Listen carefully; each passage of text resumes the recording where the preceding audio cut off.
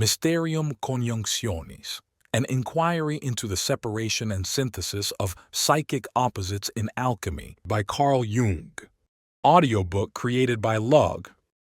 Foreword.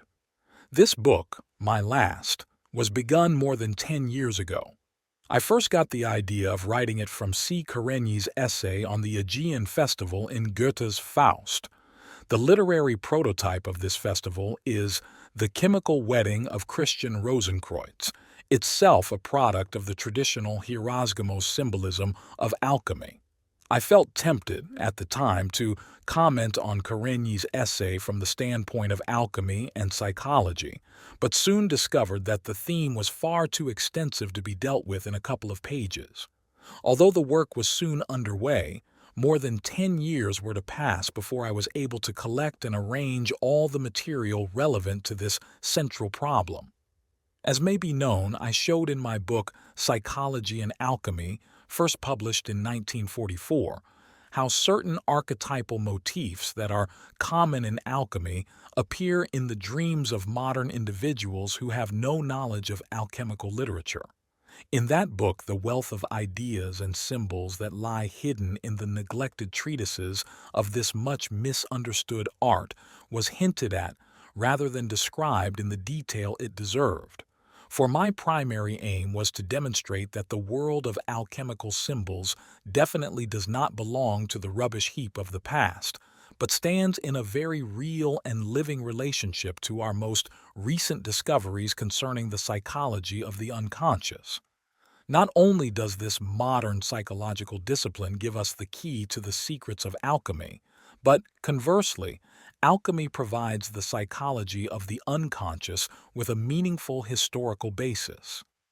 This was hardly a popular subject, and for that reason it remained largely misunderstood. Not only was alchemy almost entirely unknown as a branch of natural philosophy and as a religious movement, but most people were unfamiliar with the modern discovery of the archetypes, or had at least misunderstood them.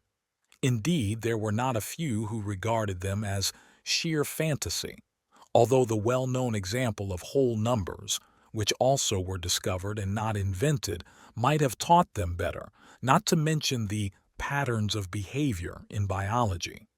Just as numbers and instinctual forms do exist, so there are many other natural configurations or types which are exemplified by Lévi-Bruhl's representations collectives. They are not metaphysical speculations, but, as we would expect, symptoms of the uniformity of Homo sapiens. Today there is such a large and varied literature describing psychotherapeutic experiences and the psychology of the unconscious that everyone has had an opportunity to familiarize himself with the empirical findings and the prevailing theories about them. This is not true of alchemy, most accounts of which are vitiated by the erroneous assumption that it was merely the precursor of chemistry. Herbert Silberer was the first to try to penetrate its much more important psychological aspect, so far as his somewhat limited equipment allowed him to do so. Owing to the paucity of modern expositions and the comparative inaccessibility of the sources, it is difficult to form an adequate conception of the problems of philosophical alchemy. It is the aim of the present work to fill this gap. As is indicated by the very name which he chose for it, the spagyric art, or by the oft-repeated saying solve et coagula, dissolve and coagulate, the alchemist saw the essence of his art in separation and analysis on the one hand and synthesis and consolidation on the other. For him, there was first of all an initial state in which opposite tendencies or forces were in conflict. Secondly, there was the great question of a procedure which would be capable of bringing the hostile elements and qualities, once they were separated, back to unity again. The initial state, named the chaos, was not given from the start but had to be sought for as the prima materia. And just as the beginning of the work was not self-evident, so, to an even greater degree, was its end. There are countless speculations on the nature of the end state, all of them reflected in its designations. The commonest are the ideas of its permanence, prolongation of life, immortality, incorruptibility, its androgyny, its spirituality and corporeality, its human qualities and resemblance to man, homunculus, and its divinity. The obvious analogy in the psychic sphere to this problem of opposites is the dissociation of the personality brought about by the conflict of incompatible tendencies, resulting as a rule from an inharmonious disposition. The repression of one of the opposites leads only to a prolongation and extension of the conflict, in other words, to a neurosis. The therapist therefore confronts the opposites with one another and aims at uniting them permanently. The images of the goal which then appear in dreams often run parallel with the corresponding alchemical symbols. An instance of this is familiar to every analyst, the phenomenon of the transference, which corresponds to the motif of the chemical wedding. To avoid overloading this book, I devoted a special study to the psychology of the transference, using the alchemical parallels as a guiding thread. Similarly, the hints or representations of wholeness or the self, which appear in the dreams, also occur in alchemy as the numerous synonyms for the lapis philosophorum, which the alchemists equated with Christ. Because of its great importance, this last relationship gave rise to a special study, Aeon. Further offshoots from the theme of this book are my treatises, The Philosophical Tree, Synchronicity, and a Causal Connecting Principle, and Answer to Job. The first and second parts of this work are devoted to the theme of the opposites and their union. The third part is an account of and commentary on an alchemical text, which, evidently written by a cleric, probably dates from the 13th century and discloses a highly peculiar state of mind in which Christianity and alchemy interpenetrate. The author tries, with the help of the mysticism of the Song of Songs, to fuse apparently heterogeneous ideas, partly Christian and partly derived from natural philosophy, in the form of a hymn-like incantation. This text is called Aurora Consurgens, also Aurea Hora, and traditionally it is ascribed to St. Thomas Aquinas. It is hardly necessary to remark that Thomist historians have always reckoned it, or wanted to reckon it, among the spurious and false writings, no doubt because of the traditional depreciation of alchemy. This negative evaluation of alchemy was due, in the main, to ignorance. People did not know what it meant to its adepts because it was commonly regarded as mere gold-making. I hope I have shown in my book Psychology and Alchemy that, properly understood, it was nothing of the sort. Alchemy meant a very great deal to people like Albertus Magnus and Roger Bacon, and also to St. Thomas Aquinas. We have not only the early testimony of Zosimos of Panopolis from the 3rd century, but that of Petrus Bonus of Ferrara from the beginning of the 14th century, which both point to the parallelism of the alchemical arcanum and the God-man. Aurora Consurgens tries to amalgamate the Christian and alchemical view, and I have therefore chosen it as an example of how the spirit of medieval Christianity came to terms with alchemical philosophy, and as an illustration of the present account of the alchemical problem of opposites. Today, once again, we hear tendentious voices still contesting the hypothesis of the unconscious, declaring that it is nothing more than the personal prejudice of those who make use of this hypothesis. Remarkably enough, no consideration is given to the proofs that have been put forward. They are dismissed on the ground that all psychology is nothing more than a preconceived subjective opinion. It must be admitted that probably in no other field of work is there so great a danger of the investigator's falling a victim to his own subjective assumptions. He of all people must remain more than ever conscious of his personal equation. But young as the psychology of unconscious processes may be, it has nevertheless succeeded in establishing certain facts which are gradually gaining general acceptance. One of these is the polaristic structure of the psyche, which it shares with all natural processes. Natural processes are phenomena of energy, constantly arising out of a less probable state of polar tension. This formula is of special significance for psychology because the conscious mind is usually reluctant to see or admit the polarity of its own background, although it is precisely from there that it gets its energy. The psychologist has only just begun to feel his way into this structure, and it now appears that the alchemistical philosophers made the opposites and their union one of the chief objects of their work. In their writings, certainly, they employed a symbolical terminology that frequently reminds us of the language of dreams, concerned as these often are with the problem of opposites.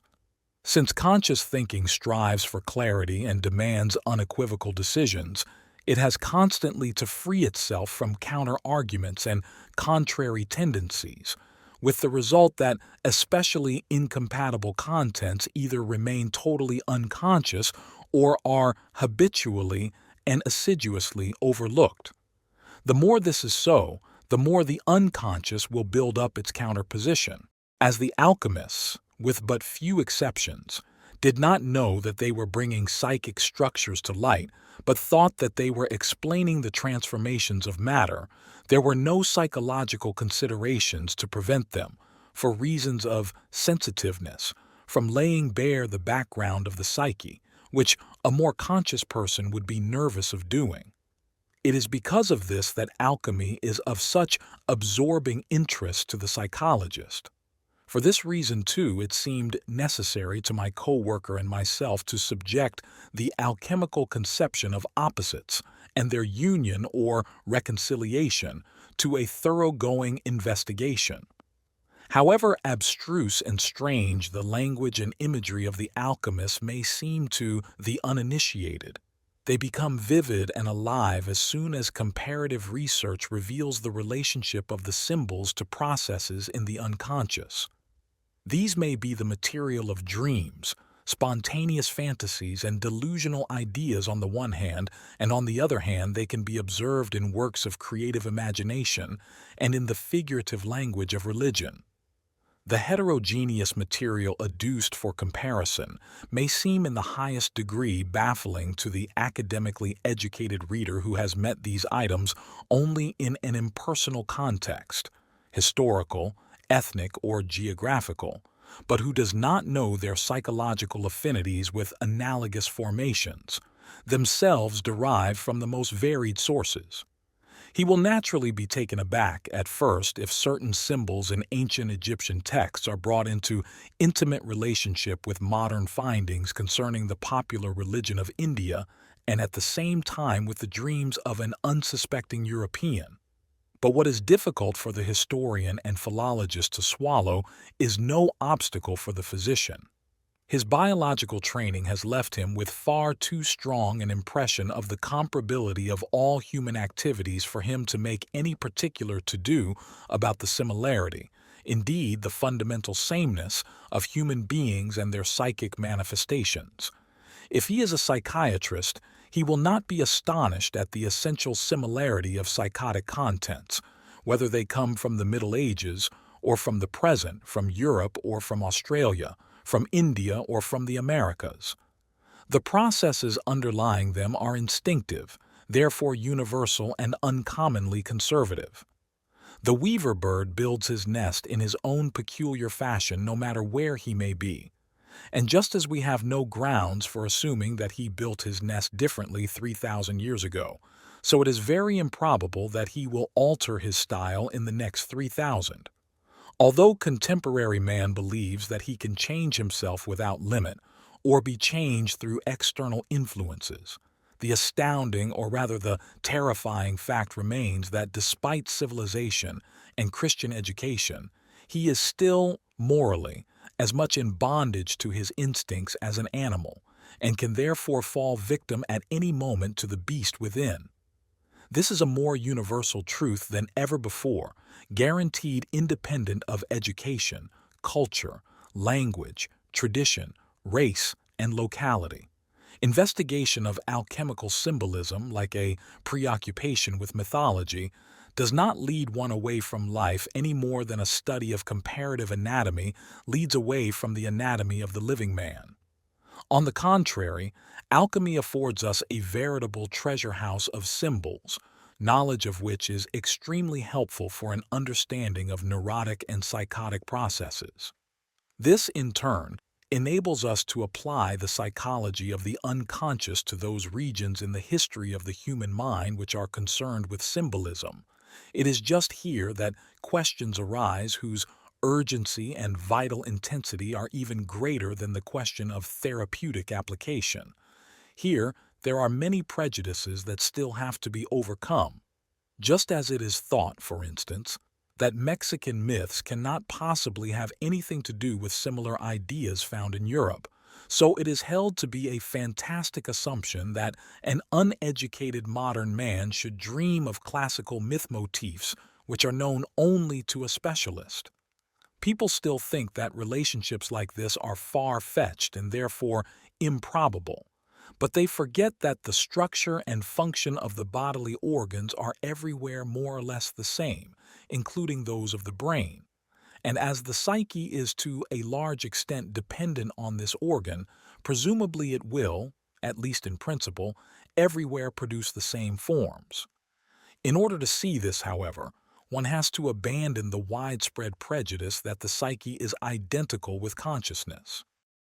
The components of the CONIUNCTIO. 1. The opposites. The factors which come together in the CONIUNCTIO are conceived as opposites, either confronting one another in enmity or attracting one another in love. To begin with, they form a dualism. For instance, the opposites are moist, dry, cold, warm, upper, higher, lower, spirit, soul, body, heaven, earth, fire, water, bright, dark, active, passive, volatile, solid, precious, costly, cheap, common, good, evil, open, occult, also hidden, east, west, living, dead, inert, masculine, feminine, soul, luna. Often the polarity is arranged as a QUATERNIO, quaternity, with the two opposites crossing one another, as for instance the four elements or the four qualities, moist, dry, cold, warm, or the four directions and seasons, thus producing the cross as an emblem of the four elements and symbol of the sublunary physical world. This fourfold physis, the cross, also appears in the signs for Earth, Venus, Mercury, Saturn, and Jupiter. The opposites and their symbols are so common in the texts that it is superfluous to cite evidence from the sources. On the other hand, in view of the ambiguity of the alchemist's language, which is tam ethis quam physis, as much ethical as physical, it is worthwhile to go rather more closely into the manner in which the texts treat of the opposites. Very often the masculine-feminine opposition is personified as king and queen, in the Rosarium Philosophorum also as emperor and empress, or as servus, slave, or vir rubeus, red man, and mulier candida, white woman. In the Visio Arisle, they appear as Gabricus, or Fabricius, and Bea, the king's son and daughter. Theriomorphic symbols are equally common and are often found in the illustrations. I would mention the eagle and toad, the eagle flying through the air and the toad crawling on the ground, which are the emblem of Avicenna in Michael Mayer, the eagle representing Luna or Juno, Venus, Bea, who is fugitive and winged like the eagle, which flies up to the clouds and receives the rays of the sun in his eyes. The toad is the opposite of air. It is a contrary element, namely earth, whereon alone it moves by slow steps and does not trust itself to another element. Its head is very heavy and gazes at the earth. For this reason it denotes the philosophic earth which cannot fly, i.e., cannot be sublimated, as it is firm and solid. Upon it as a foundation, the golden house is to be built. Were it not for the earth in our work, the air would fly away, neither would the fire have its nourishment, nor the water its vessel. Another favorite theriomorphic image is that of the two birds or two dragons, one of them winged, the other wingless. This allegory comes from an ancient text, Decemia Senioris Antiquissimi Philosophi Libellus. The wingless bird or dragon prevents the other from flying. They stand for Sol and Luna, brother and sister, who are united by means of the art. In Lamsprink's Symbols, they appear as the astrological fishes which, swimming in opposite directions, symbolize the spirit, soul polarity. The water they swim in is mare nostrum, our sea, and is interpreted as the body.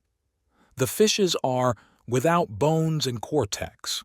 From them is produced a mare immensum, which is the aqua permanens, permanent water. Another symbol is the stag and unicorn meeting in the forest. The stag signifies the soul, the unicorn spirit, and the forest, the body.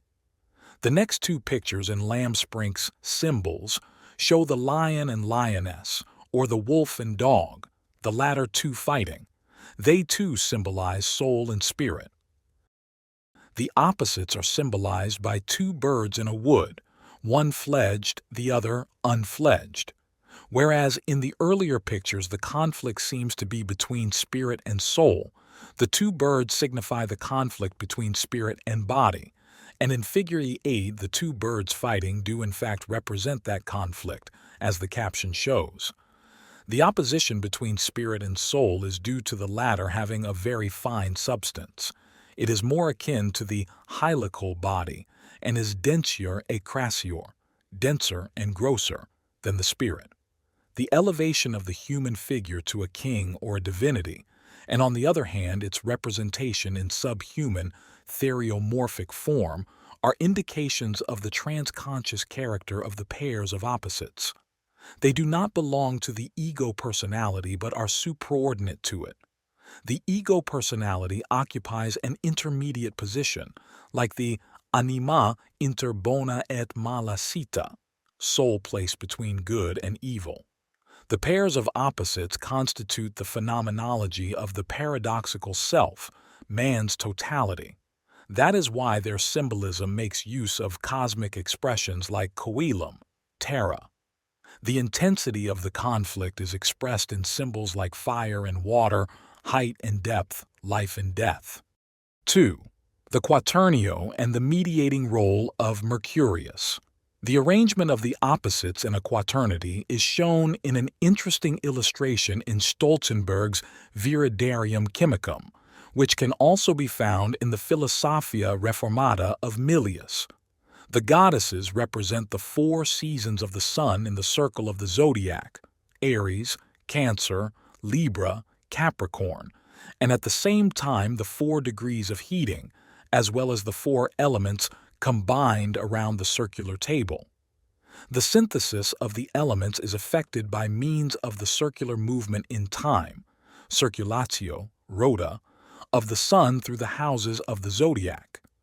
As I have shown elsewhere, the aim of the circulatio is the production, or rather reproduction, of the original man who was a sphere. Perhaps I may mention in this connection a remarkable quotation from Ostanes in Abul Qasim, describing the intermediate position between two pairs of opposites constituting a quaternio. Ostan said, "Save me, O my God, for I stand between 2 exalted brilliancies known for their wickedness, and between 2 dim lights.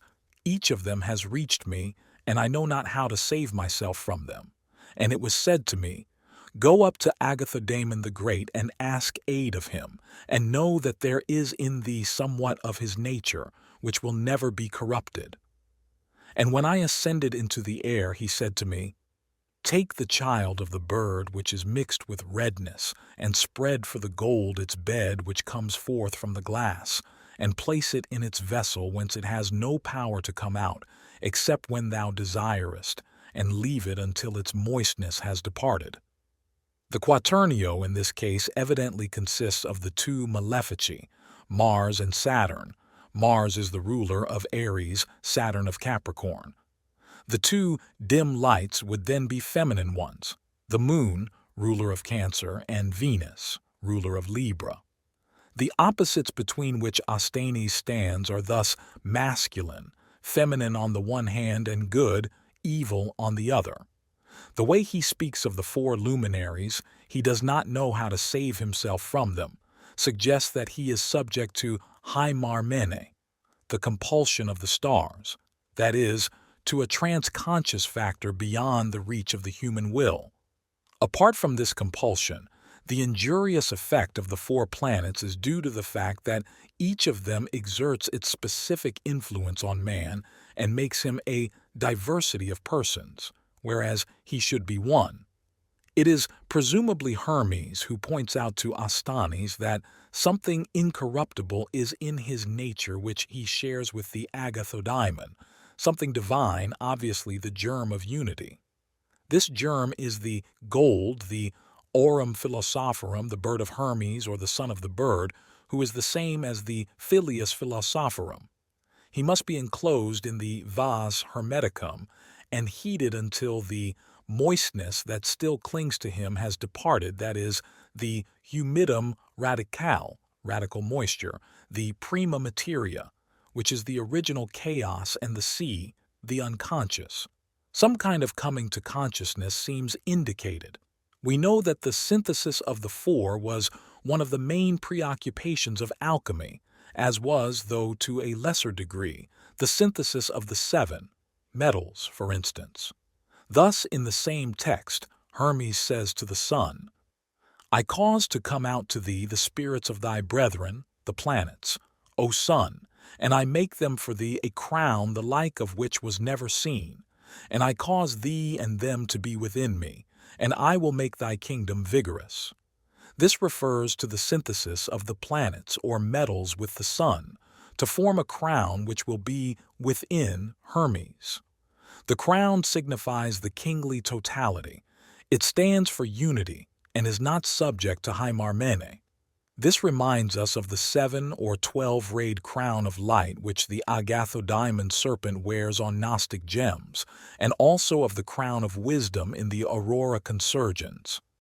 In the Concilium Coniunctii, there is a similar quaternio with the four qualities arranged as combinations of two contraries, cold and moist, which are not friendly to heat and dryness.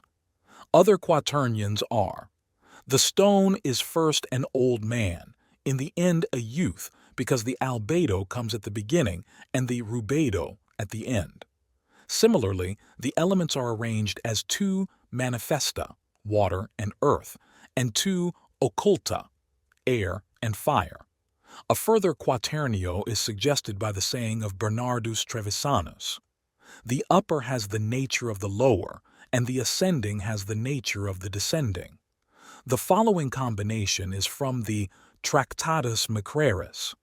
In it, the Indian Ocean are images of heaven and earth, of summer, autumn, winter, and spring, male and female.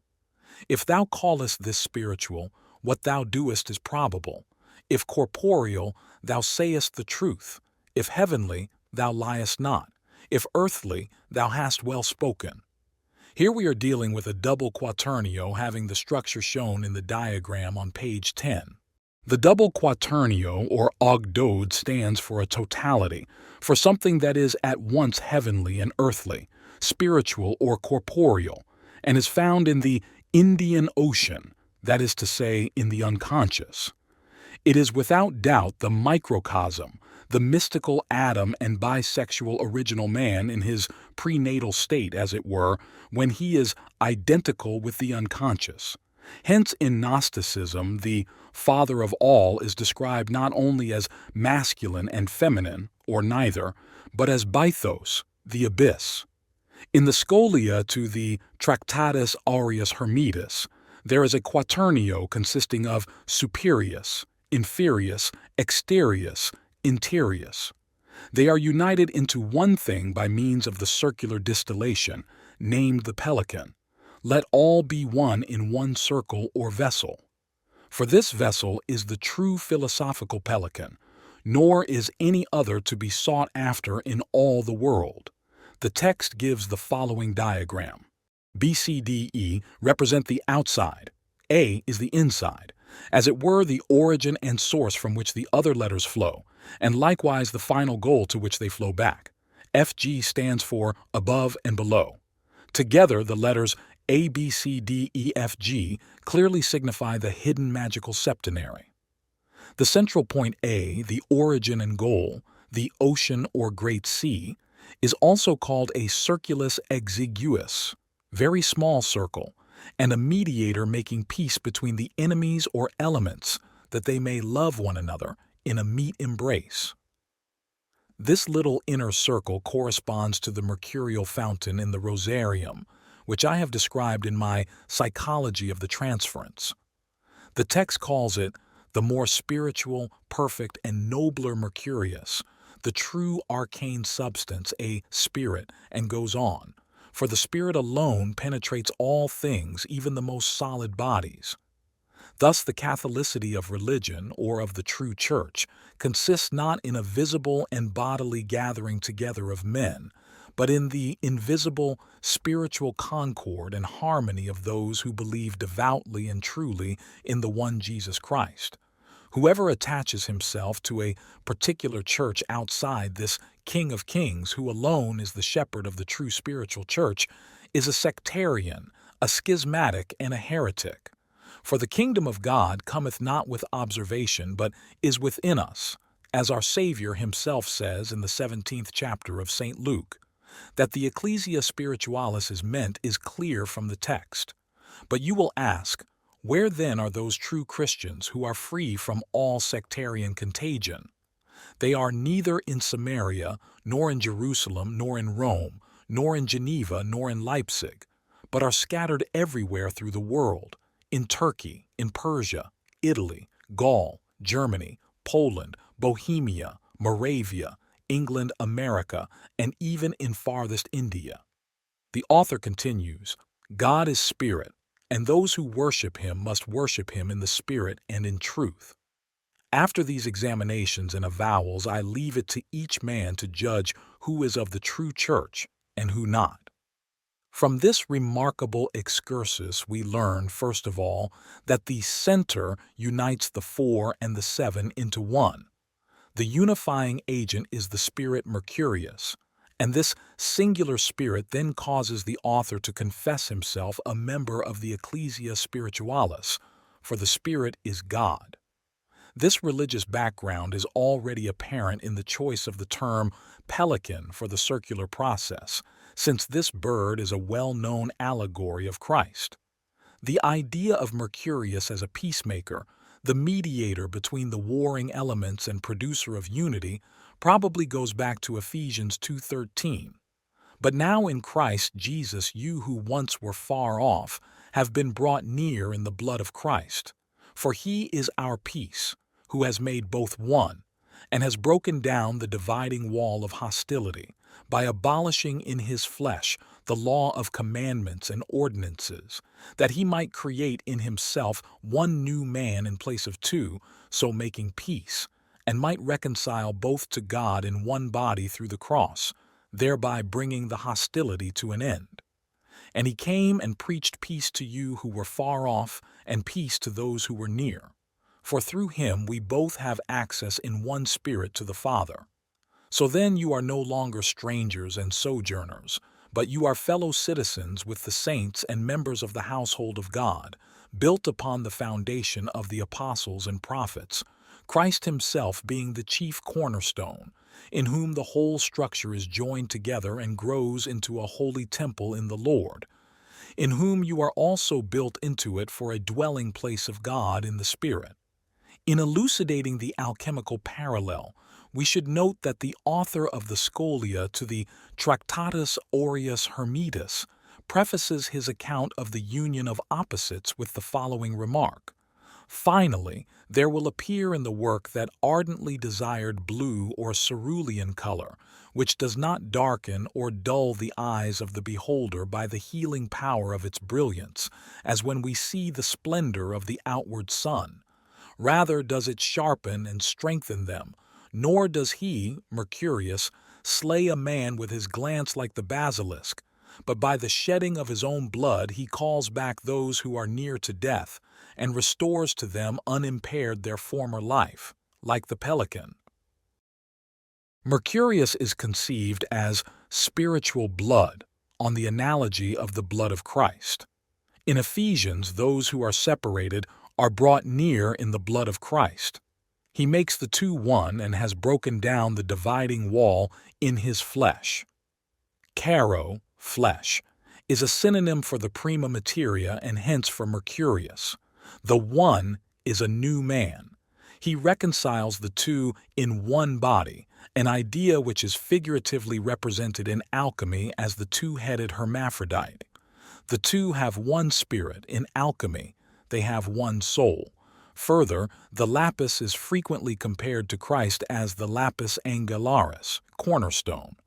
As we know, the temple built upon the foundation of the saints inspired in the Shepherd of Hermas a vision of the great building into which human beings streaming from the four quarters inserted themselves as living stones, melting into it without seam. The church is built upon the rock that gave Peter his name, Matthew 16:18. In addition, we learn from the Scholia that the circle and the hermetic vessel are one and the same, with the result that the mandala, which we find so often in the drawings of our patients, corresponds to the vessel of transformation. Consequently, the usual quaternary structure of the mandala would coincide with the alchemist's quaternio of opposites. Lastly, there is the interesting statement that an Ecclesia Spiritualis above all creeds and owing allegiance solely to Christ, the Anthropos, is the real aim of the alchemist's endeavors, whereas the treatise of Hermes is, comparatively speaking, very old, and in place of the Christian Anthropos mystery contains a peculiar paraphrase of it, or rather, its antique parallel. The Scholia cannot be dated earlier than the beginning of the 17th century.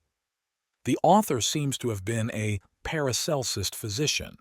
Mercurius corresponds to the Holy Ghost as well as to the Anthropos.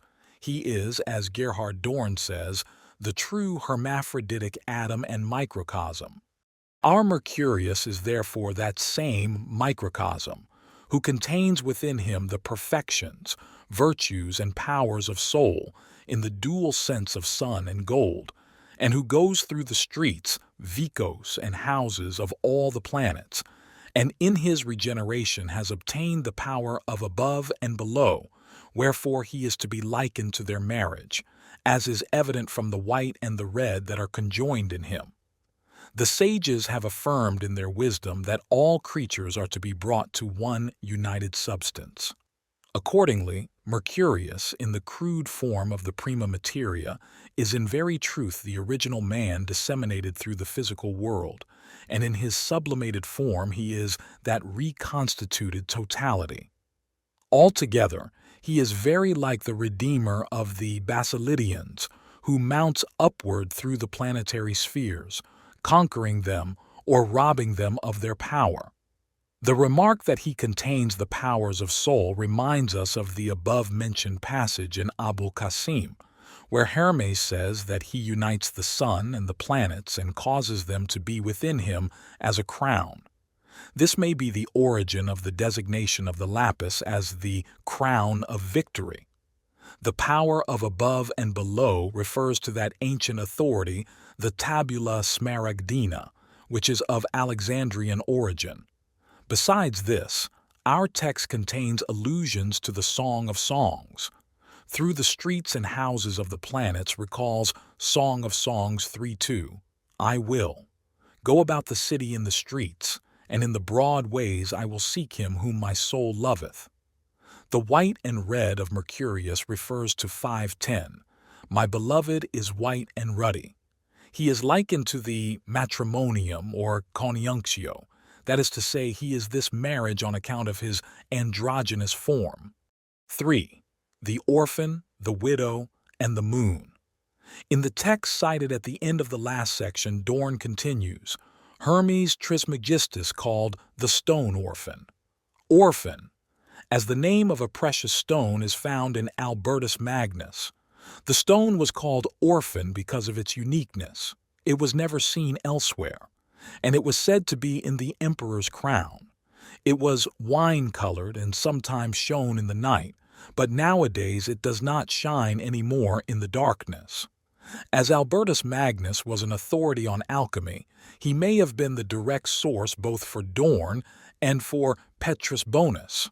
Orphan, as the name of a gem, may therefore mean something like the modern solitaire, a very apt name for the unique lapis philosophorum.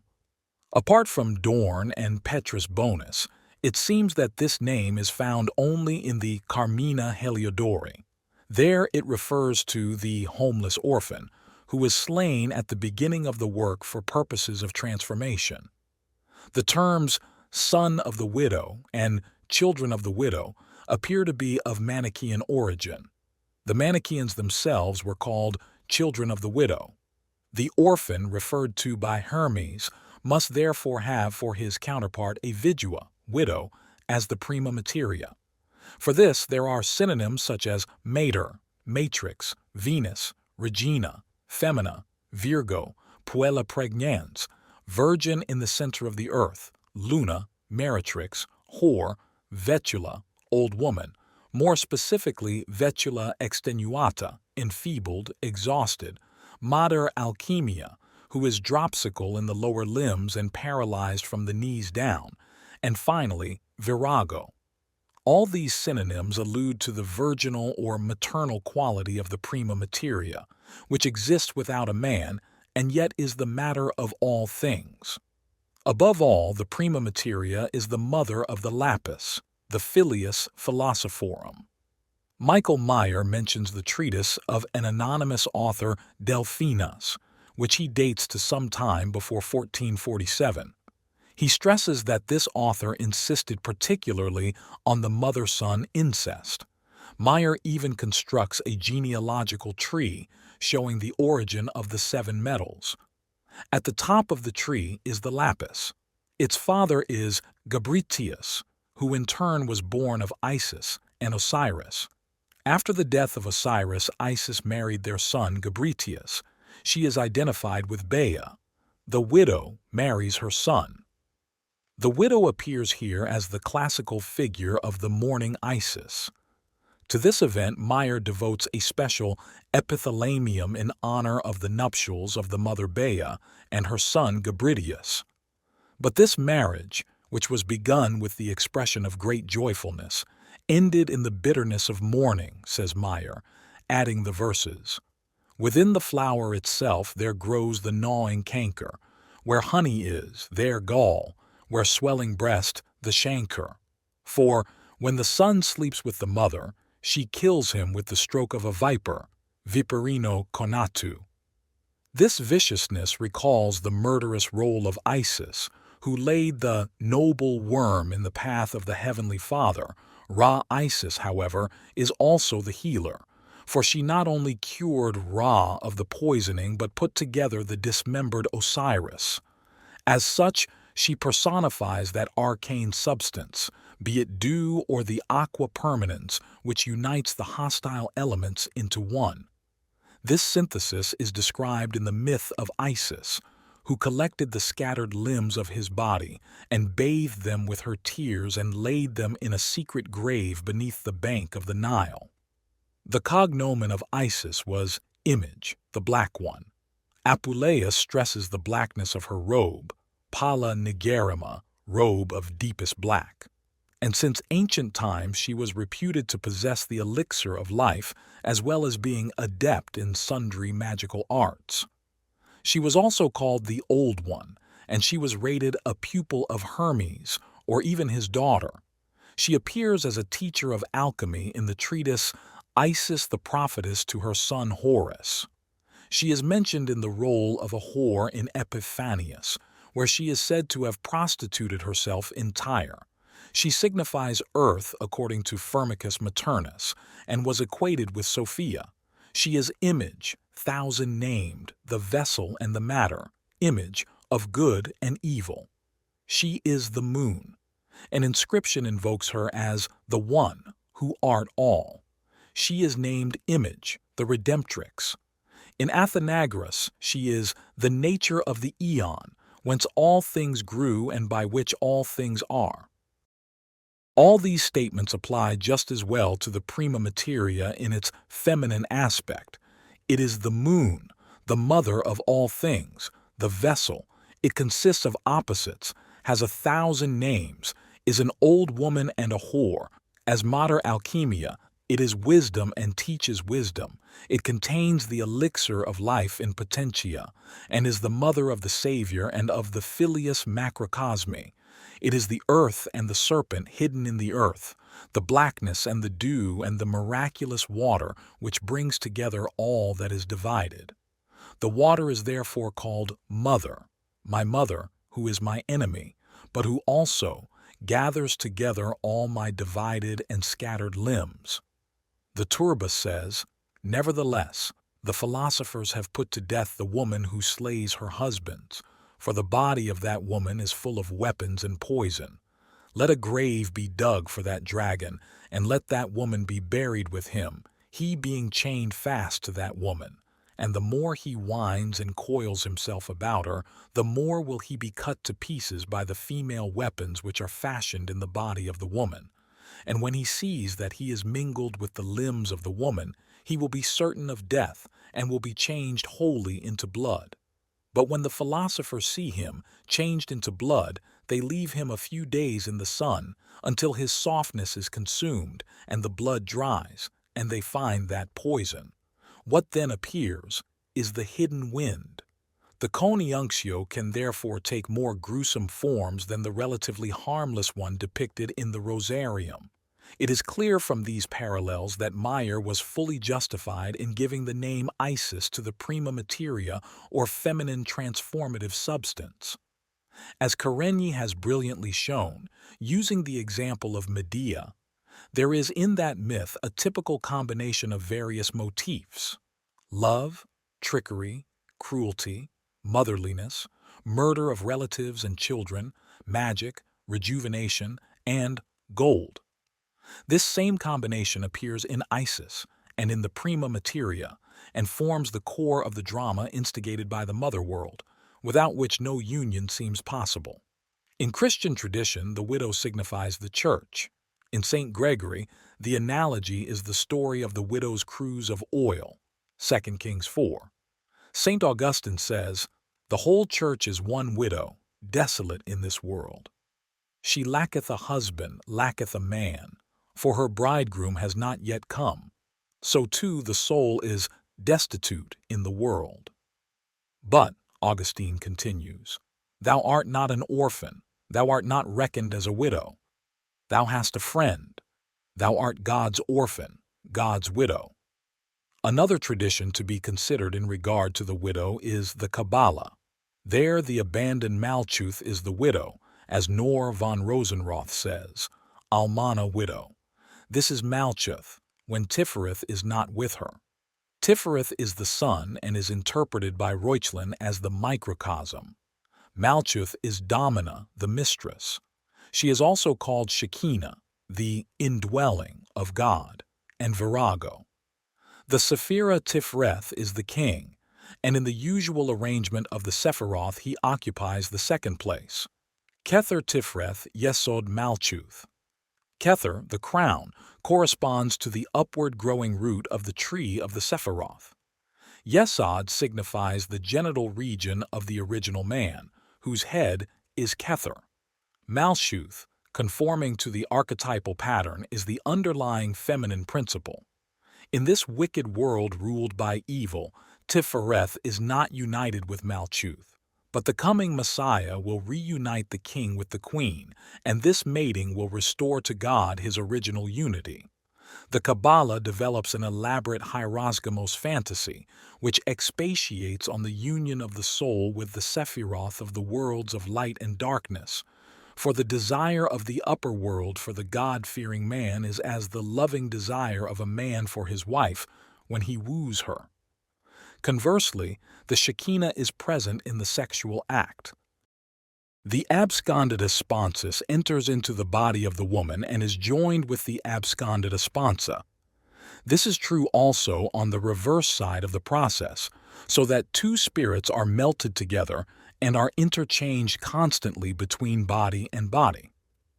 In the indistinguishable state which arises, it may be said almost that the male is with the female, neither male nor female, at least they are both or either. So is man affirmed to be composed of the world above, which is male, and of the female world below. The same is true of woman.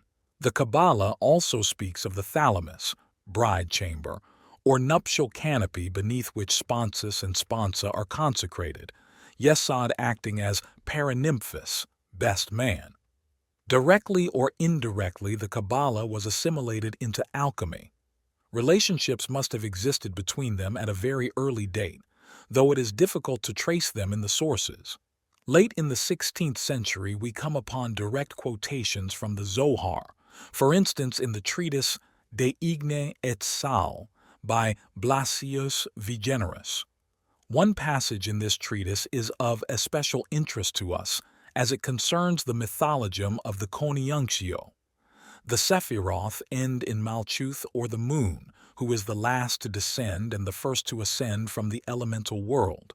For the moon is the way to heaven, so much so that the Pythagoreans named her the heavenly earth and the earthly heaven or star, because in the elemental world all inferior nature in respect to the heavenly, and the heavenly in respect to the intelligible world, is, as the Zohar says, feminine and passive, and is as the moon to the sun.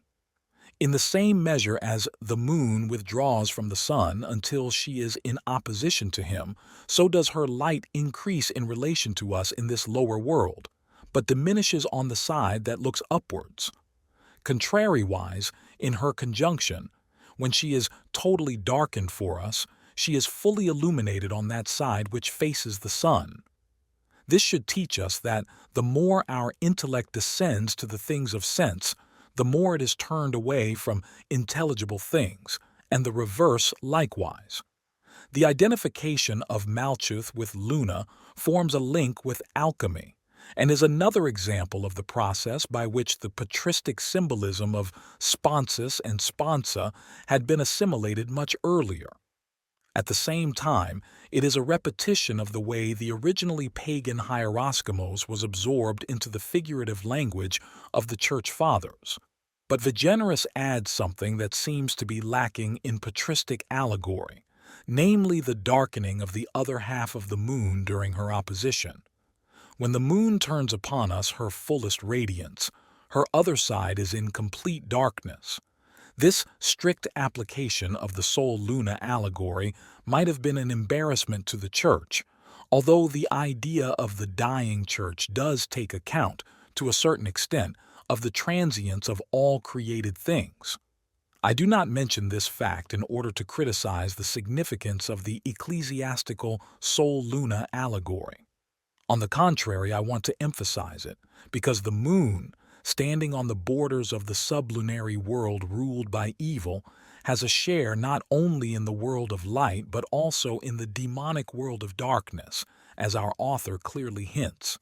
That is why her changefulness is so significant symbolically. She is duplex and mutable like Mercurius, and is like him a mediator, hence their identification in alchemy.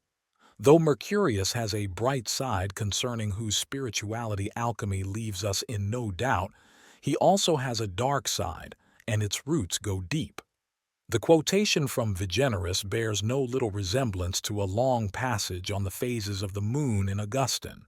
Speaking of the unfavorable aspect of the moon, which is her changeability, he paraphrases Ecclesiasticus 27:12 with the words, "The wise man remaineth stable as the sun, but a fool is changed as the moon," and poses the question, who then is that fool who changeth as the moon, but Adam, in whom all have sinned? For Augustine, therefore, the moon is manifestly an ally of corruptible creatures, reflecting their folly and inconstancy. Since for the men of antiquity and the Middle Ages, comparison with the stars or planets tacitly presupposes astrological causality, the sun causes constancy and wisdom, while the moon is the cause of change and folly, including lunacy. Augustine attaches to his remarks about the moon a moral observation concerning the relationship of man to the spiritual sun, just as Vigenerus did, who was obviously acquainted with Augustine's epistles. He also mentions the church as Luna, and he connects the moon with the wounding by an arrow, whence it is said, "They have made ready their arrows in the quiver to shoot in the darkness of the moon at the upright of heart." It is clear that Augustine did not understand the wounding as the activity of the new moon herself, but, in accordance with the principle omne malum ab homine, as the result of man's wickedness. All the same, the addition in obscura luna, for which there is no warrant in the original text, shows how much the new moon is involved. This hint of the admitted dangerousness of the moon is confirmed when Augustine, a few sentences later on, cites Psalm 71:7. "In his days justice shall flourish, an abundance of peace, until the moon shall be destroyed." Instead of the strong interficiatur, the Vulgate has the milder offeratur, shall be taken away or fail.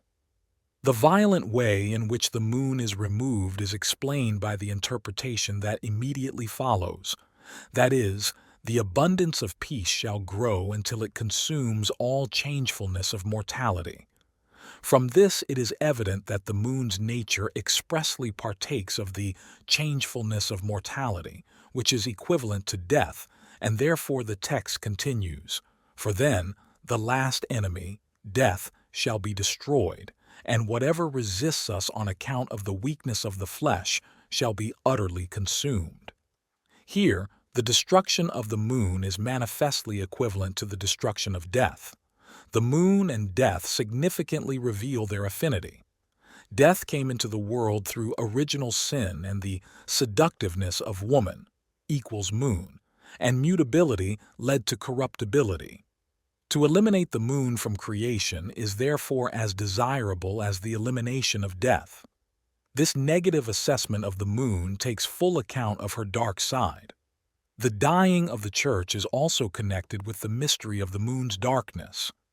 Augustine's cautious and perhaps not altogether unconscious disguising of the sinister aspect of the moon would be sufficiently explained by his respect for the Ecclesia Luna equation. All the more ruthlessly, therefore, does alchemy insist on the dangerousness of the new moon. Luna is on the one hand the brilliant whiteness of the full moon, on the other hand she is the blackness of the new moon, and especially the blackness of the eclipse when the sun is darkened. Indeed, what she does to the sun comes from her own dark nature. The Mysterium Coniunctionis tells us very clearly what the alchemists thought about Luna. The lion, the lower sun, grows corrupt through the flesh. His flesh is weak because he suffers from quartan fever. Thus is the lion corrupted in his nature through his flesh, which follows the times of the moon and is eclipsed. For the moon is the shadow of the sun, and with corruptible bodies she is consumed, and through her corruption is the lion eclipsed with the help of the moisture of Mercurius. Yet his eclipse is changed to usefulness and to a better nature, and one more perfect than the first. The changefulness of the moon and her ability to grow dark are interpreted as her corruptibility, and this negative quality can even darken the sun. The text continues, "During the increase, that is during the fullness of the blackness of the lead, which is our ore, my light is absent, and my splendor is put out." Then comes a passage which may have inspired the picture of the death of the royal pair in the Rosarium, but which is also significant as regards the dark side of the conjunction of Sol and Luna.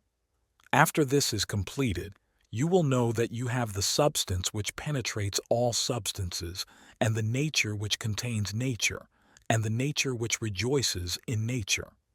It is named the Tyriac of the philosophers, and it is also called the poisonous serpent, because, like this, It bites off the head of the male in the lustful heat of conception, and giving birth it dies and is divided through the midst. So also the moisture of the moon, when she receives his light, slays the sun, and at the birth of the child of the philosophers she dies likewise, and at death the two parents yield up their souls to the sun and die and pass away. And the parents are the food of the sun. In this psychologism, all the implications of the Sol-Luna allegory are carried to their logical conclusion.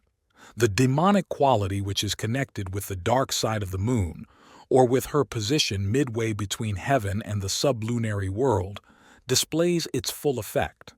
Sun and moon reveal their antithetical nature, which in the Christian Sol-Luna relationship is so obscured as to be unrecognizable, and the two opposites cancel each other out, their impact resulting, in accordance with the laws of energetics, in the birth of a third and new thing, a son who resolves the antagonisms of the parents and is himself a united double nature.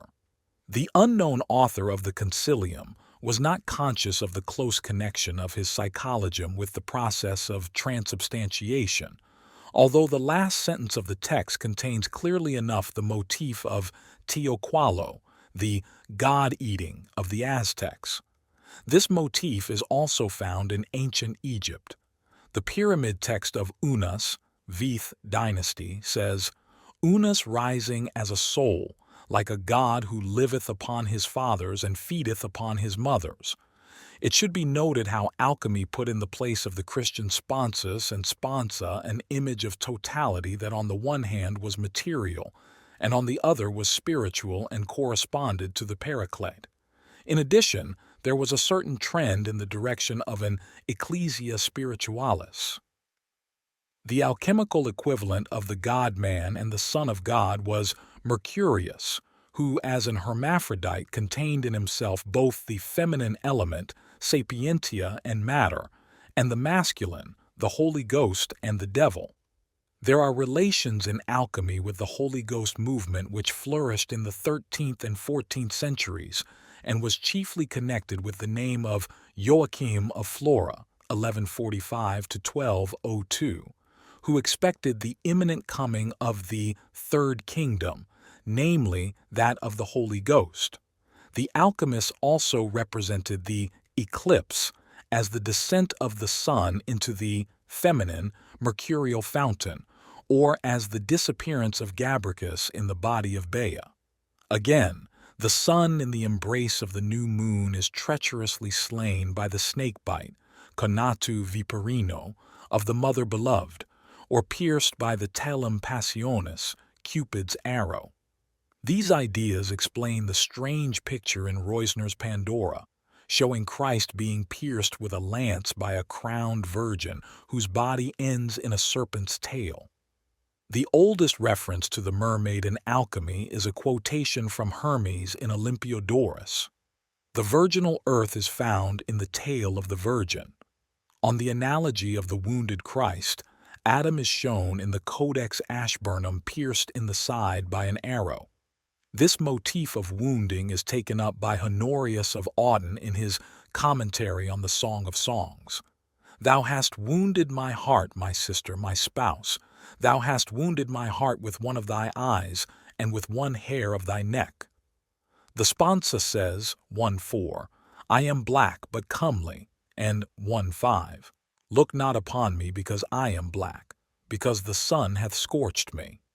This allusion to the Negredo was not missed by the alchemists, but there is another and more dangerous reference to the bride in 6:4. Thou art beautiful, O my love, as Tirzah, comely as Jerusalem, terrible as an army with banners. Turn away thine eyes from me, for they have overcome me. Who is this that looketh forth as the rising dawn, quasi-aurora consurgens, fair as the moon, bright as the sun, terrible as an army with banners? The bride is not only lovely and innocent, but witch-like and terrible, like the side of Selene that is related to Hecate. Like her, Luna is all-seeing, an all-knowing eye. Like Hecate, she sends madness, epilepsy, and other sicknesses. Her special field is love magic and magic in general, in which the new moon, the full moon, and the moon's darkness play a great part. The animals assigned to her, stag, lion, and cock, are also symbols of her male partner in alchemy. As the chthonic Persephone, her animals, according to Pythagoras, are dogs, that is, the planets. In alchemy, Luna herself appears as the Armenian bitch. The sinister side of the moon plays a considerable role in classical tradition. The sponsa is the dark new moon, in Christian interpretation the church in the nuptial embrace, and this union is at the same time a wounding of the sponsors, soul or Christ. Honorius comments on "Thou hast wounded my heart" as follows.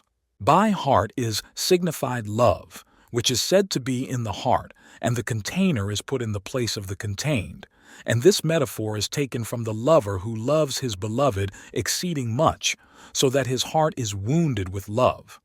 So was Christ upon the cross wounded for love of his church. Thou didst first wound my heart when I was scourged for thy love, that I might make thee my sister. Again thou didst wound my heart with one of thine eyes when, hanging upon the cross, I was wounded for love of thee, that I might make thee my bride to share my glory. The moment of the eclipse and mystic marriage is death on the cross. In the Middle Ages, the cross was therefore logically understood as the mother.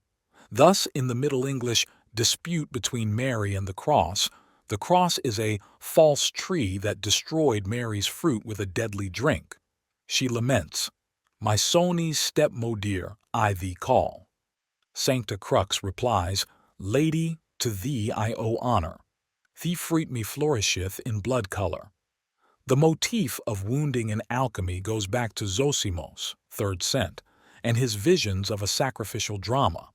The motif does not occur in such complete form again. One next meets it in the turba. The dew is joined to him who is wounded and given over to death. The dew comes from the moon, and he who is wounded is the sun. In the treatise of Philaletha, Introitus apertus ad occlusum regis palatium, the wounding is caused by the bite of the rabid Coracine dog, in consequence of which the hermaphrodite child suffered from hydrophobia. Dorn, in his De Tenebris contra Naturam, associates the motif of wounding and the poisonous snake bite with Genesis 3. For the sickness introduced into nature by the serpent and the deadly wound she inflicted, a remedy is to be sought.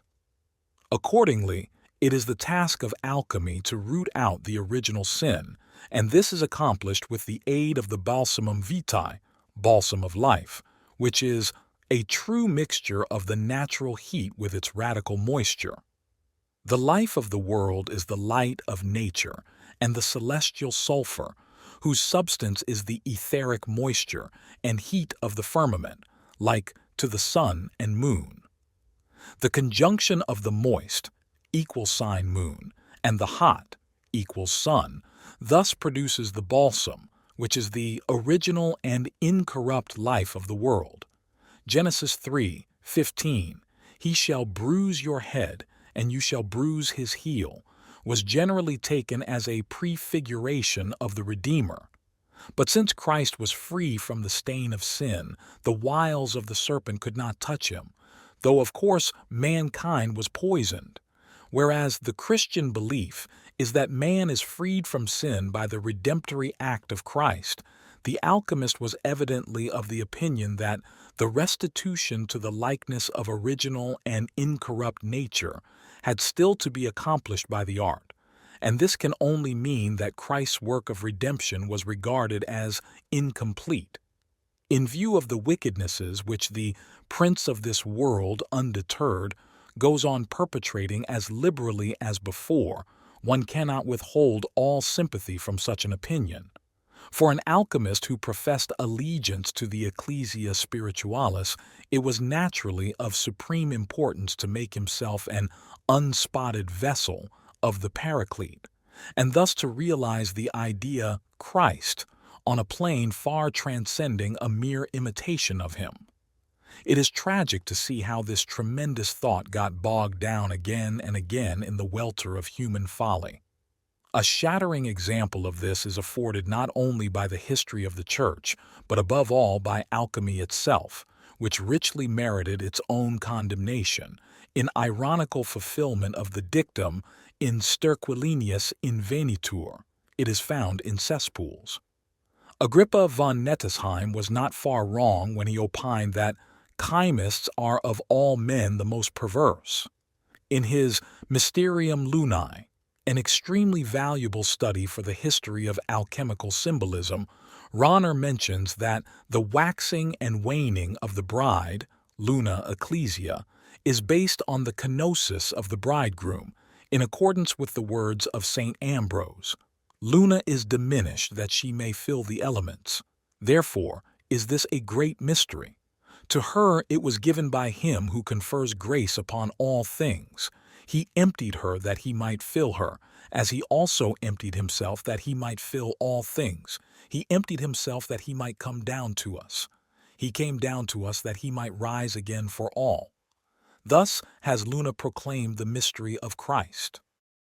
Thus the changefulness of the moon is paralleled by the transformation of the pre-existent Christ from a divine into a human figure through the emptying, that passage in Philippians 2:6, which has aroused so much comment. Who, though he was in the form of God, did not count equality with God a thing to be clung to, but emptied himself, taking the form of a servant, being born in the likeness of men.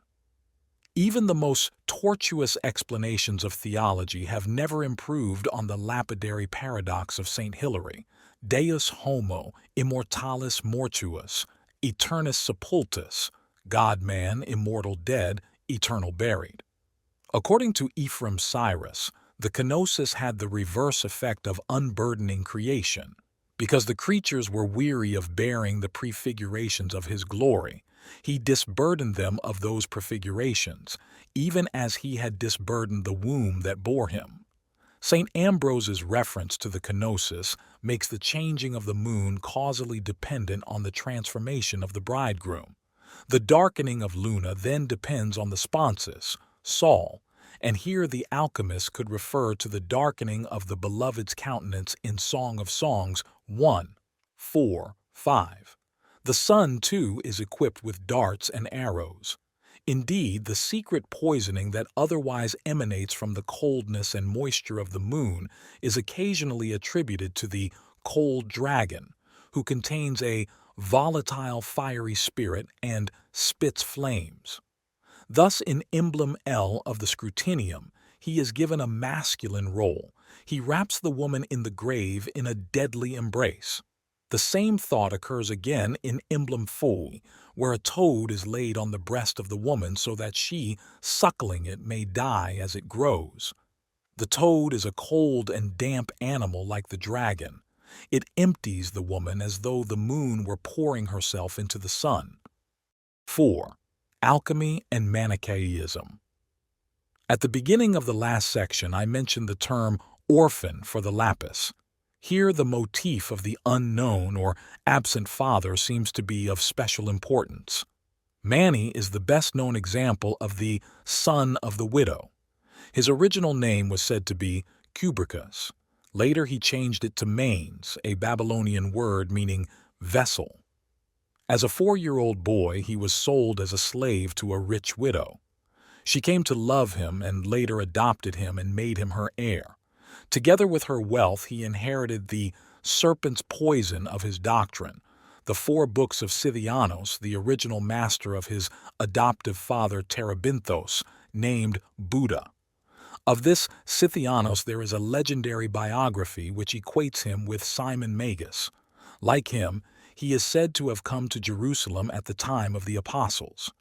He propounded a dualistic doctrine which, according to Epiphanius, was concerned with pairs of opposites, white and black, yellow and green, moist and dry, heaven and earth, night and day, soul and body, good and evil, right and wrong. From these books Mani concocted his pernicious heresy which poisoned the nations. Kubrikus is very like the alchemical Kybrius. The Arabic word kibrit means sulfur. In the Aurora Consurgens, sulfur nigrum stands side by side with vetula, the first being a synonym for spirit and the second for soul. Together they form a pair roughly comparable to the devil and his grandmother. This relationship also occurs in Rosenkreuz's Chemical Wedding, where a black king sits beside a veiled old woman. The black sulfur is a pejorative name for the active masculine substance of Mercurius and points to its dark, saturnine nature, which is evil. This is the wicked Moorish king of the Chemical Wedding, who makes the king's daughter his concubine, Meretrix, the Ethiopian of other treatises, analogous to the Egyptian in the Passio Perpetui, who from the Christian point of view is the devil. He is the activated darkness of matter, the umbra solis, shadow of the sun, which represents the virginal maternal prima materia. When the doctrine of the increatum began to play a role in alchemy during the 16th century, it gave rise to a dualism which might be compared with the Manichaean teaching. In the Manichaean system, matter, Heil, is personified by the dark, fluid human body of the evil principle. As St. Augustine says, the substance of evil had its own hideous and formless bulk, either gross, which they called earth, or thin and tenuous like the air, for they imagine it to be some malignant mind creeping over the earth. The Manichaean doctrine of the Anthropos shares the dual form of its Christ figure with alchemy, insofar as the latter also has a dualistic redeemer, Christ as savior of man, microcosm, and the lapis philosophorum as savior of the macrocosm. The doctrine presupposes on the one hand a Christ incapable of suffering, impatibilis, who takes care of souls, and on the other hand a Christ capable of suffering, patibilis, whose role is something like that of a spiritus vegetativus or of Mercurius. This spirit is imprisoned in the body of the princes of darkness and is freed as follows by angelic beings who dwell in the sun and moon. Assuming alternately male and female form, they excite the desires of the wicked and cause them to break out in a sweat of fear, which falls upon the earth and fertilizes the vegetation. In this manner, the heavenly light material is freed from the dark bodies and passes into plant form. The inflammation by desire has its analogy in the alchemist's gradual warming of the substances that contain the arcanum. Here, the symbol of the sweat bath plays an important role, as the illustrations show. Just as for the Manichaeans, the sweat of the archon signified rain, so for the alchemists, sweat meant dew. In this connection, we should also mention the strange legend reported in the Acta Archelae concerning the apparatus which the Son of the Living Father invented to save human souls. He constructed a great wheel with 12 buckets which, as they revolved, scooped up the souls from the deep and deposited them on the moonship. In alchemy, the rota is the symbol of the opus circulatorium. Like the alchemists, the Manichaeans had a virago, the male virgin Joel, who gave Eve a certain amount of the light substance. The role she plays in regard to the princes of darkness corresponds to that of Mercurius duplex, who like her sets free the secret hidden in matter, the light above all lights, the filius philosophorum. I would not venture to decide how much in these parallels is to be ascribed directly to Manichaean tradition, how much to indirect influence, and how much to spontaneous revival. Our starting point for these remarks was the designation of the lapis as Orphan, which Dorn mentions apparently out of the blue when discussing the union of opposites. The material we have adduced shows what an archetypal drama of death and rebirth lies hidden in the CONIUNCTIO, and what immemorial human emotions clash together in this problem. It is the moral task of alchemy to bring the feminine, maternal background of the masculine psyche seething with passions, into harmony with the principle of the spirit, truly a labor of Hercules. In Dorn's words, "Learn therefore, O mind, to practice sympathetic love in regard to thine own body, by restraining its vain appetites, that it may be apt with thee in all things. To this end I shall labor, that it may drink with thee from the fountain of strength, and when the two are made one, that ye find peace in their union. Draw nigh, O body, to this fountain, that with thy mind thou mayest drink to satiety, and hereafter thirst no more after vanities.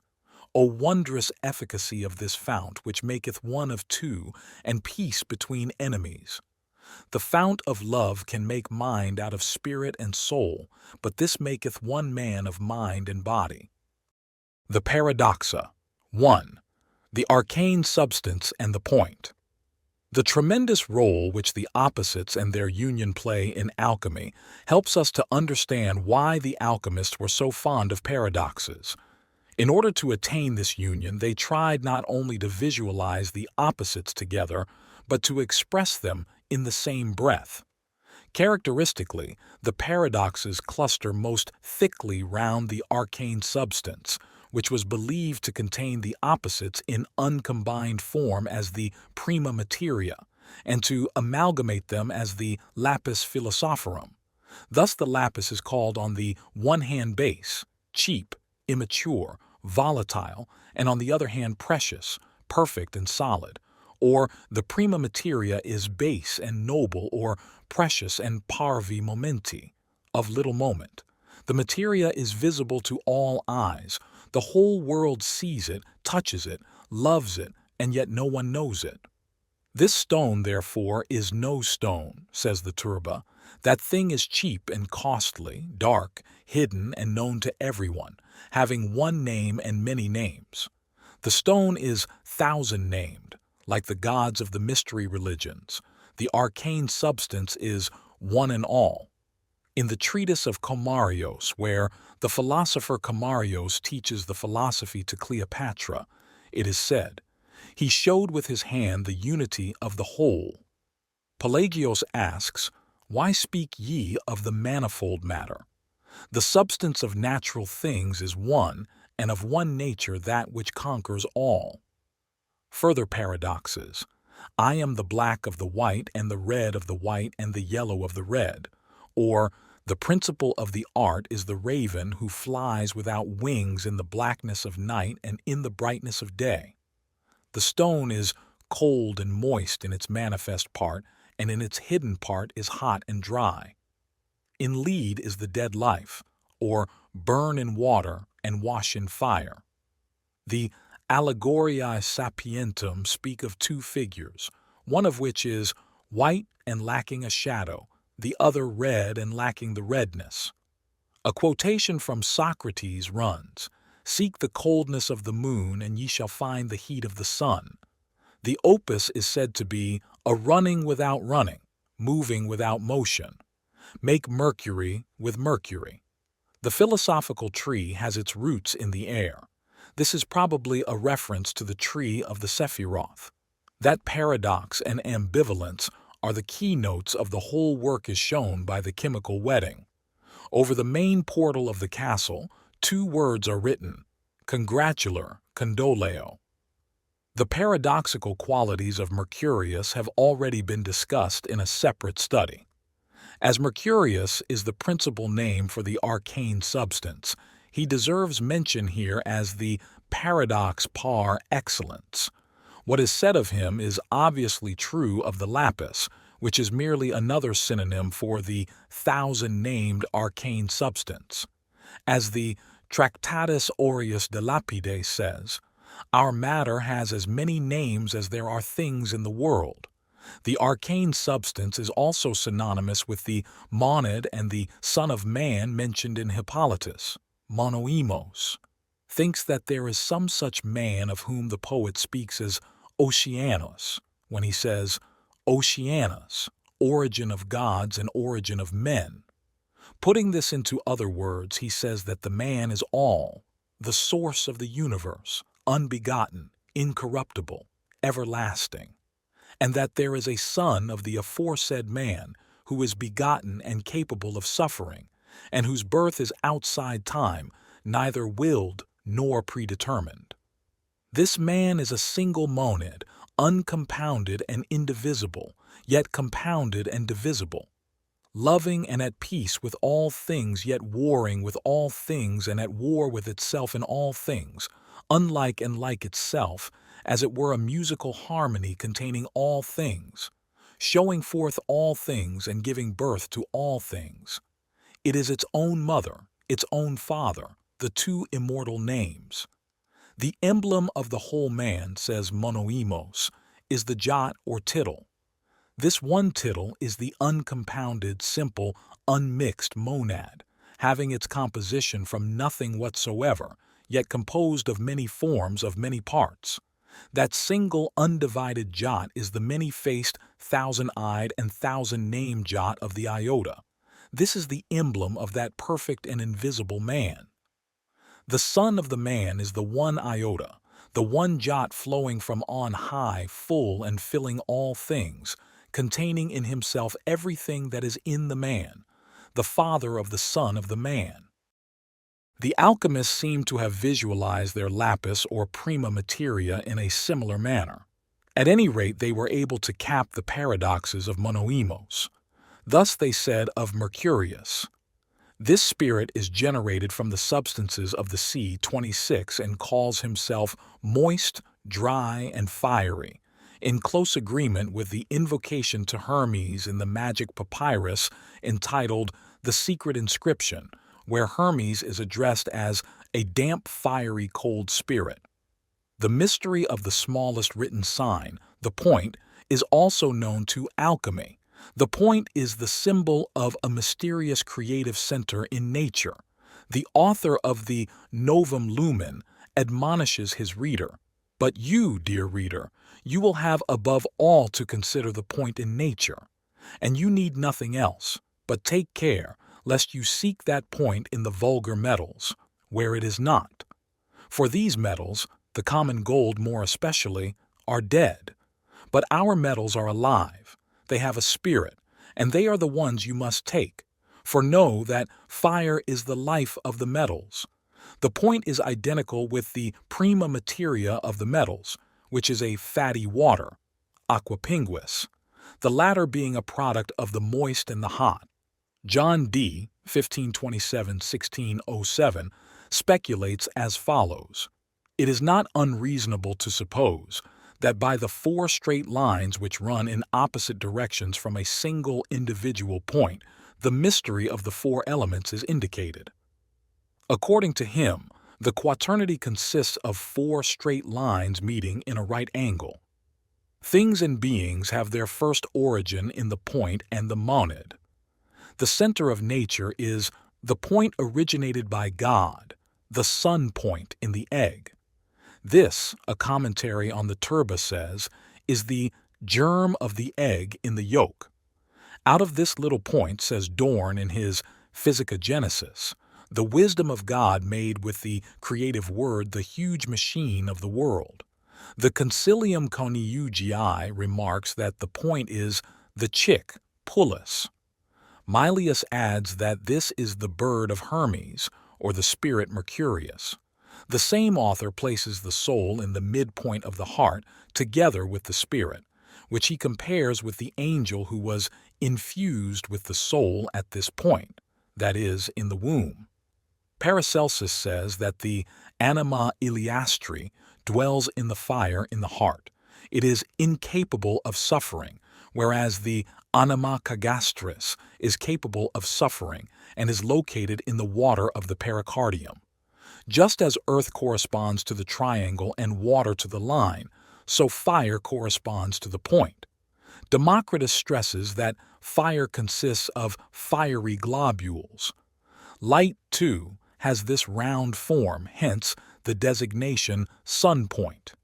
This point is on the one hand the world's center, the salt point in the midst of the great fabric of the whole world, as Kunrath calls it. Salt equals sapientia. Yet it is not only the bond, but also the destroyer of all destructible things. Hence this world egg is the ancient Saturn, the most secret lead of the sages, and the ambisexual philosophic man of the philosophers, the Catholic androgyne of the sophists, the rebus, etc.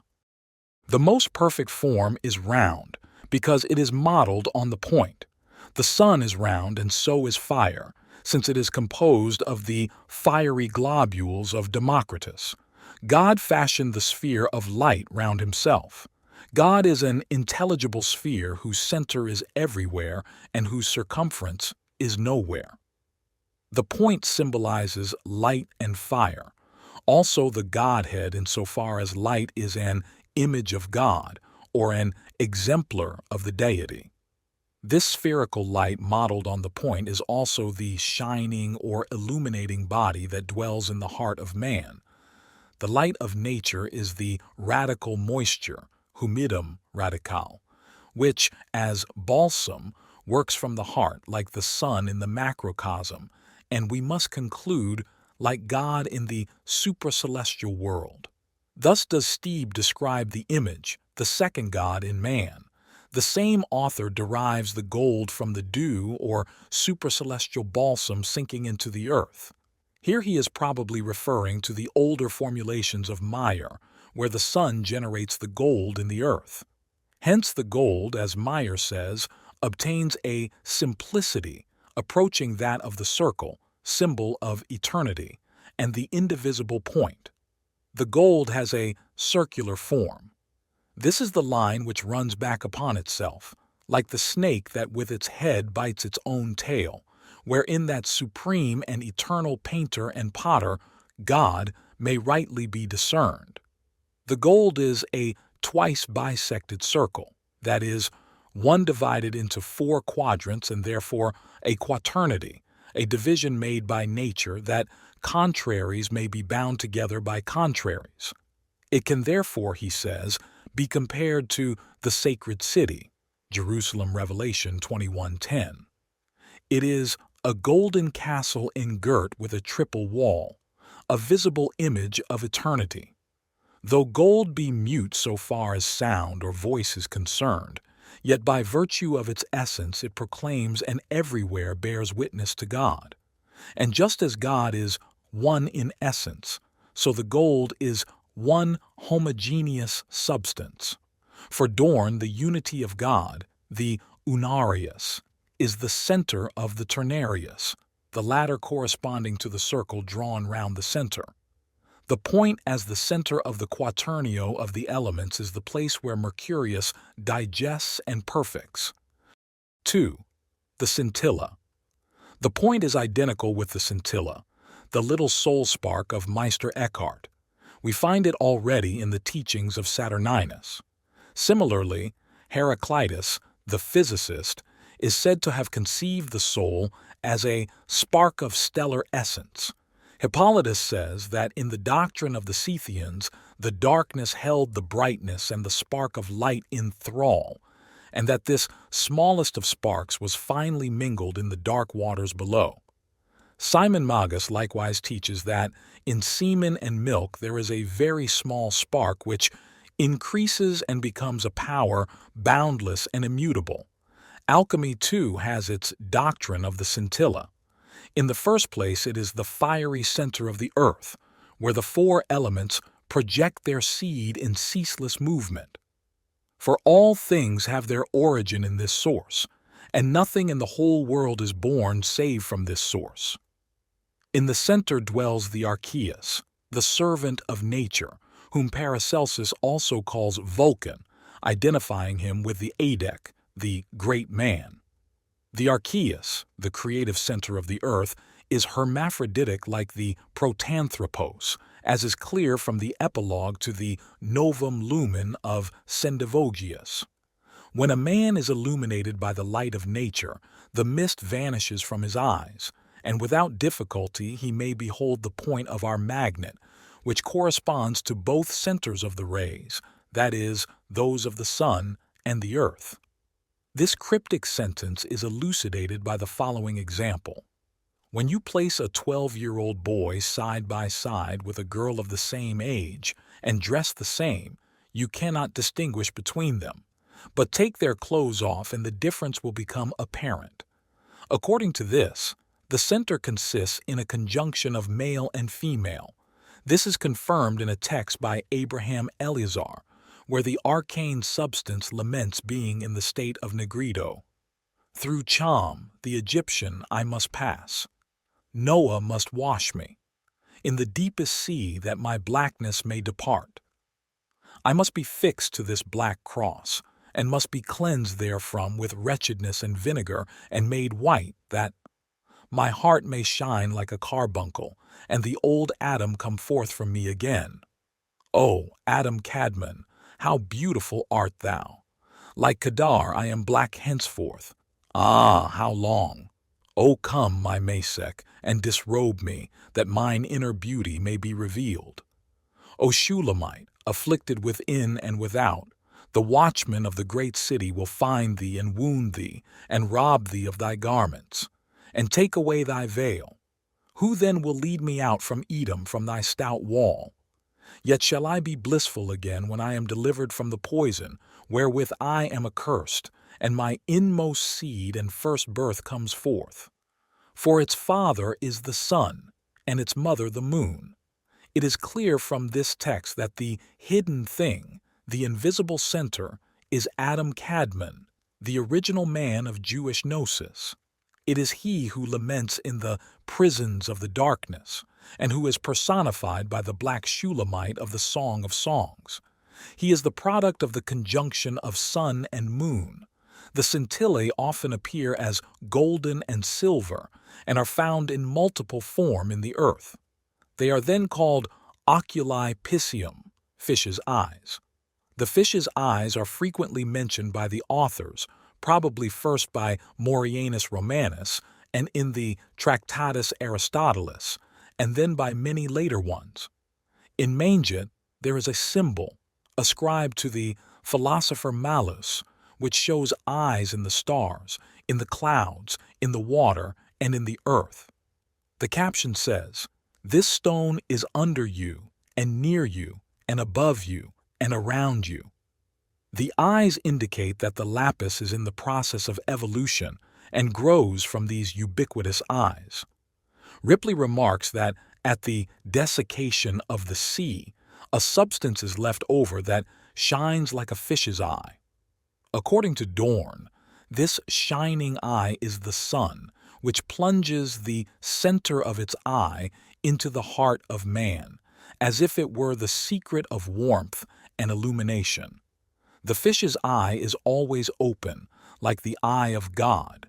Something of the sort must have been in the mind of the alchemists, as is evidenced by the fact that Irenaeus Orandus used as a motto for his edition of Nicholas Flamel the words of Zechariah 4:10. "And they shall rejoice and see the plummet, lapidem stanium, in the hand of Zorobabel. These are the 7 eyes of the Lord that run to and fro through the whole earth." 3:9 is also relevant. Upon one stone there are 7 eyes. Firmicus Maternus may be referring to the latter passage when he says, "The sign of one profane sacrament is God from the rock. The other is the stone which God promised to send to strengthen the foundations of the promised Jerusalem." Christ is signified to us by the venerable stone, just as the one stone meant, for the alchemists, the lapis, so the fish's eyes meant the 7 eyes or the one eye of God, which is the sun.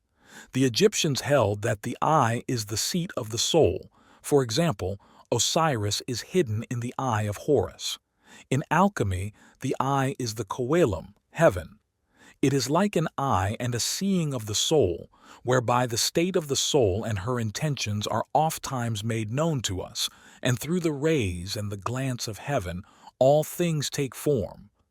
In Stebe's view, which agrees with that of Marsilius Ficinus, the coelum is a virtus, indeed a certain perfect living being.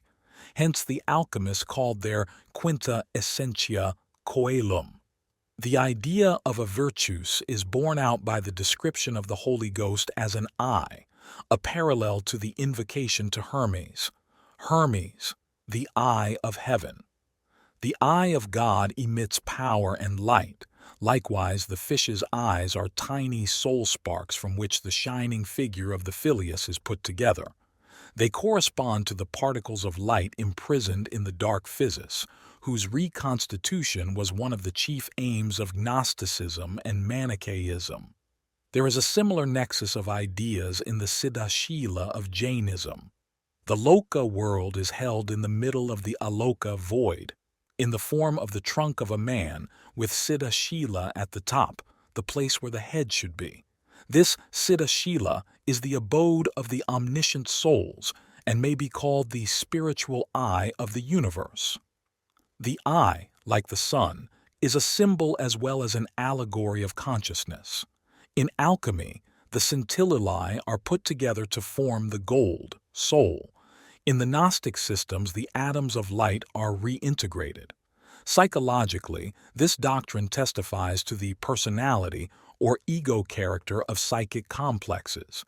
Just as the distinguishing mark of the ego complex is consciousness, so it is possible that other, unconscious complexes may possess, as splinter psyches, a certain luminosity of their own. From these atoms is produced the monad and the lapis in its various significations, in agreement with the teachings of Epicurus, who held that the concourse of atoms even produced God. In his chapter on knowledge, Dorn uses the concept of the scintillae in moral form. Let every man consider diligently in his heart what has been said above, and thus little by little he will come to see with his mental eyes a number of sparks shining day by day and more, and growing into such a great light that thereafter all things needful to him will be made known. This light is the light of nature. As Dorn says in his Philosophia Meditativa, "What madness deludes you? For in you, and not proceeding from you, he wills all this to be found which you seek outside you and not within yourselves. Such is the vice of the common man, to despise everything his own, and always to lust after the strange. The life, the light of men, shineth in us, albeit dimly, and as though in darkness. It is not to be sought as proceeding from us, though it is in us and not of us, but of him to whom it belongeth, who hath deigned to make us his dwelling place. He hath implanted that light in us that we may see in its light the light of him who dwelleth in light inaccessible, and that we may excel his other creatures. In this especially we are made like unto him, that he hath given us a spark of his light. Thus the truth is to be sought not in ourselves, but in the image of God which is within us. In Dorn's view, there is in man an invisible sun, which he identifies with the Archeus. This sun is identical with the sun in the earth, in agreement with the passage from Novum Lumen, Supra. The invisible sun enkindles an elemental fire which consumes man's substance and reduces his body to the prima materia. It is also compared with salt, or natural balsam, which has in itself corruption and protection against corruption. This paradoxical aspect is borne out by a curious saying: "Man is the bait, wherein the spark struck by the flint, that is, Mercurius, and by the steel, that is, heaven, seize upon the tinder and show their power." Mercurius as the flint is evidently thought of here in his feminine chthonic form, and heaven stands for his masculine spiritual quintessence. From the nuptial impact between the two, the spark is struck, the Archeus, which is a corrupter of the body, just as the chemist is a corrupter of metals. This negative aspect of the scintilla is remarkable, but it agrees very well with the alchemist's less optimistic, medico-scientific view of the world. For them, the dark side of the world and of life had not been conquered, and this was the task they set themselves in their work. In their eyes, the fire point, the divine center in man, was something dangerous, a powerful poison which required very careful handling if it was to be changed into the panacea. The process of individuation likewise has its own specific dangers. Dorn expresses the standpoint of the alchemist in his fine saying, "There is nothing in nature that does not contain as much evil as good." In Kunrath, the scintilla is the same as the elixir. Now the elixir is well and truly called a shining splendor, or perfect scintilla of him who alone is the mighty and strong. It is the true aqua permanens, eternally living. The radical moisture is animated by a fiery spark of the world's soul, for the Spirit of the Lord filleth the whole world. He also speaks of a plurality of sparks. There are fiery sparks of the world's soul, that is, of the light of nature, dispersed or scattered at God's command in and through the fabric of the great world into all fruits of the elements everywhere. The scintilla is associated with the doctrine of the Anthropos. The sun of the great world is filled, animated, and impregnated with a fiery spark of Ruach Elohim, the spirit, breath, wind, or blowing of the triune God, from the body, spirit, and soul of the world, or sulphur and salt, mercury, and the universal fiery spark of the light of nature. The fiery sparks of the world's soul were already in the chaos, the prima materia, at the beginning of the world. Kunrath rises to Gnostic heights when he exclaims, "And our Catholic Mercury, by virtue of his universal fiery spark of the light of nature, is beyond doubt Proteus, the sea god of the ancient pagan sages, who hath the key to the sea and power over all things, son of Oceanos and Tethys." Many centuries lie between Monoimos and Kunrath. The teachings of Monoimos were completely unknown in the Middle Ages, and yet Kunrath hit upon very similar thoughts which can hardly be ascribed to tradition. 3. The Enigma of Bologna. These paradoxes culminate in an allegedly ancient monument, an epitaph said to have been found in Bologna, known as the Aelia Laelia Crispis inscription. It was appropriated by the alchemists, who claimed, in the words of Michael Meyer, that it was set up by an artificer of old to the honor of God and in praise of the chemic art. I will first give the text of this highly remarkable inscription. Aelia Laelia Crispis, neither man nor woman, nor mongrel, nor maid, nor boy, nor crone, nor chaste, nor whore, nor virtuous, but all. Carried away neither by hunger, nor by sword, nor by poison, but by all. Neither in heaven, nor in earth, nor in water, but everywhere is her resting place. Lucius Agathopricius, neither husband, nor lover, nor kinsman, neither mourning, nor rejoicing, nor weeping, raised up, neither mound, nor pyramid, nor tomb, but all. He knows and knows not, what? He raised up to whom? This is a tomb that has no body in it. This is a body that has no tomb round it, but body and tomb are the same. Let it be said at once, this epitaph is sheer nonsense, a joke, but one that for centuries brilliantly fulfilled its function as a flypaper for every conceivable projection that buzzed in the human mind. It gave rise to a cause célèbre, a regular psychological affair that lasted for the greater part of 2 centuries and produced a spate of commentaries, finally coming to an inglorious end as one of the spurious texts of the Corpus Inscriptionum Latinarum, and thereafter passing into oblivion. The reason why I am digging up this curiosity again in the 20th century is that it serves as a paradigm for that peculiar attitude of mind which made it possible for the men of the Middle Ages to write hundreds of treatises about something that did not exist and was therefore completely unknowable. The interesting thing is not this futile stalking horse, but the projections it aroused.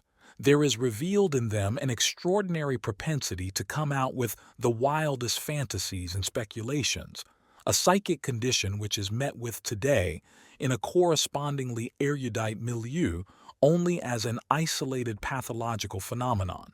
In such cases, one always finds that the unconscious is under some kind of pressure and is charged with highly effective contents. Sometimes a differential diagnosis as between tomfoolery and creativity is difficult to make, and it happens again and again that the two are confused. Such phenomena, whether historical or individual, cannot be explained by causality alone, but must also be considered from the point of view of what happened afterwards. Everything psychic is pregnant with the future. The 16th and 17th centuries were a time of transition from a world founded on metaphysics to an era of immanentist explanatory principles, the motto no longer being omne animal adeo, but omne vivum ex ovo. What was then brewing in the unconscious came to fruition in the tremendous development of the natural sciences, whose youngest sister is empirical psychology. Everything that was naively presumed to be a knowledge of transcendental and divine things, which human beings can never know with certainty, and everything that seemed to be irretrievably lost with the decline of the Middle Ages, rose up again with the discovery of the psyche. This premonition of future discoveries in the psychic sphere expressed itself in the phantasmagoric speculations of philosophers who, until then, had appeared to be the arch-peddlers of sterile verbiage. However nonsensical and insipid the Alia Laelia epitaph may look, it becomes significant when we regard it as a question which no less than 2 centuries have asked themselves. What is it that you do not understand and can only be expressed in unfathomable paradoxes? Naturally, I do not lay this question at the door of that unknown humorist who perpetrated this practical joke. It existed long before him in alchemy, nor would he ever have dreamt that his joke would become a cause célèbre, or that it would lead his contemporaries and successors to question the nature of the psychic background, a question which, in the distant future, was to replace the certainties of revealed truth. He was only a causa instrumentalis, and his victims, as naive and innocent as himself, made their first involuntary steps as psychologists. It seems that the first report of the Alia Laelia inscription appeared in the treatise of a certain Marius L. Michael Angelus of Venice in the year 1548, and as early as 1683, Caesar Malvasius had collected no less than 45 attempts at interpretation. In alchemical literature, the treatise of the physician Nicolas Barnot of Crest, Dauphiné, who lived in the second half of the 16th century, has been preserved. He gave an alchemical interpretation of the inscription in, it appears, 1597.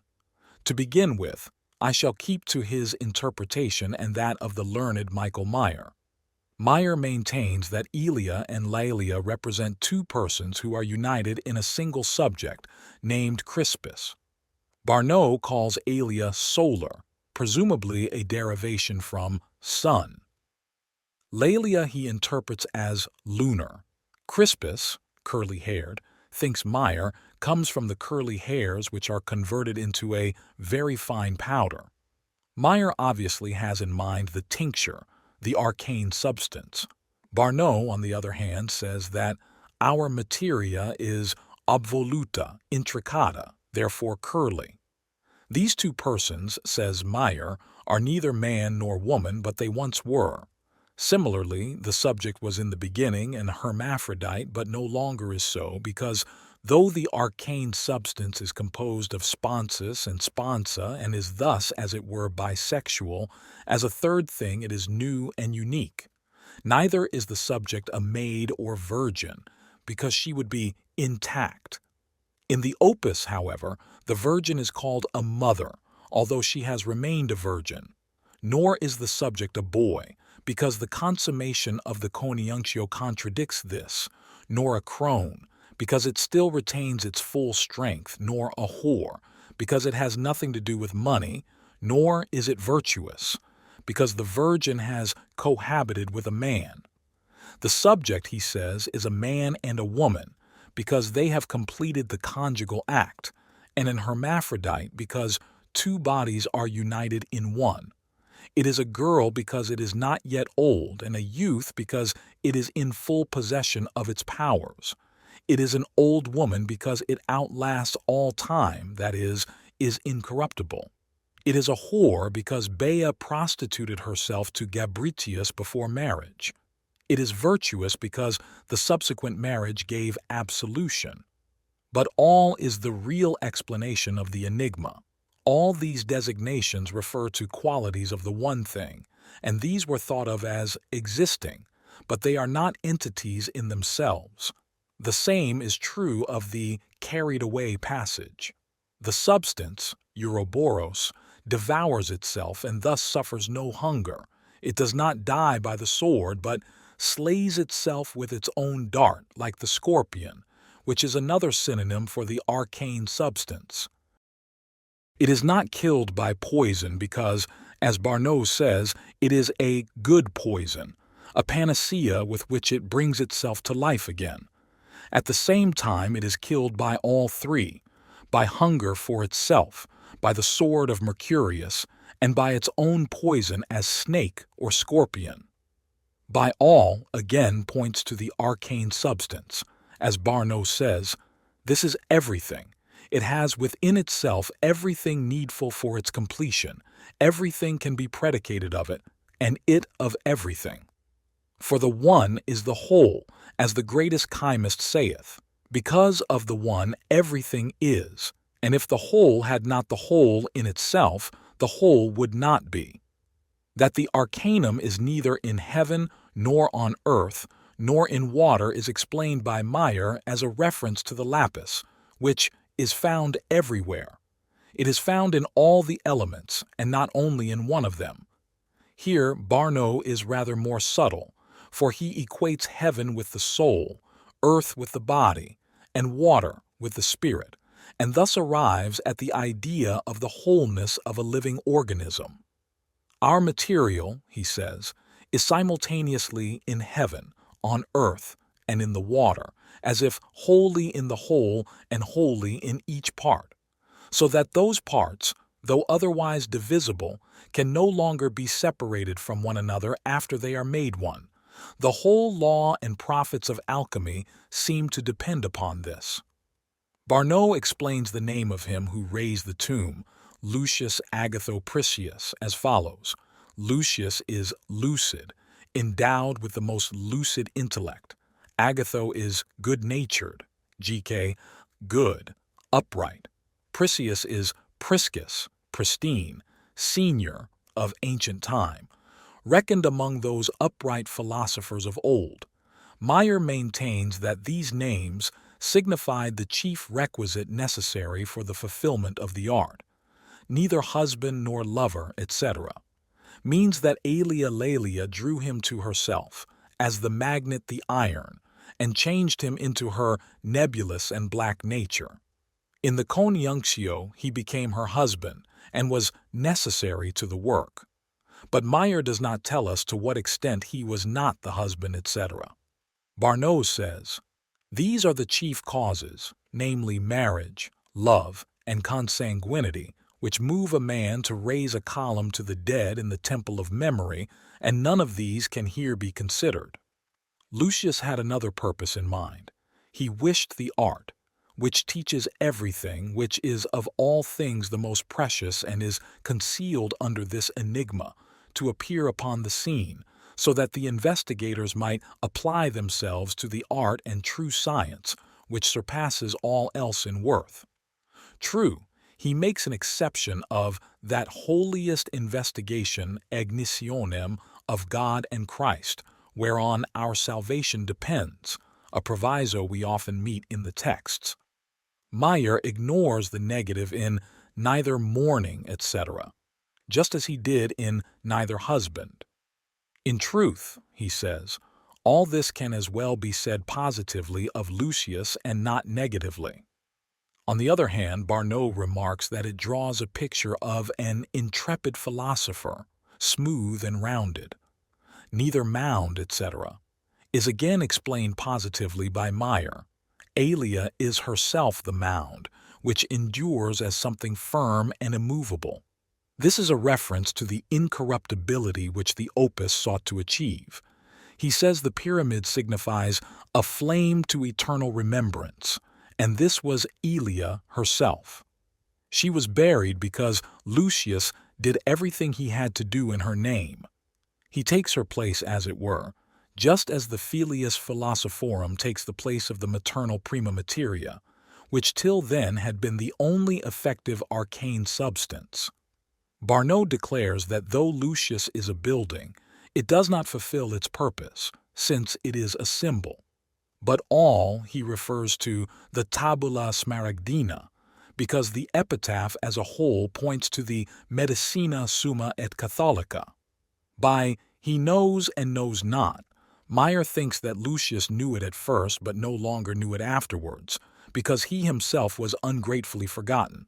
It is not clear to me what this is intended to mean. Barnault takes the monument as an allegory of the lapis, of which Lucius knew. He explains the quid as quantum, for Lucius probably did not know how much the stone weighed. Neither, of course, did he know for what future discoverer he had made the inscription. Barnault's explanation of quid is decidedly feeble. It would be more to the point to remember that the lapis is a fabulous entity of cosmic dimensions which surpasses human understanding. Consideration for the prestige of the alchemist may have prevented him from indulging this suggestive thought, for as an alchemist he could not very well admit that the artifacts himself did not know what he was producing with his art. Had he been a modern psychologist, he might have realized, with a little effort, that man's totality, the self, is by definition beyond the bounds of knowledge. With "this is a tomb," etc., we reach the first positive statement, barring the names, of the inscription. Meyer's opinion is that this has nothing to do with the tomb, which was no tomb, but that Aelia herself is meant. For she herself is the container, converting into herself the contained, and thus she is a tomb or receptacle that has no body or content in it, as was said of Lot's wife, who was her own tomb without a body, and a body without a tomb. He is evidently alluding to the second version of the Arisleus vision, which says, "With so much love did Bea embrace Gabricus, that she absorbed him wholly into her own nature and dissolved him into indivisible particles." Ripley says that at the death of the king all his limbs were torn into atoms. This is the motif of dismemberment which is well known in alchemy. The atoms are or become white sparks shining in the terra foetida. They are also called the fish's eyes. The explanation of Aelia herself as the tomb would naturally appeal to an alchemist, as this motif plays a considerable role in the literature. He called his vessel a tomb, or, as in the Rosarium, a red tumulus of rock. The Turba says that a tomb must be dug for the dragon and the woman. Interment is identical with the Negredo. A Greek treatise describes the alchemical process as the 8 graves. Alexander found the tomb of Hermes when he discovered the secret of the art. The king is buried in Saturn, an analogy of the buried Osiris. While the Negredo of the burial endures, the woman rules, referring to the eclipse of the sun or the conjunction with the new moon. Thus, concludes Meyer, tomb and body are the same. Barnault says, "Bury," they say, "each thing in the grave of the other. For when sulphur, sal, and aqua, or sol, luna, and mercurius are in our material, they must be extracted, conjoined, buried, and mortified, and turned into ashes. Thus it comes to pass that the nest of the birds becomes their grave, and conversely, the birds absorb the nest and unite themselves firmly with it. This comes to pass, I say, that soul, spirit, and body, man and woman, active and passive, in one and the same subject when placed in the vessel, heated with their own fire and sustained by the outward magistery of the art, may in due time escape to freedom. In these words, the whole secret of the union of opposites is revealed, the summa medicina, which heals not only the body but the spirit. The word escape presupposes a state of imprisonment which is brought to an end by the union of opposites. The Hindus describe this as nirdvandva, free from the opposites, a conception that, in this form at least, is alien to the Christian West because it relativizes the opposites and is intended to mitigate or even heal the irreconcilable conflict in the militant Christian attitude. The interpretation here given of this enigmatic inscription should be taken for what it is, a testament to the alchemical way of thinking, which in this instance reveals more about itself than the epitaph would seem to warrant. But here we must tread carefully, for a good many other explanations are possible and have, in fact, been given. Above all, we have to consider the genuineness of the monument and its origin. None of the three authors so far mentioned actually saw the inscription. At the time of Malvasius, in 1683, there were apparently only two original transcripts of it, one in Bologna, the other in Milan. The one in Bologna ends with the words qui posueri. The other, in Milan, adds hoc est sepulchrum, etc., and also a quid to the scit et nascit of the Bologna version. Further, at the head of the Milan version, there is an unelucidated AMPPD, in place of the DM, Dies Manibus, at the head of the other. Malvasius states that the monument was destroyed, but he cites eyewitnesses who claim to have seen the inscription and copied it, in particular Joannes Turrius of Bruges, who in January 1567 wrote a letter to Richardus Vitus, Richard White of Basingstoke, saying that he had read the epitaph with his own eyes in the villa of Marcus Antonius de la Volta at the first milestone outside the Porta Mascherella, Bologna. It was, as the eyewitness and commentator Joanne Casparius Gavartius reports, let into the wall joining the villa to the church. A few of the chiseled letters were worn with time and corroded by a kind of rust, which, he says, testified to its antiquity. Malvasius endeavored to prove its genuineness with the help of numerous other Roman epitaphs, and advanced the following theory. The inscription speaks of a daughter who is to be born to Laelius, and who is destined for Agatho as a bride. But she is neither daughter nor bride, because, though conceived, she is not born, and not born, because she miscarried. Therefore, Agatho, long chosen as the husband, disappointed in such great hope and betrayed by fate, rightly mocks himself, or pretends to mock himself, with this enigmatic inscription. Malvasius goes out of his way to be fair to the author of the epitaph. He calls Agatho very skilled in this science and that. Indeed, he compares him as being a preeminent worshipper of the exceedingly auspicious number 3 to Hermes Trismegistus, and calls him thrice greatest, an allusion to the concluding sentence of the Tabula Smaradina.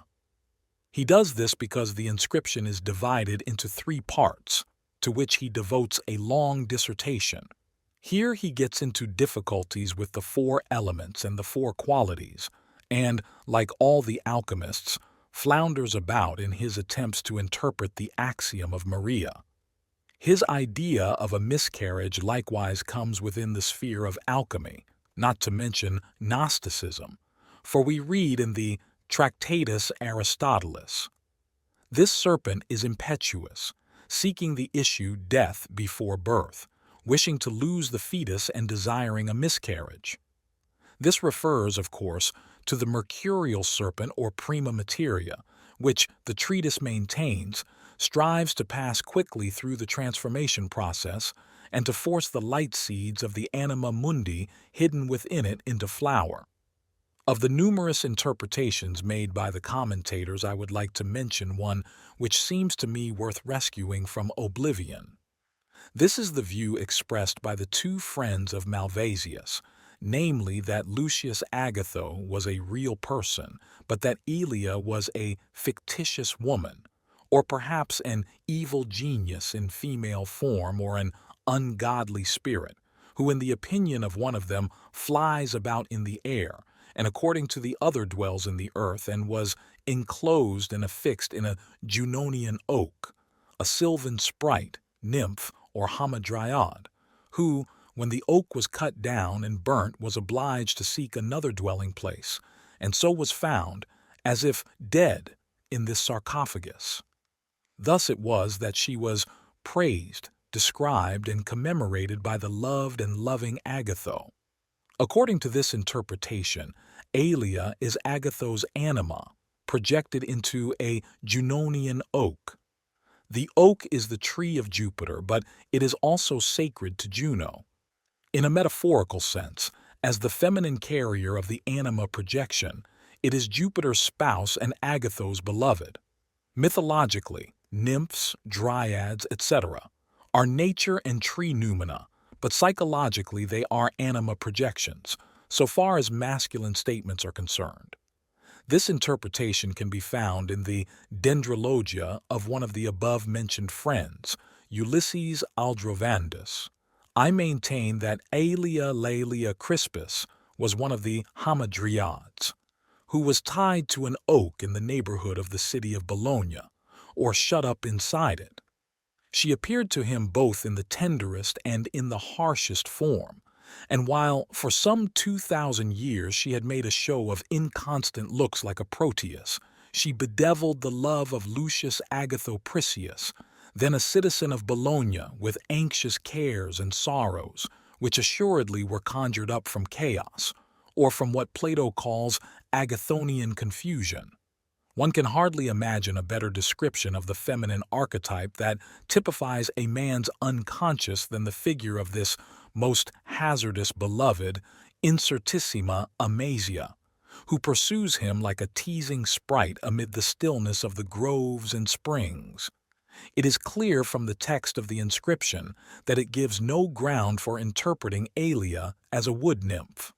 Aldrovandus tells us, however, that the Porta Mascherella in Bologna, near which the inscription was alleged to have been found, was called Junonia in Roman times, from which he concludes that Juno was obviously the spiritus loci. In support of his hypothesis that Aelia was a dryad, the learned humanist cites a Roman epitaph that was found in this region: Clodia Plavtila sibi etic verconio, Agathoni marito optimo. This epitaph does in fact occur in the Corpus Inscriptionum Latinarum, but there the operative words are Q Verconio Agathoni. So Quintus Verconius must suffer his name to be changed to Querconius to suit the author. Aldrovandus explains the puzzling hoc est sepulchrum by saying that the oak supplied the necessary building material for the tomb.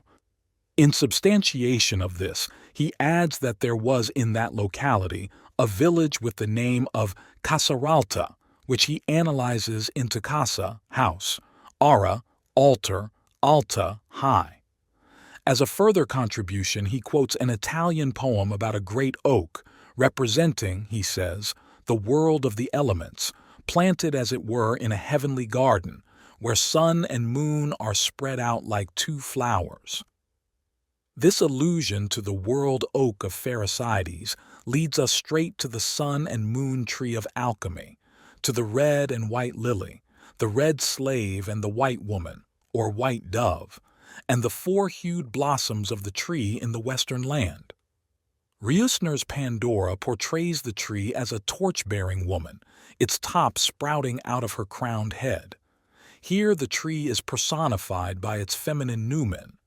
Aldrovandus's interpretation is essentially alchemical, as we can see from the treatise of Bernardus Trevisanus, Count of the March and Trevis 1406-90. He tells the parable of an adept who finds a clear spring set about with the finest stone and secured to the trunk of an oak tree, the whole surrounded by a wall. This is the king's bath in which he seeks renewal. An old man, Hermes the mystagogue, explains how the king had this bath built. He placed in it an old oak, cloven in the midst. The fountain was surrounded by a thick wall, and first it was enclosed in hard, bright stone, then in a hollow oak. The point of the parable, evidently, is to bring the oak into connection with the bath. Usually, this is the nuptial bath of the royal pair. But here the queen is missing, for it is only the king who is renewed.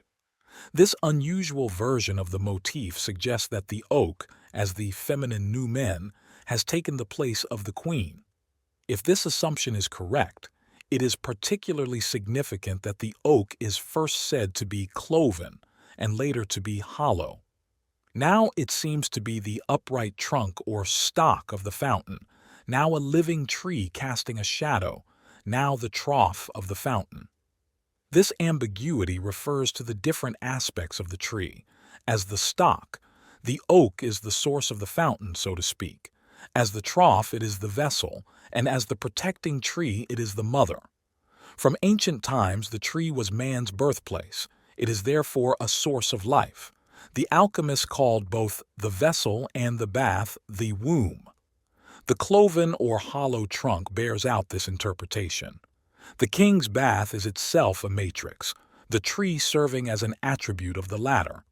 Often, as in the Ripley scroll, the tree stands in the nuptial bath, either as a pillar or directly as a tree in whose branches the noumen appears in the shape of a mermaid, equals anima, with a snake's tail.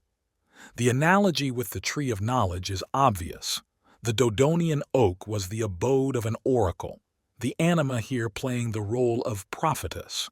The snake-like Mercurius appears as a tree noumen in Grimm's fairy tale of The Spirit in the Bottle. The tree has a remarkable relation to the old man in the turba.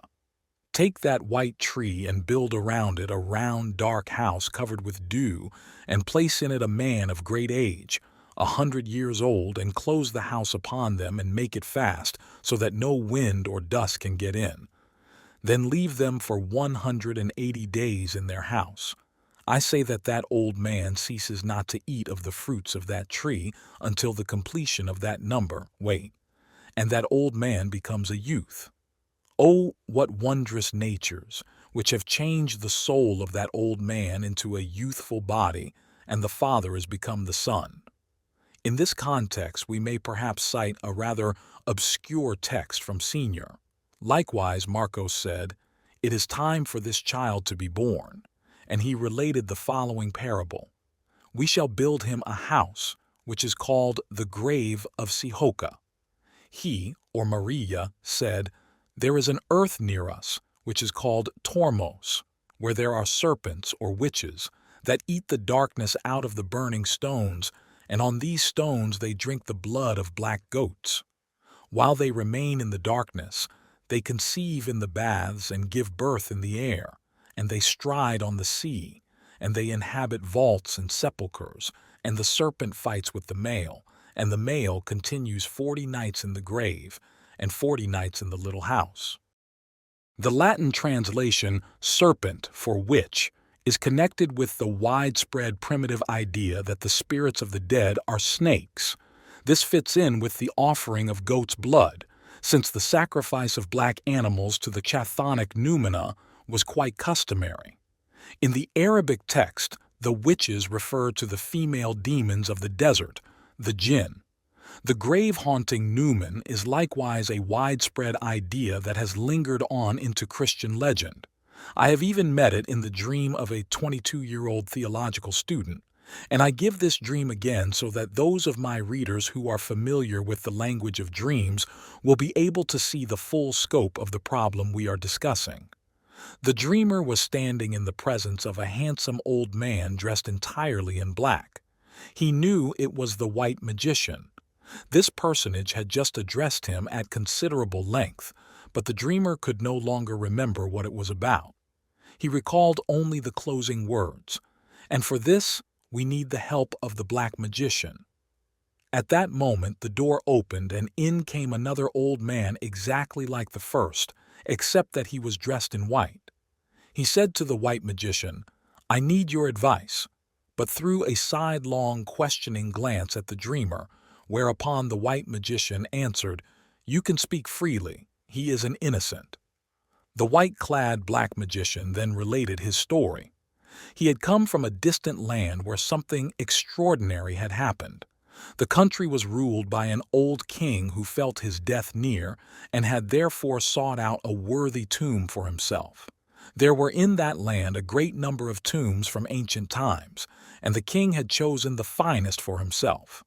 According to legend, it was the tomb of a virgin who had died long ago. The king caused it to be opened in order to get it ready for use. But when the bones were exposed to the light of day, they suddenly took on life and changed into a black horse, which galloped away into the desert. The black magician had heard this story and immediately set forth in pursuit of the horse. After a journey of many days through the desert, he reached the grasslands on the other side. There he met the horse grazing, and there also he came upon the find on account of which he now needed the advice of the white magician. For he had found the lost keys of paradise, and he did not know what to do with them. Here the dream ended. The tomb was obviously haunted by the spirit of the virgin, who played the part of the king's anima. Like the nymph in Malvasius, she was forced to leave her old dwelling place. Her chthonic and somber nature is shown by her transformation into a black horse, a kind of demon of the desert. We have here the widespread conception of the anima as horsewoman and nightmare, a real, ungodly spirit, and at the same time, the well-known fairy tale motif of the aging king whose vitality is at an end. As a sous-entendu, a magical, life-renewing marriage with the nymph seems to be planned, somewhat in the manner of the immortal Merlin's marriage with his fairy. For in paradise, the garden of love with the apple tree, all opposites are united. As Isaiah says, "He will make her wilderness like Eden, and her desert like the garden of the Lord," 51:3. There the wolf shall dwell with the lamb, and the leopard shall lie down with the kid, and the calf and the young lion and the fatling together, and a little child shall lead them. And the cow and the bear shall feed, their young ones shall lie down together, and the lion shall eat straw like the ox.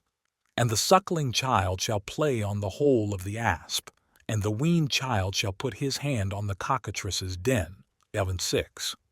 There white and black come together in kingly marriage, as a bridegroom decketh himself with ornaments, and as a bride adorneth herself with her jewels.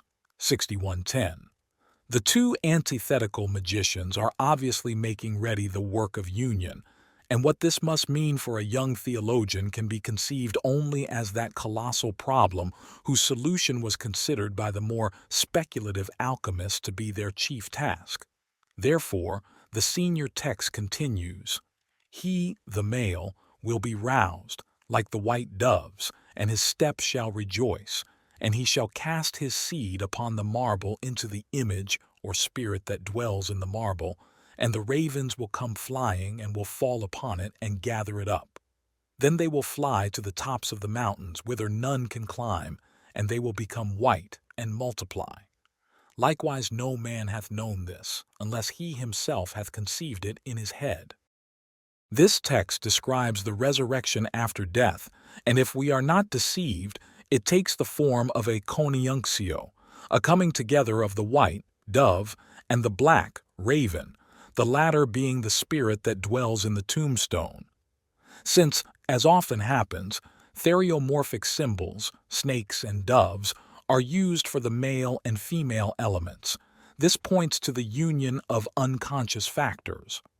The ravens that gather up the seed, or the product of the union, and then fly with it to the tops of the mountains represent the helpful spirits or familiars who complete the work when the skill of the artifacts has failed him. They are not, as in Faust, beautiful angels but dark messengers of heaven, who at this point themselves become white. Even in Faust, the angels are not entirely innocent of the arts of seduction, and the angel's inability to sin is, as we know, to be taken so relatively that women have to keep their heads covered in church on account of the moral frailty of these winged messengers, which has more than once proved disastrous in ancient times, for example, Genesis 6:2. Similar motifs occur in modern dreams and can be found in persons who have never been remotely concerned with alchemy. For instance, a patient had the following dream. A large pile of wood was burning at the foot of a high wall of rock. The flames shot up with clouds of smoke. It was a lonely and romantic spot. High in the air, a flock of great black birds circled round the fire. From time to time, one of the birds plunged straight into the blaze and was joyfully burnt to death, turning white in the process. As the dreamer himself remarked, the dream had a numinous quality, and this is quite understandable in view of its meaning. It repeats the miracle of the phoenix, of transformation and rebirth, the transformation of the negredo into the albedo, of unconsciousness into illumination, as described in the verses from the Rosarium Philosophorum. Two eagles fly up with feathers aflame. Naked they fall to earth again. Yet in full feather they rise up soon. After this digression on transformation and resurrection, let us turn back to the motif of the oak tree, whose discussion was started by the commentators on the Enigma. We come across the oak in yet another alchemical treatise, the Introitus Apertus of Philaletha. There he says, "Learn then who are the companions of Cadmus, who is the serpent that devoured them, and what the hollow oak to which Cadmus spitted the serpent." In order to clarify this passage, I must go back to the myth of Cadmus, a kinsman of the Pelasgian Hermes Ithyphalikos. The hero set out to find his lost sister Europa, whom Zeus had carried away with him after turning himself into a bull. Cadmus, however, received the divine command to give up the search, and instead to follow a cow, with moon markings on both her sides, until she lay down, and there to found the city of Thebes. At the same time he was promised Harmonia, the daughter of Ares and Aphrodite, as a wife. When the cow had lain down, he wanted to sacrifice her, and he sent his companions to fetch water. They found it in a grove sacred to Ares, which was guarded by a dragon, the son of Ares. The dragon killed most of the companions, and Cadmus, enraged, slew it and sowed the dragon's teeth. Immediately armed men sprang up, who fell to fighting among themselves until only 5 remained. Cadmus was then given Harmonia to wife. The spitting of the snake, dragon, to the oak seems to be an addition of Philaletha's. It represents the banishment of the dangerous demon into the oak, a point made not only by the commentary on the Aelia inscription in Malvasius, but by the fairy tale of the spirit in the bottle. The psychological meaning of the myth is clear. Cadmus has lost his sister Anima because she has flown with the supreme deity into the realm of the superhuman and the subhuman, the unconscious. At the divine command, he is not to regress to the incest situation, and for this reason he is promised a wife. His sister Anima, acting as a psychopomp in the shape of a cow to correspond with the bull of Zeus, leads him to his destiny as a dragon slayer. For the transition from the brother-sister relationship to an exogamous one is not so simple. But when he succeeds in this, he wins Harmonia, who is the dragon's sister.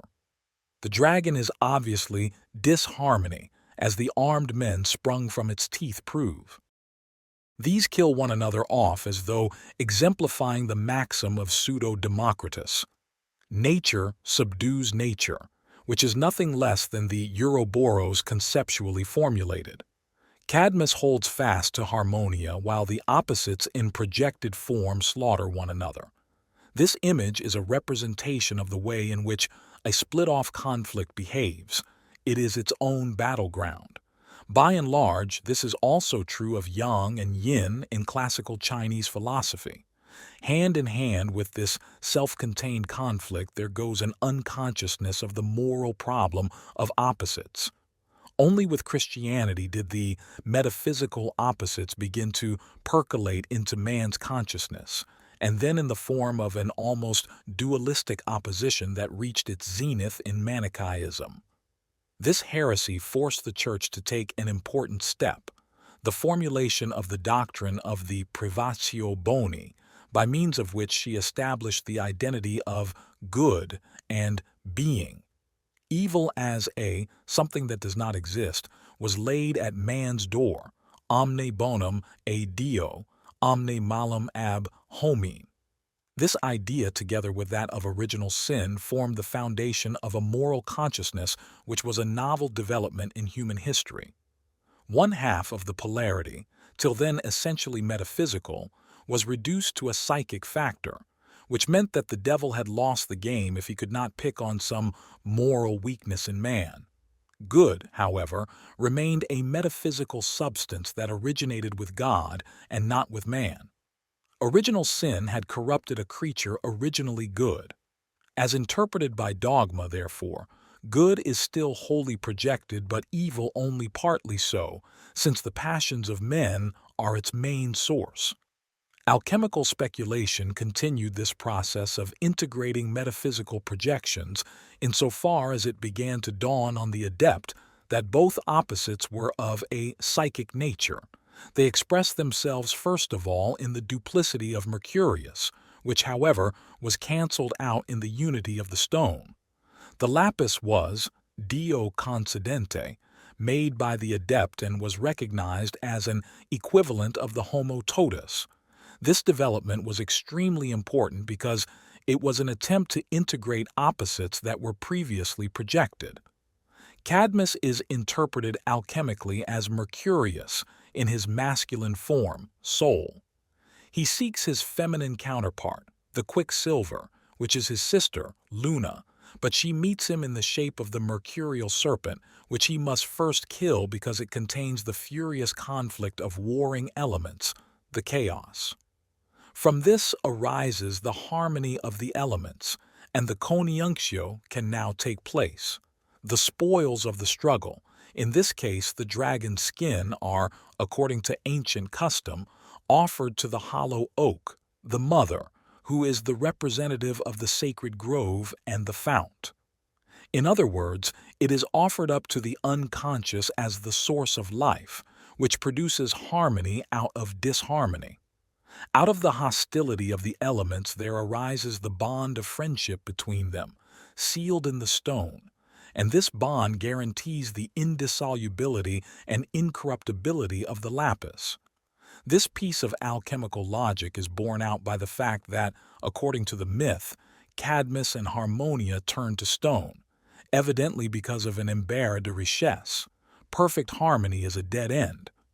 In another version, they turn into snakes, and even into a basilisk, Dom Pernody remarks, for the end product of the work, incorporated with its like, acquires the power ascribed to the basilisk, so the philosophers say. For this fanciful author, Harmonia is naturally the prima materia, and the marriage of Cadmus, which took place with all the gods assisting, is the CONIUNCTIO of Sol and Luna, followed by the production of the tincture or lapis.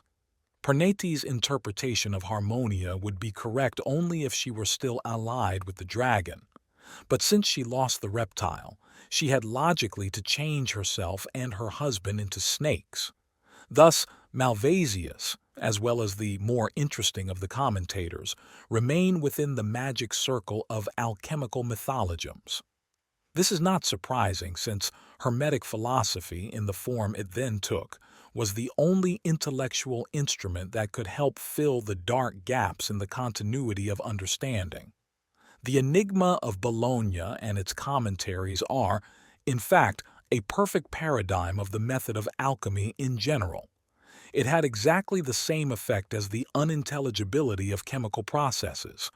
The philosopher stared at the paradoxes of the Elia inscription, just as he stared at the retort, until the archetypal structures of the collective unconscious began to illuminate the darkness. And, unless we are completely deluded, the inscription itself seems to be a fantasy sprung from that same paradoxical massa confusa of the collective unconscious. The contradictoriness of the unconscious is resolved by the archetype of the nuptial coniunctio, by which the chaos becomes ordered. Any attempt to determine the nature of the unconscious state runs up against the same difficulties as atomic physics. The very act of observation alters the object observed. Consequently, there is at present no way of objectively determining the real nature of the unconscious. If we are not, as Malvasius was, convinced of the antiquity of the Aelia inscription, we must look round in the medieval literature for possible sources or at least analogies. Here the motif of the triple prediction, or triple cause, of death might put us on the right trail. This motif occurs in the Vita Merlini in the old French romance Merlin, as well as in its later imitations in the Spanish and English literature of the 15th century.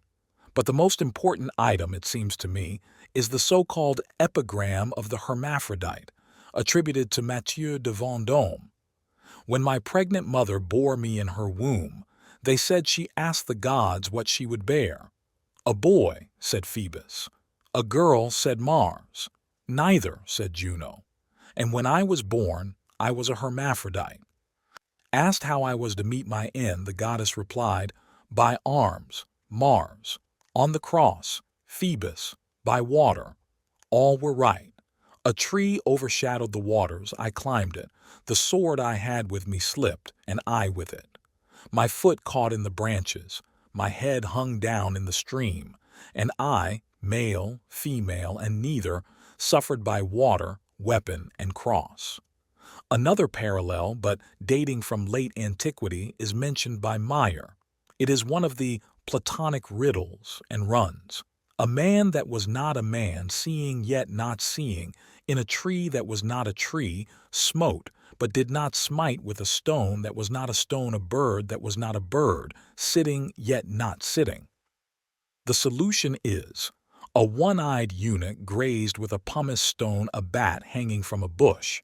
This joke was, of course, too obvious to lend itself to alchemical evaluation. Similarly, the epigram of the hermaphrodite was not, so far as I know, taken up by the alchemists, though it might have been a more suitable subject for exegesis. This kind of jest probably underlies the Aelia inscription. The seriousness with which the alchemists took it, however, is justified not only because there is something serious in every joke, but because paradox is the natural medium for expressing transconscious facts. Hindu philosophy, which likewise struggled to formulate transcendental concepts, often comes very near to the paradoxes so beloved of the alchemists, as the following example shows. I am not a man, neither am I a god, a goblin, a Brahmin, a warrior, a merchant, a Shudra, nor disciple of a Brahmin, nor householder, nor hermit of the forest, nor yet mendicant pilgrim. Awakener to myself is my name. Another source that needs seriously considering is mentioned by Richard White of Basingstoke. He maintains that Aelia Laelia is Niobe transformed, and he supports this interpretation by referring to an epigram attributed to Agathias Scholasticus, a Byzantine historian. This tomb has no body in it. This body has no tomb round it, but it is itself body and tomb. White, convinced that the monument was genuine, thinks that Agathias wrote his epigram in imitation of it, whereas in fact the epigram must be its predecessor, or at least have derived from the same source on which the unknown author of the Aelia inscription drew.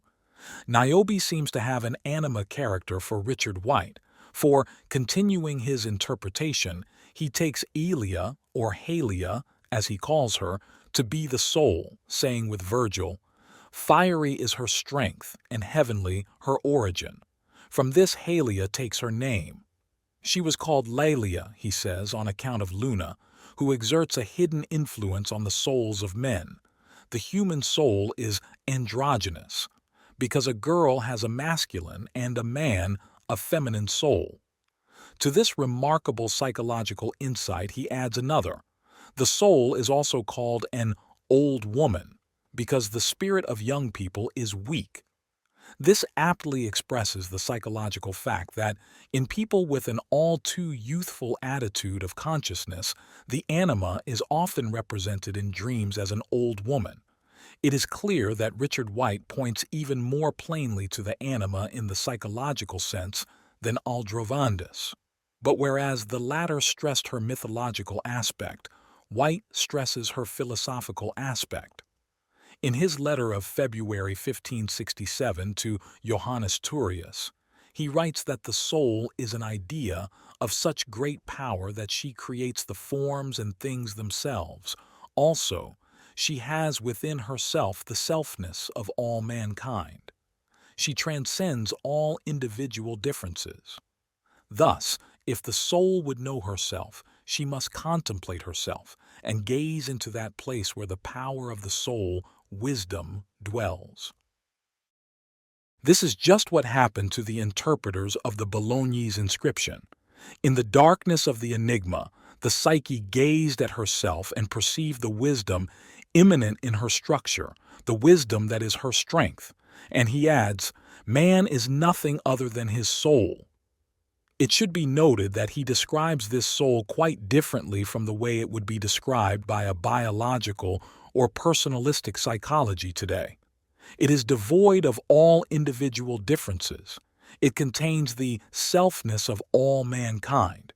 It even creates the objective world by the power of its wisdom. This description is far better suited, one would think, to the anima mundi than to the anima vagula of the personal man, unless he means that enigmatic background of everything psychic, the collective unconscious. White comes to the conclusion that the inscription means nothing less than the soul, the form imprinted on and bound to matter. This, again, is what happened to the interpreters. They formulated the baffling inscription in accordance with the imprint set upon it by the psyche. White's interpretation is not only original, but profoundly psychological. His deserts are certainly not diminished by his having, so it would seem, arrived at his deeper view only after he received Turius's letter of January 1567. Turius was of the opinion that Elia and Laelia stood for form and matter. He interprets neither in heaven nor on earth nor in water as follows. Since the prima materia is nothing but is conceived solely by the imagination, it cannot be contained in any of these places. It is not an object of the senses, but is conceived solely by the intellect. Therefore, we cannot know how this material is constituted. It is evident that Turius's interpretation likewise describes the projection of the psyche and its contents, with the result that his secondary explanations are a petitio principii.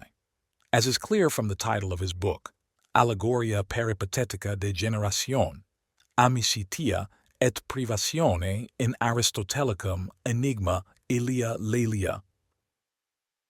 Crispus Fortunius Lacetus reads the whole philosophy of Aristotle into the monument.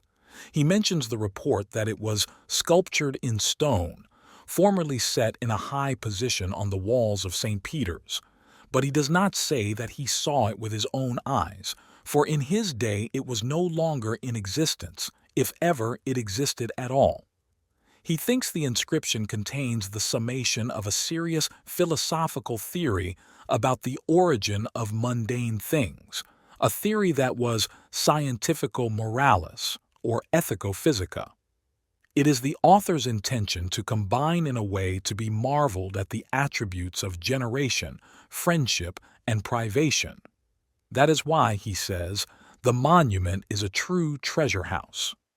After reviewing a number of earlier authors who had devoted themselves to the same theme, Lacetus mentions the work of Joannes Casparius Gavartius, who propounded the theory that the inscription described the nature of love.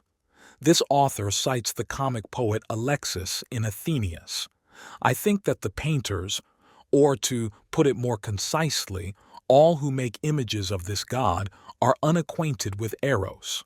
For he is neither female nor male, again, neither god nor man, neither stupid nor yet wise, but rather composed of elements from everywhere and bearing many qualities under a single form. For his audacity is that of a man, his timidity a woman's, his folly argues madness, his reasoning good sense, his impetuosity is that of an animal, his persistence that of adamant, his love of honor that of a god. Unfortunately, I was unable to get hold of the original treatise of Gavardius, but there is a later author, Cajetanus Felix Varanius, who takes up the Eros theory apparently as his own discovery in his book, Pantheon Argentiae Elocutionis. He mentions a number of earlier commentators, amongst whom Gavartius is conspicuously absent. As Gavartius is named in the earlier lists, it is scarcely likely that Varanius was unacquainted with him. The suspicion of plagiarism is almost unescapable. Varanius defends his thesis with a good deal of skill, though considering the undeniable paradoxicality of Eros, the task he sets himself is not too difficult. I will mention only one of his arguments, concerning the end of the inscription. The inscription ends, he says, with sit et nesit quid qui posuerit, because though the author of this enigmatic inscription knows that he has dedicated it to love, he does not know what love really is, since it is expressed by so many contradictions and riddles. Therefore, he knows and does not know to whom he dedicated it.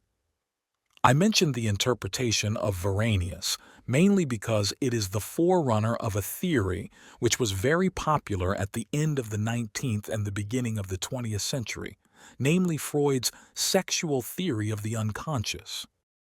Varanius even goes so far as to conjecture that Elia had a special talent for eroticism, therein anticipating Aldrovandus. He says, Laelia was a whore. Crispus comes from curly-haired, because curly-haired people are frailer than others and more prone to the allurements of love. Here he quotes Martial. Who's that curly-headed fellow who's always running round with your wife, Marianus? Who is that curly-headed fellow?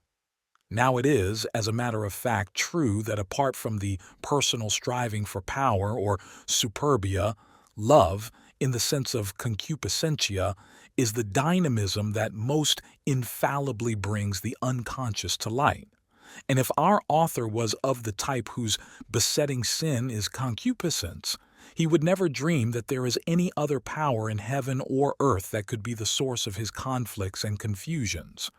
Accordingly, he will cling to his prejudice as if it were a universal theory, and the more wrong he is, the more fanatically he will be convinced of its truth. But what can love mean to a man with a hunger for power? That is why we always find two main causes of psychic catastrophes. On the one hand, a disappointment in love, and on the other hand, a thwarting of the striving for power. The last interpretation I shall mention is one of the most recent.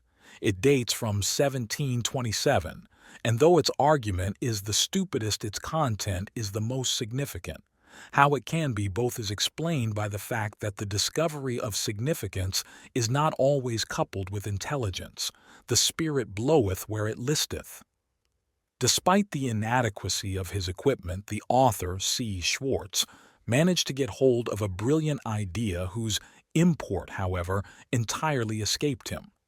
His view was that Lucius Agathopricius meant his monument to be understood as the church.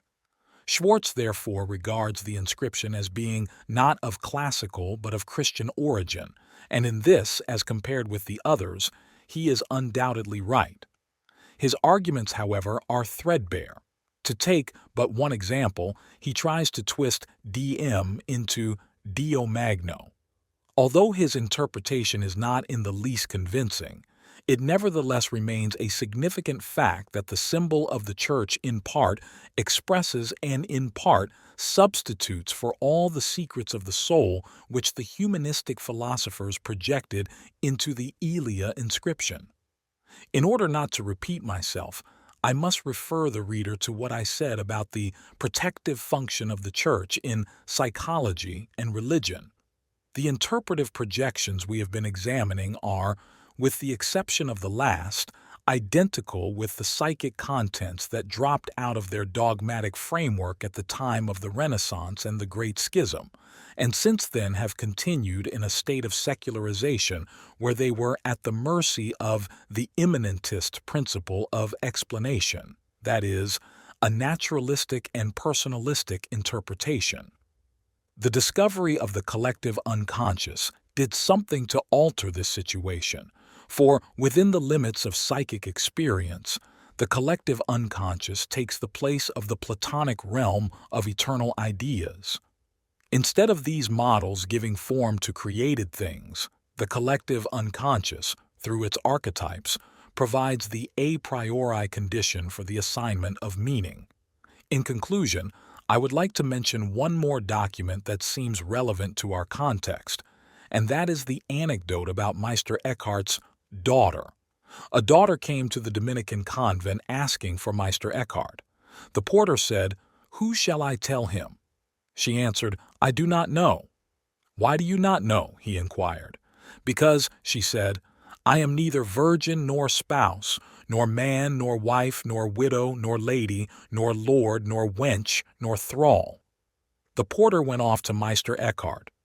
"Do come out," he said, "to the strangest wight that ever I heard, and let me come too, and put your head out and say, 'Who is asking for me?'" He did so. She said to him what she had said to the porter. Quoth he, "My child, thou hast a shrewd and ready tongue, I prithee now thy meaning."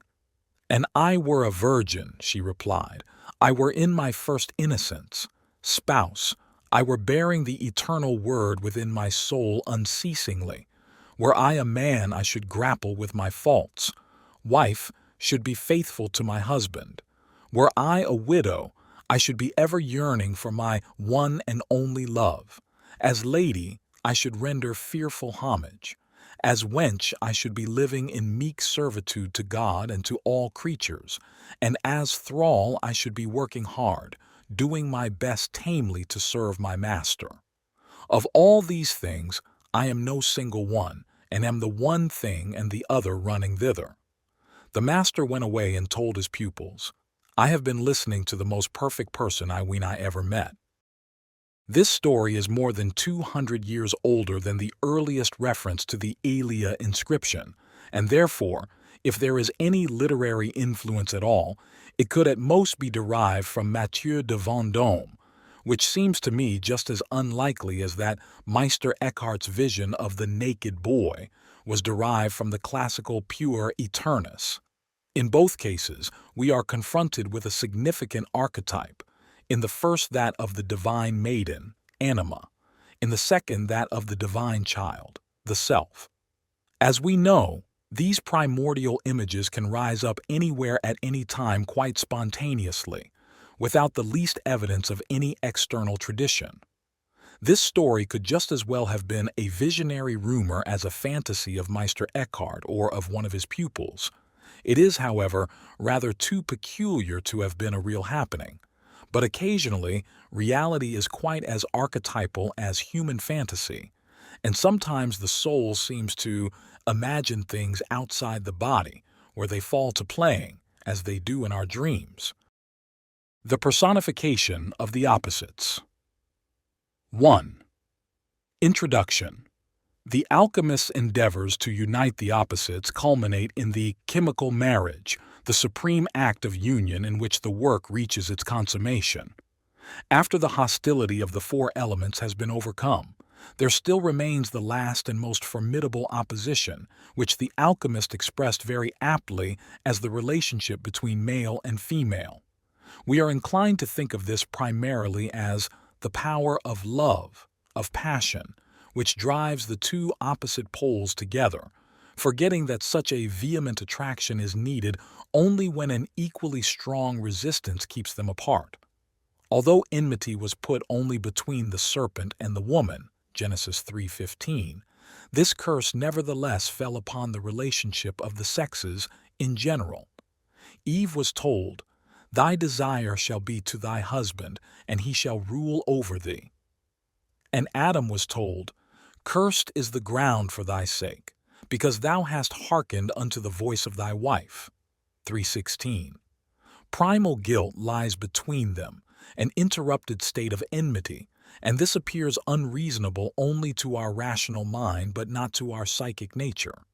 Our reason is often influenced far too much by purely physical considerations, so that the union of the sexes seems to it the only sensible thing and the urge for union the most sensible instinct of all.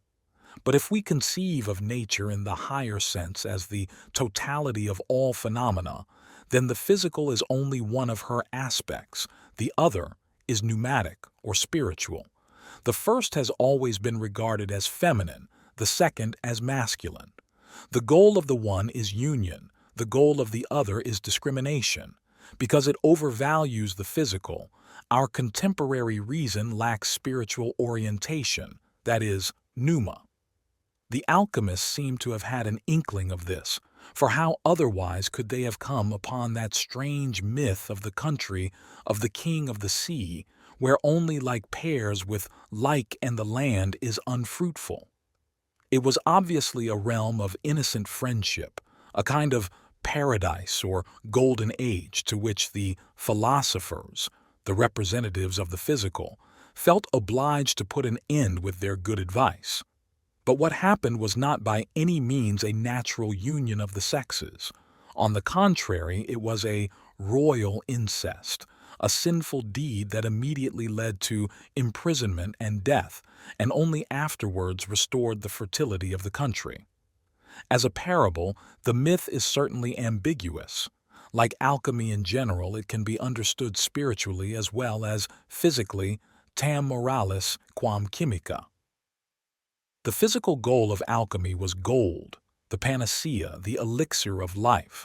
The spiritual one was the rebirth of the spiritual light from the darkness of physis, healing self-knowledge and the deliverance of the pneumatic body from the corruption of the flesh. A subtle feature of the visio aris lei is that the very one who is meditating a pairing of the sexes is king of the land of innocence.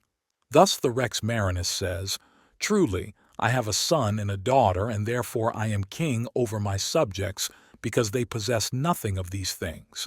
Yet I have borne a son and a daughter in my brain." Hence the king is a potential traitor to the paradisal state of innocence, because he can generate in his head, and he is king precisely because he is capable of this sin against the previous state of innocence. Since he can be different from them, he is more than any of his subjects, and therefore rightly their king, although, from the physical standpoint, he is counted a bad ruler. Here again we see the contrast between alchemy and the prevailing Christian ideal of attempting to restore the original state of innocence by monasticism and later by the celibacy of the priesthood.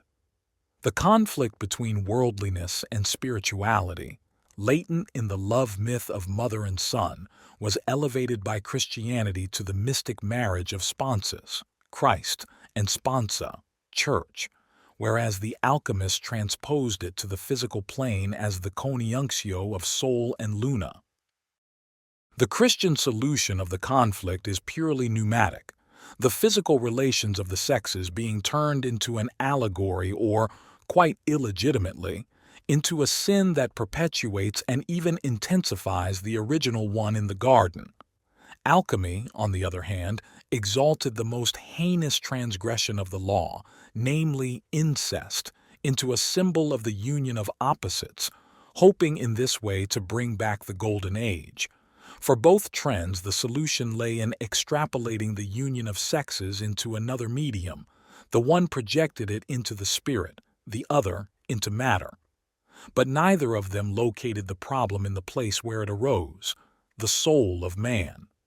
No doubt it would be tempting to assume that it was more convenient to shift such a supremely difficult question onto another plane, and then represent it as having been solved.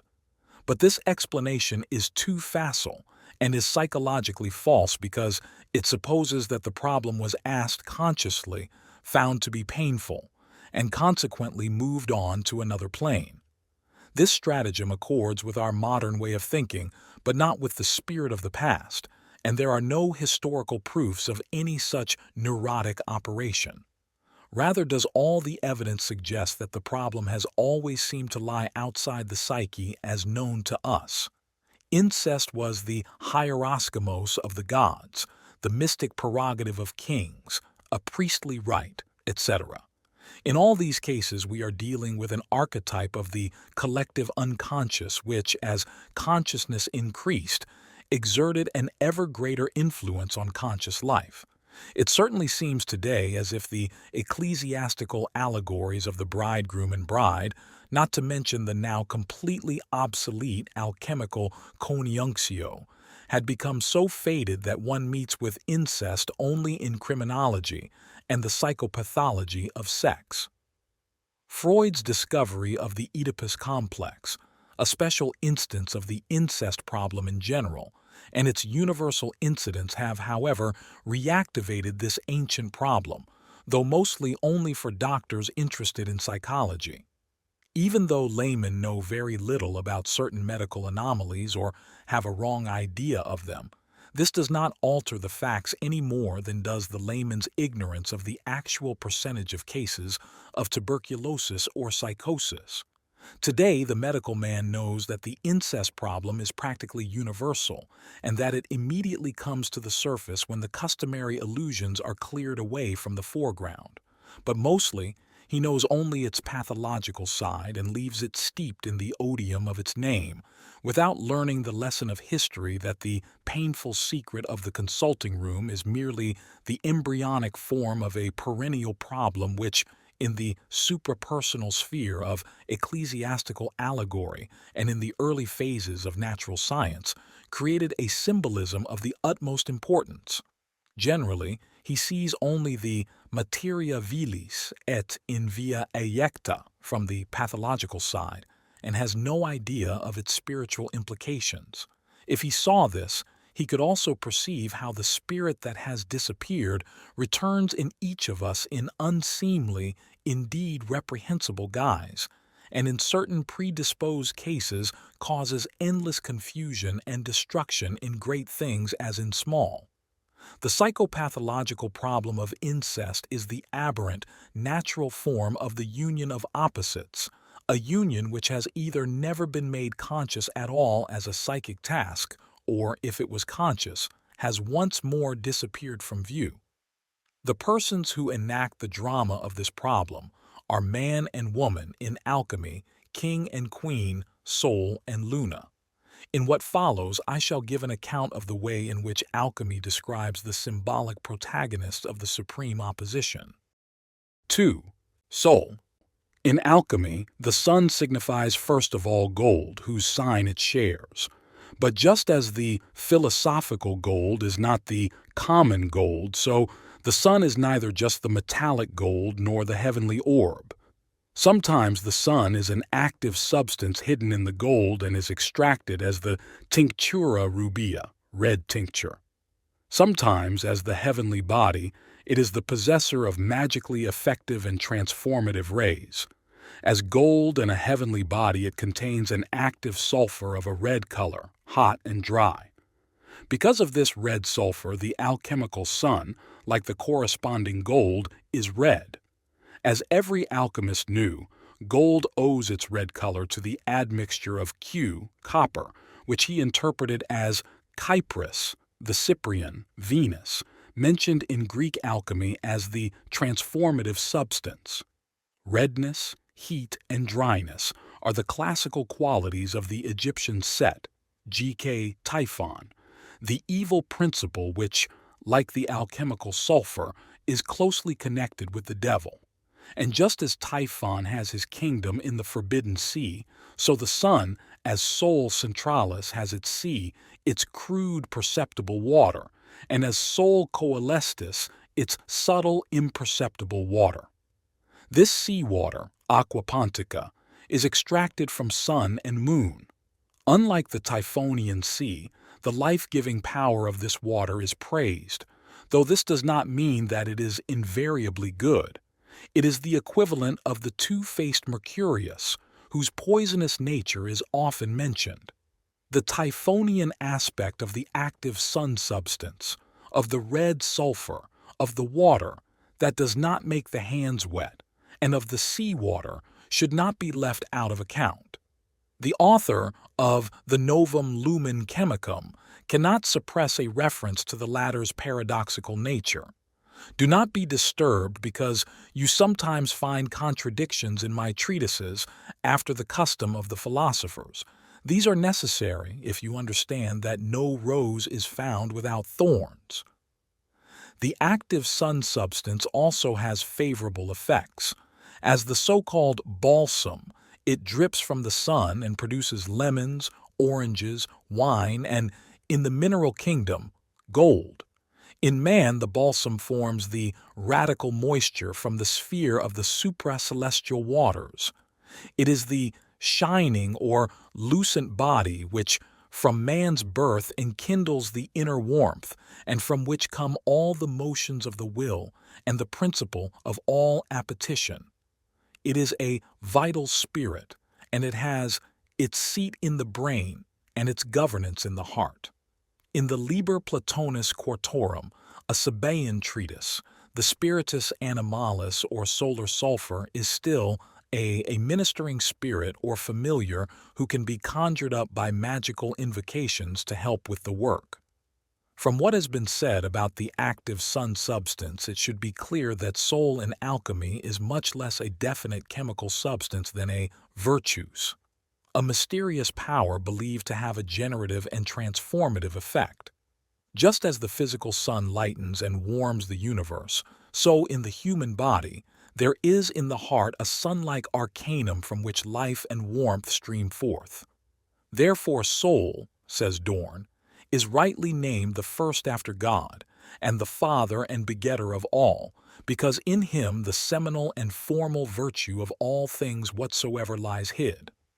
This power is called sulphur. It is a hot, demonic principle of life, having the closest affinities with the sun in the earth, the central fire, or ignis gehennalis, fire of hell. Hence there is also a sol niger, a black sun, which coincides with the nigredo and putrefactio, the state of death. Like Mercurius, soul in alchemy is ambivalent.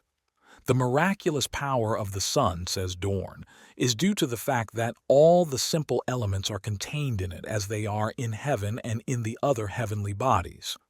We say that the sun is a single element, he continues, tacitly identifying it with the quintessence. This view is explained by a remarkable passage from the Concilium Coniunctii. The philosophers maintain that the father of the gold and silver is the animating principle, animal, of earth and water, or man or part of a man, such as hair, blood, menstruum, etc.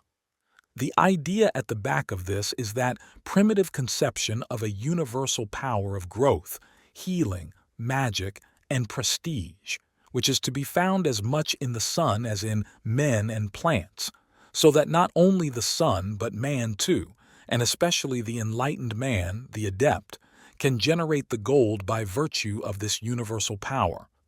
It was clear to Dorn, and to other alchemists as well, that the gold was not made by the usual chemical procedures, for which reason he called gold-making, chrysopoeia, a miracle.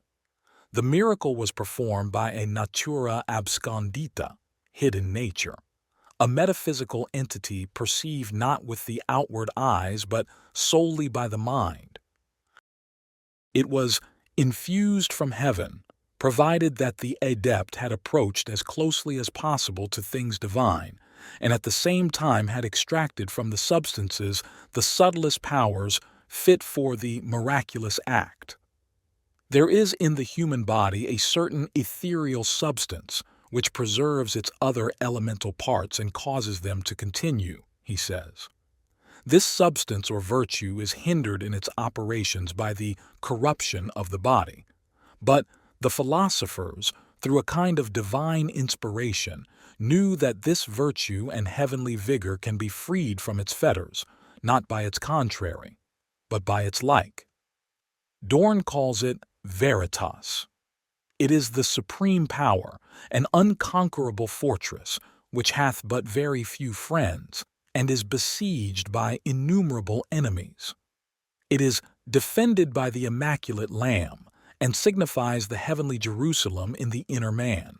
In this fortress is the true and indubitable treasure, which is not eaten into by moths, nor dug out by thieves, but remaineth forever, and is taken hence after death. For Dorn, then, the spark of divine fire implanted in man becomes what Goethe in his original version of Faust called Faust's Intellecti, which was carried away by the angels. This supreme treasure the animal man understandeth not. We are made like stones, having eyes and seeing not. After all this, we can say that the alchemical soul as a certain luminosity, quaedam luminositas, is in many respects equal to the lumen naturae. This was the real source of illumination in alchemy, and from alchemy Paracelsus borrowed this same source in order to illuminate the art of medicine. Thus the concept of soul has not a little to do with the growth of modern consciousness, which in the last 2 centuries has relied more and more on the observation and experience of natural objects. Soul, therefore, seems to denote an important psychological fact. Consequently, it is well worthwhile delineating its peculiarities in greater detail on the basis of the very extensive literature. Generally, soul is regarded as the masculine and active half of Mercurius, a supraordinate concept whose psychology I have discussed in a separate study. Since, in his alchemical form, Mercurius does not exist in reality, he must be an unconscious projection, and because he is an absolutely fundamental concept in alchemy, he must signify the unconscious itself. He is by his very nature the unconscious, where nothing can be differentiated, but as a spiritus vegetativus, living spirit. He is an active principle and so must always appear in reality in differentiated form. He is therefore fittingly called duplex, both active and passive. The ascending active part of him is called soul, and it is only through this that the passive part can be perceived. The passive part, therefore, bears the name of Luna, because she borrows her light from the sun. Mercurius demonstrably corresponds to the cosmic nous of the classical philosophers. The human mind is a derivative of this, and so, likewise, is the diurnal life of the psyche, which we call consciousness. Consciousness requires as its necessary counterpart a dark, latent, non-manifest side, the unconscious, whose presence can be known only by the light of consciousness. Just as the day star rises out of the nocturnal sea, so ontogenetically and phylogenetically, consciousness is born of unconsciousness and sinks back every night to this primal condition. This duality of our psychic life is the prototype and archetype of the Sol Luna symbolism. So much did the alchemist sense the duality of his unconscious assumptions that, in the face of all astronomical evidence, he equipped the sun with a shadow. The sun and its shadow bring the work to perfection. Michael Meyer, from whom this saying is taken, avoids the onus of explanation by substituting the shadow of the earth for the shadow of the sun in the 45th discourse of his Scrutinium. Evidently, he could not wholly shut his eyes to astronomical reality. But then he cites the classical saying of Hermes, "Sun, extract from the ray its shadow," thus giving us clearly to understand that the shadow is contained in the sun's rays and hence could be extracted from them, whatever that might mean. Closely related to this saying is the alchemical idea of a black sun, often mentioned in the literature. This notion is supported by the self-evident fact that without light there is no shadow, so that, in a sense, the shadow too is emitted by the sun. For this, physics requires a dark object interposed between the sun and the observer, a condition that does not apply to the alchemical soul, since occasionally it appears as black itself. It contains both light and darkness. For what, in the end, asks Meyer, is this sun without a shadow, the same as a bell without a clapper? While soul is the most precious thing, its shadow is res vilissima, or quid vilius alga, more worthless than seaweed. The antinomian thinking of alchemy counters every position with a negation and vice versa. Outwardly, they are bodily things, but inwardly they are spiritual, says Senior. This view is true of all alchemical qualities, and each thing bears in itself its opposite. To the alchemical way of thinking, the shadow is no mere privatio lucis. Just as the bell and its clapper are of a tangible substantiality, so too are light and shadow. Only thus can the saying of Hermes be understood.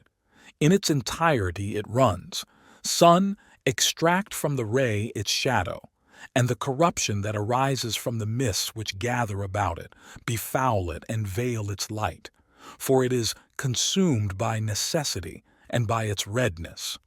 Here, the shadow is thought of quite concretely. It is a mist that is capable not only of obscuring the sun, but of befouling it, coinquinar, a strong expression. The redness, rubedo, of the sun's light is a reference to the red sulphur in it, the active burning principle, destructive in its effects. In man, the natural sulphur, Dorn says, is identical with an elemental fire which is the cause of corruption, and this fire is enkindled by an invisible sun unknown to many, that is, the sun of the philosophers. The natural sulphur tends to revert to its first nature, so that the body becomes sulphurous and fitted to receive the fire that corrupts man back to his first essence. The sun is evidently an instrument in the physiological and psychological drama of return to the prima materia, the death that must be undergone if man is to get back to the original condition of the simple elements and attain the incorrupt nature of the pre-worldly paradise. For Dorn, this process was spiritual and moral as well as physical. Soul appears here in a dubious, indeed a sulphurous light. It corrupts, obviously, because of the sulphur it contains. Accordingly, soul is the transformative substance, the prima materia as well as the gold tincture. The anonymous treatise De Arte Chimica distinguishes two parts or stages of the lapis. The first part is called the sol terrenus, earthly sun. Without the earthly sun, the work is not perfected. In the second part of the work, soul is joined with Mercurius. On earth, these stones are dead, and they do nothing unless the activity of man is applied to them. Consider the profound analogy of the gold. The ethereal heaven was locked to all men, so that all men had to descend into the underworld, where they were imprisoned forever. But Christ Jesus unlocked the gate of the heavenly Olympus and threw open the realm of Pluto, that the souls might be freed when the Virgin Mary, with the cooperation of the Holy Ghost in an unutterable mystery and deepest sacrament, conceived in her virgin womb that which was most excellent in heaven and upon earth, and finally bore for us the Redeemer of the whole world, who by his overflowing goodness shall save all who are given up to sin, if only the sinner shall turn to him. But the Virgin remained incorrupt and inviolate. Therefore not without good reason is Mercurius made equal, equiparator, to the most glorious and worshipful Virgin Mary. It is evident from this that the CONIUNCTIO of soul and Mercurius is a hieroskimos, with Mercurius playing the role of bride. If one does not find this analogy too offensive, one may ask oneself with equanimity whether the arcanum of the opus alchemicum, as understood by the old masters, may not indeed be considered an equivalent of the dogmatic mystery. For the psychologist, the decisive thing here is the subjective attitude of the alchemist. As I have shown in psychology and alchemy, such a profession of faith is by no means unique. The metaphorical designation of Christ as soul in the language of the Church Fathers was taken quite literally by the alchemists and applied to their soul Tyrannus. When we remember that the alchemical soul corresponds psychologically to consciousness, the diurnal side of the psyche, we must add the Christ analogy to this symbolism. Christ appears essentially as the son of his mother bride. The role of the son does in fact devolve upon ego consciousness, since it is the offspring of the maternal unconscious. Now, according to the arch authority, the Tabula Smaragdina, soul is the father of Mercurius, who in the above quotation appears as feminine and as the mother bride. In that capacity, Mercurius is identical with Luna, and, via the Luna Mary Ecclesia symbolism, is equated with the Virgin. Thus the treatise Exercitationes in Turbam says, "As blood is the origin of flesh, so is Mercurius the origin of soul." And thus Mercurius is soul and soul is Mercurius. Soul is therefore father and son at once, and his feminine counterpart is mother and daughter in one person. Furthermore, soul and Luna are merely aspects of the same substance that is simultaneously the cause and the product of both, namely Mercurius duplex, of whom the philosophers say that he contains everything that is sought by the wise. This train of thought is based on a quaternity. Although the soul symbolism is reminiscent of the dogmatic models, its basic schema is very different.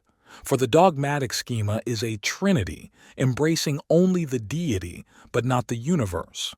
The alchemical schema appears to embrace only the material world, yet, on account of its quaternary character, it comes near to being a representation of totality as exemplified in the symbol of the cross erected between heaven and earth. The cross is by implication the Christian totality symbol. As an instrument of torture, it expresses the sufferings on earth of the incarnate God, and as a quaternity, it expresses the universe, which also includes the material world. If we now add to this cruciform schema the four protagonists of the divine world drama, the Father as auctor rerum, the Son, his counterpart the devil, to fight whom he became man, and the Holy Ghost, we get the following quaternity. I will not discuss the various aspects of this quaternity more closely here, as I have already done so in a separate study. I mention it only for comparison with the alchemical one. Quaternities such as these are logical characteristics of Gnostic thinking, which Köpken has aptly called circular. We have already met similar figures in our account of the opposites, which were often arranged in quaternities. The rhythm of both schemas is divided into 3 steps. The alchemical drama leads from below upwards, from the darkness of the earth to the winged spiritual filius macrocosmi and to the lux moderna. The Christian drama, on the other hand, represents the descent of the kingdom of heaven to earth. One has the impression of a mirror world, as if the God-man coming down from above, as in the Gnostic legend, were reflected in the dark waters of physis. The relation of the unconscious to the conscious mind is to a certain extent complementary, as elementary psychogenic symptoms and dreams caused by simple somatic stimuli prove. Hence the strange idea, taught for instance by Rudolf Steiner, that the hereafter possesses qualities complementary to those of this world. Careful observation and analysis show, however, that not all dreams can be regarded mechanically as mere complementary devices, but must be interpreted rather as attempts at compensation, though this does not prevent very many dreams from having, on a superficial view, a distinct complementary character. Similarly, we could regard the alchemical movement as a reflection of the Christian one. Kupkin makes a significant distinction between two aspects of Christ, the descending incarnate God and the ascending Gnostic Christ who returns to the Father. We cannot regard the latter as the same as the alchemical Filius Regius, although Kupkin's schema offers an exact parallel to the alchemical situation. The Redeemer figure of alchemy is not commensurable with Christ. Whereas Christ is God and is begotten by the Father, the Filius Regius is the soul of nature, born of the world-creating Logos, of the sapientia Dei sunk in matter. The Filius Regius is also a son of God, though of more distant descent and not begotten in the womb of the Virgin Mary, but in the womb of Mother Nature. He is a third sonship in the Basilidian sense. No traditional influences should be invoked in considering the conceptual structure of this Filius. He is more an autochthonous product deriving from an unconscious, logical development of trends which had already reached the field of consciousness in the early Christian era, impelled by the same unconscious necessity as produced the later development of ideas. For, as our modern experience has shown, the collective unconscious is a living process that follows its own inner laws and gushes up like a spring at the appointed time. That it did so in alchemy in such an obscure and complicated way was due essentially to the great psychological difficulties of antinomian thinking, which continually came up against the demand for the logical consistency of the metaphysical figures, and for their emotional absoluteness. The bonum super excedens of God allows no integration of evil.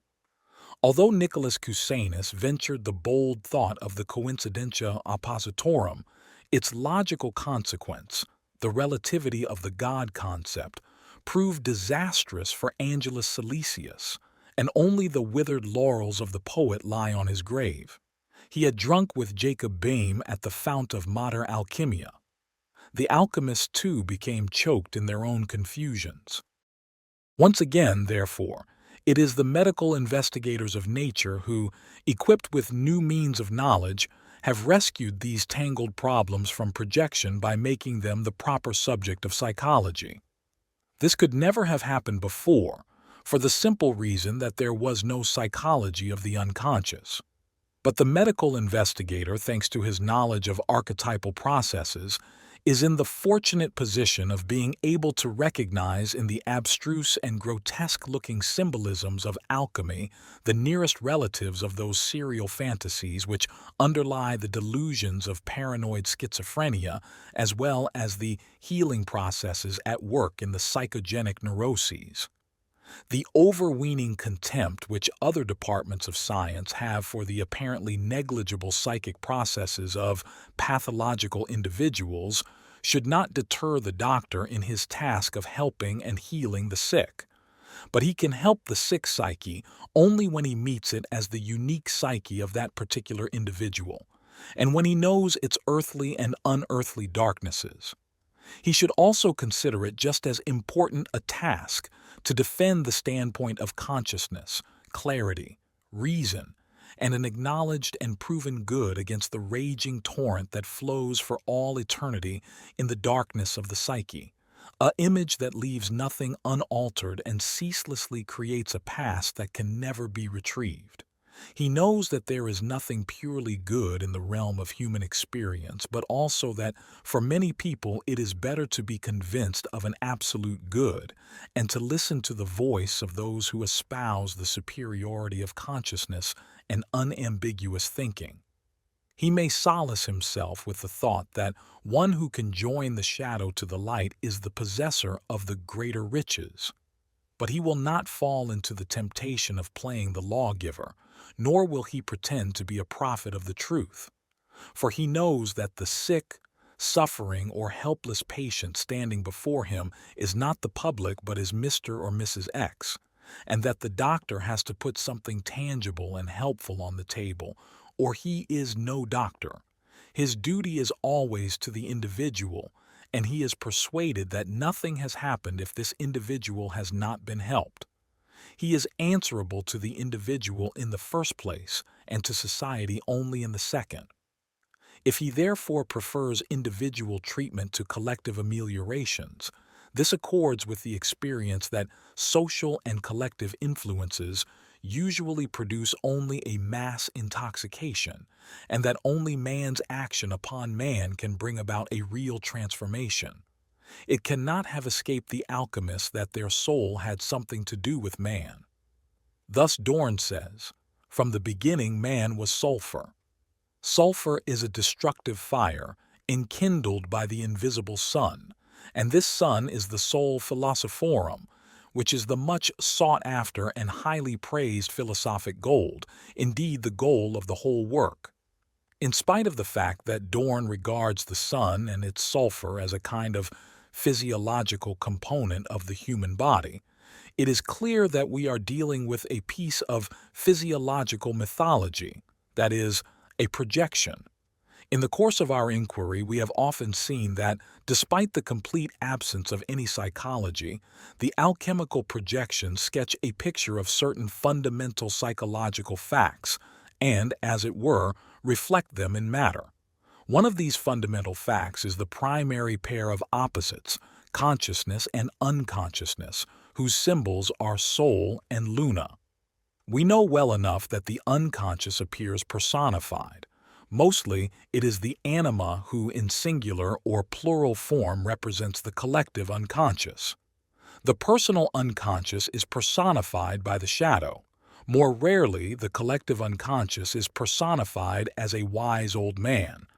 I am speaking here only of masculine psychology, which alone can be compared with that of the alchemists. It is still rarer for Luna to represent the nocturnal side of the psyche in dreams. But in the products of active imagination, the symbol of the moon appears much more often, as also does the sun, which represents the luminous realm of the psyche and our diurnal consciousness. The modern unconscious has little use for sun and moon as dream symbols. Illumination, a light dawns, it is becoming clear, etc., can be expressed just as well or even better in modern dreams by switching on the electric light. It is therefore not surprising if the unconscious appears in projected and symbolized form, as there is no other way by which it might be perceived. But this is apparently not the case with consciousness. Consciousness, as the essence of all conscious contents, seems to lack the basic requirements for a projection. Properly understood, projection is not a voluntary happening.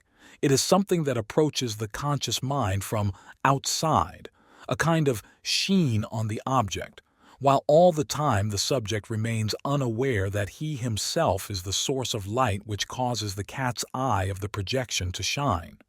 Luna is therefore conceivable as a projection, but Sol as a projection, since it symbolizes consciousness, seems at first glance a contradiction in terms, yet Sol is no less a projection than Luna. For just as we perceive nothing of the real sun but light and heat, and, apart from that, can know its physical constitution only by inference, so our consciousness issues from a dark body, the ego, which is the indispensable condition for all consciousness, the latter being nothing but the association of an object or a content with the ego. The ego, ostensibly the thing we know most about, is in fact a highly complex affair full of unfathomable obscurities. Indeed, one could even define it as a relatively constant personification of the unconscious itself, or as the Schopenhauerian mirror in which the unconscious becomes aware of its own face.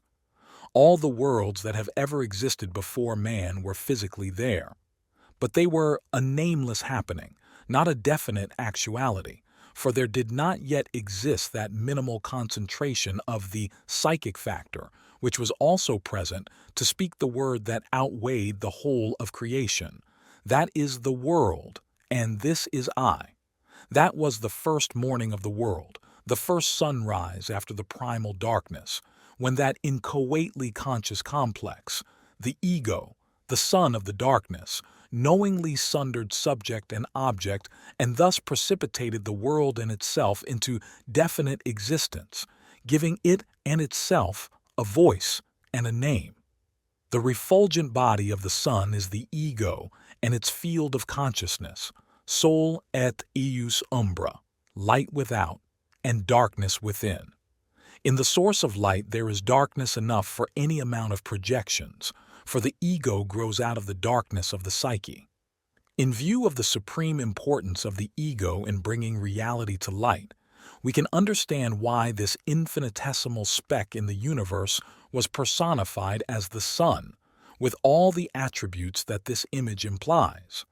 As the medieval mind was incomparably more alive than ours to the divine quality of the sun, we may assume that the totality character of the sun image was implicit in all its allegorical or symbolic applications. Among the significations of the sun as totality, the most important was its frequent use as a god image, not only in pagan times but in the sphere of Christianity as well. Although the alchemists came very close to realizing that the ego was the mysteriously elusive arcane substance and the longed-for lapis, they were not aware that with their sun symbol they were establishing an intimate connection between God and the ego. As already remarked, projection is not a voluntary act. It is a natural phenomenon beyond the interference of the conscious mind and peculiar to the nature of the human psyche. If, therefore, it is this nature that produces the sun symbol, nature herself is expressing an identity of God and ego. In that case, only unconscious nature can be accused of blasphemy, but not the man who is its victim. It is the rooted conviction of the West that God and the ego are worlds apart. In India, on the other hand, their identity was taken as self-evident. It was the nature of the Indian mind to become aware of the world-creating significance of the consciousness manifested in man. The West, on the contrary, has always emphasized the littleness, weakness, and sinfulness of the ego, despite the fact that it elevated one man to the status of divinity. The alchemists at least suspected man's hidden godlikeness, and the intuition of Angelus Silesius finally expressed it without disguise. The East resolves these confusing and contradictory aspects by merging the ego, the personal Atman, with the universal Atman, and thus explaining the ego as the veil of Maya. The Western alchemist was not consciously aware of these problems, but when his unspoken assumptions and his symbols reached the plane of conscious gnosis, as was the case with Angelus Silesius, it was precisely the littleness and lowliness of the ego that impelled him to recognize its identity with its extreme opposite.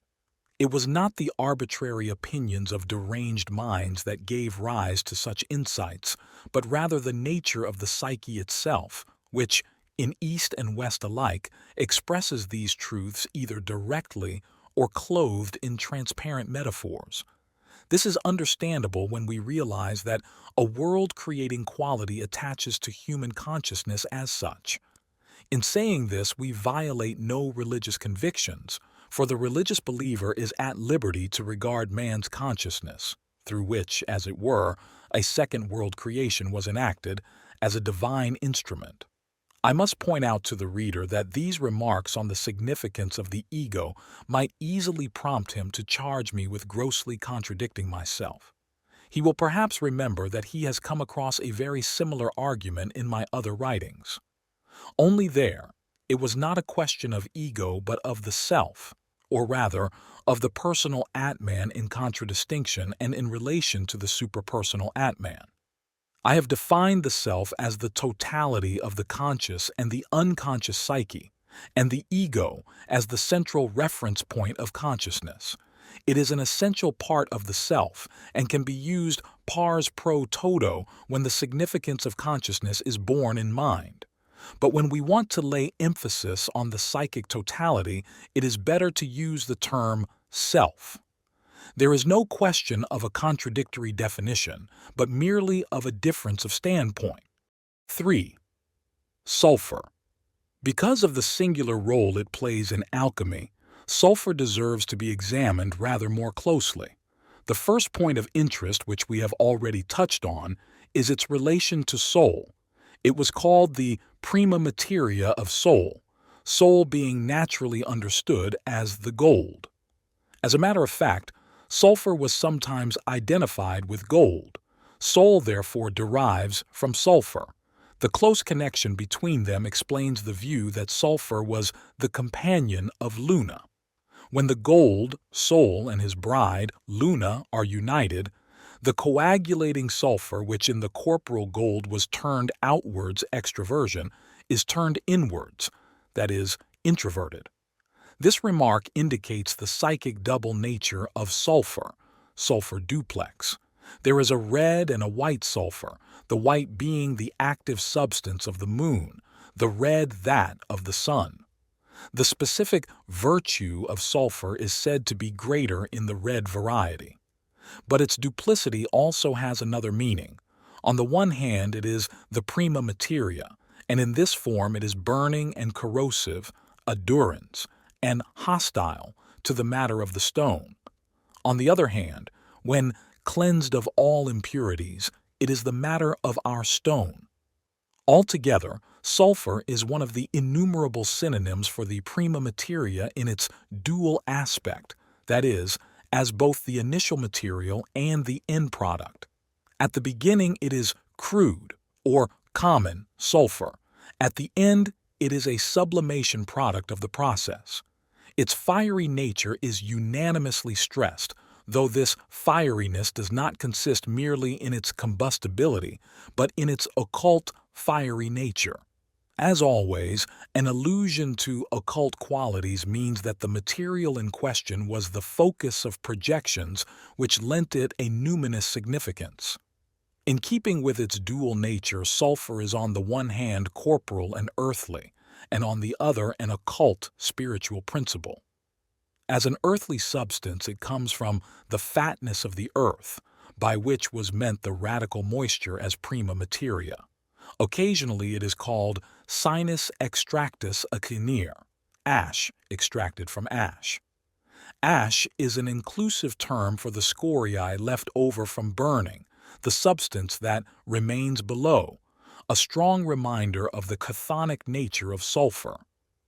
The red variety is thought of as masculine, and under this aspect it represents the gold or soul.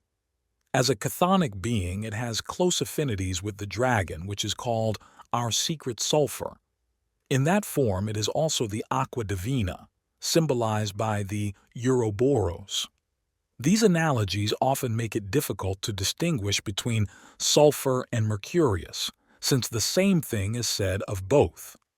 This is our natural, most sure fire, our Mercurius, our sulfur, says the Tractatus Aureus de Lapide. In the turba, quicksilver is a fiery body that behaves in exactly the same way as sulfur. For Paracelsus, sulfur, together with sal, salt, is the begetter of Mercurius, who is born of the sun and moon, or it is found in the depths of the nature of Mercurius, or it is of the nature of Mercurius, or sulfur and Mercurius are brother and sister. Sulfur is credited with Mercurius's power to dissolve, kill, and bring metals to life. This intimate connection with Mercurius makes it evident that sulfur is a spiritual or psychic substance of universal import, of which nearly everything may be said that is said of Mercurius. Thus, sulfur is the soul not only of metals but of all living things. In the Tractatus Aureus, it is equated with nostra anima, our soul. The turba says, the sulfurs are souls that were hidden in the four bodies. Paracelsus likewise calls sulfur the soul. In Mylius, sulfur produces the ferment, or soul which gives life to the imperfect body. The Tractatus Mercurius says, until the green sun appears, who is its soul, which the philosophers have called the green bird and bronze and sulfur. The soul is also described as the hidden part occultum of the sulfur. In the sphere of Christian psychology, green has a spermatic procreative quality, and for this reason it is the color attributed to the Holy Ghost as the creative principle. Accordingly, Dorn says, the male and universal seed, the first and most potent, is the solar sulphur, the first part and most potent cause of all generation. It is the life spirit itself. In his De Tenebri contra Naturam, Dorn says, we have said before that the life of the world is the light of nature and the celestial sulphur, whose substrate, subjectum, is the etheric moisture and the heat of the firmament, namely Sol and Luna. Sulphur has here attained cosmic significance and is equated with the light of nature, the supreme source of knowledge for the natural philosophers. But this light does not shine unhindered, says Dorn. It is obscured by the darkness of the elements in the human body. For him, therefore, sulphur is a shining heavenly being. Though this sulphur is a son who comes from imperfect bodies, he is ready to put on the white and purple garments. In Ripley, he is a spirit of generative power who works in the moisture. In the treatise De Sulphur, he is the virtue of all things and the source of illumination and of all knowledge. He knows, in fact, everything. In view of the significance of sulphur, it is worth our while to take a look at its effects as described by the alchemists. Above all, it burns and consumes. The little power of this sulphur is sufficient to consume a strong body. The strong body is the sun, as is clear from the saying, sulphur blackens the sun and consumes it. Then it causes or signifies the putrefactio, which in our day was never seen, says the Rosarium. A third capacity is that of coagulating, and a fourth and fifth those of tincturing, tingere, colorar, and maturing, maturar. Its putrefying effect is also understood as its ability to corrupt. Sulphur is the cause of imperfection in all metals, the corrupter of perfection, causing the blackness in every operation.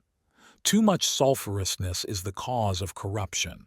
It is bad and not well mixed, of an evil, stinking odor, and of feeble strength. Its substance is dense and tough, and its corruptive action is due on the one hand to its combustibility and on the other to its earthy feculence. It hinders perfection in all its works. These unfavorable accounts evidently impressed one of the adepts so much that in a marginal note he added diabolus to the causae corruptionis. This remark is illuminating. It forms the counterpoint to the luminous role of sulphur, for sulphur is a Lucifer or phosphorus, light bringer. From the most beautiful star in the chemic firmament down to the candelulae, little bits of sulphurous tow such as old women sell for lighting fires. In addition to so many other qualities, sulphur shares this extreme paradox with Mercurius, besides having like him a connection with Venus, though here the illusion is veiled and more discreet. Our Venus is not the common sulphur, which burns and is consumed with the combustion of the fire and of the corruption, but the whiteness of the Venus of the sages is consumed with the combustion of the white and the red, albidinis et rubidinis, and this combustion is the entire whitening delbatio of the whole work. Therefore 2 sulphurs are mentioned and 2 quicksilvers, and these the philosophers have named one and one, and they rejoice in one another, and the one contains the other. Another allusion to Venus occurs in one of the parables in De Sulphur, about an alchemist who is seeking the sulphur. His quest leads him to the grove of Venus, and there he learns through a voice, which later turns out to be Saturn's, that sulphur is held a prisoner at the command of his own mother. He is praised as the artificer of 1,000 things, as the heart of all things, as that which endows living things with understanding, as the begetter of every flower and blossom on herb and tree, and finally, as the painter of all colors. This might well be a description of Eros. In addition, we learn that he was imprisoned because, in the view of the alchemists, he had shown himself too obliging towards his mother. Although we are not told who his mother was, we may conjecture that it was Venus herself who shut up her naughty Cupid. This interpretation is corroborated by the fact, firstly, that sulphur, unknown to the alchemist, was in the grove of Venus. Woods, like trees, have a maternal significance. Secondly, that Saturn introduced himself as the governor of the prison, and all alchemists with knowledge of astrology would have been familiar with the secret nature of Saturn. Thirdly, that after the disappearance of the voice, the alchemist, falling asleep, saw in the same grove a fountain, and near it the personified sulphur. And finally, that the vision ends with the chemical embrace in the bath. Here, Venus is undoubtedly the Amor Sapientiae, who puts a check on sulphur's roving charms.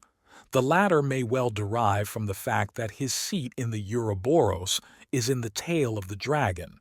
Sulphur is the masculine element par excellence, the sperma homogeneum. And since the dragon is said to impregnate himself, his tail is the masculine and his mouth the feminine organ.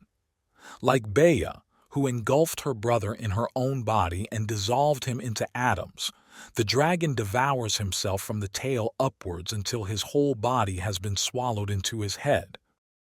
Being the inner fire of Mercurius, sulphur obviously partakes of his most dangerous and most evil nature, his violence being personified in the dragon and the lion, and his concupiscence in Hermes Kalenios. The dragon whose nature sulphur shares is often spoken of as the dragon of Babel, or, more accurately, the dragon's head, caput draconis, which is a most pernicious poison, a poisonous vapor breathed out by the flying dragon. The dragon's head comes with great swiftness from Babylon. However, the winged dragon that stands for Quicksilver becomes a poison-breathing monster only after its union with the wingless dragon, which corresponds to sulphur. Sulphur here plays an evil role that accords well with the sinful Babel. Furthermore, this dragon is equated with the human-headed serpent of paradise, which had the imago et similitudo Dei in its head, this being the deeper reason why the dragon devours its hated body. His head lives in eternity, and therefore it is called glorious life, and the angels serve him. This is a reference to Matthew 4:11. Then the devil leaveth him, and behold, angels came and ministered unto him. Hence we get the parallel of the dragon's head with Christ, corresponding to the Gnostic view that the Son of the highest divinity took on the form of the serpent in paradise in order to teach our first parents the faculty of discrimination, so that they should see that the work of the demiurge was imperfect. As the son of the 7 planets, the dragon is clearly the filius macrocosmi, and as such, a parallel figure to Christ and at the same time, his rival. The dragon's head contains the precious stone, which means that consciousness contains the symbolic image of the self, and just as the lapis unites the opposites, so the self assimilates contents of consciousness and the unconscious. This interpretation fully accords with the traditional significance of the dragon's head as a favorable omen. From what has been said, it should be evident that sulphur is the essence of an active substance. It is the spirit of the metals, forming with quicksilver, the other spirit of nature, the two principles and the matter of the metals, since these two principles are themselves metals in potentia. Together with Mercurius, it also forms the lapis. In fact, it is the heart of all things and the virtue of all things. Enumerating, along with water and moisture, the synonyms for the lapis as the whole secret and life of all things whatsoever, the Concilium Coniunctiis says. The oil that takes up the color, that is, the radiance of the sun, is itself sulphur. Mylius compares it to the rainbow. The sulphur shines like the rainbow above the waters. The bow of Isis stands half on the pure, liquid, and flowing water and half on the earth. Hence, the whole property of sulphur and its natural likeness are expressed by the rainbow. Thus, sulphur, so far as it is symbolized by the rainbow, is a divine and wonderful experience.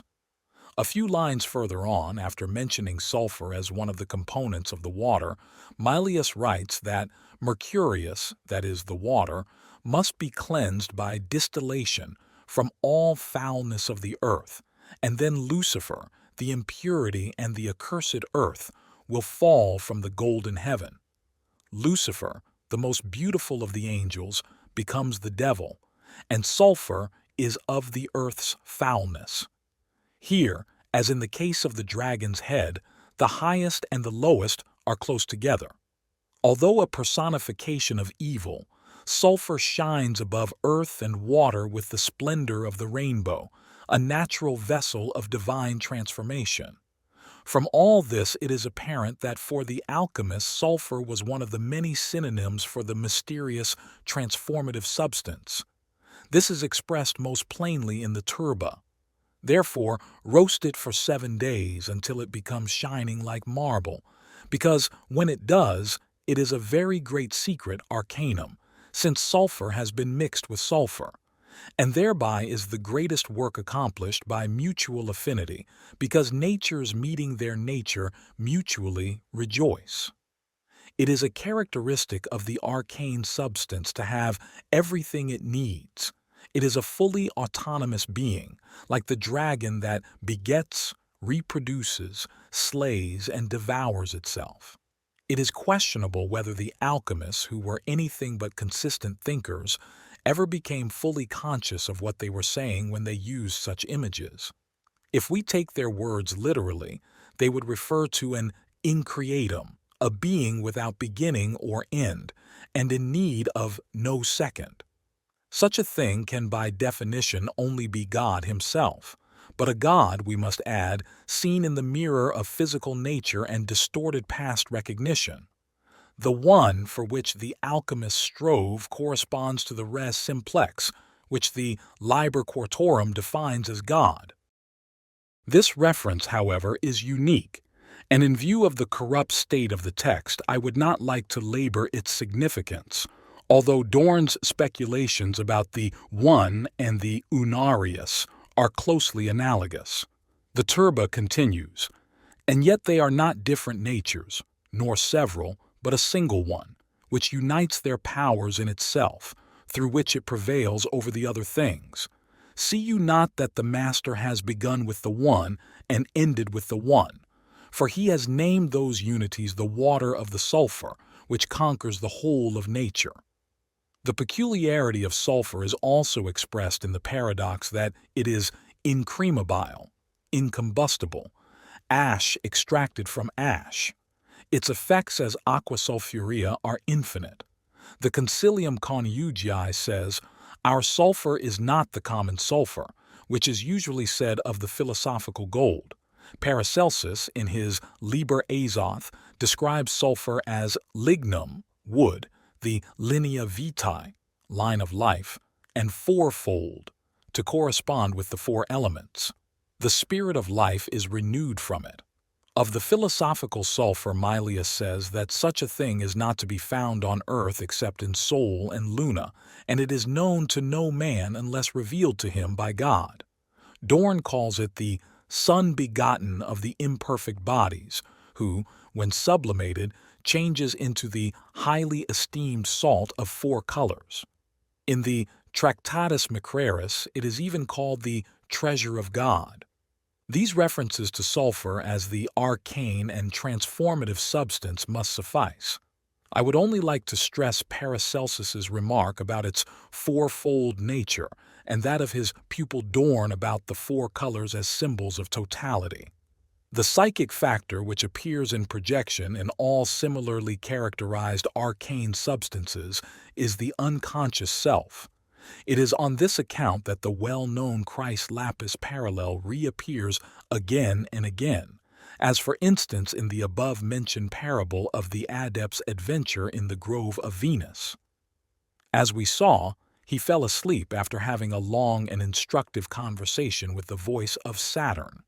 In his dream he beholds the figures of two men by the fountain in the grove, one of them Sulphur, the other Sal. A quarrel arises, and Sal gives Sulphur an incurable wound. Blood pours from it in the form of whitest milk. As the adept sinks deeper into sleep, it changes into a river. Diana emerges from the grove and bathes in the miraculous water. A prince, Sol, passing by, espies her.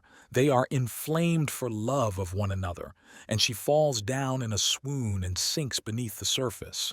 The prince's retinue refuse to rescue her for fear of the perilous water, whereupon the prince plunges in and is dragged down by her to the depths. Immediately their souls appear above the water and explain to the adept that they will not go back into bodies so polluted, and are glad to be quit of them. They would remain afloat until the fogs and clouds have disappeared. At this point the adept returns to his former dream, and with many other alchemists he finds the corpse of Sulphur by the fountain. Each of them takes a piece and operates with it, but without success. We learn further that Sulphur is not only the medicina, but also the medicus, the wounded physician. Sulphur suffers the same fate as the body that is pierced by the lance of Mercurius. In Reusner's Pandora, the body is symbolized as Christ, the second Adam, pierced by the lance of a mermaid or a Lilith or Edom. This analogy shows that sulphur as the arcane substance was set on a par with Christ, so that for the alchemists it must have meant something very similar. We would turn away in disgust from such an absurdity were it not obvious that this analogy, sometimes in clear and sometimes in veiled form, was thrust upon them by the unconscious. Certainly there could be no greater disparity than that between the holiest conception known to man's consciousness and sulphur with its evil-smelling compounds. The analogy, therefore, is in no sense evidential, but can only have arisen through intense and passionate preoccupation with the chemical substance, which gradually formed a tertium comparationis in the alchemist's mind and forced it upon him with the utmost insistence. The common denominator of these two utterly incommensurable conceptions is the self, the image of the whole man, which reached its finest and most significant development in the ecce homo, and on the other hand appears as the meanest, most contemptible, and most insignificant thing, and manifests itself to consciousness precisely in that guise. As it is a concept of human totality, the self is by definition greater than the ego-conscious personality, embracing besides this the personal shadow and the collective unconscious. Conversely, the entire phenomenon of the unconscious appears so unimportant to ego-consciousness that we would rather explain it as a privatio lucis than allow it an autonomous existence. In addition, the conscious mind is critical and mistrustful of everything hailing from the unconscious, convinced that it is suspect and somehow dirty. Hence, the psychic phenomenology of the self is as full of paradoxes as the Hindu conception of the Atman, which on the one hand embraces the universe and on the other dwells no bigger than a thumb in the heart. The Eastern idea of Atman Purusha corresponds psychologically to the Western figure of Christ, who is the second person of the Trinity and God himself, but so far as his human existence is concerned, conforms exactly to the suffering servant of God in Isaiah, from his birth in a stable among the animals to his shameful death on the cross between two thieves. The contrast is even sharper in the Nicene picture of the Redeemer, as reported by Hippolytus. "Lift up your heads, O ye gates, and be ye lift up, ye everlasting doors, and the King of glory shall come in." This is the wonder of wonders. For who, saith he, the Nicene, is this King of glory? A worm and no man, a reproach of men, and despised of the people. This same is the king, and mighty in battle. But the battle, say the Nascenes, refers to the warring elements in the body. This association of the passage from the Psalms with the idea of conflict is no accident, for psychological experience shows that the symbols of the self appear in dreams and in active imagination at moments of violent collision between two opposite points of view, as compensatory attempts to mitigate the conflict and make enemies friends. Therefore, the lapis, which is born of the dragon, is extolled as a savior and mediator since it represents the equivalent of a redeemer sprung from the unconscious. The Christ lapis parallel vacillates between mere analogy and far-reaching identity, but in general it is not thought out to its logical conclusion so that the dual focus remains. This is not surprising since even today, most of us have not got round to understanding Christ as the psychic reality of an archetype, regardless of his historicity.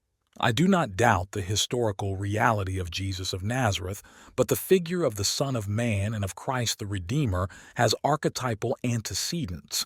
It is these that form the basis of the alchemical analogies. As investigators of nature, the alchemists showed their Christian attitude by their pistis in the object of their science, and it was not their fault if in many cases the psyche proved stronger than the chemical substance and its well-guarded secrets by distorting the results. It was only the acuter powers of observation in modern man which showed that weighing and measuring provided the key to the locked doors of chemical combination, after the intuition of the alchemists had stressed for centuries the importance of measure, number, and weight. The prime and most immediate experience of matter was that it is animated, which for medieval man was self-evident. Indeed, every Mass, every rite of the Church, and the miraculous effect of relics all demonstrated for him this natural and obvious fact. The French Enlightenment and the shattering of the metaphysical view of the world were needed before a scientist like Lavoisier had the courage finally to reach out for the scales. To begin with, however, the alchemists were fascinated by the soul of matter, which, unknown to them, it had received from the human psyche by way of projection. For all their intensive preoccupation with matter as a concrete fact, they followed this psychic trail, which was to lead them into a region that, to our way of thinking, had not the remotest connection with chemistry. Their mental labors consisted in a predominantly intuitive apprehension of psychic facts, the intellect playing only the modest role of a famulus. The results of this curious method of research proved, however, to be beyond the grasp of any psychology for several centuries. If one does not understand a person, one tends to regard him as a fool. The misfortune of the alchemists was that they themselves did not know what they were talking about. Nevertheless, we possess witnesses enough to the high esteem in which they held their science and to the wonderment which the mystery of matter instilled into them. For they discovered, to keep to sulphur as our example, in this substance, which was one of the customary attributes of hell and the devil, as well as in the poisonous, crafty, and treacherous Mercurius, an analogy with the most sacrosanct figure of their religion. They therefore imbued this arcanum with symbols intended to characterize its malicious, dangerous, and uncanny nature, choosing precisely those which, in the positive sense, were used for Christ in the patristic literature. These were the snake, the lion, the eagle, fire, cloud, shadow, fish, stone, the unicorn and the rhinoceros, the dragon, the night raven, the man encompassed by a woman, the hen, water, and many others. This strange usage is explained by the fact that the majority of the patristic allegories have, in addition to their positive meaning, a negative one. Thus, in St. Eucherius, the rapacious wolf, in its good part, signifies the Apostle Paul, but in its bad part, the devil. From this, we would have to conclude that the alchemists had discovered the psychological existence of a shadow which opposes and compensates the conscious, positive figure.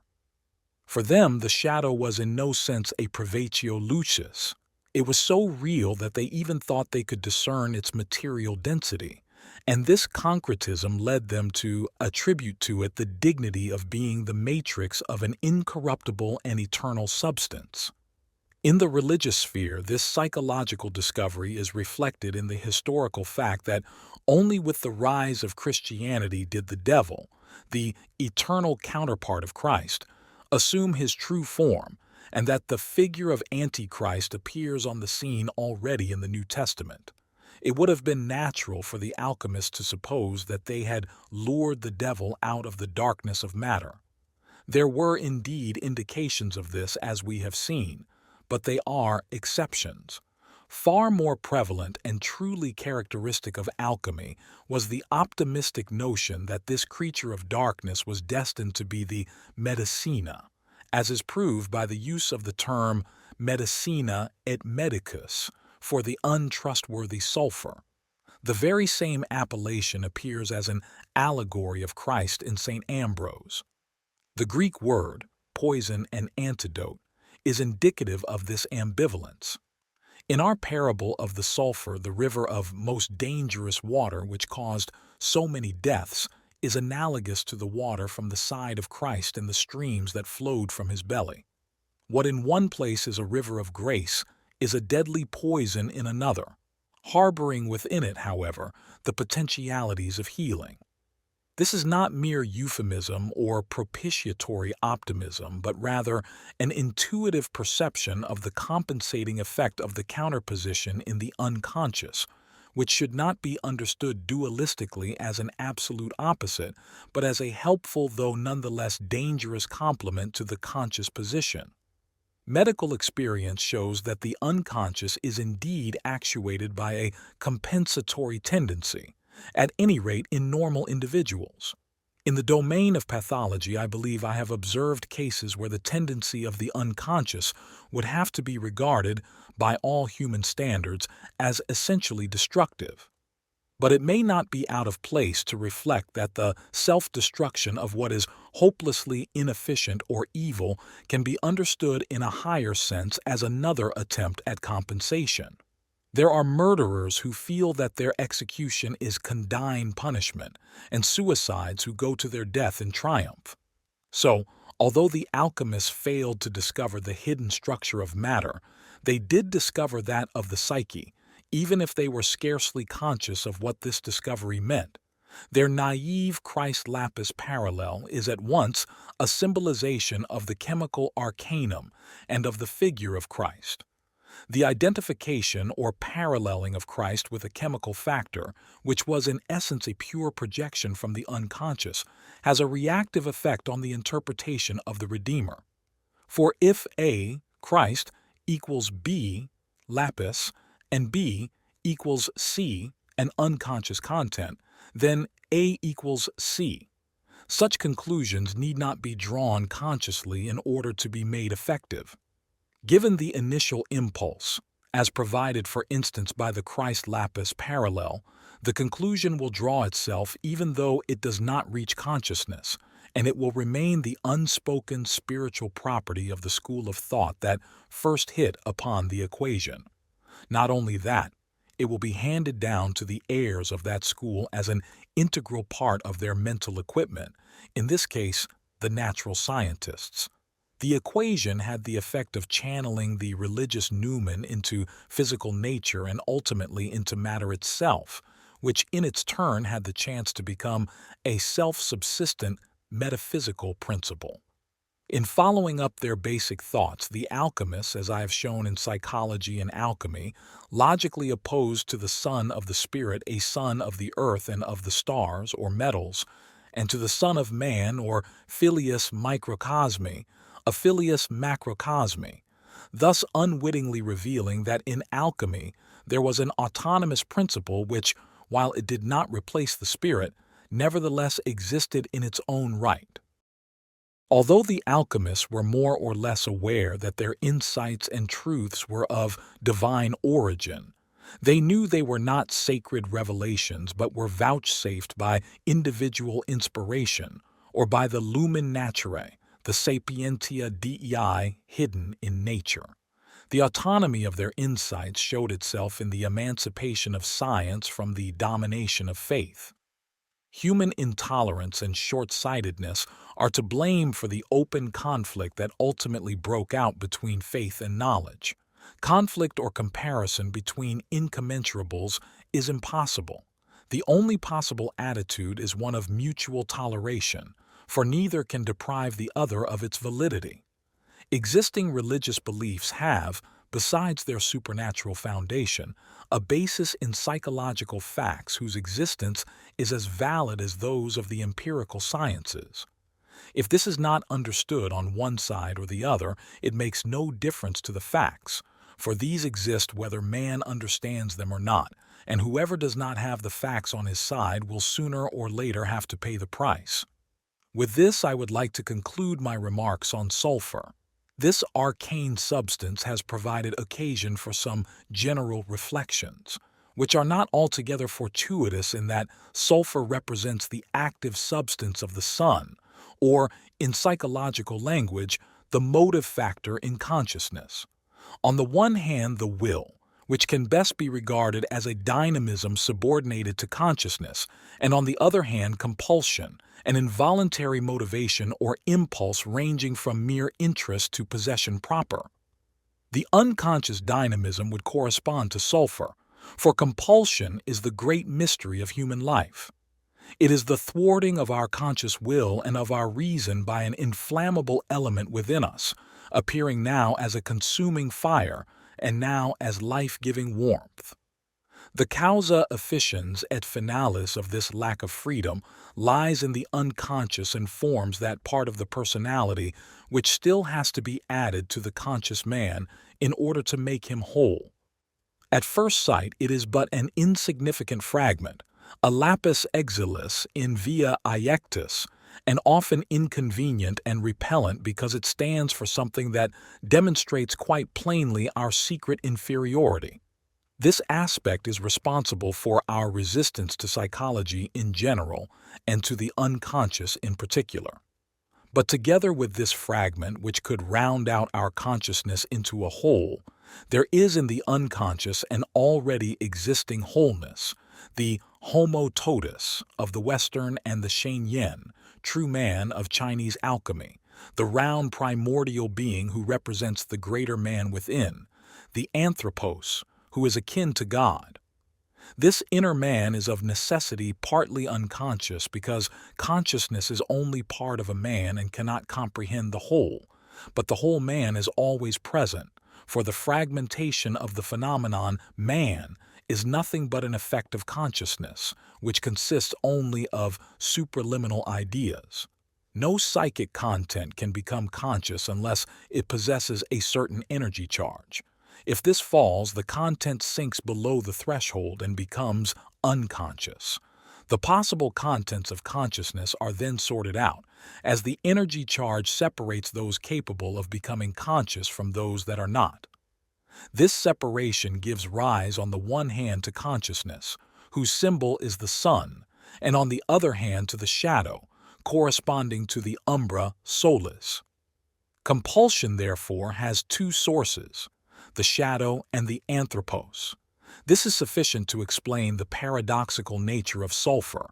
As the corrupter, it has affinities with the devil, while on the other hand it appears as a parallel of Christ. 4. Luna. A. The significance of the moon. Luna, as we have seen, is the counterpart of Sol, cold, moist, feebly shining or dark, feminine, corporeal, passive. Accordingly, her most significant role is that of a partner in the CONIUNCTIO. As a feminine deity, her radiance is mild. She is the lover. Pliny calls her a womanly and gentle star. She is the sister and bride, mother and spouse of the sun. To illustrate the sun-moon relationship, the alchemists often made use of the Song of Songs, canticles. as in the confabulation of the lover with the beloved in Aurora Consurgens. In Athens, the day of the new moon was considered favorable for celebrating marriages, and it still is an Arabian custom to marry on this day. Sun and moon are marriage partners who embrace on the 28th day of the month. According to these ancient ideas, the moon is a vessel of the sun. She is a universal receptacle of the sun in particular, and she was called infundibulum terrae, the funnel of the earth, because she receives and pours out the powers of heaven. Again, it is said that the moisture of the moon, lunaris humor, takes up the sunlight, or that Luna draws near to the sun in order to extract from him, as from a fountain, universal form and natural life. She also brings about the conception of the universal seed of the sun in the quintessence, in the belly and womb of nature. In this respect, there is a certain analogy between the moon and the earth, as stated in Plutarch and Macrobius. Aurora Consurgens says that the earth made the moon, and here we should remember that Luna also signifies silver. But the statements of the alchemists about Luna are so complex that one could just as well say that silver is yet another synonym or symbol for the arcanum Luna. Even so, a remark like the one just quoted may have been a reference to the way in which ore was supposed to have been formed in the earth. The earth receives the powers of the stars, and in it the sun generates the gold, etc. The Aurora Consurgens therefore equates the earth with the bride. I am that land of the holy promise, or at any rate it is in the earth that the hieroskimos takes place.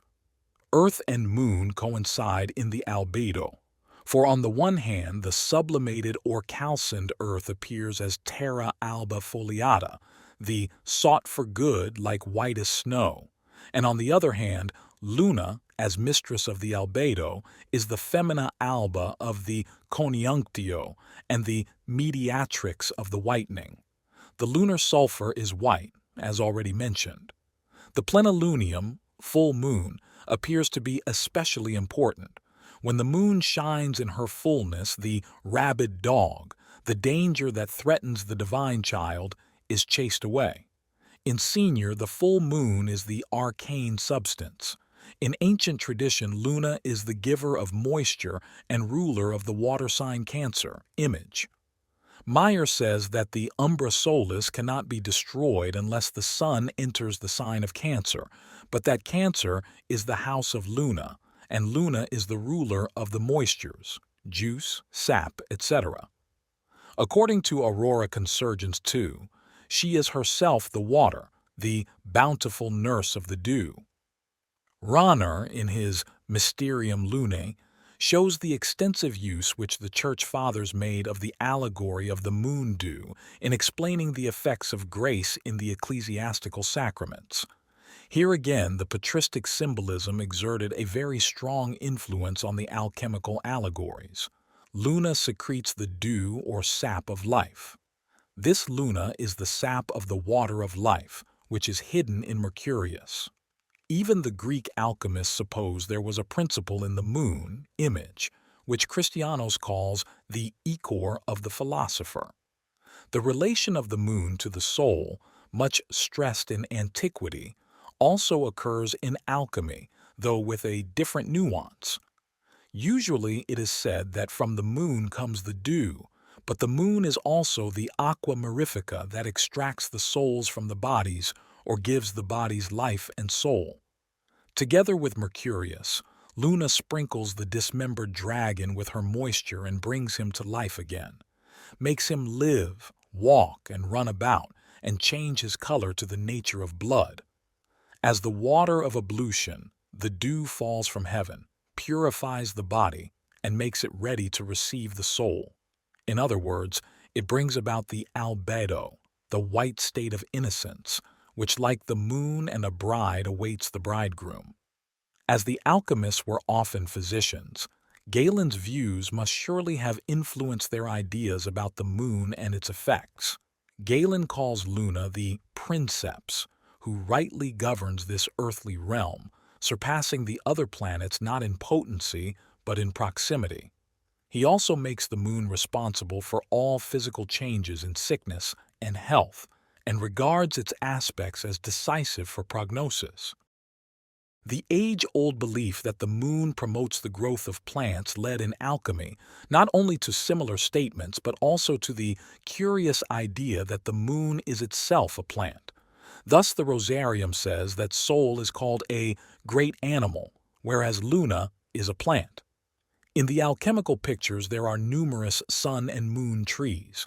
In the Super Arboretum Aristotelis, the circle of the moon perches in the form of a stork on a wonder-working tree by the grave of Hermes. Galen explains the Arbor Philosophica as follows. There is a certain herb or plant named lunatica or barisa, whose roots are metallic earth, whose stem is red, veined with black, and whose flowers are like those of the marjoram. There are 30 of them corresponding to the age of the moon in its waxing and waning. Their color is yellow. Another name for lunatica is lunaria, whose flowers Dorn mentions, attributing to them miraculous powers. Kunrath says, "From this little salty fountain grows also the tree of the sun and moon, the red and white coral tree of our sea, which is that same lunaria and whose salt is called Luna Philosophorum et Dulcedo Sapientum, sweetness of the sages."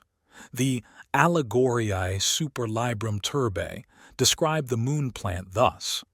In the lunar sea there is a sponge planted, having blood and sentience, sensum, in the manner of a tree that is rooted in the sea and moveth not from its place. If thou wouldst handle the plant, take a sickle to cut it with, but have good care that the blood floweth not out, for it is the poison of the philosophers. From all this it would seem that the moon plant is a kind of mandrake and has nothing to do with the botanical lunaria, honesty. In the Herbal of Tabernamontanus, in which all the magico-medicinal properties of plants are carefully listed, there is no mention of the alchemical lunatica or lunaria. On the other hand, it is evident that the lunatica is closely connected with the tree of the sea in Arabian alchemy, and hence with the Arbor Philosophica, which in turn has parallels with the Kabbalistic tree of the Sephiroth, and with the tree of Christian mysticism and Hindu philosophy. Ruhlen's remark that the sponge has understanding and Kunrath's that the essence of the lunaria is the sweetness of the sages point to the general idea that the moon has some secret connection with the human mind.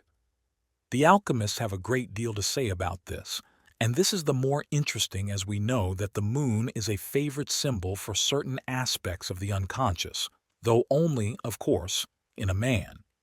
In a woman, the moon corresponds to consciousness and the sun to the unconscious. This is due to the contrasexual archetype in the unconscious, anima in a man, animus in a woman. In the Gnosis of Simon Magus, Helen, Selene, is sapientia, and the last designation also occurs in Hippolytus, for Epinoia herself dwelt in Helen at that time. In his Great Explanation, Simon says, "There are two offshoots from all the eons having neither beginning nor end, from one root, and this root is a certain power, an invisible and incomprehensible silence. One of them appears on high and is a great power, the mind of the whole, who rules all things and is a male. The other below is a great thought, a female giving birth to all things. Standing opposite one another, they pair together and cause to arise in the space between them an incomprehensible air, without beginning or end. But in it is a Father who upholds all things and nourishes that which has beginning and end. This is He who stood, stands, and shall stand, a masculo-feminine power after the likeness of the pre-existing boundless power, which has neither beginning nor end, abiding in solitude." This passage is remarkable for several reasons. It describes a CONIUNCTIO solis et lunae, which Simon, it seems, concretized in his own life with Helen, the harlot of Tyre, in her role as Ishtar. As a result of the pairing with the soror or philia mystica, there was begotten a masculo-feminine pneuma, curiously designated air. Since pneuma, like spirit, originally meant air in motion, this designation sounds archaic or else deliberately physicistic. It is evident, however, that air is used here in the spiritual sense of pneuma, since its progenitors bear names, which have a noetic character and thus pertain to the spiritual sphere. Of these three names, nous is the most general concept, and in Simon's day it was used indiscriminately with pneuma. Enoia and epinoia mean nothing that could not be rendered just as well by nous. They differ from the latter only in their special character, emphasizing the more specific contents of the inclusive term nous. Further, they are both of the feminine gender required in this context, whereas nous is masculine.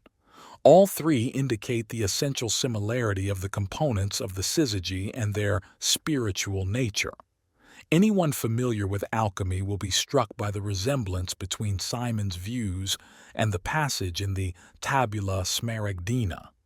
And as all things proceed from the One, through the meditation of the One, so all things proceed from this one thing, by adaptation. Its father is the sun, its mother the moon, the wind hath carried it in his belly. Since all things proceed from the meditation of the One, this is true also of Sol and Luna, who are thus endowed with an originally pneumatic character. They stand for the primordial images of the spirit, and their mating produces the filius macrocosmi.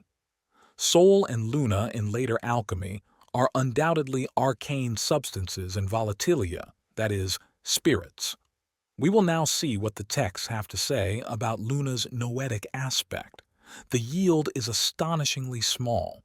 Nevertheless, there is the following passage in the Rosarium: "Unless ye slay me, your understanding will not be perfect, and in my sister the moon the degree of your wisdom increases, and not with another of my servants, even if ye know my secret."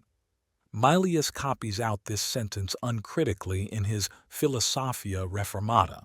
Both he and the Rosarium give the source as the Metaphora Bellini de Sol.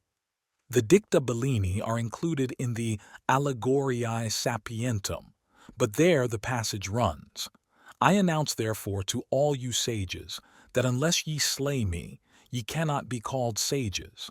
But if ye slay me, your understanding will be perfect, and it increases in my sister the moon according to the degree of our wisdom, and not with another of my servants, even if ye know my secret." Bellinus, as Rusca is probably right in conjecturing, is the same as Apollonius of Tyana, to whom some of the sermons in the Turba are attributed. In Sermo 32, Bonellus discusses the problem of death and transformation, likewise touched on in our text. The other sermons of Bonellus have nothing to do with our text, however, nor does the motif of resurrection, on account of its ubiquity, signify much, so that the dicta, in all probability, have no connection with the Turba. A more likely source for the dicta would be the Heronite treatise of Artefius, Clavis Majoris Sapientiae. Our master, the philosopher Bellinius, said, "Set your light in a vessel of clear glass, and observe that all the wisdom of this world revolves round the following three." And again, "But one day my master, the philosopher Bellimus, called me and said, 'My son, I hope that thou art a man of spiritual understanding and canst attain to the highest degree of wisdom.'" Then follows an explanation about how two contrary natures, active and passive, arose from the first simple substance. In the beginning God said, without uttering a word, "Let there be such a creature," and thereupon the simple, simplex, was there. Then God created nature, or the prima materia, the first passive or receptive principle, in which everything was present in principle and in potency. In order to end this state of suspension, God created the causa agens, like to the circle of heaven, which he resolved to call light.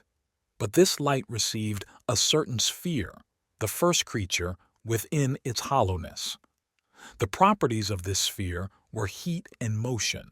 It was evidently the sun, whereas the cold and passive principle would correspond to the moon. It seems to me not unlikely that the Dicta Bellini are connected with this passage from Artephius rather than with the Turba, since they have nothing to do with the sermons of Apollonius. They may therefore represent a tradition independent of the Turba, and this is the more likely since Artephius seems to have been a very ancient author of Arabic provenance. He shares the doctrine of the simplex with the Liber Quartorum, which too is probably of Haranite origin. I mention his theory of the creation here despite the fact that it has no parallels in the Dicta. It seemed to me worth noting because of its interconnection with the Apophasis Megale of Simon Magus. The Dicta are not concerned with the original separation of the natures, but rather with the synthesis which bears much the same relation to the sublimation of the human mind, exaltatio intellectus, as the procedures of the Liber Quartorum. Besides the connection between Luna and intellect, we must also consider their relation to Mercurius. For in astrology and mythology, Mercurius is the divine factor that has most to do with epinoia. The connections between them in alchemy have classical antecedents. Leaving aside the relation of Hermes to the new, I will only mention that in Plutarch, Hermes sits in the moon and goes round with it, just as Heracles does in the sun. In the Magic Papyri, Hermes is invoked as follows: O Hermes, ruler of the world, thou who dwellest in the heart, circle of the moon, round and square. In alchemy, Mercurius is the rotundum par excellence. Luna is formed of his cold and moist nature, and Sol of the hot and dry. Alternatively, she is called the proper substance of Mercurius. From Luna comes the aqua mercurialis, or aqua permanens. With her moisture, like Mercurius, she brings the slain dragon to life. As we have seen, the circle of the moon is mentioned in the Super Arbrum Aristotelis, where a stork, as it were calling itself the circle of the moon, sits on a tree that is green within instead of without. Here it is worth pointing out that the soul, whose connection with the moon has already been discussed, was also believed to be round. Thus, Caesarius of Heisterbach says that the soul has a spherical nature after the likeness of the globe of the moon. Let us now turn back to the question raised by the quotation in the Rosarium from the Dicta Bellini. It is one of those approximate quotations which are typical of the Rosarium. In considering the quotation as a whole, it should be noted that it is not clear who the speaker is.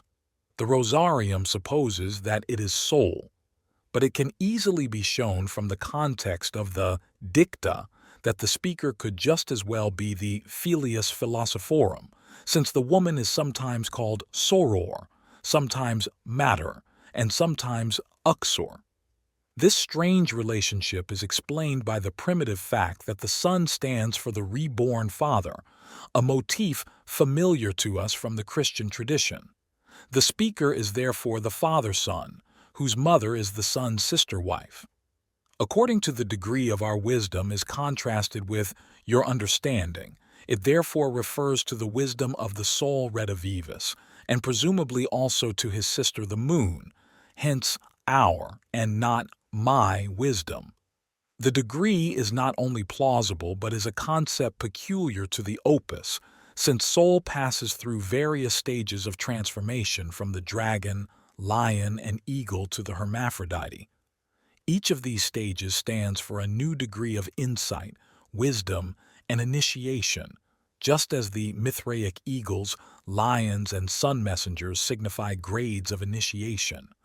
Unless ye slay me usually refers to the slaying of the dragon, the mortificatio of the first, dangerous, poisonous stage of the anima, equals Mercurius, freed from her imprisonment in the prima materia. This anima is also identified with soul. Soul is frequently called Rex, and there is a picture showing him being killed by 10 men. He thus suffers the same mortificatio as the dragon, with the difference that it is never a suicide. For soul, insofar as the dragon is a preliminary form of the filius solis, is in a sense the father of the dragon, although the latter is expressly said to beget itself and is thus an increatum. At the same time, soul, being his own son, is also the dragon. Accordingly, there is a conjugium of the dragon and the woman, who can only be Luna or the lunar, feminine, half of Mercurius. As much as Sol, therefore, Luna, as the mother, must be contained in the dragon. To my knowledge, there is never any question of her mortificatio in the sense of a slaying. Nevertheless, she is included with Sol in the death of the dragon, as the Rosarium hints. The dragon dieth not, except with his brother and his sister. The idea that the dragon or soul must die is an essential part of the mystery of transformation. The mortificatio, this time only in the form of a mutilation, is also performed on the lion, whose paws are cut off, and on the bird, whose wings are clipped. It signifies the overcoming of the old and obsolete, as well as of the dangerous preliminary stages which are characterized by animal symbols. In interpreting the words, "Your understanding increases in my sister," etc., it is well to remember that a philosophical interpretation of myths had already grown up among the Stoics, which today we should not hesitate to describe as psychological. This work of interpretation was not interrupted by the development of Christianity, but continued to be assiduously practiced in a rather different form, namely in the hermeneutics of the Church Fathers, which was to have a decided influence on alchemical symbolism. The Johannine interpretation of Christ as the pre-worldly Logos is an early attempt of this kind to put into other words the meaning of Christ's essence. The later medievalists, and in particular the natural philosophers, made the sapientia dei the nucleus of their interpretation of nature, and thus created a new nature myth. In this they were very much influenced by the writings of the Arabs and of the Haranites, the last exponents of Greek philosophy and gnosis, whose chief representative was Tabet Ibn Qura in the 10th century. One of these writings, the Liber Platonis Quartorum, is a dialogue in which Thebet, Tabet, speaks in person. In this treatise, the intellect as a tool of natural philosophy plays a role that we do not meet again until the 16th century in Gerhard Dorn. Pico della Mirandola appeals to the psychological interpretation of the ancients and mentions that the Greek Platonists describe soul as image and luna as image, terms that are reminiscent of Simon's nous and epinoia. Pico himself defines the difference as that between scientia and opinio. He thinks that the mind, animus, turning towards the spirit, spiritus of God, shines and is therefore called soul. The Spirit of God corresponds to the aquae superiores, the waters above the firmament, Genesis 1:7. But insofar as the human mind turns towards the waters under the firmament, aquae inferiores, it concerns itself with the sensuales potentiae, whence it contracts the stain of infection, and is called luna. In both cases, it is clearly the human spirit or psyche, both of which have, however, a double aspect, one facing upwards to the light, the other downwards to the darkness ruled by the moon, the sun to rule the day, the moon also to govern the night. And while, says Pico, we wander far from our fatherland and abide in this night and darkness of our present life, we make most use of that which turns us aside to the senses, for which reason we think many things rather than know them. a pessimistic but no doubt accurate view that fully accords with the spiritual benightedness and sinful darkness of this sublunary world, which is so black that the moon herself is tarnished by it. The moon appears to be in a disadvantageous position compared with the sun. The sun is a concentrated luminary. The day is lit by a single sun. The moon, on the other hand, as if less powerful, needs the help of the stars when it comes to the task of composition and separation, rational reflection, definition, etc. The appetites, as potentiae sensuales, pertain to the sphere of the moon. They are anger, ira, and desire, libido, or, in a word, concupiscentia. The passions are designated by animals because we have these things in common with them, and, what is more unfortunate, they often drive us into leading a bestial life. According to Pico, Luna has an affinity with Venus, as is particularly to be seen from the fact that she is sublimated in Taurus, the house of Venus, so much that she nowhere else appears more auspicious and more beneficent. Taurus is the house of the hierogamy of Sol and Luna. Indeed, Pico declares that the moon is the lowest earth and the most ignoble of all the stars, an opinion which recalls Aristotle's comparison of the moon with the earth. The moon, says Pico, is inferior to all the other planets. The novilunium is especially unfavorable, as it robs growing bodies of their nourishment and in this way injures them. Psychologically, this means that the union of consciousness, soul, with its feminine counterpart, the unconscious, Luna, has undesirable results to begin with. It produces poisonous animals such as the dragon, serpent, scorpion, basilisk, and toad. Then the lion, bear, wolf, dog, and finally the eagle and the raven. The first to appear are the cold-blooded animals, then warm-blooded predators, and lastly birds of prey or ill-omened scavengers. The first progeny of the matrimonium luminarium are all, therefore, rather unpleasant. But that is only because there is an evil darkness in both parents which comes to light in the children, as indeed often happens in real life. I remember, for instance, the case of a 20-year-old bank clerk who embezzled several hundred francs. His old father, the chief cashier at the same bank, was much pitied, because for 40 years he had discharged his highly responsible duties with exemplary loyalty. 2 days after the arrest of his son, he decamped to South America with $1 million. So there must have been something in the family. We have seen in the case of Sol that he either possesses a shadow or is even a Sol niger. As to the position of Luna, we have already been told what this is when we discuss the new moon.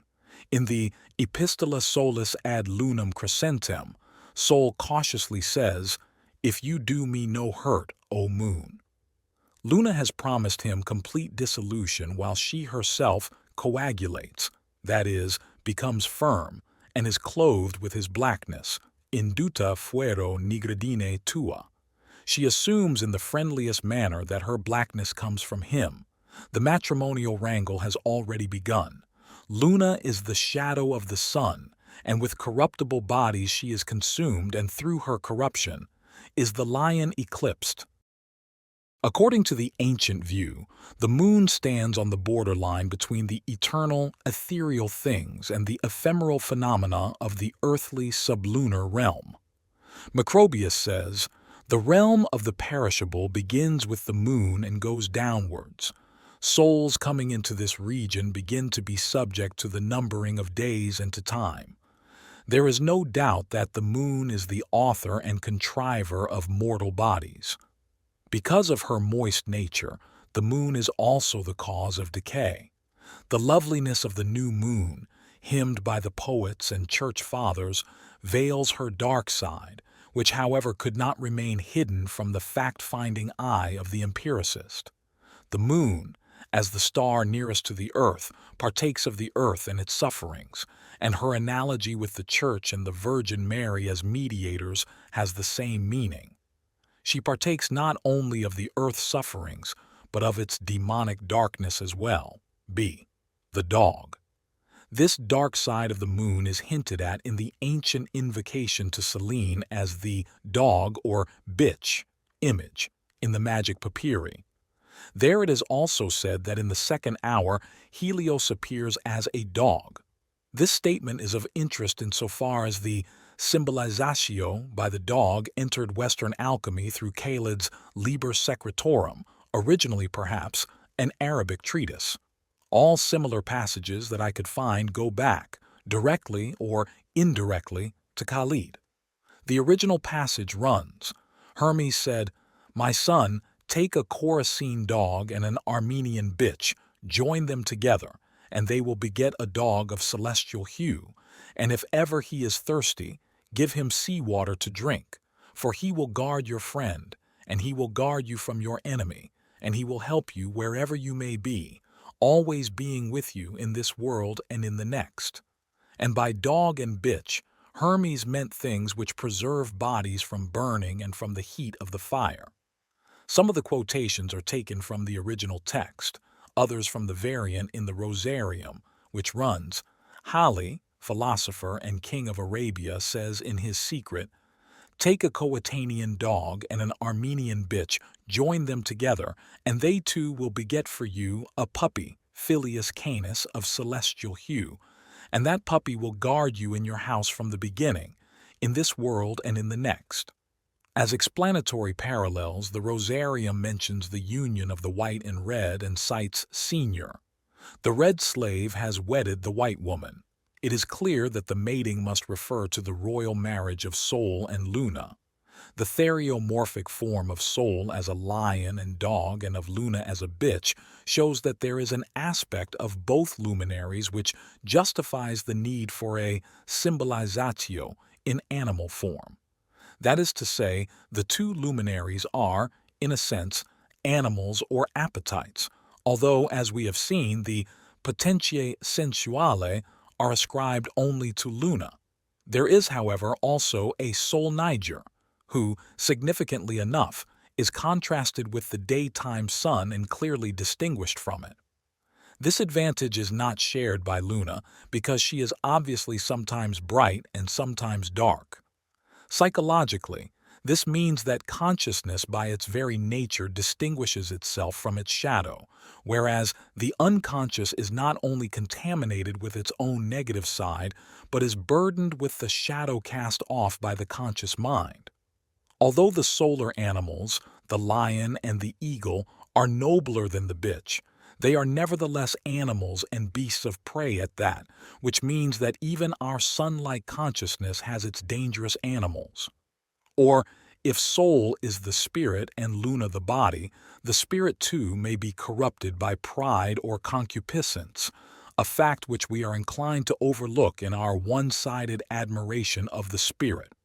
Khalid's son of the dog is the same as the much extolled son of the philosophers. The ambiguity of this figure is thus stressed. It is at once bright as day and dark as night, a perfect coincidentia oppositorum expressing the divine nature of the self.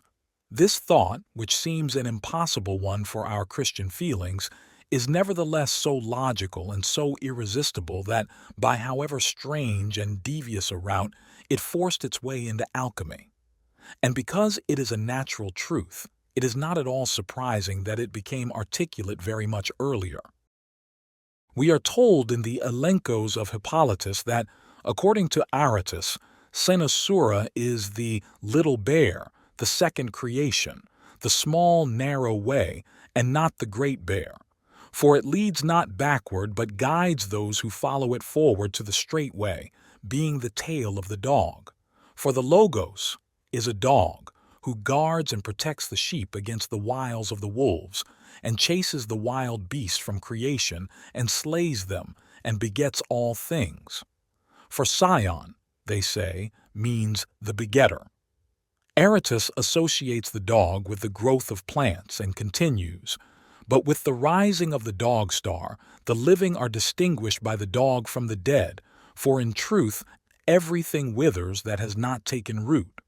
This dog, they say, being a certain divine logos, has been established judge of the quick and the dead, and as the dog is seen to be the star of the plants, so is the logos, they say, in respect of the heavenly plants, which are men. For this reason, the second creation Cynosura stands in heaven as an image of the rational creature. But between the two creations stretches the dragon, hindering anything of the great creation from entering the lesser, and watching over everything that exists in the great creation, like the kneeler, observing how and in what manner each thing exists in the lesser creation. Khalid's Filius Canis is of celestial hue, an indication of its heavenly origin from the great luminaries. The blue color or likeness to a dog is also attributed to the woman who, in Hippolytus, is described as, and who is pursued by a gray-haired, winged, ithyphalic old man. He is named Flowing Light, and she is, which means dark water. Behind these figures may be discerned a CONIUNCTIO solis et lunae, both the sun and the new moon appearing in their unfavorable aspect.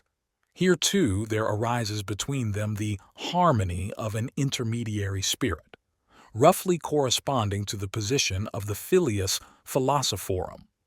Khalid's Filius plays the role of a guiding spirit or familiar whose invocation by magic is so typical of the Haranite texts. A parallel to the dog spirit is the poodle in Faust, out of whom Mephistopheles emerges as the familiar of Faust the alchemist.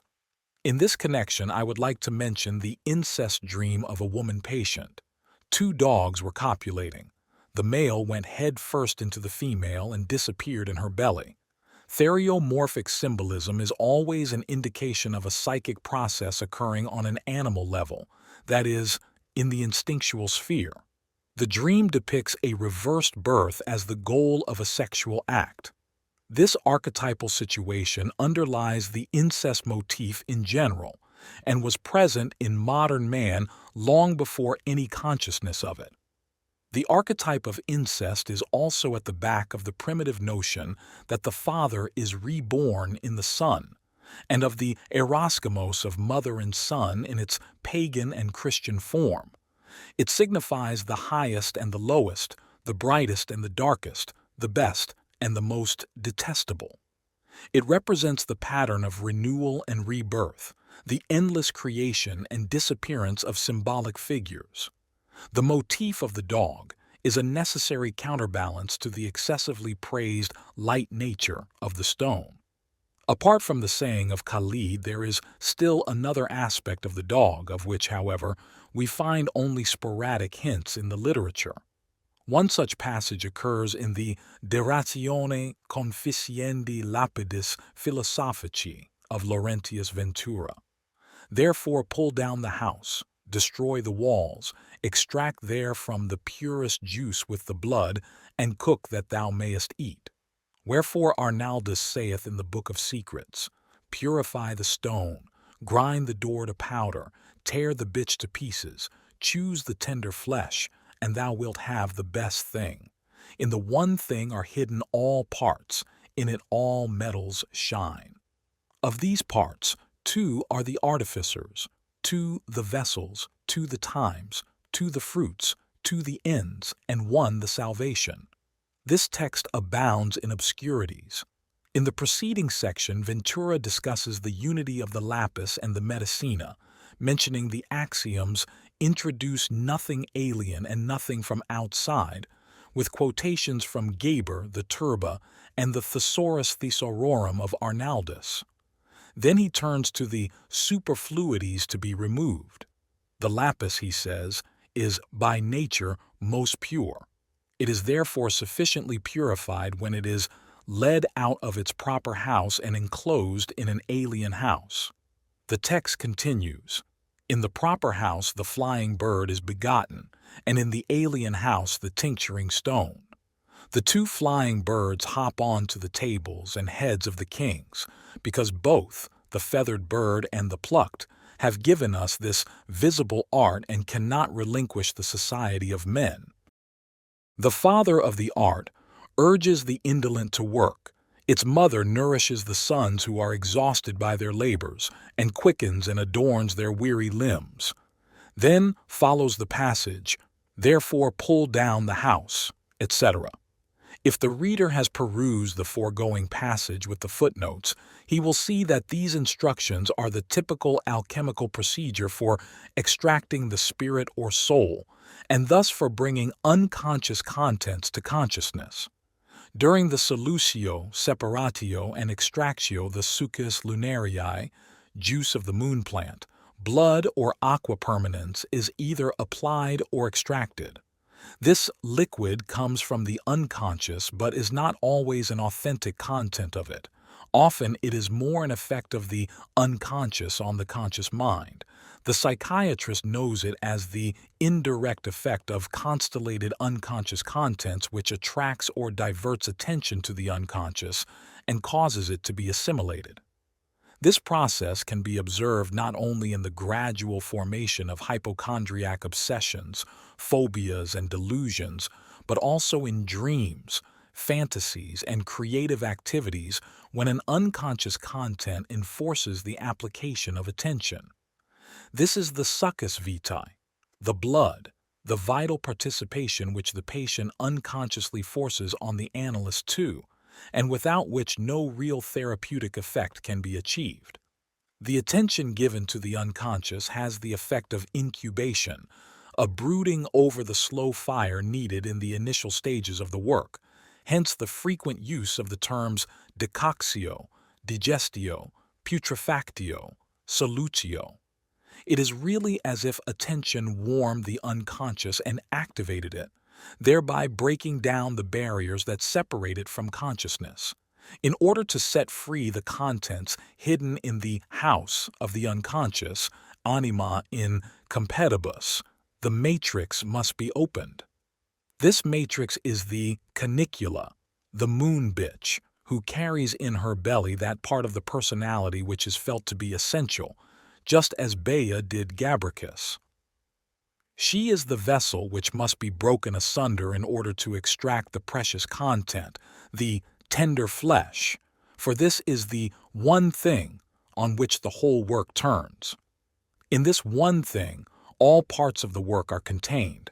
Of these parts, two are the artificers, who in the symbolical realm are Sol and Luna, in the human the adept and his soror mystica, and in the psychological realm the masculine consciousness and the feminine unconscious, anima. The two vessels are again Sol and Luna. The two times are probably the two main divisions of the work, the opus ad album et ad rubeum. The former is the opus lunae, the latter the opus solis. Psychologically, they correspond to the constellation of unconscious contents in the first part of the analytical process, and to the integration of these contents in actual life.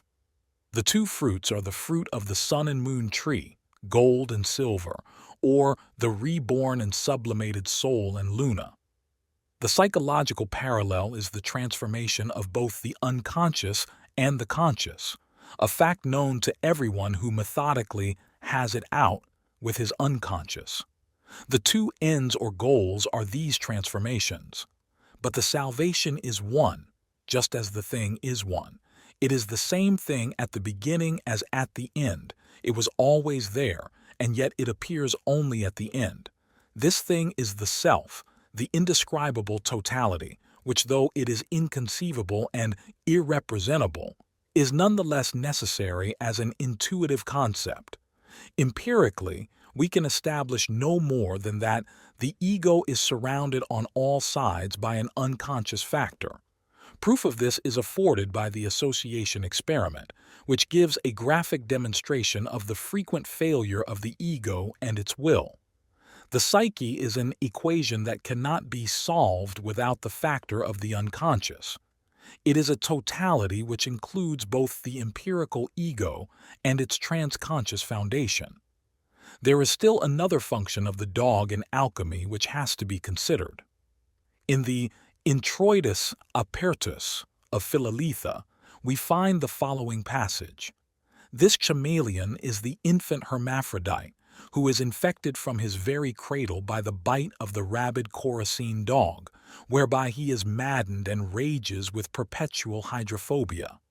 Nay, though of all natural things water is the closest to him, yet he is terrified of it and flees from it. O fate! Yet in the grove of Diana there is a pair of doves which assuage his raving madness. Then will the impatient, swarthy, rabid dog, that he may suffer no return of his hydrophobia and perish drowned in the waters, come to the surface half suffocated. But do thou chase him off with pails of water and blows, and keep him at a distance, and the darkness will disappear. When the moon is at the full, give him wings, and he will fly away as an eagle, leaving Diana's birds dead behind him. Here the connection with the moon tells us that the dark, dangerous, rabid dog changes into an eagle at the time of the plenilunium. His darkness disappears and he becomes a solar animal. We may therefore assume that his sickness was at its worst at the novilunium. It is clear that this refers to a psychic disturbance which at one stage also infected the infant hermaphrodite. Probably that too occurred at the novilunium, that is, the stage of Negredo. Just how the mad dog with its terror of water got into the water at all is not clear, unless perhaps it was in the aquae inferiores from the beginning.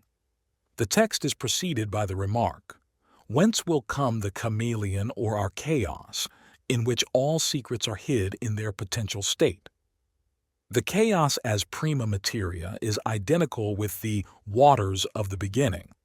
According to Olympiodorus' Lead, also the prima materia, contains a demon that drives the adept mad. Curiously enough, Wei Po Yang, a Chinese alchemist of the 2nd century, compares Lead to a madman clothed in rags. Elsewhere, Olympiodorus speaks of the one cursed by God who dwells in the black earth.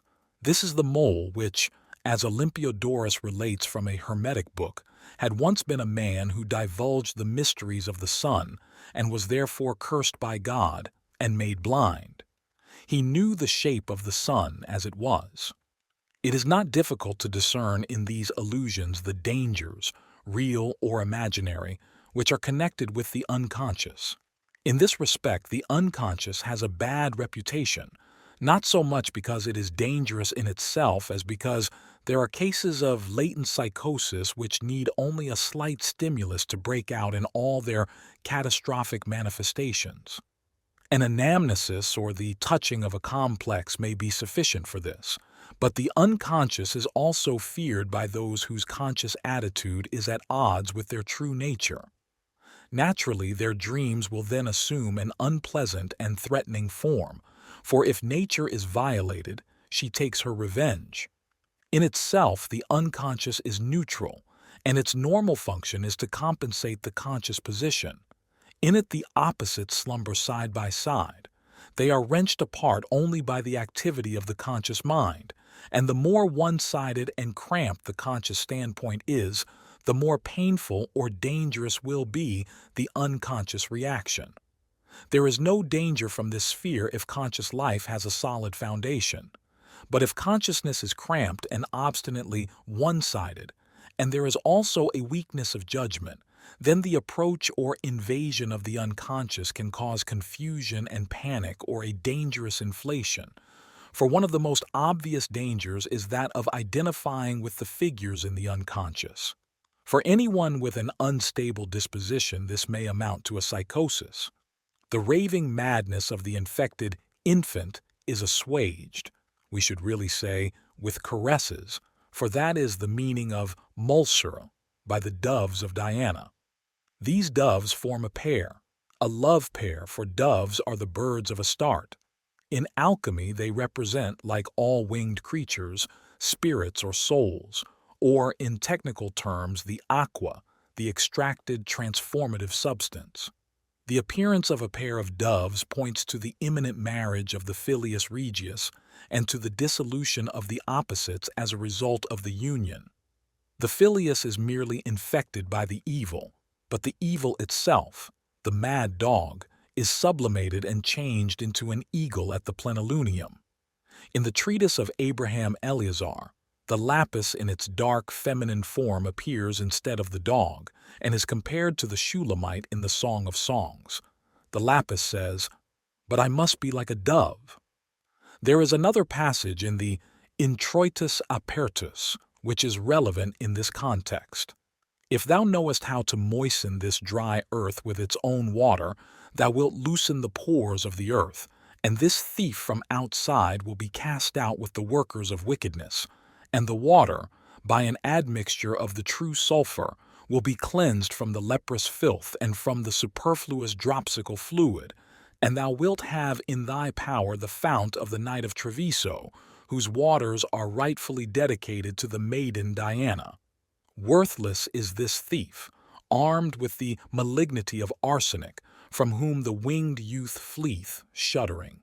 And though the central water is his bride, yet dare he not display his most ardent love towards her, because of the snares of the thief, whose machinations are in truth unavoidable. Here may Diana be propitious to thee, who knoweth how to tame wild beasts, and whose twin doves will temper the malignity of the air with their wings, so that the youth easily entereth in through the pores, and instantly shaketh the foundations of the earth, and raises up a dark cloud. But thou wilt lead the waters up even to the brightness of the moon, and the darkness that was upon the face of the deep shall be scattered by the Spirit moving over the waters. Thus, by God's command shall the light appear. It is evident that this passage is a variation on the theme of the preceding text. Instead of the infant hermaphrodite, we have the winged youth, whose bride is the fountain of Diana, Luna as a nymph. The parallel to the mad dog is the thief, or ne'er-do-well, who is armed with the malignity of arsenic. His malignity is assuaged by the wings of the doves, just as the dog's rabies was. The youth's wings are a token of his aerial nature.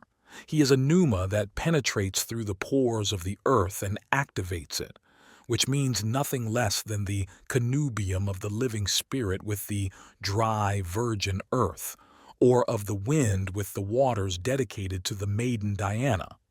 The winged youth is described as the spirit moving over the waters, and this may be a reference not only to Genesis, but to the angel that troubled the pool of Bethesda.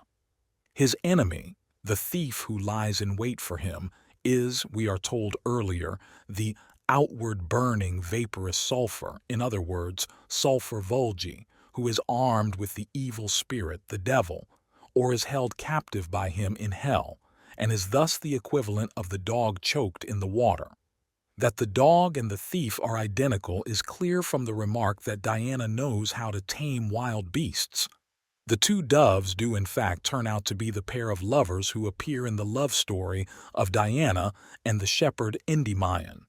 This legend originally referred to Selene.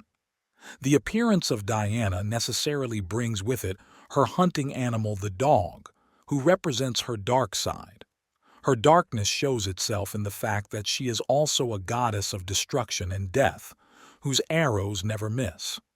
She changed the hunter Actaeon when he secretly watched her bathing into a stag, and his own hounds, not recognizing him, thereupon tore him to pieces. This myth may have given rise first to the designation of the lapis as the Cervus fugitivus, fugitive stag, and then to the rabid dog, who is none other than the vindictive and treacherous aspect of Diana as the new moon. The parable we discussed in the chapter on sulphur likewise contains the motif of the surprise in the bath. But there it is Helios himself who espies her, and the relationship is a brother-sister incest that ends with their both being drowned. This catastrophe is inherent in the incest, for through incest the royal pair is produced after animals have been killed or have killed one another. The animals, dragon, lion, snake, etc., stand for evil passions that finally take the form of incest. They are destroyed by their own ravenous nature, just as are Sol and Luna, whose supreme desire culminates apparently in incest. But since all that passes is but a parable, Incest, as we have said before, is nothing but a preliminary form of the unio oppositorum. Out of chaos, darkness, and wickedness there rises up a new light once death has atoned for the unavoidable machinations of the evil one AC, an alchemical allegory. The newcomer to the psychology of the unconscious will probably find the two texts about the mad dog and the thief very weird and abstruse. Actually, they are no more so than the dreams which are the daily fare of the psychotherapist, and like dreams, they can be translated into rational speech. In order to interpret dreams, we need some knowledge of the dreamer's personal situation, and to understand alchemical parables, we must know something about the symbolic assumptions of the alchemists. We amplify dreams by the personal history of the patient, and the parables by the statements found in the text. Armed with this knowledge, it is not too difficult in either case to discern a meaning that seems sufficient for our needs. An interpretation can hardly ever be convincingly proved. Generally, it shows itself to be correct only when it has proved its value as a heuristic hypothesis. I would therefore like to take the second of Philoletha's texts, which is rather clearer than the first, and try to interpret it as if it were a dream.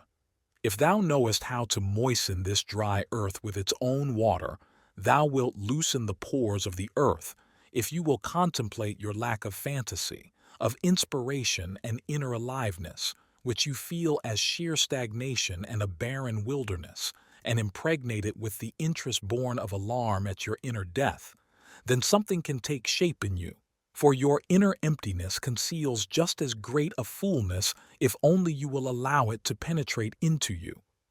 If you prove receptive to this call of the wild, the longing for fulfillment will quicken the sterile wilderness of your soul as rain quickens the dry earth. Thus the soul to the labyrinth, staring glumly at his stove and scratching himself behind the ear because he has no more ideas. And this thief from outside will be cast out with the workers of wickedness. You are so sterile because, without your knowledge, something like an evil spirit has stopped up the source of your fantasy, the fountain of your soul. The enemy is your own crude sulphur, which burns you with the hellish fire of desirousness or concupiscentia. You would like to make gold because poverty is the greatest plague, wealth the highest good. You wish to have results that flatter your pride. You expect something useful, but there can be no question of that as you have realized with a shock. Because of this, you no longer even want to be fruitful, as it would only be for God's sake, but unfortunately not for your own. And the water, by an admixture of the true sulphur, will be cleansed from the leprous filth and from the superfluous dropsical fluid, therefore away with your crude and vulgar desirousness, which childishly and short-sightedly sees only goals within its own narrow horizon. Admittedly, sulphur is a vital spirit, a yetzer hara, an evil spirit of passion, though like this an active element. Useful as it is at times, it is an obstacle between you and your goal. The water of your interest is not pure. It is poisoned by the leprosy of desirousness, which is the common ill. You too are infected with this collective sickness. Therefore, bethink you for once, extrahi cogitationem, and consider, what is behind all this desirousness? A thirsting for the eternal, which, as you see, can never be satisfied with the best because it is Hades, in whose honor the desirous go mad and rave. The more you cling to that which all the world desires, the more you are every man, who has not yet discovered himself and stumbles through the world like a blind man leading the blind with somnambulistic certainty into the ditch. Every man is always a multitude. Cleanse your interest of that collective sulphur which clings to all like a leprosy. For desire only burns in order to burn itself out, and in and from this fire arises the true living spirit which generates life according to its own laws, and is not blinded by the short-sightedness of our intentions or the crude presumption of our superstitious belief in the will. Goethe says, "That livingness I praise which longs for flaming death." This means burning in your own fire and not being like a comet or a flashing beacon showing others the right way but not knowing it yourself.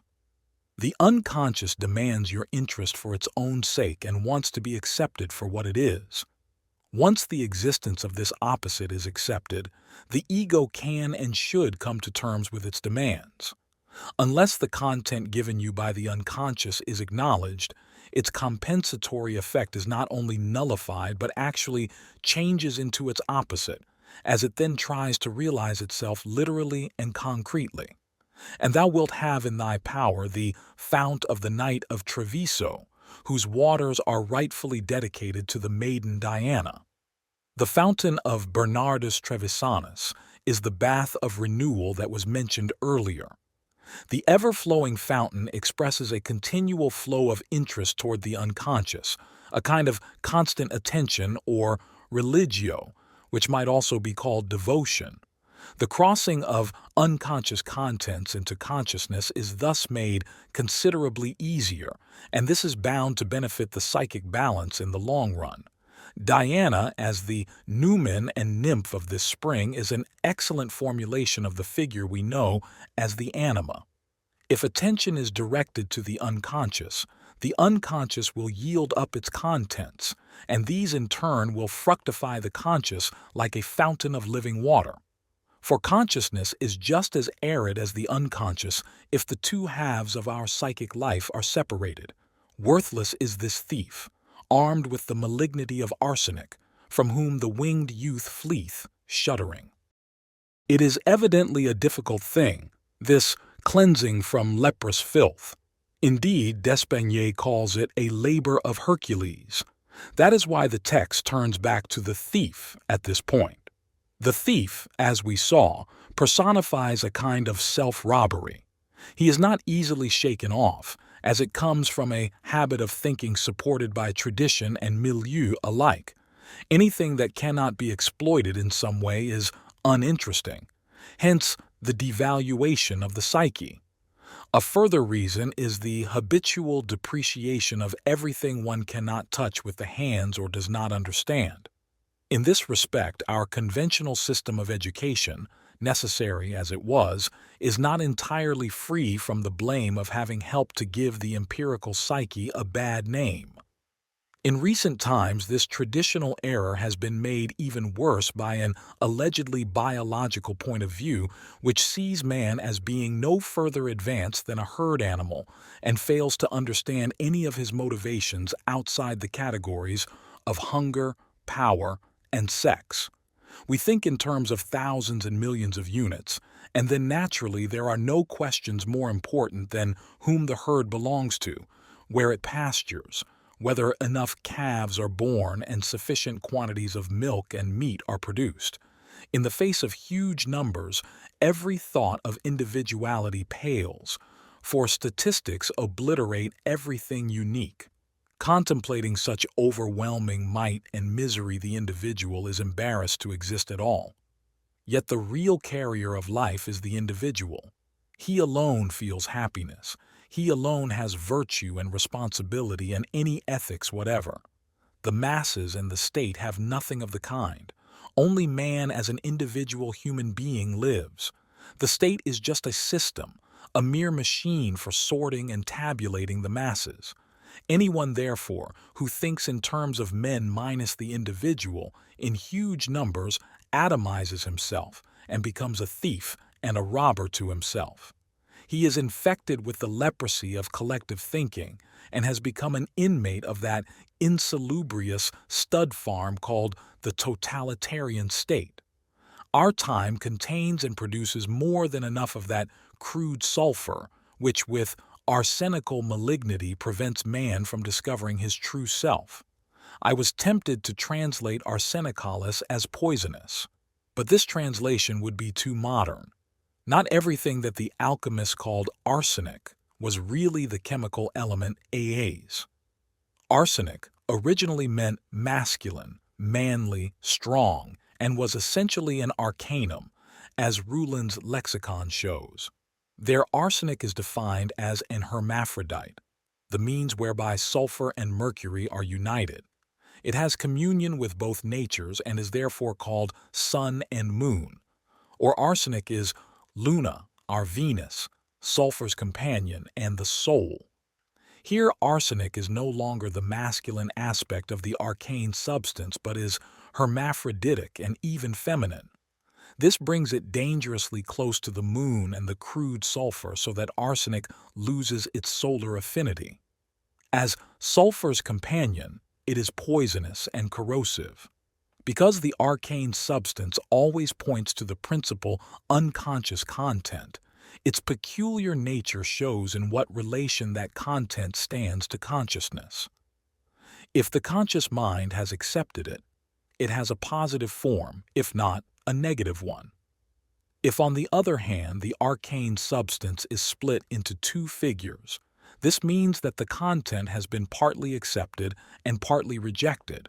It is seen under two different, incompatible aspects and is therefore taken to be two different things. This is what has happened in our text. The thief is contrasted with the winged youth, who represents the other aspect or personifies the true sulphur, the spirit of inner truth which measures man not by his relation to the mass, but by his relation to the mystery of the psyche. This winged youth, the spiritual Mercurius, is obviously aware of his own weakness and flees shuddering from the crude sulphur. The standpoint of the inner man is the more threatened, the more overpowering that of the outer man is. Sometimes only his invisibility saves him. He is so small that no one would miss him if he were not the sine qua non of inner peace and happiness.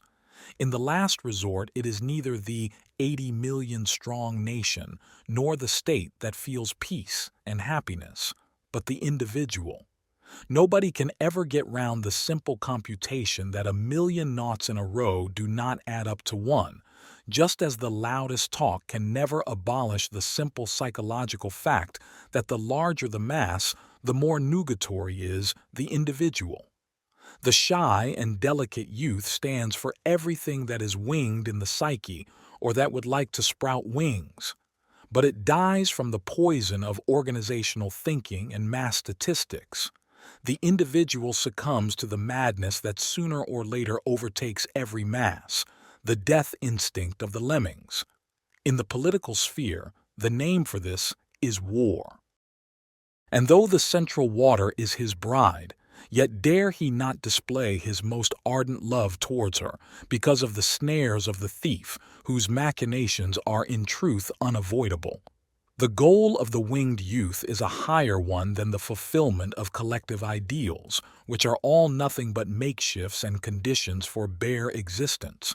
Since this is the absolute foundation, nobody will deny their importance, but collective ideals are not by a long way the breath of life which a man needs in order to live. If his soul does not live, nothing can save him from stultification. His life is the soil in which his soul can and must develop. He has only the mystery of his living soul to set against the overwhelming might and brutality of collective convictions. It is the age-old drama of opposites, no matter what they are called, which is fought out in every human life. In our text, it is obviously the struggle between the good and the evil spirit expressed in alchemical language, just as today we express it in conflicting ideologies. The text comes close to the mystical language of the Baroque, the language of Jacob Boehme, 1575 to 1624, Abraham of Frankenberg, 1593 to 1652, and Angelus Silesius, 1624 to 1677. We learn that the winged youth is espoused to the central water. This is the fountain of the soul, or the fount of wisdom, from which the inner life wells up. The nymph of the spring is in the last analysis Luna, the mother beloved, from which it follows that the winged youth is soul, the filius solis, lapis, aurum philosophicum, lumen luminum, medicina catholica, una salus, etc. He is the best, the highest, the most precious in potentia. but he will become real only if he can unite with Luna, the mother of mortal bodies. If not, he is threatened with the fate of the puer aeternus in Faust, who goes up in smoke 3 times.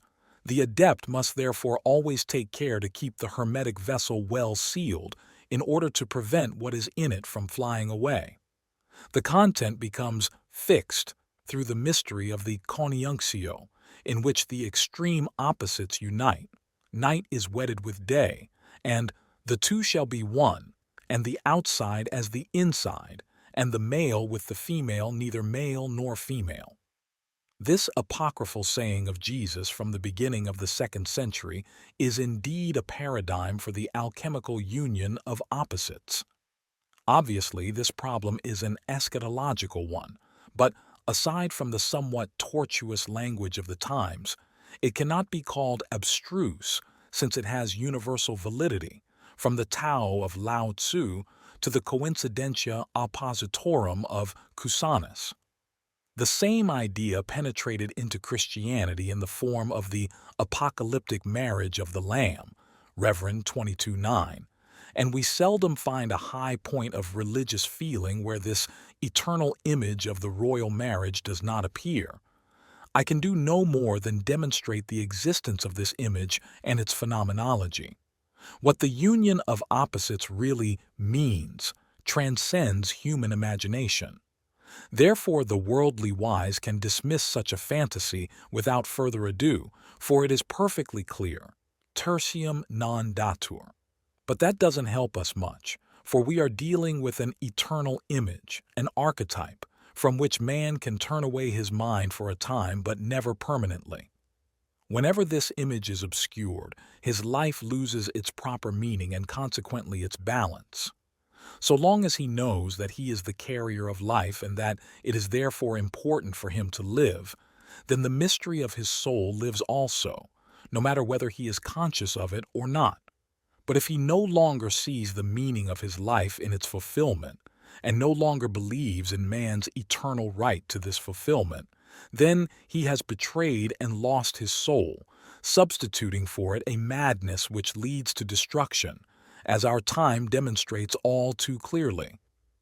The machinations of the thief, our text says, are unavoidable. They are an integral part of the fateful drama of opposites, just as the shadow belongs to the light.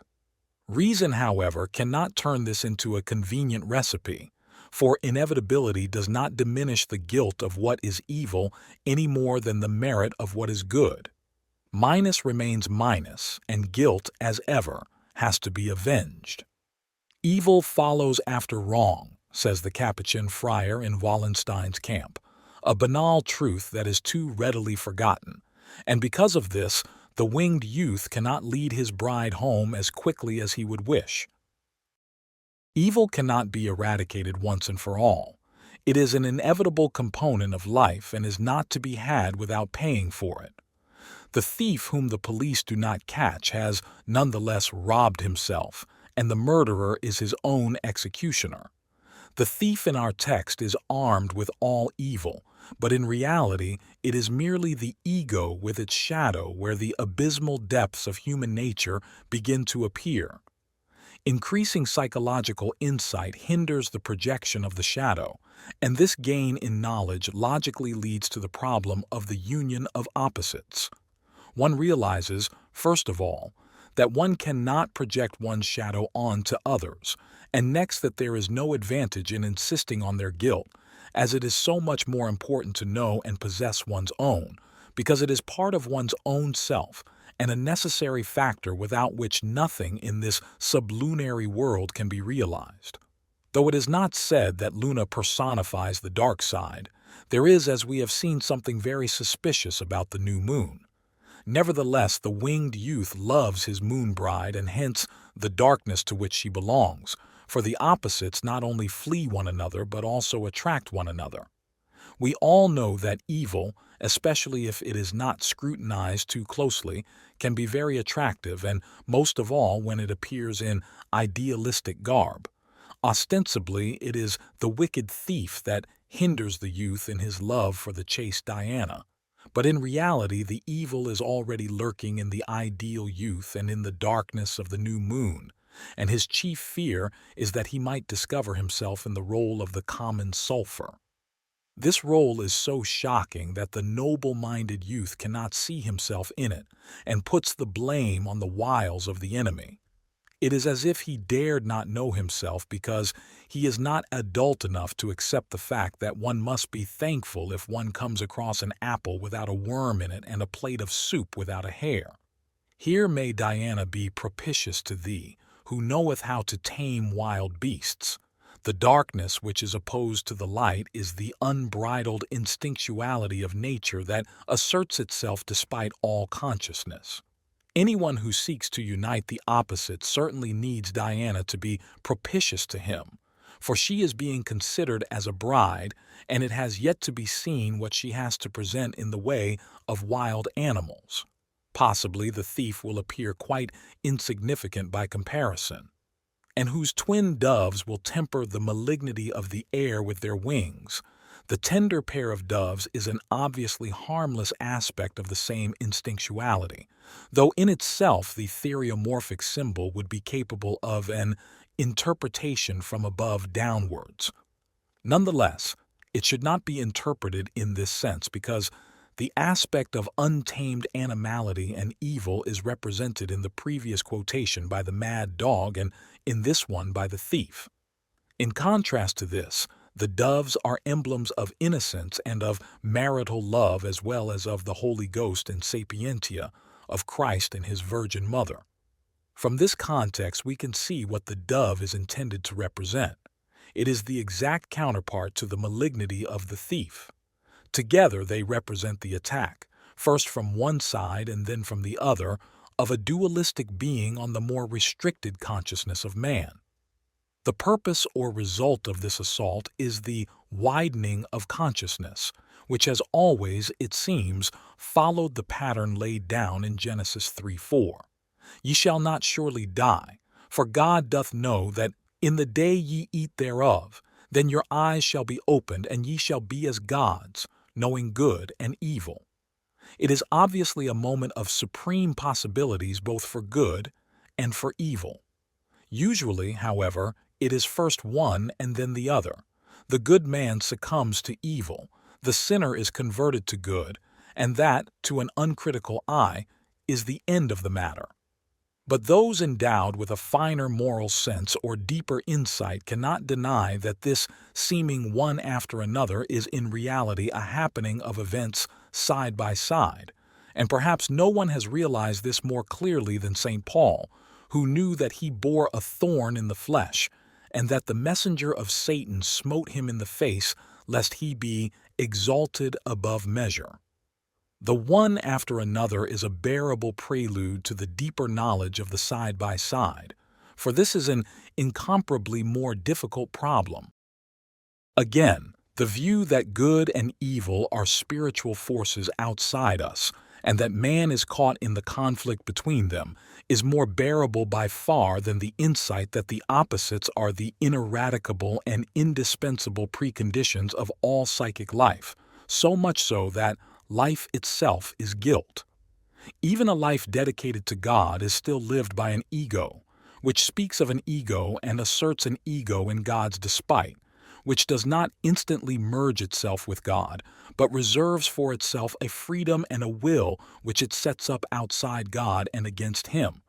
How can it do this against the overwhelming might of God? Only through self-assertion, which is as sure of its free will as Lucifer. All distinction from God is separation, estrangement, a falling away.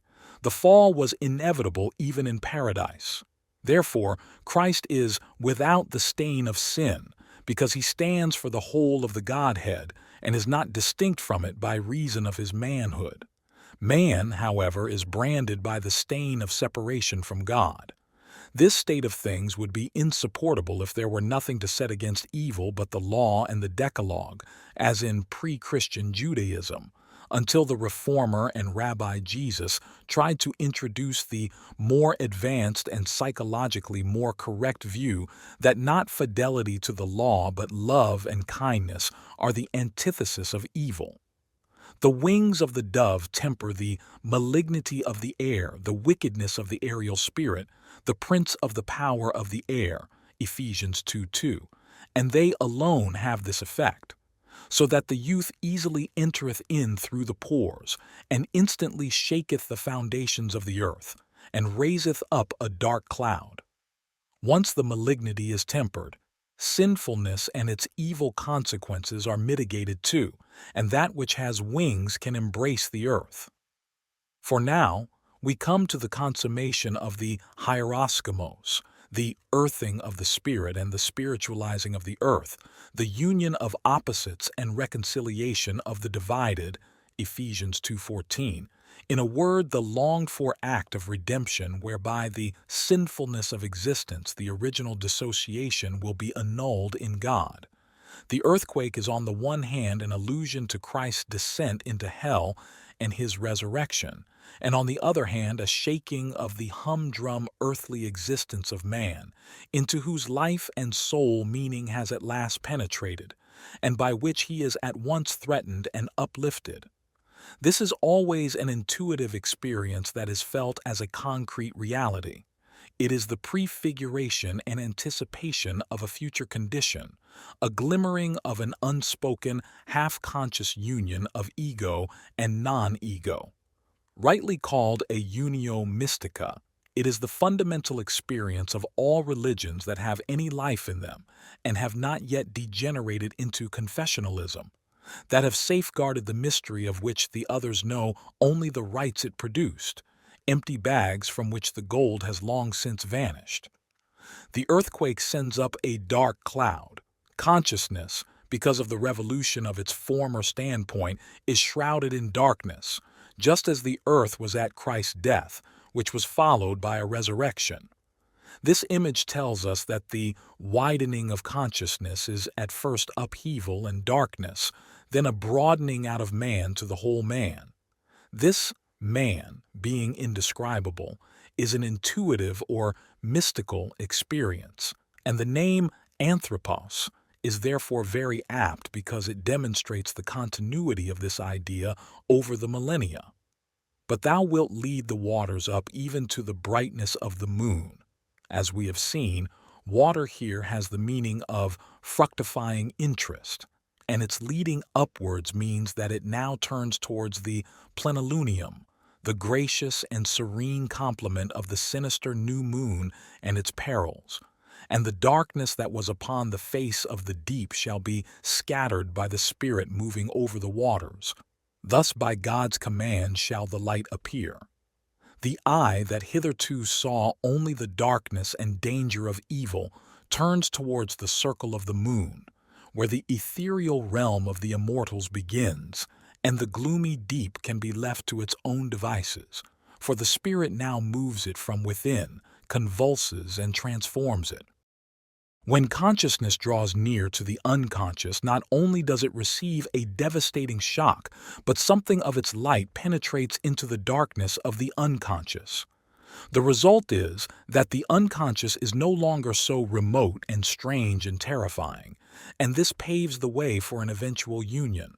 Naturally, the illumination of the unconscious does not mean that from now on the unconscious is less unconscious. Far from it. What happens is that its contents cross over into consciousness more easily than before. The light that shines at the end is the lux moderna of the alchemists, the new widening of consciousness, a further step in the realization of the anthropos, and every one of these steps signifies a rebirth of the deity. Herewith we end our contemplation of the text. The question now arises: did the alchemists really have such thoughts and conceal them in their ornate metaphors? In other words, did Philolitha, the pseudonymous author of our text, have anything like the thoughts and ideas which I have put forward by way of interpretation? I regard this as out of the question, and yet I believe that these authors invariably said the best, most apposite and clearest thing they could about the matter in hand. For our taste and our intellectual requirements, this performance is, however, so unsatisfactory that we ourselves feel compelled to make a renewed attempt to say the same thing in still clearer words. It seems obvious to us that what we think about it was never thought by the alchemists, for if it had been, it would doubtless have come out long ago. The philosophers took the greatest pains to unearth and reveal the secret of the stone, accusing the ancients of having written too copiously and too obscurely. If they, on their own admission, wrote typus, symbolis, metaphoris, this was the best they could do, and it is thanks to their labors that we are today in a position to say anything at all about the secrets of alchemy. All understanding that is not directly of a mathematical nature, which, incidentally, understands nothing but merely formulates, is conditioned by its time. Fundamental to alchemy is a true and genuine mystery, which, since the 17th century, has been understood unequivocally as psychic. Nor can we moderns conceive it to be anything except a psychic product whose meaning may be elicited by the methods and empirical experience of our 20th century medical psychology.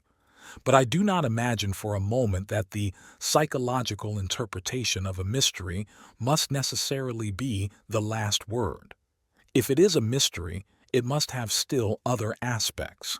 Certainly I believe that psychology can unravel the secrets of alchemy, but it will not lay bare the secret of these secrets.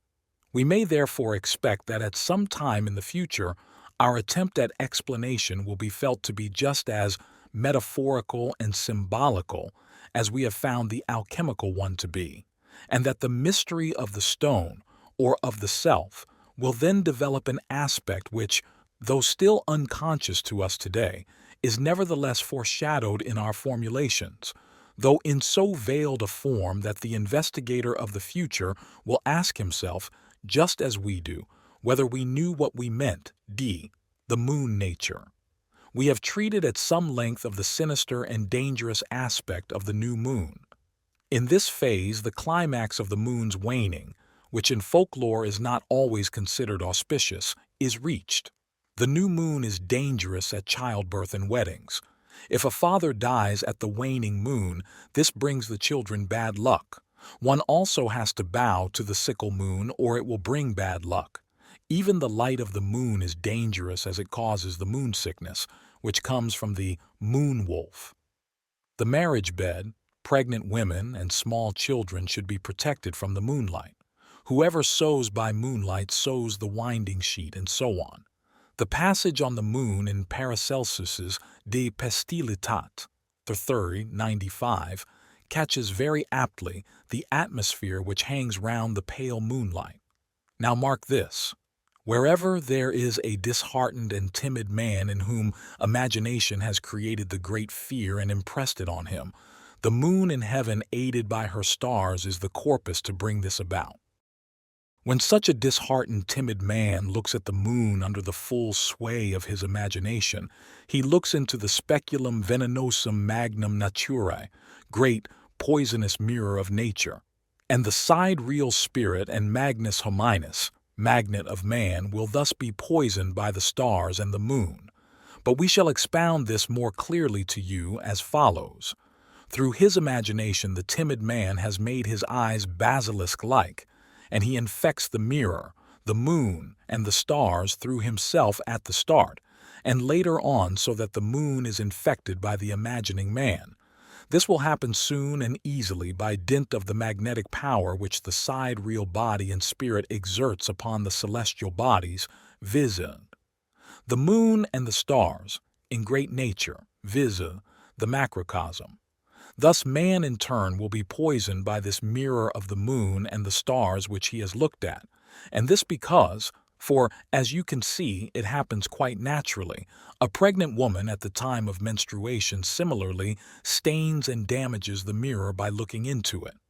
For at such a time she is poisonous, and has basilisk's eyes ex causa menstrui et venenosi sanguinis, because of the menstrual and poisonous blood which lies hidden in her body and nowhere more strongly than in her eyes.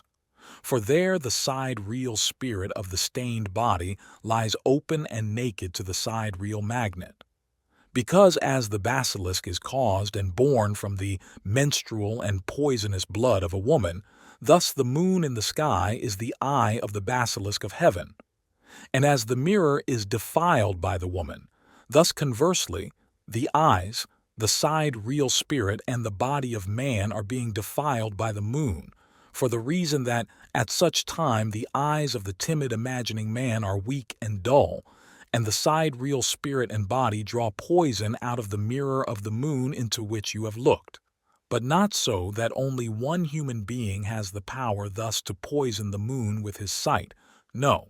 Hence I say that, mostly, menstruating women do poison the moon and the stars much more readily and also more intensely than any man, easily so.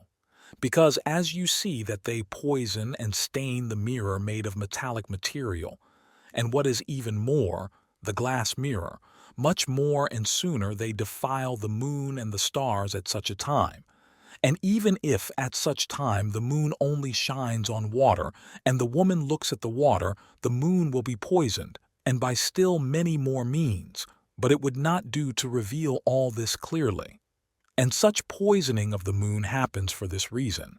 It is the naked eye of the spirit and of the sidereal body, and it often grows new and young, as you can see.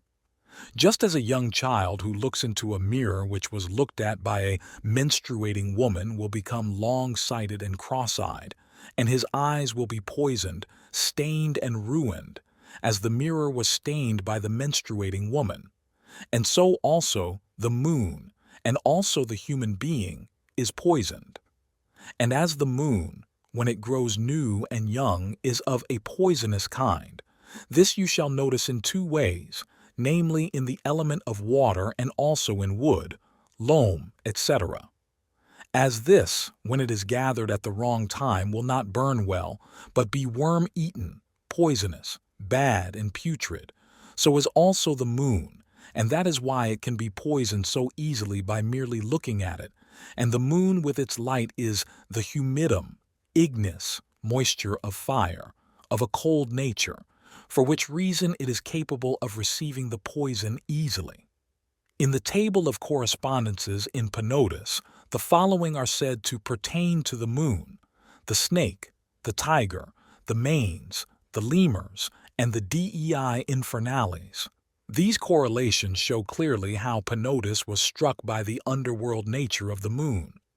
His heretical empiricism led him beyond the patristic allegories to a recognition of the moon's dark side, an aspect no longer suited to serve as an allegory of the beauteous bride of Christ. And just as the bitch was forgotten in the lunar allegory of the church, so too our masculine judgment is apt to forget it when dealing with an overvalued woman. We should not deceive ourselves about the sinister tail of the undoubtedly desirable head. The baying of Hecate is always there, whether it sound from near or from far. This is true of everything feminine and not least of a man's anima. The mythology of the moon is an object lesson in female psychology. The moon with her antithetical nature is, in a sense, a prototype of individuation, a prefiguration of the self. She is the mother and spouse of the sun, who carries in the wind and the air the spagyric embryo conceived by the sun in her womb and belly. This image corresponds to the psychologium of the pregnant anima, whose child is the self, or is marked by the attributes of the hero. Just as the anima represents and personifies the collective unconscious, so Luna represents the 6 planets or spirits of the metals. Dorn says, from Saturn, Mercury, Jupiter, Mars, and Venus, nothing and no other metal can arise except Luna, i.e. silver. For Luna consists of the 6 spiritual metals and their powers, of which each has 2. From the planet Mercury, from Aquarius and Gemini, or from Aquarius and Pisces, Luna has her liquidity, liquatio, and her white brightness. From Jupiter, Sagittarius, and Taurus, her white color and her great stability in the fire. From Mars, Cancer, and Aries, her hardness and fine resonance. From Venus, Gemini, and Libra, her degree of solidity, coagulationis, and malleability. From Sol, Leo, and Virgo, her true purity and great endurance against the strength of the fire. From Saturn, Virgo, and Scorpio, or from Capricorn, her homogeneous body, her pure cleanness, puram munditiam, and steadfastness against the force of the fire. Luna is thus the sum and essence of the metals' natures, which are all taken up in her shimmering whiteness. She is multi-natured, whereas Sol has an exceptional nature as the seventh from the six spiritual metals. He is, in himself, nothing other than pure fire. This role of Luna devolves upon the anima, as she personifies the plurality of archetypes, and also upon the Church and the Blessed Virgin, who, both of lunar nature, gather the many under their protection and plead for them before the Sol Iusticii. Luna is the universal receptacle of all things, the first gateway of heaven, and William Menon says that she gathers the powers of all the stars in herself as in a womb, so as then to bestow them on sublunary creatures. This quality seems to explain her alleged effect in the Opus Ad Lunam, when she gives the tincture the character and powers of all the stars. The fragment from the Persian philosophers says, "With this tincture all the dead are revived, so that they live forever, and this tincture is the first created ferment, namely that to the moon, and it is the light of all lights and the flower and fruit of all lights, which lighteth all things." This almost hymn-like paean to the materia lapidus, or the tincture, refers in the first instance to Luna, for it is during her work of whitening that the illumination takes place. She is the mother in this art. In her water, Sol is hidden like a fire, a parallel to the conception of Selene as the image in Plutarch. On the first day of the month of Faminoth, Osiris enters into Selene, and this is evidently equivalent to the Synodos in the spring. Thus they make the power of Osiris to be fixed in the moon. Selene, Plutarch says, is male-female and is impregnated by Helios. I mention these statements because they show that the moon has a double light, outside a feminine one but inside a masculine one which is hidden in it as a fire. Luna is really the mother of the sun, which means, psychologically, that the unconscious is pregnant with consciousness and gives birth to it. It is the night, which is older than the day, part of the darkness which gave birth to light, that proud light which is struggling to usurp the ancient rank and realm of Mother Night. From the darkness of the unconscious comes the light of illumination, the albedo. The opposites are contained in it in potentia, hence the hermaphroditism of the unconscious, its capacity for spontaneous and autochthonous reproduction. This idea is reflected in the father-mother of the Gnostics, as well as in the naive vision of Brother Klaus and the modern vision of Maitland, the biographer of Anna Kingsford. Finally, I would like to say a few words about the psychology of the moon, which is none too simple. The alchemical texts were written exclusively by men, and their statements about the moon are therefore the product of masculine psychology. Nevertheless, women did play a role in alchemy, as I have mentioned before, and this makes it possible that the symbolization will show occasional traces of their influence. Generally, the proximity as well as the absence of women has a specifically constellating effect on the unconscious of a man. When a woman is absent or unattainable, the unconscious produces in him a certain femininity which expresses itself in a variety of ways and gives rise to numerous conflicts. The more one-sided his conscious, masculine spiritual attitude, the more inferior, banal, vulgar, and biological will be the compensating femininity of the unconscious.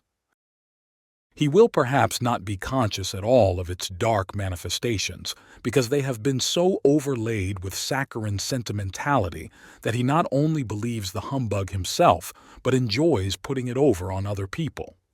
An avowedly biological or coarse-minded attitude to women produces an excessively lofty valuation of femininity in the unconscious, where it is pleased to take the form of Sophia or of the Virgin. Frequently, however, it gets distorted by everything that misogyny can possibly devise to protect the masculine consciousness from the influence of women, so that the man succumbs instead to unpredictable moods and insensate resentments. Statements by men on the subject of female psychology suffer principally from the fact that the projection of unconscious femininity is always strongest where critical judgment is most needed, that is, where a man is involved emotionally. In the metaphorical descriptions of the alchemists, Luna is primarily a reflection of a man's unconscious femininity, but she is also the principle of the feminine psyche, in the sense that soul is the principle of a man's. This is particularly obvious in the astrological interpretation of sun and moon, not to mention the age-old assumptions of mythology. Alchemy is inconceivable without the influence of her elder sister astrology, and the statements of these three disciplines must be taken into account in any psychological evaluation of the luminaries. If, then, Luna characterizes the feminine psyche and soul the masculine, consciousness would be an exclusively masculine affair, which is obviously not the case since woman possesses consciousness too. But as we have previously identified Sol with consciousness and Luna with the unconscious, we would now be driven to the conclusion that a woman cannot possess a consciousness. The error in our formulation lies in the fact, firstly, that we equated the moon with the unconscious as such, whereas the equation is true chiefly of the unconscious of a man, and secondly, that we overlooked the fact that the moon is not only dark, but is also a giver of light, and can therefore represent consciousness. This is indeed so in the case of woman. Her consciousness has a lunar rather than a solar character. Its light is the mild light of the moon, which merges things together rather than separates them. It does not show up objects in all their pitiless discreteness and separateness, like the harsh, glaring light of day, but blends in a deceptive shimmer the near and the far, magically transforming little things into big things, high into low, softening all color into a bluish haze, and blending the nocturnal landscape into an unsuspected unity. For purely psychological reasons I have, in other of my writings, tried to equate the masculine consciousness with the concept of logos and the feminine with that of eros. By logos I meant discrimination, judgment, insight, and by eros I meant the capacity to relate. I regarded both concepts as intuitive ideas which cannot be defined accurately or exhaustively. From the scientific point of view, this is regrettable, but from a practical one it has its value, since the two concepts mark out a field of experience which it is equally difficult to define. As we can hardly ever make a psychological proposition without immediately having to reverse it, instances to the contrary leap to the eye at once. Men who care nothing for discrimination, judgment, and insight, and women who display an almost excessively masculine proficiency in this respect. I would like to describe such cases as the regular exceptions. They demonstrate, to my mind, the common occurrence of a psychically predominant contrasexuality. Wherever this exists, we find a forcible intrusion of the unconscious, a corresponding exclusion of the consciousness specific to either sex, predominance of the shadow and of contrasexuality, and to a certain extent even the presence of symptoms of possession, such as compulsions, phobias, obsessions, automatisms, exaggerated affects, etc. This inversion of roles is probably the chief psychological source for the alchemical concept of the hermaphrodite. In a man, it is the lunar anima, in a woman, the solar animus, that influences consciousness in the highest degree. Even if a man is often unaware of his own anima possession, he has, understandably enough, all the more vivid an impression of the animus possession of his wife, and vice versa. Logos and eros are intellectually formulated intuitive equivalents of the archetypal images of Sol and Luna. In my view, the two luminaries are so descriptive and so superlatively graphic in their implications that I would prefer them to the more pedestrian terms logos and eros, although the latter do pin down certain psychological peculiarities more aptly than the rather indefinite Sol and Luna. The use of these images requires at any rate an alert and lively fantasy, and this is not an attribute of those who are inclined by temperament to purely intellectual concepts. These offer us something finished and complete, whereas an archetypal image has nothing but its naked fullness, which seems inapprehensible by the intellect. Concepts are coined and negotiable values. Images are life. If our formula regarding the lunar nature of feminine consciousness is correct, and in view of the consensus omnium in this matter, it is difficult to see how it should not be, we must conclude that this consciousness is of a darker, more nocturnal quality, and because of its lower luminosity, can easily overlook differences which to a man's consciousness are self-evident stumbling blocks. It needs a very moon-like consciousness indeed to hold a large family together regardless of all the differences, and to talk and act in such a way that the harmonious relation of the parts to the whole is not only not disturbed, but is actually enhanced. And where the ditch is too deep, a ray of moonlight smooths it over. A classic example of this is the conciliatory proposal of St. Catherine of Alexandria in Anatole France's Penguin Island. The Heavenly Council had come to a deadlock over the question of baptism, since although the penguins were animals, they had been baptized by St. Maël. Therefore she says, "That is why, Lord, I entreat you to give old Maël's penguins a human head and breast so that they can praise you worthily, and grant them also an immortal soul, but only a little one." This lunatic logic can drive the rational mind to the white heat of frenzy. Fortunately, it operates mostly in the dark or cloaks itself in the shimmer of innocence. The moon nature is its own best camouflage, as at once becomes apparent when a woman's unconscious masculinity breaks through into her consciousness and thrusts her eros aside. Then it is all up with her charm and the mitigating half-darkness. She takes a stand on some point or other and captiously defends it, although each barbed remark tears her own flesh, and with brutal short-sightedness she jeopardizes everything that is the dearest goal of womanhood. And then for unfathomable reasons, or perhaps simply because it is time, the picture changes completely. The new moon has once more been vanquished. The soul who personifies the feminine unconscious is not the sun of the day, but corresponds rather to the soul niger.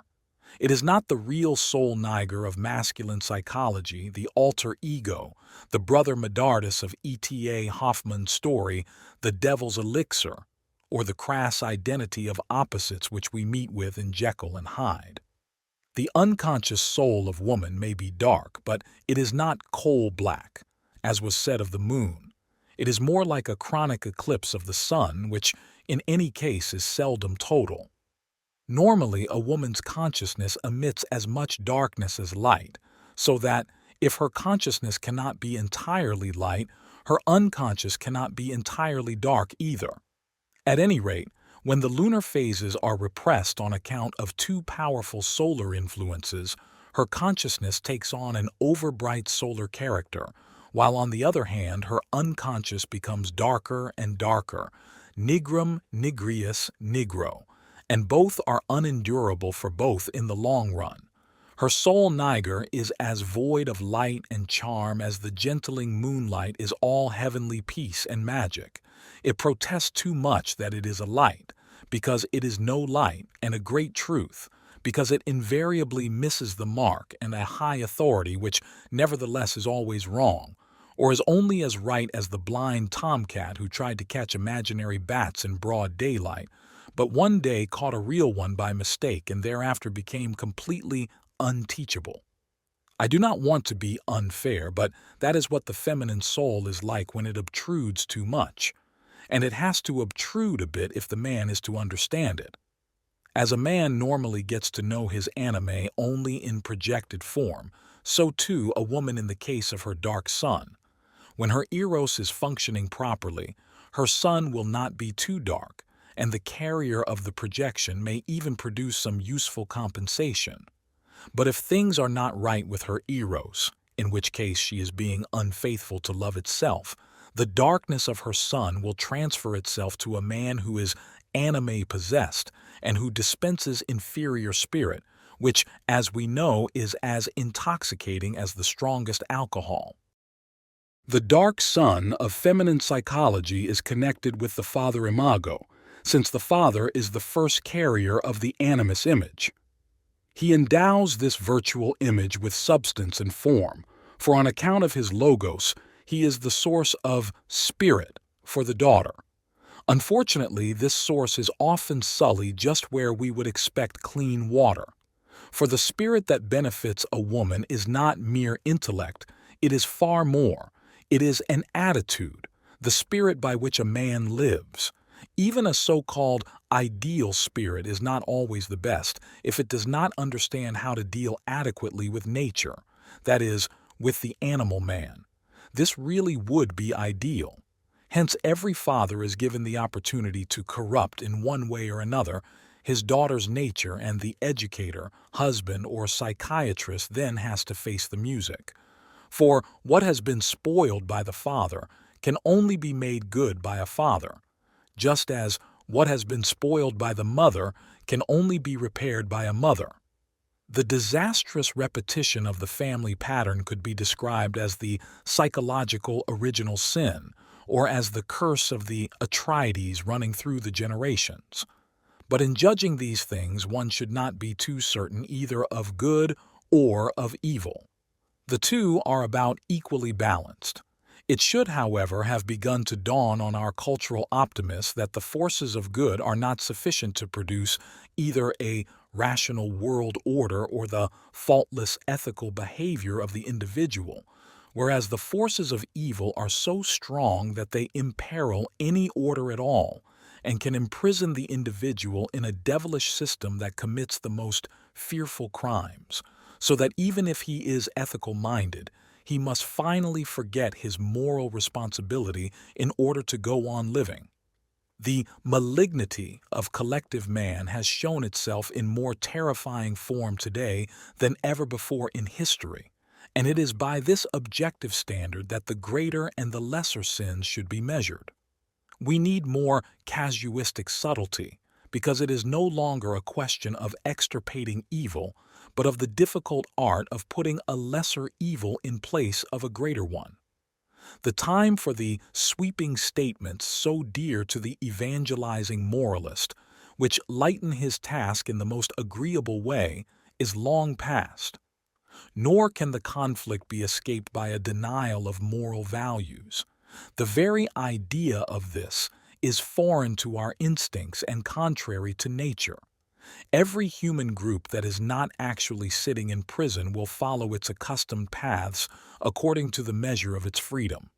Whatever the intellectual definition and evaluation of good and evil may be, the conflict between them can never be eradicated, for no one can ever forget it.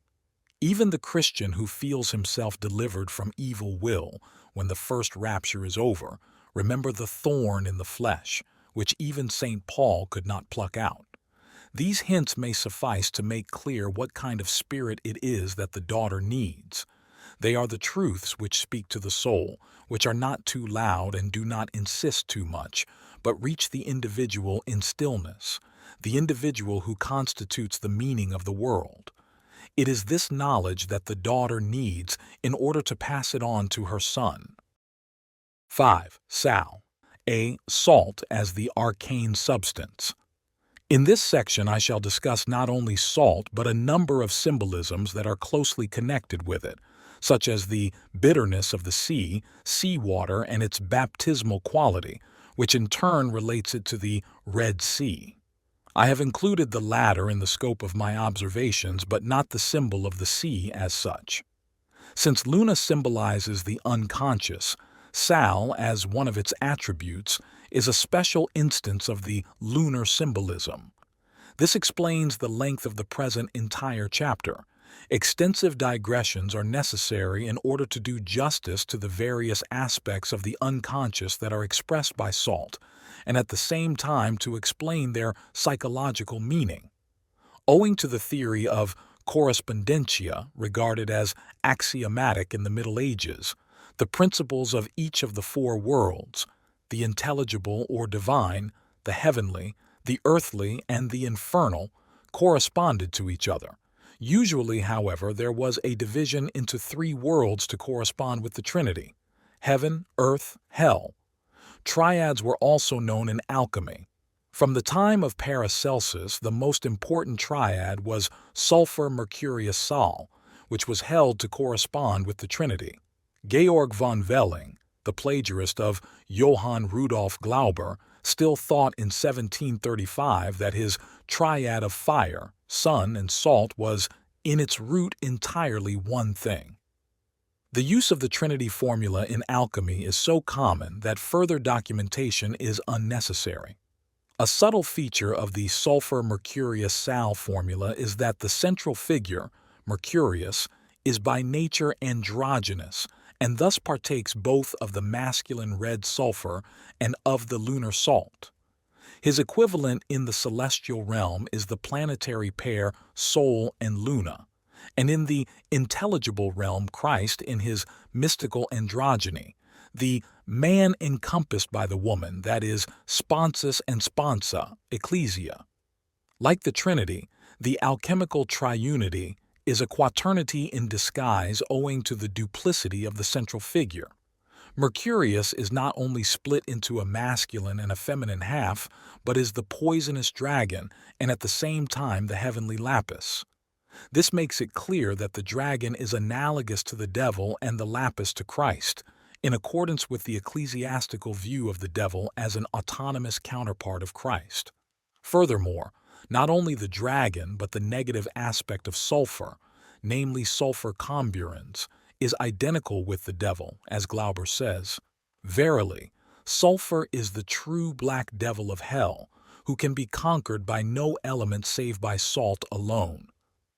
Salt, by contrast, is a light substance, similar to the lapis, as we shall see. From all this we get the following schema. Here we have another of those well-known quaternities of opposites which are usually masked as a triad, just as the Christian Trinity is able to maintain itself as such only by eliminating the fourth protagonist of the divine drama. If he were included, there would be not a Trinity, but a Christian quaternity. For a long time there had been a psychological need for this, as is evident from the medieval pictures of the Assumption and coronation of the Virgin. It was also responsible for elevating her to the position of mediatrix, corresponding to Christ's position as the mediator, with the difference that Mary only transmits grace but does not generate it.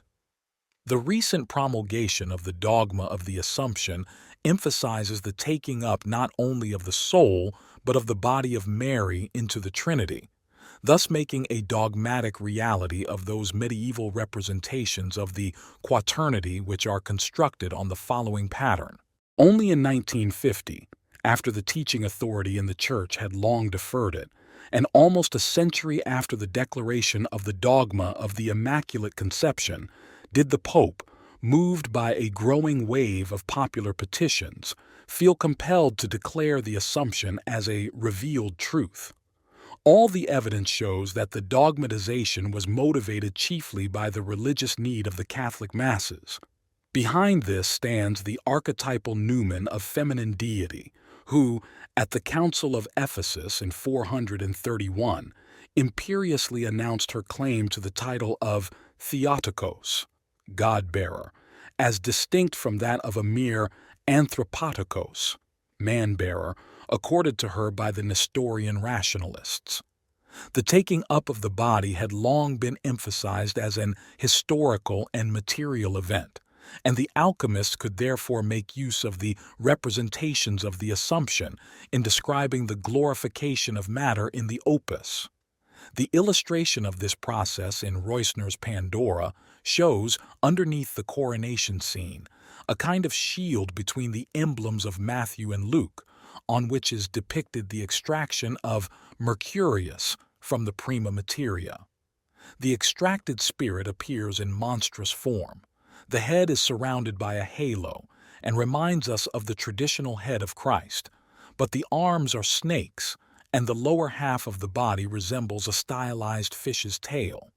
This is without doubt the anima mundi who has been freed from the shackles of matter, the filius macrocosmi, or Mercurius anthropos, who, because of his double nature, is not only spiritual and physical, but unites in himself the morally highest and lowest. The illustration in Pandora points to the great secret which the alchemists dimly felt was implicit in the Assumption. The proverbial darkness of sublunary matter has always been associated with the prince of this world, the devil. He is the metaphysical figure who is excluded from the Trinity, but who, as the counterpart of Christ, is the sine qua non of the drama of redemption. His equivalent in alchemy is the dark side of Mercurius duplex and, as we saw, the active sulphur. He also conceals himself in the poisonous dragon, the preliminary chthonic form of the lapis ethereus. To the natural philosophers of the Middle Ages, and to Dorn in particular, it was perfectly clear that the triad must be complemented by a fourth, as the lapis had always been regarded as a quaternity of elements. It did not disturb them that this would necessarily involve the evil spirit. On the contrary, the dismemberment and self-devouring of the dragon probably seemed to them a commendable operation. Dorn, however, saw in the quaternity the absolute opposite of the Trinity, namely the female principle, which seemed to him of the devil, for which reason he called the devil the four-horned serpent. This insight must have given him a glimpse into the core of the problem. In his refutation, he identified woman with the devil because of the number 2, which is characteristic of both. The devil, he thought, was the binarius itself, since it was created on the second day of creation, on Monday, the day of the moon, on which God failed to express his pleasure, this being the day of doubt and separation. Dorn puts into words what is merely hinted at in the Pandora illustration. If we compare this train of thought with the Christian quaternity which the new dogma has virtually produced, but has not defined as such, it will immediately be apparent that we have here an upper quaternio, which is supraordinate to man's wholeness, and is psychologically comparable to the Moses quaternio of the Gnostics. Man and the dark abyss of the world, the Deus absconditus, have not yet been taken up into it. Alchemy, however, is the herald of a still unconscious drive for maximal integration which seems to be reserved for a distant future, even though it originated with Origen's doubt concerning the ultimate fate of the devil. In philosophical alchemy, salt is a cosmic principle. According to its position in the quaternity, it is correlated with the feminine, lunar side and with the upper, light half. It is therefore not surprising that Sal is one of the many designations for the arcane substance. This connotation seems to have developed in the early Middle Ages under Arabic influence. The oldest traces of it can be found in the Turba, where salt water and seawater are synonyms for the aqua permanens, and in Senior, who says that Mercurius is made from salt. His treatise is one of the earliest authorities in Latin alchemy. Here, Sal Alkali, also plays the role of the arcane substance, and Senior mentions that the dialbatio was called salsatura, marination. In the almost equally old Allegoriae Sapientum, the lapis is described as salsus, salty. Arnaldus de Villanova, 1235 to 1313, says, "Whoever possesses the salt that can be melted and the oil that cannot be burned may praise God." It is clear from this that salt is an arcane substance. The Rosarium, which leans very heavily on the old Latin sources, remarks that the whole secret lies in the prepared common salt, and that the root of the art is the soap of the sages, sapo sapientum, which is the mineral of all salts and is called the bitter salt, sal amarum. Whoever knows the salt knows the secret of the old sages. Salts and alums are the helpers of the stone. Isaac Hollandus calls salt the medium between the terra sulphurea and the water. God poured a certain salt into them in order to unite them, and the sages named this salt the salt of the wise.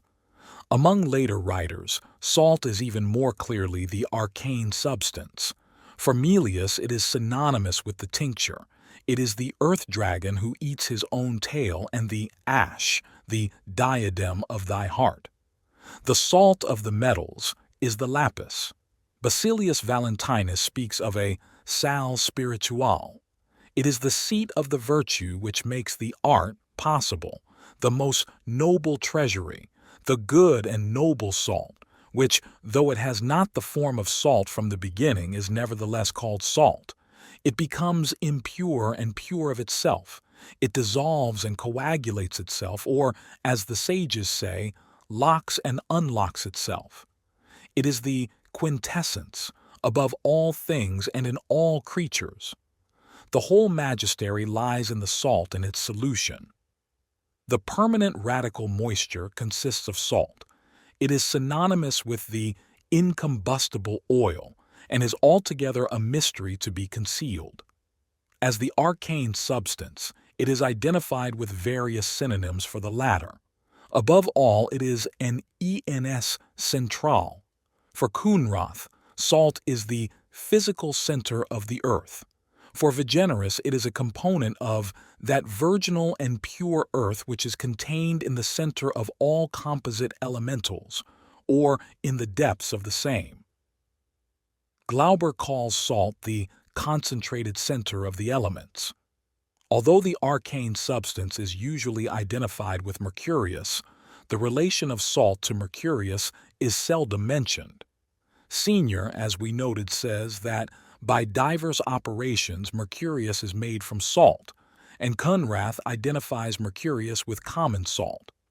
The rarity of the identification strikes us just because the salt of the wise really implies its relation to Mercurius. I can explain this only on the supposition that salt did not acquire its significance until later times and then at once appeared as an independent figure in the sulfur-Mercurius-Sal triad. Salt also has an obvious relation to the earth, not to the earth as such, but to our earth, by which is naturally meant the arcane substance. This is evident from the aforementioned identification of salt with the earth dragon. The full text of Melius runs, "What remains below in the retort is our salt, that is, our earth, and it is of a black color, a dragon that eats his own tail.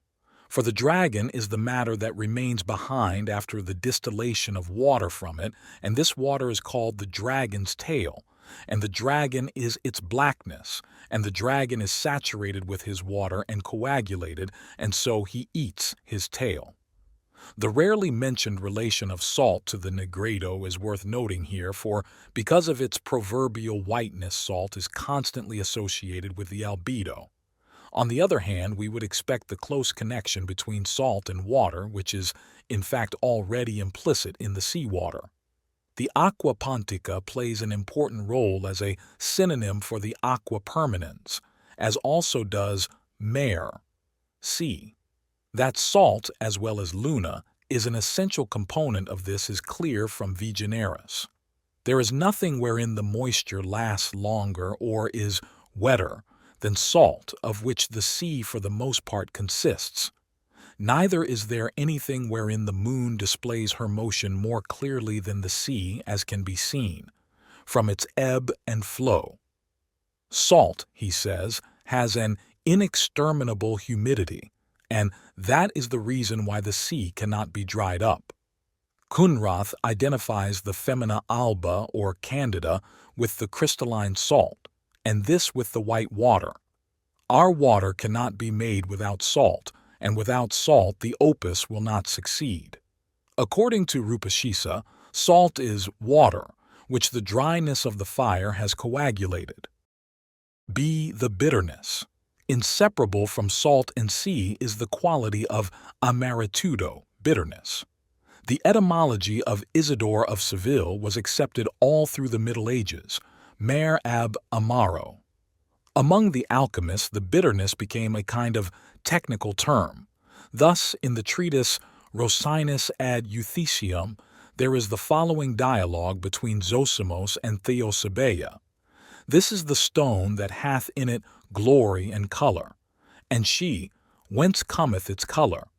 He replied, from its exceeding strong bitterness. And she, whence cometh its bitterness and intensity? He answered, from the impurity of its metal. The treatise Rosinus ad Saratantum Episcopum says, take the stone that is black, white, red, and yellow, and is a wonderful bird that flies without wings in the blackness of the night and the brightness of the day. In the bitterness that is in its throat, the coloring will be found. Each thing in its first matter is corrupt and bitter, says Ripley. The bitterness is a tincturing poison. And Milius, our stone is endowed with the strongest spirit, bitter and brazen, Aeneas. And the Rosarium mentions that salt is bitter because it comes from the mineral of the sea. The Liber Alze says, O nature of this wondrous thing which transforms the body into spirit. When it is found alone, it conquers all things, and is an excellent, harsh, and bitter acid, which transmutes gold into pure spirit. These quotations clearly allude to the sharp taste of salt and seawater. The reason why the taste is described as bitter and not simply as salt may lie first of all in the inexactness of the language, since amorous also means sharp, biting, harsh, and is used metaphorically for acrimonious speech or a wounding joke. Besides this, the language of the Vulgate had an important influence as it was one of the main sources for medieval Latin.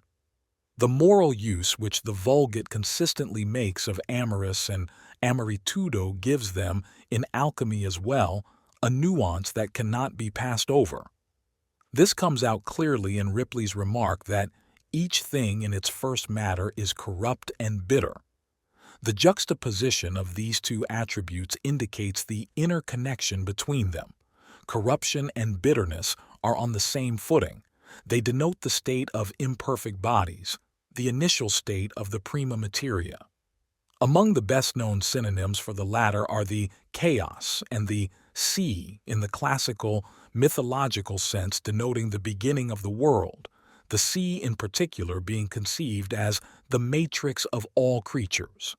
The prima materia is often called aqua pontica. The salt that comes from the mineral of the sea is by its very nature bitter, but the bitterness is due also to the impurity of the imperfect body. This apparent contradiction is explained by the report of Plutarch that the Egyptians regarded the sea as something impure and untrustworthy, and as the domain of Typhon, Set. They called salt the spume of Typhon. In his Philosophia Reformata, Milius mentions sea spume together with the purged or purified sea, rock salt, the bird, and luna as equivalent synonyms for the lapis occultus.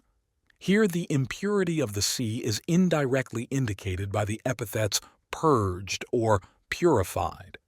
The sea spume is on a par with the salt and, of particular interest, with the bird, naturally the bird of Hermes, and this throws a sudden light on the above passage from Rosinus about the bird with bitterness in its throat. The bird is a parallel of salt because salt is a spirit, a volatile substance, which the alchemists were wont to conceive as a bird.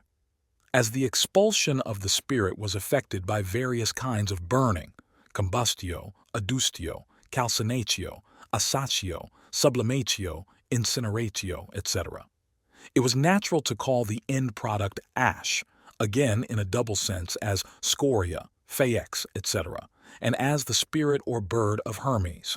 Thus the Rosarium says, "Sublime with fire until the spirit which thou wilt find in it, the substance, goeth forth from it, and it is named the bird or the ash of Hermes. Therefore, saith Morianus, despise not the ashes, for they are the diadem of thy heart and the ash of things that endure." In other words, the ash is the spirit that dwells in the glorified body. This bird or spirit is associated with various colors. At first the bird is black, then it grows white feathers which finally become colored. The Chinese cousin of the Avis hermetis, the scarlet bird, molts in a similar way. We are told in the treatise of Wei Po Yang, "The fluttering Chunyao flies the 5 colors." They are arranged as follows. Earth occupies the central position as the 5th element, though it is not the quintessence and goal of the work but rather its basis, corresponding to Terra as the arcane substance in Western alchemy. As regards the origin and meaning of the Avis hermetis, I would like to mention the report of Aelian that the ibis is dear to Hermes, the father of words, since in its form it resembles the nature of the logos, for its blackness and swift flight could be compared to the silent and introverted logos, but its whiteness to the logos already uttered and heard, which is the servant and messenger of the inner word. It is not easy for a modern mind to conceive salt, a cold, damp, lunar terrestrial substance, as a bird and a spirit. Spirit, as the Chinese conceive it, is yang, the fiery and dry element, and this accords with the views of Heraclitus as well as with the Christian concept of the Holy Ghost as tongues of fire. Luna, we have seen, is unquestionably connected with mens, manas, mind, etc. But these connections are of a somewhat ambiguous nature. Although the earth can boast of an earth spirit and other demons, they are after all spirits and not spirit.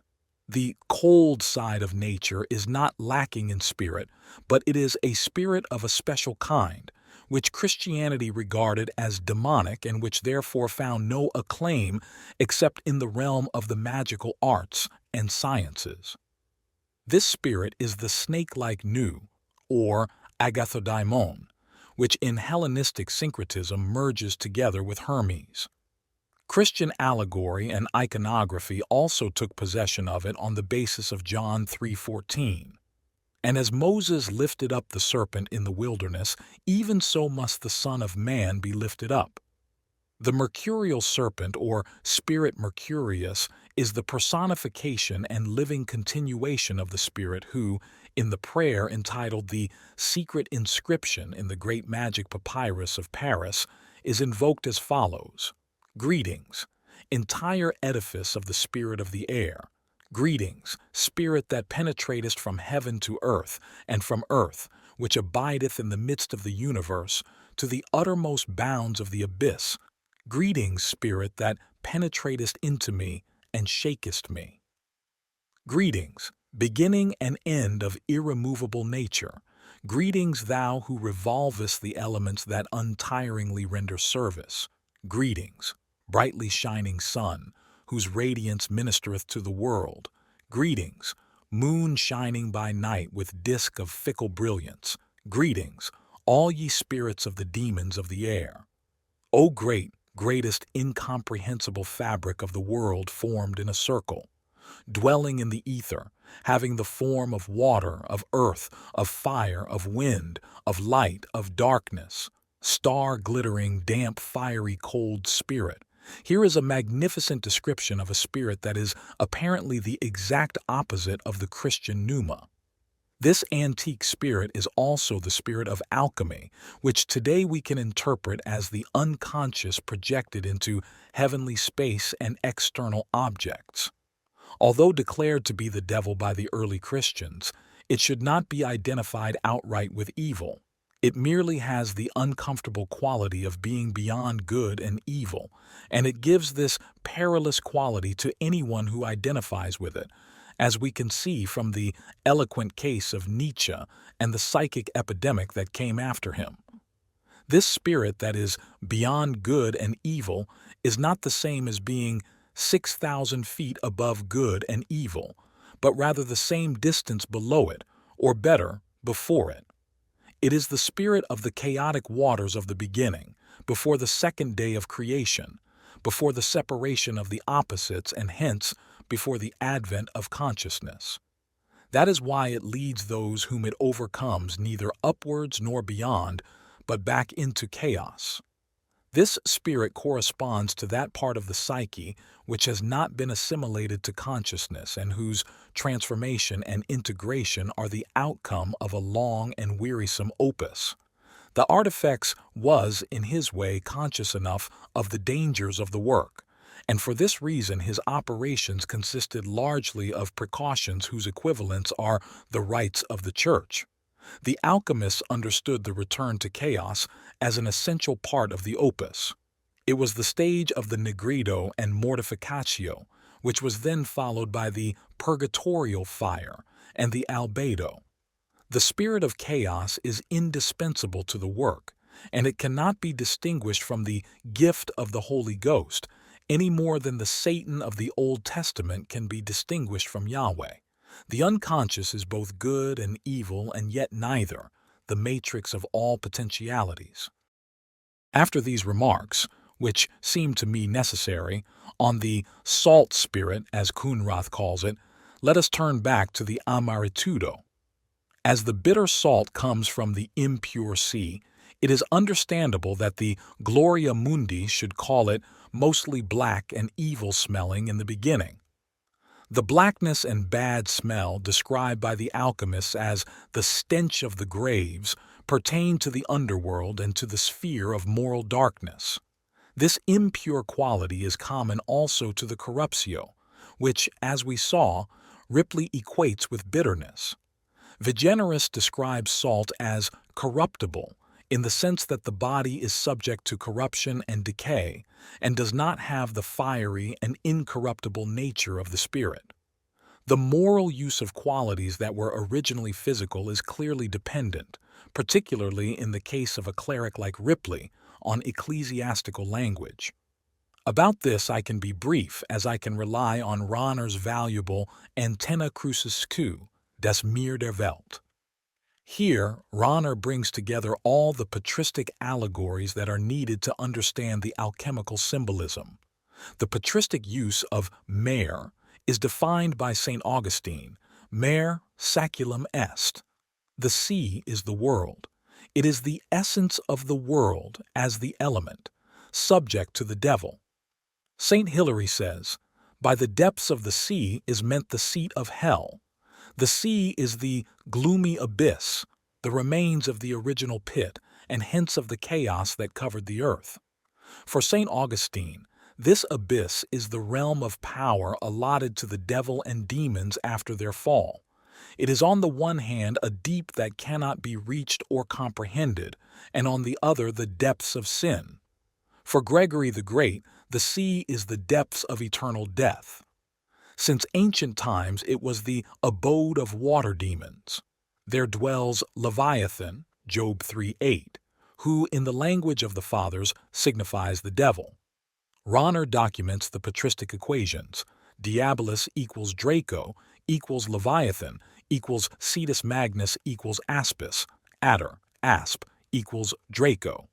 St. Jerome says, the devil surrounds the seas and the ocean on all sides. The bitterness of salt water is relevant in this connection, as it is one of the peculiarities of hell and damnation which must be fully tasted by the meditant in Loyola's exercises. Point 4 of Exercise 5 says he must, in imagination, taste with the taste bitter things, as tears, sadness, and the worm of conscience.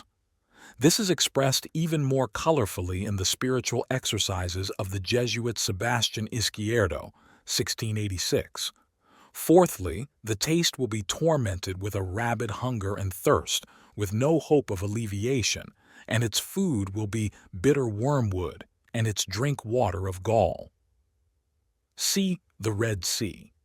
It might almost be one of the alchemical paradoxes that the Red Sea, in contrast to the significance ordinarily attached to mare, is a term for the healing and transforming baptismal water, and is thus an equivalent of the alchemical aqua pontica. St. Augustine says, the Red Sea signifies baptism, and, according to Honorius of Audun, the Red Sea is the baptism reddened by the blood of Christ, in which our enemies, namely our sins, are drowned. We must also mention the Peratic interpretation of the Red Sea. The Red Sea drowned the Egyptians, but the Egyptians were all non-knowers. The Exodus from Egypt signifies the exodus from the body, which is Egypt in miniature, being the incarnation of sinfulness, and the crossing of the Red Sea is the crossing of the water of corruption, which is Chronos. The other side of the Red Sea is the other side of creation. The arrival in the desert is a genesis outside of generation. There, the gods of destruction and the God of salvation are all together. The Red Sea is a water of death for those that are unconscious, but for those that are conscious, it is a baptismal water of rebirth and transcendence. By unconscious are meant those who have no gnosis, that is, are not enlightened as to the nature and destiny of man in the cosmos. In modern language, it would be those who have no knowledge of the contents of the personal and collective unconscious. The personal unconscious is the shadow and the inferior function. In Gnostic terms, the sinfulness and impurity that must be washed away by baptism. The collective unconscious expresses itself in the mythological teachings, characteristic of most mystery religions, which reveal the secret knowledge concerning the origin of all things and the way to salvation. Unconscious people who attempt to cross the sea without being purified and without the guidance of enlightenment are drowned. They get stuck in the unconscious and suffer a spiritual death insofar as they cannot get beyond their one-sidedness. To do this, they would have to be more conscious of what is unconscious to them and their age, above all of the inner opposite, namely those contents to which the prevailing views are in any way opposed. This continual process of getting to know the counterposition in the unconscious I have called the transcendent function, because the confrontation of conscious, rational data with those that are unconscious, irrational, necessarily results in a modification of standpoint. But an alteration is possible only if the existence of the other is admitted, at least to the point of taking conscious cognizance of it. A Christian of today, for instance, no longer ought to cling obstinately to a one-sided credo, but should face the fact that Christianity has been in a state of schism for 400 years, with the result that every single Christian has a split in his psyche. Naturally, this lesion cannot be treated or healed if everyone insists on his own standpoint.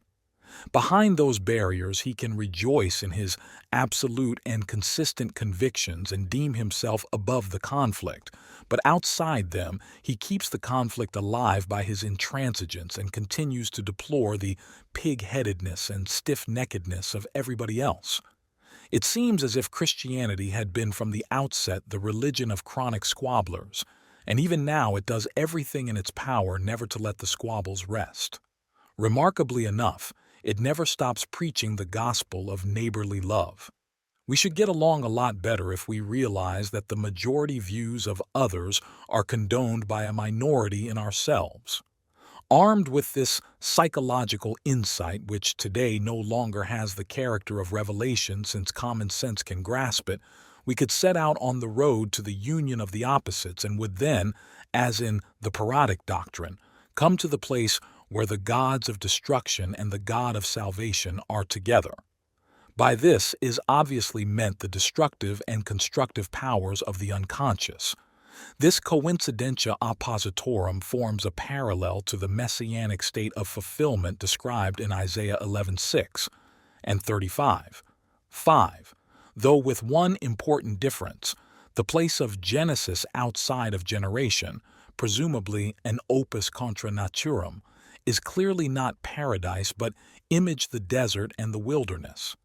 Everyone who becomes conscious of even a fraction of his unconscious gets outside his own time and social stratum into a kind of solitude, as our text remarks. But only there is it possible to meet the God of salvation. Light is manifest in the darkness, and out of danger the rescue comes. In his sermon on Luke 19:12, Meister Eckhart says, "And who can be nobler than the man who is born half of the highest and best the world has to offer, and half of the innermost ground of God's nature and God's loneliness? Therefore the Lord speaks in the prophet Hosea, 'I will lead the noble souls into the wilderness and speak into their hearts. One with the one from the one, and in the one itself the one, eternally.'" I have gone into this Hippolytus text at some length because the Red Sea was of special significance to the alchemists. Sermo of the Turba mentions the Tyrian dye, which is extracted from our most pure Red Sea. It is the parallel of the Tinctura Philosophorum, which is described as black and is extracted from the sea. The old treatise Rosinus ad Eutheciam says, "And know that our Red Sea is more tincturing than all seas, and that the poison, when it is cooked and becomes foul and discolored, penetrates all bodies. The tincture is the dip, and the baptismal water of the alchemists, here asserted to come from the Red Sea. This idea is understandable in view of the patristic and Gnostic interpretation of the Red Sea as the blood of Christ in which we are baptized. Hence the paralleling of the tincture, salt, and aqua pontica with blood. The Red Sea appears in a very peculiar manner in the Tractatus Aristotelis ad Alexandrum Magnum, where a recipe says, "Take the serpent and place it in the chariot with 4 wheels, and let it be turned about on the earth until it is immersed in the depths of the sea, and nothing more is visible but the blackest Dead Sea.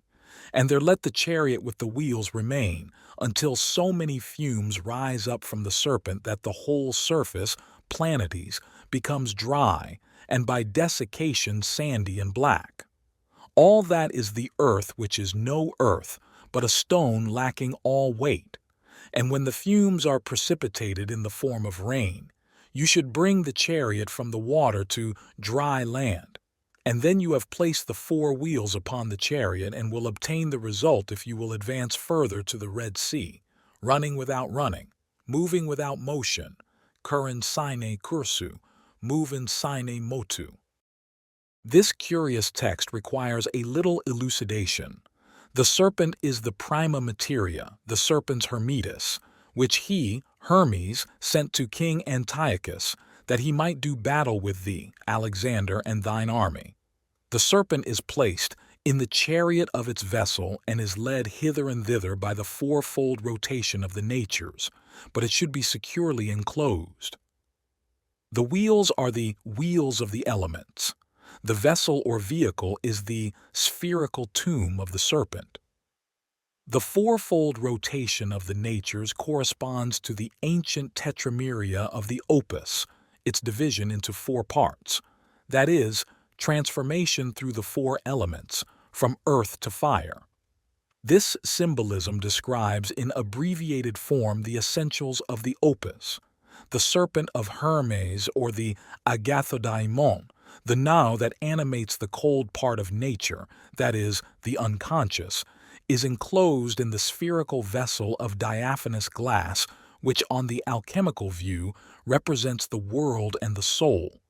The psychologist would see it rather as the psychic reflection of the world, namely, consciousness of the world and the psyche. The transformation corresponds to the psychic process of assimilation and integration by means of the transcendent function. This function unites the pairs of opposites, which, as alchemy shows, are arranged in a quaternio when they represent a totality. The totality appears in quaternary form only when it is not just an unconscious fact, but a conscious and differentiated totality. For instance, when the horizon is thought of not simply as a circle that can be divided into any number of parts, but as consisting of 4 clearly defined points. Accordingly, one's given personality could be represented by a continuous circle, whereas the conscious personality would be a circle divided up in a definite way, and this generally turns out to be a quaternity. The quaternity of basic functions of consciousness meets this requirement. It is therefore only to be expected that the chariot should have 4 wheels to correspond with the 4 elements or natures. The chariot as a spherical vessel and as consciousness rests on the 4 elements or basic functions, just as the floating island where Apollo was born, Delos, rested on the 4 supports which Poseidon made for it. The wheels, naturally, are on the outside of the chariot and are its motor organs, just as the functions of consciousness facilitate the relation of the psyche to its environment. It must, however, be stressed that what we today call the schema of functions is archetypally prefigured by one of the oldest patterns of order known to man, namely the quaternity, which always represents a consciously reflected and differentiated totality. Quite apart from its almost universal incidence, it also appears spontaneously in dreams as an expression of the total personality. The chariot of Aristotle can be understood in this sense as a symbol of the self. The recipe goes on to say that this symbolic vehicle should be immersed in the sea of the unconscious for the purpose of heating and incubation, corresponding to the state of tapas, incubation by means of self-heating. By this is obviously meant a state of introversion in which the unconscious content is brooded over and digested. During this operation, all relations with the outside world are broken off. The feelers of perception and intuition, discrimination and valuation are withdrawn. The 4 wheels are placed upon the chariot. Outside, everything is quiet and still, but deep inside the psyche, the wheels go on turning, performing those cyclic evolutions which bring the mandala of the total personality, the ground plan of the self, closer to consciousness. But so long as consciousness has not completed the process of integration, it is covered by the blackest Dead Sea, darkened by unconsciousness and oppressed by heat, as was the hero in the belly of the whale during the night sea journey. Through the incubation, the snake-like content is vaporized, literally sublimated, which amounts to saying that it is recognized and made an object of conscious discrimination. The evaporatio is followed by the desiccation of the surface, which then appears sandy and black. Here the imagery changes. The allusion to the subsiding flood means psychologically that the black blanket of unconsciousness hiding the nascent symbol is drawn away.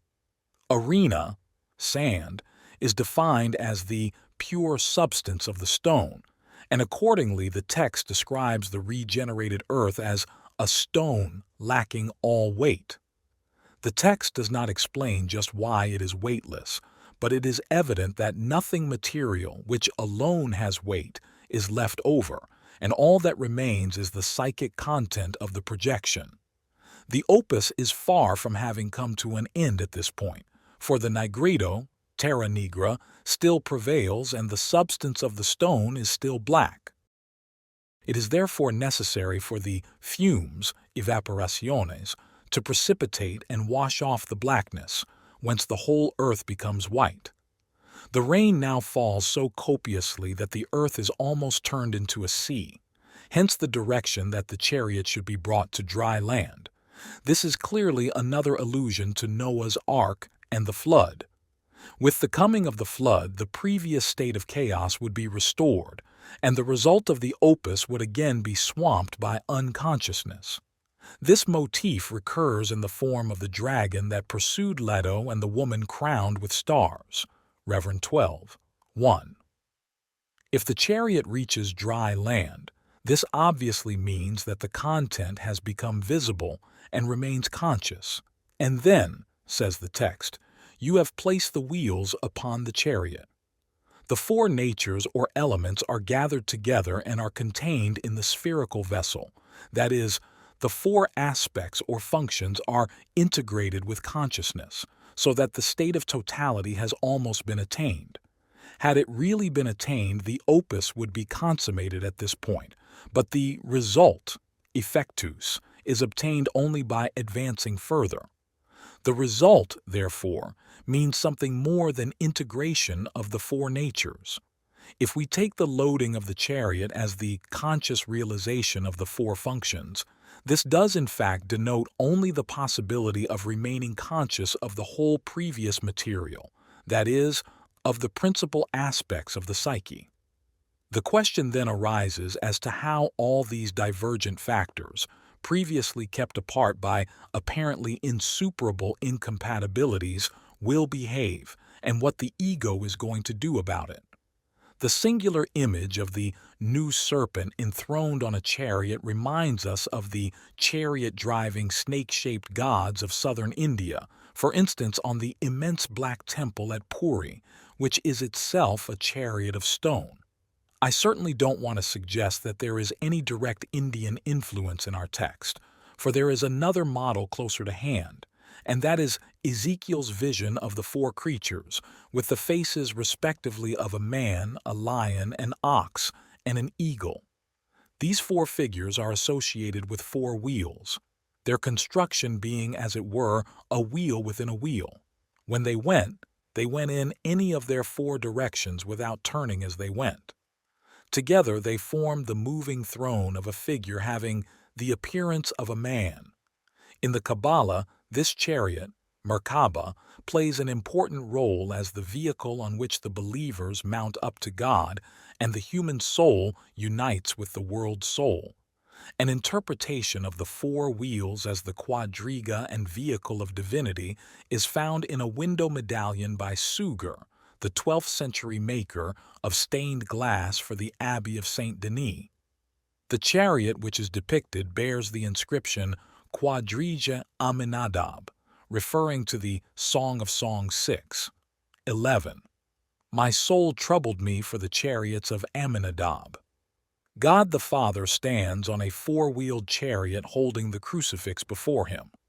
In the corners of the medallion are the four emblems of the evangelists, the Christian continuation of Ezekiel's winged creatures. The four Gospels form, as it were, a quaternary podium on which the Redeemer stands.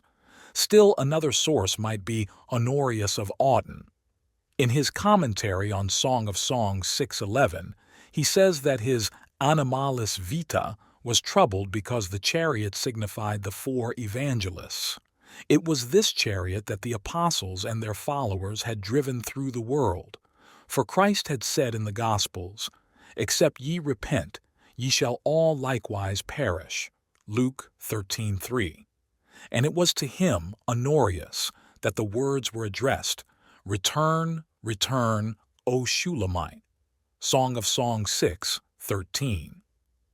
Psychologically, the vision of Ezekiel is a symbol of the self consisting of four individual creatures and wheels, that is, of different functions. Three of the faces are theriomorphic and only one anthropomorphic, which presumably means that only one function has reached the human level, whereas the others are still in an unconscious or animal state. The problem of 3 and 4, Trinity and Quaternity, plays a great role in alchemy as the axiom of Maria, and, like the vision of Ezekiel, is concerned with the God image.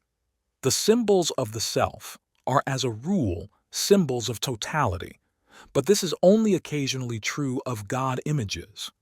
In the former, the circle and the quaternity predominate. In the latter, the circle and the trinity, and this, moreover, only in the case of abstract representations, which are not the only ones to occur. These hints may throw a little light on the strange idea of the serpent chariot. It is a symbol of the arcane substance and the quintessence of the ether that contains all four elements, and at the same time a God image, or, to be more accurate, an image of the anima mundi. This is indicated by the mercurial serpent, which in its turn was interpreted by the alchemists as the spirit of life that was in the wheels. We should also mention that, according to Ezekiel 1:18, the inter-revolving wheels were full of eyes round about. The old illustrators, therefore, produced something like an astrolabe in their attempts to depict the vision. The notion of wheels is naturally connected with movement in all directions, for the eyes of the Lord run to and fro through the whole earth. Zechariah 4:10. It is said of the horses, too, that they walk to and fro through the earth. Zechariah 6:7. Eyes are round and in common speech are likened to cartwheels. They also seem to be a typical symbol for what I have called the multiple luminosities of the unconscious. By this, I mean the seeming possibility that complexes possess a kind of consciousness, a luminosity of their own, which, I conjecture, expresses itself in the symbol of the soul spark, multiple eyes, polyophthalmia, and the starry heaven. By reason of its solar nature, the eye is a symbol of consciousness, and accordingly, multiple eyes would indicate a multiplicity of conscious centers which are coordinated into a unity like the many-faceted eye of an insect. As Ezekiel's vision can be interpreted psychologically as a symbol of the self, we may also mention in this connection the Hindu definition of the self, here Hiranyagarbha, as the collective aggregate of all individual souls. Ezekiel's vision is of psychological importance because the quaternity embodied in it is the vehicle or throne of him who had the appearance of a man. Together with the spirit of life in the wheels, it represents the empirical self, the totality of the four functions. These four are only partly conscious. The auxiliary functions are partly, and the inferior or subliminal function is wholly autonomous. They cannot be put to conscious use, and they reach consciousness only indirectly as a fait accompli, through their sometimes disturbing effects. Their specific energy adds itself to the normal energy of the unconscious, and thereby gives it an impulse that enables it to erupt spontaneously into consciousness. As we know, these invasions can be observed systematically in the association experiment. The quaternity of the self appears in Ezekiel's vision as the true psychological foundation of the God concept. God uses it as his vehicle. It is possible for the psychologist to verify the structure of this foundation, but beyond that, the theologian has the last word. In order to clear up any misunderstandings, especially from the theological side, I would like to emphasize yet again that it is not the business of science to draw conclusions which go beyond the bounds of our empirical knowledge.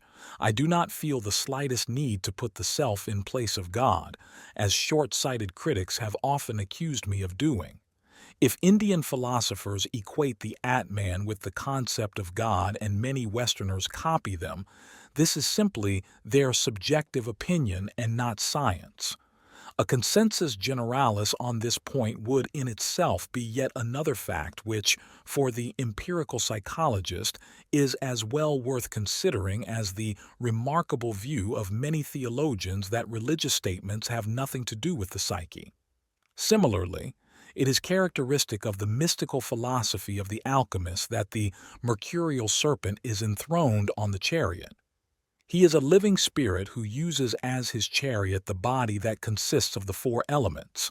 In this sense, the chariot is the symbol of earthly life.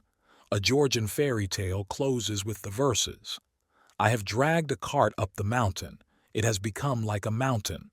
summon me from this life over to eternity.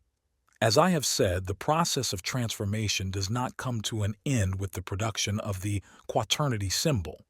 The continuation of the opus leads to the dangerous crossing of the Red Sea, signifying death and rebirth.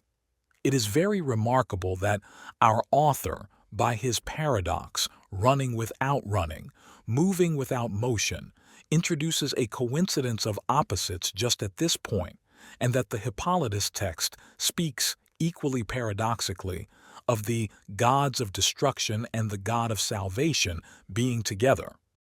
The quaternity, as we have seen, is a quaternio of opposites, a synthesis of the four originally divergent functions. Their synthesis is here achieved in an image, but in psychic reality, becoming conscious of the whole psyche faces us with a highly problematical situation. We can indicate its scope in a single question: what am I to do with the unconscious? For this, unfortunately, there are no recipes or general rules. I have tried to present the main outlines of what the psychotherapist can observe of this wearisome and all too familiar process in my study, the relations between the ego and the unconscious. For the layman, these experiences are a terra incognita, which is not made any more accessible by broad generalizations. Even the imagination of the alchemists, otherwise so fertile, fails us completely here. Only a thorough investigation of the text could shed a little light on this question. The same task challenges our endeavors in the field of psychotherapy. Here, too, are thousands of images, symbols, dreams, fantasies, and visions that still await comparative research. The only thing that can be said with some certainty at present is that there is a gradual process of approximation whereby the two positions, the conscious and the unconscious, are both modified. Differences in individual cases, however, are just as great as they were among the alchemists, the fourth of the three. In the course of his mystic peregrination, Meyer reached the red, Erythraean Sea, and in the following way: he journeyed to the four directions: to the north, Europe; to the west, America; to the east, Asia. Leaving Asia and turning south to Africa, he found a statue of Mercury made of silver and with a golden head. The statue pointed to paradise, which he espied far off. Now, because of its four rivers, and because it was the abode of the originally androgynous primordial man, Adam, the Garden of Eden was a favorite mandala in Christian iconography, and is therefore a symbol of totality and, from the psychological point of view, of the self. If we take the four directions and the four elements as a symbolical equivalent of the four basic functions of consciousness, we can say that Meyer had become conscious of three of them by the time he reached Asia. This brings him to the fourth and last, the inferior function, which is the darkest and the most unconscious of all. Africa is not a bad image for this, but just as Meyer was about to direct his steps thither, he had a vision of paradise as the primordial image of wholeness, which showed him that the goal of his journey lay in the attainment of this wholeness. By the time he reached Africa, he says, the sun was in its house, Leo, and the moon was in Cancer, the moon having Cancer for the roof of its house. The proximity of the two houses indicates a CONIUNCTIO solis et lunae, the union of supreme opposites, and this is the crowning of the opus and the goal of the peregrination. He adds, and this gave me great hope of the best augury. The fourth function has its seat in the unconscious. In mythology, the unconscious is portrayed as a great animal, for instance, Leviathan, or as a whale, wolf, or dragon. We know from the myth of the sun hero that it is so hot in the belly of the whale that his hair falls out. Aristeas and his companions likewise suffer from the great heat of their prison under the sea. The alchemists were fond of comparing their fire to the fire of hell or the flames of purgatory. Meyer gives a description of Africa which is very like a description of hell, uncultivated, torrid, parched, sterile, and empty. He says there are so few springs that animals of the most varied species assemble at the drinking places and mingle with one another, whence new births and animals of a novel appearance are born, which explain the saying, always something new out of Africa. Pawns dwelt there, and satyrs, dog-headed baboons and half-men, besides innumerable species of wild animals. According to certain modern views, this could hardly be bettered as a description of the unconscious. Meyer further reports that in the region of the Red Sea an animal is found with the name of ortus, rising, origin. It had a red head with streaks of gold reaching to its neck, black eyes, a white face, white forepaws, and black hindpaws. He derived the idea of this animal from the remark of Avicenna, that thing whose head is red, its eyes black, and its feet white, is the magistery. He was convinced that the legend of this creature referred to the phoenix, which was likewise found in that region. While he was making inquiries about the phoenix, he heard a rumor that not far off a prophetess, known as the Erythraean Sibyl, dwelt in a cave. This was the Sibyl who was alleged to have foretold the coming of Christ. Meyer is probably referring here not to the 8th book of the Sibylline Oracles, verse 217, at which point 34 verses begin with the following letters: Ixois, ex peistos, theoi, ios, soth p stipos, but to the report of St. Augustine in De Civitate Dei, which was well known in the Middle Ages. He also cites the passage about the Sibyl in the Constantini Oratio of Eusebius and emphasizes that the Sibylline prophecy referred to the coming of Christ in the flesh. We have seen earlier that the Erythraean Sea is a mysterious place, but here we meet with some noteworthy details. To begin with, our author reaches this sea just when he has completed the journey through the 3 continents and is about to enter the critical 4th region. We know from the axiom of Maria and from Faust the crucial importance of that seemingly innocent question at the beginning of the Timaeus, Socrates. 1, 2, 3. But where, my dear Timaeus, is the 4th of those guests of yesterday who were to entertain me today? Timaeus. He suddenly felt unwell, Socrates. He would not have failed to join our company if he could have helped it. The transition from 3 to 4 is a problem on which the ambiguous formulation of Maria does not shed very much light. We come across the dilemma of 3 and 4 in any number of guises, and in Meyer's Symbola Aurii Mensae as well. The step from 3 to 4 proves to be an important development presaged by the vision of paradise. The region of the Red Sea is proverbially hot, and Meyer reached it at the end of July, in the intense heat of summer. He was, in fact, getting hot, uncommonly hot as hell, for he was approaching that region of the psyche which was not unjustly said to be inhabited by pans, satyrs, dog-headed baboons, and half-men. It is not difficult to see that this region is the animal soul in man. For just as a man has a body which is no different in principle from that of an animal, so also his psychology has a whole series of lower stories in which the specters from humanity's past epochs still dwell, then the animal souls from the age of Pithecanthropus and the hominids, then the psyche of the cold-blooded saurians, and deepest down of all, the transcendental mystery and paradox of the sympathetic and parasympathetic psychoid processes. So it is not surprising that our world voyager felt that he had landed in the hottest place. He was in Arabia Felix in the sweltering heat of summer. He was painfully aware that he was risking his skin. It's your concern when your neighbor's wall is on fire. He was the banquet giver and the guest, the eater and the eaten in one person. The innumerable species of animals begin to show up already by the Red Sea, headed by the fabulous 4-footed ortus, which combines in itself the 4 alchemical colors, black, white, red, and yellow, the gold streaks on head and neck.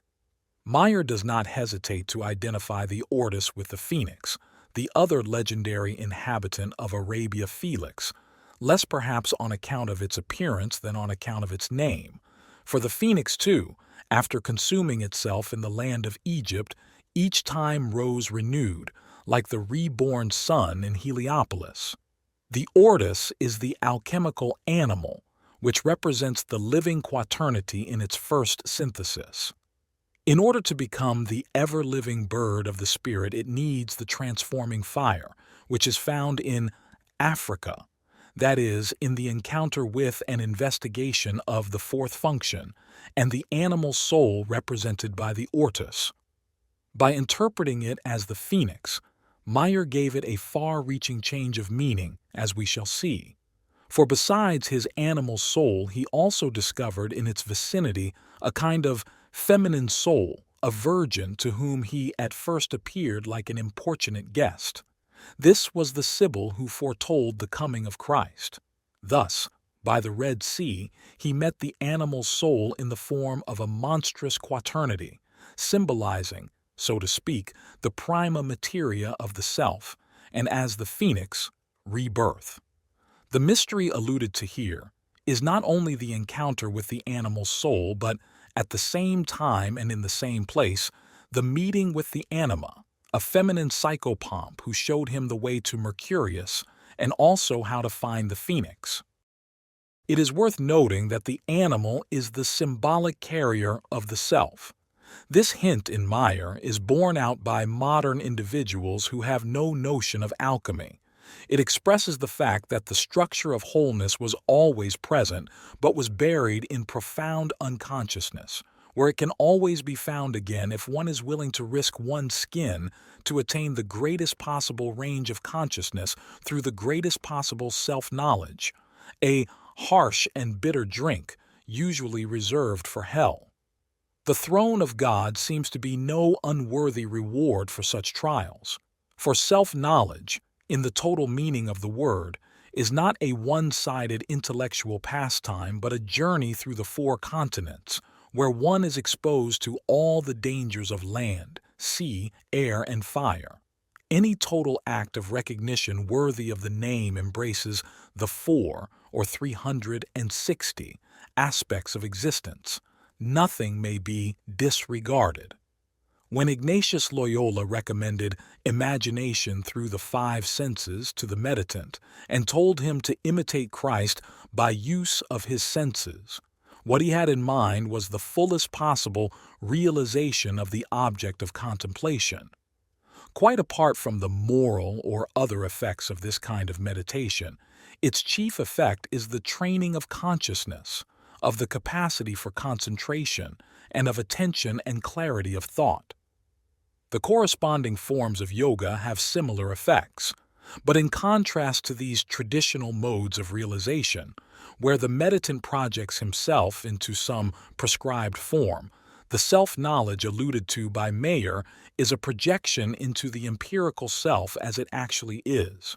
It is not the self we like to imagine ourselves to be after carefully removing all the blemishes, but the empirical ego just as it is, with everything that it does and everything that happens to it.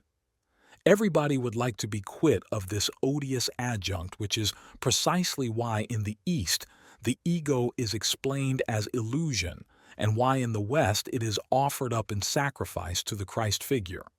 By contrast, the aim of the mystical peregrination is to understand all parts of the world, to achieve the greatest possible extension of consciousness, as though its guiding principle were the Carpocratic 524 idea that one is delivered from no sin which one has not committed, not a turning away from its empirical so-ness, but the fullest possible experience of the ego as reflected in the 10,000 things. That is the goal of the peregrination. This follows logically from the psychological recognition that God cannot be experienced at all unless this futile and ridiculous ego offers a modest vessel in which to catch the effluence of the Most High and name it with his name. The significance of the vase symbol in alchemy shows how concerned the artifacts was to have the right vessel for the right content. One is the lapis, one the medicament, one the vessel, one the procedure, and one the disposition. The aqua nostra, the transformative substance, is even its own vessel. From this, it is but a step to the paradoxical statement of Angelus Silesius: God is my center when I close him in, and my circumference when I melt in him. Mayer's Erythraean quadruped, the ortus, corresponds to the four-wheeled chariot of pseudo-Aristotle. The tetramorph, too, is a product of early medieval iconography, combining the four-winged creatures of Ezekiel's vision into a four-footed monster.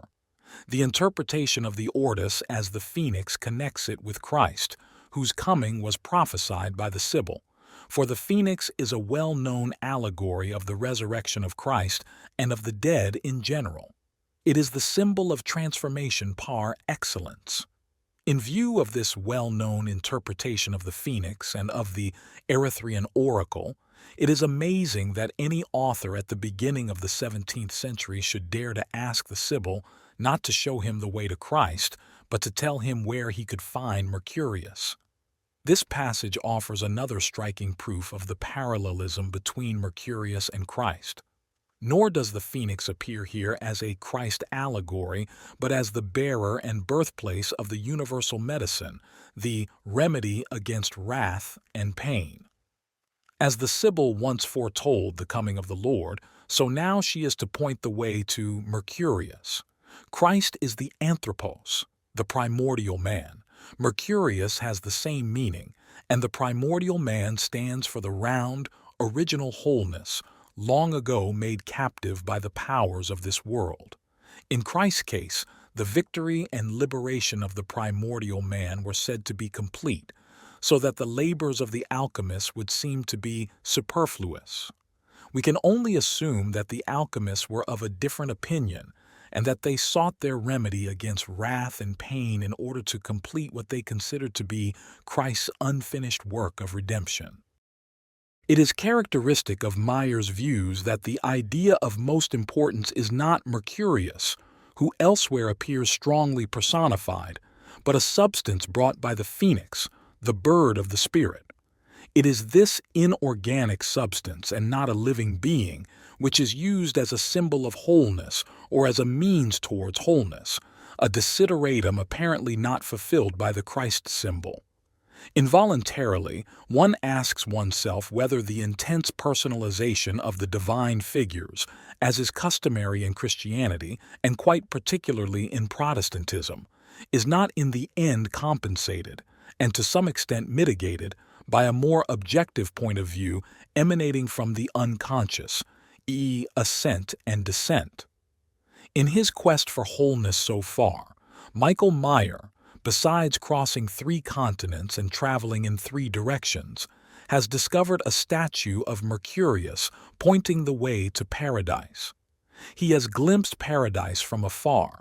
He has found the animal soul and the Sibylline anima, who now counsels him to journey to the 7 mouths of the Nile, Ostia Nili, in order to seek for Mercurius. The continuation of his pilgrimage recalls the flight of the phoenix from Arabia, where it lives, to Egypt, where it dies and arises anew. We may therefore expect that something similar will befall the author. We are not told anything of his crossing of the Red Sea, and of his recapitulation, in the reverse direction, of the miraculous wanderings of the children of Israel. We do, however, soon learn that something like a rebirth mystery is to take place, because Mayer compares the 7 mouths of the Nile to the 7 planets. He first reaches the Canopic Gate, the western mouth of the delta, where he finds Saturn domiciled. Of the remaining planets we can recognize only Mars with certainty, as the description of the cities where the others dwell is not very clear. Amid innumerable hazards, he traverses the 7 regions without meeting Mercurius. He does not find him even in his own city. Finally, he has to turn back and retrace his steps until he reaches the Canopic Gate, where this time he finds Mercurius. Although he learns from him all sorts of secrets, he fails to find the phoenix. Later, he will return again in order to discover the panacea. In his Epigramma ad Phoenixem, he begs the wonderful bird to give the wise man its feathers, and in his epigram to the Medicina Phoeniciae, he rates it above riches and gold, and he who does not think so is not a man but a beast. The experience of the fourth quarter, the region of fire, that is, the inferior function, is described by Moyer as an ascent and descent through the 7 planetary spheres. Even if the peregrination up to this point was not an allegory of the opus alchemicum, from now on it certainly is. The opus is a transitus, in the Gnostic sense, a transcension and transformation whose subject and object is the elusive Mercurius. I will not discuss the nature of the transitus here in any great detail, as this would be the proper concern of an account of the opus itself. One aspect of the transitus, however, is the ascent and descent through the planetary spheres, and to this we must devote a few words. As the Tabula Smaragdina shows, the purpose of the ascent and descent is to unite the powers of above and below. A feature worthy of special notice is that in the opus there is an ascent followed by a descent, whereas the probable Gnostic Christian prototype depicts first the descent and then the ascent. There are numerous evidences of this in the literature, and I do not need to cite them here. I will quote only the words of one of the great Greek fathers, St. Basil, who says in his explanation of Psalm 17:10, "And he bowed the heavens and came down, and a black cloud was under his feet." David says here, "God came down from heaven to help me and to chastise his enemies." But he clearly prophesies the incarnation of Christ when he says, "He bowed the heavens and came down." For he did not break through the heavens and did not make the mystery manifest, but came down to earth secretly, like rain upon the fleece, because the incarnation was secret and unknown, and his coming into the world order was hidden. Commenting on the next verse, "And he was borne upon the cherubim, and he flew," Basil says, "For in ascending he rose above the cherubim, whom David named also the wings of the wind, on account of their winged and stormy nature. By the wings of the wind is also meant the cloud which took him up." Irenaeus sums up the mystery in the Lapidary, saying, "For it is he who descended and ascended for the salvation of men." In contrast to this, in alchemy, the ascent comes first, and then the descent. I would mention the ascent and descent of the soul in the Rosarium illustrations, and above all the exordium in the Tabula Smaragdina, whose authority held sway throughout the Middle Ages. 4. Its father is the sun, its mother the moon. The wind hath carried it in his belly, its nurse is the earth. 6. Its power is complete when it is turned towards the earth. 8. It ascendeth from the earth to heaven, and descendeth again to the earth, and receiveth the power of the higher and lower things. So wilt thou have the glory of the whole world. These articles, whose subject is sometimes masculine and sometimes neuter, describe the sun-moon child who is laid in the cradle of the 4 elements, attains full power through them and the earth, rises to heaven and receives the power of the upper world, and then returns to earth, accomplishing, it seems, a triumph of wholeness, Gloria totius mundi. The words, "so wilt thou have," are evidently addressed to the philosopher, for he is the artifex of the filius philosophorum. If he succeeds in transforming the arcane substance, he will simultaneously accomplish his own wholeness, which will manifest itself as the glory of the whole world. There can be no doubt that the arcane substance, whether in neuter or personified form, rises from the earth, unites the opposites, and then returns to earth, thereby achieving its own transformation into the elixir. He riseth up and goeth down in the tree of the sun, till he becomes the elixir, says the Concilium Coniunctii. The text continues, "Someone hath said, and when I rise naked to heaven, then shall I come clothed upon the earth, and shall perfect all minerals. And if we are baptized in the fountain of gold and silver, and the spirit of our body, i.e., the arcane substance, ascends into heaven with the Father and the Son, and descends again, then shall our souls revive, and my animal body will remain white, that is, the body of the moon." Here, the union of opposites consists in an ascent to heaven and a descent to earth in the bath of the tincture. The earthly effect is first a perfection of minerals, then a resuscitation of souls and a transfiguration of the animal body, which before was dark. A parallel passage in the Concilium runs, "His soul rises up from it and is exalted to the heavens, that is, to the spirit, and becomes the rising sun, that is red, in the waxing moon, and of solar nature. And then the lantern with two lights, which is the water of life, will return to its origin, that is, to earth, and it becomes of low estate, is humbled and decays, and is joined to its beloved, the terrestrial sulphur." This text describes the ascent of the soul of the arcane substance, the incombustible sulphur. The soul, as Luna attains its plenilunium, its sun-like brilliance, then wanes into the novilunium and sinks down into the embrace of the terrestrial sulphur, which here signifies death and corruption. We are reminded of the gruesome conjunction at the new moon in Mayer's Scrutinium Chemicum, where the woman and the dragon embrace in the grave. The description Dorn gives in his Physica Trismegisti is also to the point. In the end it will come to pass that this earthly spagyric birth clothes itself with heavenly nature by its ascent, and then by its descent visibly puts on the nature of the center of the earth, but nonetheless the nature of the heavenly center which it acquired by the ascent is secretly preserved. This birth, foetura, conquers the subtile and spiritual sickness in the human mind and also all bodily defects, within as well as without. The medicament is produced in the same way as the world was created.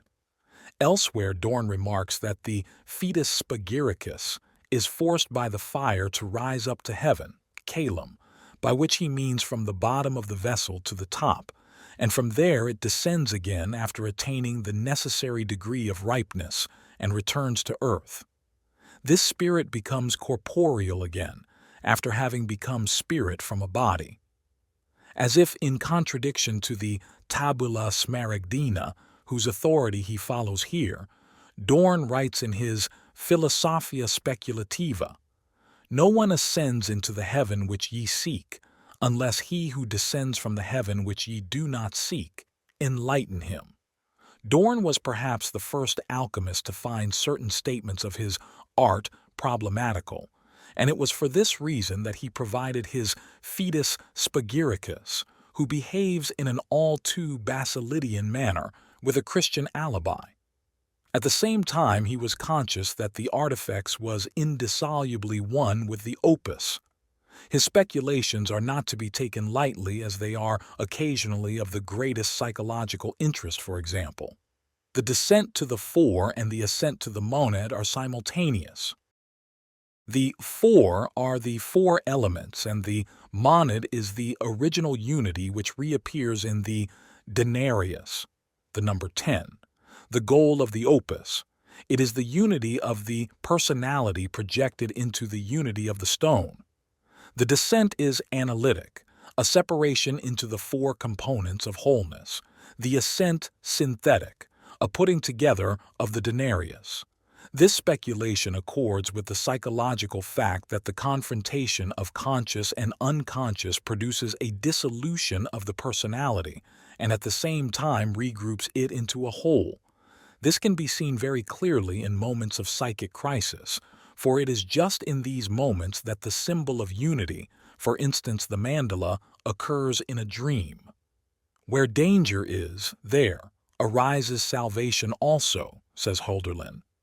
While the older authors keep strictly to the tabula smaragdina, the more modern ones, under the leadership of Dorn, tend to present the process the other way round.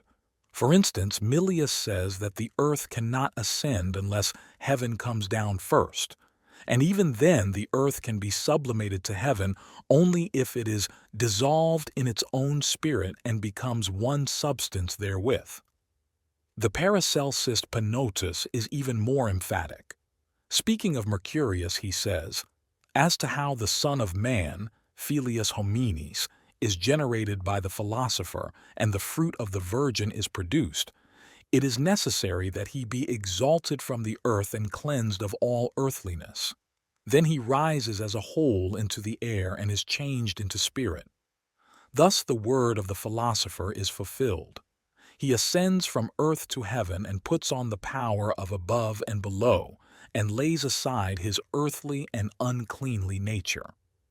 This complete identification of the lapis with the Son of Man must obviously end with its ascension, but that contradicts the original and widespread conception of the lapis as the tincture or medicine, which has meaning and value only if it applies itself to the base substances of the lower world. The upper world is in need of no medicine, since it is incorruptible anyway. A redeemer who proceeds from matter and returns to matter gradually became unthinkable. Those who identified the lapis absolutely with Christ stopped working in the laboratory, and those who preferred laboratory work slowly gave up their mystic language. Ascent and descent, above and below, up and down, represent an emotional realization of opposites, and this realization gradually leads, or should lead, to their equilibrium. This motif occurs very frequently in dreams, in the form of going up and downhill, climbing stairs, going up or down in a lift, balloon, aeroplane, etc. It corresponds to the struggle between the winged and the wingless dragon, that is, the Ouroboros.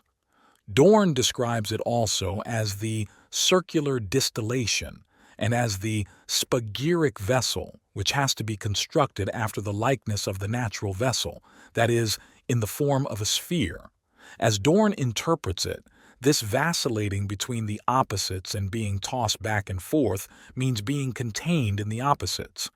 They become a vessel in which what was previously now one thing and now another floats vibrating, so that the painful suspension between opposites gradually changes into the bilateral activity of the point in the center. This is the liberation from opposites, the Nirdvanva of Hindu philosophy, though it is not really a philosophical but rather a psychological development. The Aurelia Occulta puts this thought in the words of the dragon: "Many from one and one from many, issue of a famous line, I rise from the lowest to the highest. The nethermost power of the whole earth is united with the highest. I therefore am the one and the many within me." In these words, the dragon makes it clear that he is the chthonic forerunner of the self on F, the journey through the planetary houses. Returning now to Michael Meyer's journey to the 7 mouths of the Nile, which signify the 7 planets, we bring to this theme a deepened understanding of what the alchemists meant by ascent and descent. It was the freeing of the soul from the shackles of darkness or unconsciousness, its ascent to heaven, the widening of consciousness, and finally, its return to earth, to hard reality, in the form of the tincture or healing drink, endowed with the powers of the above. What this means psychologically could be seen very clearly from the Hypnerotomachia, were its meaning not overlaid by a mass of ornate detail. It should therefore be pointed out that the whole first part of the book is a description of the dreamer's ascent to a world of gods and heroes, of his initiation into a Venus mystery, followed by the illumination and semi-apotheosis of Polyphilo and his Polia. In the second, smaller part, this leads to disenchantment and the cooling off of the lovers, culminating in the knowledge that it was all only a dream. It is a descent to earth, to the reality of daily life, and it is not altogether clear whether the hero managed to preserve in secret the nature of the heavenly center which he acquired by the ascent. One rather doubts it.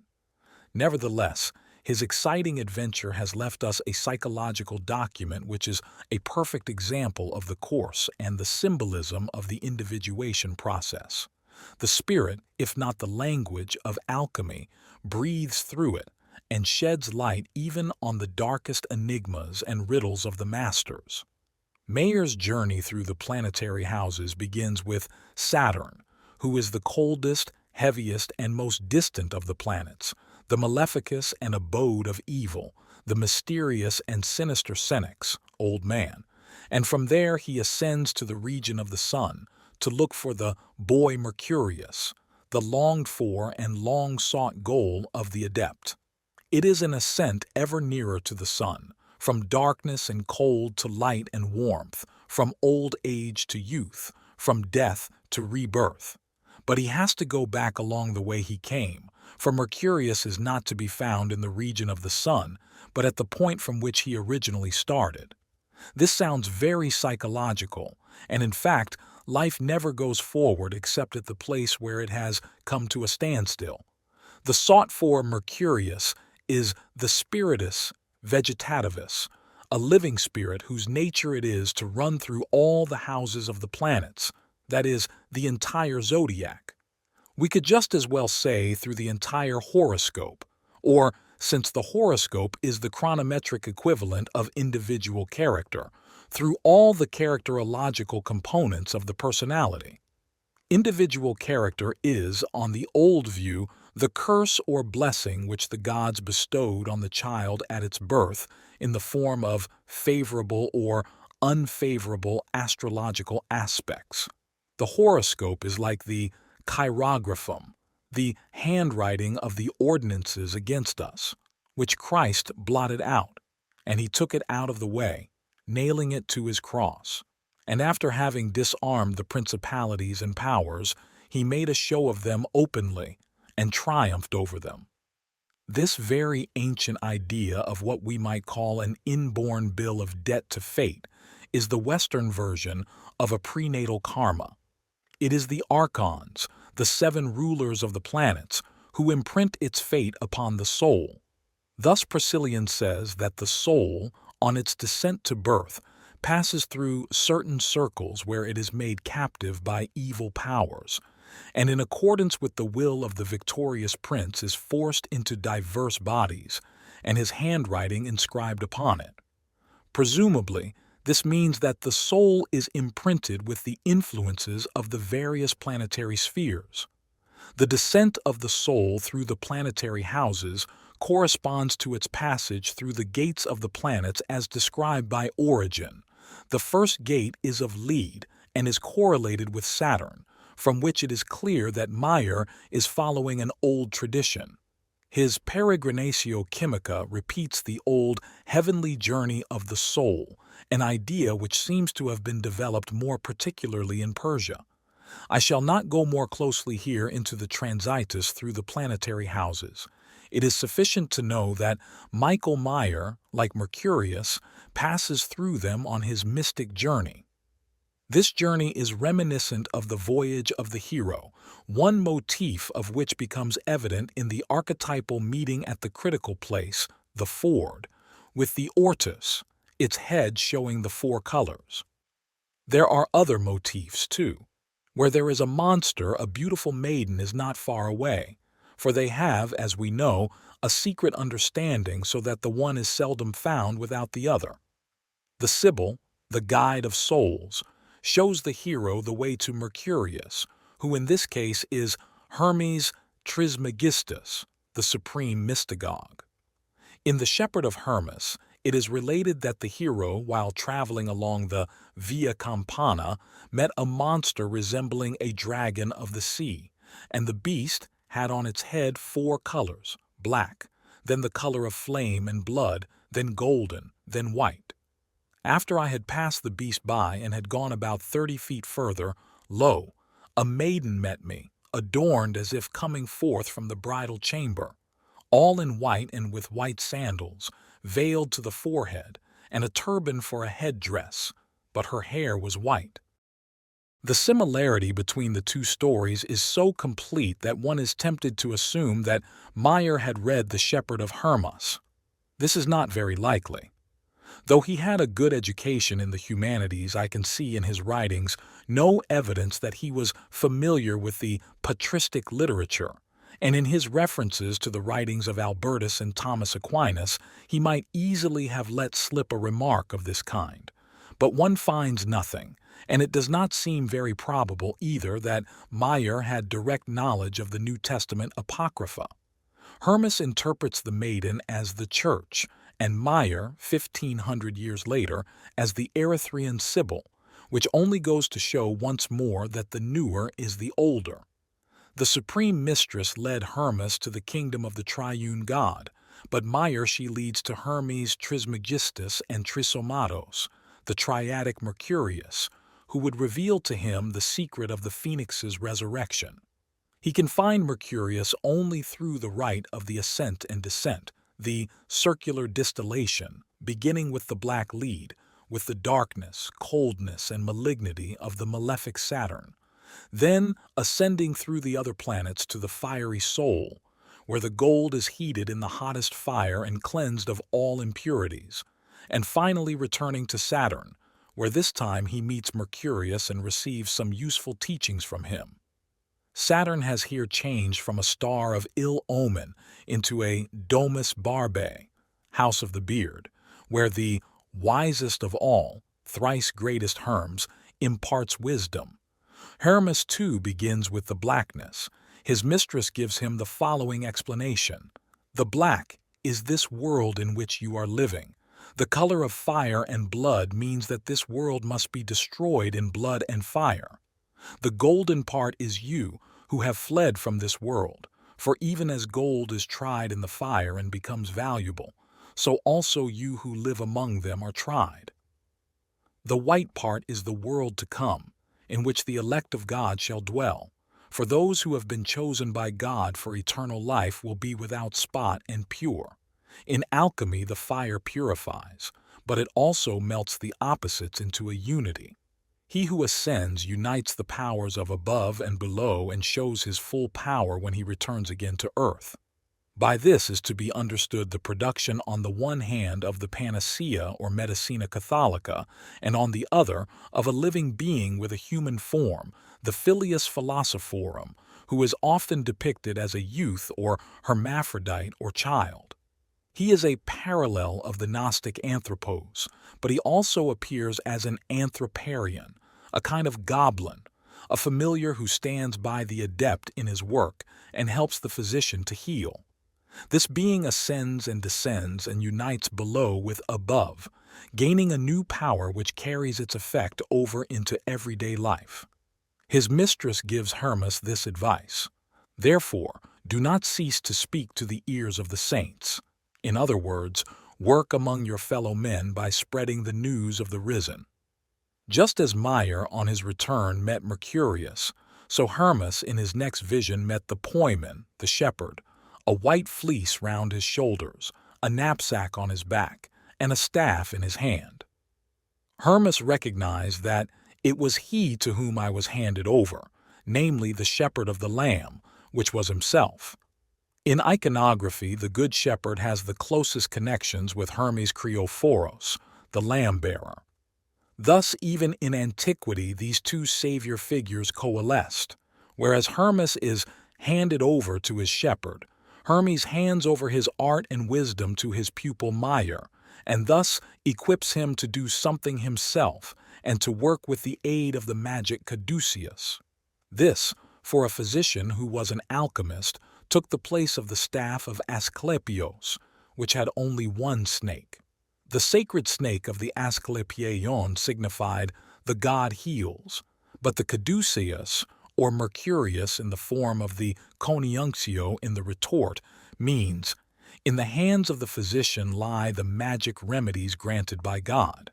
The numerous analogies between two texts so far apart in time enable us to take a psychological view of the transformations they describe.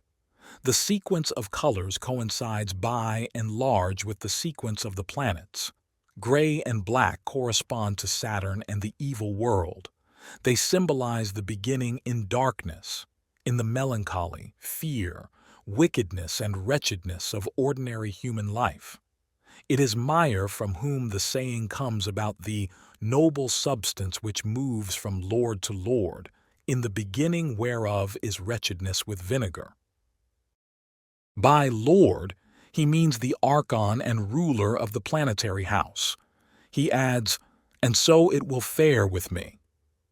The darkness and blackness can be interpreted psychologically as man's confusion and lostness, that state which nowadays results in an anamnesis, a thorough examination of all those contents which are the cause of the problematical situation, or, at any rate, its expression. This examination, as we know, includes the irrational contents that originate in the unconscious and express themselves in fantasies and dreams. The analysis and interpretation of dreams confront the conscious standpoint with the statements of the unconscious, thus widening its narrow horizon. This loosening up of cramped and rigid attitudes corresponds to the solution and separation of the elements by the aqua permanens, which was already present in the body and is lured out by the art. The water is a soul or spirit, that is, a psychic substance, which now in its turn is applied to the initial material. This corresponds to using the dream's meaning to clarify existing problems. Solutio is defined in this sense by Dorn. The situation is now gradually illuminated as is a dark night by the rising moon. The illumination comes to a certain extent from the unconscious, since it is mainly dreams that put us on the track of enlightenment. This dawning light corresponds to the albedo, the moonlight which, in the opinion of some alchemists, heralds the rising sun. The growing redness, rubedo, which now follows denotes an increase of warmth and light coming from the sun, consciousness.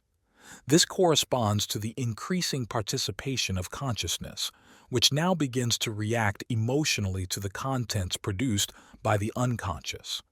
At first, the process of integration is a fiery conflict, but gradually it leads over to the melting or synthesis of the opposites. The alchemists term this the rubedo, in which the marriage of the red man and the white woman, Sol and Luna, is consummated. Although the opposites flee from one another, they nevertheless strive for balance, since a state of conflict is too inimical to life to be endured indefinitely. They do this by wearing each other out. The one eats the other, like the two dragons or the other ravenous beasts of alchemical symbolism. Astrologically, as we have said, this process corresponds to an ascent through the planets from the dark, cold, distant Saturn to the Sun. To the alchemists, the connection between individual temperament and the positions of the planets was self-evident, for these elementary astrological considerations were the common property of any educated person in the Middle Ages as well as in antiquity.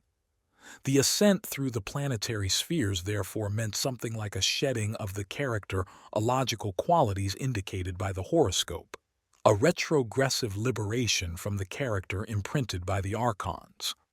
The conscious or unconscious model for such an ascent was the Gnostic Redeemer, who either deceives the archons by guile or breaks their power by force. A similar motif is the release from the bill of debt to fate. The men of late antiquity in particular felt their psychic situation to be fatally dependent on the compulsion of the stars, haimarmene, a feeling which may be compared with that inspired by the modern theory of heredity, or rather by the pessimistic use of it. A similar demoralization sets in many neuroses when the patient takes the psychic factors producing the symptoms as though they were unalterable facts which it is useless to resist. The journey through the planetary houses, like the crossing of the great halls in the Egyptian underworld, therefore signifies the overcoming of a psychic obstacle or of an autonomous complex, suitably represented by a planetary god or demon. Anyone who has passed through all the spheres is free from compulsion. He has won the crown of victory and become like a god. In our psychological language today, we express ourselves more modestly. The journey through the planetary houses boils down to becoming conscious of the good and the bad qualities in our character, and the apotheosis means no more than maximum consciousness, which amounts to maximal freedom of the will. This goal cannot be better represented than by the alchemical symbol of the position of the sun at noon in Zosimos. But at the zenith, the descent begins. The mystic traveler goes back to the Nile mouth from which he started. He repeats, as it were, the descent of the soul which had led in the first place to the imprinting of the chirographum. He retraces his steps through the planetary houses until he comes back to the dark Saturn. This means that the soul, which was imprinted with a horoscopic character at the time of its descent into birth, conscious now of its godlikeness, beards the archons in their lairs and carries the light undisguised down into the darkness of the world. Here again, psychology makes no special claims. What before was a burden unwillingly borne and blamed upon the entire family is seen by the greatest possible insight, which can be very modest, to be no more than the possession of one's own personality, and one realizes, as though this were not self-evident, that one cannot live from anything except what one is. On returning to the house of Saturn, our pilgrim finds the long-sought Mercurius. Meyer passes remarkably quickly over this highly significant encounter and mentions merely their numerous conversations, without, however, disclosing their content. This is the more surprising in that Mercurius either personifies the great teacher or else has the character of the arcane substance, both of which would be a fruitful source for further revelations. For Mercurius is the light-bringing Nu who knows the secret of transformation and of immortality. Let us assume that Meyer's sudden silence is no mere accident but was intentional or even a necessity.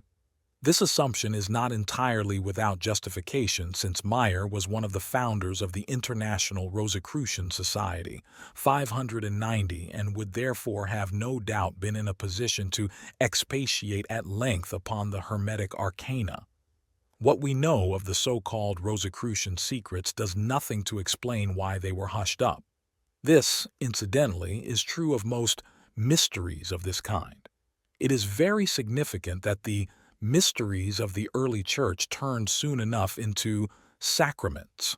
The word mystery became a misnomer, since everything lay open in the rite. Andreas Rosenkreuz used as a motto for his chemical wedding, "Mysteries profaned and made public fade and lose their grace. Therefore, cast not pearls before swine, nor spread roses for the ass." This attitude might have been a motive for silence. People had so often got to know of things that were kept secret in the mysteries under the most fearsome oaths, and had wondered why on earth they should ever have been the object of secrecy. Self-importance or the prestige of the priesthood or of the initiate seemed the obvious deduction, and there can be no doubt that the mysteries often were abused in this way. But the real reason was the imperative need to participate in or perhaps the secret without which life loses its supreme meaning. The secret is not really worth keeping, but the fact that it is still obstinately kept reveals an equally persistent psychic motive for keeping secrets, and that is the real secret, the real mystery. It is indeed remarkable and mysterious that this gesture of keeping something secret should be made at all. Why does man need to keep a secret, and for what purpose does he invent an artificial one which he even decks out as an ineffably holy rite? The thing hidden is always more or less irrelevant, for in itself it is no more than an image or sign pointing to a content that cannot be defined more closely. This content is certainly not a matter for indifference, since it indicates the living presence of a numinous archetype. The essential thing is the hiding, an expressive gesture which symbolizes something unconscious and not to be named lying behind it. Something, therefore, that is either not yet conscious or cannot or will not become conscious. It points, in a word, to the presence of an unconscious content, which exacts from consciousness a tribute of constant regard and attention. With the application of interest, the continual perception and assimilation of the effects of the secret become possible. This is beneficial to the conduct of life, because the contents of the unconscious can then exert their compensatory effect, and, if taken note of and recognized, bring about a balance that promotes health. On a primitive level, therefore, the chief effect of the mysteries is to promote health, growth, and fertility. If there were nothing good in the rite, it would presumably never have come into existence or would long since have perished. The tremendous psychic effect of the Eleusinian mysteries, for instance, is beyond question. Psychotherapeutic experience has made the meaning of secrets once more a topical question, not only from the religious or philosophical point of view, but also in respect of the demands of conscience with which individuation confronts a man. Mayer's silence is eloquent, as we soon find when we try to see the psychological equivalent of the descent and of the discovery of Mercurius. The maximal degree of consciousness confronts the ego with its shadow, an individual psychic life with a collective psyche. These psychological terms sound light enough, but they weigh heavy, for they denote an almost unendurable conflict, a psychic strait whose terrors only he knows who has passed through it. What one then discovers about oneself and about man and the world is of such a nature that one would rather not speak of it, and besides, it is so difficult to put into words that one's courage fails at the bare attempt. So it need not be at all a frivolous evasion if Mayer merely hints at his conversations with Mercurius. In the encounter with life and the world, there are experiences that are capable of moving us to long and thorough reflection, from which, in time, insights and convictions grow up, a process depicted by the alchemists as the philosophical tree. The unfolding of these experiences is regulated, as it were, by two archetypes: the anima, who expresses life, and the wise old man, who personifies meaning. Our author was led in the first place by the anima sibyl to undertake the journey through the planetary houses as the precondition of all that was to follow. It is therefore only logical that, towards the end of the descent, he should meet thrice greatest Hermes, the fount of all wisdom. This aptly describes the character of that spirit or thinking which you do not, like an intellectual operation, perform yourself, as the little god of this world, but which happens to you as though it came from another and greater, perhaps the great spirit of the world, not inappositely named Trismegistus.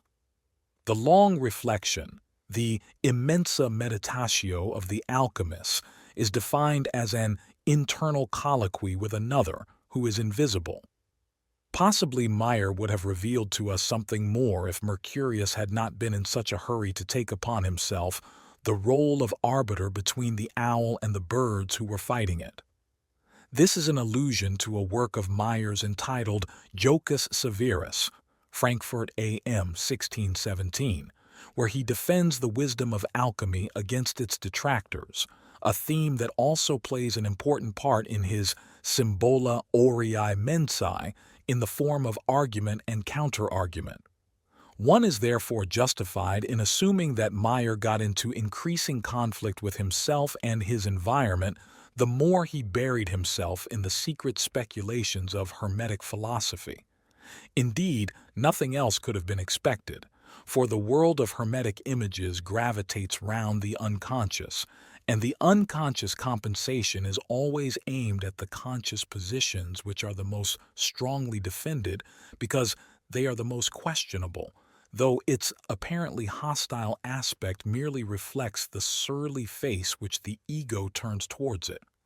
In reality, the unconscious compensation is not intended as a hostile act, but as a necessary and helpful attempt to restore the balance. For Meyer, it meant an inner and outer conflict which was not abolished, but only embittered by the firmness of his convictions. For every one-sided conviction is accompanied by the voice of doubt, and certainties that are mere beliefs turn into uncertainties which may correspond better with the truth. The truth of the sic et non, yes and no, almost, but not quite, recognized by Abelard, is a difficult thing for the intellect to bear, so it is no wonder that Meyer got stuck in the conflict and had to postpone his discovery of the phoenix until doomsday. Fortunately, he was honest enough not to assert that he had ever made the lapis or the philosophical gold, and for this reason he never spread a veil of deception over his work. Thanks to his scrupulousness, his late successors are at least able to guess how far he had progressed in the art, and where his labors came to a standstill. He never succeeded, as we can now see, in reaching the point where conflict and argument become logically superfluous, where yes and no are two aspects of the same thing. Thou wilt never make the one which thou seekest, says the Master, except first there be made one thing of thyself. G. The regeneration in sea water. After these long digressions on the interrelated symbols that branch out from the sea and its various aspects, we will resume our discussion of salt and salt water. The aqua pontica, or aqua permanens, behaves very much like the baptismal water of the Church. Its chief function is ablution, the cleansing of the sinner, and in alchemy this is the lato, the impure body. Hence the oft-repeated saying attributed to Elbo Interfector, "Whiten the lado and rend the books, lest your hearts be rent asunder." In the Rosarium, the ablution of the lado occurs in variant form. It is cleansed not by water but by azoth and fire, that is, by a kind of baptism in fire, which is often used as a synonym for water. The equivalent of this in the Catholic rite is the plunging of a burning candle into the font, in accordance with Matthew 3:11. He shall baptize you with the Holy Ghost and with fire. The alchemist did not hesitate to call the transformative process a baptism. Thus the Concilium Coniunctiis says, "And if we are baptized in the fountain of gold and silver, and the spirit of our body ascends into heaven with the Father and the Son, and descends again, then our souls shall revive, and my animal body will remain white, that is, the body of the moon." The subject of this sentence is Sol and Luna. The Aurora Consurgens distinguishes three kinds of baptism: in water, in blood, and in fire, the Christian ideas being here transferred directly to the chemical procedure. The same is true of the idea that baptism is a submersion in death, following Colossians 2:12, "Ye are buried with him in baptism, wherein also ye are risen with him." In his table of symbols, Penotus correlates the moon, the spirits and ghosts of the dead, man et lemure, and gods of the underworld with the mystery of baptism, and the corresponding stage in the opus is the solutio, which signifies the total dissolution of the imperfect body in the aqua divina, its submersion, mortification, and burial. The putrefaction takes place in the grave, and the foul smell that accompanies it is the stench of the graves. The motif of imprisonment in the underworld is found in Greek alchemy, in the treatise of Comarios. Lock them, the substances, in Hades. The rebirth from the floods of Hades and from the grave recurs in Cyril of Jerusalem. That saving flood is both your sepulchre and your mother, and in St. Augustine. The water leads him down, as if dying, into the grave. The Holy Spirit brings him up, as if rising again, into heaven. The treatise of Austin says that when preparing the vessel with the ingredients should be immersed in sea water, and then the divine water will be perfected. It is, so to speak, gestated in the womb of the sea water. The text says, "This divine water, makes the dead living and the living dead. It lights the darkness and darkens the light, concentrates the seawater and quenches fire. As this miraculous water occurs even in the oldest texts, it must be of pagan rather than of Christian origin. The oldest Chinese treatise known to us, AD 142, likewise contains this idea of the divine water. It is the flowing pearl, quicksilver, and the divine chi, meaning air, spirit, ethereal essence. The various essences are likened to spring showers in abundance, and this recalls the blessed water in the treatise of Comarios, which brings the spring. The age-old use of water at sacrifices and the great role it played in Egypt, where Western alchemy originated, may well have foreshadowed the water symbolism of later times. Folk ideas and superstitions such as we find in the magic papyri may have made their contribution too. The following words might just as well have been taken from an alchemical treatise. I am the plant named Bais. I am a spout of blood, the outgrowth of the abyss. I am the sacred bird phoenix. I am Helios. I am Aphrodite. I am Kronos, who has showed forth the light. I am Osiris, named water. I am Isis, named dew. I am Esenephis, named spring. The personified image might well have spoken like that.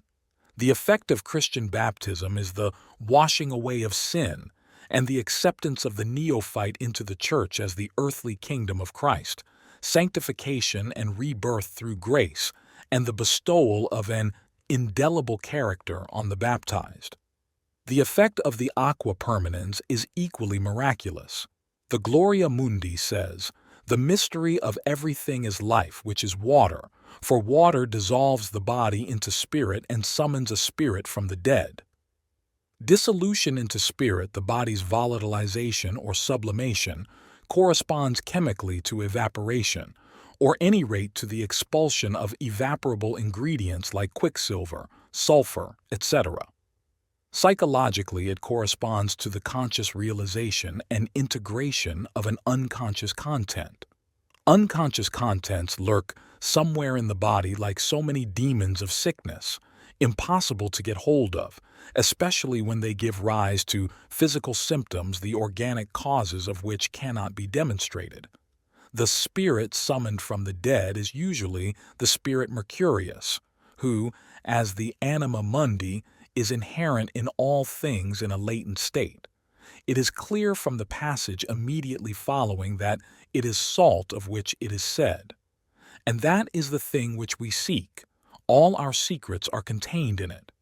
Salt, however, takes its origin from Mercurius. So salt is a synonym for the arcane substance. It also plays an important part in the Roman Rite. After being blessed, it is added to the consecrated water, and in the ceremony of baptism, a few grains of the consecrated salt are placed in the neophyte's mouth with the words, "Receive the salt of wisdom. May it be a propitiation for thee unto eternal life." As the alchemists strove to produce an incorruptible, glorified body, they would, if they were successful, attain that state in the albedo, where the body became spotless and no longer subject to decay. The white substance of the ash was therefore described as the diadem of the heart, and its synonym, the white foliated earth, terra alba foliata, as the crown of victory.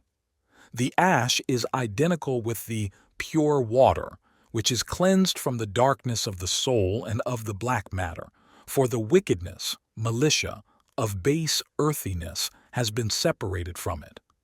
This terra stritas mala is the terra damnata, accursed earth, mentioned by other authors. It is what Goethe calls the trace of earth painful to bear, the moral turpitude that cannot be washed off. In Senior, the ash is synonymous with vitrum, glass, which, on account of its incorruptibility and transparency, seemed to resemble the glorified body. Glass, in its turn, was associated with salt, for salt was praised as that virgin and pure earth, and the finest crystalline glass is composed mainly of sal sodae, soda salts, with sand added as a binding agent. Thus the raw material of glassmaking, technically known as the batch, is formed from two incorruptible substances. Furthermore, glass is made in the fire, the pure element. In the sharp or burning taste of salt, the alchemist detected the fire dwelling within it, whose preservative property it in fact shares.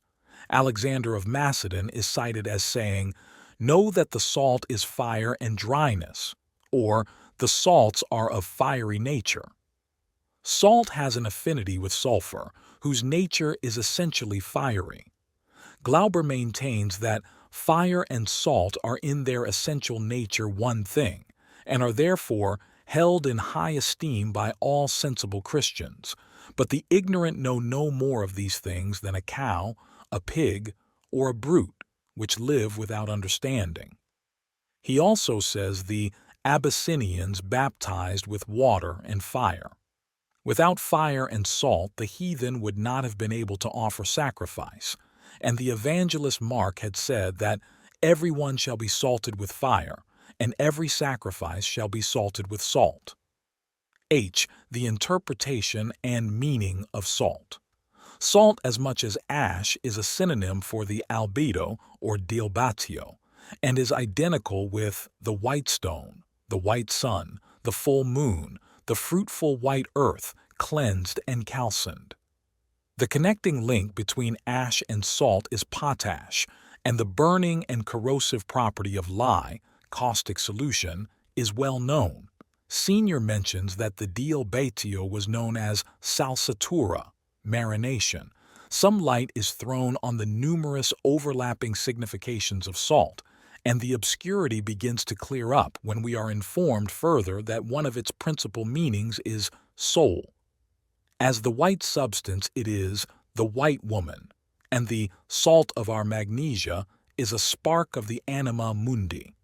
For Glauber, the salt is feminine and corresponds to Eve. The Gloria Mundi says, "The salt of the earth is the soul." This pregnant sentence contains within it the whole ambiguity of alchemy.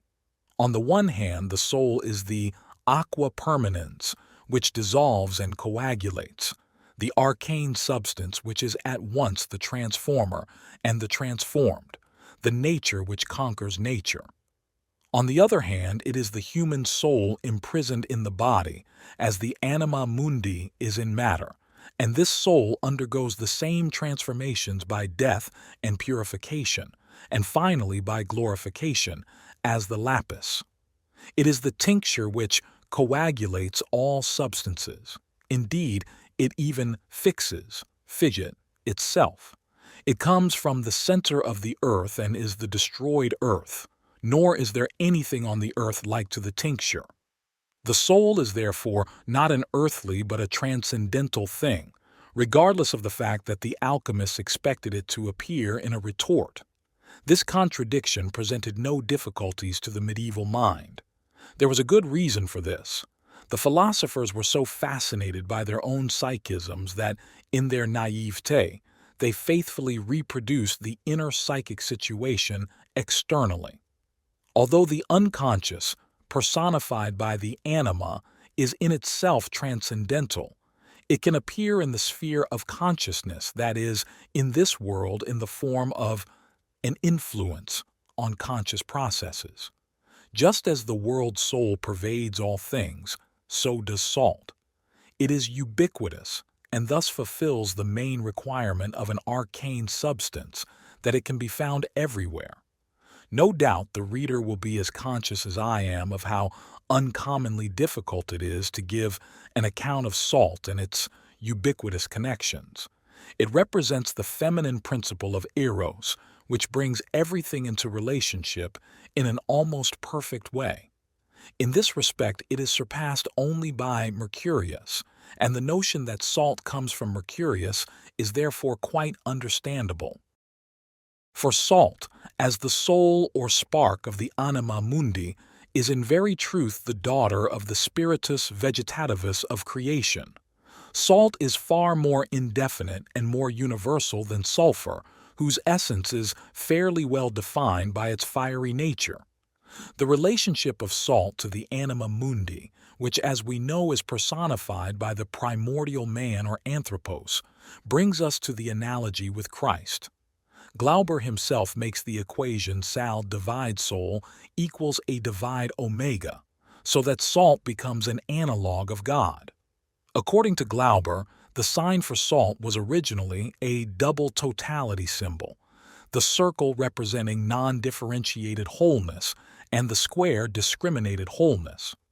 As a matter of fact, there is another sign for salt, in contradistinction to Venus, who certainly has less to do with understanding and wisdom than has salt. Salt, says Glauber, was the first fiat at the creation. Christ is the salt of wisdom which is given at baptism. These ideas are elaborated by Georg von Welling. Christ is the salt. The fiat is the word that is begotten from eternity for our preservation. Christ is the sweet, fixed salt of silent, gentle eternity. The body, when salted by Christ, becomes tinctured and therefore incorruptible. The Christ parallel runs through the late alchemical speculations that set in after Bohm, and it was made possible by the sapientia equation. Already in antiquity salt denoted wit, good sense, good taste, etc., as well as spirit. Cicero, for instance, remarks, "In wit, Sale, and humor Caesar surpassed them all." But it was the Vulgate that had the most decisive influence on the formation of alchemical concepts. In the Old Testament, even the salt of the covenant has a moral meaning. In the New Testament, the famous words, "Ye are the salt of the earth," Matthew 5:13, show that the disciples were regarded as personifications of higher insight and divine wisdom, just as, in their role of proclaimers of the message, they functioned as angels, messengers, so that God's kingdom on earth might approximate as closely as possible to the structure of the heavenly hierarchy. The other well-known passage is at Mark 9:50, ending with the words, "Have salt in yourselves, and have peace one with another." The earliest reference to salt in the New Testament, Colossians 4:6, likewise has a classical flavor. "Let your speech be always with grace and seasoned with salt, that ye may know how ye ought to answer every man." Here salt undoubtedly means insight, understanding, wisdom. In both Matthew and Mark, the salt is liable to lose its savor.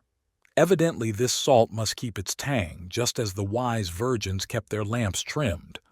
For this purpose, a flexibility of mind is needed, and the last thing to guarantee this is rigid insistence on the necessity of faith. Everyone will admit that it is the task of the Church to safeguard her store of wisdom, the aqua doctrinae, in its original purity, and yet, in response to the changing spirit of the times, she must go on altering it and differentiating it just as the Fathers did. For the cultured Greco-Roman world, early Christianity was among other things a message in philosophical disguise, as we can see quite plainly from Hippolytus. It was a competing philosophical doctrine that reached a certain peak of perfection in St. Thomas. Until well into the 16th century, the degree of philosophical truth of Christian doctrine corresponded to that of scientific truth today. The physicians and natural philosophers of the Middle Ages nevertheless found themselves faced with problems for which the Church had no answer. Confronted with sickness and death, the physicians did not hesitate to seek counsel with the Arabs, and so resuscitate that bit of the ancient world which the Church thought she had exterminated forever, namely the Mandaean and Sabaean remnants of Hellenistic syncretism. From them they derived a sal sapientiae that seemed so unlike the doctrine of the Church that before long a process of mutual assimilation arose, which put forth some very remarkable blossoms. The ecclesiastical allegories kept, so far as I can judge, to the classical usage of sal. Only St. Hilary seems to have gone rather more deeply into the nature of salt, when he remarks that salt contains in itself the element of water and fire, and by this is one out of two. Pixanellus observes, "Two elements which stir up an implacable enmity between themselves are found in wondrous alliance in salt, for salt is wholly fire and wholly water. For the rest he advises a sparing use of salt. Let the word be sprinkled with salt, not deluged with it."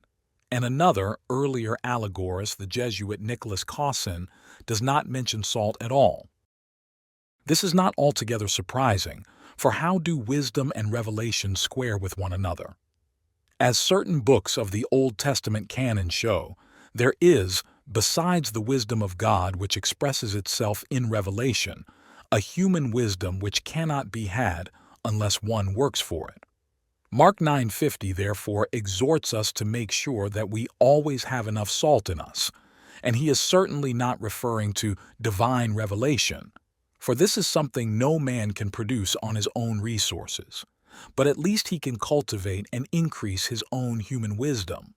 That Mark should offer this warning, and that Paul should express himself in a very similar way, is in accord with the traditional Judeo-Hellenism of the Jewish communities at that time. An authoritarian church, however, leaves very little room for the salt of human wisdom. Hence, it is not surprising that the sal sapientiae plays an incomparably greater role outside the church.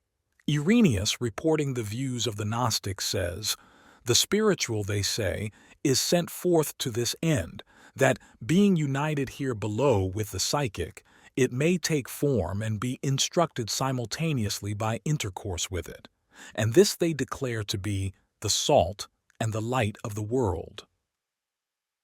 The union of the spiritual masculine principle with the feminine psychic principle is far from being just a fantasy of the Gnostics. It has found an echo in the Assumption of the Virgin, in the union of Tifereth and Malkuth, and in Goethe's "The Eternal Feminine leads us upward and on." Hippolytus mentions this same view as that of the Scythians. He says, "But when this wave is raised from the water by the wind and made pregnant in its nature, and has received within itself the reproductive power of the feminine, it retains the light scattered from on high together with the fragrance of the spirit, and that is new given shape in various forms. This light is a perfect God who is brought down from the unbegotten light on high and from the Spirit into man's nature as into a temple, by the power of nature and the movement of the wind. It is engendered from the water and commingled and mixed with the bodies as if it were the salt of all created things, and a light of the darkness struggling to be freed from the bodies and not able to find a way out. For some very small spark of the light is mingled with the fragrance from above." Here follows a corrupt and controversial passage which I pass over.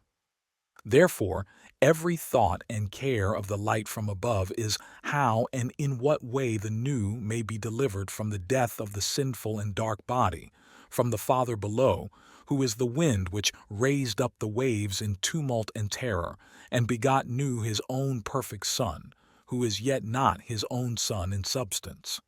For he was a ray of light from on high, from that perfect light overpowered in the dark and terrible, bitter, polluted water, and a shining spirit carried away over the water. This strangely beautiful passage contains pretty well everything that the alchemist endeavored to say about salt.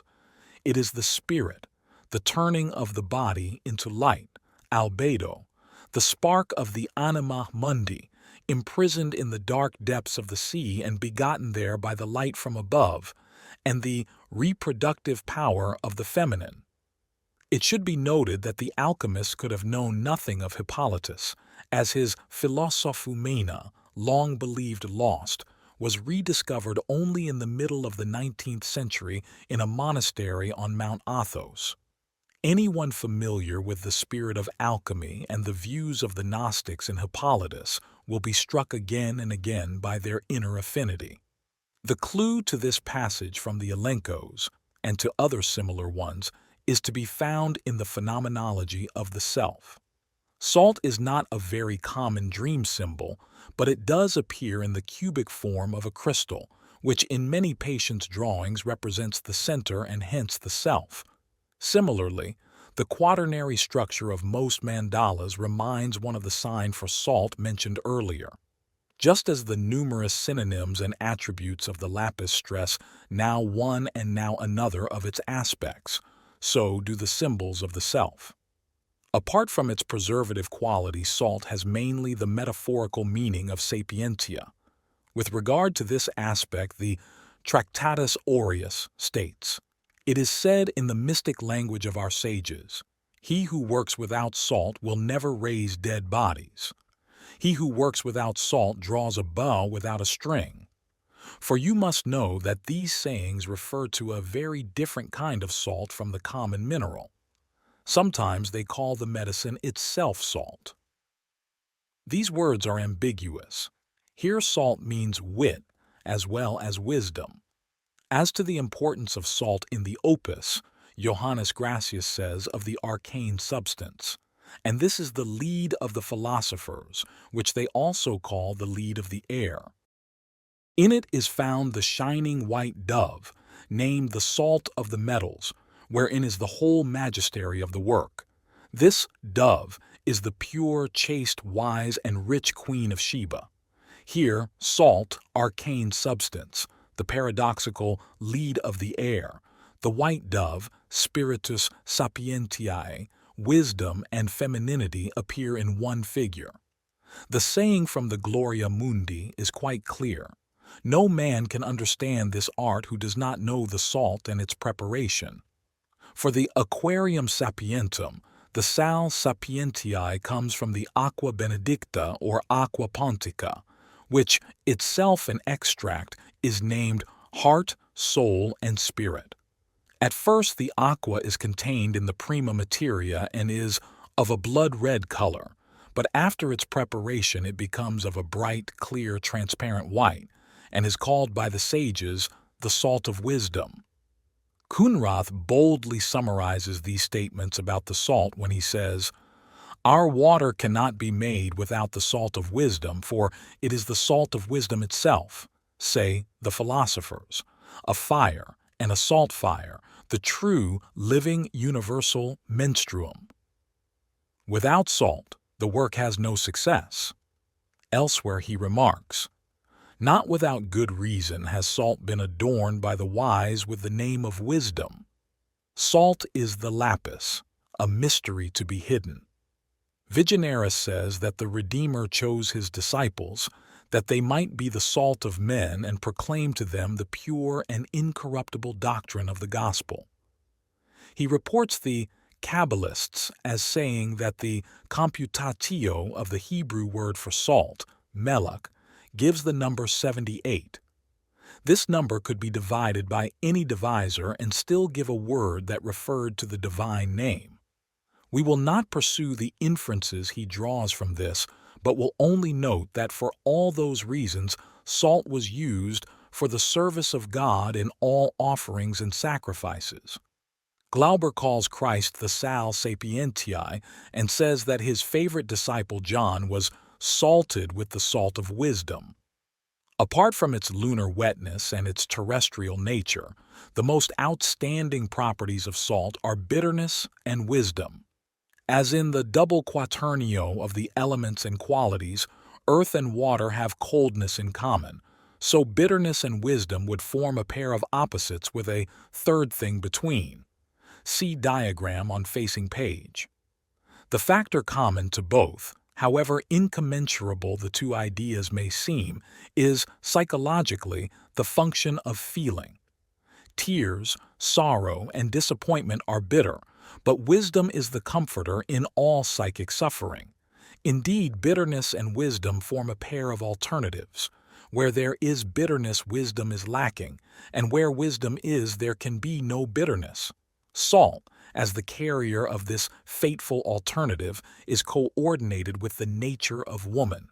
The masculine, solar nature in the right half of the quaternio knows neither coldness, nor a shadow, nor heaviness, melancholy, etc., because so long as all goes well, it identifies as closely as possible with consciousness, and that as a rule is the idea which one has of oneself.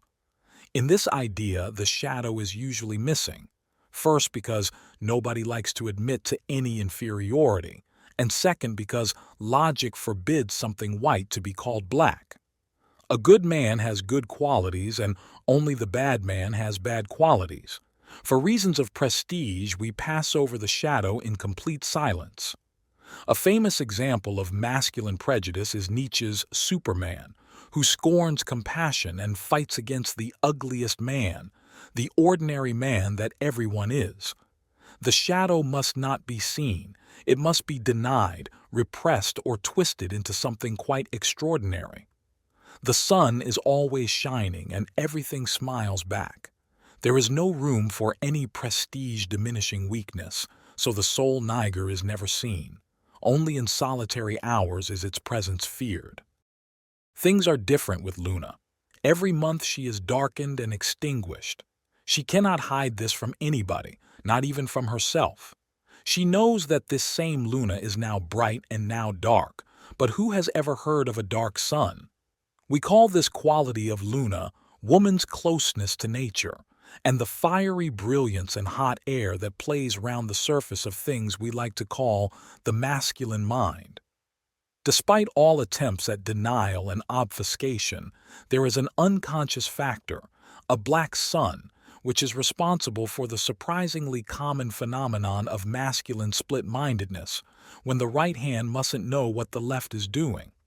This split in the masculine psyche and the regular darkening of the moon in woman together explain the remarkable fact that the woman is accused of all the darkness in a man, while he himself basks in the thought that he is a veritable fount of vitality and illumination for all the females in his environment.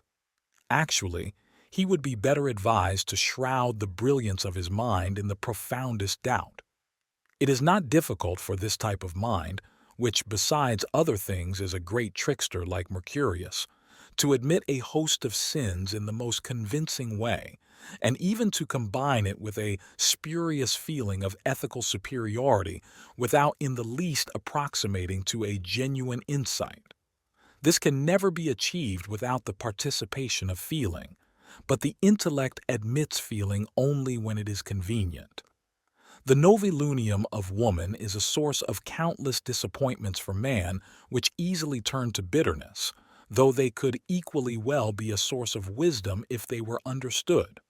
Naturally, this is possible only if he is prepared to acknowledge his black sun, that is, his shadow. Confirmation of our interpretation of salt as eros, that is, as a feeling relationship, is found in the fact that the bitterness is the origin of the colors. We have only to look at the drawings and paintings of patients who supplement their analysis by active imagination to see that colors are feeling values.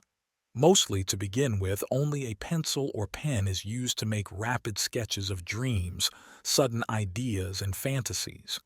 But from a certain moment on, the patients begin to make use of color, and this is generally the moment when merely intellectual interest gives way to emotional participation.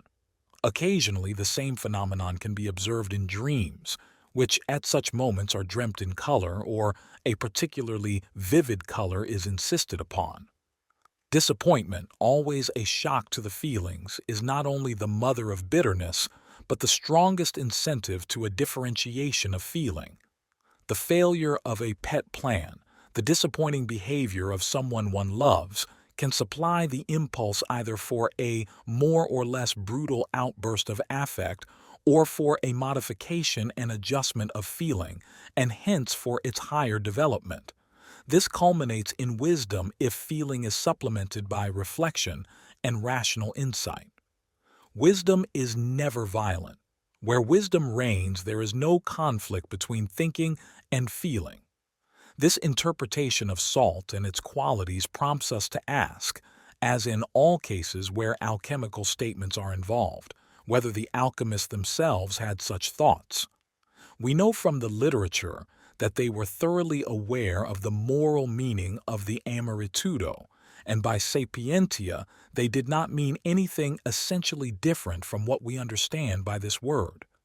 But how the wisdom comes from the bitterness, and how the bitterness can be the source of the colors, on these points they leave us in the dark. Nor have we any reason to believe that these connections were so self-evident to them that they regarded any explanation as superfluous. If that were so, someone would have been sure to blurt it out. It is much more probable that they simply said these things without any conscious act of cognition.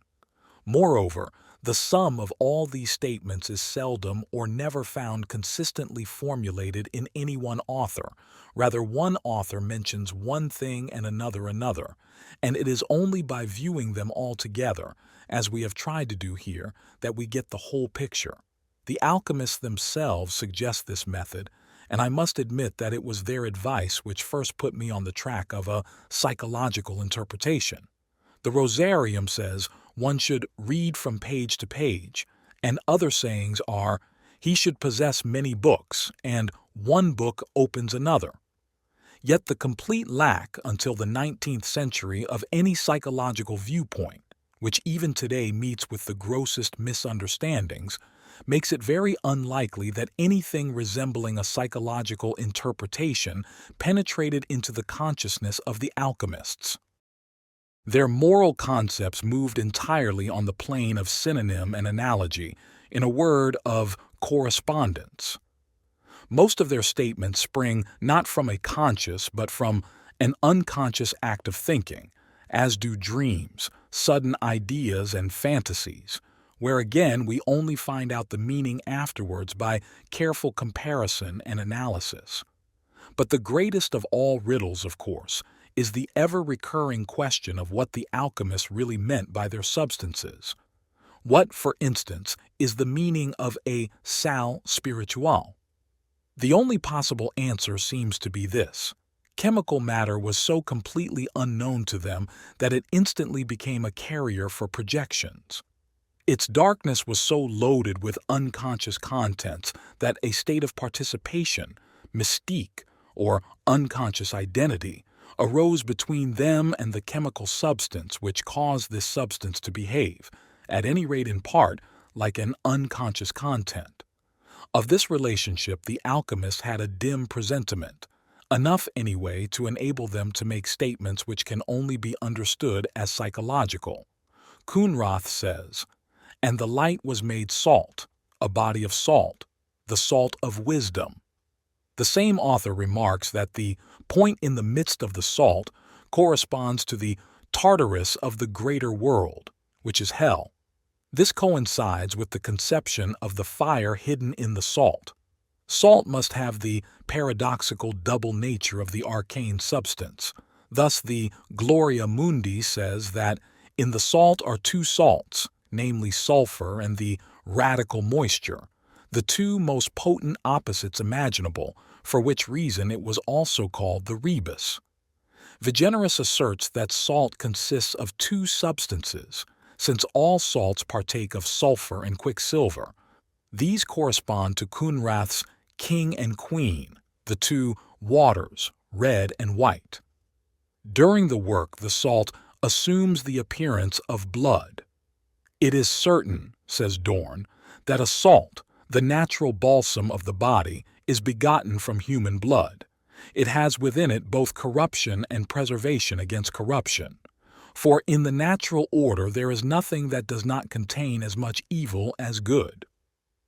Dorn was a physician, and his remark is characteristic of the empirical standpoint of the alchemists. The dark nature of salt accounts for its blackness and fetid smell. At the dissolution of living bodies it is the last residue of corruption, but it is the prime agent in generation. Mylius expressly identifies salt with the Ouroboros dragon. We have already mentioned its identification with the Sea of Typhon. Hence, one could easily identify it with the sea monster Leviathan. At all events, there is an amusing relationship between salt and the Leviathan in Abraham Elazar, who says with reference to Job 40:15, "For Behemoth is a wild ox, whom the Most High has salted up with Leviathan and preserved for the world to come, evidently as food for the inhabitants of paradise," or whatever the world to come may mean. Another direful aspect of salt is its relation to the malefic Saturn, as is implied by Gracius in that passage about the white dove and the philosophical lead. Speaking of the identity of sea and salt, Vigenerus points out that the Pythagoreans called the sea the tear of Kronos because of its bitter saltness. On account of its relation to Typhon, salt is also endowed with a murderous quality, as we saw in the chapter on sulphur, where Sal inflicts on sulphur an incurable wound. This offers a curious parallel to Kundry's wounding of Amfortas in Parsifal. In the parable of sulphur, Sal plays the sinister new moon role of Luna. As a natural product, salt contains as much evil as good. As the sea, it is the mother of all things. As the tear of Kronos, it is bitterness and sadness. As the sea spume, it is the scum of Typhon, and as the clear water, it is Sapientia herself. The Gloria Mundi says that the aqua permanens is a very limpid water, so bitter as to be quite undrinkable. In a hymn-like invocation, the text continues, "O water of bitter taste, that preservest the elements, O nature of propinquity, that dissolvest nature, O best of natures, which overcomest nature herself. Thou art crowned with light and art born, and the quintessence ariseth from thee. This water is like none on earth, with the exception of that fount in Judea, which is named the fount of the Savior or of blessedness." With great efforts and by the grace of God, the philosophers found that noble spring. But the spring is in a place so secret that only a few know of its gushing, and they know not the way to Judea where it might be found. Therefore the philosopher cries out, "O water of harsh and bitter taste, for it is hard and difficult for any man to find that spring." This is an obvious allusion to the arcane nature and moral significance of the water, and it is also evident that it is not the water of grace or the water of the doctrine, but that it springs from the lumen naturae. Otherwise, the author would not have emphasized that Judea was in a secret place, for if the Church's teachings were meant, no one would need to find them in a secret place, since they are accessible to everyone. Also, it would be quite incomprehensible why the philosopher should exclaim, "O water, held worthless by all!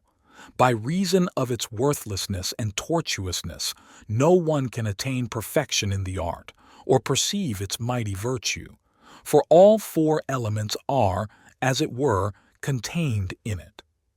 There can be no doubt that this is the aqua permanens, or aqua pontica, the primal water which contains the four elements.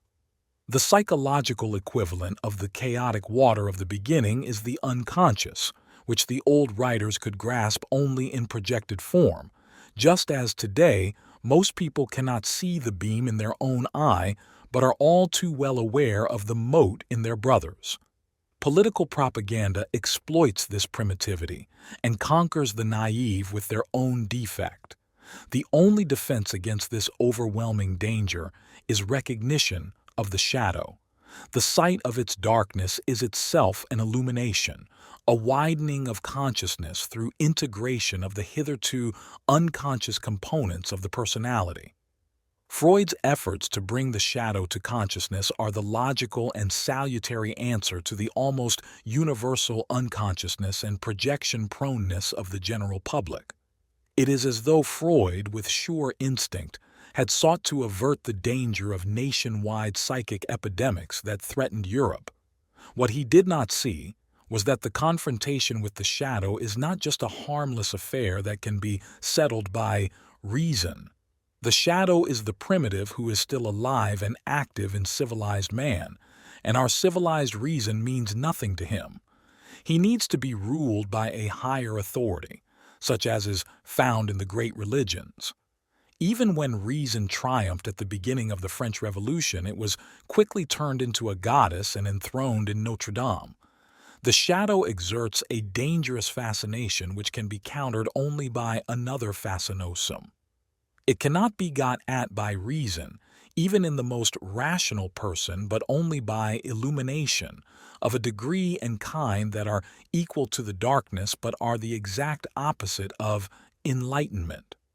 For what we call rational is everything that seems fitting to the man in the street, and the question then arises whether this fitness may not in the end prove to be irrational in the bad sense of the word. Sometimes, even with the best intentions, this dilemma cannot be solved. This is the moment when the primitive trusts himself to a higher authority and to a decision beyond his comprehension. The civilized man in his closed-in environment functions in a fitting and appropriate manner, that is, rationally. But if, because of some apparently insoluble dilemma, he gets outside the confines of civilization, he becomes a primitive again. Then he has irrational ideas and acts on hunches. Then he no longer thinks, but it thinks in him. Then he needs magical practices in order to gain a feeling of security. Then the latent autonomy of the unconscious becomes active and begins to manifest itself as it has always done in the past. The good tidings announced by alchemy are that, as once a fountain sprang up in Judea, so now there is a secret Judea the way to which is not easily found, and a hidden spring whose waters seem so worthless and so bitter that they are deemed of no use at all. We know from numerous hints that man's inner life is the secret place where the aqua solvens et coagulans, the medicina catholica or panacea, the spark of the light of nature, are to be found. Our text shows us how much the alchemists put their art on the level of divine revelation and regarded it as at least an essential complement to the work of redemption. True, only a few of them were the elect who formed the golden chain linking earth to heaven, but still they were the fathers of natural science today. They were the unwitting instigators of the schism between faith and knowledge, and it was they who made the world conscious that the revelation was neither complete nor final. Since these things are so, says an ecclesiastic of the 17th century, it will suffice, after the light of faith, for human ingenuity to recognize, as it were, the refracted rays of the divine majesty in the world and in created things. The refracted rays correspond to the certain luminosity, which the alchemist said was inherent in the natural world. Revelation conveys general truths which often do not illuminate the individual's actual situation in the slightest, nor was it traditional revelation that gave us the microscope and the machine.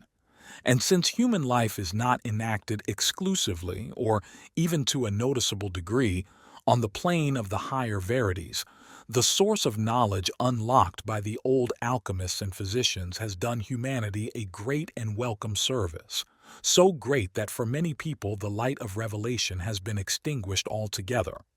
Within the confines of civilization, man's willful rationality apparently suffices. Outside of this shines, or should shine, the light of faith.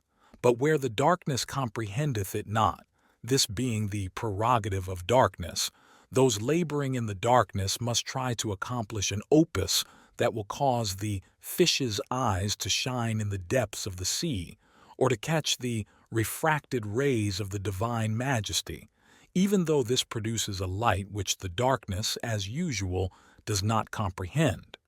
But when there is a light in the darkness which comprehends the darkness, darkness no longer prevails. The longing of the darkness for light is fulfilled only when the light can no longer be rationally explained by the darkness.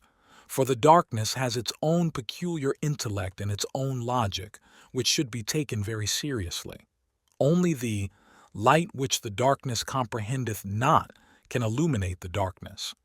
Everything that the darkness thinks, grasps, and comprehends by itself is dark. Therefore, it is illuminated only by what, to it, is unexpected, unwanted, and incomprehensible.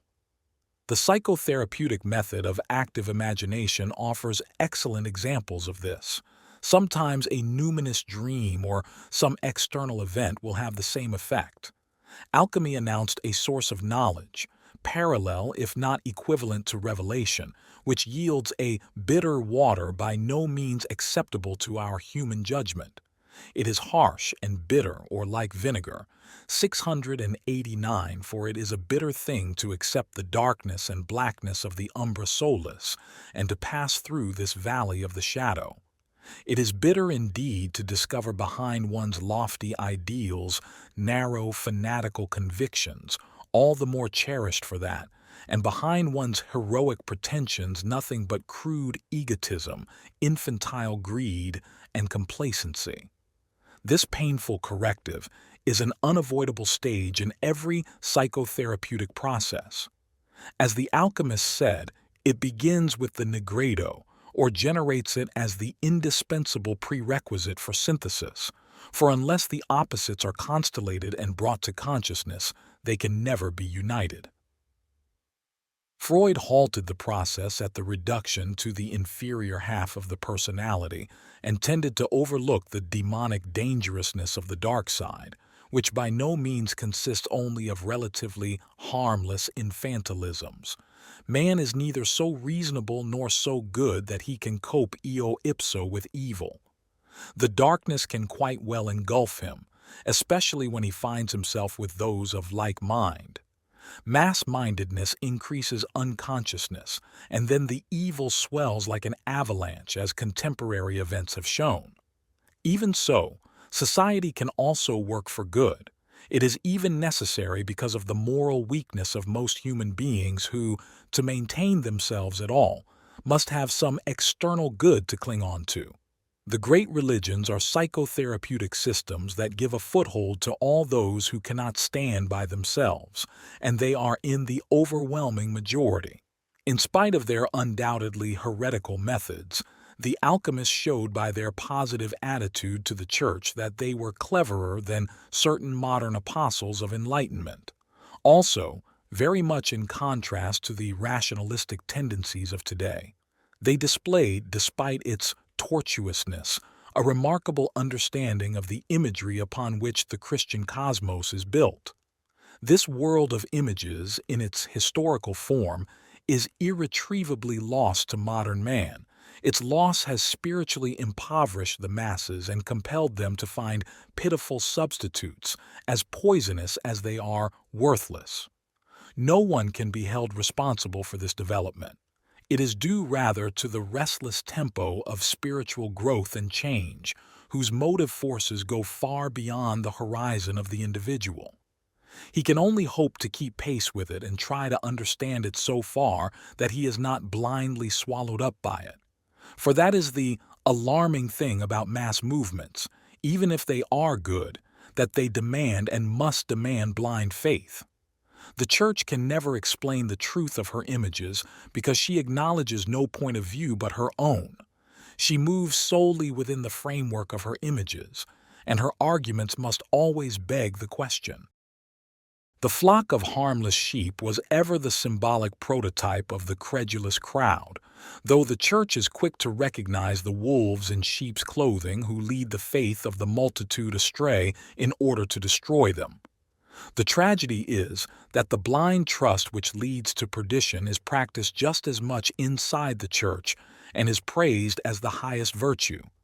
Yet our Lord says, "Be ye therefore wise as serpents," and the Bible itself stresses the cleverness and cunning of the serpent. But where are these necessary, if not altogether praiseworthy qualities developed and given their due? The serpent has become a byword for everything morally abhorrent, and yet anyone who is not as smart as a snake is liable to land himself in trouble through blind faith. The alchemists knew about the snake and the cold half of nature, and they said enough to make it clear to their successors that they endeavored by their art to lead that serpentine noose of the darkness, the serpens Mercurialis, through the stages of transformation to the goal of perfection, telesmos.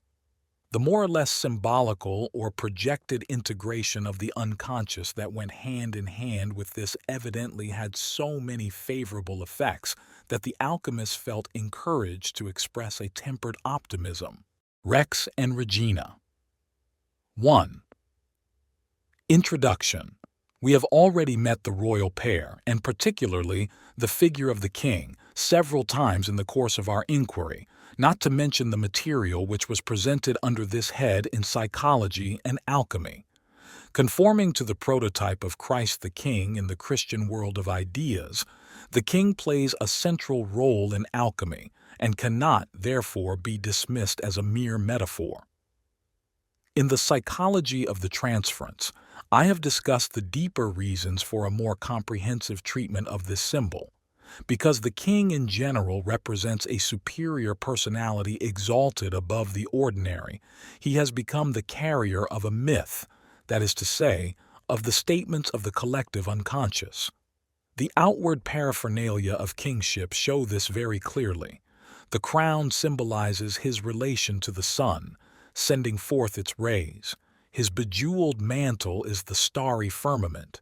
The orb is a replica of the world. The lofty throne exalts him above the crowd. The address majesty approximates him to the gods.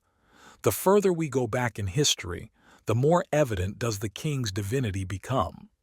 The divine right of kings survived until quite recent times, and the Roman emperors even usurped the title of a god and demanded a personal cult. In the Near East, the whole essence of kingship was based far more on theological than on political assumptions. There, the psyche of the whole nation was the true and ultimate basis of kingship. It was self-evident that the king was the magical source of welfare and prosperity for the entire organic community of man, animal, and plant. From him flowed the life and prosperity of his subjects, the increase of the herds, and the fertility of the land. This signification of kingship was not invented a posteriori. It is a psychic a priori, which reaches far back into prehistory and comes very close to being a natural revelation of the psychic structure. The fact that we explain this phenomenon on rational grounds of expediency means something only for us. It means nothing for primitive psychology, which to a far higher degree than our objectively oriented views is based on purely psychic and unconscious assumptions. The theology of kingship best known to us, and probably the most richly developed, is that of ancient Egypt, and it is these conceptions which, handed down by the Greeks, have permeated the spiritual history of the West. Pharaoh was an incarnation of God and a son of God.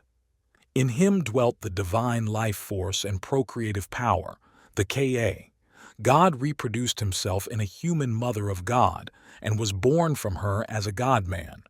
As such, he guaranteed the growth and prosperity of the land and the people, also taking it upon himself to be killed when his time was fulfilled, that is to say, when his procreative power was exhausted. Father and son were consubstantial, and after his death Pharaoh became the father god again, because his Ka was consubstantial with the father.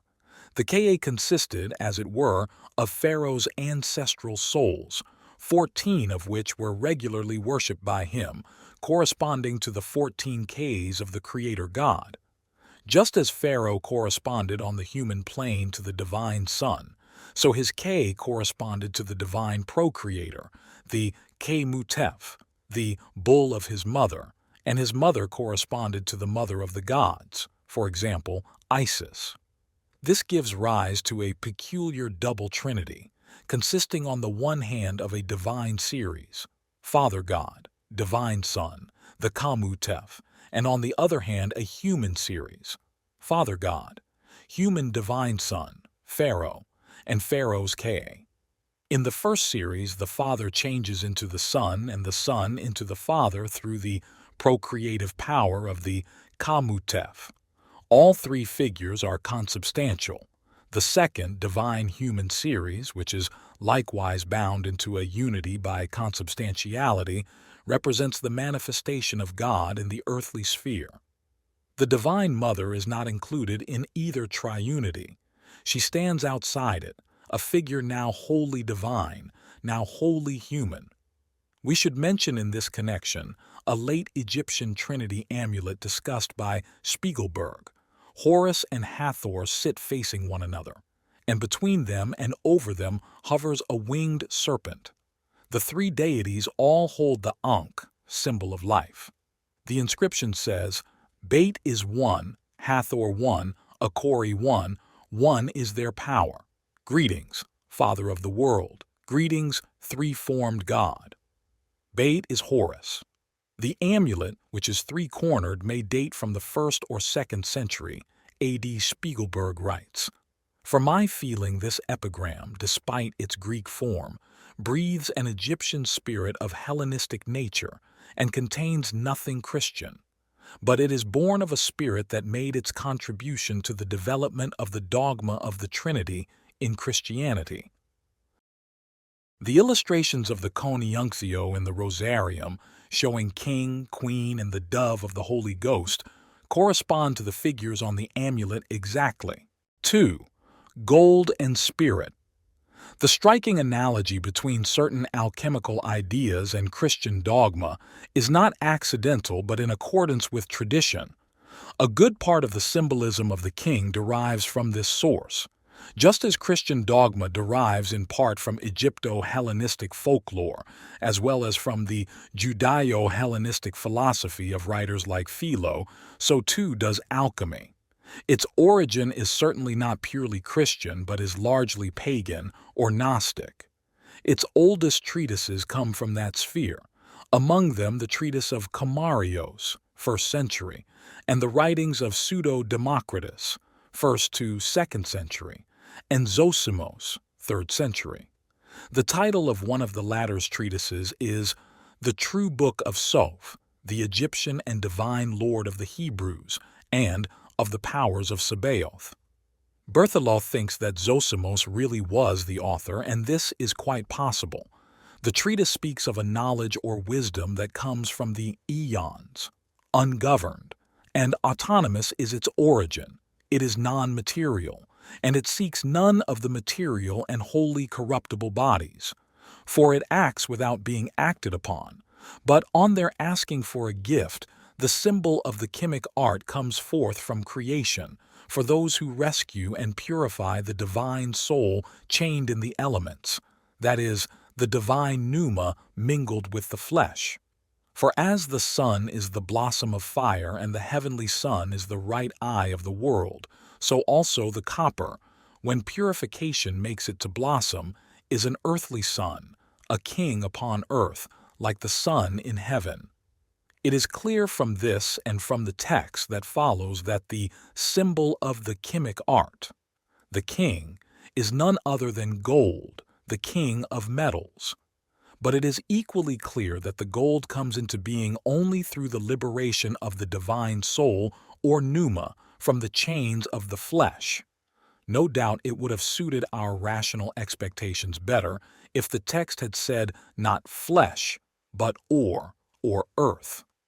Although the elements are mentioned as the prison of the divine psyche, the whole of nature is meant, physis in general, not just ore and earth but water, air, and fire, and besides these, the flesh, an expression that already in the 3rd century meant the world in a moral sense as opposed to the spirit, and not simply the human body. Consequently, there can be no doubt that the chrysopoeia, gold-making, was thought of as a psychic operation running parallel to the physical process and, as it were, independent of it. The moral and spiritual transformation was not only independent of the physical procedure, but actually seemed to be its causa efficiens. This explains the high-flown language, which would be somewhat out of place in a merely chemical recipe. The psyche previously imprisoned in the elements and the divine spirit hidden in the flesh overcome their physical imperfection and clothe themselves in the noblest of all bodies, the royal gold. Thus, the philosophic gold is an embodiment of Psyche and Pneuma, both of which signify life spirit. It is in fact an aurum non vulgi, a living gold, so to speak, which corresponds in every respect to the lapis. It, too, is a living being with a body, soul, and spirit, and it is easily personified as a divine being or a superior person like a king, who in olden times was considered to be God incarnate.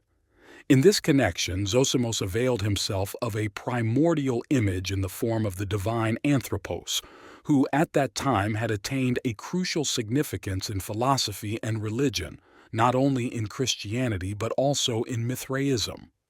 The Bible, as well as the Mithraic monuments and the Gnostic writings, bear witness to this. Zosimos has, moreover, left us a long testimony on this theme. The thoughts of this writer, directly or indirectly, were of decisive importance for the whole philosophical and Gnostic trend of alchemy in the centuries that followed.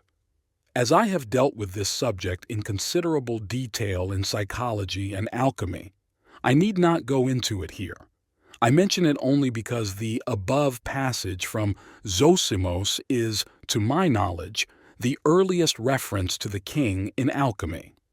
As an Egyptian, Zosimos would have been familiar with the mystique of kingship, which at that time was enjoying a new efflorescence under the Caesars, and so it was easy for him to carry over the identity of the divine pneuma with the king into alchemical practice, itself both physical and pneumatic, after the older writings of Pseudo-Democritus had paved the way with their views on image, divine nature. The definition of the king as pneuma carried considerably more weight than his interpretation as gold.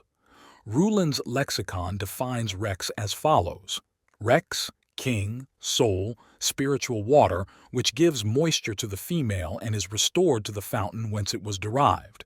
The spirit is water. Here, Rex is still the divine soul, the moist Osiris, a life-giving, fertilizing pneuma, and not primarily the physical gold. The mystique of the king comes out even more clearly in Conroth. When at last, he says, the ash color, the whitening, and the yellowing are over, you will see the philosophical stone, our King and Lord of Lords, come forth from the couch and throne of his glassy sepulchre onto the stage of this world, in his glorified body, regenerated and more than perfect, shining like a carbuncle and crying out, "Behold, I make all things new." In his story of how the lapis is made, Kunrath describes the mystic birth of the king. Ruach Elohim, the Spirit of God, penetrated to the lowest parts and to the center, Metatulium, of the virginal massa confusa, and scattered the sparks and rays of his fruitfulness. Thus the form impressed itself, forma informavit, and the purest soul quickened and impregnated the tohu bohu, which was without form and void. This was a mysterium typicum, a symbolical mystery, the procreation of the preserver and savior of the macrocosm and the microcosm. The Word is become flesh, and God has revealed himself in the flesh. The Spirit of God has appeared in the body. This, the Son of the macrocosm, that, the Son of God, the God-man, the one in the womb of the macrocosm, the other in the womb of the microcosm, and both times the womb was virginal. In the book or mirror of nature, the stone of the wise, the preserver of the macrocosm, is the symbol of Christ Jesus crucified, Savior of the whole race of men, that is, of the microcosm. The son of the macrocosm begotten by the divine pneuma, the Egyptian K-Mutef, is of like kind and consubstantial with the begetter. His soul is a spark of the world soul. Our stone is 3 in 1, which is to say, triune, namely, earthly, heavenly, and divine. This reminds us of the Egyptian sequence: Pharaoh, K, God. The triune stone consists of three different and distinct substances: Sal, Mercurius, Sulphur. 3. The transformation of the king. As the Egyptian mystique of kingship shows, the king, like every archetype, is not just a static image. He signifies a dynamic process whereby the human carrier of the mystery is included in the mysterious drama of God's incarnation. This happened at the birth of Pharaoh, at his coronation, at the Heb-Sed festival, during his reign, and at his death. The texts and illustrations of the birth chamber in the temple depict the divine procreation and birth of Pharaoh in the form of the mystic marriage of the Queen Mother and the Father God. The Heb-Sed festival served to associate his Ka with the cultivation of the soil, and presumably to preserve or strengthen his powers. The identity of his He with the Father God was finally confirmed at his death and sealed for all time. The transformation of the king from an imperfect state into a perfect, whole, and incorruptible essence is portrayed in a similar manner in alchemy. It describes either his procreation and birth in the form of a hieroskimos, or else his imperfect initial state and his subsequent rebirth in perfect form. In what follows, I shall give a few examples of this transformation. Among the older medieval treatises, there is the so-called Allegoria Merlini. So far as the name Merlinus is concerned, I must leave it an open question whether it refers to the magician Merlin or is a corruption of Merculinus. The allegory tells us of a certain king who made ready for battle. As he was about to mount his horse, he wished for a drink of water. A servant asked him what water he would like, and the king answered, "I demand the water which is closest to my heart, and which likes me above all things." When the servant brought it, the king drank so much that all his limbs avere filled and all his veins inflated, and he himself became discolored. His soldiers urged him to mount his horse, but he said he could not. "I am heavy, and my head hurts me, and it seems to me as though all my limbs were falling apart." He demanded to be placed in a heated chamber where he could sweat the water out. But when, after a while, they opened the chamber, he lay there as if dead. They summoned the Egyptian and the Alexandrian physicians, who at once accused one another of incompetence.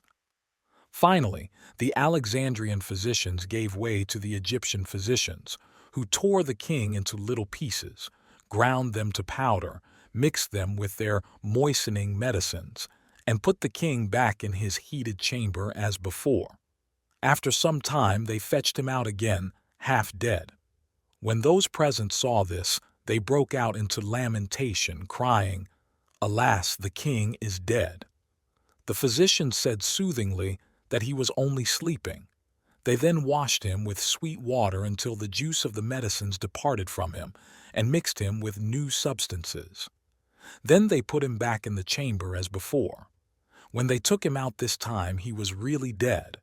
But the physicians said, "We have killed him that he may become better and stronger in this world after his resurrection on the day of judgment." The king's relatives, however, considered them mountebanks, took their medicines away from them, and drove them out of the kingdom. They now wanted to bury the corpse, but the Alexandrian physicians, who had heard of these happenings, counseled them against it and said they would revive the king. Though the relatives were very mistrustful, they let them have a try. The Alexandrian physicians took the body, ground it to powder a second time, washed it well until nothing of the previous medicines remained, and dried it. Then they took 1 part of sal ammoniac and 2 parts of Alexandrian niter, mixed them with the pulverized corpse, made it into a paste with a little linseed oil, and placed it in a crucible-shaped chamber with holes bored in the bottom. Beneath it they placed a clean crucible and let the corpse stand so for an hour. Then they heaped fire upon it and melted it, so that the liquid ran into the vessel below. Whereupon the king rose up from death and cried in a loud voice, "Where are my enemies? I shall kill them all if they do not submit to me." All the kings and princes of other countries honored and feared him, and when they wished to see something of his wonders, they put an ounce of well-purified mercury in a crucible and scattered over it as much as a millet seed of fingernails or hair or of their blood, blew up a light charcoal fire, let the mercury cool down with these, and found the stone, as I do know. This parable contains the primitive motif of the murder or sacrifice of the king for the purpose of renewing his kingly power and increasing the fertility of the land. Originally, it took the form of killing the old and impotent king. In this tale, the king was afflicted with a dropsy, both real and metaphorical.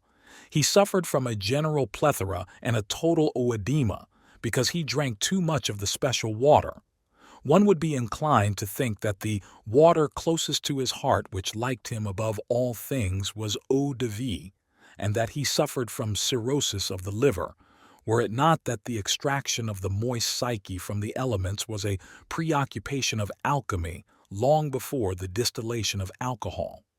The idea was to extract the pneuma or psyche or virtue from matter, for example, from gold, in the form of a volatile or liquid substance, and thereby to mortify the body.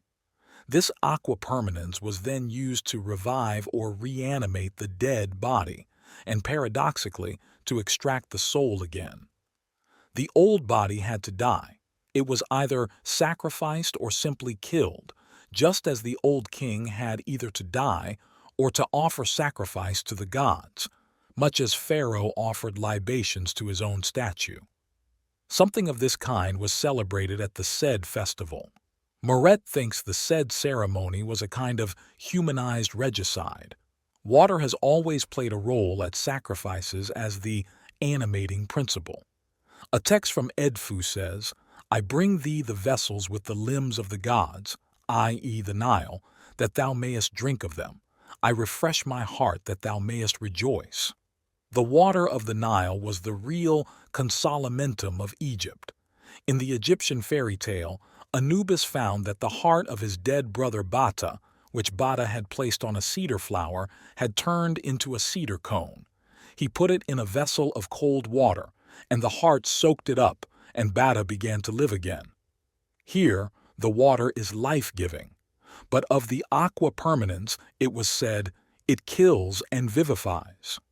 The king has numerous connections with water. In the parable of sulphur cited earlier, the king drowns in it with Diana. The hieroskimos was often celebrated in water. The motif of drowning also takes the form of an inward drowning, namely dropsy. Mater alchemia is dropsical in the lower limbs, or the king is dropsical and conceals himself in the belly of the horse in order to sweat out the water. The water appears also as a bath, as in the Dicta Alani, where the old man sits in the bath. Here I would recall the king's bath in Bernardus Trevisanus, which I have discussed earlier. Water is used for baptism, immersion, and cleansing. The cleansing of Naaman, Kings 5:10, is often cited as an allegory of this. In our parable, the wonderful water already has that decomposing and dissolving property which anticipates the king's dismemberment. The dissolution of the initial material plays a great role in alchemy as an integral part of the process. Here I will mention only the unique interpretation of the Solutio given by Dorn. In his Speculativa Philosophia, he discusses the 7 stages of the work. The first stage begins with the study of the philosophers, which is the way to the investigation of truth. But the truth is that from which nothing can be missing, to which nothing can be added, nay more, to which nothing can be opposed. The truth, therefore, is a great strength and an impregnable fortress, an unconquerable pledge to them that possess it. In this citadel is contained the true and undoubted stone and treasure of the philosophers, which is not eaten into by moths, nor dug out by thieves, but remaineth forever when all things else are dissolved, and is appointed for the ruin of many, but for the salvation of others. This is a thing most worthless to the vulgar, spurned above all things and hated exceedingly. Yet it is not hateful but lovable, and to philosophers precious above gems. In his recapitulation of the first stage, Dorn says, "It is the study of the chemist to liberate that unsensual truth from its fetters in things of sense, for through it the heavenly powers are pursued with subtle understanding. Knowledge is the sure and undoubted resolution, resolutio, by experiment of all opinions concerning the truth. Experiment is manifest demonstration of the truth, and resolution the putting away of doubt. We cannot be resolved of any doubt save by experiment, and there is no better way to make it than on ourselves. Let us therefore verify what we have said above concerning the truth, beginning with ourselves. We have said above that piety consists in knowledge of ourselves, and hence it is that we make philosophical knowledge begin from this also. But no man can know himself unless he know what and not who he is, on whom he depends and whose he is. For by the law of truth no one belongs to himself, and to what end he was made. With this knowledge piety begins, which is concerned with two things, namely, with the Creator and the creature that is made like unto him. For it is impossible for the creature to know himself of himself unless he first know his Creator. No one can better know the Creator than the workman is known by his work." Later, Dorn says, "The chemical putrefaction is compared to the study of the philosophers, because as the philosophers are disposed to knowledge by study, so natural things are disposed by putrefaction to solution, ad solutionem. To this is compared philosophical knowledge, for as by solution bodies are dissolved, solvuntur, so by knowledge are the doubts of the philosophers resolved, resolvuntur." He says in his Physica Trithemii, "The first step in the ascent to higher things is the study of faith, for by this is the heart of man disposed to solution in water, ad solutionem in aquam." Finally, in his Philosophia Chemica, Dorn asserts, "Dissolution is knowledge, or the spagyric union of the male with the female, the latter receiving from him all that ought to be received. This is the beginning of the special generation whereby the effect of our spagyric marriage is sensually apprehended, namely, the union of the twofold seed to form the embryo." It is evident from these statements that Dorn understood the alchemical solutio primarily as a spiritual and moral phenomenon, and only secondarily as a physical one. The first part of the work is a psychic solution of doubts and conflicts, achieved by self-knowledge, and this is not possible without knowledge of God. The spiritual and moral solutio is conceived as a spagyric marriage, an inner psychic union which by analogy and magic correspondence unites the hostile elements into one stone. By inquiring into the quid, and by spiritual understanding, the selfish hardness of the heart, caused by original sin, is dissolved. The heart turns to water. The ascent to the higher stages can then begin. Egocentricity is a necessary attribute of consciousness, and is also its specific sin. But consciousness is confronted by the objective fact of the unconscious, often enough an avenging deluge. Water in all its forms, sea, lake, river, spring, is one of the commonest typifications of the unconscious, as is also the lunar femininity that is closely associated with water. The dissolution of the heart in water would therefore correspond to the union of the male with the female, and this in turn to the union of conscious and unconscious, which is precisely the meaning of the spagyric marriage. Similarly, the citadel or fortress is a feminine symbol, containing within it the treasure of the truth, also personified as wisdom. This wisdom corresponds to salt, which is coordinated with the moon. The spagyric union produces an embryo whose equivalents are the homunculus and the lapis. The lapis, of course, is a symbol of the self. If after this glimpse into the psychology of the Solucio, we turn back to the Allegoria Merlini, several things will become clear. The king personifies a hypertrophy of the ego which calls for compensation. He is about to commit an act of violence, a sure sign of his morally defective state. His thirst is due to his boundless concupiscence and egotism. But when he drinks, he is overwhelmed by the water, that is, by the unconscious, and medical help becomes necessary. The two groups of doctors further assist his dissolution by dismemberment and pulverization. The original of this may be the dismemberment of Osiris and Dionysus. The king is subjected to various forms of dissolution, dismemberment, trituration, dissolution in water. His transfer to the heated chamber is the prototype of the laconicum, sweat bath, of the king, often shown in later illustrations. It is a therapeutic method which we meet again in the American Indian sweat lodge. The chamber also signifies the grave. The difference between the Egyptian and the Alexandrian physicians seems to be that the former moistened the corpse, but the latter dried it, or embalmed or pickled it. The technical error of the Egyptians, therefore, was that they did not separate the conscious from the unconscious sufficiently, whereas the Alexandrians avoided this mistake. At any rate, they succeeded in reviving the king and evidently brought about his rejuvenation. If we examine this medical controversy from the standpoint of alchemical hermeneutics, many of the allusions can be understood in a deeper sense.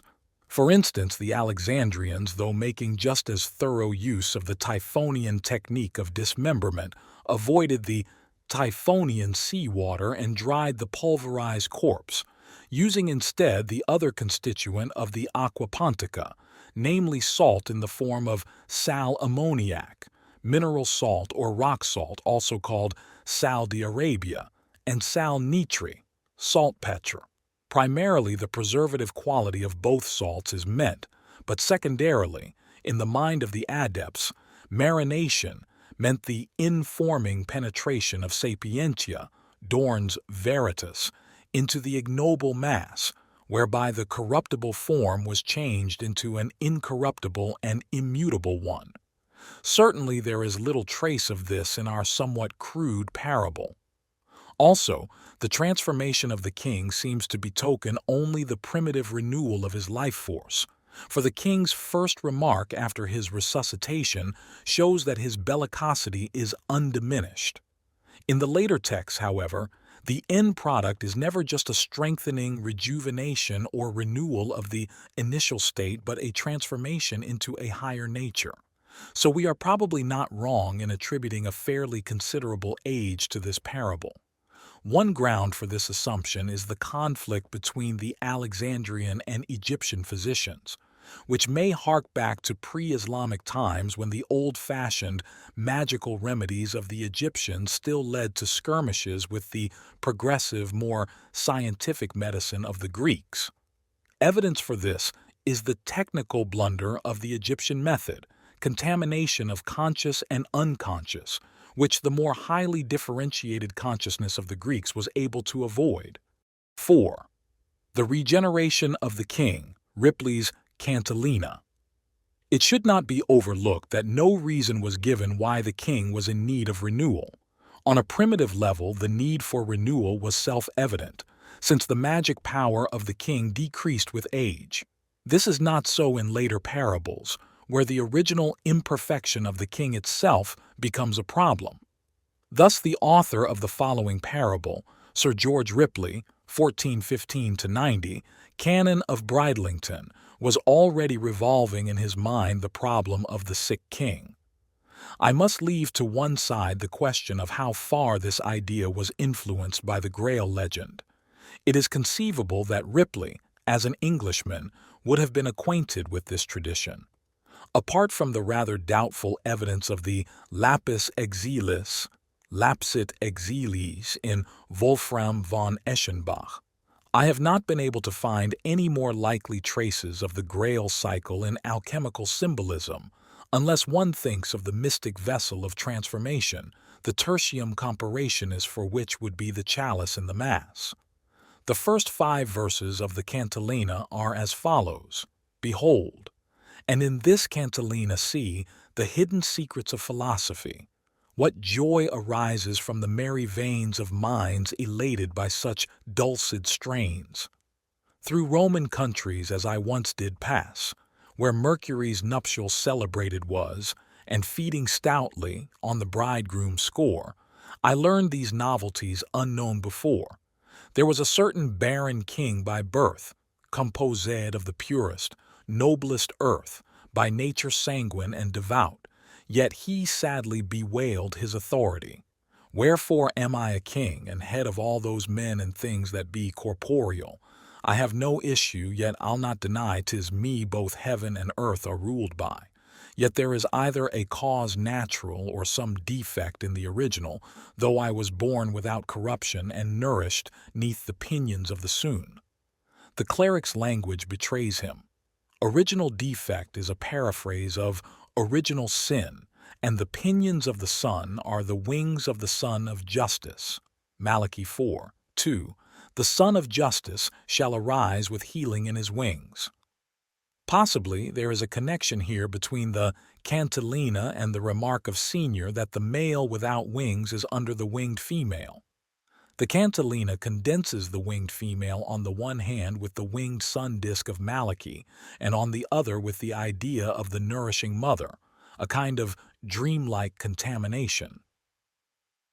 Verses 6 and 7. Each vegetative which from the earth proceeds arises up with its own proper seeds, and animals, at seasons, speciously abound with fruit and strangely multiply. Alas, my nature is restricted so no tincture from my body yet can flow. It therefore is infecund, neither can it aught avail in generating man. Here again the ecclesiastical language is noticeable. The tincture is identical with the aqua permanens, the wonderful water of transformation which corresponds to the Church's water of grace. The water that should flow from the body may be analogous to the rivers from the belly of Christ, an idea that plays a great role not only in ecclesiastical metaphor but also in alchemy. With regard to the ecclesiastical language, I would call attention to Hugo Rahner's most instructive essay, Flumina de Ventre Christi. Origen speaks of the river our Savior, Salvator Noster Fluvius. The analogy of the pierced Redeemer with the rock from which Moses struck water was used in alchemy to denote the extraction of the aqua permanens, or of the soul from the lapis. Or again, the king was pierced by Mercurius. For Origen, water meant the water of doctrine and the fount of science. It was also a fountain of water springing up in the believer. St. Ambrose speaks of the fountains of wisdom and knowledge. According to him, paradise, with its fourfold river of the Logos, is the ground of the soul. He also calls this river the innermost soul, since it is the principle, the venter, and the. These few examples from the many collected by Rahner may suffice to put the significance of the aqua permanens, the arcane substance par excellence, in the right perspective. For the alchemists it was wisdom and knowledge, truth and spirit, and its source was in the inner man, though its symbol was common water or seawater. What they evidently had in mind was a ubiquitous and all-pervading essence, an anima mundi and the greatest treasure, the innermost and most secret numinosum of man. There is probably no more suitable psychological concept for this than the collective unconscious, whose nucleus and ordering principle is the self, the monad of the alchemists and Gnostics. Verses 8 and 9. My body's mass is of a lasting stuff, exceeding delicate yet hard enough. And when the fire assays to try my sprite, I am not found to weigh a grain too light. My mother in a sphere gave birth to me, that I might contemplate rotundity, and be more pure of kind than other things, by right of dignity, the peer of kings. The house of the sphere is the vas rotundum, whose roundness represents the cosmos, and at the same time the world soul, which in Plato surrounds the physical universe from outside. The secret content of the hermetic vessel is the original chaos from which the world was created. As the filius macrocosmi, and the first man, the king, is destined for rotundity, that is, wholeness, but is prevented from achieving it by his original defect. Verse 10. Yet to my grief I know, unless I feed on the specifics I so sorely need, I cannot generate. To my amaze the end draws near for me, Ancient of Days. This verse confirms the decrepit condition of the king, who apart from his original defect or because of it, is also suffering from senile debility. It was a bold stroke for a canon to identify the king with the Ancient of Days from Daniel 7:9.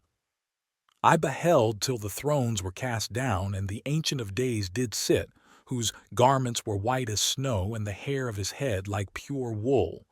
His throne was like the fiery flame, and his wheels as burning fire.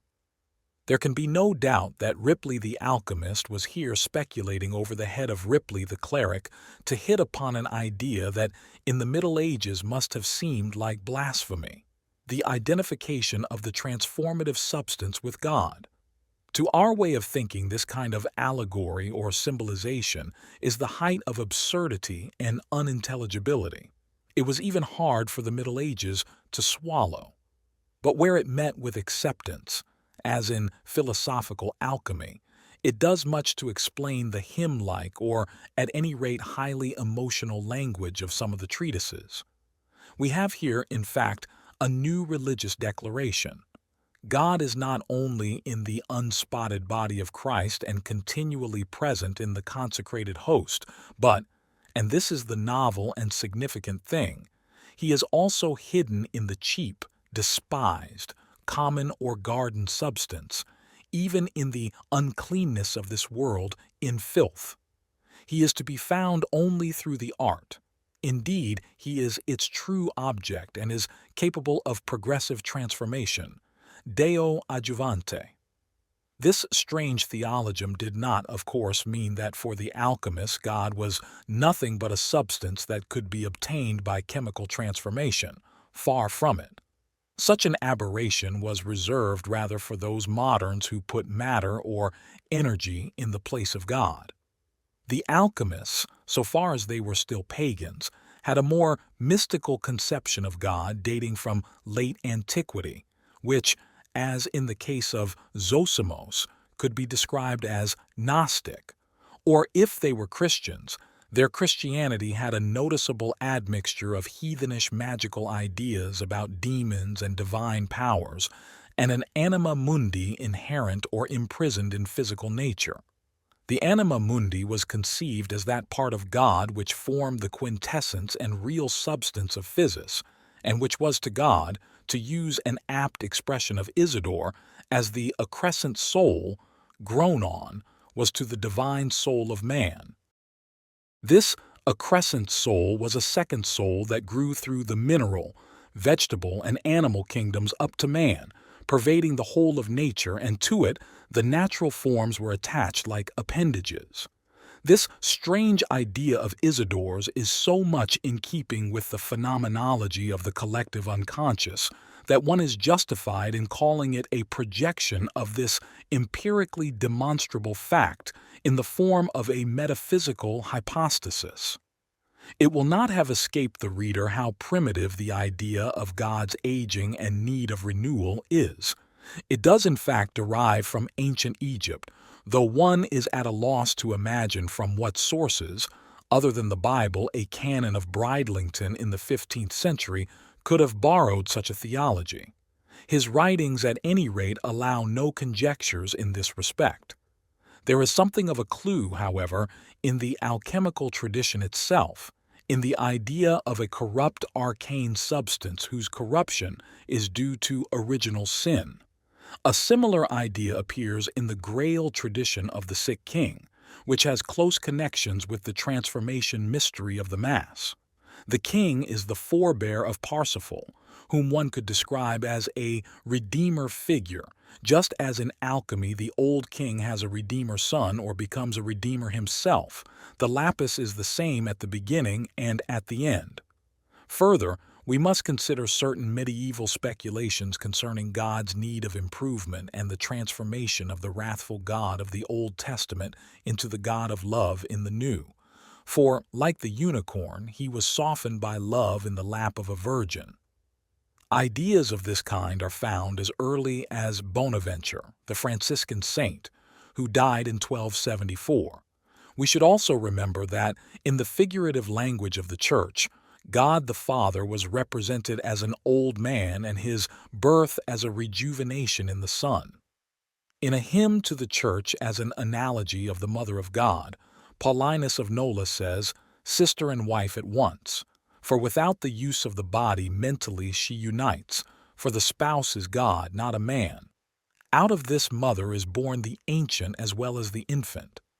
Although the candidate for baptism, reborn into a new infancy, is meant here, the point of the analogy is that God the Father, a bearded old man, is worshipped in God the Son as a newborn child.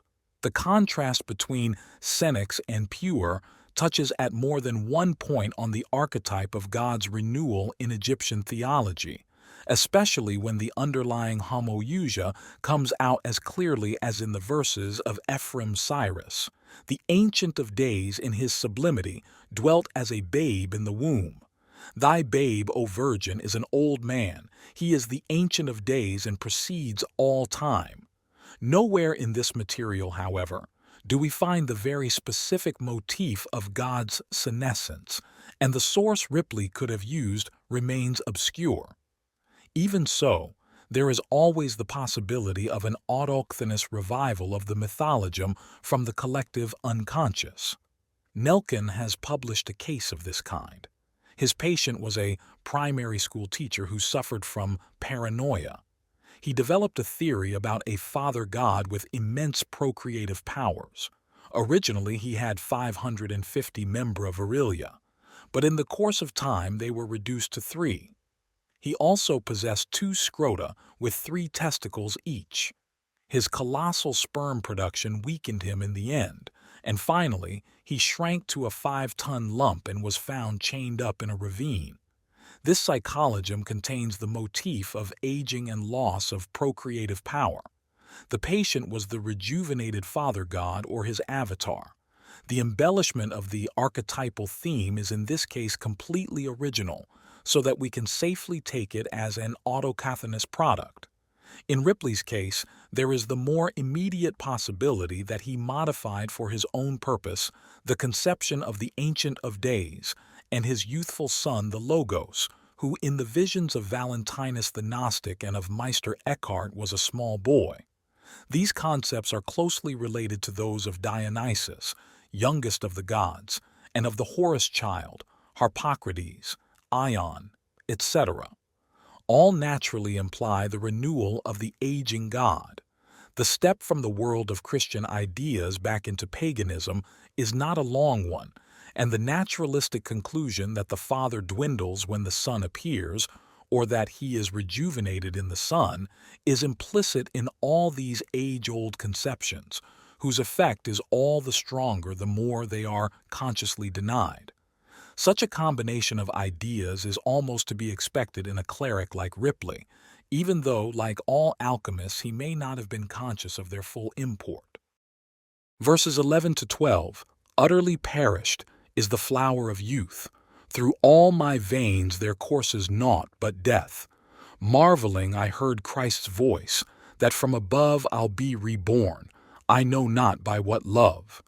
Else I God's kingdom cannot enter in, and therefore, that I may be born aged, I'll humbled be into my mother's breast, dissolved to my first matter, and there rest.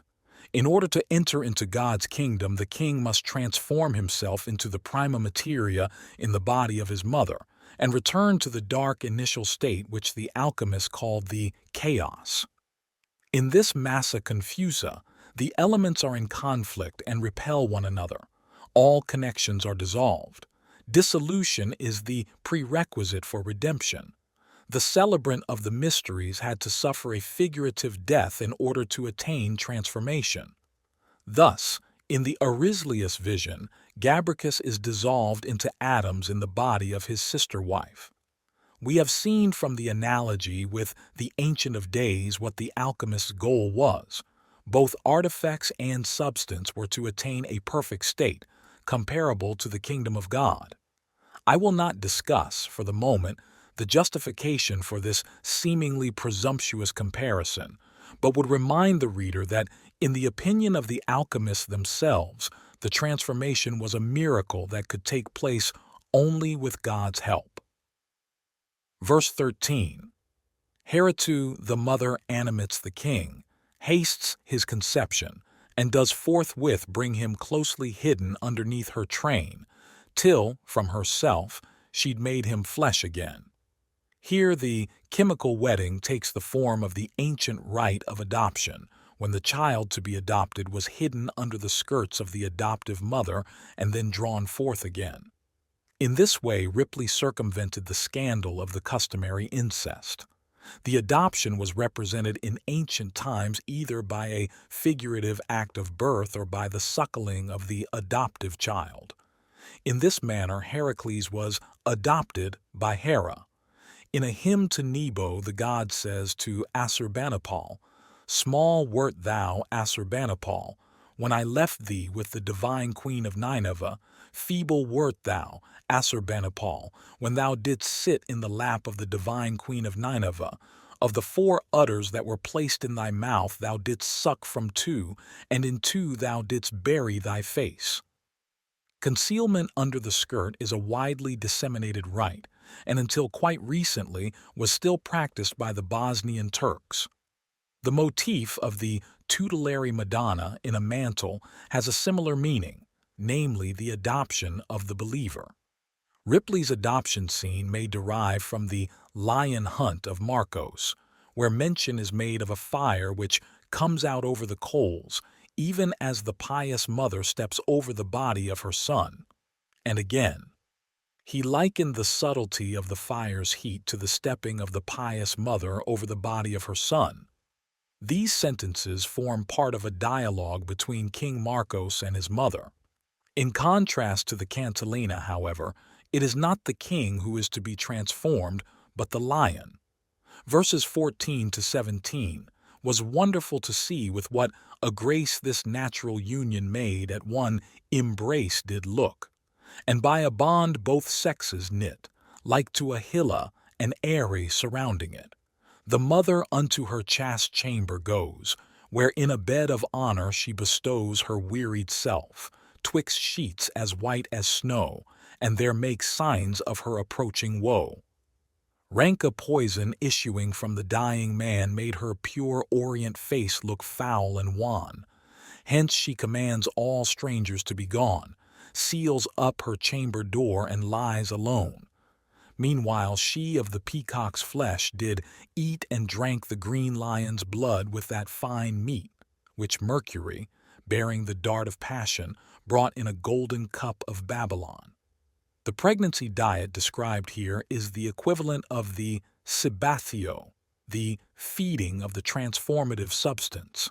The underlying idea is that the material to be transformed had to be impregnated and saturated, either by imbibing the tincture, the aqua propria, its own water, the soul, or by eating its feathers or wings, volatile spirit, or its own tail, Ouroboros, or the fruit of the philosophical tree. Here it is, peacock's flesh. The peacock is an allusion to the cauda pavonis, peacock's tail. Immediately before the albedo or rubedo, all colors appear, as if the peacock were spreading his shimmering fan. The basis for this phenomenon may be the iridescent skin that often forms on the surface of molten metal, for example, lead. The omnes colores are frequently mentioned in the text as indicating something like totality. They all unite in the albedo, which for many alchemists was the climax of the work. The first part was completed when the various components separated out from the chaos of the massa confusa were brought back to unity in the albedo and all become one. Morally, this means that the original state of psychic disunity, the inner chaos of conflicting part souls which Origin likens to herds of animals, becomes the vir unus, the unified man. Eating the peacock's flesh is therefore equivalent to integrating the many colors, or psychologically, the contradictory feeling values, into a single color, white. Norton's Ordinal of Alchemy says, "For every color which may be thought shall here appear before that white be wrought." The lapis contains or produces all colors. Hogeland says that the hermaphroditic monster contains all colors. Poetic comparisons are also used, such as iris, the rainbow, or the iris of the eye. The eye and its colors are mentioned by Hippolytus. He calls attention to the Nicene analogy between the four rivers of paradise and the senses. The river Pison, which waters Havilah, the land of gold, corresponds to the eye. This, they say, is the eye, which by its bearing and its colors bears witness to what is said. Abul Qasim speaks of the tree with multicolored blossoms. Melius says, "Our stone is the star-strewn soul, from whom every color proceeds by transformation, as flowers come forth in the spring." The Tractatus Aristotelis gives a more elaborate description.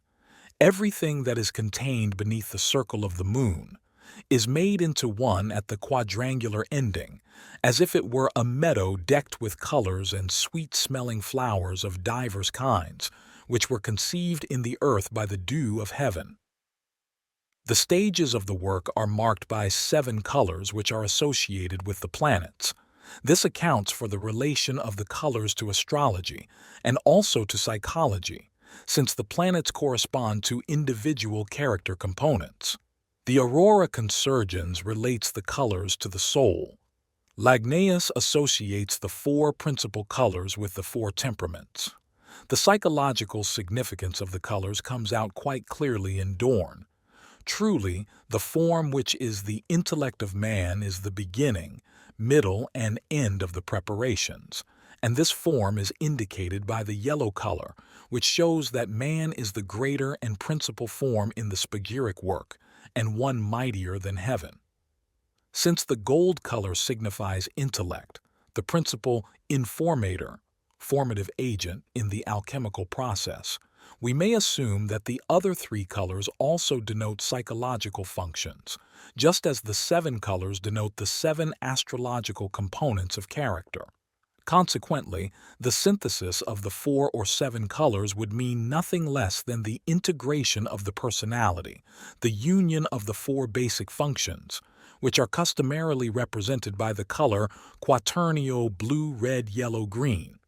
The cauda pavonis was a favorite theme for artistic representation in the old prints and manuscripts. It was not the tail alone that was depicted, but the whole bird. Since the peacock stands for all colors, that is, the integration of all qualities, an illustration in Coenrath's Amphitheatrum Sapientiae logically shows it standing on the 2 heads of the rebus, whose unity it obviously represents. The inscription calls it the Bird of Hermes and the Blessed Greenness, both of which symbolize the Holy Ghost or the Ruach Elohim, which plays a great role in Coenrath. The cauda pavonis is also called the soul of the world, nature, the quintessence, which causes all things to bring forth. Here the peacock occupies the highest place as a symbol of the Holy Ghost, in whom the male-female polarity of the hermaphrodite and the rebus is integrated. Elsewhere, Coenrath says that at the hour of conjunction the blackness and the raven's head and all the colors in the world will appear, even Iris, the messenger of God, and the peacock's tail. He adds, "Mark the secrets of the rainbow in the Old and New Testament." This is a reference to the sign of God's covenant with Noah after the flood, General 10:12, and to the one in the midst of the 24 elders, who was to look upon like a jasper and a sardine stone, and there was a rainbow round about the throne, in sight like unto an emerald. Reverend 4:3, and to the vision of the angel with a rainbow on his head. Reverend 10:1. Iris as the messenger of God is of special importance for an understanding of the opus, since the integration of all colors points, as it were, to a coming of God or even to his presence. The color green, stressed by Kunrath, is associated with Venus. The Introitus Apertus says, "But in the gentle heat the mixture will liquefy and begin to swell up, and at God's command will be endowed with spirit, which will soar upward carrying the stone with it, and will produce new colors. First of all, the green of Venus, which will endure for a long time." Towards the end of this procedure, which was known as the regimen of Venus, the color changes into a livid purple, whereupon the philosophical tree will blossom. Then follows the regimen of Mars, which displays the ephemeral colors of the rainbow and the peacock at their most glorious. In these days the hyacinthine color appears, that is, blue. The livid purple that appears towards the end of the regimen of Venus has something deathly about it. This is in accord with the ecclesiastical view of purple, which expresses the mystery of the Lord's passion. Hence the regimen of Venus leads by implication to passion and death, a point I would emphasize in view of the reference to the dart of passion in the Cantillina. A passage from the Aquarium Sapientum shows that colors are a means of expressing moral qualities and situations. While the digestion and coction of the dead spiritual body goes forward in man, there may be seen, as in the earthly opus, many variegated colors and signs, that is, all manner of sufferings, afflictions, and tribulations, the chiefest of which are the ceaseless assaults of the world, the flesh, and the devil. These statements concerning the regimen of Venus are confirmed in Penodus's Table of Symbols, where the peacock is correlated with the Mysterium Coniunctionis and with Venus, as is also the green lizard. Green is the color of the Holy Ghost, of life, procreation, and resurrection. I mention this because Penodus correlates the coniugium with the dii mortui, dead gods, presumably because they need resurrecting. The peacock is an ancient Christian symbol of resurrection, like the phoenix. According to a late alchemical text, the bronze tablets in the labyrinth at Meroe showed Osiris, after his regeneration by Isis, mounting a chariot drawn by peacocks, in which he drives along triumphing in his resurrection, like the sun. In Dorn, the dead spiritual body is the bird without wings. It changes into the raven's head and finally into the peacock's tail, after which it attains to the whitest plumage of the swan, and last of all to the highest redness, the sign of its fiery nature. This plainly alludes to the phoenix, which, like the peacock, plays a considerable role in alchemy as a symbol of renewal and resurrection, and more especially as a synonym for the lapis. The cauda pavonis announces the end of the work, just as Iris, its synonym, is the messenger of God. The exquisite display of colors in the peacock's fan heralds the imminent synthesis of all qualities and elements, which are united in the rotundity of the philosophical stone. For 1700 years, as I have shown in psychology and alchemy, the lapis was brought into more or less clear connection with the ancient idea of the anthropos. In later centuries, this relationship extended to Christ, who from time immemorial was this same anthropos, or Son of Man, appearing in the Gospel of St. John as the cosmogony logos that existed before the world was, "In the beginning was the Word, and the Word was with God, and the Word was God. All things were made by him, and without him was not anything made that was made." According to the teachings of the Basilidians, the god who is not cast down a certain seed which, like a grain of mustard seed, contained the whole plant, or, like a peacock's egg, had in itself a varied multitude of colors. In this seed was a threefold sonship, consubstantial with the God who is not. In alchemy, the end of the work announced by the Cauda Pavonis was the birth of the Filius Regius.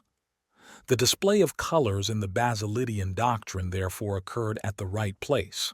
Again, one must ask, tradition or spontaneous generation?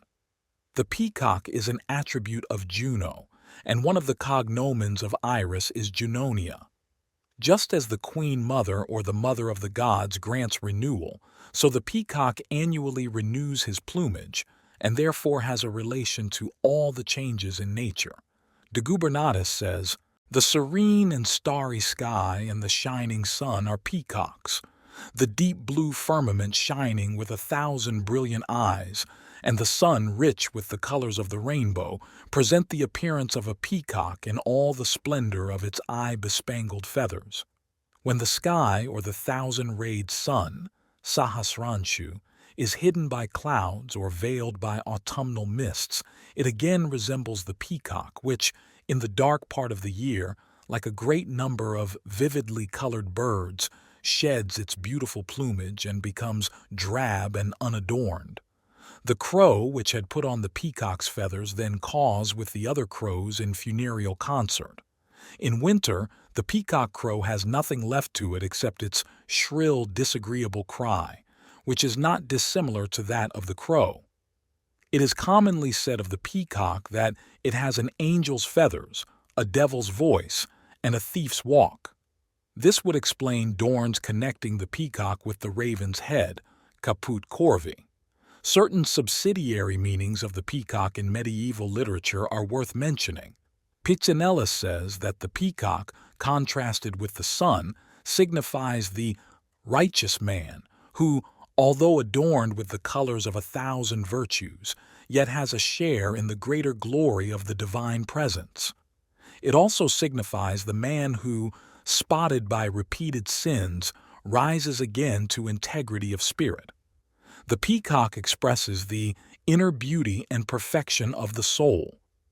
Merula mentions that the peacock will empty and destroy a vessel containing poison, yet another peculiarity which may account for the peacock's position in alchemy, since it brings about and betokens the transformation of the poisonous dragon into the healing medicine.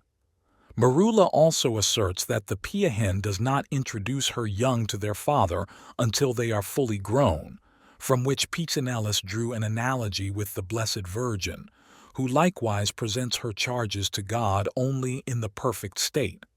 Here again the motif of renewal through the mother is struck. If, therefore, the Queen Mother eats peacock flesh during her pregnancy, she is assimilating an aspect of herself, namely, her capacity to grant rebirth, whose emblem the peacock is. According to Augustine, peacock flesh has the peculiarity of not turning rotten. It is, as the alchemists would say, a cibus immortalis, like the fruits of the philosophical tree with which Arislius and his companions were fed in the house of rebirth at the bottom of the sea. Peacock flesh was just the right food for the mother in her attempt to rejuvenate the old king and to give him immortality. While peacock flesh was the queen's diet, her drink was the blood of the green lion. Blood is one of the best-known synonyms for the aqua permanens, and its use in alchemy is often based on the blood symbolism and allegories of the Church. In the Cantilena, the imbibitio, saturation, of the dead arcane substance is performed not on the king, as in the Allegoria Merlini, but on the queen. The displacement and overlapping of images are as great in alchemy as in mythology and folklore. As these archetypal images are produced directly by the unconscious, it is not surprising that they exhibit its contamination of content to a very high degree. This is what makes it so difficult for us to understand alchemy. Here the dominant factor is not logic but the play of archetypal motifs, and although this is illogical in the formal sense, it nevertheless obeys natural laws which we are far from having explained. In this respect, the Chinese are much in advance of us, as a thorough study of the I Ching will show. Called by short-sighted Westerners a collection of ancient magic spells, an opinion echoed by the modernized Chinese themselves, the I Ching is a formidable psychological system that endeavors to organize the play of archetypes, the wondrous operations of nature, into a certain pattern so that a reading becomes possible. It was ever a sign of stupidity to depreciate something one does not understand. Displacement and overlapping of images would be quite impossible if there did not exist between them an essential similarity of substance, a homoousia. Father, mother, and son are of the same substance, and what is said of one is largely true of the other. This accounts for the variance of incest between mother and son, brother and sister, father and daughter, etc. The Ouroboros is one even though in the twilight of the unconscious, its head and tail appear as separate figures and are regarded as such. The alchemists, however, were sufficiently aware of the homoousia of their basic substances not only to call the two protagonists of the CONIUNCTIO drama the one Mercurius, but to assert that the prima materia and the vessel were identical.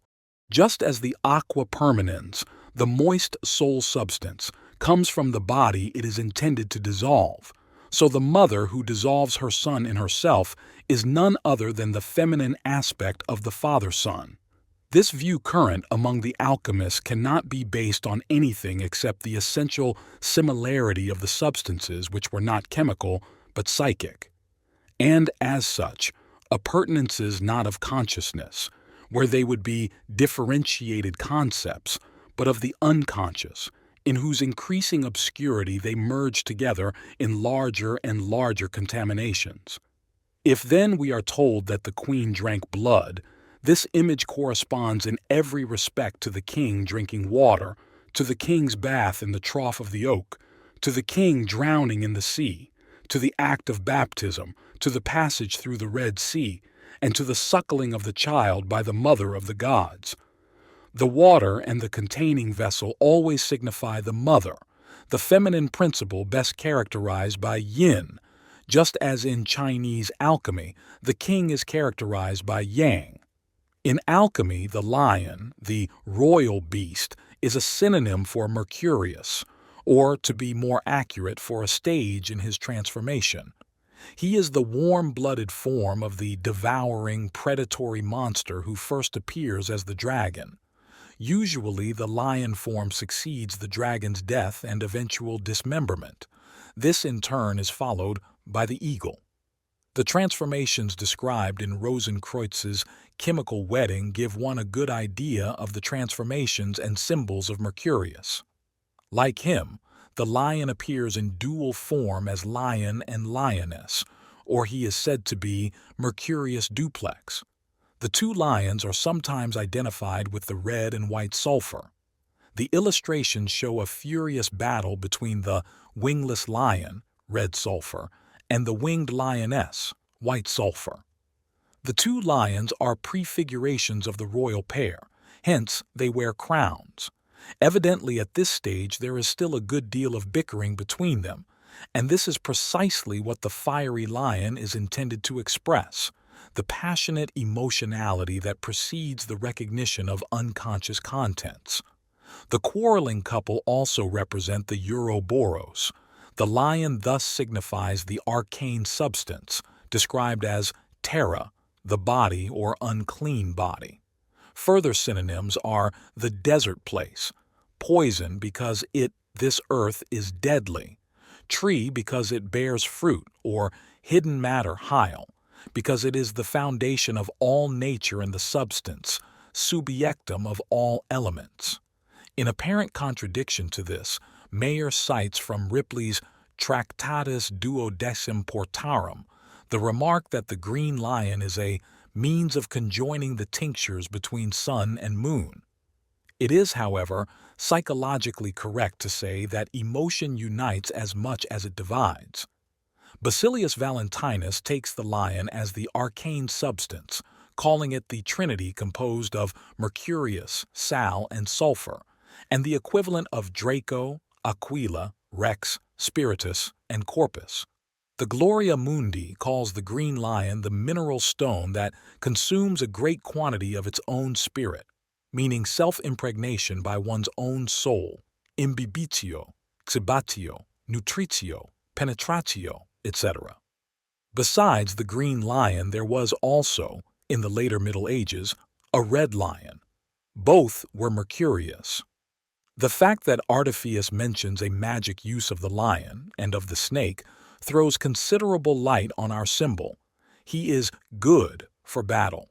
And here we may recall the fighting lions and the fact that the king in the Allegoria Merlini began drinking the water just when he was venturing forth to war. We shall probably not be wrong if we assume that the king of beasts, known even in Hellenistic times as a transformation stage of Helios, represents the old king, the antiquus dierum of the Cintilla, at a certain stage of renewal, and that perhaps in this way he acquired the singular title of Leo Antiquus. At the same time, he represents the king in his theriomorphic form, that is, as he appears in his unconscious state. The animal form emphasizes that the king is overpowered or overlaid by his animal side and consequently expresses himself only in animal reactions, which are nothing but emotions. Emotionality in the sense of uncontrollable affects is essentially bestial, for which reason people in this state can be approached only with the circumspection proper to the jungle, or else with the methods of the animal trainer. According to the statements of the alchemists, the king changes into his animal attribute. That is to say, he returns to his animal nature, the psychic source of renewal. Wieland made use of this psychologum in his fairy tale Der Stein der Weisen, in which the dissipated King Mark is changed into an ass, though of course the conscious model for this was the transformation of Lucius into a golden ass in Apuleius. Hogelanda ranks the lion with the dog. The lion has indeed something of the nature of the rabid dog we met with earlier, and this brings him into proximity with sulphur, the fiery dynamism of soul. In the same way, the lion is the potency of King Soul. The aggressive strength of the lion has, like sulphur, an evil aspect. In Honorius of Autun, the lion is an allegory of Antichrist and the devil, in accordance with I Peter 5:8. Your adversary, the devil, as a roaring lion, walketh about, seeking whom he may devour.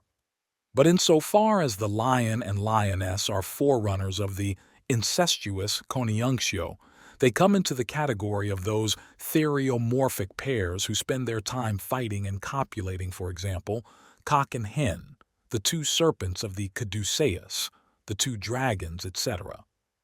The lion has, among other things, an unmistakable erotic aspect. Thus the Introitus Apertus says, "Learn what the doves of Diana are, who conquer the lion with caresses. The green lion, I say, who in truth is the Babylonish dragon, who kills all with his venom. Learn, lastly, what the caduceus of Mercury is, wherewith he works miracles, and what are those nymphs whom he holds enchanted if thou wouldst fulfill thy wish, that is, the completion of the work." The reference to the Babylonish dragon is not altogether accidental, since in ecclesiastical language Babylon is thoroughly ambiguous. Nicholas Flamel likewise alludes to Babylon when he says that the stink and poisonous breath of burning mercury are nothing other than the dragon's head which goes forth with great haste from Babylon, which is surrounded by 2 or 3 milestones. In the lion hunt of Marcos, the lion, as we have seen, takes the place of the king. Marcos prepares a trap, and the lion, attracted by the sweet smell of a stone that is obviously an eye charm, falls into it and is swallowed by the magic stone. And this stone, which the lion loves, is a woman. The trap was covered by a glass roof, and the interior, called by Senior the cucurbita, is here called the thalamus, bridal chamber. The lion therefore falls like a bridegroom into the bridal chamber, where the magic stone that is good for the eyes and is a woman lies on a bed of coals. This stone swallows, transgluded, the lion, so that nothing more of him was to be seen. This is a parallel of the Arisleus vision, where Bea causes Gabricus to disappear into her body. In the lion hunt, the incest, though veiled, is clear enough. The love affair is projected on the lion, the animal nature or accrescent soul of the king. In other words, it is enacted in his unconscious or in a dream. Because of his ambiguous character, the lion is well suited to take over the role of this indecorous lover. As the king is represented by his animal and his mother by the magic stone, the royal incest can take place as though it were happening somewhere outside, in quite another sphere than the personal world of the king and his mother. Indeed, the marriage not only seems to be unnatural, but is actually intended to be so. The tabooed incest is imposed as a task, and as the wealth of allegories shows, it is always in some symbolical form and never concrete. One has the impression that this sacral act, of whose incestuous nature the alchemists were by no means unconscious, was not so much banished by them into the cucurbita or glass house, but was taking place in it all the time. Whoever wished to commit this act in its true sense would therefore have to get outside himself as if into an external glass house, a round cucurbita which represented the microcosmic space of the psyche. A little reason would teach us that we do not need to get outside ourselves, but merely a little deeper into ourselves to experience the reality of incest and much else besides, since in each of us slumbers the beast-like primitive who may be roused by the doves of Diana. This would account for the widespread suspicion that nothing good can come out of the psyche. Undoubtedly, the hieroscomos of the substances is a projection of unconscious contents. These constants, it is usually concluded, therefore, belong to the psyche and, like the psyche itself, are inside man, QED. As against this, the fact remains that only a very few people are or ever were conscious of having any incestuous fantasies worth mentioning.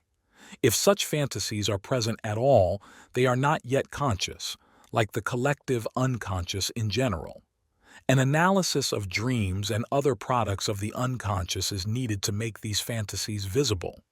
To that end, considerable resistances have to be overcome, as though one were entering a strange territory, a region of the psyche to which one feels no longer related, let alone identical with it. And whoever has strayed into that territory, either out of negligence or by mistake, feels outside himself and a stranger in his own house. I think one should take cognizance of these facts and not attribute to our personal psyche everything that appears as a psychic content. After all, we would not do this with a bird that happened to fly through our field of vision. It may well be a prejudice to restrict the psyche to being inside the body. Insofar as the psyche has a non-spatial aspect, there may be a psychic outside the body, a region so utterly different from my psychic space that one has to get outside oneself or make use of some auxiliary technique in order to get there. If this view is at all correct, the alchemical consummation of the royal marriage in the cucurbita could be understood as a synthetic process in the psyche outside the ego. As I have said, the fact that one can get into this territory somehow or other does not mean that it belongs to me personally. The ego is here and now, but the outside of the ego is an alien there, both earlier and later, before and after. So it is not surprising that the primitive mind senses the psyche outside the ego as an alien country, inhabited by the spirits of the dead, On a rather higher level, it takes on the character of a shadowy semi-reality, and on the level of the ancient cultures, the shadows of that land beyond have turned into ideas. In Gnostic Christian circles, these were developed into a dogmatic, hierarchically arranged cosmogonic and chiliastic system which appears to us moderns as an involuntary symbolic statement of the psyche concerning the structure of the psychic non-ego. This region, if still seen as a spectral land beyond, appears to be a whole world in itself, a macrocosm. If, on the other hand, it is felt as psychic and inside, it seems like a microcosm of the smallest proportions, on a par with the race of dwarfs in the casket, described in Goethe's poem The New Melusine, or like the interior of the cucurbita in which the alchemist beheld the creation of the world, the marriage of the royal pair, and the homunculus. Just as in alchemical philosophy, the anthroparion or homunculus corresponds as the lapis to the anthropos, so the chemical weddings have their dogmatic parallels in the marriage of the lamb, the union of sponsus and sponsa, and the hieroskimos of the mother of the gods and the sun. This apparent digression from our theme seemed to me necessary in order to give the reader some insight into the intricate and delicate nature of the lion symbol, whose further implications we must now proceed to discuss. The blood of the green lion drunk by the queen is handed to her in a golden cup of Babylon. This refers to the great whore in Reverend 17. 1. That sitteth upon many waters, with whom the kings of the earth have committed fornication, and the inhabitants of the earth have been made drunk with the wine of her fornication, having a golden cup in her hand full of abominations and filthiness of her fornication. The whore, Meretrix, is a well-known figure in alchemy. She characterizes the arcane substance in its initial, chaotic, maternal state. The Introitus Apertus says that the chaos is like a mother of the metals. It is also called our Luna before the royal diadem is extracted from the menstruum of our whore, that is, before the king is reborn from the moon mother.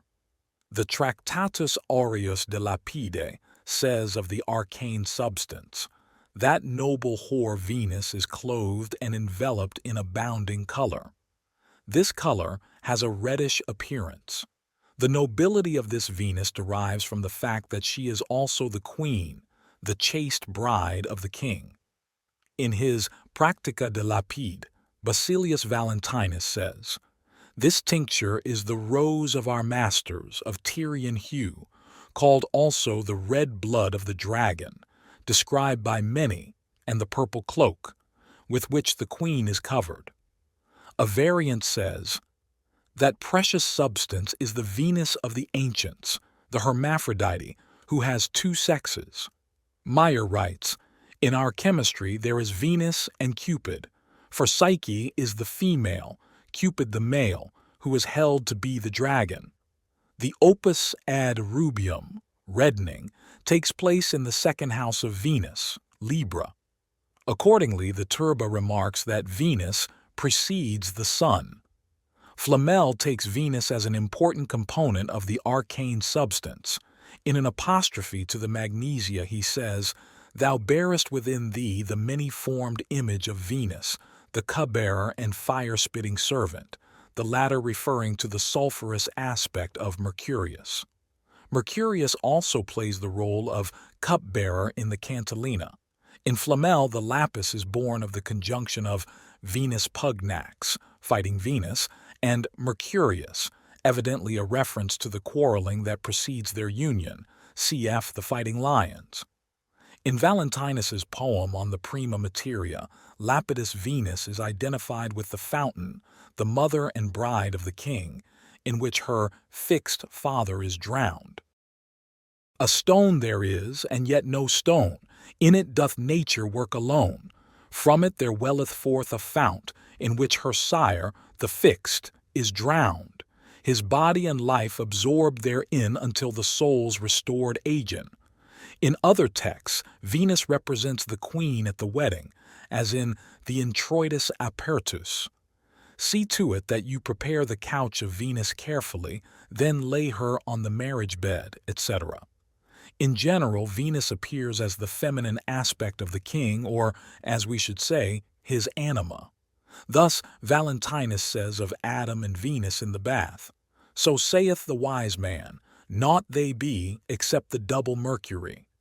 The king in the bath and the connubium with Venus or with the mother are the same thing, the man encompassed by the woman. Sometimes he and sometimes she is hermaphroditic, because at bottom they are nothing other than Mercurius duplex.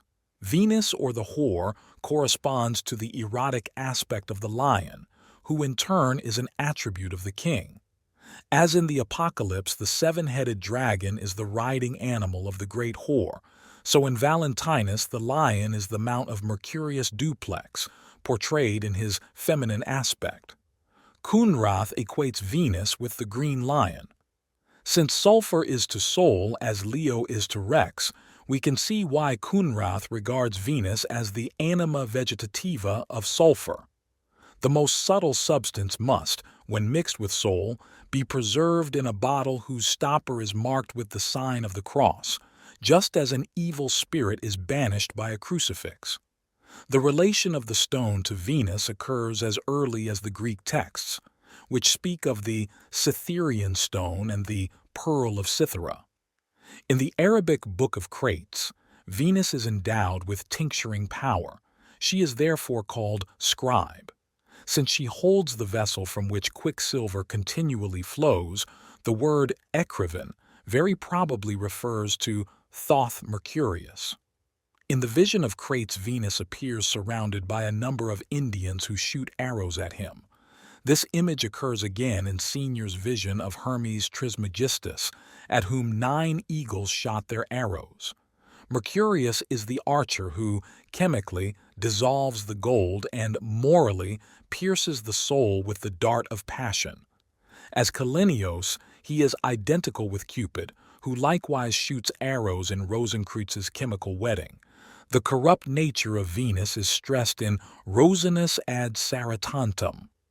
And mark that nature in the beginning of her origin intends to make the sun or the moon, but cannot because of Venus, who is a corrupt and mixed quicksilver, or because of the fooded earth. Wherefore, as a child in its mother's womb accidentally contracts a weakness and a corruption by reason of the place, although the sperm was clean, and the child is nevertheless leprous and unclean because of the corrupt womb, so it is with all imperfect metals, which are corrupted by Venus and the foetid earth. Lastly, I would mention the king's daughter in the play In the Chemical Wedding, who was chosen as the bride but because of her coquetry was made captive by the king of the Moors. She agrees to be his concubine, and thus proves herself a regular meretrix. Rosenkreutz's visit to the sleeping Venus shows that this two-faced goddess is somehow secretly connected with the opus. Evidently, on account of its close connection with Venus, the green lion has, surprisingly enough, rose-colored blood, as mentioned by Dorn and by his contemporary Coenrath. The latter ascribes rose-colored blood to the Filius Macrocosmi as well. This peculiarity of the green lion's blood establishes its connection not only with the Filius, a well-known Christ parallel, but above all with the rose, whose symbolism produced not only the popular title Rosarium, Rose Garden, but also the Rosenkreuz, Rosy Cross. The white and the red rose are synonyms for the albedo and rubedo. The tincture is of a rosy color and corresponds to the blood of Christ, who is compared and united with the stone. He is the heavenly foundation stone and cornerstone. The rose garden is a garden enclosed and, like the rose, a sobriquet of Mary, the parallel of the locked prima materia. The relation of the love goddess to red dates back to ancient times. Scarlet is the color of the great whore of Babylon and her beast. Red is the color of sin. The rose is also an attribute of Dionysus. Red and rose red are the color of blood, a synonym for the aqua permanens and the soul, which are extracted from the prima materia and bring dead bodies to life. The prima materia is called meretrix and is equated with Great Babylon, just as are the dragon and the lion with the dragon of Babel. The stone, the Filius Regius, is the son of this whore. In ecclesiastical tradition, the son of the whore is Antichrist, begotten by the devil, as we read in the Elucidarium of Honorius of Autun. Certain of the ecclesiastical symbols prove to be acutely dualistic, and this is also true of the rose. Above all, it is an allegory of Mary and of various virtues. Its perfume is the odor of sanctity, as in the case of Saint Elizabeth and Saint Teresa. At the same time, it symbolizes human beauty, venustas, indeed the lust of the world, voluptas mundi. Like the rose, the figure of the Mother Beloved shines in all the hues of heavenly and earthly love. She is the chaste bride and whore who symbolizes the prima materia, which nature left imperfected. It is clear from the material we have cited that this refers to the anima. She is that piece of chaos which is everywhere and yet hidden. She is that vessel of contradictions and many colors, a totality in the form of a massa confusa, yet a substance endowed with every quality in which the splendor of the hidden deity can be revealed. The food of the Queen Mother, peacock's flesh and lion's blood, consists of the goddess's own attributes, that is to say, she eats and drinks herself.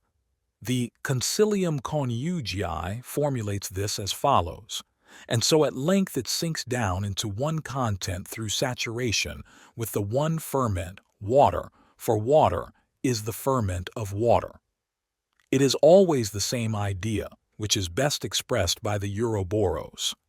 Unexpectedly, but not surprisingly, we come across a similar formulation in ecclesiastical literature, in the remark of St. John Chrysostom, that Christ was the first to eat his own flesh and drink his own blood, at the institution of the Last Supper. Tertullian says, "In the same way the Lord applied to himself two Greek letters, the first and the last, as figures of the beginning and end which are united in himself.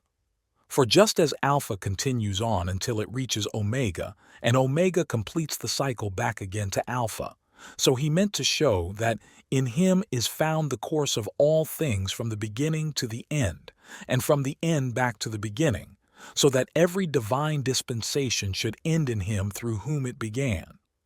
This thought corresponds exactly to what the alchemists sought to express by the Ouroboros. The Ouroboros is a very ancient pagan symbol, and we have no reason to suppose that the idea of a self-generating and self-devouring being was borrowed from Christianity, for example, from Tertullian. Although the analogy with Christ, who as the one God begets himself and voluntarily offers himself for sacrifice, and then in the rite of the Eucharist, through the words of the consecration, performs his own immolation, is very striking.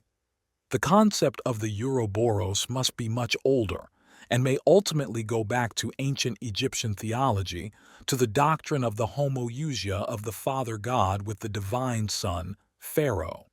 In the Cantillana, the mythologium of the Ouroboros is unexpectedly and most unusually translated into feminine form. It is not the father and son who merge into one another, but the mother who merges with her own substance, eating her own tail or impregnating herself, as the king in the Allegoria Merlini drank his own water. The queen is in a condition of psychic pregnancy. The anima has become activated and sends her contents into consciousness. These correspond to the peacock's flesh and the lion's blood. If the products of the anima, dreams, fantasies, visions, symptoms, chance ideas, etc., are assimilated, digested, and integrated, this has a beneficial effect on the growth and development, nourishment of the psyche. At the same time, the cabatio and imbibitio of the anima mother indicate the integration and completion of the entire personality. The anima becomes creative when the old king renews himself in her. Psychologically, the king stands first of all for soul, whom we have interpreted as consciousness. But over and above that, he represents a dominant of consciousness, such as a generally accepted principle or a collective conviction or a traditional view. These systems and ruling ideas age and thereby forcibly bring about a metamorphosis of the gods, as described in Spittler's Olympian Spring. It seldom occurs as a definite collective phenomenon. Mostly it is a change in the individual which may, under certain conditions, affect society when the time is fulfilled. In the individual, it only means that the ruling idea is in need of renewal and alteration if it is to deal adequately with the changed outer or inner conditions. The fact that the king played a large role in medieval alchemy for several hundred years proves that, from about the 13th century onwards, the traces of the king's renewal surviving from Egyptian and Hellenistic times began to gain in importance because they had acquired a new meaning. For as the West started to investigate nature till then completely unknown, the doctrine of the lumen naturae began to germinate too. Ecclesiastical doctrine and scholastic philosophy had both proved incapable of shedding any light on the nature of the physical world. The conjecture thereupon arose that just as the mind revealed its nature in the light of divine revelation, so nature herself must possess a certain luminosity which could become a source of enlightenment. It is therefore understandable that for those individuals whose particular interest lay in the investigation of natural things, the dogmatic view of the world should lose its force as the lumen naturae gained in attraction, even though the dogma itself was not directly doubted. The more serious alchemists, if we are to believe their statements, were religious people who had no thought of criticizing revealed truth. There is in the literature of alchemy, so far as I can judge, no attack on dogma. The only thing of this kind is a depreciation of the Aristotelian philosophy sponsored by the Church in favor of Hermetic Neoplatonism. Not only were the old masters not critical of ecclesiastical doctrine, they were, on the contrary, convinced that their discoveries, real or imaginary, would enrich the doctrine of the correspondence of heavenly and earthly things, since they endeavored to prove that the mystery of faith was reflected in the world of nature. They could not guess that their passion for investigating nature would detract as much as it did from revealed truth, and that their scientific interest could be aroused only as the fascination of dogma began to pall. And so, as in dreams, there grew up in their unconscious the compensating image of the king's renewal. These considerations make it the more comprehensible that it was a cleric who wrote the Cantilena. It is indeed something of a descent to the underworld when he makes Mercurius, bearing the dart of passion, the emblem of Cupid, hand the queen the blood potion in a golden cup of Babylon.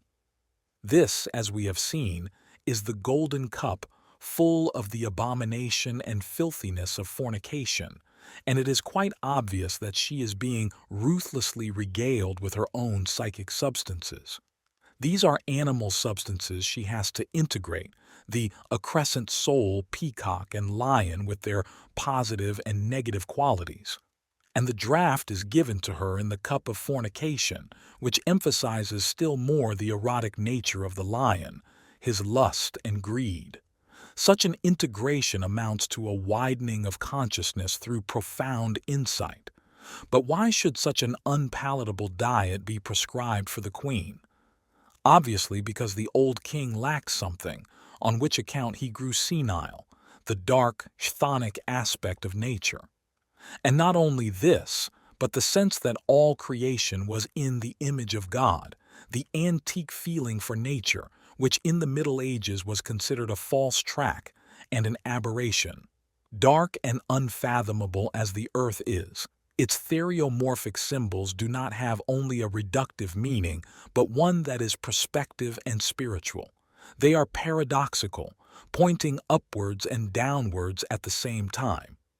If contents like these are integrated in the queen, it means that her consciousness is widened in both directions.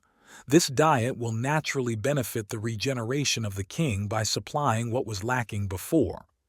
Contrary to appearances, this is not only the darkness of the animal sphere, but rather a spiritual nature or a natural spirit which even has its analogies with the mystery of faith, as the alchemists were never tired of emphasizing. During her pregnancy, therefore, the queen undergoes something akin to a psychotherapeutic treatment, whereby her consciousness is enriched by a knowledge of the collective unconscious and, we may assume, by her inner participation in the conflict between her spiritual and chthonic nature. Often the law governing the progressive widening of consciousness makes the evaluation of the heights and depths into a moral task, transcending the limits of convention. Failure to know what one is doing acts like guilt and must be paid for as dearly. The conflict may even turn out to be an advantage since, without it, there could be no reconciliation and no birth of a supraordinate third thing. The king could then be neither renewed nor reborn. The conflict is manifested in the long sickness of the queen. Verse 18. Thus great with child, 9 months she languished, and bathed her with the tears which she had shed for his sweet sake, who from her should be plucked full gorged with milk which now the green lion sucked. The Euroboric relationship between queen and lion is quite evident here. She drinks his blood while he sucks her milk. This singular notion is explained by what we would consider an offensive identification of the queen with the Mother of God, who, personifying humanity, takes God into her lap and suckles him at her breast.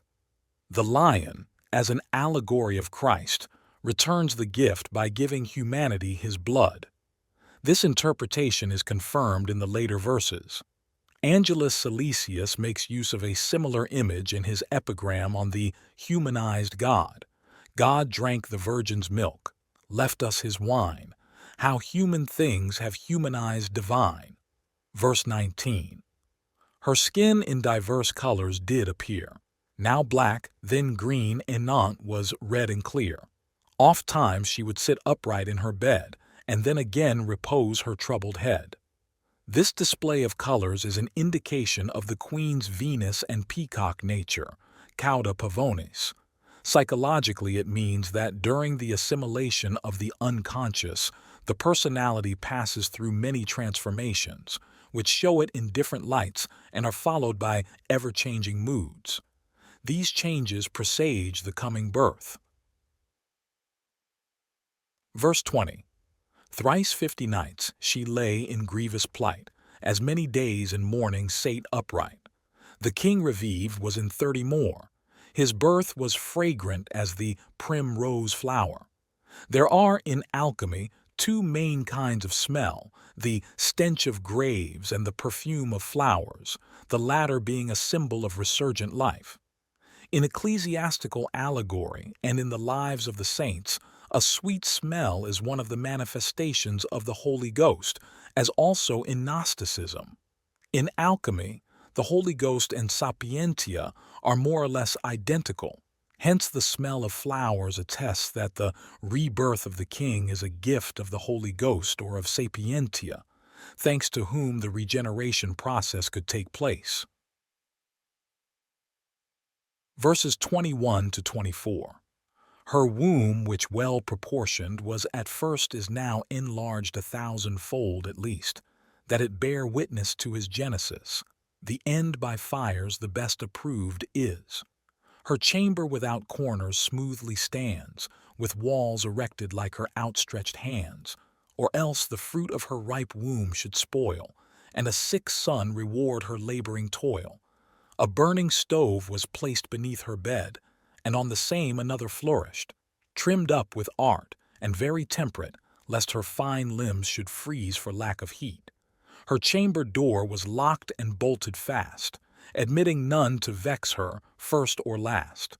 The furnace mouth was likewise fastened so that thence no vaporous matter forth could go.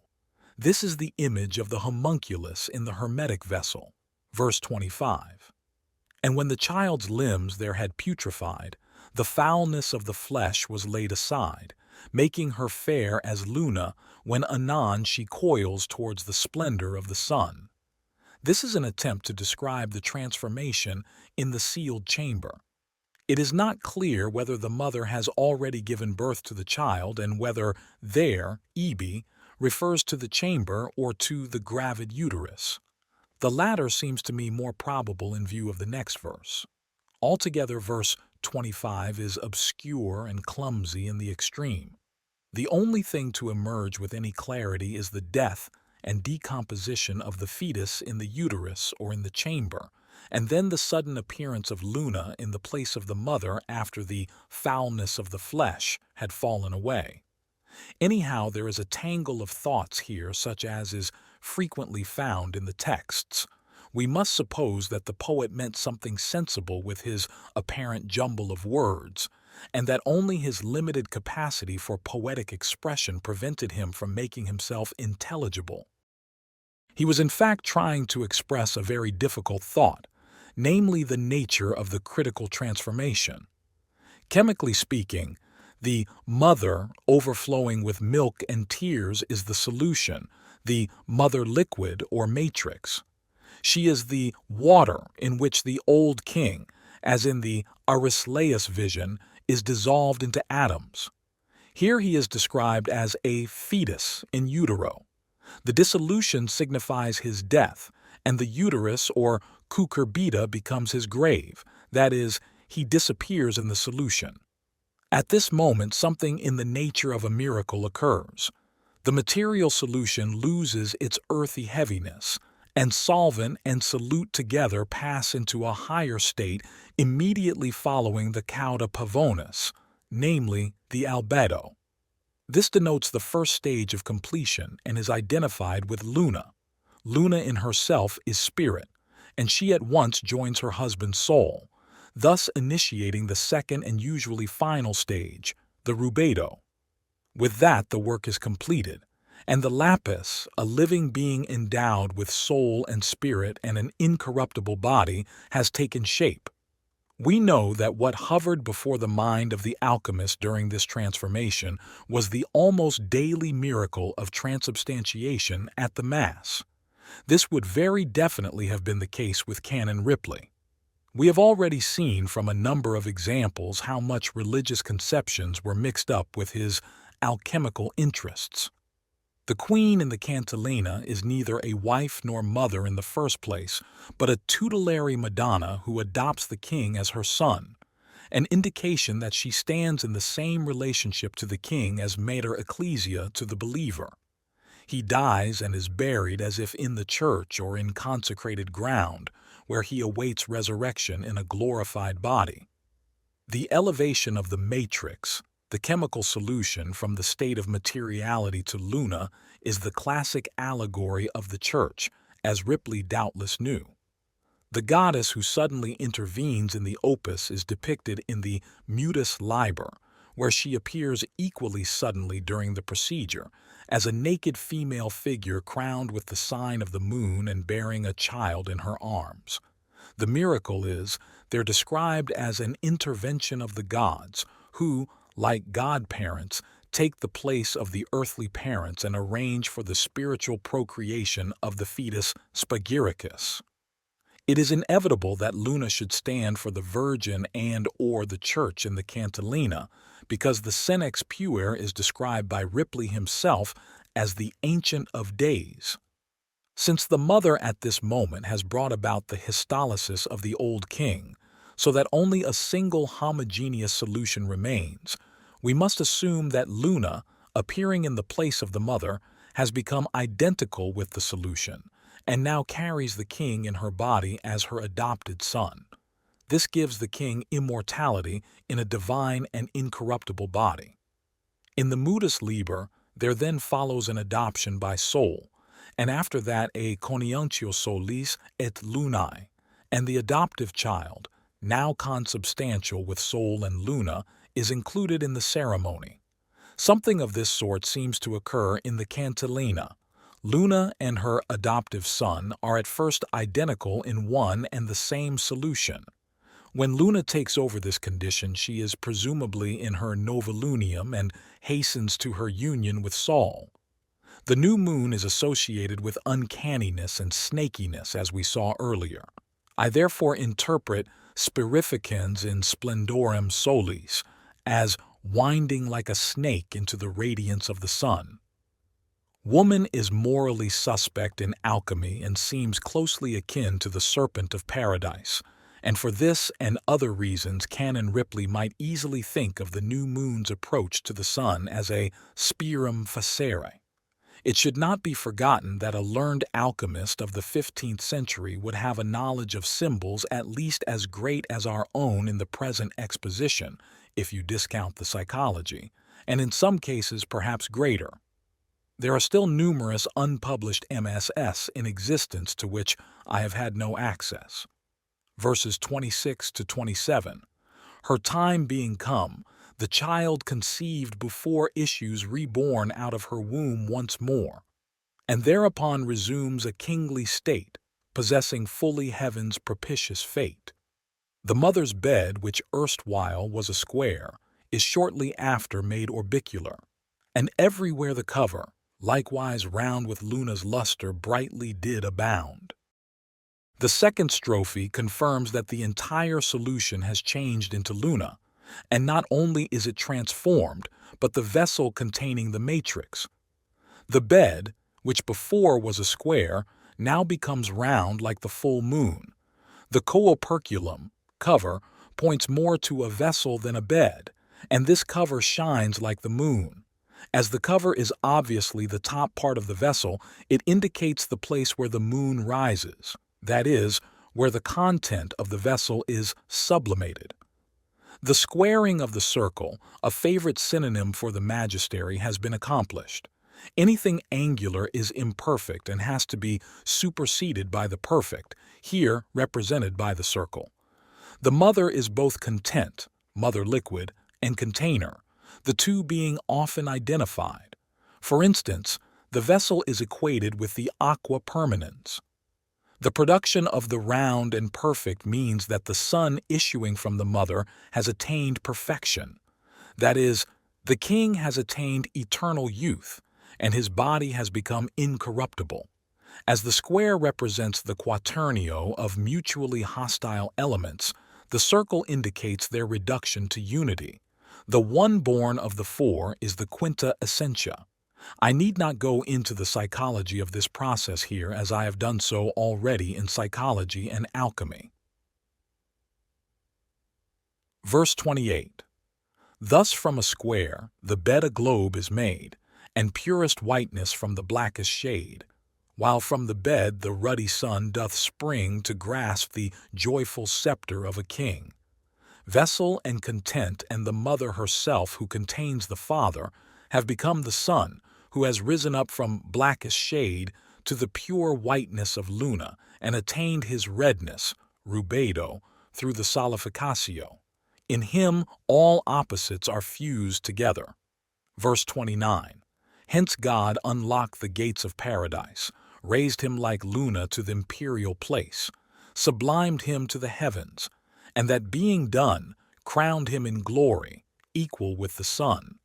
Here Ripley describes the renewal of the king and the birth of the son as the manifestation of a new redeemer, which sounds very queer indeed in the mouth of a medieval ecclesiastic.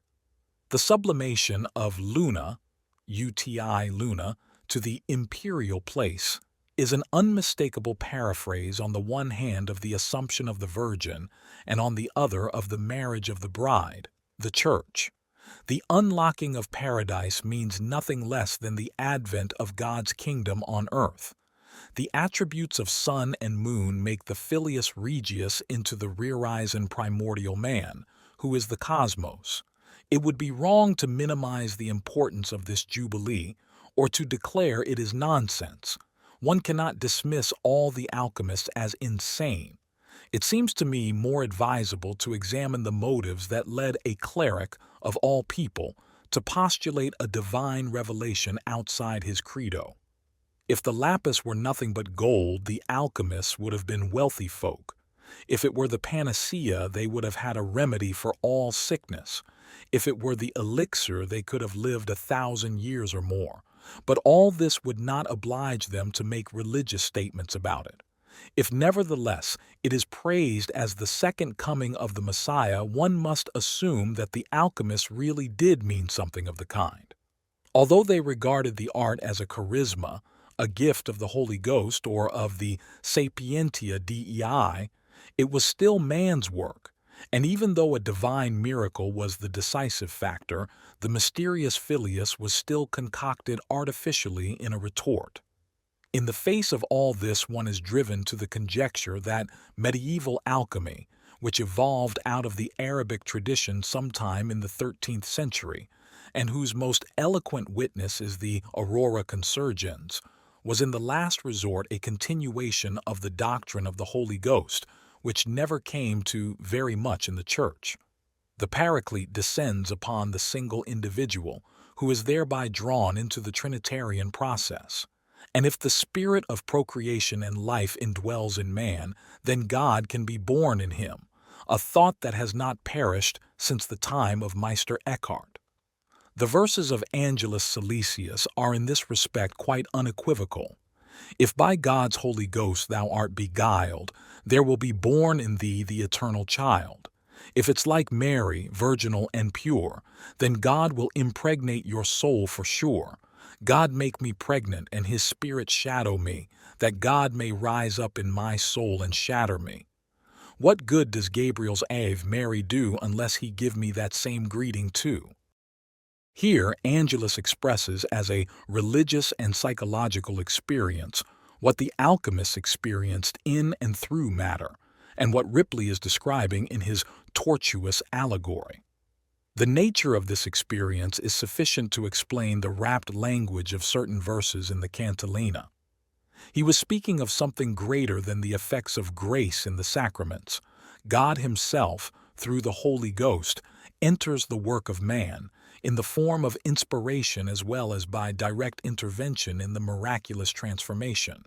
In view of the fact that such a miracle never did occur in the retort, despite repeated assertions that someone had actually succeeded in making gold, and that neither a panacea nor an elixir has demonstrably prolonged a human life beyond its due, and that no homunculus has ever flown out of the furnace, in view of this totally negative result, we must ask on what the enthusiasm and infatuation of the adepts could possibly have been based. In order to answer this difficult question, one must bear in mind that the alchemists, guided by their keenness for research, were in fact on a hopeful path, since the fruit that alchemy bore after centuries of endeavor was chemistry and its staggering discoveries. The emotional dynamism of alchemy is largely explained by a premonition of these then unheard-of possibilities. However barren of useful or even enlightening results, its labors were, these efforts, notwithstanding their chronic failure, seem to have had a psychic effect of a positive nature, something akin to satisfaction or even a perceptible increase in wisdom. Otherwise, it would be impossible to explain why the alchemists did not turn away in disgust from their almost invariably futile projects. Not that such disillusionments never came to them. Indeed, the futility of alchemy brought it into increasing disrepute. There remain, nevertheless, a number of witnesses who make it quite clear that their hopeless fumbling, inept as it was from the chemical standpoint, presents a very different appearance when seen from a psychological angle. As I have shown in psychology and alchemy, there occurred during the chemical procedure psychic projections which brought unconscious contents to light, often in the form of vivid visions. The medical psychologist knows today that such projections may be of the greatest therapeutic value. It was not for nothing that the old masters identified their nigredo with melancholia and extolled the opus as the sovereign remedy for all afflictions of the soul, for they had discovered, as was only to be expected, that though their purses shrank, their soul gained in stature, provided, of course, that they survive certain by no means inconsiderable psychic dangers. The projections of the alchemists were nothing other than unconscious contents appearing in matter, the same contents that modern psychotherapy makes conscious by the method of active imagination before they unconsciously change into projections. Making them conscious and giving form to what is unformed has a specific effect in cases where the conscious attitude offers an overcrowded unconscious no possible means of expressing itself. In these circumstances, the unconscious has, as it were, no alternative but to generate projections and neurotic symptoms. The conscious milieu of the Middle Ages provided no adequate outlet for these things. The immense world of natural science lay folded in the bud, as also did that questing religious spirit which we meet in many of the alchemical treatises, and which, we may well conjecture, was closely akin to the empiricism of scientific research.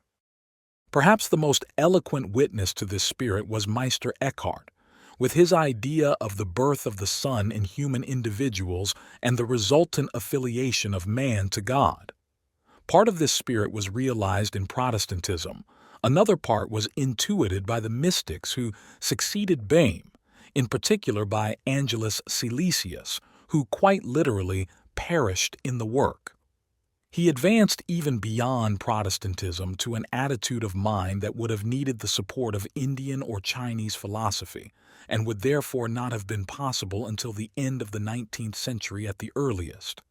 In his own age, Angelus could only wither away unrecognized, and this was the tragedy that befell him. A third part took shape in the empirical sciences that developed independently of all authority, and a fourth appropriated to itself the religious philosophies of the East and transplanted them with varying degrees of skill and taste in the West. No thinking person will wish to claim that the present state of affairs represents a durable end state. On the contrary, everyone is convinced that the tempo of change and transition has speeded up immeasurably. Everything has become fragmented and dissolved, and it is impossible to see how a higher synthesis could take place in any of the spiritual organizations that still survive without their having to be modified to an almost intolerable degree. One of the greatest obstacles to such a synthesis is sectarianism, which is always right and displays no tolerance, picking and fomenting quarrels for the holiest of reasons in order to set itself up in the place of religion and brand anyone who thinks differently as a lost sheep, if nothing worse. But have any human beings the right to totalitarian claims? This claim, certainly, is so morally dangerous that we would do better to leave its fulfillment to Almighty God rather than presume to be little gods ourselves at the expense of our fellow men. Verse 34. Elements, brave arms, and Polish dwell God gave him, in the midst whereof did dwell the crowned maid, ordained for to be in the fifth circle of the mystery. To the regenerated king, now endowed with the qualities of the cosmic Anthropos, God gives the four elements as the weapons with which he shall conquer the world.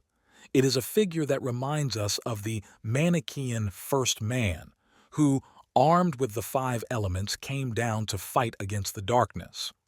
The elements are evidently conceived as circles, for the quinta essentia, the maid, appears in the fifth. The circular representation of the elements was well known in medieval alchemy. The maid is crowned, redimita, and in her we recognize the crowned Virgin, the Queen of Heaven, who recalls the old pictures of the anima media natura, or anima mundi. She is the divine life indwelling in the world, or the pneuma that moved over the waters, implanted its seed in them, and so was held captive in the body of creation. The anima mundi is the feminine half of Mercurius. In the Cantilena, the maid is the rejuvenated queen mother who now appears as the bride.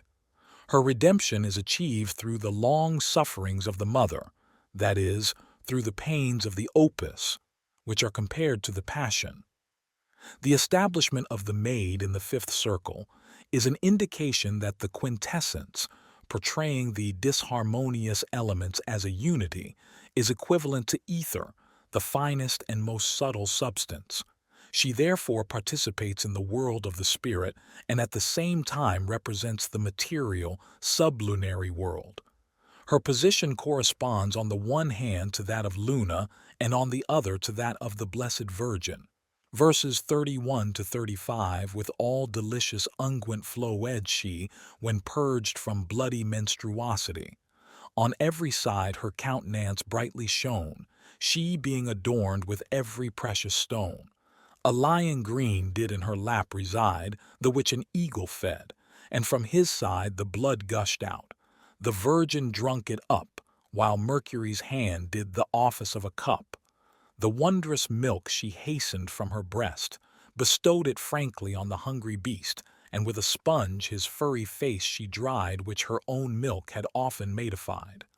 Upon her head a diadem she did wear, with fiery feet she advanced into the air, and glittering bravely in her golden robes, she took her place amidst the starry globes. The dark clouds being dispersed, so sate she there, and woven to a network in her hair were planets, times, and signs, the while the king with his glad eyes was her beleaguering. Here the apotheosis of the queen is described in a way that instantly reminds us of its prototype, the coronation of the Virgin Mary. The picture is complicated by the images of the Pietà on the one hand and the mother, giving the child her breast, on the other. As is normally the case only in dreams, several images of the Mother of God have contaminated one another, as have also the allegories of Christ as child and lion, the latter representing the body of the crucified with the blood flowing from his side. As in dreams, the symbolism with its grotesque condensations and overlappings of contradictory contents shows no regard for our aesthetic and religious feelings. It is as though trinkets made of different metals were being melted in a crucible, and their contours flowed into one another. The images have lost their pristine force, their clarity and meaning. In dreams it often happens, to our horror, that our most cherished convictions and values are subjected to just this iconoclastic mutilation. It also happens in the psychoses, when the patients sometimes come out with the most appalling blasphemies and hideous distortions of religious ideas. We find the same thing in belles lettres. I need only mention Joyce's Ulysses, a book which E.R. Curtius has not unjustly described as a work of Antichrist. But such products spring more from the spirit of the age than from the perverse inventive gifts of the author. In our time we must expect prophets like James Joyce. A similar spirit prevailed at the time of the Renaissance, one of its most striking manifestations being the Hexasticon of Sebastian Brandt. The illustrations in this little book are freakish beyond belief. The main figure in each is an evangelical symbol, for instance the eagle of St. John, and round it and on it are allegories and emblems of the principal events, miracles, parables, etc., in the gospel in question. These creations may be compared with the fantasies of George Ripley, for neither author had any inkling of the dubious nature of what he was doing. Yet in spite of their dreamlike quality, these products seem to have been constructed with deliberate intent. Brandt even numbered the main components of his pictures according to the chapters of the Gospel, and again in Ripley's paraphrase of the sacred legend, each item can easily be enucleated from its context. Brandt thought of his pictures as mnemotechnical exercises that would help the reader to recall the contents of the Gospels, whereas, in fact, their diabolical freakishness stamps itself on the mind far more than the recollection, say that John 2 coincides with the marriage at Cana. The image of the Virgin with the wounded lion in her lap has the same kind of unholy fascination, precisely because it deviates so strangely from the official image to which we are accustomed. I have compared the tendency to fantastic distortion to a melting down of images, but this gives the impression that it is an essentially destructive process. In reality, and this is especially so in alchemy, it is a process of assimilation between revealed truth and knowledge of nature. I will not attempt to investigate what the unconscious motives were that animated Sebastian Brandt, and I need say nothing more about James Joyce here, as I have discussed this question in my essay, Ulysses, a Monologue. These melting processes all express a relativization of the dominance of consciousness prevailing in a given age. For those who identify with the dominance or are absolutely dependent on them, the melting process appears as a hostile, destructive attack which should be resisted with all one's powers. Others, for whom the dominants no longer mean what they purport to be, see the melting as a longed-for regeneration and enrichment of a system of ideas that has lost its vitality and freshness and is already obsolete. The melting process is therefore either something very bad or something highly desirable, according to the standpoint of the observer. In the latter category, we must distinguish two kinds of alchemists: those who believe that the revealed truth represented by the Church could derive nothing but gain if it were combined with a knowledge of the God in nature, and those for whom the projection of the Christian mystery of faith into the physical world invested nature with a mystical significance, whose mysterious light outshone the splendid incomprehensibilities of church ceremonial. The first group hoped for a rebirth of dogma, the second for a new incarnation of it and its transformation into a natural revelation. I lay particular stress on the phenomena of assimilation in alchemy because they are, in a sense, a prelude to the modern approximation between empirical psychology and Christian dogma, an approximation which Nietzsche clearly foresaw. Psychology, as a science, observes religious ideas from the standpoint of their psychic phenomenology without intruding on their theological content. It puts the dogmatic images into the category of psychic contents because this constitutes its field of research.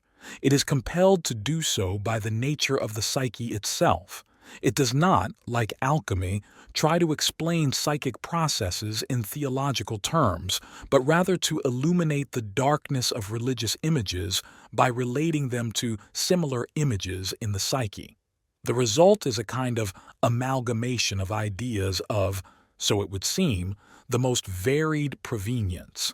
And this sometimes leads to parallels and comparisons which, to an uncritical mind unacquainted with the epistemological method, may seem like a devaluation or a false interpretation. If this were to be construed as an objection to psychology, one could easily say the same thing about the hermeneutics of the Church Fathers, which are often very risky indeed, or about the dubious nature of textual criticism. The psychologist has to investigate religious symbols because his empirical material, of which the theologian usually knows nothing, compels him to do so. Presumably, no one would wish to hand over the chemistry of albuminous bodies to some other department of science on the ground that they are organic and that the investigation of life is a matter for the biologist. A rapprochement between empirical science and religious experience would, in my opinion, be fruitful for both. Harm can result only if one side or the other remains unconscious of the limitations of its claim to validity. Alchemy, certainly, cannot be defended against the charge of unconsciousness. It is and remains a puzzle whether Ripley ever reflected on his theological enormities and what he thought about them. From a scientific point of view, his mentality resembles that of a dream state. The coronation of the Virgin and the heavenly marriage bring us to the final strophes of the Cantilena. Verses 36, 3. Thus he of all triumphant kings is chief, of bodies Sicca the only grand relief. Such a reformist of defects that he is worshipped both by king and commonalty. To princes, priests he yields an ornament, the Sicca and needy sort he doth content. What man is there this potion will not bless, as banishes all thought of neediness? This is the apotheosis of the Filius Regius, as we find it in numerous treatises. Thus the Tractatus Aureus says, "The king comes forth from the fire and rejoices in the marriage. The sun is become a warrior of the fire and surpasses the tinctures, for he himself is the treasure and himself is attired in the philosophic matter. Come hither, ye sons of wisdom, let us be glad and rejoice, for the dominion of death is over and the sun reigns. He is clothed with the red garment, and the purple is put on." The reborn king is the wonder of the world, an exceeding pure spirit. He is, the Aquarium Sapientum assures us, the most elect, the most subtile, the purest and noblest of all the heavenly spirits, to whom all the tests yield obedience as to their king, who bestows on men all health and prosperity, heals all sickness, gives to the God-fearing temporal honor and long life, but to the wicked who abused him, eternal punishment. In sum, they have designated him the chief of all things under heaven, and the marvelous end and epilogue of all philosophic works. Hence, some devout philosophers of old have affirmed that he was divinely revealed to Adam, the first man, and thereafter was awaited with peculiar longing by all the holy patriarchs. "The Almighty," remarks the Introitus, "has made him known by a most notable sign, whose birth is declared throughout the east on the horizon of his hemisphere. The wise magi saw it at the beginning of the era and were astonished, and straightway they knew that the most serene king was born in the world. Do you, when you see his star, follow it to the cradle, and there you shall behold the fair infant. Cast aside your defilements, honor the royal child, open your treasure, offer a gift of gold, and after death he will give you flesh and blood, the supreme medicine in the three monarchies of the earth." The clothing of the elixir with the kingly garment is also found in the turba. The Mysterium Coniunctionis describes the king as descending from heaven. Mylius says of King Sol that Phoebus with shining hair of gold sits in the midst, like a king and emperor of the world, grasping the scepter and the helm. In him are all the powers of heaven. In another place he cites the following quotation, "And at last the king will go forth crowned with his diadem, radiant as the sun, bright as the carbuncle." Kunrath speaks of the wondrous natural triune son of the great world, whom the sages name their son and crowned king, artificially hatched from the egg of the world. Elsewhere he says of the Filius Mundi Maioris, the son of the great world, macrocosm, who is theokosmos, that is, a divine power and world, but whom even today, unfortunately, many who teach nature in a pagan spirit and many builders of medical science reject in the high university schools, is the exemplar of the stone which is theanthropos, that is, God and man, whom, as Scripture tells us, the builders of the church have also rejected. And from the same, in and from the great world book of nature, there issues a continuous and everlasting doctrine for the wise and their children. Indeed, it is a splendid living likeness of our Savior Jesus Christ, in and from the great world which by nature is very similar to him, as to miraculous conception, birth, inexpressible powers, virtues, and effects. So God our Lord, besides his Son's biblical histories, has also created a specific image and natural representation for us in the book of nature. These few examples, together with those already quoted in psychology and alchemy, may give the reader some idea of the way in which the alchemists conceived the triumphant king. Verse 38.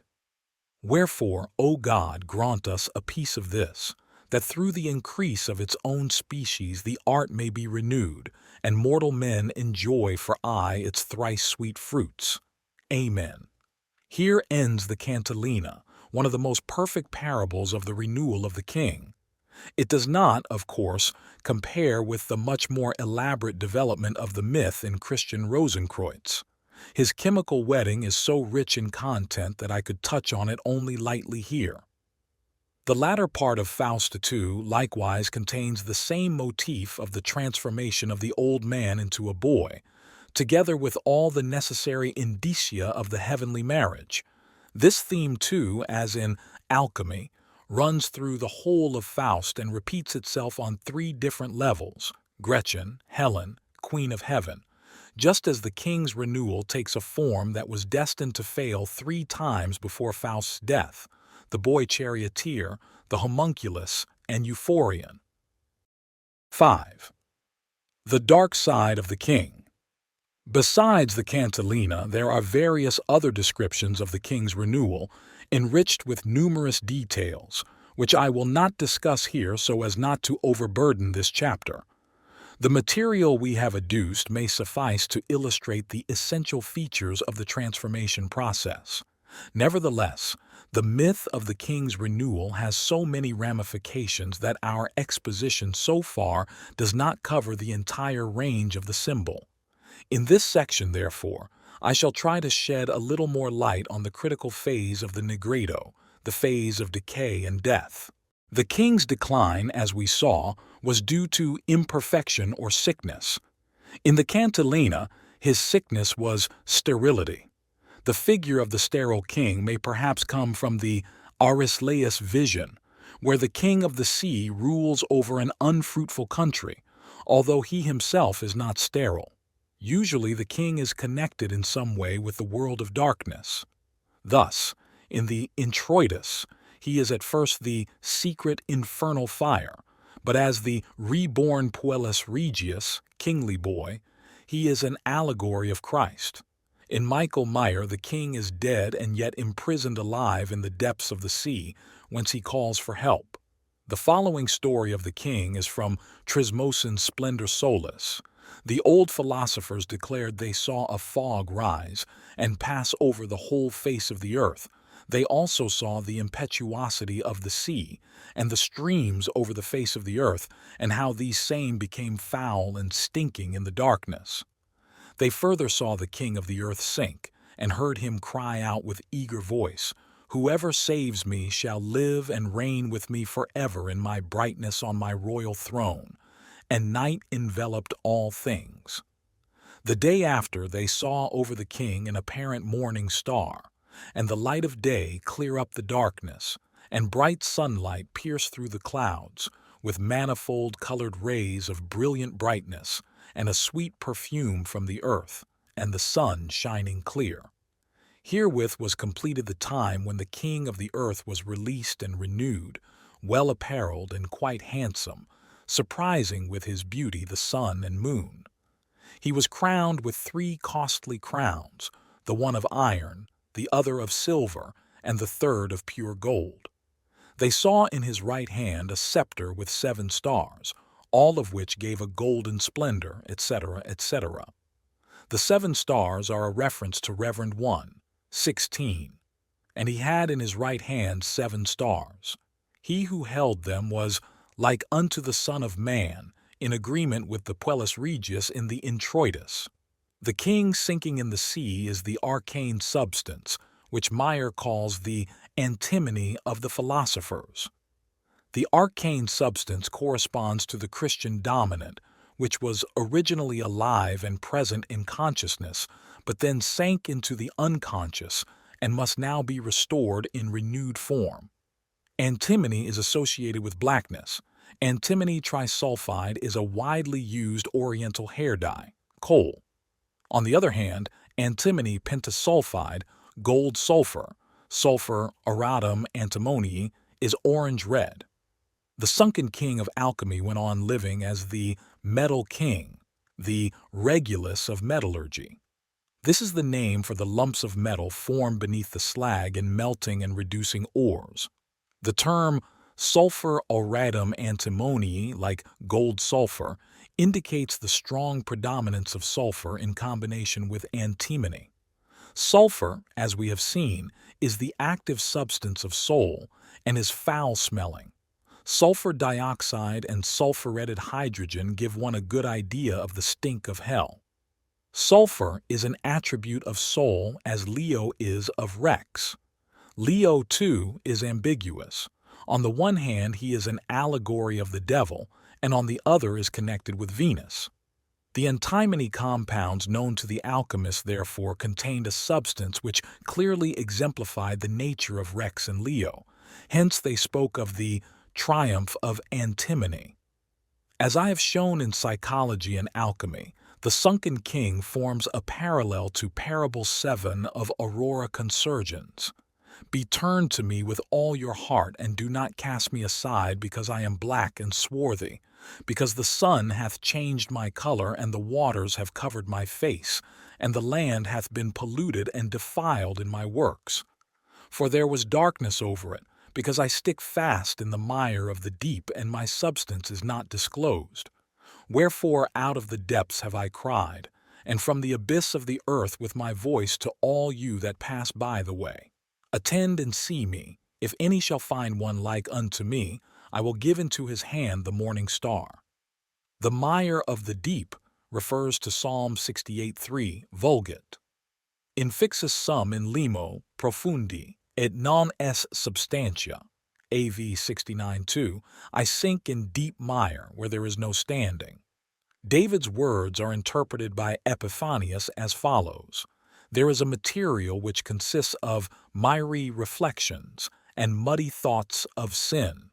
But of Psalm 131, out of the depths have I cried to thee, O Lord, he gives the following interpretation. After the saints are so graced that the Holy Ghost dwells within them, he gives them, after having made his habitation in the saints, the gift to look into the deep things of God, that they may praise him from the depths, as also David declares, out of the depths, he says, have I cried to thee, O Lord. These contradictory interpretations of the depths, profunda, come much closer together in alchemy, often so close that they seem to be nothing more than two different aspects of the same thing. It is natural that, in alchemy, the depths should mean now one and now the other, to the despair of all lovers of consistency. But the eternal images are far from consistent in meaning. It is characteristic of the alchemists that they never lost sight of this polarity, thereby compensating the world of dogma which, in order to avoid ambiguity, emphasizes the one pole to the exclusion of the other. The tendency to separate the opposites as much as possible and to strive for singleness of meaning is absolutely necessary for clarity of consciousness, since discrimination is of its essence. But when the separation is carried so far that the complementary opposite is lost sight of, and the blackness of the whiteness, the evil of the good, the depth of the heights, and so on, is no longer seen, the result is one-sidedness, which is then compensated from the unconscious without our help. The counterbalancing is even done against our will, which in consequence must become more and more fanatical until it brings about a catastrophic enantiodromia. Wisdom never forgets that all things have two sides, and it would also know how to avoid such calamities if ever it had any power. But power is never found in the seat of wisdom. It is always the focus of mass interests and is therefore inevitably associated with the illimitable folly of the mass man. With increasing one-sidedness, the power of the king decays, for originally it had consisted just in his ability to unite the polarity of all existence in a symbol. The more distinctly an idea emerges and the more consciousness gains in clarity, the more monarchic becomes its content, to which everything contradictory has to submit. This extreme state has to be reached, despite the fact that the climax always presages the end. Man's own nature, the unconscious, immediately tries to compensate, and this is distasteful to the extreme state, which always considers itself ideal and is moreover in a position to prove its excellence with the most cogent arguments. We cannot but admit that it is ideal, but for all that it is imperfect because it expresses only one half of life. Life wants not only the clear but also the muddy, not only the bright but also the dark. It wants all days to be followed by nights, and wisdom herself to celebrate her carnival, of which indeed there are not a few traces in alchemy. For these reasons, too, the king constantly needs the renewal that begins with a descent into his own darkness, an immersion in his own depths, and with a reminder that he is related by blood to his adversary. According to the Enchiridion of Epiphanius, the phoenix emerges from his ashes first in the form of a worm. When the bird is dead, indeed utterly consumed, and the flames are extinguished, there are left only the crude remnants of the flesh. From this there comes forth in one day an unseemly worm, which puts on wings and becomes as new, but on the third day it matures, and after growing to full stature with the aid of the medicines found in that place, it shows itself and hastens upward once more to its own country, and there rests. So too, the king rises from his infernal fire as a crowned dragon. He is the mercurial serpent, which is especially connected with evil-smelling places. It is found on the dung hills. The fact that the passage in the Enchiridion stresses the one day may perhaps throw some light on the apparently unique reference in Kunrath's Amphitheatrum to the Filius Unius Die as a designation for the hermaphrodite of nature, that is, the arcane substance. He is there synonymous with Saturn, the ambisexual philosophic man of the philosophers, the lead of the sages, the philosophic world egg, the greatest wonder of the world, the lion, green and red, a lily among thorns. As we have seen, the Filius Regius is identical with Mercurius, and at this particular stage also with the mercurial serpent. This stage is indicated in Kunrath by Saturn, the dark, cold maleficus, by the world egg, obviously signifying the initial state, and finally by the green and red lion, representing the animal soul of the king. All this is expressed by the dragon or serpent as the summa summarum. The dragon, as the lowest and most inchoate form of the king, is, we are constantly told, at first a deadly poison, but later the alexipharmac itself. In the myth of the phoenix, as reported by Pliny, we again meet the worm. From its bones and marrow is born first a sort of maggot, and this grows into a chicken. This version is repeated in Clement of Rome, Artemidorus, Cyril of Jerusalem, St. Ambrose, and Cardan. In order to understand the phoenix myth, it is important to know that in Christian hermeneutics, the phoenix is made an allegory of Christ, which amounts to a reinterpretation of the myth. The self-burning of the phoenix corresponds to Christ's self-sacrifice, the ashes to his buried body, and the miraculous renewal to his resurrection. According to Horapollo, 4th century, whose views were taken over by later writers, the phoenix signifies the soul and its journey to the land of rebirth. It stands for the long-lasting restitution of things. Indeed, it is renewal itself. The idea of apokatastasis, or restitution, Acts 3:21, and reestablishment in Christ, Ephesians 1:10, may well have helped the assimilation of the phoenix allegory, quite apart from the main motif of renewal. Kunrath's insertion of the word SVI in capital letters after Unius plainly indicates that he was referring to something divine. This can only be some analogy of God or Christ. Nowhere else in the alchemical text is this one day mentioned, except for an occasional remark that by the special grace of God the opus could be completed in one day.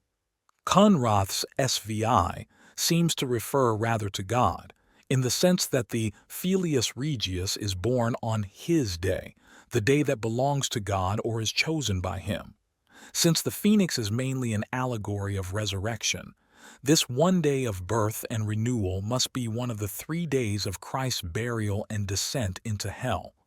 But there is nothing about this one day in Christian dogma, unless Coenrath, who had a speculative mind, was anticipating the arguments of certain Protestant dogmaticians who, following Luke 23:43, propounded the theory that after his death Christ did not immediately descend into hell, as in Catholic dogma, but remained in paradise until Easter morning.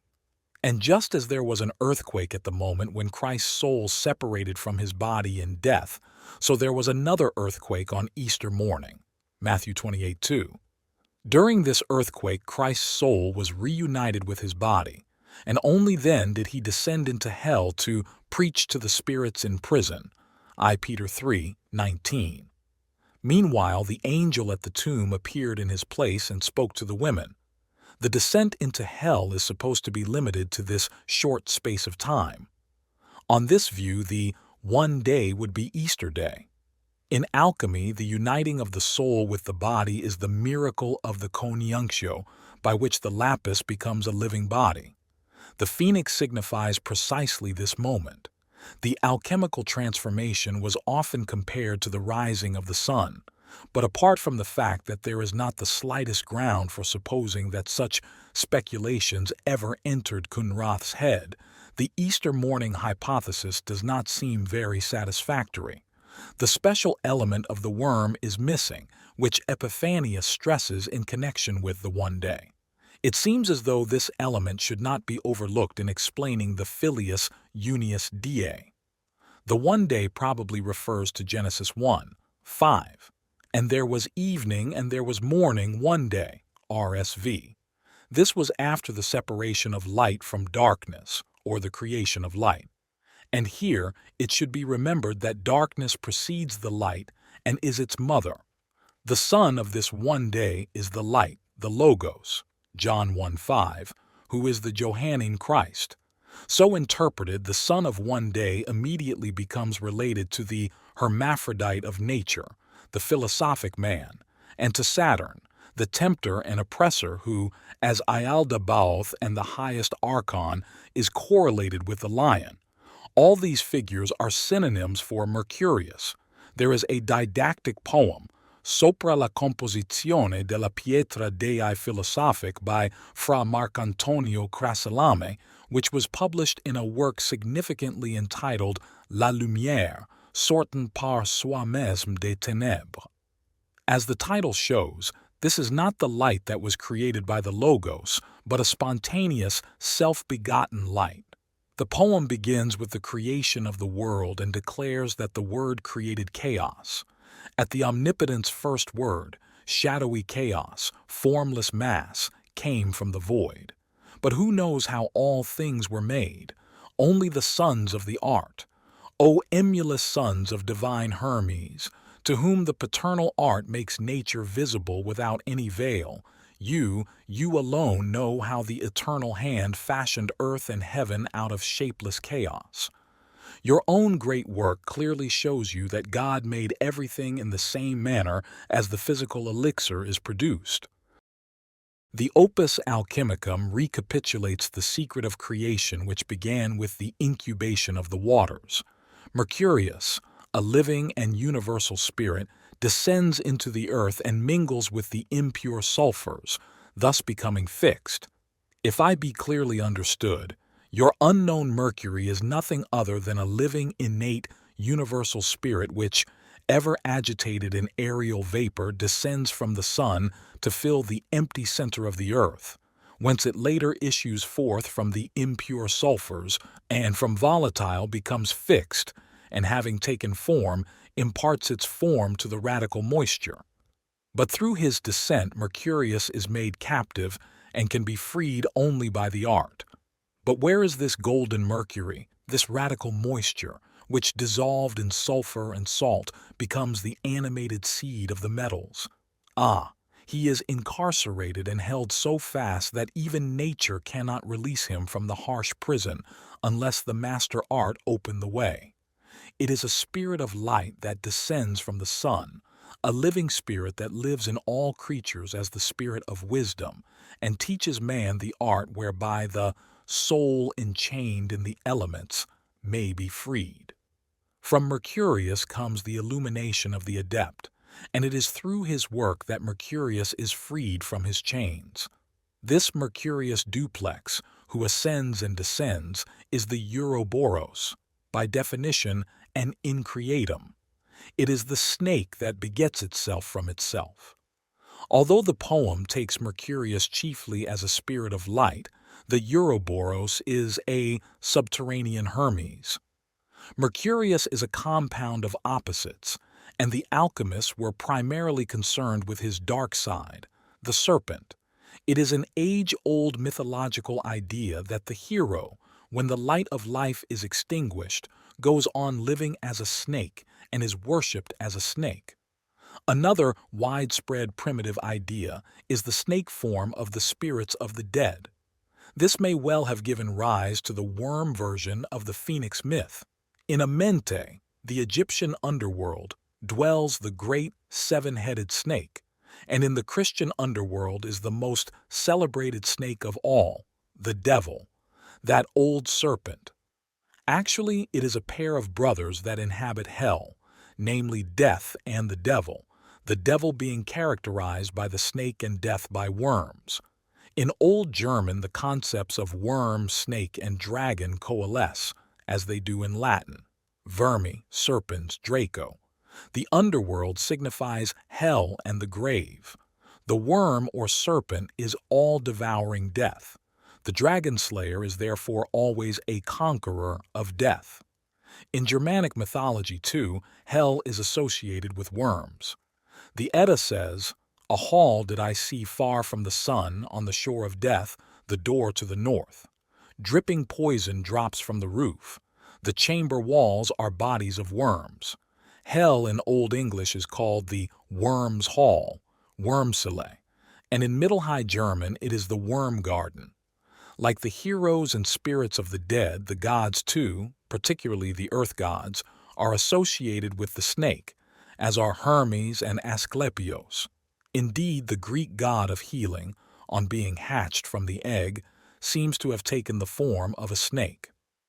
An inscription on the temple of Hathor at Dendere reads, "The sun, who has existed from the beginning, rises up like a falcon out of the midst of his lotus bud. When the doors of his petals open in sapphire-colored splendor, he has sundered the night from the day. Thou risest up like the sacred snake as a living spirit, creating the beginnings and shining in thy glorious form in the barge of the sunrise. The divine Lord, whose image dwells in secret in the temple at Dendere, is made the creator of the world by his work. Coming as one, he multiplies himself 1,000,000-fold when the light goes forth from him in the form of a child." The comparison of the god to a snake reminds us of his chthonic form in the underworld, just as the rejuvenated phoenix, falcon, first takes the form of a worm.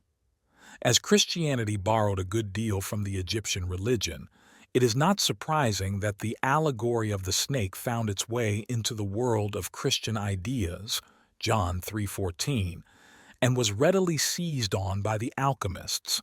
The dragon is an allegory of Christ as well as of the Antichrist. A remarkable parallel occurs in the anonymous treatise, De Promissionibus, 5th century. It concerns a version of the legend of Saint Sylvester, according to which this saint imprisoned a dragon in the Tarpeian rock and so rendered him harmless.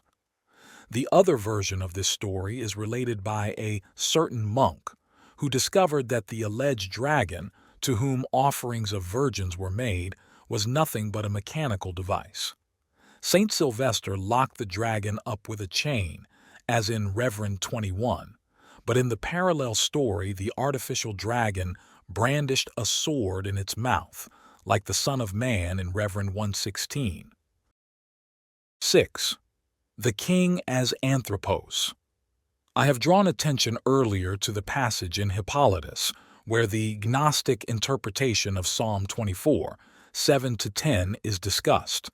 The rhetorical question of the psalm, "Who is this King of glory?" is answered in Hippolytus thus: "A worm and no man, the reproach of men and the outcast of the people. He is the King of glory, mighty in battle." This passage, says Hippolytus, refers to Adam and his ascension and rebirth, that he may be born spiritual, not fleshly. The worm therefore signifies the second Adam, Christ. Epiphanius also mentions the worm as an allegory of Christ, though without substantiating it further. This train of thought is consciously or unconsciously continued in alchemy. The Aquarium Sapientum says, and firstly, it is here to be noted that the sages have called this decomposed product on account of its blackness, Cant 1, the raven's head. In the same way, Christ, Isa 53, had no form nor comeliness, was the vilest of all men, full of griefs and sicknesses, and so despised that men even hid their faces from him, and he was esteemed as nothing. Yea, in the 22nd Psalm, Vulgate, he complains of this, that he is a worm and no man, the laughing stock and contempt of the people. Indeed, it is not unfitly compared with Christ when the putrefied body of the Son lies dead, inactive, like ashes, in the bottom of the fire until, as a result of greater heat, its soul by degrees and little by little descends to it again, and once more infuses, moistens and saturates the decaying and all but dead body, and preserves it from total destruction. So also did it happen to Christ himself, when at the Mount of Olives and on the cross, he was roasted by the fire of the divine wrath, Matthew 26:27, and complained that he was utterly deserted by his heavenly Father, yet nonetheless was always, as is wont to happen also to an earthly body through assiduous care and nourishing, comforted and strengthened, Matt 4, Luke 22, and so to speak, imbued, nourished, and supported with divine nectar. Yea, when at last in his most sacred passion, and at the hour of death, his strength and his very spirit were completely withdrawn from him, and he went down to the lowest and deepest parts below the earth.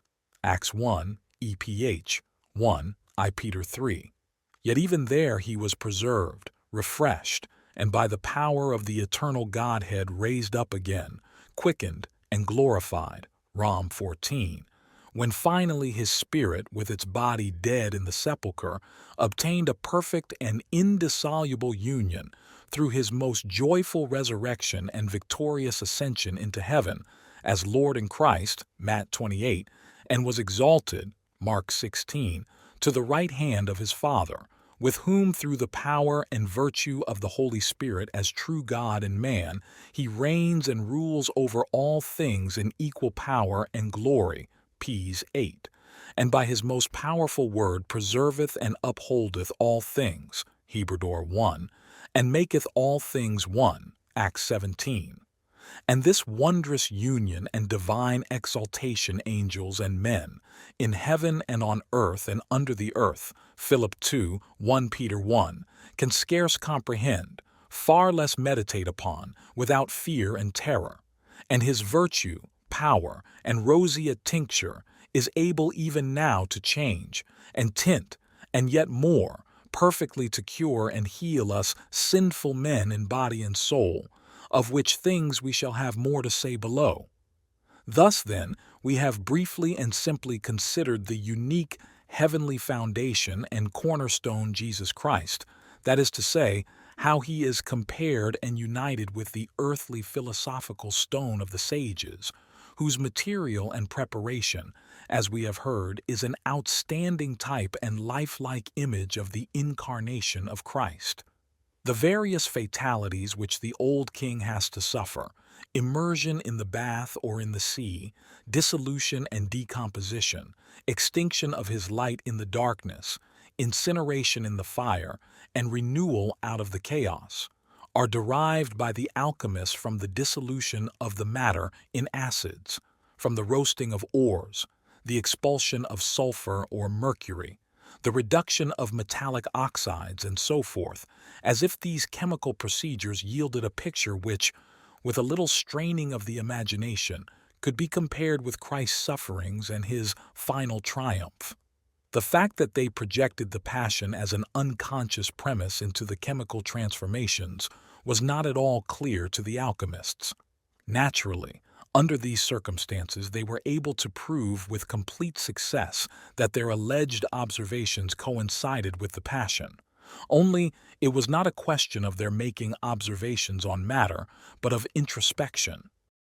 Since, however, genuine projections are never voluntarily made but always appear as preconscious factors, there must have been something in the unconscious of the alchemists which lent itself to projection, that is, had a tendency to become conscious because of its energy charge, and on the other hand found in the alchemical operations a hook that attracted it so that it could express itself in some way.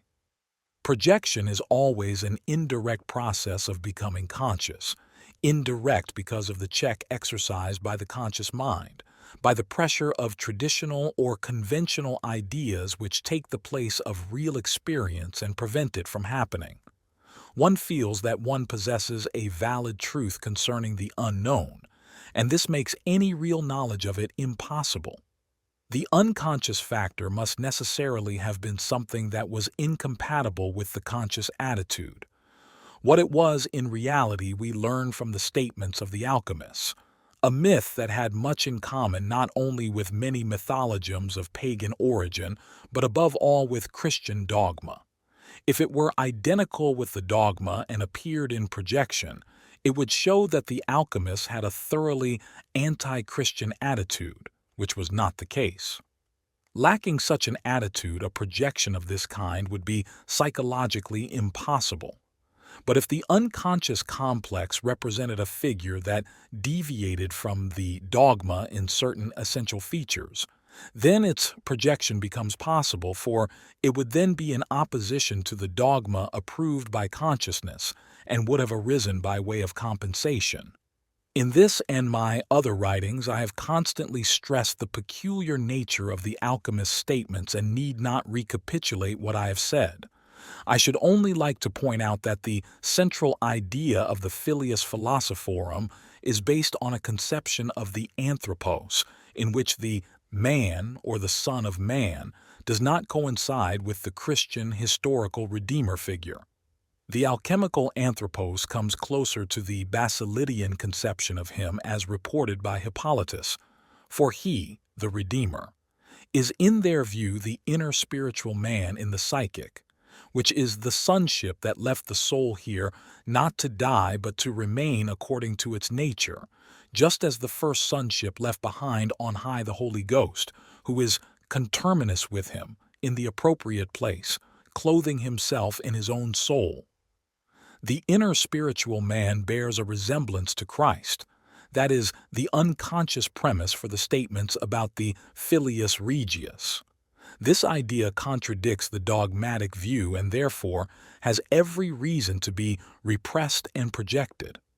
At the same time, it is the logical consequence of a spiritual situation in which the historical figure had long since disappeared from consciousness, while his spiritual presence was stressed all the more strongly in the form of the inner Christ or God who is born in the soul of man.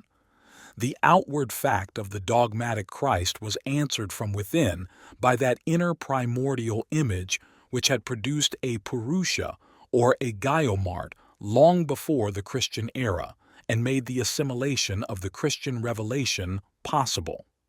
The ultimate fate of every dogma is that it gradually becomes soulless.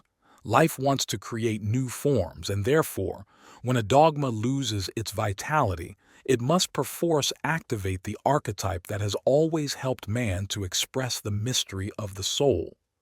Note that I do not go so far as to say that the archetype actually produces the divine figure. If the psychologist were to assert that, he would have to possess a sure knowledge of the motives that underlie all historical development and be in a position to demonstrate this knowledge. But there is no question of that. I maintain only that the psychic archetype makes it possible for the divine figure to take form and become accessible to understanding. But the supremely important motive power which is needed for this, and which sets the archetypal possibilities in motion at a given historical moment, cannot be explained in terms of the archetype itself. Only experience can establish which archetype has become operative, but one can never predict that it must enter into manifestation. Who, for instance, could logically have foretold that the Jewish prophet Jesus would give the decisive answer to the spiritual situation in the age of Hellenistic syncretism, or that the slumbering image of the Anthropos would waken to world dominion? The limitations of human knowledge, which leave so many incomprehensible and wonderful things unexplained, do not, however, exempt us from the task of trying to understand the revelations of the Spirit that are embodied in dogma. Otherwise, there is a danger that the treasures of supreme knowledge which lie hidden in it will evaporate into nothing and become a bloodless phantom, an easy prey for all shallow rationalists. It would be a great step forward, in my opinion, if at least it were recognized how far the truth of dogma is rooted in the human psyche, which is not the work of human hands. The inner spiritual man of the Gnostics is the Anthropos, the man created in the image of the new, the true man. He corresponds to the Shen Yen, true man of Chinese alchemy. The Shen Yen is the product of the opus. On the one hand, he is the adept who is transformed by the work. On the other, he is the homunculus, or filius of Western alchemy, who also derives from the true man. The treatise of Wei Po Yang says, "The ear, the eye, and the mouth constitute the three precious things. They should be closed to stop communication. The true man, living in a deep abyss, floats about the center of the round vessel.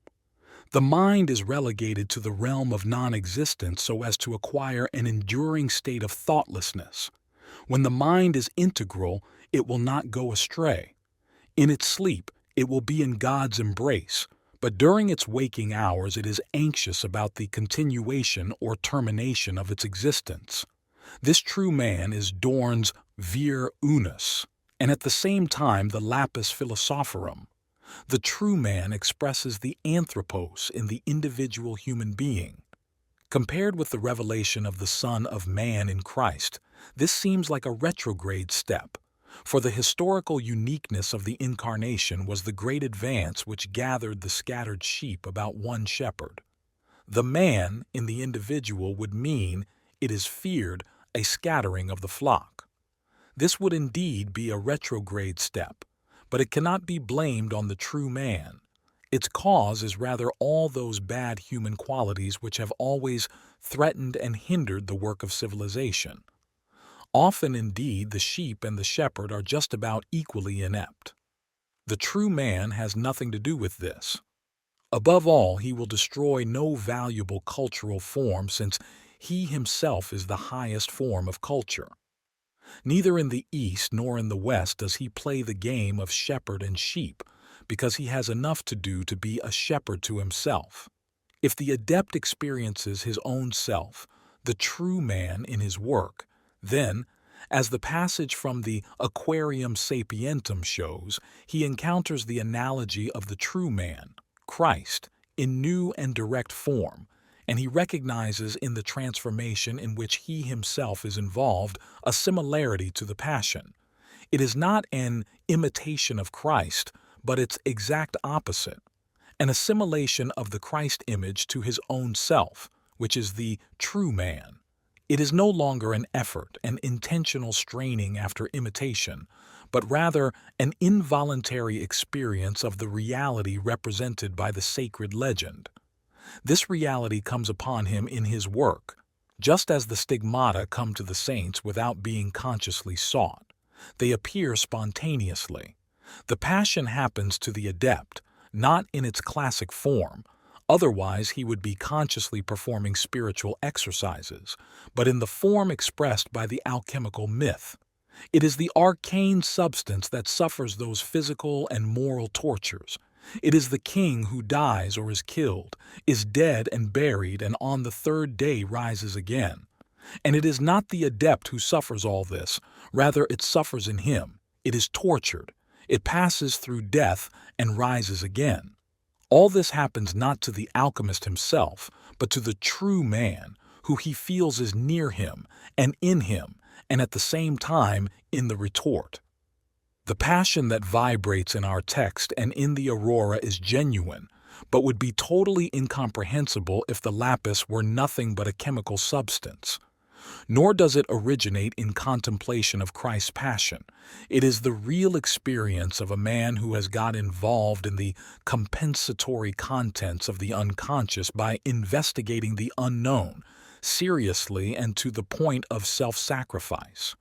He could not but see the likeness of his projected contents to the dogmatic images, and he might have been tempted to assume that his ideas were nothing else than the familiar religious conceptions, which he was using in order to explain the chemical procedure. But the texts show clearly that, on the contrary, a real experience of the opus had an increasing tendency to assimilate the dogma or to amplify itself with it. That is why the text says that Christ was compared and united with the stone. The alchemical anthropos showed itself to be independent of any dogma. The alchemist experienced the anthropos in a form that was imbued with new vitality, freshness, and immediacy, and this is reflected in the enthusiastic tone of the texts. It is therefore understandable that every single detail of the primordial drama would be realized in quite a new sense. The Negredo not only brought decay, suffering, death, and the torments of hell visibly before the eyes of the alchemist, it also cast the shadow of its melancholy over his own solitary soul. In the blackness of a despair which was not his own, and of which he was merely the witness, he experienced how it turned into the worm and the poisonous dragon.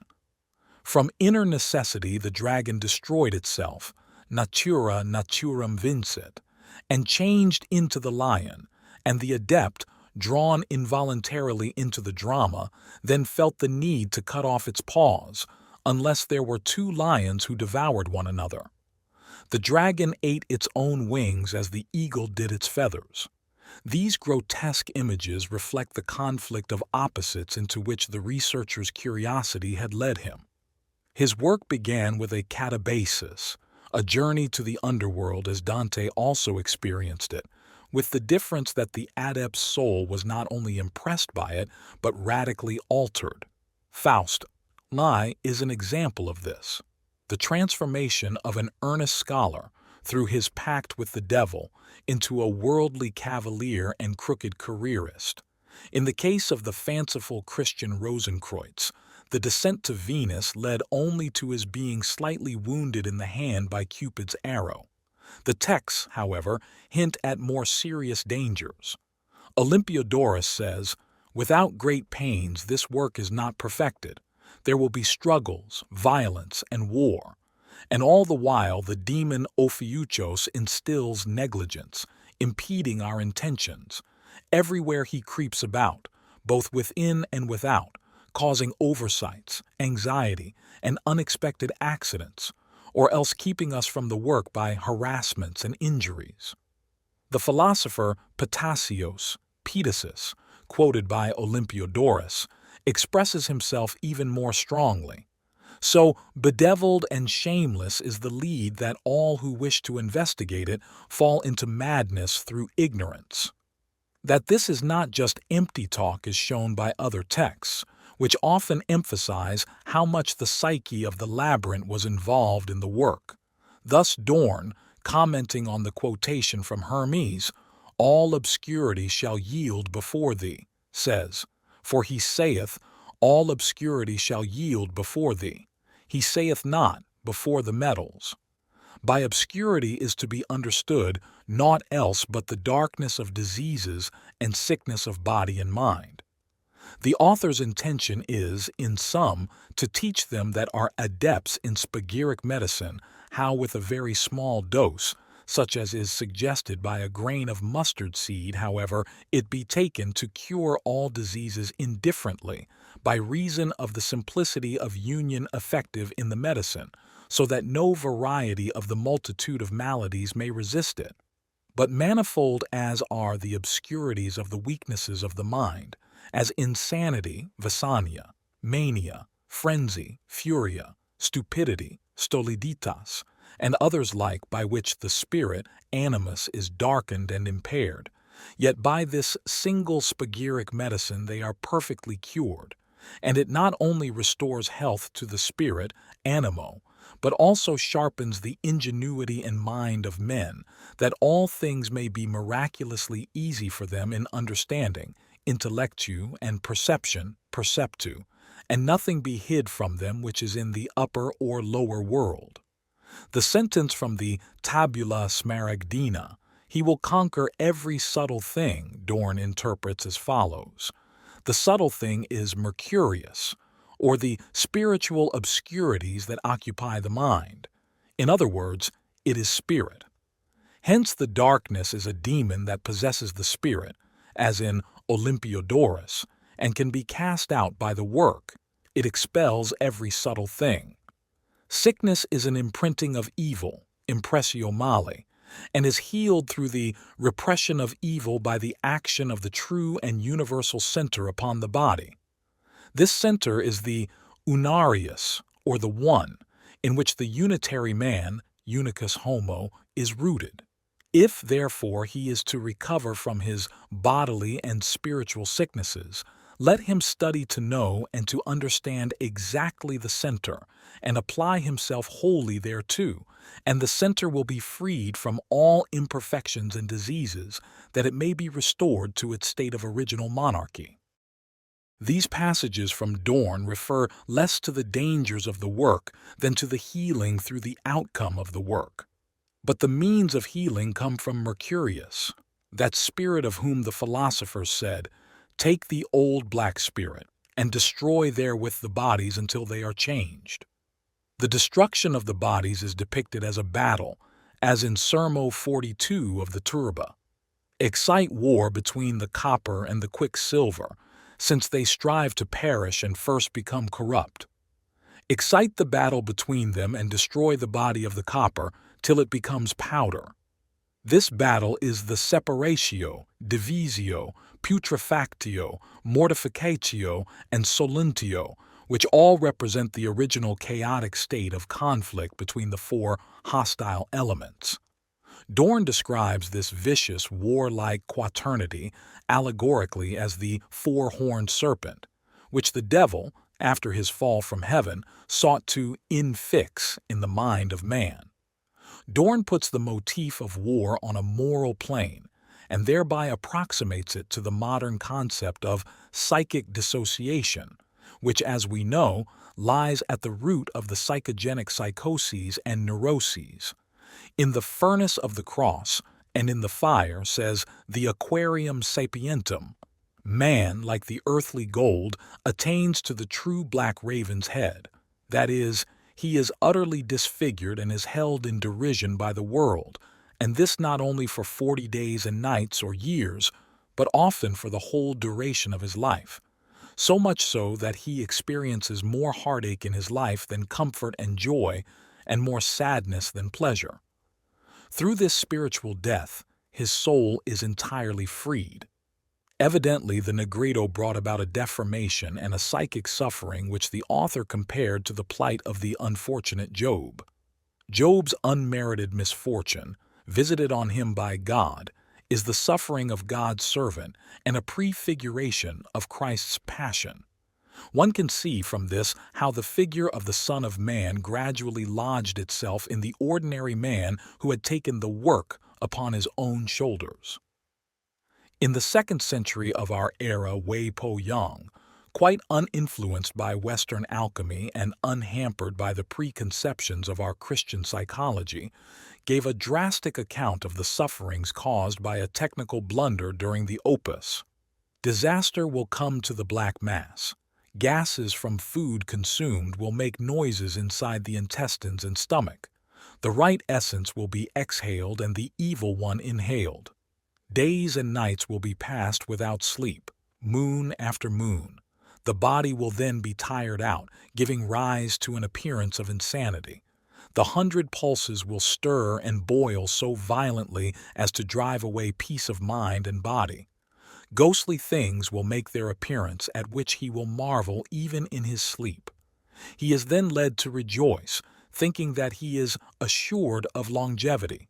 But all of a sudden he is seized by an untimely death, so we can understand why Conrath writes, "But chiefly pray to God, for the good gift of discretion, the good spirit of discriminating good from evil, who may lead thee into true knowledge and understanding of the light of nature, into her great book. So wilt thou extricate thyself from the labyrinth of very, very many deceitful papers and even books of parchment, and arrive right well at the ground of truth." The depressions of the adept are also described in the Tractatus Aureus. "My son, this is the hidden stone of many colors, which is born in one color. Know this and conceal it. By this, the Almighty favoring, the greatest diseases are escaped, and every sorrow, distress, evil, and hurtful thing is made to depart. It leads from darkness to light, from this desert wilderness to a secure habitation, and from poverty and straits into freedom." These testimonies suffice to show that the adept was not only included in his work, but also knew it. 7. The relation of the king symbol to consciousness. The apotheosis of the king, the renewed rising of the sun, means, on our hypothesis, that a new dominant of consciousness has been produced and that the psychic potential is reversed. Consciousness is no longer under the dominion of the unconscious, in which state the dominant is hidden in the darkness, but has now glimpsed and recognized a supreme goal. The apotheosis of the king depicts this change, and the resultant feeling of renewal is expressed nowhere more plainly than in some of our loveliest chorals.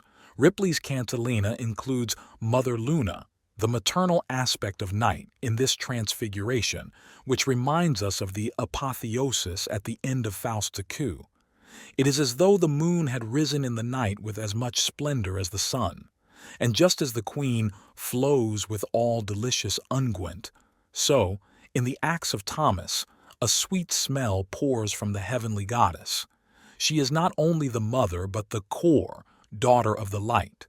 She is the Gnostic Sophia, who corresponds to the alchemical mother. If our interpretation of King Sol is correct, then the apotheosis must also have made Mother Luna visible, that is to say, made the unconscious conscious. What at first sight seems a contradiction in terms resolves itself on closer examination as the coming into consciousness of an essential content of the unconscious. It is primarily the feminine element in man, the anima, that becomes visible. Secondly, the moonlight, which enables us to see in the dark and represents an illumination of the unconscious, or its permeability to light. And thirdly, the moon stands for the rotundum, about which I have written in Psychology and Alchemy. In the sublunary world, her roundness, plenilunium, circulus lunaris, corresponds as the mirror image of the sun to the anthropos, the psychological self or psychic totality. The moon is the connecting link between the concept of the Virgin Mother and that of the child who is round, whole, and perfect. The new birth from the moon can therefore be expressed as much by the Christian's joy at Eastertide as by the mystic dawn, the aurora consurgens, for the risen king is the soul which is infused into the dead stone. The idea of roundness is also found in the crown, symbol of kingship. Corona Regis is cited as synonymous with ashes, body, sea, salt, mother, and blessed virgin, and is thus identified with the feminine element. This peculiar relationship between rotundity and the mother is explained by the fact that the mother, the unconscious, is the place where the symbol of wholeness appears. The fact that the rotundum is, as it were, contained in the anima and is prefigured by her lends her that extraordinary fascination which characterizes the eternal feminine, in the good as well as the bad sense. At a certain level, therefore, woman appears as the true carrier of the longed-for wholeness and redemption. The starting point of our explanation is that the king is essentially synonymous with the sun and that the sun represents the daylight of the psyche, consciousness, which as the faithful companion of the sun's journey rises daily from the ocean of sleep and dream and sinks into it again at evening. Just as in the round dance of the planets and in the star-strewn spaces of the sky, the sun journeys along as a solitary figure like any other one of the planetary archons, so consciousness, which refers everything to its own ego as the center of the universe, is only one among the archetypes of the unconscious, comparable to the King Helios of post-classical syncretism, whom we meet in Julian the Apostate, for instance. This is what the complex of consciousness would look like if it could be viewed from one of the other planets, as we view the sun from the earth. The subjective ego-personality, that is, consciousness and its contents, is indeed seen in its various aspects by an unconscious observer, or rather by an observer placed in the outer space of the unconscious. That this is so is proved by dreams, in which the conscious personality, the ego of the dreamer, is seen from a standpoint that is toto coelo, different from that of the conscious mind. Such a phenomenon could not occur at all unless there were in the unconscious other standpoints opposing or competing with ego consciousness. These relationships are aptly expressed by the planet Simile. The king represents ego consciousness, the subject of all subjects, as an object. His fate in mythology portrays the rising and setting of this most glorious and most divine of all the phenomena of creation, without which the world would not exist as an object. For everything that is only is because it is directly or indirectly known, and moreover, this knownness is sometimes represented in a way which the subject himself does not know, just as if he were being observed from another planet, now with benevolent and now with sardonic gaze. This far from simple situation derives partly from the fact that the ego has the paradoxical quality of being both the subject and the object of its own knowledge, and partly from the fact that the psyche is not a unity but a constellation consisting of other luminaries besides the sun. The ego complex is not the only complex in the psyche. The possibility that unconscious complexes possess a certain luminosity, a kind of consciousness, cannot be dismissed out of hand, for they can easily give rise to something in the nature of secondary personalities, as psychopathological experience shows. But if this is possible, then an observation of the ego complex from another standpoint somewhere in the same psyche is equally possible. As I have said, the critical portrayal of the ego complex in dreams and in abnormal psychic states seems to be due to this. The conscious mind often knows little or nothing about its own transformation and does not want to know anything. The more autocratic it is and the more convinced of the eternal validity of its truths, the more it identifies with them. Thus, the kingship of soul, which is a natural phenomenon, passes to the human king who personifies the prevailing dominant idea and must therefore share its fate. In the phenomenal world, the Heraclitan law of everlasting change prevails, and it seems that all the true things must change, and that only that which changes remains true. Pitilessly, it is seen from another planet that the king is growing old, even before he sees it himself. Ruling ideas, the dominance, change, and the change undetected by consciousness is mirrored only in dreams. King Sol, as the archetype of consciousness voyages through the world of the unconscious, one of its multitudinous figures which may one day be capable of consciousness too. These lesser lights are, on the old view, identical with the planetary correspondences in the psyche which were postulated by astrology. When, therefore, an alchemist conjured up the spirit of Saturn as his familiar, this was an attempt to bring to consciousness a standpoint outside the ego, involving a relativization of the ego and its contents. The intervention of the planetary spirit was besought as an aid. When the king grows old and needs renewing, a kind of planetary bath is instituted, a bath into which all the planets pour their influences. This expresses the idea that the dominant, grown feeble with age, needs the support and influence of those subsidiary lights to fortify and renew it. It is, as it were, dissolved in the substance of the other planetary archetypes and then put together again. Through this process of melting and recasting, there is formed a new amalgam of a more comprehensive nature, which has taken into itself the influences of the other planets or metals. In this alchemical picture, we can easily recognize the projection of the transformation process. The aging of a psychic dominant is apparent from the fact that it expresses the psychic totality in ever-diminishing degree. One can also say that the psyche no longer feels wholly contained in the dominant, whereupon the dominant loses its fascination and no longer grips the psyche so completely as before. On the other hand, its content and meaning are no longer properly understood, or what is understood fails to touch the heart. A sentiment d'incomplétude of this kind produces a compensatory reaction which attracts other regions of the psyche and their contents, so as to fill up the gap. As a rule, this is an unconscious process that always sets in when the attitude and orientation of the conscious mind have proved inadequate. I stress this point because the conscious mind is a bad judge of its own situation and often persists in the illusion that its attitude is just the right one and is only prevented from working because of some external annoyance. If the dreams were observed, it would soon become clear why the conscious assumptions have become unworkable. And if, finally, neurotic symptoms appear, then the attitude of consciousness, its ruling idea, is contradicted, and in the unconscious there is a stirring up of those archetypes that were the most suppressed by the conscious attitude.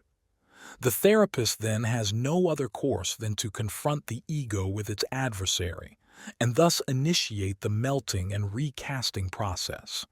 The confrontation is expressed in the alchemical myth of the king as the collision of the masculine spiritual father world ruled over by King Sol with the feminine chthonic mother world symbolized by the aqua permanens or by the chaos. The illegitimate aspect of this relationship appears as incest, veiled in the Cintilla by adoption, which nevertheless results in the pregnancy of the mother.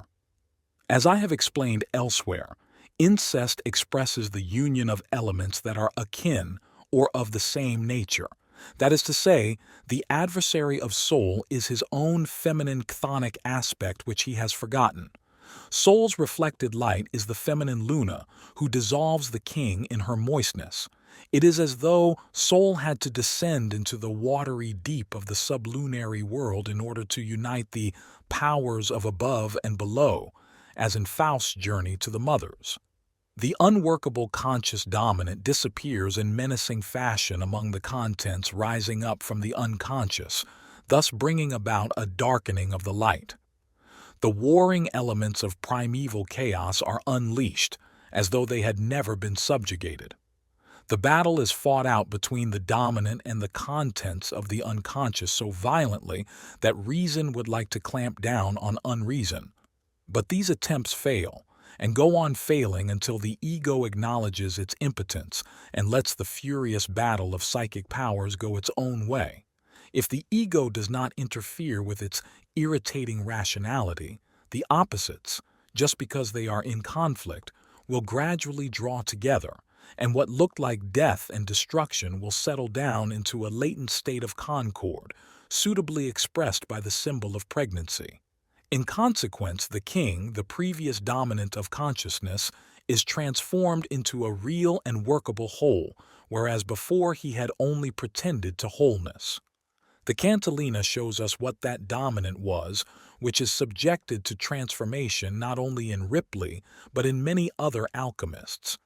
It was the Christian view of the world in the Middle Ages. This problem is of such dimensions that one cannot expect a medieval man to have been even remotely conscious of it. It was bound to work itself out in projection, unconsciously. For this reason, too, it can hardly be grasped, even today, which is why the psychological interpretation of the One, the Filius Regius, meets with the greatest difficulties. From the hymn-like manner in which the alchemists praised their Son, it is quite evident that they meant by this symbol either Christ himself or something that corresponded to him. Naturally, they were not concerned with the historical personality of Jesus, which at that time was completely covered up by the dogmatic figure of the second person of the Trinity. The latter symbol had slowly crystallized out in the course of the centuries, though it was clearly prefigured in the Logos of St. John.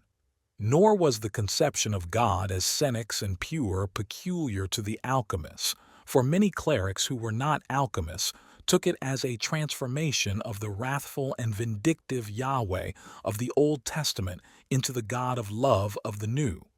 Thus, the archetype of the king's renewal manifested itself not only among the philosophers but also in ecclesiastical circles.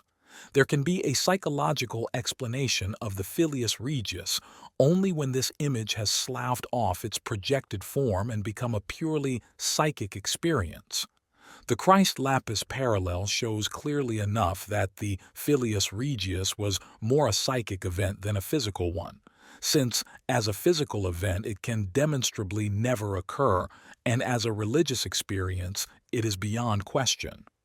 There are many passages in the text that can be interpreted, strange as this may sound, as an experience of Christ in matter. Others again lay so much emphasis on the lapis that one cannot but see in it a renewal and completion of the dogmatic image. An unequivocal substitution of the Filius Regius for Christ does not, to my knowledge, occur in the literature, for which reason one must call alchemy Christian even though heretical. The Christ lapis remains an ambiguous figure. This is of considerable importance as regards a psychological interpretation of the Filius Regius. In any such view, the place of matter, with its magical fascination, is taken by the unconscious, which was projected into it. For our modern consciousness, the dogmatic image of Christ changed, under the influence of evangelical Protestantism, into the personal Jesus, who in liberal rationalism, which abhorred all mysticism, gradually faded into a mere ethical prototype. The disappearance of the feminine element, namely the cult of the Mother of God, in Protestantism was all that was needed for the spirituality of the dogmatic image to detach itself from the earthly man and gradually sink into the unconscious. When such great and significant images fall into oblivion, they do not disappear from the human sphere, nor do they lose their psychic power. Anyone in the Middle Ages who was familiar with the mysticism of alchemy remained in contact with the living dogma, even if he was a Protestant. This is probably the reason why alchemy reached its heyday at the end of the 16th and in the 17th century. For the Protestant, it was the only way of still being Catholic. In the Opus Alchemicum, he still had a completely valid transformation rite and a concrete mystery. But alchemy did not flourish only in Protestant countries. In Catholic France, it was still widely practiced during the 18th century, as numerous manuscripts and published works testify, such as those of Dom Pernety, 1716 to 1800, L'Anglais du Fresnoy, 1674 to 1752, and the great compilation of Manger, published 1702. This is not surprising, as in France at that time the modern anti-Christian schism was brewing, which was to culminate in the Revolution, that relatively harmless prelude to the horrors of today. The decline of alchemy during the Enlightenment meant for many Europeans a descent of all dogmatic images, which till then had been directly present in the ostensible secrets of chemical matter, to the underworld. Just as the decay of the conscious dominant is followed by an eruption of chaos in the individual, so also in the case of the masses, peasant wars, Anabaptists, French Revolution, etc., and the furious conflict of elements in the individual psyche is reflected in the unleashing of primeval bloodthirstiness and lust for murder on a collective scale. This is the sickness so vividly described in the Cantilena. The loss of the eternal images is in truth no light matter for the man of discernment. But since there are infinitely many more men of no discernment, nobody, apparently, notices that the truth expressed by the dogma has vanished in a cloud of fog, and nobody seems to miss anything.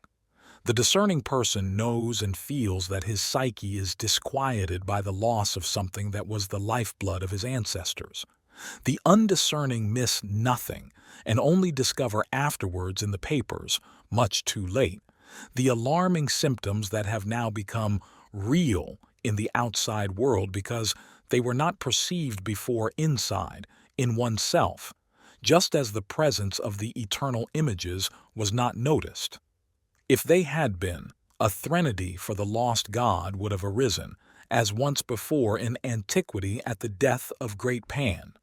Instead, all well-meaning people assure us that one has only to believe he is still there, which merely adds stupidity to unconsciousness. Once the symptoms are really outside in some form of socio-political insanity, it is impossible to convince anybody that the conflict is in the psyche of every individual, since he is now quite sure where his enemy is. Then, the conflict, which remains an intrapsychic phenomenon in the mind of the discerning person, takes place on the plane of projection in the form of political tension and murderous violence. To produce such consequences, the individual must have been thoroughly indoctrinated with the insignificance and worthlessness of his psyche and of psychology in general. One must preach at him from all the pulpits of authority that salvation always comes from outside, and that the meaning of his existence lies in the community. He can then be led docilely to the place where, of his own natural accord, he would rather go anyway, to the land of childhood, where one makes claims exclusively on others, and where, if wrong is done, it is always somebody else who has done it. When he no longer knows by what his soul is sustained, the potential of the unconscious is increased and takes the lead. Desirousness overpowers him, and illusory goals set up in the place of the eternal images excite his greed. The beast of prey seizes hold of him, and soon makes him forget that he is a human being. His animal effects hamper any reflection that might stand in the way of his infantile wish fulfillments, filling him instead with a feeling of a new won right to existence and intoxicating him with the lust for booty and blood. Only the living presence of the eternal images can lend the human psyche a dignity which makes it morally possible for a man to stand by his own soul and be convinced that it is worth his while to persevere with it. Only then will he realize that the conflict is in him, that the discord and tribulation are his riches, which should not be squandered by attacking others, and that, if fate should exact a debt from him in the form of guilt, it is a debt to himself. Then he will recognize the worth of his psyche, for nobody can owe a debt to a mere nothing. But when he loses his own values, he becomes a hungry robber, the wolf, lion, and other ravening beasts which for the alchemists symbolize the appetites that break loose when the black waters of chaos, i.e., the unconsciousness of projection, have swallowed up the king. It is a subtle feature of the Cantilena that the pregnancy cravings of the mother are stilled with peacock's flesh and lion's blood, that is, with her own flesh and blood. If the projected conflict is to be healed, it must return into the psyche of the individual where it had its unconscious beginnings. He must celebrate a last supper with himself and eat his own flesh and drink his own blood, which means that he must recognize and accept the other in himself. But if he persists in his one-sidedness, the two lions will tear each other to pieces. Is this perhaps the meaning of Christ's teaching, that each must bear his own cross? For if you have to endure yourself, how will you be able to rend others also? Such reflections are justified by the alchemical symbolism, as one can easily see if one examines the so-called allegories a little more closely and does not dismiss them at the start as worthless rubbish. The miraculous feeding with one's own substance, so strangely reflecting its prototype, Christ, means nothing less than the integration of those parts of the personality which are still outside ego consciousness. Lion and peacock, emblems of concupiscence and pride, signify the overweening pretensions of the human shadow, which we so gladly project on our fellow man in order to visit our own sins upon him with apparent justification. In the age-old image of the Ouroboros lies the thought of devouring oneself and turning oneself into a circulatory process, for it was clear to the more astute alchemist that the prima materia of the art was man himself. The Ouroboros is a dramatic symbol for the integration and assimilation of the opposite, that is, of the shadow. This feedback process is at the same time a symbol of immortality, since it is said of the Ouroboros that he slays himself and brings himself to life, fertilizes himself, and gives birth to himself. He symbolizes the one who proceeds from the clash of opposites, and he therefore constitutes the secret of the prima materia which, as a projection, unquestionably stems from man's unconscious. Accordingly, there must be some psychic datum in it which gives rise to such assertions, and these assertions must somehow characterize that datum even if they are not to be taken literally. What the ultimate reason is for these assertions or manifestations must remain a mystery, but a mystery whose inner kinship with the mystery of faith was sensed by the adepts, so that for them the two were identical. 8. The religious problem of the king's renewal. Medical psychology has recognized today that it is a therapeutic necessity, indeed, the first requisite of any thorough psychological method, for consciousness to confront its shadow. In the end, this must lead to some kind of union, even though the union consists at first in an open conflict, and often remains so for a long time. It is a struggle that cannot be abolished by rational means. When it is willfully repressed, it continues in the unconscious and merely expresses itself indirectly and all the more dangerously, so no advantage is gained.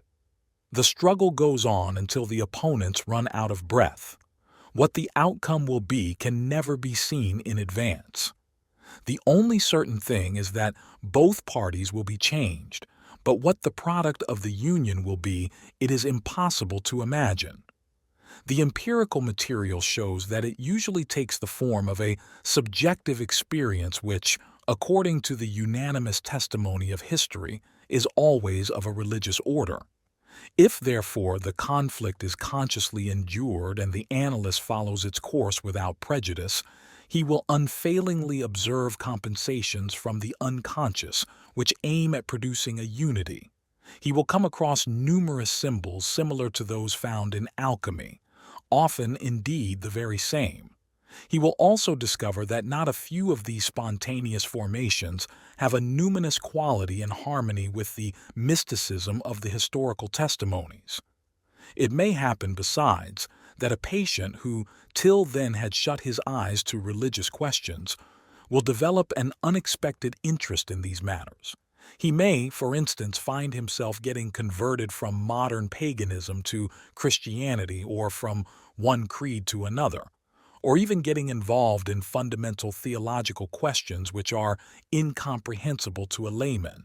It is unnecessary for me to point out here that not every analysis leads to a conscious realization of the conflict, just as not every surgical operation is as drastic as a resection of the stomach.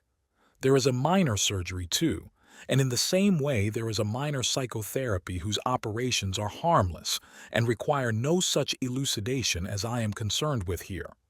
The patients I have in mind are a small minority with certain spiritual demands to be satisfied, and only these patients undergo a development which presents the doctor with the kind of problem we are about to discuss.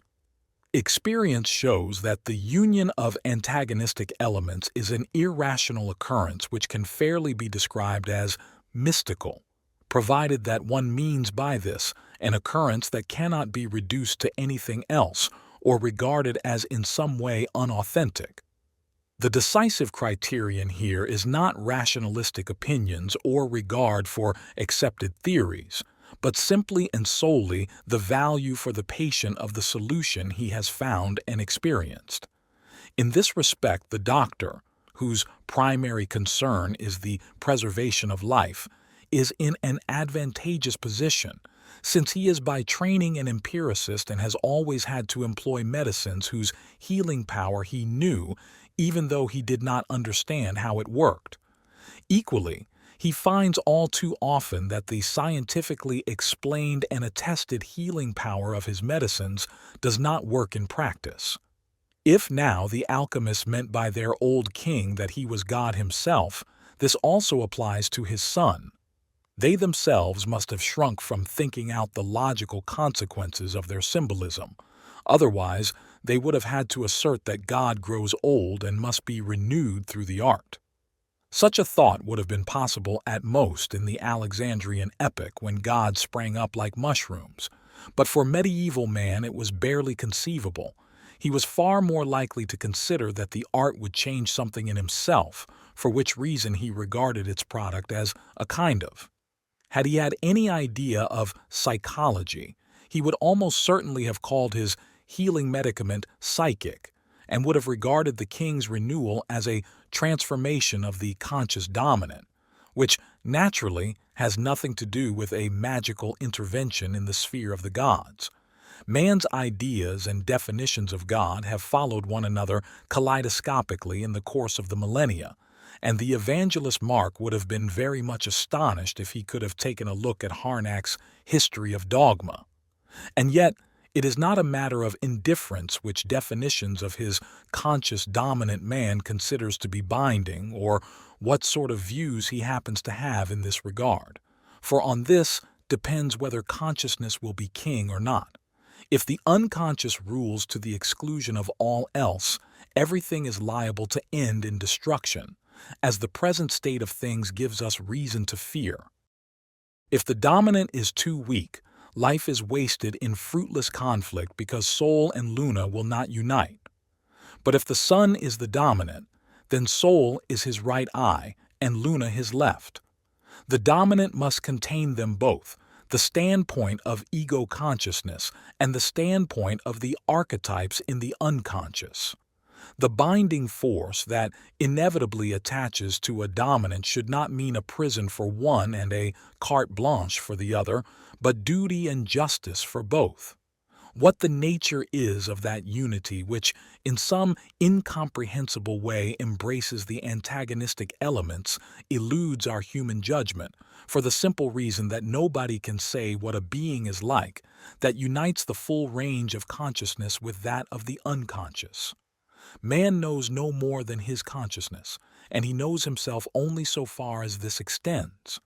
Beyond that lies an unconscious sphere with no assignable limits, and it too belongs to the phenomenon man. We might therefore say that perhaps the one is like a man, that is, determined and determinable, and yet undetermined and indeterminable. Always one ends up with paradoxes when knowledge reaches its limits. The ego knows it is part of this being, but only a part. The symbolic phenomenology of the unconscious makes it clear that although consciousness is accorded the status of spiritual kingship with all its attendant dangers, we cannot say what kind of king it will be. This depends on two factors: on the decision of the ego and the assent of the unconscious. Any dominant that does not have the approval of the one or the other proves to be unstable in the long run. We know how often, in the course of history, consciousness has subjected its highest and most central ideas to drastic revision and correction. But we know little or nothing about the archetypal processes of change which, we may suppose, have taken place in the unconscious over the millennia, even though such speculations have no firm foundation. Nevertheless, the possibility remains that the unconscious may reveal itself in an unexpected way at any time.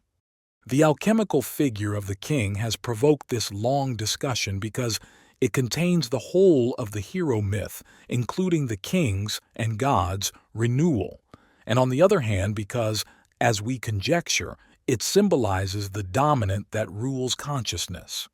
King soul is not a pleonasm. It denotes a consciousness which is not only conscious as such, but is conscious in a quite special way. It is controlled and directed by a dominant that, in the last resort, is the arbiter of values. The sun is the common light of nature, but the king, the dominant, introduces the human element and brings man nearer to the sun, or the sun nearer to man. Consciousness is renewed through its descent into the unconscious, whereby the two are joined. The renewed consciousness does not contain the unconscious, but forms with it a totality symbolized by the sun. But since father and son are of one being, and in alchemical language King Sol, representing the renewed consciousness, is the sun, consciousness would be absolutely identical with the king as dominant. For the alchemists, this difficulty did not exist, because the king was projected into a postulated substance, and hence behaved merely as an object to the consciousness of the artifacts. But if the projection is withdrawn by psychological criticism, we encounter the aforesaid difficulty that the renewed consciousness apparently coincides with the renewed king or sun. I have discussed the psychological aspect of this problem in the second of the two essays on analytical psychology, in the chapter on the mana personality. The difficulty cannot be resolved by purely logical argument, but only by careful observation and analysis of the psychic state itself. Rather than launch out into a detailed discussion of case histories, I would prefer to recall the well-known words of Paul, "I live, yet not I, but Christ liveth in me," Gal 2:20, which aptly describe the peculiar nature of this state. From this we can see that other, earlier state, when the king aged and disappeared, is marked by a consciousness in which a critical ego knowingly took the place of the sick king, looking back to an earlier, mythical time when this ego still felt absolutely dependent on a higher and mightier non-ego. The subsequent disappearance of the feeling of dependence and the simultaneous strengthening of criticism are felt as progress, enlightenment, liberation, indeed as redemption, although a one-sided and limited being has usurped the throne of a king. A personal ego seizes the reins of power to its own destruction, for mere egohood, despite possessing an anima rationalis, is not even sufficient for the guidance of personal life, let alone for the guidance of men. For this purpose it always needs a mythical dominant, yet such a thing cannot simply be invented and then believed in. Contemplating our own times, we must say that though the need for an effective dominant was realized to a large extent, what was offered was nothing more than an arbitrary invention of the moment. The fact that it was also believed in goes to prove the gullibility and cluelessness of the public, and at the same time the profoundly felt need for a spiritual authority transcending egohood. An authority of this kind is never the product of rational reflection or an invention of the moment, which always remains caught in the narrow circle of ego-bound consciousness. It springs from traditions whose roots go far deeper, both historically and psychologically. Thus, a real and essentially religious renewal can be based, for us, only on Christianity. The extremely radical reformation of Hinduism by the Buddha assimilated the traditional spirituality of India in its entirety and did not thrust a rootless novelty upon the world. It neither denied nor ignored the Hindu pantheon swarming with millions of gods, but boldly introduced man, who before that had not been represented at all. Nor did Christ, regarded simply as a Jewish reformer, destroy the law, but made it, rather, into a matter of conviction. He likewise, as the regenerator of his age, set against the Greco-Roman pantheon and the speculations of the philosophers the figure of man, not intending it as a contradiction but as the fulfillment of a mythologem that existed long before him, the conception of the Anthropos with its complex Egyptian, Persian, and Hellenistic background. Any renewal not deeply rooted in the best spiritual tradition is ephemeral, but the dominant that grows from historical roots act like a living being within the ego-bound man. He does not possess it, it possesses him. Therefore the alchemist said that the artifex is not the master, but rather the minister of the stone, clearly showing that the stone is indeed a king towards whom the artifex behaves as a subject. Although the renewed king corresponds to a renewed consciousness, this consciousness is as different from its former state as the Filius Regius differs from the enfeebled old king. Just as the old king must forego his power and make way for the little upstart ego, so the ego, when the renewed king returns, must step into the background. It still remains the sine qua non of consciousness, but it no longer imagines that it can settle everything and do everything by the force of its will. It no longer asserts that where there's a will, there's a way. When lucky ideas come to it, it does not take the credit for them, but begins to realize how dangerously close it had been to an inflation. The scope of its willing and doing becomes commensurate with reality again after an Ash Wednesday has descended upon its presumptuousness. We can compare the logical sequence of psychological changes with the alchemical symbolism as follows: ego-bound state with feeble dominant ascent of the unconscious and/or descent of the ego into the unconscious conflict and synthesis of conscious and unconscious formation of a new dominant. Circular symbols, for example, mandala, of the self-sick king, enfeebled by age, about to die, disappearance of the king in his mother's body, or his dissolution in water pregnancy, sickbed, symptoms, display of colors, king's son, hermaphrodite, rotundum. Though the comparison holds good on average, the symbolism of the Cintilla differs from the above schema in that the apotheosis of the Filius Regius takes place simultaneously with that of Queen Luna, thus paralleling the marriage in the Apocalypse. The Christian prototype gained the upper hand in Ripley, whereas usually the CONIUNCTIO precedes the production of the lapis and the latter is understood as the child of Sol and Luna. To that extent, the lapis exactly corresponds to the psychological idea of the self, the product of conscious and unconscious. In Christian symbolism, on the other hand, there is a marriage of the Lamb, the apocalyptic Christ, with the bride, Luna Ecclesia. Because the lapis is itself androgynous, a synthesis of male and female, there is no need for another CONIUNCTIO. The symbolical androgyny of Christ does not, curiously enough, eliminate the marriage of the Lamb. The two things exist side by side. We have here a discrepancy between the alchemical and psychological symbolism and the Christian. It is indeed difficult to imagine what kind of CONIUNCTIO beyond the union of conscious, male, and unconscious, female, in the regenerated dominant could be meant unless we assume, with the dogmatic tradition, that the regenerated dominant also brings the corpus mysticum of mankind, Ecclesia as Luna, into glorious reality. Among the alchemists, who were mostly solitaries by choice, the motif of the apocalyptic marriage, characterized as the marriage of the Lamb, Rev. 19:7 ff., is missing, the accent here lying on the sacrificial appellation lamb. According to the oldest and most primitive tradition, the king, despite his dignity and power, was a victim offered up for the prosperity of his country and his people, and in his godlike form he was even eaten. As we know, this archetype underwent an extremely complicated development in Christianity. From the standpoint of Christian symbolism, the alchemist's conception of the goal lacked, firstly, the motif of the heavenly marriage, and secondly, the almost more important motif of sacrifice and the totem meal. The mourned gods of Asia Minor, Tammuz, Adonis, etc., were, in all probability, originally sacrifices for the fruitfulness of the year.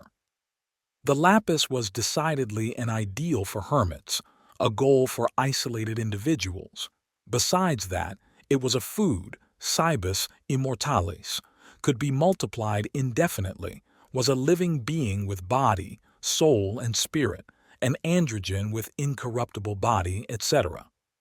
Though likened to King Saul and even named such, it was not a sponsus, not a victim, and belonged to no community. It was like the treasure hid in a field, the which when a man hath found he hideth, Matt 13:44, or like one pearl of great price, for which a man went and sold all that he had and bought it, Matt 13:46. It was the well-guarded precious secret of the individual. And though the old masters emphasized that they would not hide their secret jealously and would reveal it to all seekers, it was perfectly clear that the stone remained the preoccupation of the individual. In this connection, it should not be forgotten that in antiquity certain influences, evidently deriving from the Gnostic doctrine of the hermaphroditic primordial man, penetrated into Christianity, and there gave rise to the view that Adam had been created an androgen. And since Adam was the prototype of Christ and Eve, sprung from his side, that of the Church, it is understandable that a picture of Christ should develop showing distinctly feminine features. In religious art, the Christ image has retained this character to the present day. Its veiled androgyny reflects the hermaphroditism of the lapis, which in this respect has more affinity with the views of the Gnostics. In recent times, the theme of androgyny has been subjected to quite special treatment in a book by a Catholic writer which merits our attention. This is Die Gnosis de Christentums by Georg Köpken, an important work that appeared in 1939 with the Episcopal Imprimatur in Salzburg and since then has been placed on the index. Of the Apollinian-Dionysian conflict in antiquity, Köpken says it found its solution in Christianity because, in the person of Jesus, the male is united with the female. Only in him do we find this juxtaposition of male and female in unbroken unity. If men and women can come together as equals in Christian worship, this has more than an accidental significance. It is the fulfillment of the androgyny that was made manifest in Christ. The change of sex in the believer is suggested in Reverend 14:4. These are they that were not defiled with women, for they are virgins. Köpken says of this passage, here the new androgynous form of existence becomes visible. Christianity is neither male nor female. It is male-female in the sense that the male paired with the female in Jesus' soul. In Jesus, the tension and polaristic strife of sex are resolved in an androgynous unity, and the Church, as his heir, has taken this over from him. She too is androgynous. As regards her constitution, the Church is hierarchically masculine, yet her soul is thoroughly feminine. The virgin priest fulfills in his soul the androgynous unity of male and female. He renders visible again the psychic dimension which Christ showed us for the first time when he revealed the manly virginity of his soul. For Köpken, therefore, not only Christ is androgynous but the Church as well, a remarkable conclusion the logic of which one cannot deny. The consequence of this is a special emphasis on bisexuality, and then on the peculiar identity of the Church with Christ, which is based also on the doctrine of the corpus mysticum. This certainly forestalls the marriage of the Lamb at the end of time, for the androgen has everything it needs and is already a complexio oppositorum. Who is not reminded here of the fragment from the Gospel according to the Egyptian cited by Clement of Alexandria. When ye have trampled on the garment of shame, and when the two become one and the male with the female is neither male nor female. Köpken introduces his book with a dedication and a motto. The first is, Renatis Praedestination, to those who are reborn out of predestination, and the second is from John 14:12. He that believeth on me, the works that I do he shall do also, and greater works than these shall he do. The dedication echoes the motif of election, which the author shares with the alchemists. For Morianus had said of alchemy, God vouchsafes this divine and pure science to his faithful and his servants, that is, to those on whom nature made it proper to confer it from the beginning of things. For this thing can be naught else but the gift of God Most High, who commits and shows it as he will, and to whom he will of his faithful servants.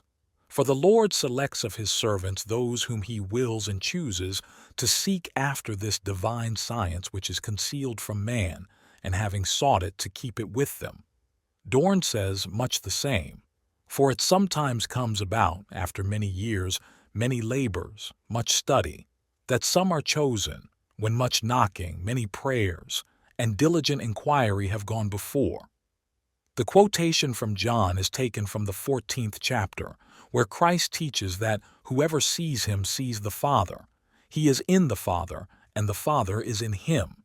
The disciples are in him, and he in them. Moreover, they will be sent the Holy Ghost as Paraclete, and will do works that are greater than his own. This 14th chapter broaches a question that was to have great repercussions for the future. The problem of the Holy Ghost who will remain when Christ is gone, and who intensifies the interpenetration of the divine and the human to such a degree that we can properly speak of a Christification of the disciples. Among the Christian mystics, this identity was carried again and again to the point of stigmatization. Only the mystics bring creativity into religion. That is probably why they can feel the presence and the workings of the Holy Ghost, and why they are nearer to the experience of brotherhood in Christ. Köpken thinks along the same lines as his dedication and motto show. It is easy to see what happens when the logical conclusion is drawn from the 14th chapter of John. The opus Christi is transferred to the individual. He then becomes the bearer of the mystery, and this development was unconsciously prefigured and anticipated in alchemy, which showed clear signs of becoming a religion of the Holy Ghost and of the Sapientia Dei. Köpken's standpoint is that of creative mysticism, which has always been critical of the Church.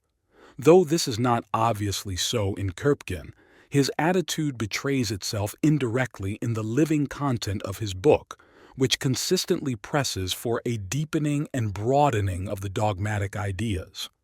Because he remained fully conscious of his conclusions, he does not stray so very far outside the Church, whereas the alchemists, because of their unconsciousness and naive lack of reflection, and unhampered by intellectual responsibility, went very much further in their symbolism.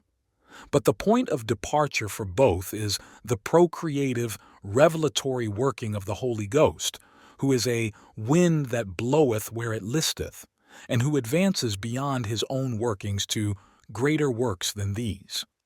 The creative mystic was ever a cross for the Church, but it is to him that we owe what is best in humanity. 9. Regina. We have met the figure of the Queen so often in the course of our exposition that we need say only a few words about her here. We have seen that as Luna, she is the archetypal companion of soul. Together they form the classic alchemical syzygy, signifying on the one hand gold and silver, or something of the kind, and on the other the heavenly pair described in Aurora Consurgens. Therefore I will rise and go into the city, seeking in the streets and the broad ways a chaste virgin to espouse, comely in face, more comely in body, most comely in her garments, that she may roll back the stone from the door of my sepulchre and give me wings like a dove, and I will fly with her into heaven and then say, I live forever, and will rest in her, for the queen stood on my right hand in gilded clothing surrounded with variety. O queen of the heights, arise, make haste, my love. My spouse, speak, beloved, to thy lover, who and of what kind and how great thou art. My beloved, who is ruddy, hath spoken to me, he hath sought and besought. I am the flower of the field and the lily of the valleys. I am the mother of fair love and of fear and of knowledge and of holy hope. As the fruitful vine I have brought forth a pleasant odor, and my flowers are the fruit and honor and riches. I am the bed of my beloved, wounding his heart with one of my eyes and with one hair of my neck. I am the sweet smell of ointments giving an odor above all aromatical spices, and like unto cinnamon and balsam and chosen myrrh. The prototype of this spiritual minna is the relationship of King Solomon to the Queen of Sheba. Johannes Grassus says of the white dove that is hidden in the lead, this is the chaste, wise, and rich Queen of Sheba, veiled in white, who was willing to give herself to none but King Solomon. No human heart can sufficiently investigate all this. Penodus says, you have the virgin earth, give her a husband who is fitting for her. She is the Queen of Sheba, hence there is need of a king crowned with a diadem. Where shall we find him? We see how the heavenly sun gives of his splendor to all other bodies, and the earthly or mineral sun will do likewise when he is set in his own heaven, which is named the Queen of Sheba, who came from the ends of the earth to behold the glory of Solomon.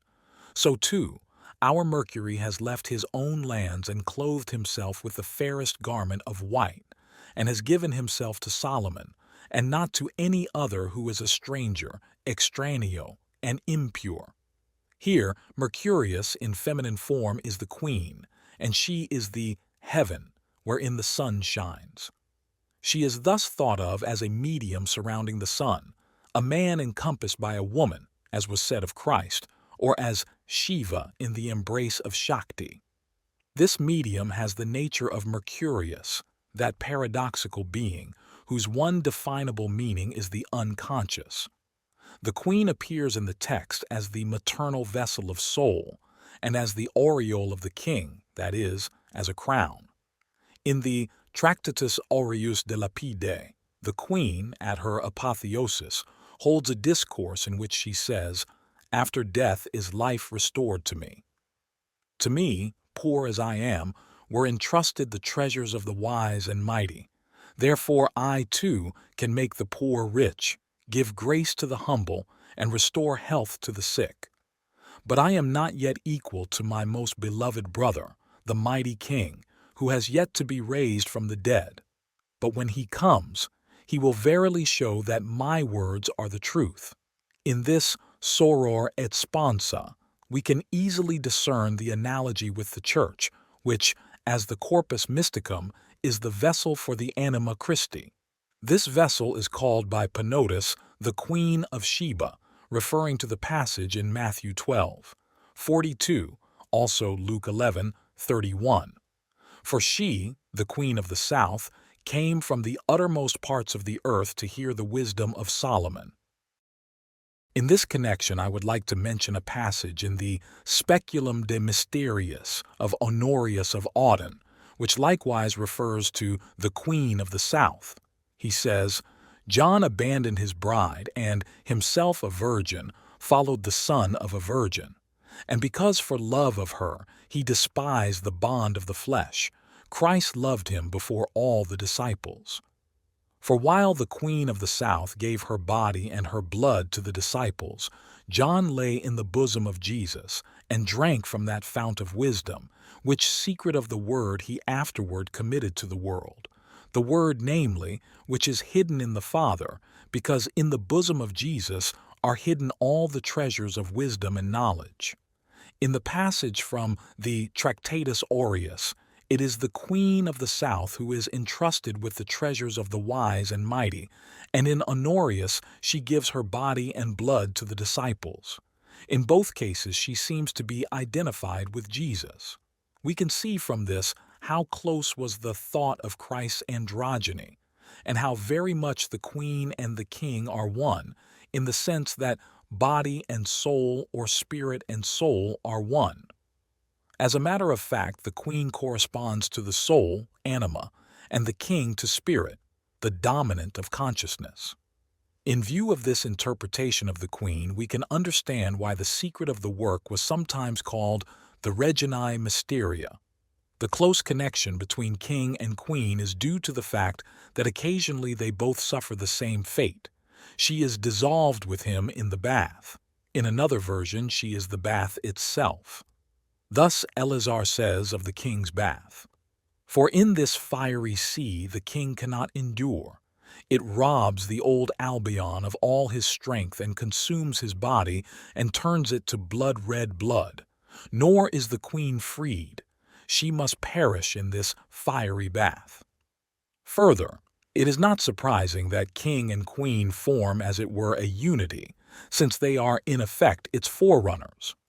The situation becomes worthy of note only because of the interpretation we have given it, that in the mythologium the king, as the dominant of consciousness, is almost identical with the archetypal figure that personifies the unconscious, namely the anima. The two figures are in some respects diametrically opposed to one another, as are conscious and unconscious. But just as male and female are united in the human organism, so the psychic material remains the same whether in the conscious or in the unconscious state. Only sometimes it is associated with the ego, sometimes not. The anima in her negative aspect, that is, when she remains unconscious and hidden, exerts a possessive influence on the subject. The chief symptoms of this possession are blind moods and compulsive entanglements on one side, and on the other cold, unrelated absorption in principles and abstract ideas. The negative aspect of the anima indicates therefore a special form of psychological maladjustment. This is either compensated from the conscious side, or else it compensates a consciousness already marked by a contrary and equally incorrect attitude. For the negative aspect of the conscious dominant is far from being a God-given idea. It is the most egoistic intention of all, which seeks to play an important role and, by wearing some kind of mask, to appear as something favorable, identification with the persona. The anima corresponding to this attitude is an intriguer who continually aids and abets the ego in its role, while digging in the background the very pits into which the infatuated ego is destined to fall. But a conscious attitude that renounces its ego-bound intentions, not in imagination only but in truth, and submits to the suprapersonal decrees of fate, can claim to be serving a king. This more exalted attitude raises the status of the anima from that of a temptress to a psychopomp. The transformation of the kingly substance from a lion into a king has its counterpart in the transformation of the feminine element from a serpent into a queen. The coronation, apotheosis, and marriage signalize the equal status of conscious and unconscious that becomes possible at the highest level, a coincidentia oppositorum with redeeming effects. It would certainly be desirable if a psychological explanation and clarification could be given of what seems to be indicated by the mythologium of the marriage. But the psychologist does not feel responsible for the existence of what cannot be known. As the handmaid of truth, he must be satisfied with establishing the existence of these phenomena, mysterious as they are. The union of conscious and unconscious symbolized by the royal marriage is a mythological idea which on a higher level assumes the character of a psychological concept, I must expressly emphasize that the psychological concept is definitely not derived from the mythologium, but solely from practical investigation of both the historical and the case material.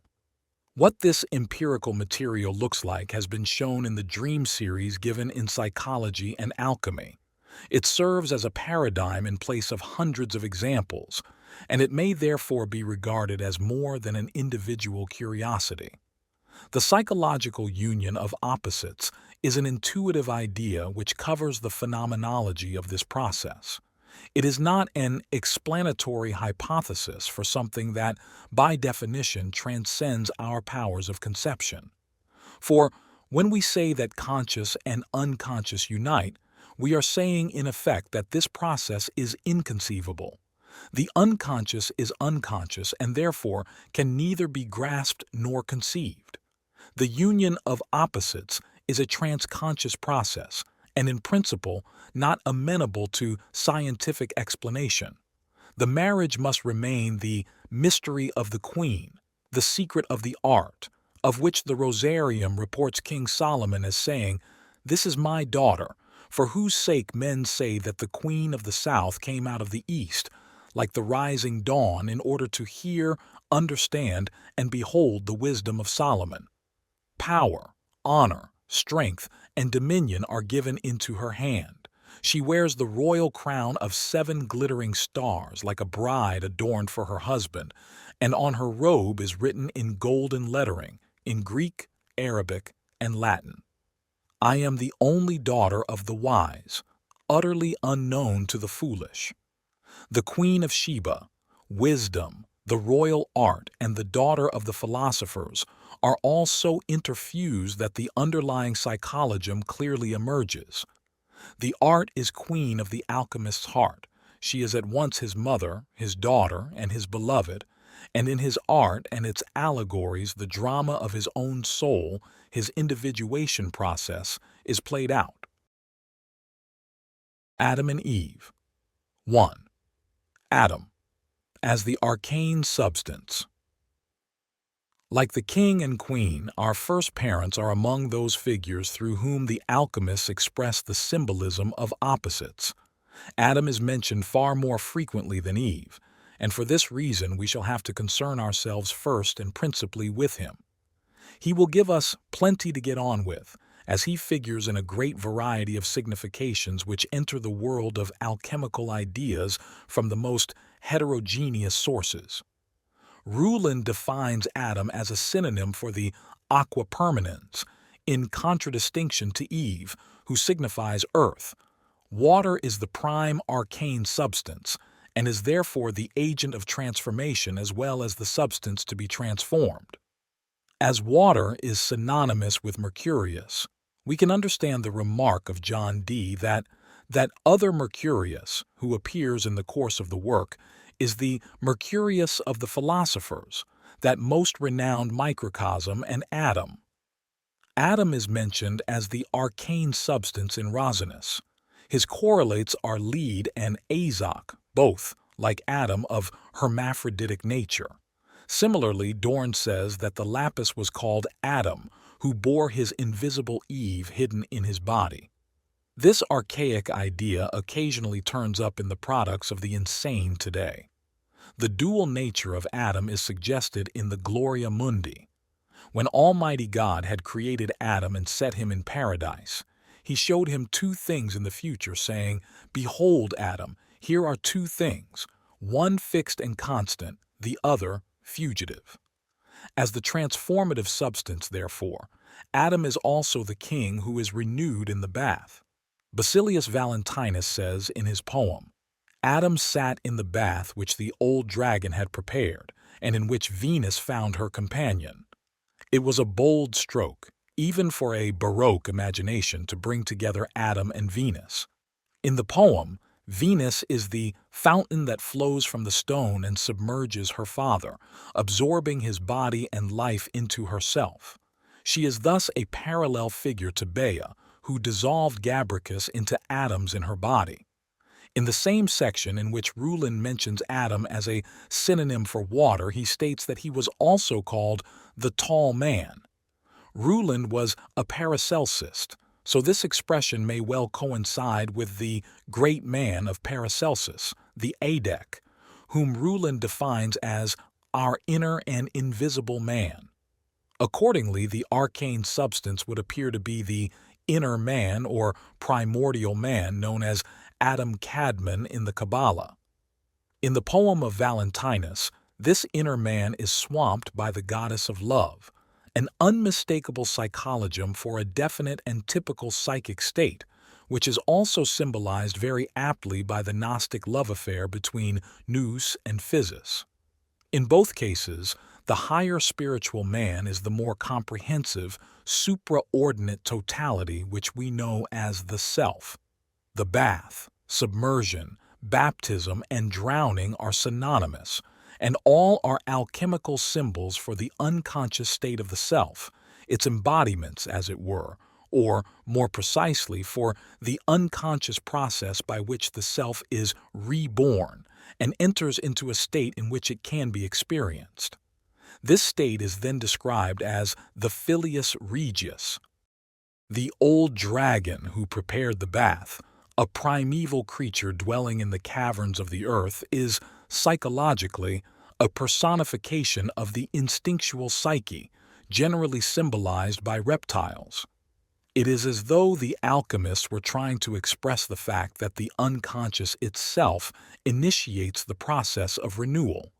Adam's bath is also mentioned in a Latin manuscript in my possession, where an unspecified being or creature addresses Adam thus: "Here, Adam, I will speak with you. You must go with me into the bath. You know in what manner we are influenced the one by the other, and how you must pass through me.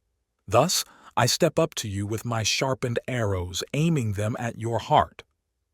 Here again, Adam is the transformative substance, the old Adam who is to renew himself. The arrows recall the telum passionis of Mercurius and the shafts of Luna, which the alchemists, via the mysticism of Hugh of St. Victor and others, referred to that well-known passage in the Song of Songs, "Thou hast wounded my heart," as we have seen earlier.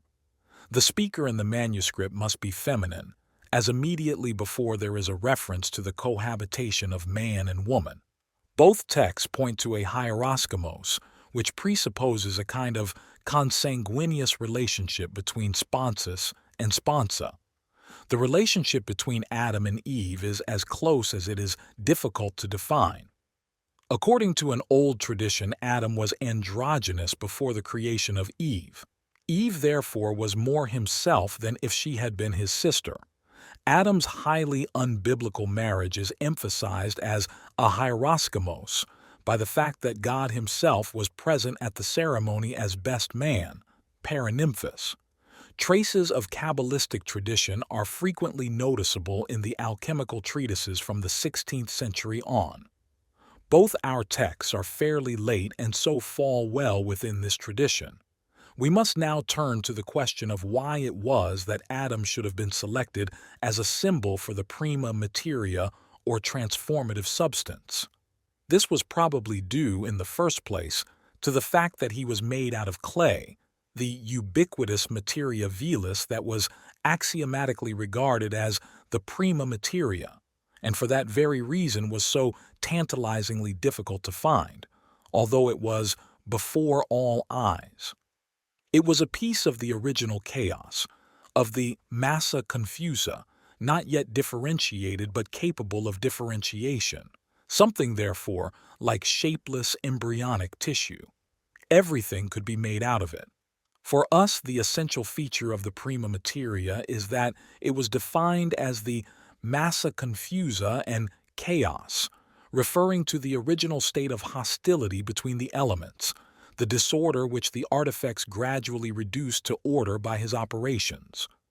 Corresponding to the four elements, there were four stages of the process, tetrameria, marked by four colors, by means of which the originally chaotic arcane substance finally attained to unity, to the one, the lapis, which at the same time was an homunculus.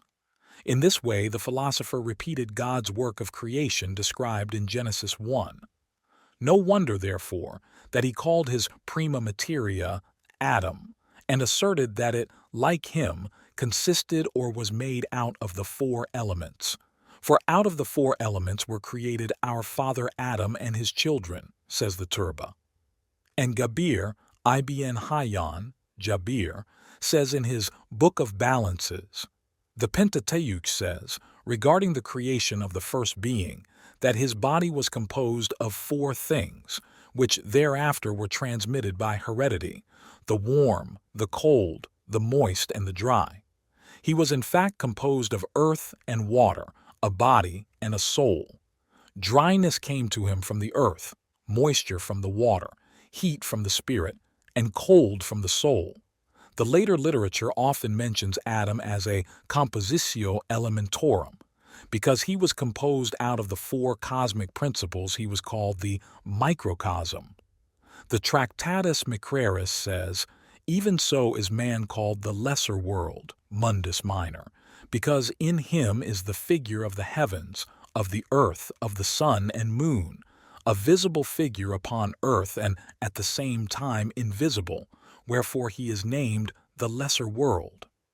Therefore the old philosophers said of him, when the water fell upon the earth, Adam was created, who is the lesser world. Similar views of Adam are found elsewhere. Thus, the Pirkei de Rabbi Eliezer says that God collected the dust from which Adam was made from the four corners of the earth. Rabbi Meir, 2nd century, states that Adam was made from dust from all over the world. In Mohammedan tradition, Tabari, Masudi, and others say that when the earth refused to provide the material for Adam's creation, the angel of death came along with three kinds of earth: black, white, and red. The Syrian Book of the Cave of Treasures relates, and they saw God take a grain of dust from the whole earth, and a drop of water from the whole sea, and a breath of wind from the upper air, and a little warmth from the nature of fire. And the angels saw how these four weak elements, the dry, the moist, the cold, and the warm, were laid in the hollow of his hand. And then God made Adam. The poet Jalal-ud-Din Rumi says that the earth from which Adam was made had 7 colors. A collection of English riddles from the 15th century asks the following questions concerning Adam's creation. Questions between the Maester of Oxenford and his scholar. Whereof was Adam made? Of 8 thingies. The first of earth, the second of fire, the third of wind, the thirtieth of cloudies, the vieth of air, where thorough he speaketh and thinketh, the volth of dewe whereby high sweeteth, the volth of flowers whereof Adam hath his ion, the vieth is salte whereof Adam hath salt teres.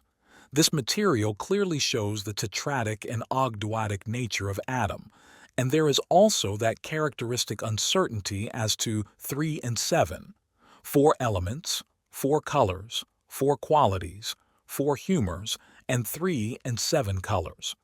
Dorn calls the ternarius, the number 3, peculiar to Adam, Adamo proprius. And because the ternarius was the offspring of the unarius, the number 1, the devil, whose nature is binary, could do nothing against him, but had to make his attack upon Eve, who was divided from her husband as a natural binarius from the unity of his ternarius. Vigenerus, commenting on I Cor 15, 47, writes, for the elements are circular in their arrangement, as Hermes makes clear, each being surrounded by 2 others with which it agrees in one of those qualities peculiar to itself, as, for instance, earth is between fire and water, partaking in the dryness of fire and the coldness of water, and so with the rest. Man, therefore, who is an image of the great world, and is called the microcosm or little world, as the little world made after the similitude of its archetype and compounded of the 4 elements is called the great man, has also his heaven and his earth, for the soul and the understanding are his heaven, his body and senses his earth. Therefore to know the heaven and earth of man is the same as to have a full and complete knowledge of the whole world and of the things of nature. The circular arrangement of the elements in the world and in man is symbolized by the mandala and its quaternary structure. Adam would then be a quaternarius, as he was composed of red, black, white, and green dust from the four corners of the earth, and his stature reached from one end of the world to the other. According to one Targum, God took the dust not only from the four quarters but also from the sacred spot, the center of the world. The four quarters reappear in the Greek letters of Adam's name: Anatole, sunrise, east; Dices, sunset, west; Arctos, Great Bear, north; Mesembria, noon, south. The Book of the Cave of Treasures states that Adam stood on the spot where the cross was later erected, and that this spot was the center of the earth. Adam, too, was buried at the center of the earth, on Golgotha. He died on a Friday at the same hour as the Redeemer. Eve bore two pairs of twins, Cain and Lebhuda, Abel and Calimath, who later married each other, marriage quaternio. Adam's grave is the Cave of Treasures. All his descendants must pay their respects to his body and not depart from it. When the flood was approaching, Noah took Adam's body with him into the ark. The ark flew over the flood on the wings of the wind from east to west and from north to south, thus describing a cross upon the waters. At the midpoint where Adam was buried, the four corners come together, for when God created the earth, his power ran along in front of it, and the earth ran after his power from four sides like winds and gentle breezes, and there his power stopped and came to rest. And there will be accomplished the redemption for Adam and all his children. Over the grave where the cross would stand there grew a tree, and there too was the altar of Melchizedek. When Shem laid the body on the ground, the four sides moved away from one another. The earth opened in the form of a cross, and Shem and Melchizedek laid the body inside. And as soon as they had done this, the four sides moved together again and covered the body of our father Adam, and the doors of the earth were closed. And the same spot was named the place of the skull, because the head of all men was laid there, and Golgotha, because it was round, and Gabbatha, because all the nations were gathered in it. There the power of God will appear, for the four corners of the world have there become one, say the Ethiopic Clementines. God said to Adam, I shall make thee God, but not now, only after the passing of a great number of years. The apocryphal Life of Adam and Eve says that the east and north of paradise were given to Adam, but the west and south to Eve. The Pirk de Rabbi Eliezer relates that Adam was buried in the double cave Machpelah, and that Eve, Abraham and Sarah, Isaac and Rebekah, Jacob and Leah were buried there too. Therefore the cave was named Kiriath Arba, the city of four, because four husbands and wives were buried there. I do not want to pile up proofs of Adam's quaternary nature, but only to give it due emphasis. Psychologically, the four are the four orienting functions of consciousness, two of them perceptive, irrational, and two discriminative, rational. We could say that all mythological figures who are marked by a quaternity have ultimately to do with the structure of consciousness. We can therefore understand why Isaac Luria attributed every psychic quality to Adam. He is the psyche par excellence. The material I have presented is so suggestive that no detailed commentary is needed. Adam stands not only for the psyche, but for its totality. He is a symbol of the self, and hence a visualization of the irrepresentable Godhead. Even if all the texts here cited were not available to the alchemists, a knowledge of the Zosimos treatises or of certain Kabbalistic traditions would have been sufficient to make quite clear to them what was meant when the arcane substance was called Adam. I need hardly point out how important these historical statements are from the psychological point of view. They give us valuable indications of the way in which the corresponding dream symbols should be evaluated, We do not devalue statements that originally were intended to be metaphysical when we demonstrate their psychic nature. On the contrary, we confirm their factual character. But by treating them as psychic phenomena, we remove them from the inaccessible realm of metaphysics, about which nothing verifiable can be said, and this disposes of the impossible question as to whether they are true or not. We take our stand simply and solely on the facts, recognizing that the archetypal structure of the unconscious will produce, over and over again, and irrespective of tradition, those figures which reappear in the history of all epochs and all peoples, and will endow them with the same significance and numinosity that have been theirs from the beginning. 2. The statue. An old tradition says that Adam was created a lifeless statue.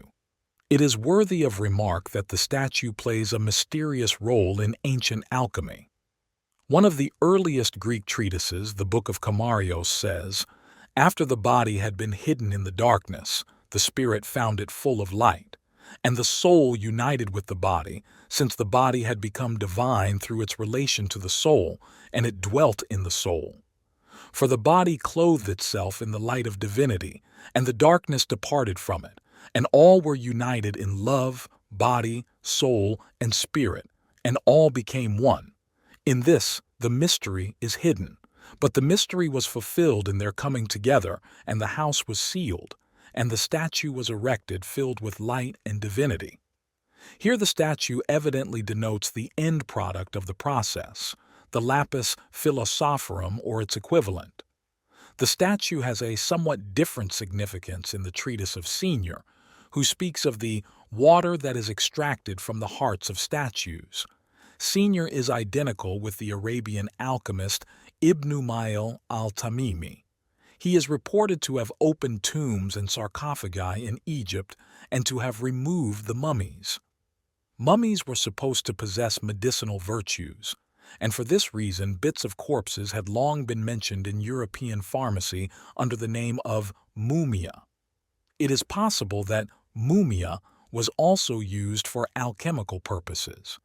It is mentioned in Cunrath as synonymous with the prima materia.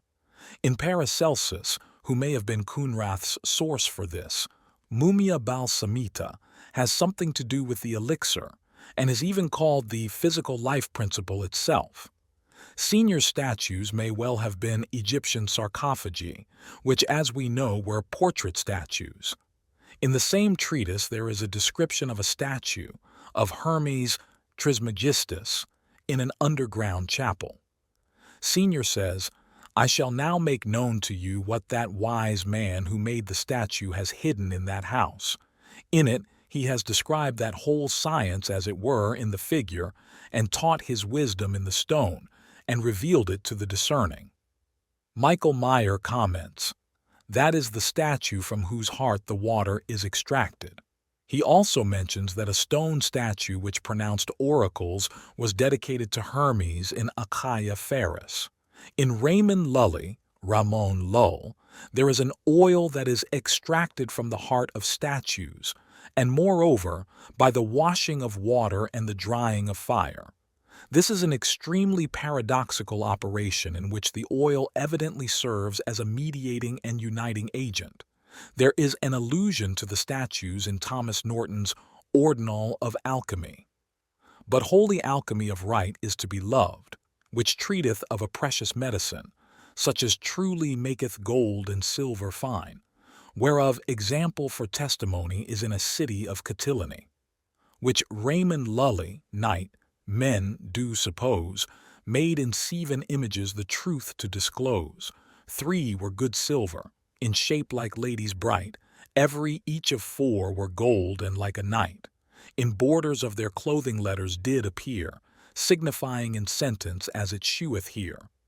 The 7 refer to the gods of the planets, or the 7 metals. The correlation of the 3, Venus, Moon, Earth, with silver, Luna, and of the 4 with gold, Sol, is remarkable in that 3 is usually considered a masculine and 4 a feminine number. As Lully was undoubtedly acquainted with Senior, this legend seems like a concretization of Senior's saying. The idea of a precious substance hidden in the statue is an old tradition and is particularly true of the statues of Hermes or Mercurius.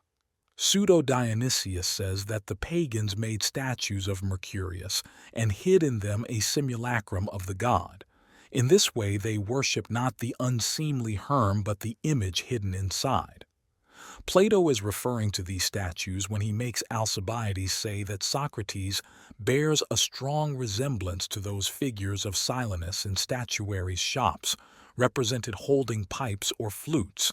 They are hollow inside, and when they are taken apart you see that they contain little figures of gods.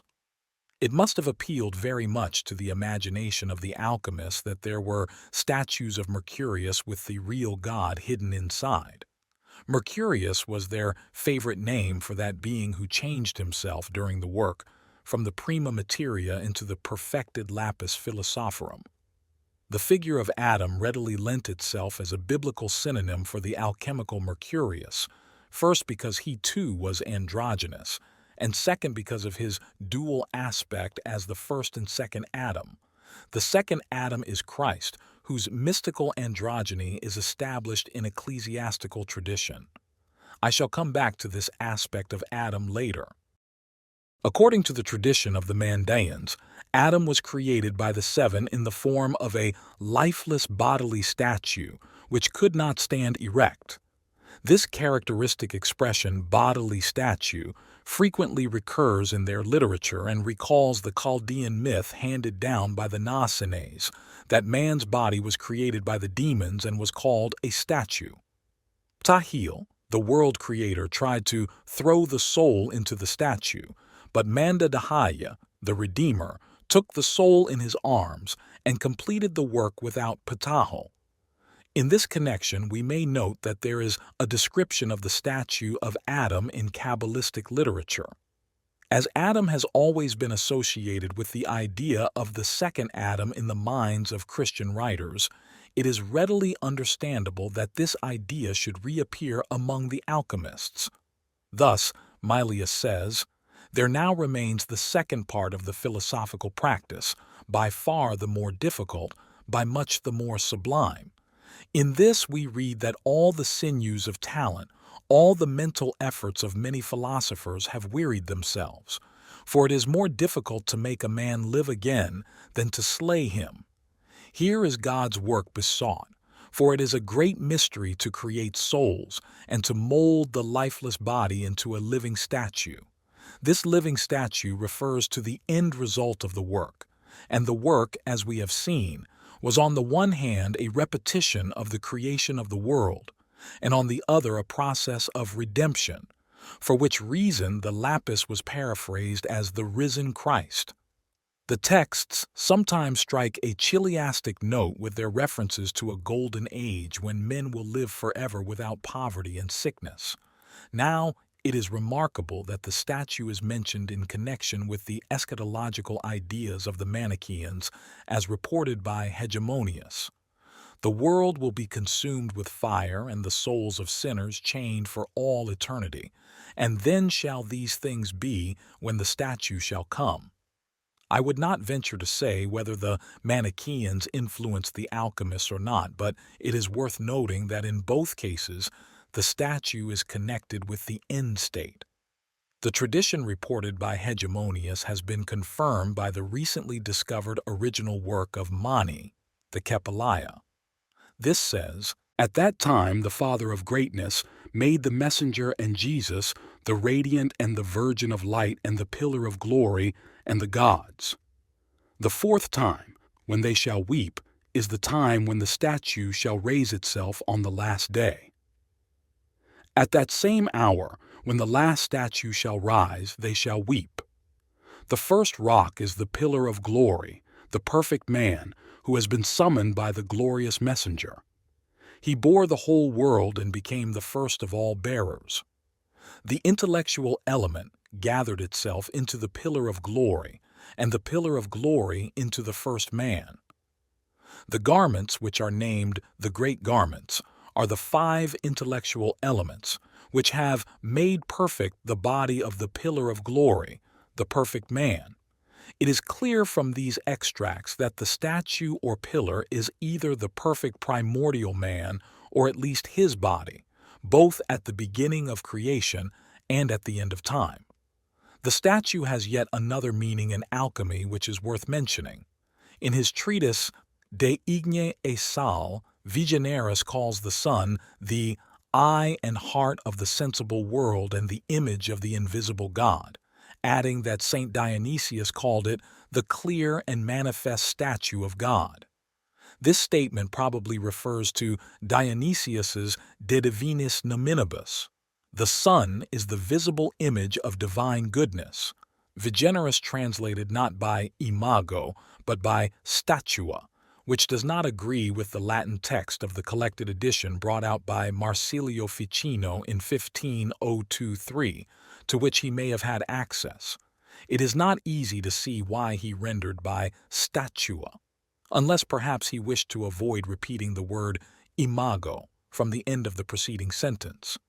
But it may also be that the word core recalled to his mind Senior's phrase, "from the hearts of statues," as might easily happen with so learned an alchemist.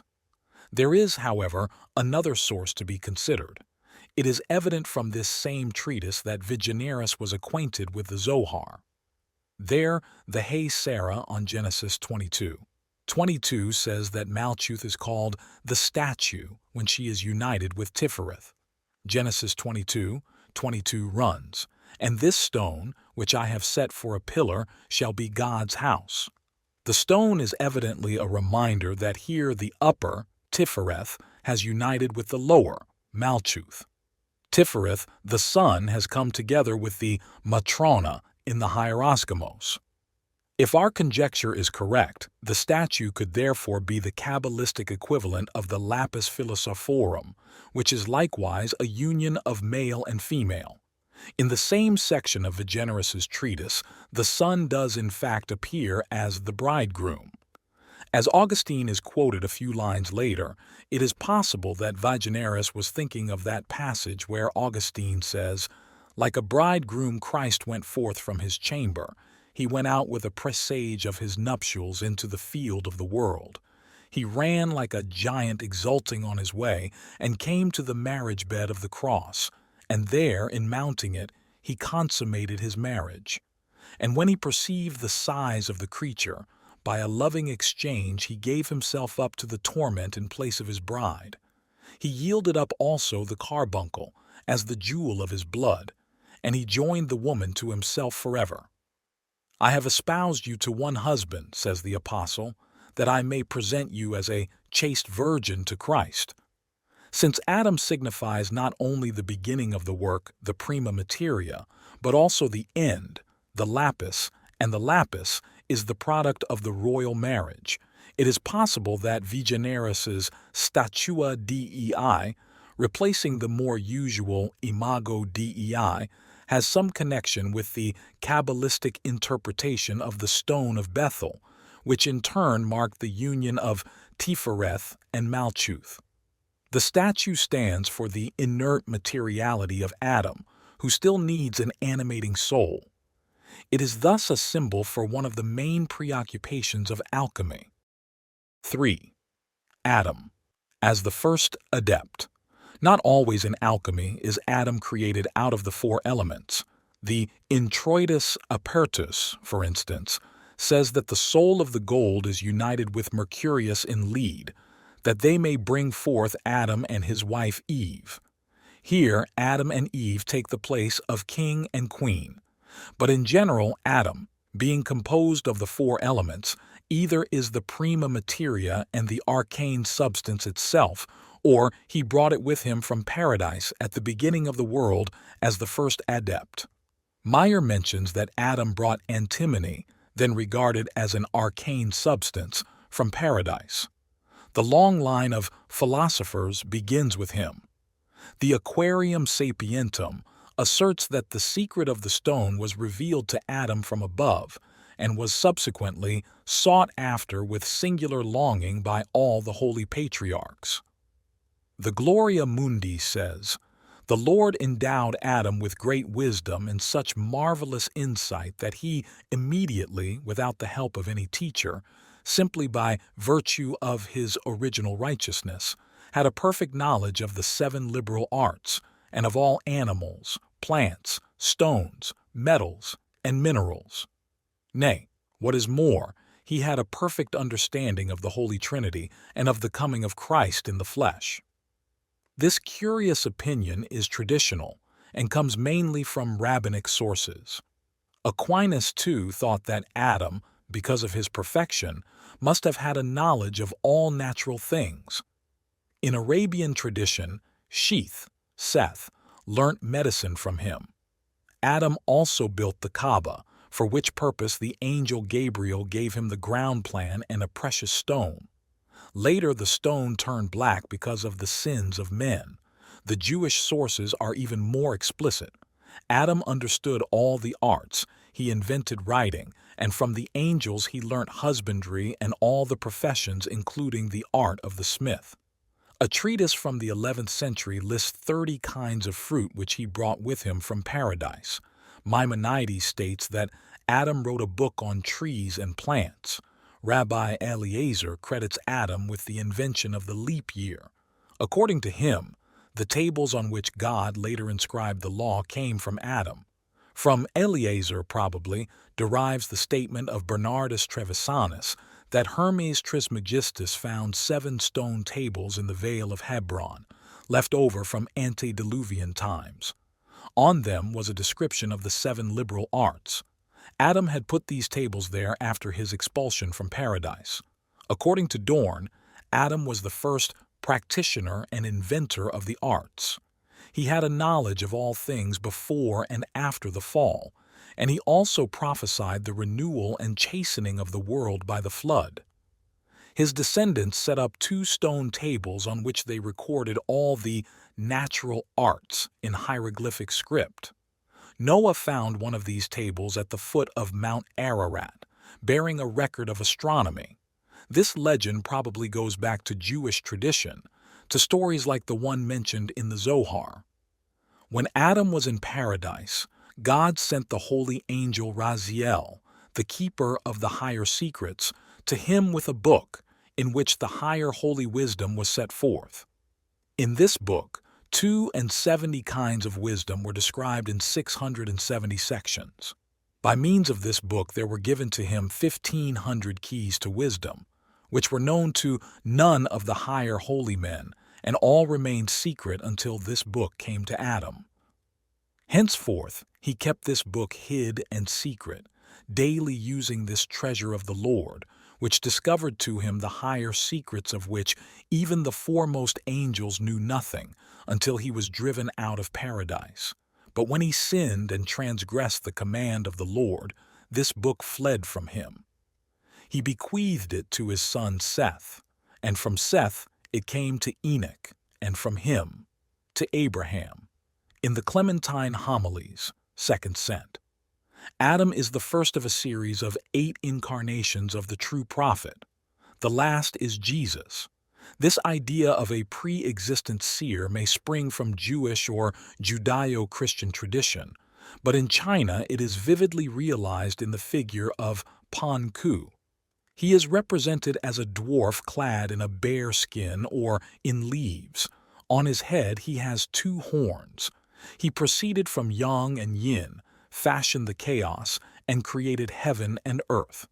He was helped by 4 symbolic animals: the unicorn, the phoenix, the tortoise, and the dragon. He is also represented with the sun in one hand and the moon in the other. In another version, he has a dragon's head and a snake's body. He changed himself into the earth with all its creatures and thus proved to be a real Homo Maximus and Anthropos. Pan Ku is of Taoist origin, and nothing seems to be known of him before the 4th century A.D. He reincarnated himself in Yuanxi Tianzun, the first cause and the highest in heaven. As the fount of truth, he announces the secret teaching, which promises immortality to every new age. After completing the work of creation, he gave up his bodily form and found himself aimlessly floating in empty space. He therefore desired rebirth in visible form. At length he found a holy virgin, 40 years old, who lived alone on a mountain, where she nourished herself on air and clouds. She was hermaphroditic, the embodiment of both yang and yin. Every day she collected the quintessence of sun and moon. Pon Ku was attracted by her virgin purity, and once, when she breathed in, he entered into her in the form of a ray of light, so that she became pregnant. The pregnancy lasted for 12 years, and the birth took place from the spinal column. From then on, she was called Tai Yuan Sheng Mu, the Holy Mother of the First Cause. The relatively late date of the legend leaves the possibility of Christian influence open. All the same, its analogy with Christian and Persian ideas does not prove its dependence on these sources. The series of 8 incarnations of the true prophet is distinguished by the special position of the 8th, namely Christ. The 8th prophet is not merely the last in the series. He corresponds to the first and is at the same time the fulfillment of the 7, and signifies the entry into a new order. I've shown in Psychology and Alchemy, Pars, 200 FF, with the help of a modern dream, that whereas the 7 form an uninterrupted series, the step to the 8th involves hesitation or uncertainty and is a repetition of the same phenomenon that occurs with 3 and 4, the axiom of Maria. It is very remarkable that we meet it again in the Taoist series of 8 immortals, Xian Yin. The 7 are great sages or saints who dwell in heaven or on the earth, but the 8th is a girl who sweeps up the fallen flowers at the southern gate of heaven. The parallel to this is Grimm's tale of the 7 ravens. There, the 7 brothers have one sister. One is reminded in this connection of Sophia, of whom Irenaeus says, "This mother they also call the Ogdode, Sophia, Terra, Jerusalem, Holy Spirit, and with a masculine reference, Lord. She is below and outside the pleroma." The same thought occurs in connection with the 7 planets in Celsus's description of the diagram of the Ophites, attacked by Origen. This diagram is what I would call a mandala, an ordering pattern or pattern of order which is either consciously devised or appears spontaneously as a product of unconscious processes. The description Origen gives of the diagram is unfortunately not particularly clear, but at least we can make out that it consisted of 10 circles, presumably concentric, since he speaks of a circumference and a center. The outermost circle was labeled Leviathan, and the innermost Behemoth, the two apparently coinciding, for Leviathan was the name for the center as well as the circumference. At the same time, the impious diagram said that the Leviathan is the soul that has permeated the universe. Origen had got hold of a diagram like the one used by Celsus and discovered in it the names of the 7 angels Celsus alludes to. The prince of these angels was called the accursed god, and they themselves were called sometimes gods of light and sometimes archons. The accursed god refers to the Judeo-Christian world creator, as Origen duly notes. Yahweh appears here obviously as the prince and father of the 7 archons. The first of them had a lion's form and was named Michael. The second was a bull and was named Suriel, the bull formed. The third, Raphael, had the form of a snake. The fourth, named Gabriel, the form of an eagle. The fifth, Thaltabaoth, the form of a bear. The sixth, Arataioth, the form of a dog. And the 7th had the form of an ass and was called Onoel or Taphabaoth or Tharthataioth. It is to be presumed that these names were distributed among the 8 inner circles. The 7 archons correspond to the 7 planets and represent so many spheres with doors which the celebrant has to pass through on his ascent. Here, says Origen, is the origin of the Ogdode, which clearly must consist of the seven and their father, Yahweh. At this point, Origen mentions as the first and seventh Yaldabaoth, of whom we have not heard before. This supreme archon, as we know from other sources too, is lion-headed or lion-like. He would therefore correspond to Michael in the Ophitic diagram, the first in the list of archons. Yaldabaoth means child of chaos. Thus he is the firstborn of a new order that supersedes the original state of chaos. As the first son, he is the last of the series, a feature he shares with Adam and also with Leviathan, who, as we have seen, is both circumference and center. These analogies suggest that the diagram showed a series of concentric circles. The old world picture, with the earth as the center of the universe, consisted of various heavens, spherical layers or spheres, arranged concentrically round the center and named after the planets. The outermost planetary sphere, or archon, was Saturn. Outside this would be the sphere of the fixed stars, corresponding to Leviathan as the 10th circle in the diagram, unless we postulated some place for the demiurge or for the father or mother of the archons. It is evident from the text that an ogdoad is meant, as in the system of Ptolemy reported by Irenaeus. There, the 8th sphere was called Achamoth, Sophia Sapientia, and was of feminine nature, just as in Damascus the hebdomad was attributed to Kronos and the ogdoad to Rhea. In our text, the virgin prunicus is connected with the mandala of 7 circles. They have further added on top of one another sayings of the prophets, circles included in circles, and a power flowing from a certain prunicus, a virgin, a living soul. The circles included in circles point decisively to a concentric arrangement as we find it, significantly enough, in Herodotus's description of the 7 circular walls of Ecbatana. The ramparts of these walls were all painted in different colors. Of the 2 innermost and highest walls, one was silvered and the other gilded.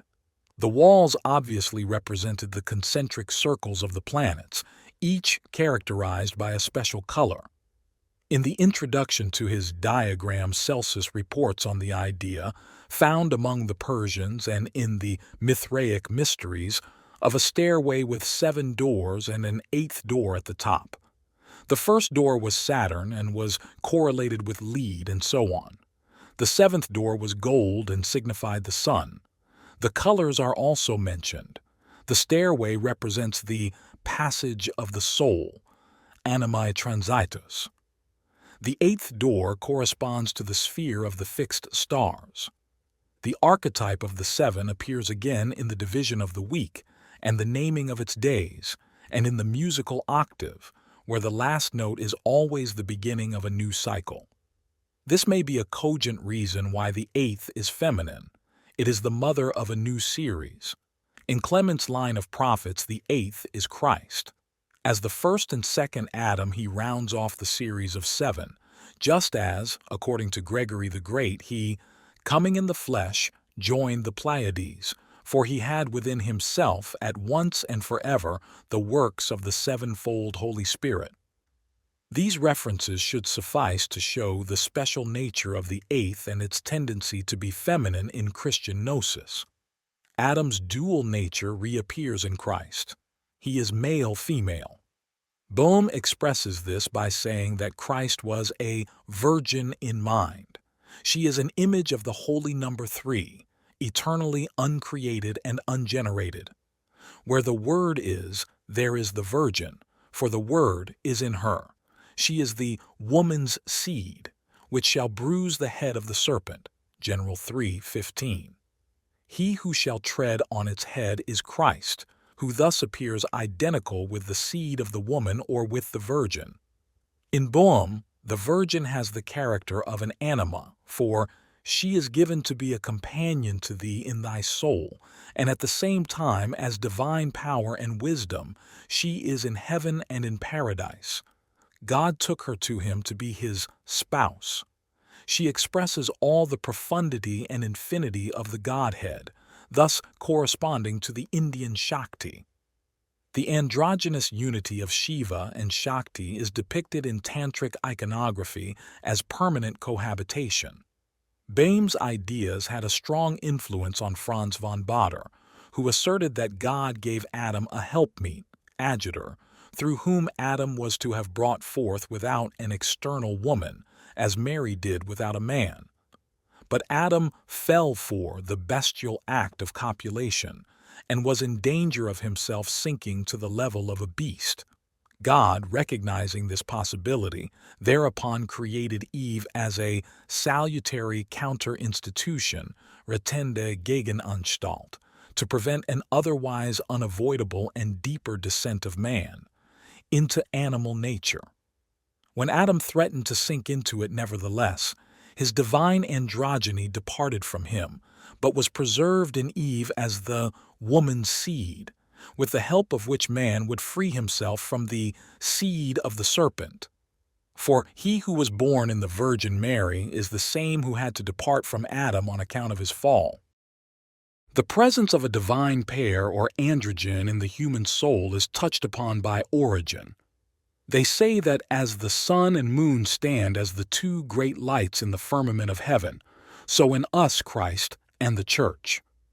And thus, too, Adam and Eve are in each of us, as Gregory the Great says, Adam standing for the spirit, Eve for the flesh. Origen, like Clement of Rome, credits Adam with the gift of prophecy, for he prophesied a great mystery in Christ and the Church, saying, Therefore shall a man leave his father and mother, and shall cleave unto his wife, and they shall be one flesh. Genesis 2:24, cf.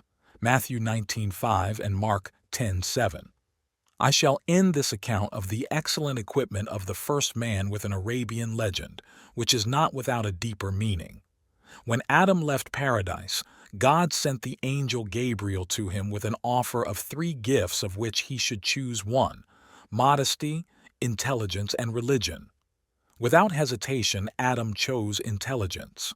Thereupon Gabriel commanded modesty and religion to return at once to heaven, but they refused, invoking God's own command never to part from intelligence wherever it might be found. For the prophet had said, Never submit to one who has no trace of intelligence. 4. The polarity of Adam. There has always existed a widely felt need to think of the first man as having a light nature. Hence, the frequent comparison with the sun. The alchemist did not insist on this aspect, so I need say only a few words about it here. Usually, however, in the non-alchemical literature, Adam is a light figure whose splendor even outshines that of the sun. He lost his radiance owing to the fall. Here we have a hint of his dual nature, on the one hand shining and perfect, on the other dark and earthy. Haggadic interpretation derives his name from Adama, earth. His dual nature is confirmed by Origen. One Adam was made out of earth, the other after the image and likeness of God. He is our inner man, invisible, incorporeal, unspotted, and immortal. Similar views are expressed by Philo. It is worth noting that in Colossians 1:15 Christ is this image of the invisible God, the firstborn of every creature. Adam's dual nature is reflected in his hermaphroditism.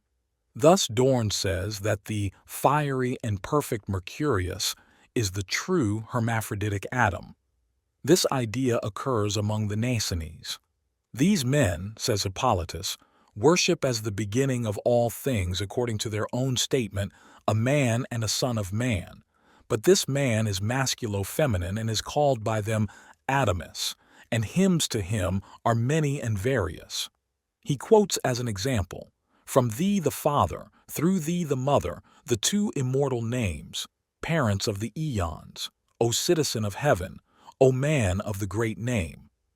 Adam is masculo-feminine also in Jewish tradition. In Midrash Rabbah 8th, 1162, he is an androgyne, or a man and woman grown into one body with 2 faces. God sawed the body in two and made each half a back. Through his androgyny, Adam has affinities with Plato's sphere-shaped original being as well as with the Persian geomart. This idea has left a few traces in alchemy. For instance, Glauber attributes the sign of the circle to Adam and the square to Eve. The circle is usually the sign for gold and sun. It is found in the latter sense in the Book of the Cave of Treasures. Then God made Adam, and when the angels saw his glorious appearance, they were moved by the beauty of the sight, for they saw the form of his countenance while it was enkindled in shining splendor like to the ball of the sun, and the light of his eyes like to the sun, and the form of his body like to the light of a crystal. An Arabic Hermes text on the creation of Adam relates that when the virgin, Eve, came to power, the angel Horus arose from the unanimous will of the planets. This Horus took 60 spirits from the planets, 83 from the zodiac, 90 from the highest heaven, 127 from the earth, 360 spirits in all, mixed them together and created out of them Adamanus, the first man, after the form of the highest heaven. The number 360 and the form of heaven both indicate his circular shape. Aside, however, from his androgyny, there is a fundamental polarity in Adam which is based on the contradiction between his physical and spiritual nature. This was felt very early and is expressed in the view of Rabbi Jeremiah ben Elazar that Adam must have had two faces in accordance with his interpretation of Psalm 139:5. Thou hast beset me behind and before. And in the Islamic view that Adam's soul was created thousands of years before his body and then refused to enter the figure made of clay, so that God had to put it in by force. According to a rabbinic view, Adam even had a tail. His condition at first was altogether most inauspicious. As he lay, still inanimate on the ground, he was of a greenish hue, with thousands of impure spirits fluttering round who all wanted to get into him. But God shooed them away till only one remained, Lilith, the mistress of spirits, who succeeded in so attaching herself to Adam's body that she became pregnant by him. Only when Eve appeared did she fly away again. The demonic Lilith seems to be a certain aspect of Adam, for the legend says that she was created with him from the same earth. It throws a bad light on Adam's nature when we are told that countless demons and spooks arose from his nocturnal emissions, ex nocturno seminis fluxu. This happened during the 130 years which he had to spend apart from Eve, banished from the heavenly court under the anathema of excommunication. In Gnosticism, the original man Adamus, who is nothing but a paraphrase of Adam, was equated with the ethephalic Hermes and with Corybus, the pederastic seducer of Dionysus, as well as with the ethephalic Kabiri. In the Pistis Sophia, we meet a Sabaoth Adamus, the ruler of the eons, who fights against the light of Pistis Sophia and is thus wholly on the side of evil. According to the teachings of the Bogomiles, Adam was created by Satanael, God's first son, and the fallen angel, out of mud. But Satanael was unable to bring him to life, so God did it for him. Adam's interconnection with Satan is likewise suggested in rabbinic tradition, where Adam will one day sit on Satan's throne. As the first man, Adam is the Homo Maximus, the Anthropos, from whom the macrocosm arose, or who is the macrocosm. He is not only the prima materia, but a universal soul which is also the soul of all men. According to the Mandeans, he is the mystery of the worlds. The conception of the Anthropos first penetrated into alchemy through Zosimos, for whom Adam was a dual figure, the fleshly man and the man of light. I have discussed the significance of the Anthropos idea at such length in psychology and alchemy that no further documentation is needed here. I shall therefore confine myself to material that is of historical interest in following the thought processes of the alchemists. Already in Zosimos, three sources can be distinguished: Jewish, Christian, and pagan. In later alchemy, the pagan syncretistic element naturally fades into the background to leave room for the predominance of the Christian element. In the 16th century, the Jewish element becomes noticeable again, under the influence of the Kabbalah, which had been made accessible to a wider public by Johann Reuchlin and Pico della Mirandola. Somewhat later, the humanists then made their contribution from the Hebrew and Aramaic sources, and especially from the Zohar. In the 18th century, an allegedly Jewish treatise appeared, Abraham Elazar's Uraltes Chemisches work, making copious use of Hebraic terminology, and claiming to be the mysterious Rindenbuch of Abraham the Jew, which, it was said, had revealed the art of gold-making to Nicholas Flamel, 1330 to 1417. In this treatise there is the following passage: "For Noah must wash me in the deepest sea, with pain and toil, that my blackness may depart. I must lie here in the deserts among many serpents, and there is none to pity me. I must be fixed to this black cross, and must be cleansed therefrom with wretchedness and vinegar and made white, that the inwards of my head may be like the sun or Mares, and my heart may shine like a carbuncle, and the old Adam come forth again from me. O Adam Cadmon, how beautiful art thou, and adorned with the rikmah of the King of the world. Like Kedar I am black henceforth. Ah, how long? O come, my Mesech, and disrobe me, that mine inner beauty may be revealed. O that the serpent roused up Eve, to which I must testify with my black color that clings to me, and that is become mine by the curse of this persuasion, and therefore am I unworthy of all my brothers. O Sulamith afflicted within and without, the watchmen of the great city will find thee and wound thee, strip thee of thy garments and smite thee, and take away thy veil. Yet shall I be blessed again when I am delivered from the poison brought upon me by the curse, and mine inmost seed and first birth comes forth. For its father is the sun, and its mother the moon. Yea, I know else of no other bridegroom who should love me, because I am so black. Ah, do thou tear down the heavens and melt my mountains. For thou didst crumble the mighty kingdoms of Canaan like dust, and crush them with the brazen serpent of Joshua, and offer them up to Algir, fire, that she who is encompassed by many mountains may be freed. It is evident that the speaker is the feminine personification of the prima materia in the negredo state. Psychologically, this dark figure is the unconscious anima. In this condition she corresponds to the nefesh of the Kabbalists. She is desire, for as Noor von Rosenroth trenchantly remarks, the mother is nothing but the inclination of the father for the lower. The blackness comes from Eve's sin. Sulamith, the Shulamite, and Eve, Hawa, earth, are contaminated into a single figure who contains in herself the first Adam, like the mother her child, and at the same time awaits the second Adam, that is, Adam before the fall, the perfect original man as her lover and bridegroom. She hopes to be freed by him from her blackness.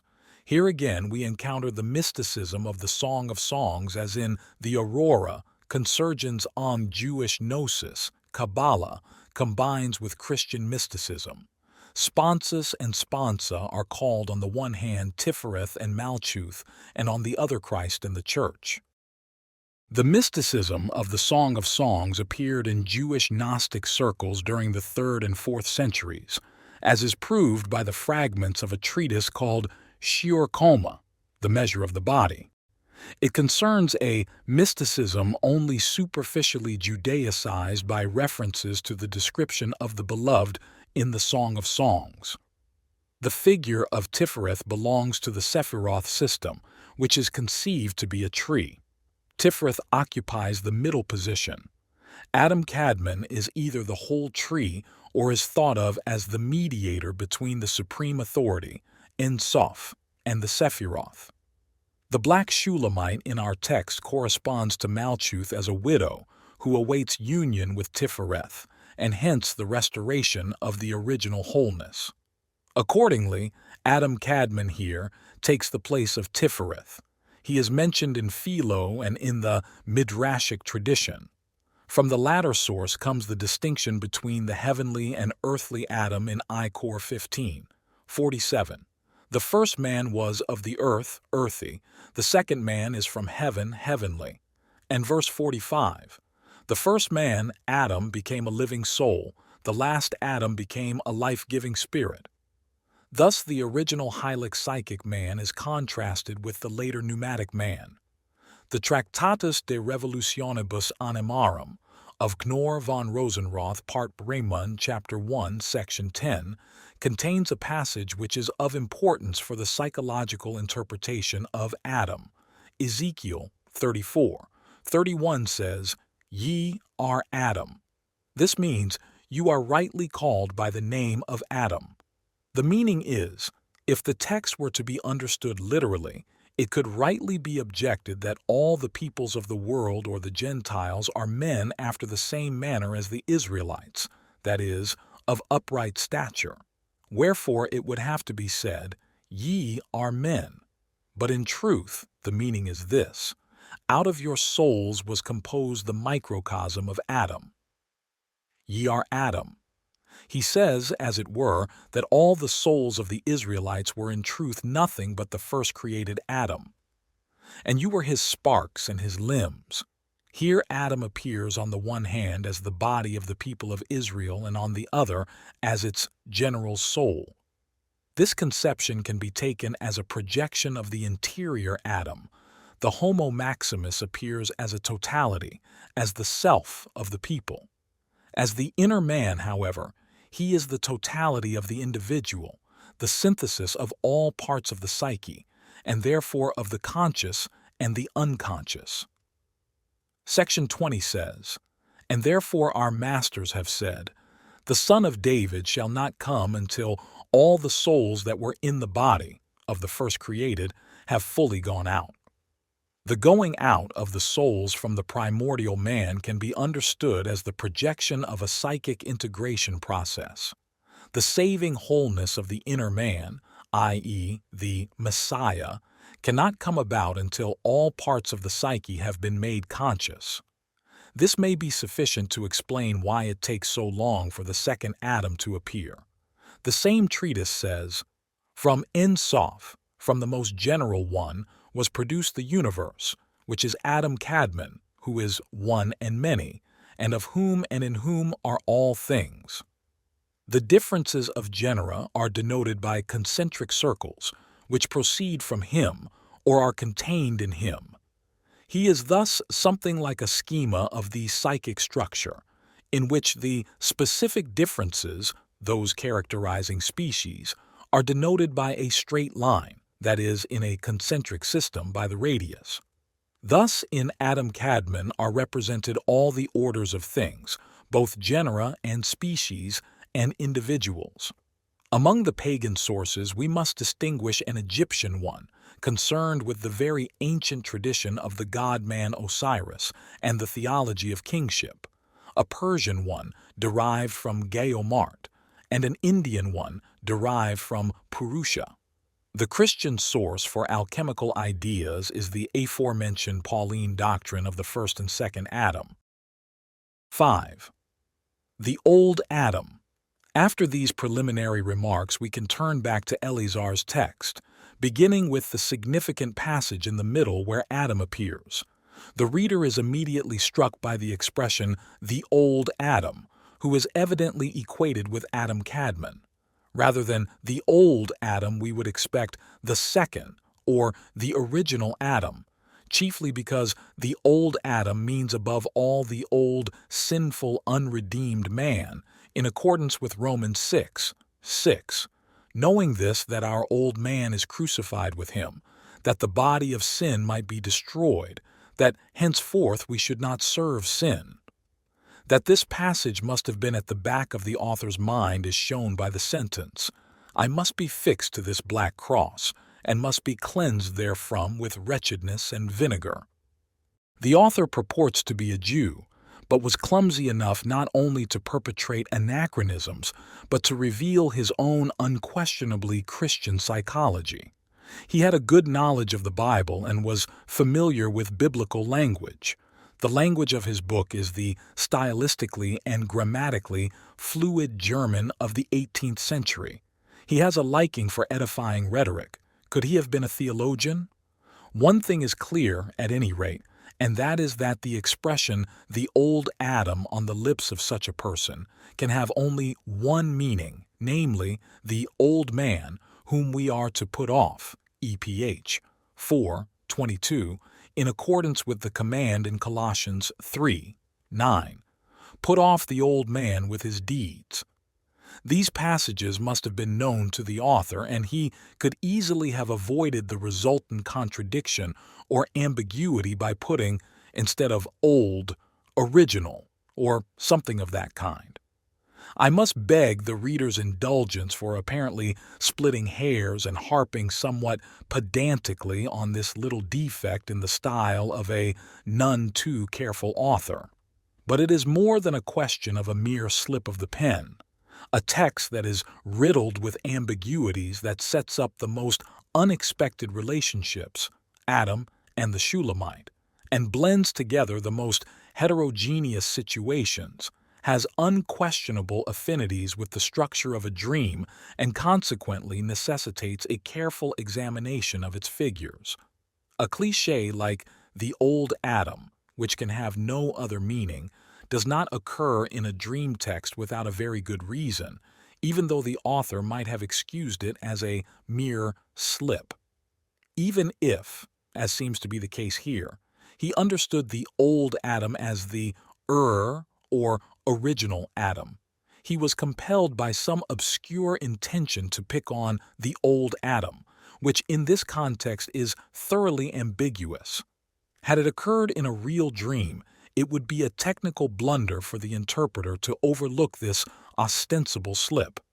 As we know, these quid pro quos invariably happen at the critical places, where two contrary tendencies cross.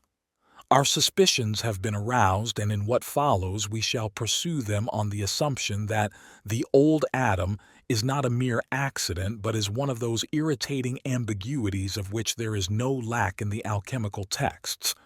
They are irritating because seldom, if ever, can it be ascertained with any certainty whether they arose from a conscious intention to deceive or from an unconscious conflict.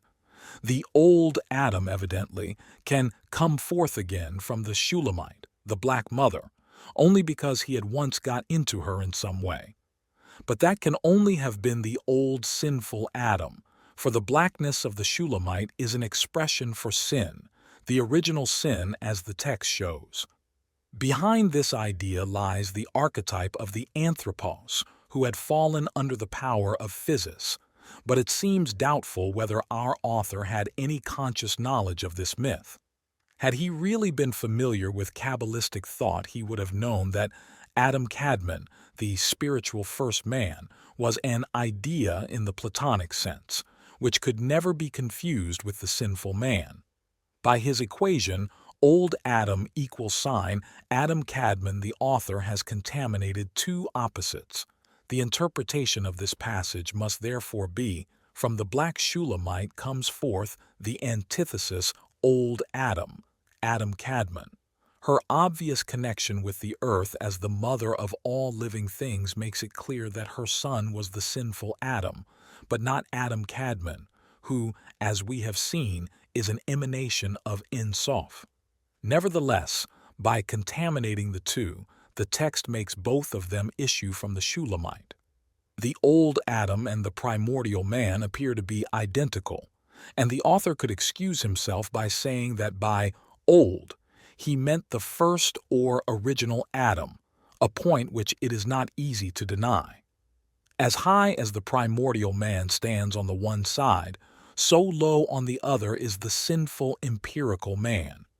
The phenomenon of contamination, which we meet so frequently in the psychology of dreams and of primitives, is no mere accident but is based on a common denominator. At some point, the opposites prove to be identical, and this implies the possibility of their contamination. One of the commonest instances of this is the identity of the god and his animal attribute. Such paradoxes derive from the non-human quality of the gods and the animal psychology. The divine psyche is as far above the human as the animal psyche reaches down into subhuman depths. The old Adam corresponds to the primitive man, the shadow of our present-day consciousness, and the primitive man has his roots in the animal man, the tailed Adam, who has long since vanished from our consciousness. Even the primitive man has become a stranger to us so that we have to rediscover his psychology. It was therefore something of a surprise when analytical psychology discovered in the products of the unconscious of modern man so much archaic material, and not only that, but the sinister darkness of the animal world of instinct. Though instincts or drives can be formulated in physiological and biological terms, they cannot be pinned down in that way, for they are also psychic entities which manifest themselves in a world of fantasy peculiarly their own. They are not just physiological or consistently biological phenomena, but are at the same time, even in their content, meaningful fantasy structures with a symbolic character. An instinct does not apprehend its object blindly and at random, but brings to it a certain psychic viewpoint or interpretation.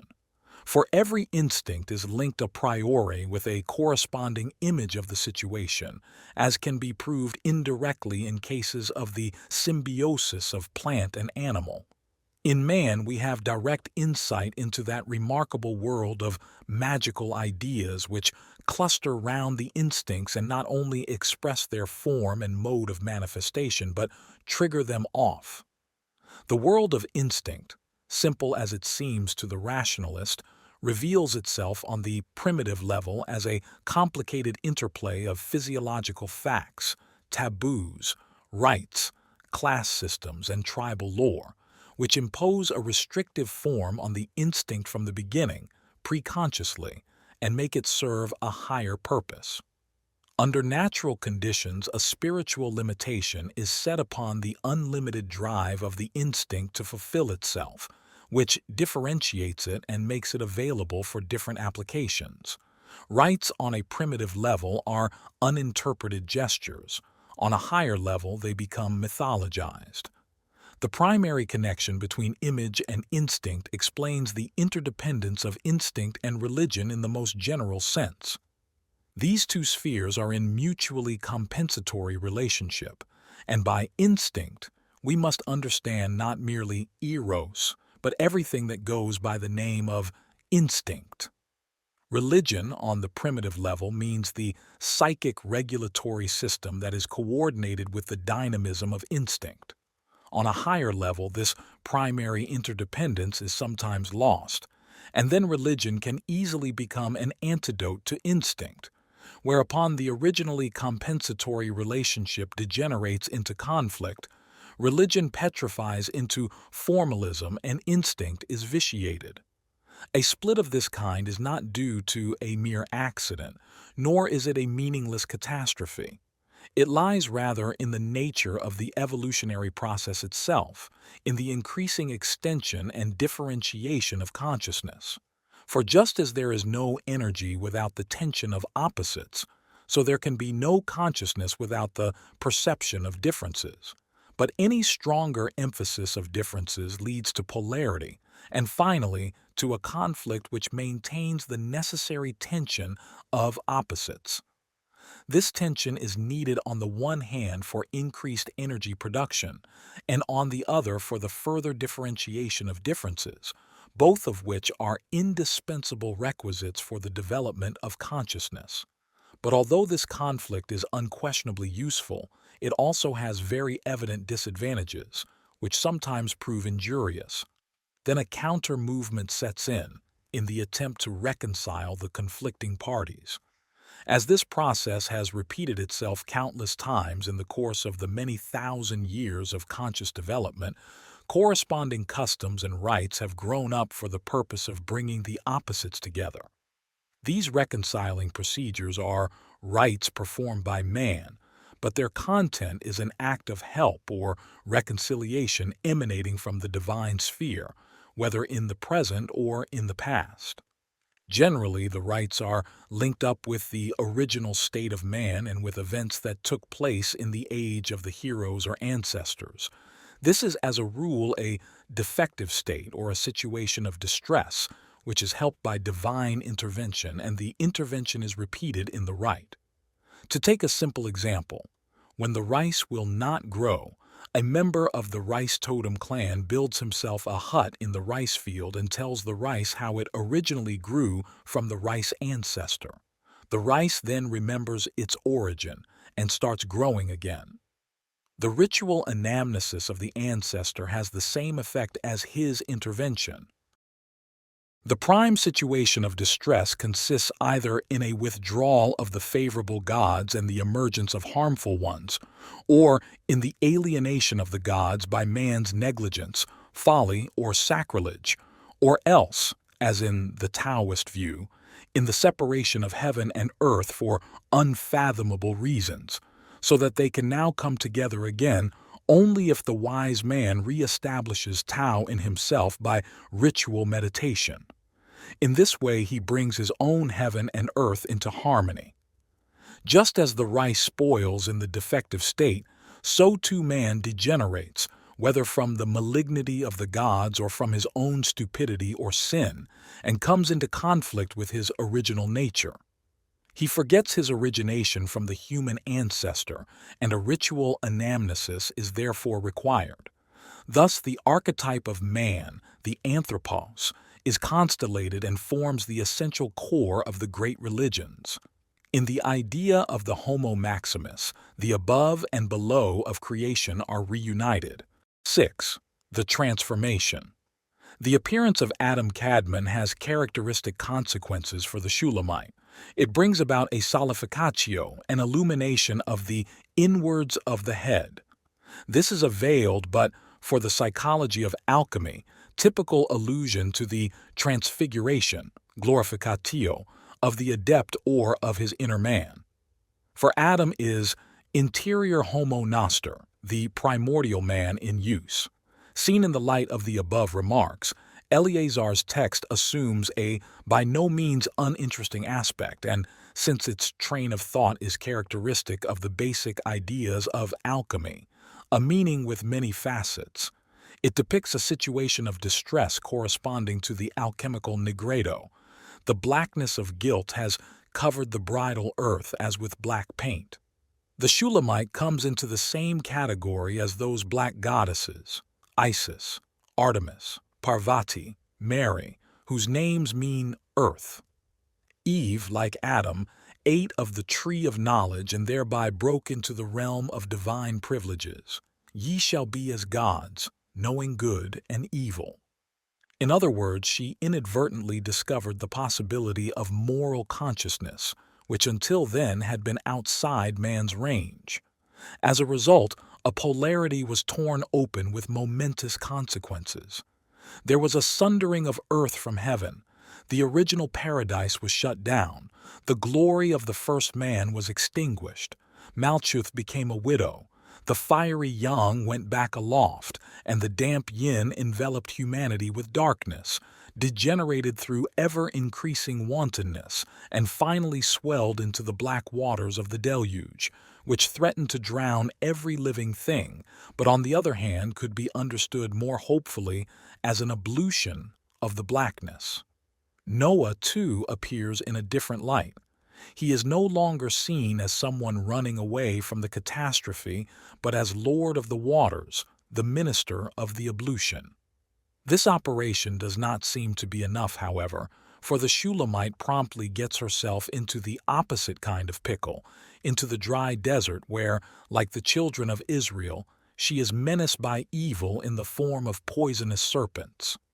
This is an allusion to the tribulations of the Exodus, which, in a sense, was a repetition of the expulsion from paradise, since bidding farewell to the flesh pots of Egypt was quite as painful a prospect as the stony ground from which our first parents had to wrest a living in the sweat of their brows. But even with this last extremity, the goal is not reached, for the Shulamite has still to be fixed to a black cross. The idea of the cross points beyond the simple antithesis to a double antithesis, that is, to a quaternio. To the mind of the alchemist, this meant primarily the intercrossing elements, or the four qualities. We know that this fastening to a cross denotes a painful state of suspension, or a tearing asunder in the four directions.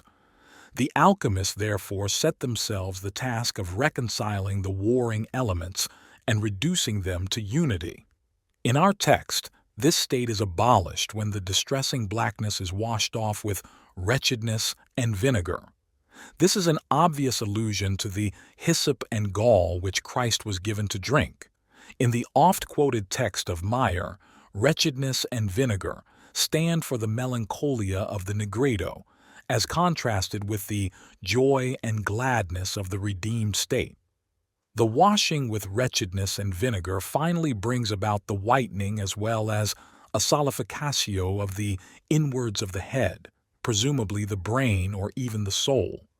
We can only interpret this as meaning that the Shulamite experienced a transformation similar to Parvati's, who, saddened by her blackness, was given a golden skin by the gods.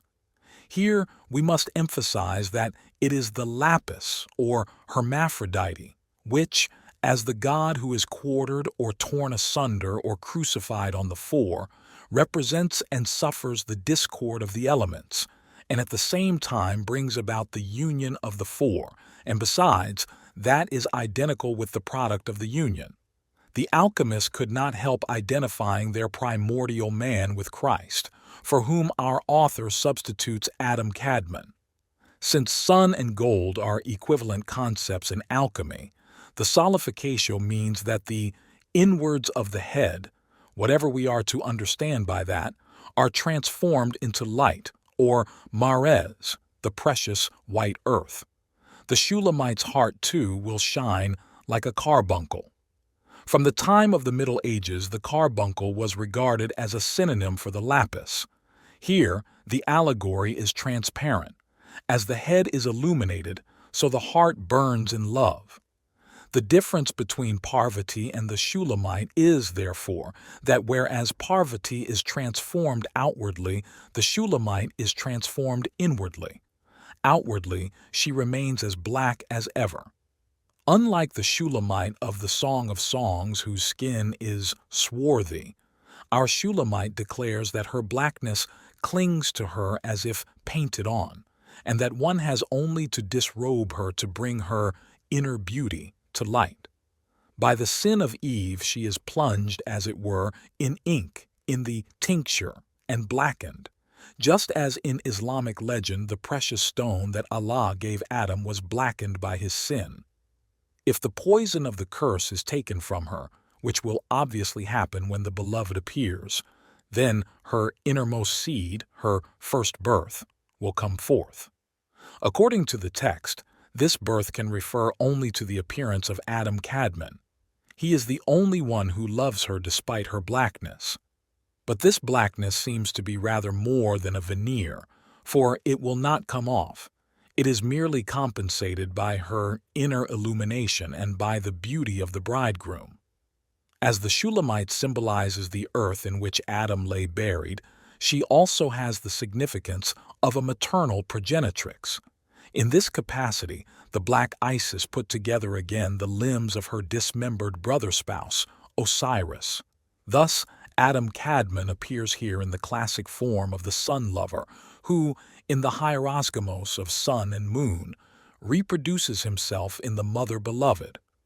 Consequently, the Shulamite takes over the ancient role of the hierodule of Ishtar. She is the sacred harlot, meretrix, which is one of the names the alchemist gave his arcane substance. The Shulamite's reversion to type is not a stroke of genius on the part of our author, but merely the traditional alchemical view that our infant, the son of the philosophers, is the child of sun and moon. But insofar as he represents the hermaphroditic primordial man himself, the son is at the same time the father of his parents. Alchemy was so saturated with the idea of the mother-son incest that it automatically reduced the Shulamite of the Song of Songs to her historical prototype. We have paid due attention to the recalcitrant nature of the Shulamite's blackness. Now it is significant that the old Adam is mentioned at the very moment when the perfect prelapsarian Adam, the shining primordial man, is obviously meant. Just as the black Shulamite misses the final apotheosis, the total albedo, so we lack the necessary confirmation that the first Adam is changed into the second, who at the same time is the father of the first. We cannot suppress the suspicion that, just as the blackness will not disappear, so the old Adam will not finally change. This may be the deeper reason why the expression, "the old Adam," did not worry the author, but, on the contrary, seemed just right. It is, unfortunately, far truer to say that a change for the better does not bring a total conversion of darkness into light and of evil into good, but, at most, is a compromise in which the better slightly exceeds the worse. The complication introduced by the old Adam, therefore, does not seem to be merely fortuitous, since it forms a factor in an archetypal quaternio composed as follows. This structure corresponds to the marriage quaternio discussed in the Psychology of the Transference, which is based on certain psychic facts and has the following structure. Although this quaternio plays a considerable role in alchemy, it is not a product of alchemical speculation, but an archetype which can be traced back to the primitive marriage class system, four-kin system. As a quaternity, it represents a whole judgment and formulates the psychic structure of man's totality. This expresses on the one hand the structure of the individual, that is, a male or female ego in conjunction with the contrasexual unconscious, and on the other hand the ego's relation to the other sex, without which the psychological individual remains incomplete. By this I mean primarily a psychic relationship. But in this schema, the idea of transformation, so characteristic of alchemy, is missing. As a scientific discipline, empirical psychology is not in a position to establish whether the conscious ego ranks higher or lower than the anima, which, like the ego, has a positive and a negative aspect. Science does not make value judgments, and though psychology has a concept of value, it is nothing but a concept of intensity. One complex of ideas has a higher value when its power of assimilation proves stronger than that of another. The alchemical idea of transformation is rooted in a spiritual concept of value which takes the transformed as being more valuable, better, higher, more spiritual, etc. And the empirical psychologist has nothing to set against this. But since evaluating and estimating are functions of feeling and nevertheless do play a role in psychology, value must somehow be taken into account. This happens when an assertion or value judgment is accepted as an intrinsic part of the description of an object. The moral as well as the energetic value of the conscious and the unconscious personality is subject to the greatest individual variations. Generally, the conscious side predominates, though it suffers from numerous limitations. The schema of the psychological structure, if it is to be compared with the alchemical schema, must therefore be modified by the addition of the idea of transformation. This operation is conceivable in principle, as the process of making the anima and animus conscious does in fact bring about a transformation of personality. Hence, it is the psychotherapist who is principally concerned with this problem. The foremost of his therapeutic principles is that conscious realization is an important agent for transforming the personality. The favorable aspect of any such transformation is evaluated as improvement, primarily on the basis of the patient's own statements. The improvement refers in the first place to his psychic health, but there can also be a moral improvement. These statements become increasingly difficult or impossible to verify when the evaluation imperceptibly encroaches upon territory hedged about with philosophical or theoretical prejudices. The whole question of improvement is so delicate that it is far easier to settle it by arbitrary decision than by careful deliberation and comparison, which are an affront to all those terrible simplifiers who habitually cultivate this particular garden. Although the fact of transformation and improvement cannot be doubted, it is nevertheless very difficult to find a suitable term for it which is not open to misunderstanding and can be fitted into our schema. Medieval man, like our own simplifiers, was naive enough always to know what was better.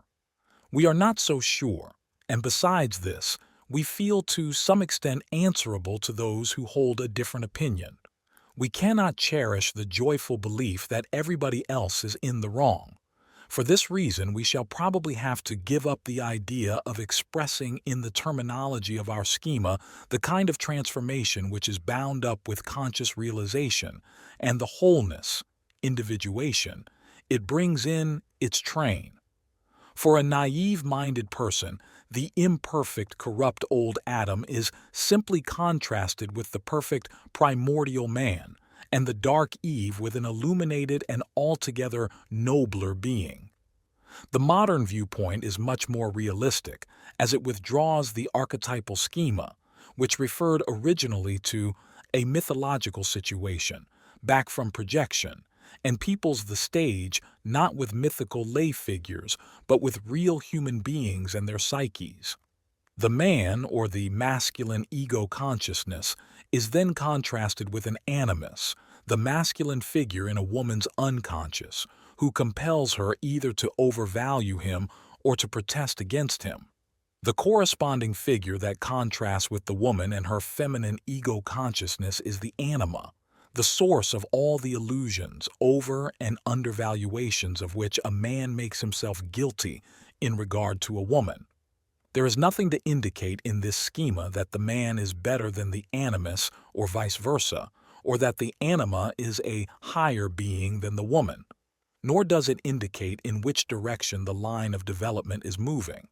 Only one thing is clear, that when, as a result of a long technical and moral procedure, the patient obtains a knowledge of this structure based on experience and accepts the responsibility entailed by this knowledge, there follows an integration or completeness of the individual, who in this way approaches wholeness but not perfection, which is the ideal of certain world philosophies.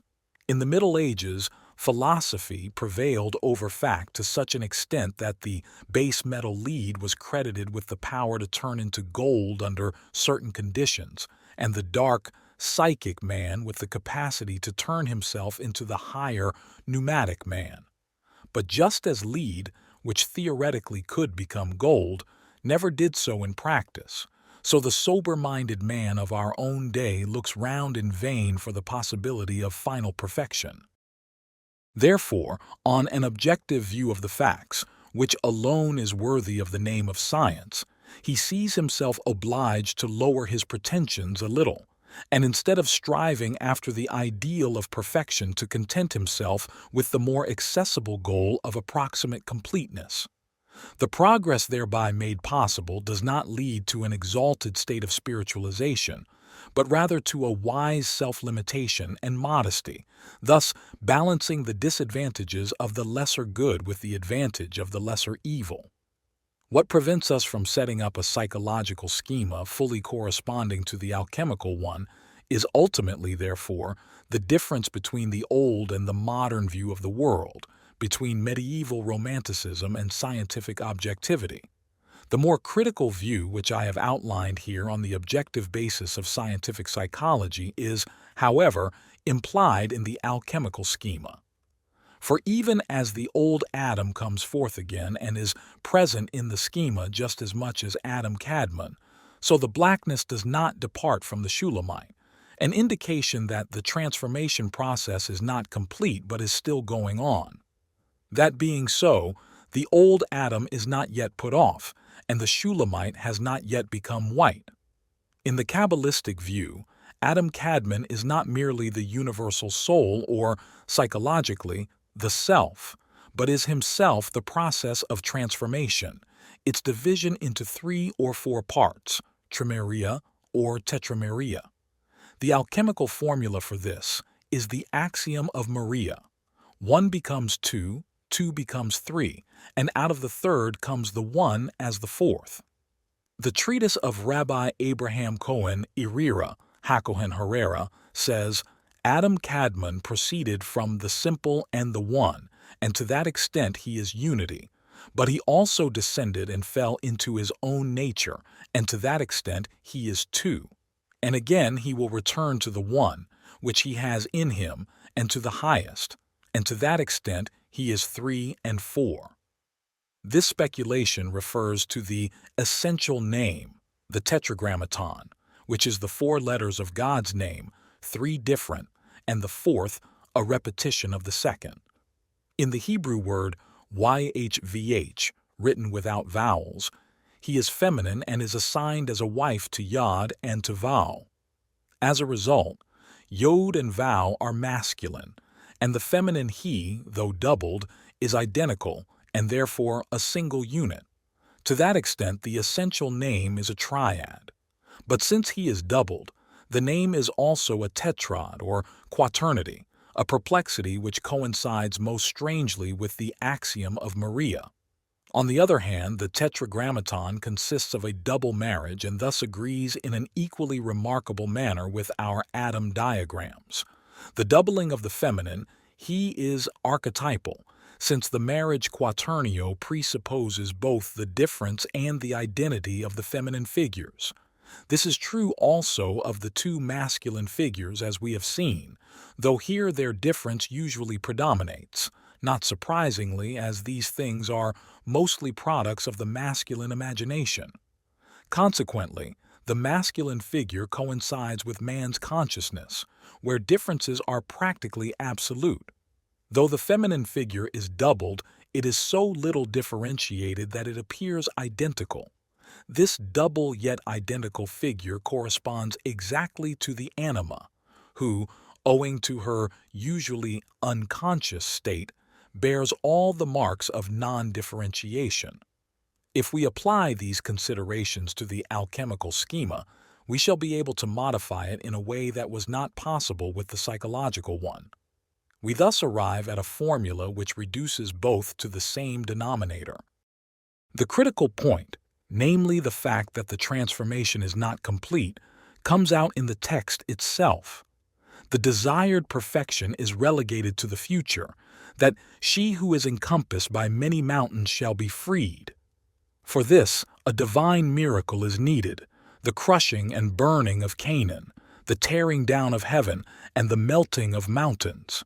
One can see from these tours de force the magnitude of the difficulties that have to be overcome before perfection is reached. The reference to the mountains which encompass the Shulamite has a strange parallel in Parvati, whose name means mountain dweller, and who was deemed the daughter of Himavat, Himalaya. Grieving over her blackness, for which her husband Shiva reproached her, she left him and withdrew to the solitude of the forest. And in her loneliness and seclusion the Shulamite exclaims, "What shall I say? I am alone among the hidden. Nevertheless I rejoice in my heart because I can live privily and refresh myself in myself. But under my blackness I have hidden the fairest green." The state of imperfect transformation, merely hoped for and waited for, does not seem to be one of torment only, but of positive, if hidden, happiness. It is the state of someone who, in his wanderings among the mazes of his psychic transformation, comes upon a secret happiness which reconciles him to his apparent loneliness. In communing with himself, he finds not deadly boredom and melancholy, but an inner partner. More than that, a relationship that seems like the happiness of a secret love, or like a hidden springtime, when the green seed sprouts from the barren earth, holding out the promise of future harvests.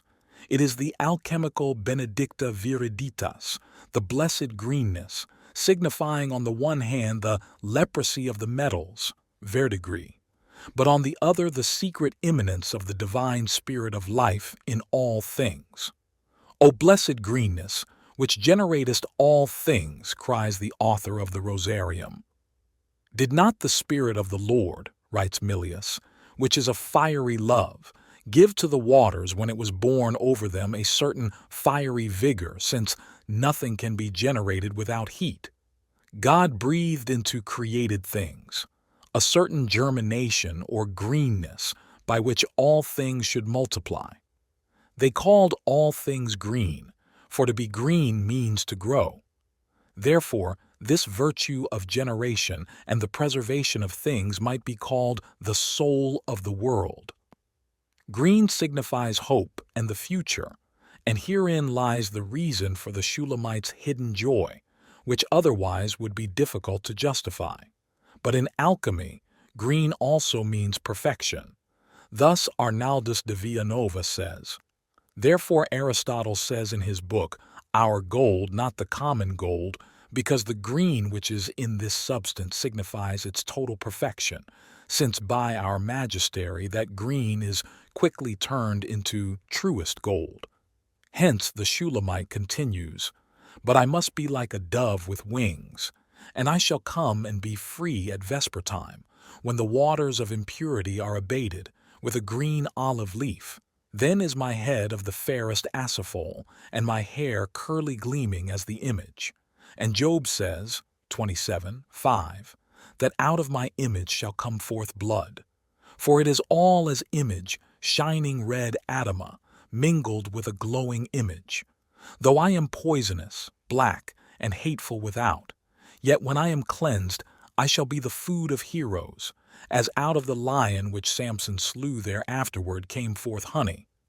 Therefore says Job 28:7, "Semitam non cognavit ille avi, neque aspicit urn oculis vulturus." For this stone belongeth only to the proven and elect of God. It is the hope of the dark Shulamite that one day, at vesper time, probably in the evening of life, she will become like Noah's dove, which, with the olive leaf in its beak, announced the end of the flood and appeared as the sign of God's reconciliation with the children of men. The Song of Songs 2:14 says, "Zero my dove, that art in the clefts of the rock, in the secret places of the stairs, let me see thy countenance, let me hear thy voice." In our text, her head will be of gold like the sun and her hair like the moon. She thus declares herself to be a conjunction of the sun and moon. Indeed, a golden head and bushy hair are attributes of the beloved. She is, in fact, mingled with the beloved, from which it is evident that the perfect state melts sponsus and sponsa into one figure, the sun and moon child. The black Shulamite, well matched by her bushy locks, black as a raven, becomes the moon, which in this way acquires its curly gleaming hair. 7. Rotundum, head, and brain.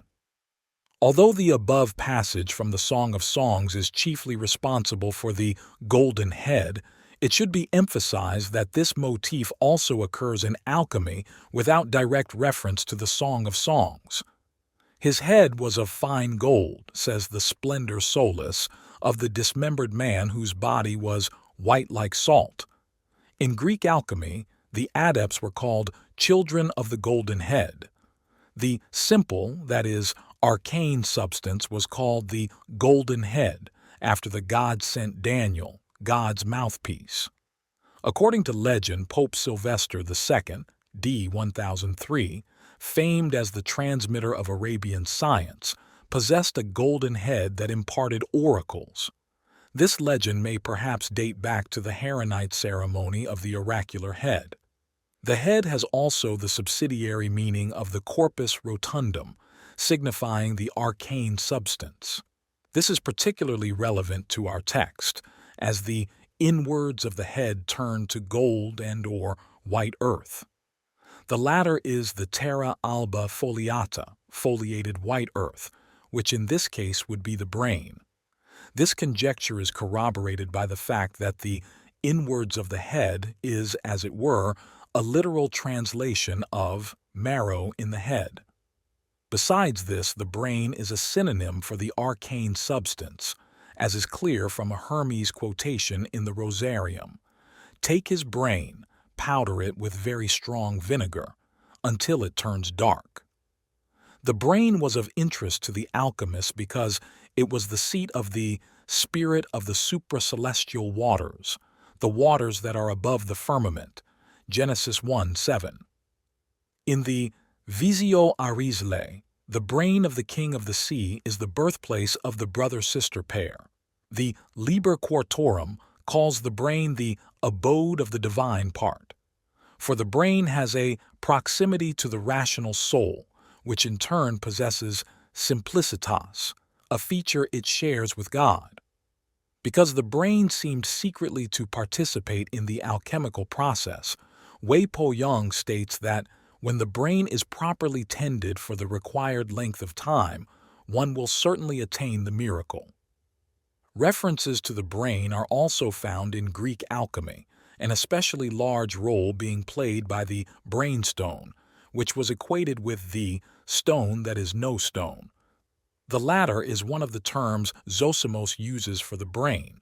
He also calls it not given and given by God, and the Mithraic secret.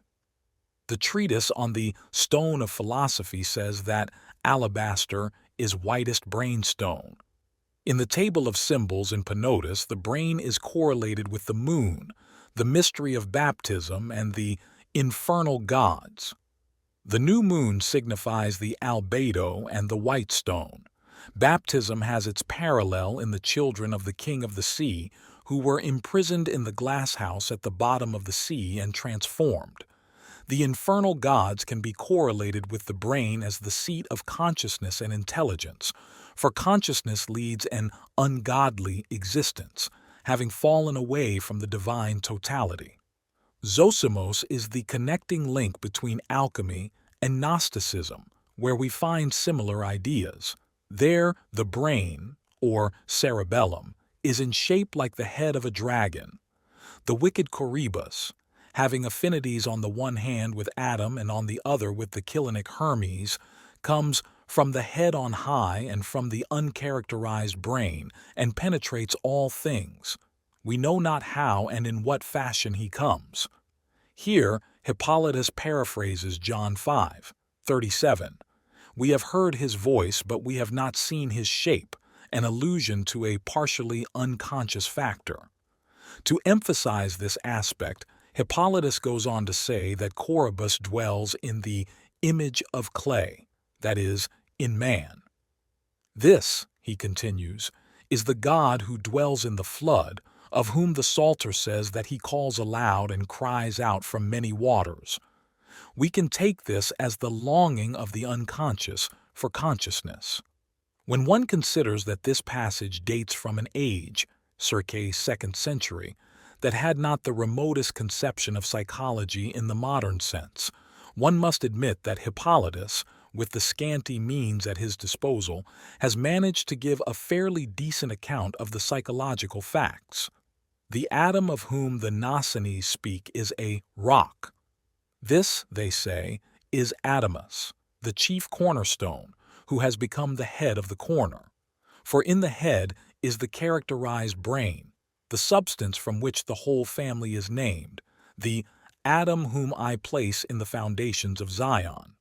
Allegorically, they mean the image of man.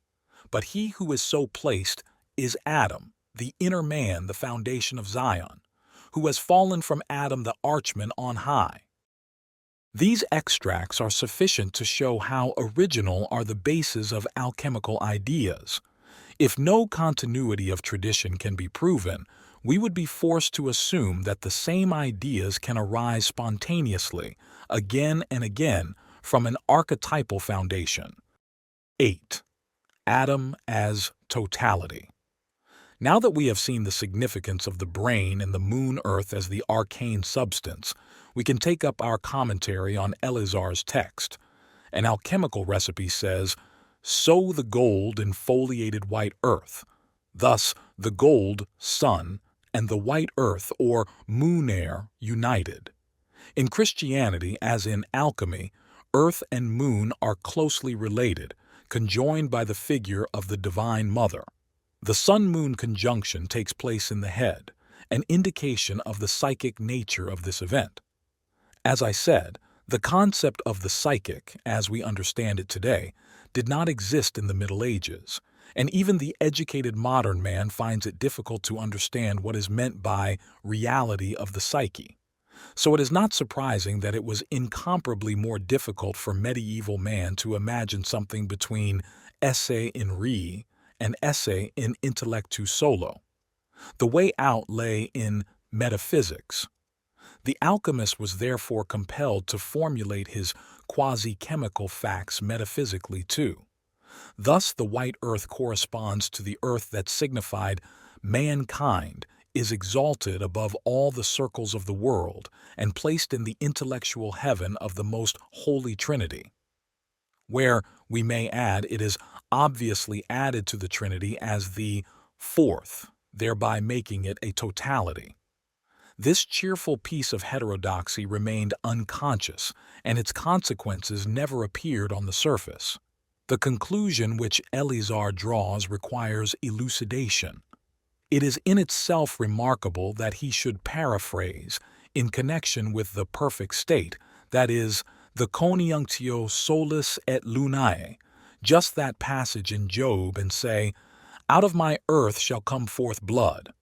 This is feasible only if the CONIUNCTIO symbolizes the production of the hermaphroditic second Adam, namely Christ and the corpus mysticum of the Church. In the ecclesiastical rite, the equivalent of the CONIUNCTIO is the mixing of substances, or the communion in both kinds. The passage from Job must therefore be interpreted as though Christ were speaking, "From my earth, my body, will come forth blood." In the Greek Orthodox rite, the loaf of bread stands for Christ's body.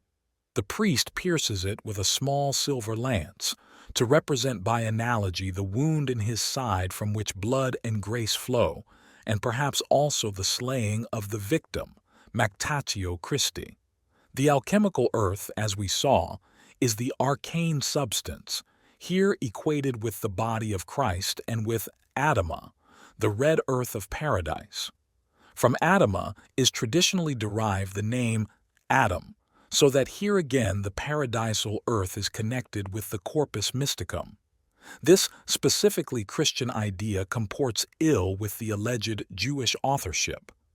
Nevertheless, it is strange that, as Eleazar says, this earth is mingled with fire. This recalls the alchemical idea of the ignis gehennalis, the central fire, by whose warmth all nature germinates and grows, because in it dwells the mercurial serpent, the salamander whom the fire does not consume, and the dragon that feeds on the fire. Though this fire is a portion of the fire of God's Spirit, Boehme's divine wrath fire, it is also Lucifer, the most beautiful of God's angels, who after his fall became the fire of hell itself. Eleazar says, "This old father-begetter will one day be drawn from the primordial chaos, and he is the fire-spewing dragon. The dragon floating in the air is the universal Phaeton, the beginning of all things." Another source for the fire mingled with earth might be the image of the Son of Man in Revelation 1:14. His head and his hairs were white like wool, as white as snow, and his eyes were as a flame of fire, and his feet like unto fine brass, as if they burned in a furnace, and his voice as the sound of many waters. And he had in his right hand 7 stars, and out of his mouth went a sharp 2-edged sword, and his countenance was as the sun shineth in his strength. Here again the head is compared to the sun, combined with the whiteness of the full moon, but the feet stand in the fire and glow like molten metal. We find the lower fire in Job 28:5. Terra igne subversa est, DV. The earth hath been overturned with fire, but out of it cometh bread, an image of the union of supreme opposites. In the apocalyptic image we would hardly recognize the Son of Man, who is the true incarnation of God's love. But actually, this image comes nearer to the paradoxes of the alchemists than does the Christ of the Gospels, whose inner polarity was reduced to vanishing point after the "get thee behind me, Satan" incident. In the apocalypse it becomes visible again, and even more so in the symbolism of alchemy.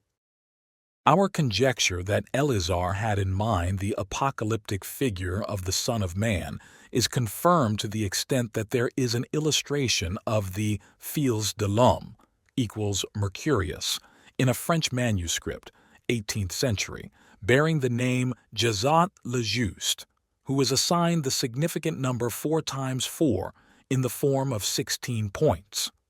This refers to the 4 cherubim in the vision of Ezekiel, each of which had 4 faces, Ezek 1, 10, 10, 14. In unorthodox fashion, he is dressed like a woman, as is often the case with the hermaphroditic Mercurius in alchemical illustrations of the 17th and 18th centuries. Models for this figure are the visions of St. John the Divine, Reverend 1 and 4, and of Daniel 7-9 ff. Jezoth, equal sign Yesod, is the 9th and middle sephira in the lowest triad of the Kabbalistic tree, and was interpreted as the creative and procreative power in the universe. Alchemically, he corresponds to the spiritus vegetativus, Mercurius. Just as Mercurius has a phallic aspect in alchemy, being related to Hermes Kalenios, so in the Zohar has Yesod. Indeed, the Zadok, or just one, as Yesod is also called, is the organ of generation. He is the spout of the waters, effusorium aquarum, or the tube, fistula, and water pipe, canalis, and the spring of bubbling water, scaturigo. Such comparisons mislead the modern mind into one-sided interpretations.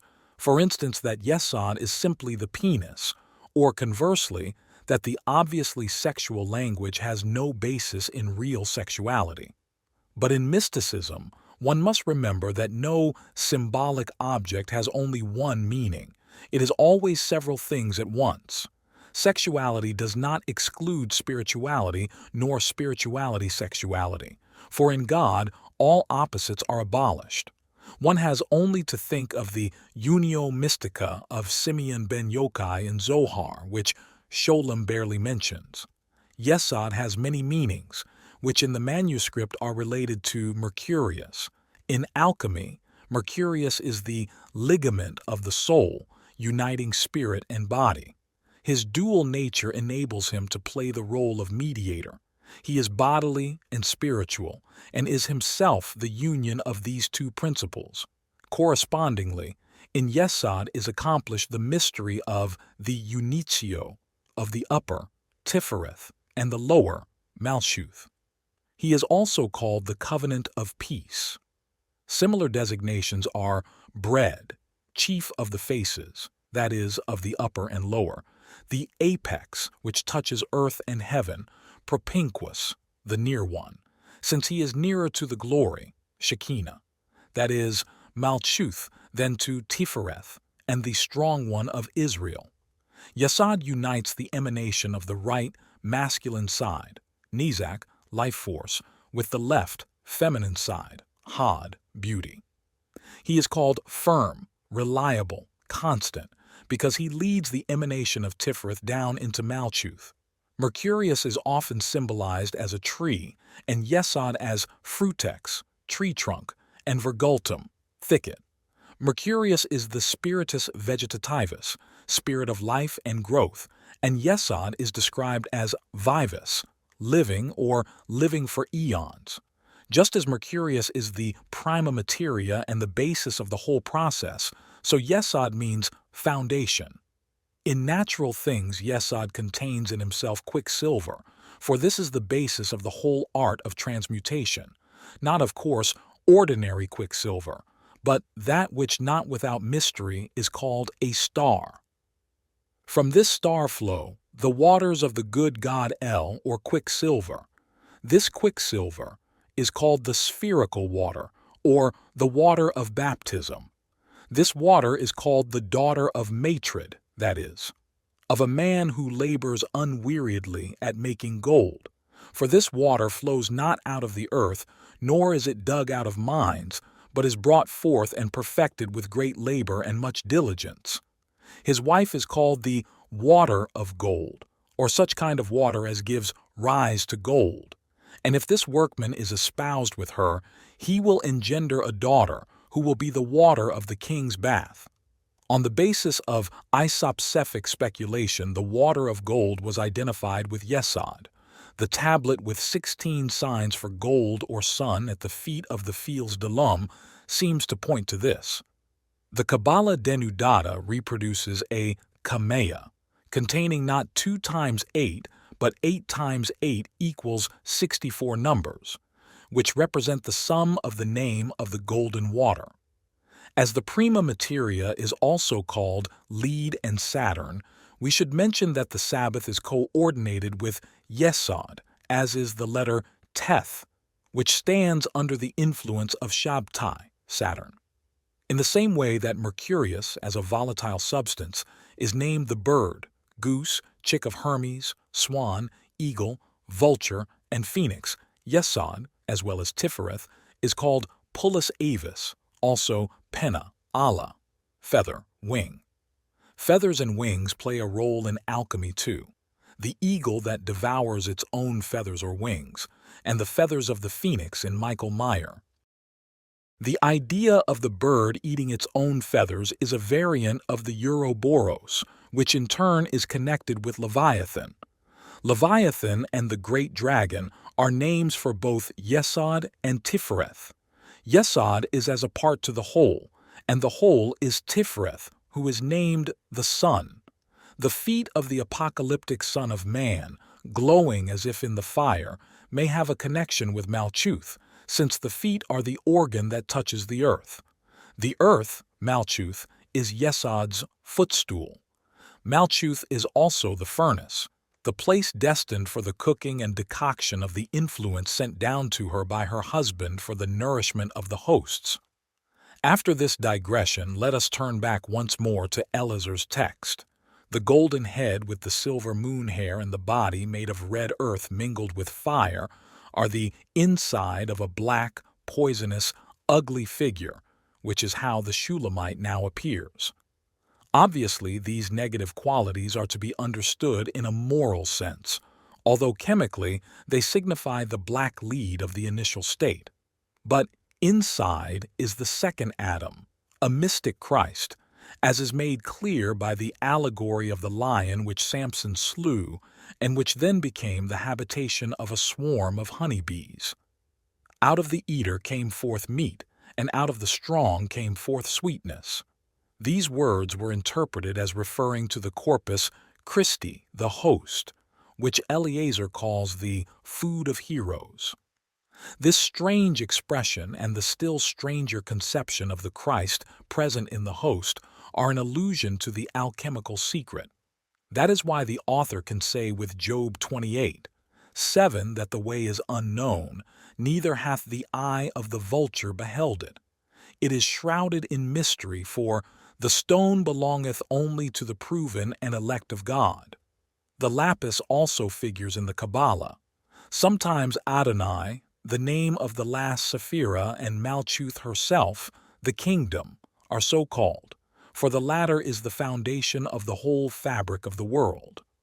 The stone is, indeed, of supreme importance, because it fulfills the function of Adam Kadmon as the capital stone, from which all the upper and lower hosts in the work of creation are brought into being. It is called the sapphire stone, because it takes on diverse colors from the highest powers and works in created things now in one wise, now in the contrary, administering at times good, at others evil, now life, now death, now sickness, now healing, now poverty, now riches. The stone appears here as the power of fate. Indeed, as the reference to Deuteronomy 32:39 shows, it is God himself. Noor von Rosenroth was himself an alchemist, and his words here are written with deliberate intent. He emphasizes that the stone is the one which the builders rejected and has become the head of the corner. It occupies a middle position in the Sephiroth system, since it unites in itself the powers of the upper world and distributes them to the lower. According to its position, therefore, it would correspond to Tifereth. I have found no evidence in the alchemical literature that the sapphire was an arcanum before the time of Paracelsus. It seems as though this author introduced it into alchemy from the Kabbalah as a synonym for the arcane substance. For the virtue which lies in the sapphire is given from heaven by way of solution, coagulation, and fixation. Now, since heaven is created so as to work through these three things until it has achieved this, viz., the production of the sapphire and its virtues, so must the breaking up of the sapphire correspond to the same three procedures. This breaking up is such that the bodies vanish, and the arcanum remains. For before the sapphire existed, there was no arcanum. But subsequently, just as life was given to man, the arcanum was given to this material by heaven. We can recognize here relationships with Kabbalistic ideas. Paracelsus's pupil Adam von Bodenstein says in his Onomasticon, the sapphire material, that liquid in which there is no harmful matter. Dorn relates the sapphirine flower to the arcanum cherry of Paracelsus. The Epistola ad Hermanum cites a certain G.P.H. Rhodocaeus de Galeinen Husio. Then arises the sapphirine flower of the hermaphrodite, the wondrous mystery of the macrocosm, of which one part, if it be poured into 1,000 parts of the melted ophorism, converts it all into its own nature. This passage is influenced by Paracelsus. The lapis sapphirius or saphirinus is derived from Ezekiel 1:22 and 26, where the firmament above the living creature was like a terrible crystal and a sapphire stone, also 10:1, and from Exodus 24:10. And they saw the God of Israel, and under his feet as it were a work of sapphire stone, and as the heaven when clear. In alchemy, our gold is crystalline. The treasure of the philosophers is a certain glassy heaven like crystal and ductile like gold. The tincture of gold is transparent as crystal, fragile as glass. The Book of the Cave of Treasures says that Adam's body shone like the light of a crystal. The crystal, which appears equally pure within and without, refers in ecclesiastical language to the unimpaired purity of the Virgin. The throne in Ezekiel's vision, says Gregory the Great, is rightly likened to the sapphire, for this stone has the color of air. He compares Christ to the crystal in a way that served as a model for the language and ideas of the alchemists. The combination of water and crystal is found also in the Kabbalistic Sifra de Zeniutha. Section 178 of Luria's commentary says, the second form is called crystalline dew, and this is formed of the severity of the kingdom of the first Adam, which entered into the wisdom of Macroprosopus. Hence, in the crystal there appears a distinct red color. And this form is the wisdom whereof they said that judgments are rooted in it. Although alchemy was undoubtedly influenced by such comparisons, the stone cannot be traced back to Christ, despite all the analogies. It was the mystical property of alchemy, this stone that is no stone, or the stone that hath a spirit, and is found in the streamings of the Nile. It is a symbol that cannot be explained away as yet another supererogatory attempt to obscure the Christian mystery. On the contrary, it appears as a new and singular product which in early times gradually crystallized out through the assimilation of Christian ideas into Gnostic material. Later, clear attempts were made in turn to assimilate the alchemical ideas to the Christian, though, as Eliezer's text shows, there was an unbridgeable difference between them. The reason for this is that the symbol of the stone, despite the analogy with Christ, contains an element that cannot be reconciled with the purely spiritual assumptions of Christianity. The very concept of the stone indicates the peculiar nature of this symbol. Stone is the essence of everything solid and earthly. It represents feminine matter, and this concept intrudes into the sphere of spirit and its symbolism. The Church's hermeneutic allegories of the cornerstone and the stone cut out of a mountain without hands, which were interpreted as Christ, were not the source of the lapis symbol, but were used by the alchemist in order to justify it, for the image was not of Christian origin. The stone was more than an incarnation of God. It was a concretization, a materialization that reached down into the darkness of the inorganic realm or even arose from it, from that part of the deity which put itself in opposition to the Creator because, as the Basilidians say, it remained latent in the panspermia, universal seedbed, as the formative principle of crystals, metals, and living organisms. The inorganic realm included regions like that of hellfire, which were the dominion of the devil. The three-headed mercurial serpent was, indeed, a triunity in matter, the lower triad, complementing the divine trinity. We may therefore suppose that in alchemy an attempt was made at a symbolical integration of evil by localizing the divine drama of redemption in man himself. This process appears now as an extension of redemption beyond man to matter, now as an ascent of the spirit of imitation, or Lucifer, and as a reconciliation of this with the spirit descending from above, both the above and below undergoing a process of mutual transformation.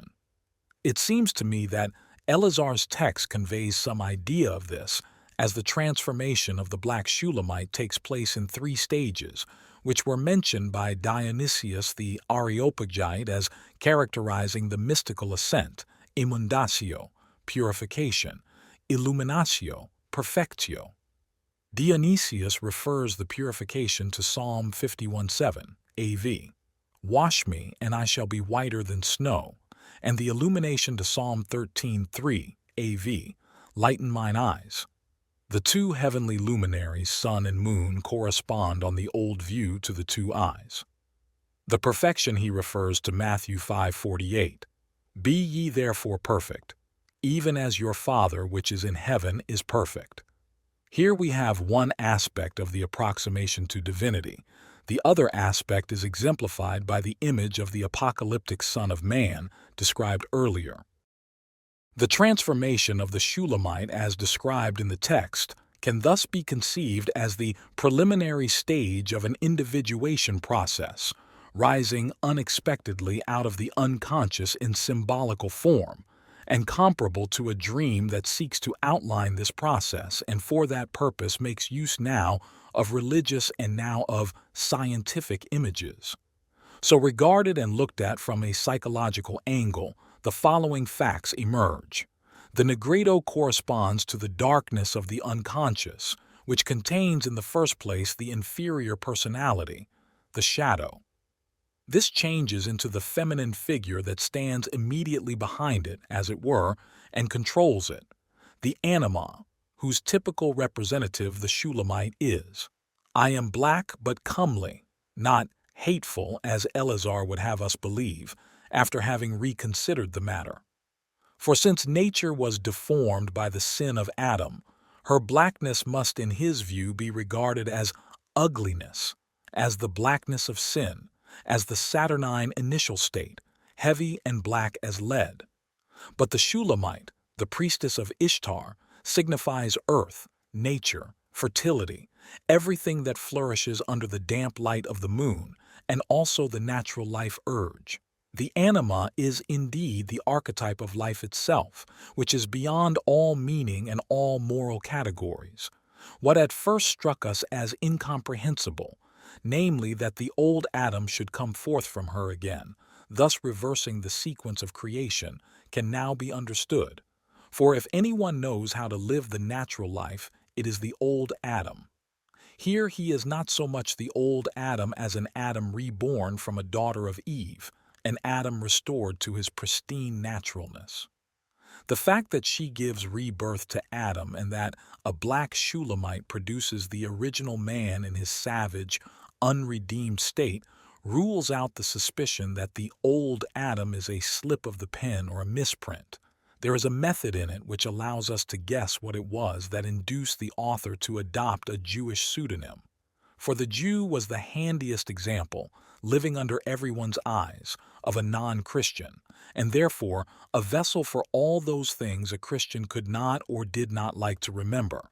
So it was really very natural to put those dark, half-conscious thoughts which began with the movement of the free spirit, the late Christian religion of the Holy Ghost, and which formed the lifeblood of the Renaissance, into the mouth of an allegedly Jewish author. Just as the era of the Old Testament prophets began with Hosea, who was commanded by God to marry another Shulamite, so the cour d'amour of René d'Anjou, the Minnesingers and saints with their passionate love of God, were contemporaneous with the brethren of the free spirit. Eleazar's text is nothing but a late echo of these centuries-old events which changed the face of Christianity. But in any such echo there is also a premonition of future developments. In the very same century, the author of Faust, that momentous opus, was born. The Shulamite remains unchanged, as did the old Adam, and yet Adam Cadman is born, a non-Christian second Adam, just at the moment when the transformation is expected. This extraordinary contradiction seems insoluble at first sight, but it becomes understandable when we consider that the illumination or SULPHUR of the Shulamite is not the first transformation but the second, and takes place within. The subject of transformation is not the empirical man, however much he may identify with the old Adam, but Adam the primordial man, the archetype within us. The black Shulamite herself represents the first transformation.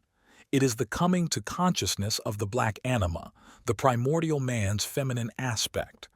The second, or SULPHUR, is the conscious differentiation of the masculine aspect, a far more difficult task.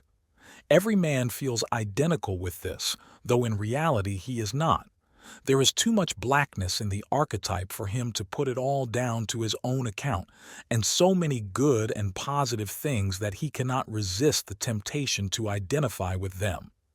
It is therefore much easier to see the blackness in projected form. The woman whom thou gavest to be with me, she gave me of the tree, and I did eat, holds true, even of the most enlightened psychology. But the masculine aspect is as unfathomable as the feminine aspect. It would certainly not be fitting for the empirical man, no matter how swollen his ego feelings, to appropriate the whole range of Adam's heights and depths. Human being though he is, he has no cause to attribute to himself all the nobility and beauty a man can attain to, just as he would assuredly refuse to accept the guilt for the abjectness and baseness that make man lower than an animal, unless, of course, he were driven by insanity to act out the role of the archetype. But although, when the masculine aspect of the primordial man comes forth again, it is the old Adam, who is black like the Shulamite, it is nevertheless the second Adam, that is, the still older Adam before the fall, Adam Cadman. The ambiguity of this passage is too perfect for the author, who proves himself elsewhere to be a not particularly skillful forger, to have been conscious of it.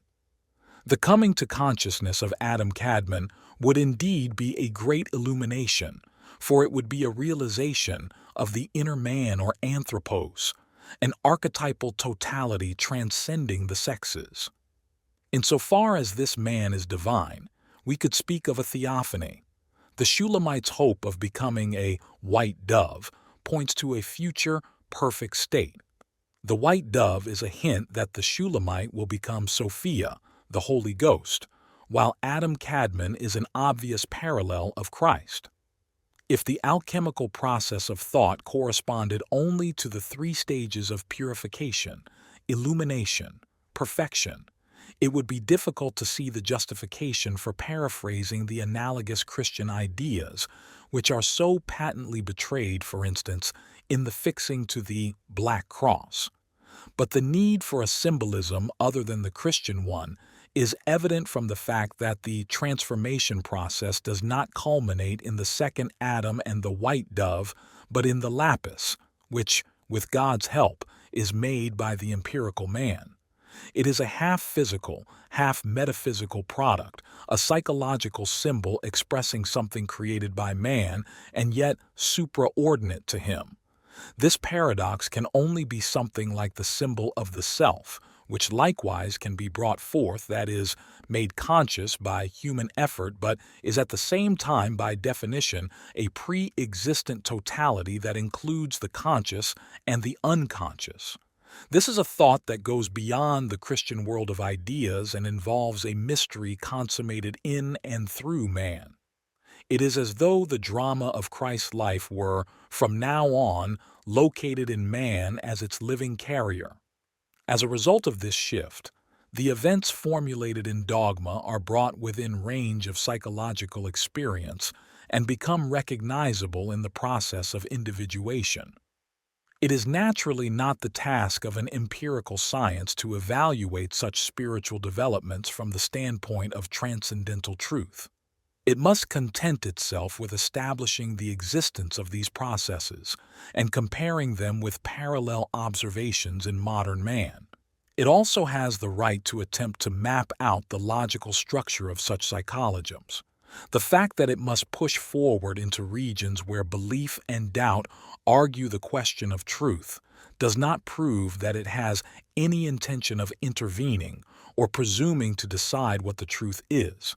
Its truth consists solely in establishing the facts and in explaining them without prejudice within the framework of empirical psychology. Under no circumstances is it entitled to say whether the facts are valid or not, or to try to ascertain their moral or religious value. I must emphasize this so emphatically because my method is constantly suspected of being theology or metaphysics in disguise. The difficulty for my critics seems to be that they are unable to accept the concept of psychic reality.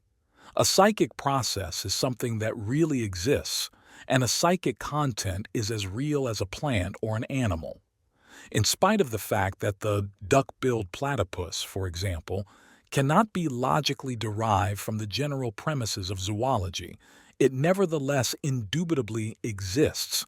Improbable as this may appear to prejudiced minds, it is not a fantasy and not just somebody's opinion but an immovable fact.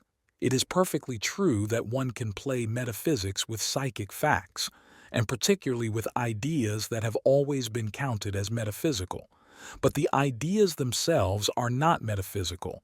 They are empirically verifiable phenomena that are the proper subject of the scientific method. With the statements of the Kabbalah, which as we have seen found their way into alchemy, our interpretation of Adam attains a scope and a depth that can hardly be surpassed. This interpretation includes Eve as the feminine principle itself. She appears chiefly as the lower, as Malchuth, kingdom, Shekinah, the indwelling of God, or as Atara, crown, the equivalent below of Kether, the upper crown. She is also present in the hermaphroditic Sephiroth system, the right half of which is masculine and the left half feminine. Hence, Adam Kadmon, as a personification of the whole inverted tree, is androgynous, but the system itself is a highly differentiated CONIUNCTIO symbol, and, as such, divided into 3 parts, 3 columns of 3 sephiroth each. According to Hippolytus, the Nasines divided the hermaphroditic atom into 3 parts, just as they did Geryon.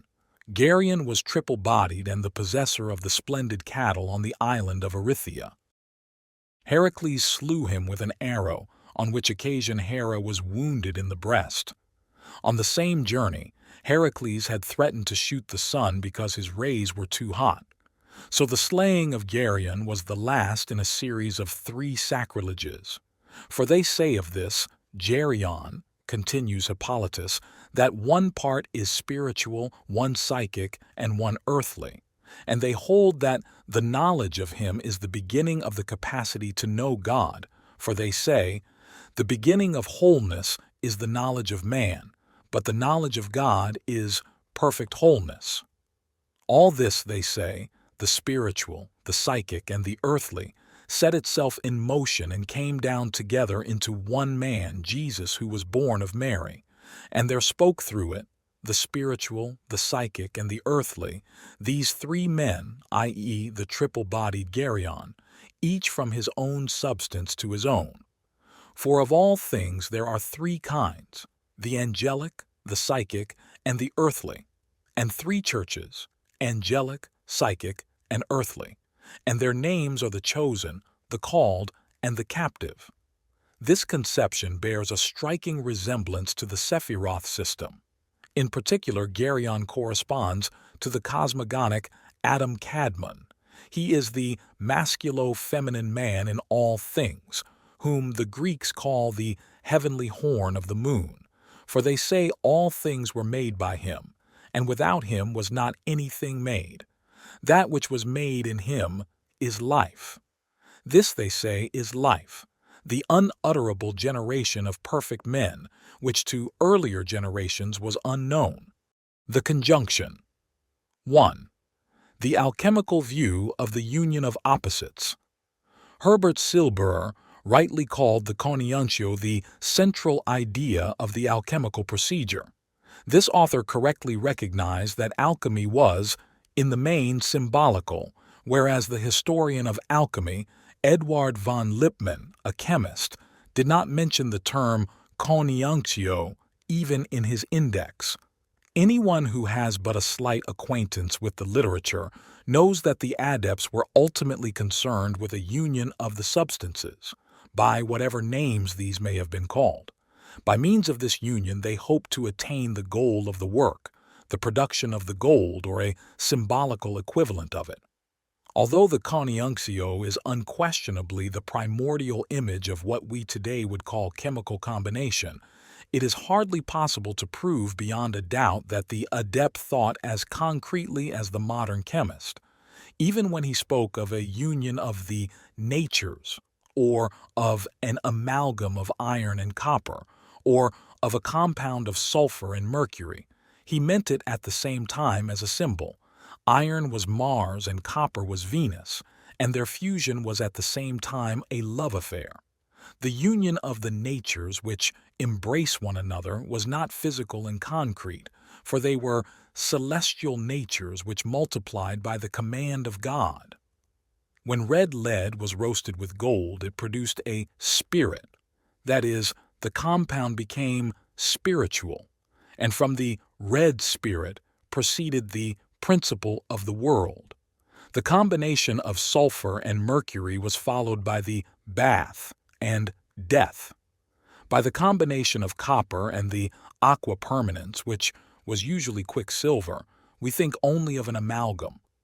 But for the alchemists it meant a secret philosophical sea, since for them the aqua permanens was primarily a symbol or a philosophical postulate which they hoped to discover, or believed they had discovered in the various fluids.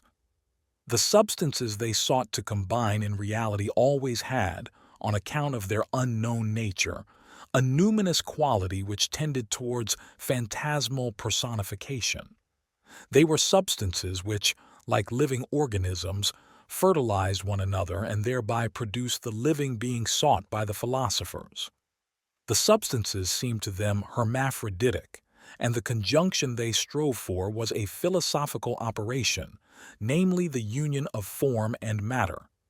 This inherent duality explains the duplications that so often occur, for example, two sulphurs, two quicksilvers, Venus alba et ruba, aurum nostrum and aurum vulgi. It is therefore not surprising that the adepts, as we have seen in the previous chapters, piled up vast numbers of synonyms to express the mysterious nature of the substances, an occupation which, though it must seem utterly futile to the chemist, affords the psychologist a welcome explanation concerning the nature of the projected contents. Like all numinous contents, they have a tendency to self-amplification. That is to say, they form the nuclei for an aggregation of synonyms. These synonyms represent the elements to be united as a pair of opposites, for instance, as man and woman, god and goddess, son and mother, red and white, active and passive, body and spirit, and so on. The opposites are usually derived from the QUATERNIO of elements, as we can see very clearly from the anonymous treatise de SULPHUR, which says, "Thus the fire began to work upon the air and brought forth sulphur. Then the air began to work upon the water and brought forth Mercurius. The water began to work upon the earth and brought forth salt. But the earth, having nothing to work upon, brought forth nothing, so the product remained within it. Therefore, only three principles were produced, and the earth became the nurse and matrix of the others. From these three principles were produced male and female, the male obviously from sulphur and Mercurius, and the female from Mercurius and salt. Together they bring forth the incorruptible one, the quinta essentia, and thus quadrangle will answer to quadrangle. The synthesis of the incorruptible one or quintessence follows the axiom of Maria, the earth representing the fourth. The separation of the hostile elements corresponds to the initial state of chaos and darkness. From the successive unions arise an active principle, sulphur, and a passive, salt, as well as a mediating ambivalent principle, Mercurius. This classical alchemical trinity then produces the relationship of male to female as the supreme and essential opposition. Fire comes at the beginning and is acted on by nothing, and earth at the end acts on nothing. Between fire and earth there is no interaction. Hence, the four elements do not constitute a circle, that is, a totality. This is produced only by the synthesis of male and female. Thus, the square at the beginning corresponds to the quaternio of elements united in the quinta essentia at the end. Quadrangle will answer to quadrangle. The alchemical description of the beginning corresponds psychologically to a primitive consciousness, which is constantly liable to break up into individual affective processes, to fall apart, as it were, in four directions. As the four elements represent the whole physical world, their falling apart means dissolution into the constituents of the world, that is, into a purely inorganic and hence unconscious state. Conversely, the combination of the elements and the final synthesis of male and female is an achievement of the art and a product of conscious endeavor. The result of the synthesis was consequently conceived by the adept as self-knowledge, which, like the knowledge of God, is needed for the preparation of the philosopher's stone.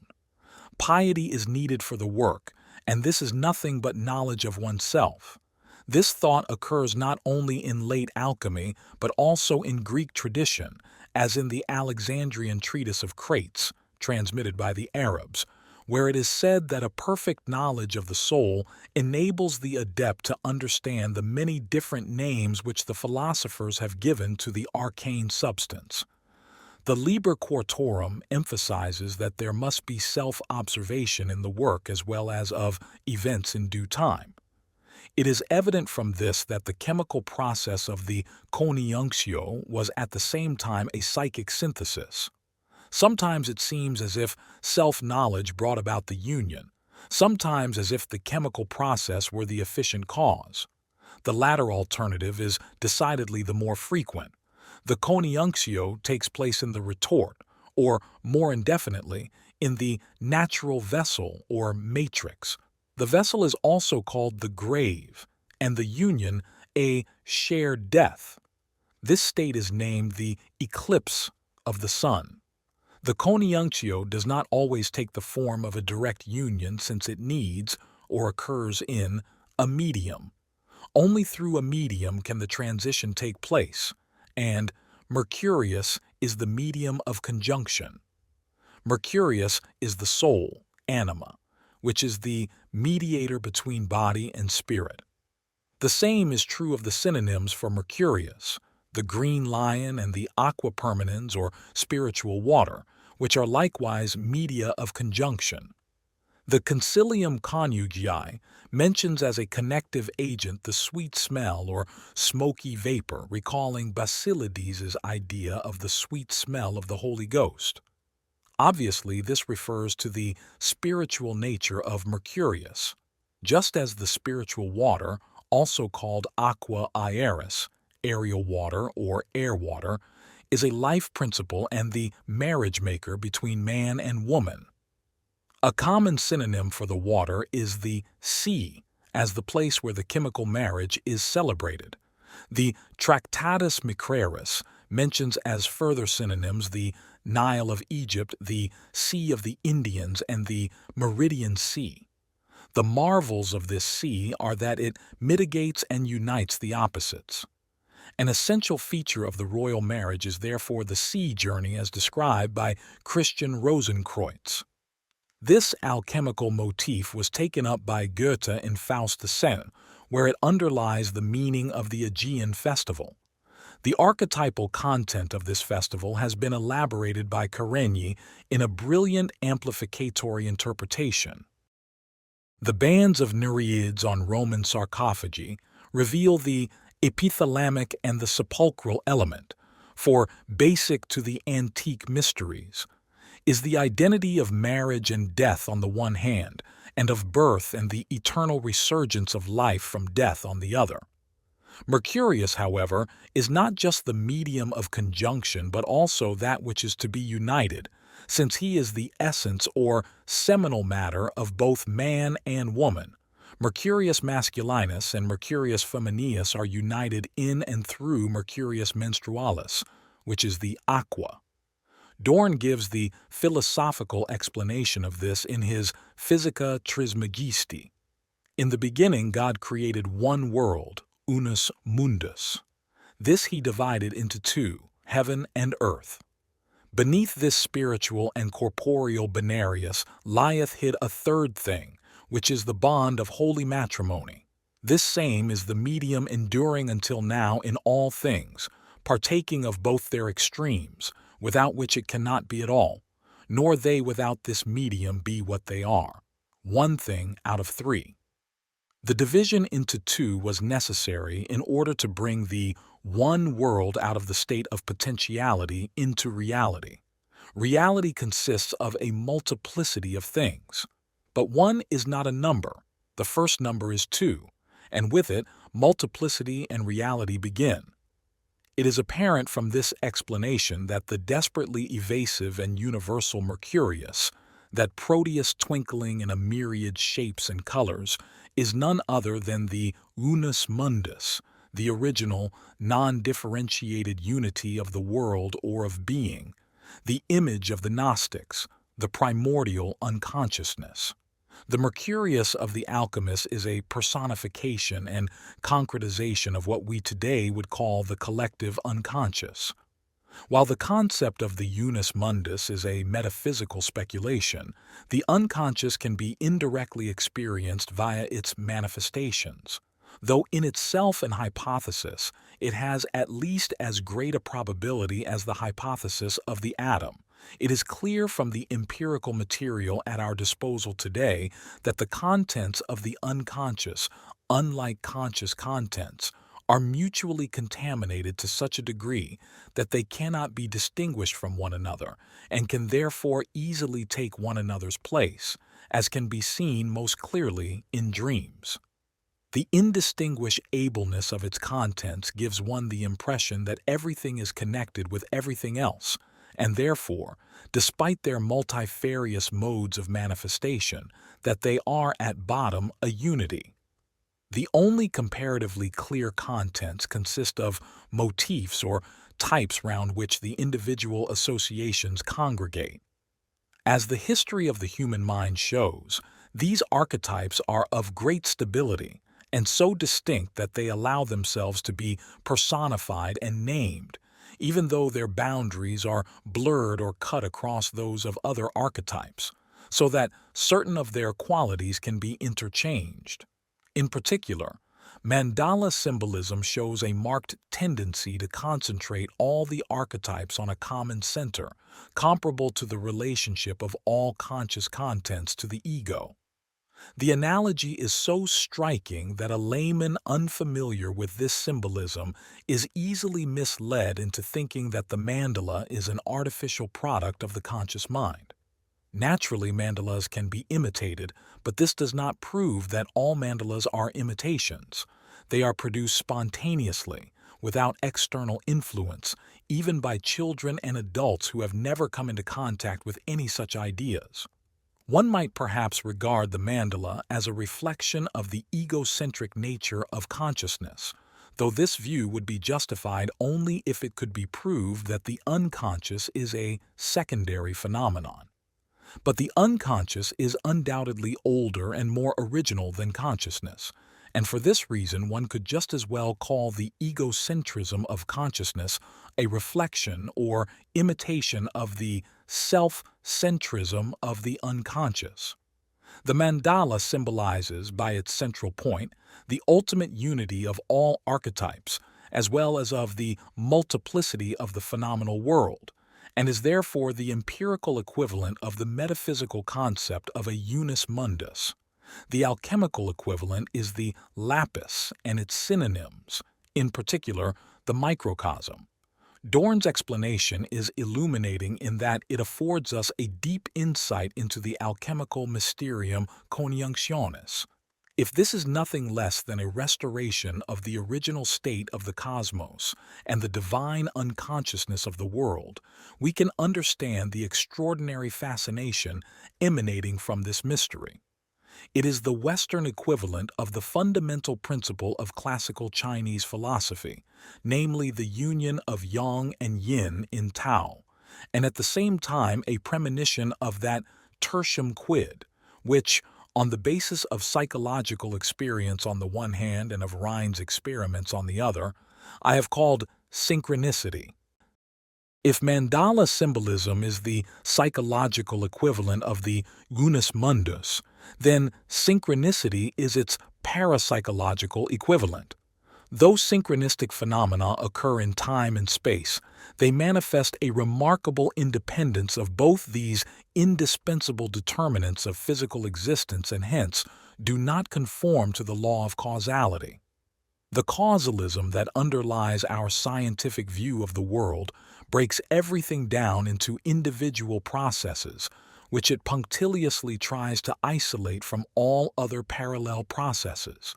This tendency is absolutely necessary if we are to gain reliable knowledge of the world, but philosophically it has the disadvantage of breaking up, or obscuring, the universal interrelationship of events so that a recognition of the greater relationship, that is, of the unity of the world, becomes more and more difficult. Everything that happens, however, happens in the same one world and is a part of it.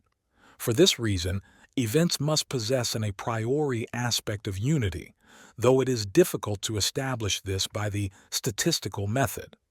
So far as we can see at present, Rhine seems to have successfully demonstrated this unity by his extrasensory perception experiments, ESP. Independence of time and space brings about a concurrence or meaningful coincidence of events not causally connected with one another. Phenomena which till now were summed under the purely descriptive concepts of telepathy, clairvoyance, and precognition. These concepts naturally have no explanatory value, as each of them represents an X which cannot be distinguished from the X of the other. The characteristic feature of all these phenomena, including Rhine's psychokinetic effect and other synchronistic occurrences, is meaningful coincidence, and as such I have defined the synchronistic principle. This principle suggests that there is an interconnection or unity of causally unrelated events, and thus postulates a unitary aspect of being which can very well be described as the unus mundus. Mercurius usually stands for the arcane substance, whose synonyms are the panacea and the spagyric medicine. Dorn identifies the latter with the balsam of Paracelsus, which is a close analogy of the Basilidians. In the De Vita Longa of Paracelsus, balsam as an elixir vitae is associated with the term gamonimus, which might be rendered having the name of matrimony. Dorn thinks that the balsam, which stands higher than nature, is to be found in the human body and is a kind of etheric substance. He says it is the best medicament not only for the body, but also for the mind, mens. Though it is a corporeal substance, as a combination of the spirit and soul of the spagyric medicine, it is essentially spiritual. We conclude that meditative philosophy consists in the overcoming of the body by mental union, unio mentalis. This first union does not as yet make the wise man, but only the mental disciple of wisdom. The second union of the mind with the body shows forth the wise man, hoping for and expecting that blessed third union with the first unity, i.e., the unus mundus, the latent unity of the world. May Almighty God grant that all men be made such, and may He be one in all. It is significant for the whole of alchemy that in Dorn's view, a mental union was not the culminating point but merely the first stage of the procedure. The second stage is reached when the mental union, that is, the unity of spirit and soul, is conjoined with the body. But a consummation of the Mysterium Coniunctionis can be expected only when the unity of spirit, soul, and body is made one with the original unus mundus. This third stage of the CONIUNCTIO was depicted after the manner of an Assumption and Coronation of Mary, in which the Mother of God represents the body. The Assumption is really a wedding feast, the Christian version of the hieroskimos, whose originally incestuous nature played a great role in alchemy. The traditional incest always indicated that the supreme union of opposites expressed a combination of things which are related but of unlike nature. This may begin with a purely intrapsychic unio mentalis of intellect or reason with eros, representing feeling. Such an interior operation means a great deal, since it brings a considerable increase of self-knowledge as well as of personal maturity. But its reality is merely potential, and is validated only by a union with the physical world of the body. The alchemists therefore pictured the unio mentalis as father and son, and their union as the dove, the spiration common to both, but the world of the body they represented by the feminine or passive principle, namely Mary. Thus, for more than 1,000 years, they prepared the ground for the dogma of the Assumption. It is true that the far-reaching implications of a marriage of the fatherly spiritual principle with the principle of matter, or maternal corporeality, are not to be seen from the dogma at first glance. Nevertheless, it does bridge over a gulf that seems unfathomable, the apparently irremediable separation of spirit from nature and the body. Alchemy throws a bright light on the background of the dogma, for the new article of faith expresses in symbolical form exactly what the adepts recognized as being the secret of their CONIUNCTIO. The correspondence is indeed so great that the old masters could legitimately have declared that the new dogma has written the hermetic secret in the skies. As against this, it will be said that the alchemists smuggled the mystic or theological marriage into their obscure procedures.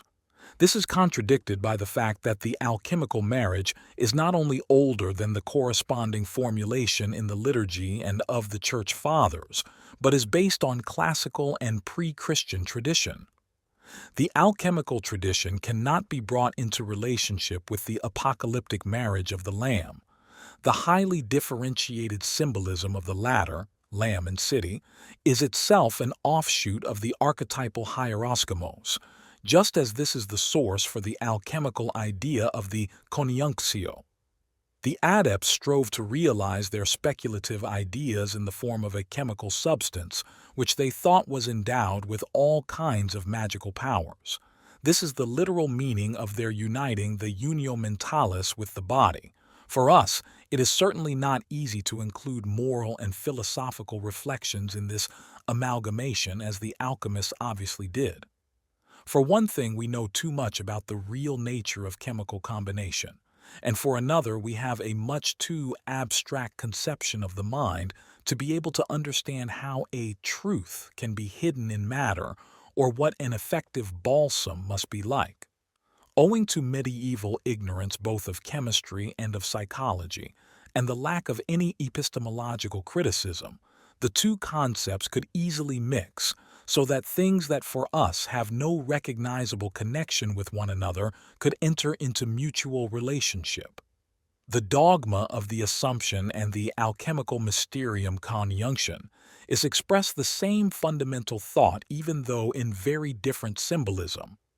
Just as the Church insists on the literal taking up of the physical body into heaven, so the alchemists believed in the possibility or even in the actual existence of their stone or of the philosophical gold. In both cases, belief was a substitute for the missing empirical reality. Even though alchemy was essentially more materialistic in its procedures than the dogma, both of them remain at the second, anticipatory stage of the CONIUNCTIO, the union of the unio mentalis with the body. Even Dorn did not venture to assert that he or any other adept had perfected the third stage in his lifetime. Naturally, there were as many swindlers and dupes as ever who claimed to possess the lapis or golden tincture, or to be able to make it. But the more honest alchemists readily admitted that they had not yet plumbed the final secret.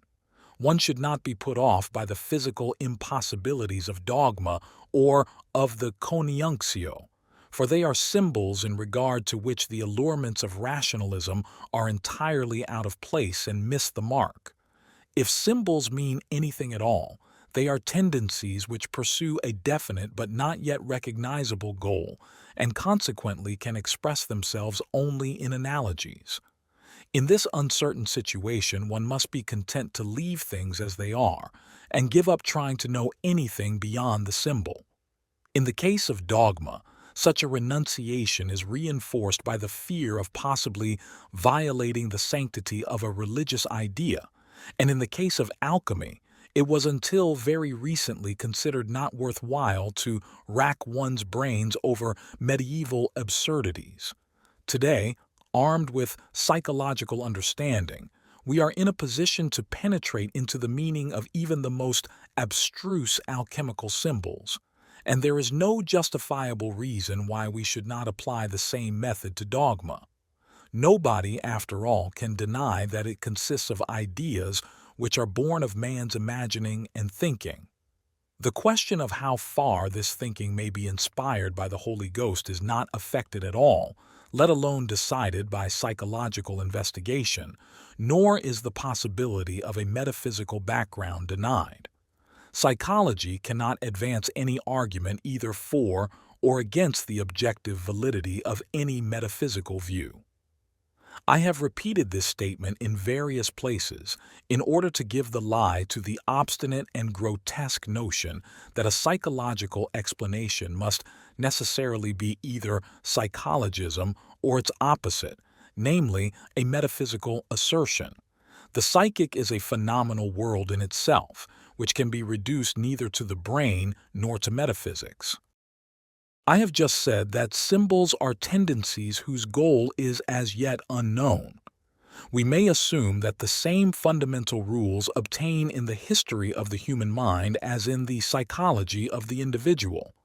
In psychotherapy, it often happens that, long before they reach consciousness, certain unconscious tendencies betray their presence by symbols, occurring mostly in dreams but also in waking fantasies and symbolic actions.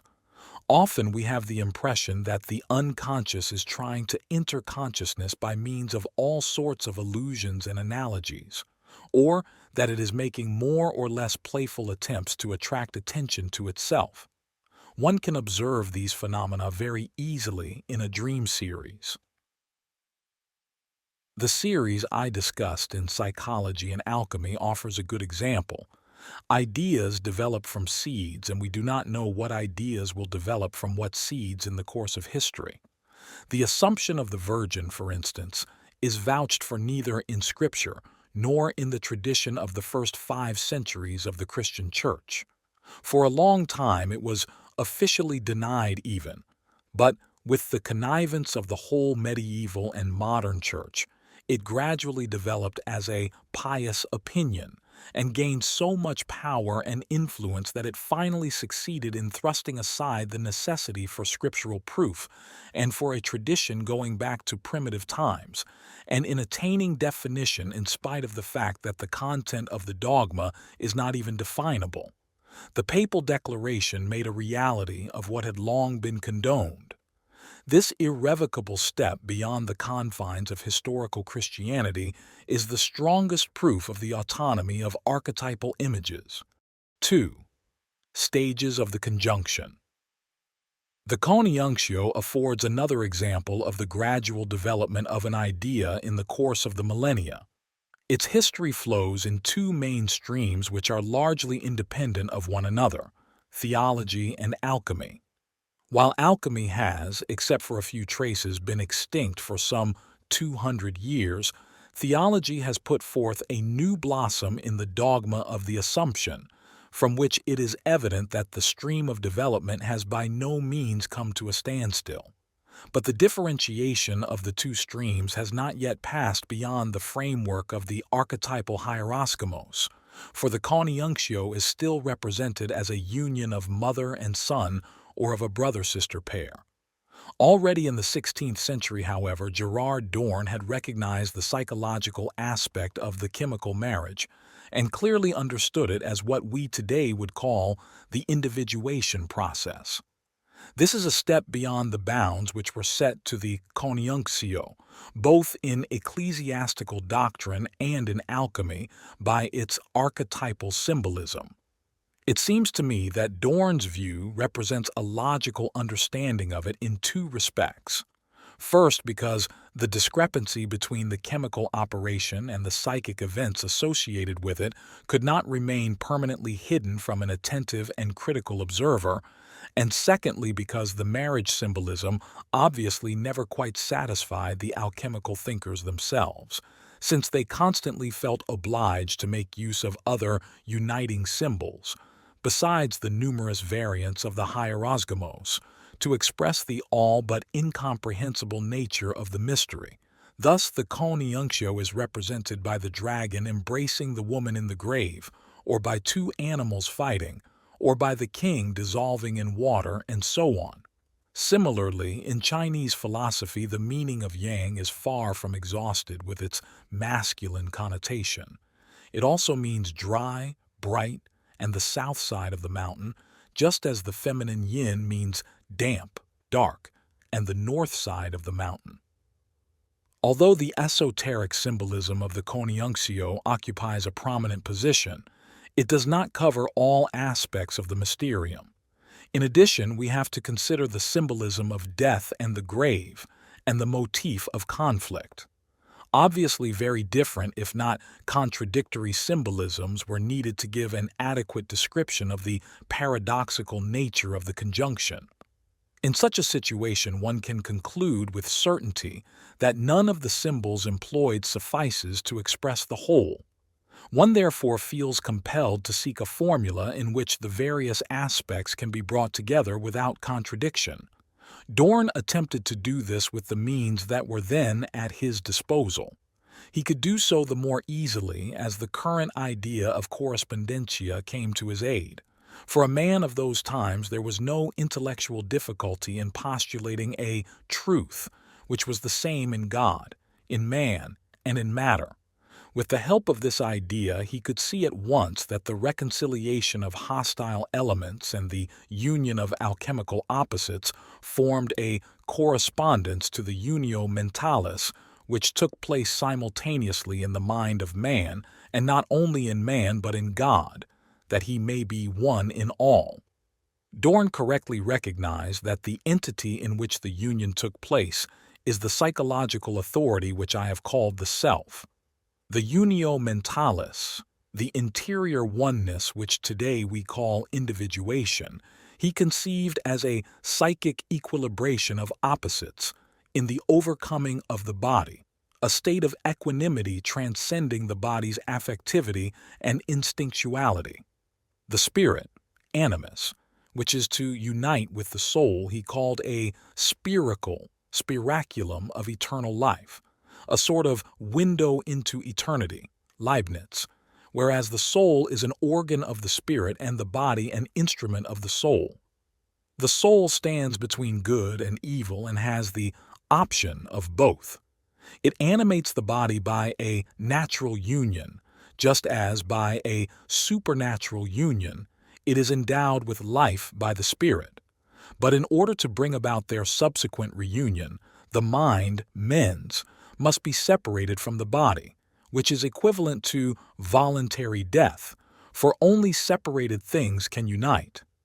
By this separation, distractio, Dorn obviously meant a discrimination and dissolution of the composite state being one in which the affectivity of the body has a disturbing influence on the rationality of the mind.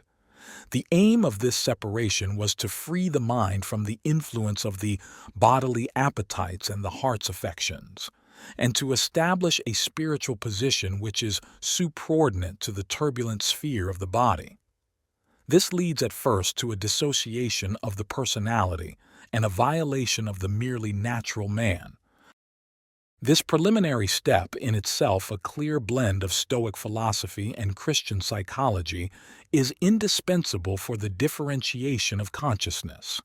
Modern psychotherapy makes use of the same procedure when it objectifies the affects and instincts and confronts consciousness with them.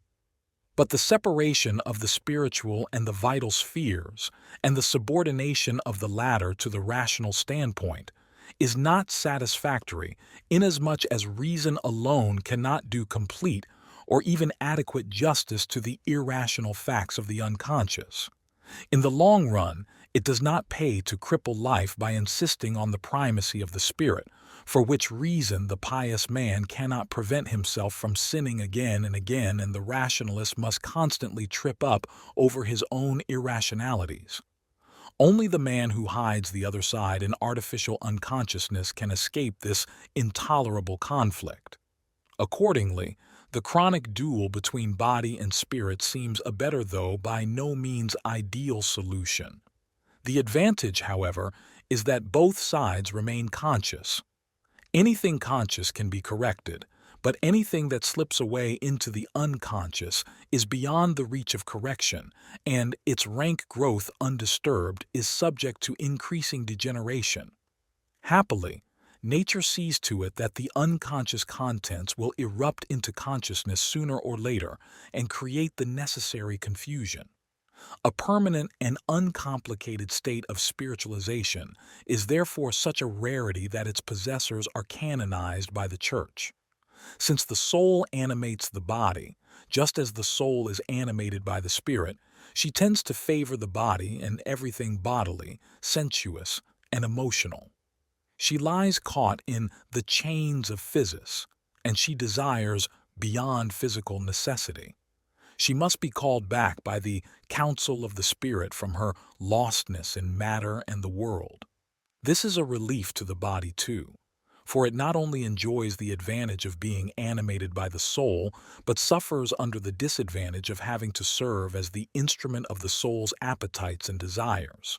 Her wish fantasies impel it to deeds to which it would not rouse itself without this incentive, for the inertia of matter is inborn in it, and probably forms its only interest except for the satisfaction of physiological instincts. Hence, the separation means withdrawing the soul and her projections from the bodily sphere and from all environmental conditions relating to the body.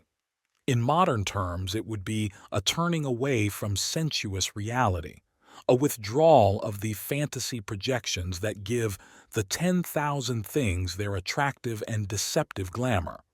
In other words, it means introversion, introspection, meditation, and the careful investigation of desires and their motives. Since, as Dorn says, the soul stands between good and evil, the disciple will have every opportunity to discover the dark side of his personality, his inferior wishes and motives, childish fantasies and resentments, etc. In short, all those traits he habitually hides from himself. He will be confronted with his shadow, but more rarely with the good qualities, of which he is accustomed to make a show anyway. He will learn to know his soul, that is, his anima and Shakti, who conjures up a delusory world for him. He attains this knowledge, Dorn supposes, with the help of the spirit, by which are meant all the higher mental faculties such as reason, insight, and moral discrimination. But insofar as the spirit is also a window into eternity, and as the anima rationalis immortal, it conveys to the soul a certain divine influx and the knowledge of higher things, wherein consists precisely its supposed animation of the soul. This higher world has an impersonal character and consists on the one hand of all those traditional, intellectual, and moral values which educate and cultivate the individual, and, on the other, of the products of the unconscious, which present themselves to consciousness as archetypal ideas, usually the former predominant. But when, weakened by age or by criticism, they lose their power of conviction, the archetypal ideas rush in to fill the gap.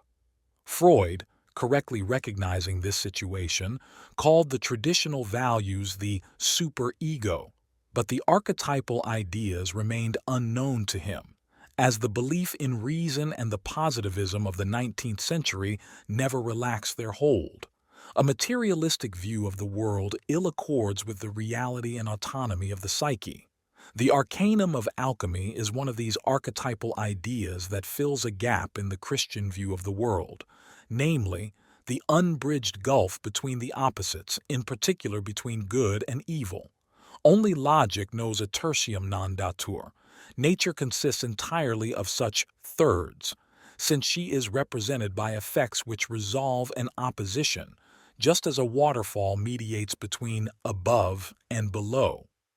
The alchemists sought for that effect which would heal not only the disharmonies of the physical world, but the inner psychic conflict as well, the affliction of the soul. And they called this effect the lapis philosophorum.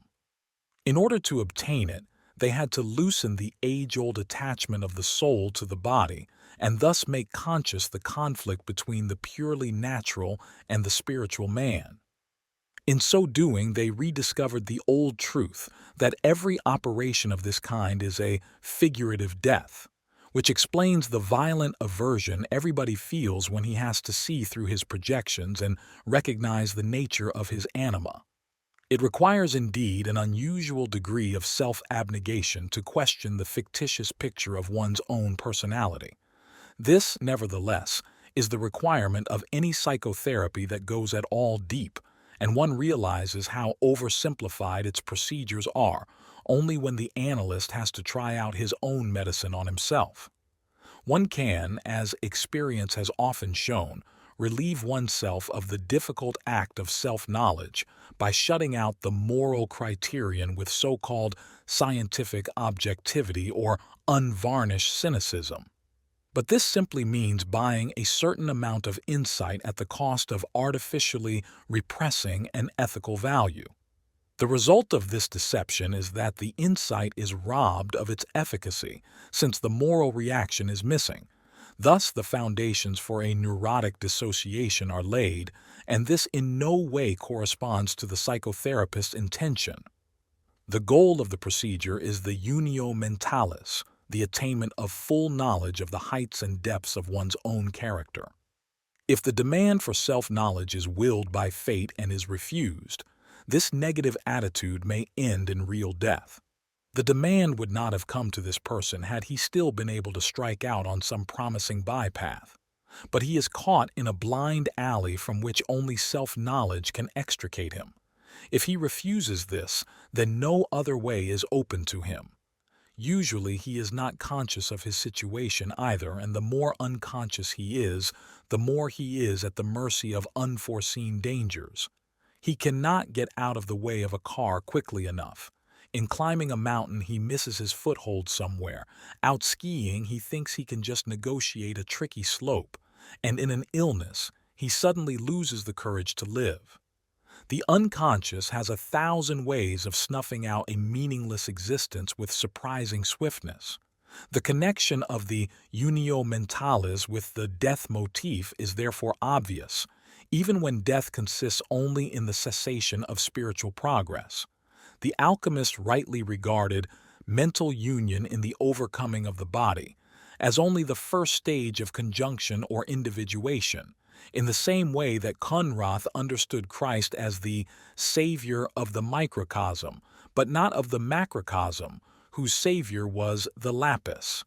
In general, the alchemists strove for a total union of opposites in symbolic form, and this they regarded as the indispensable condition for the healing of all ills.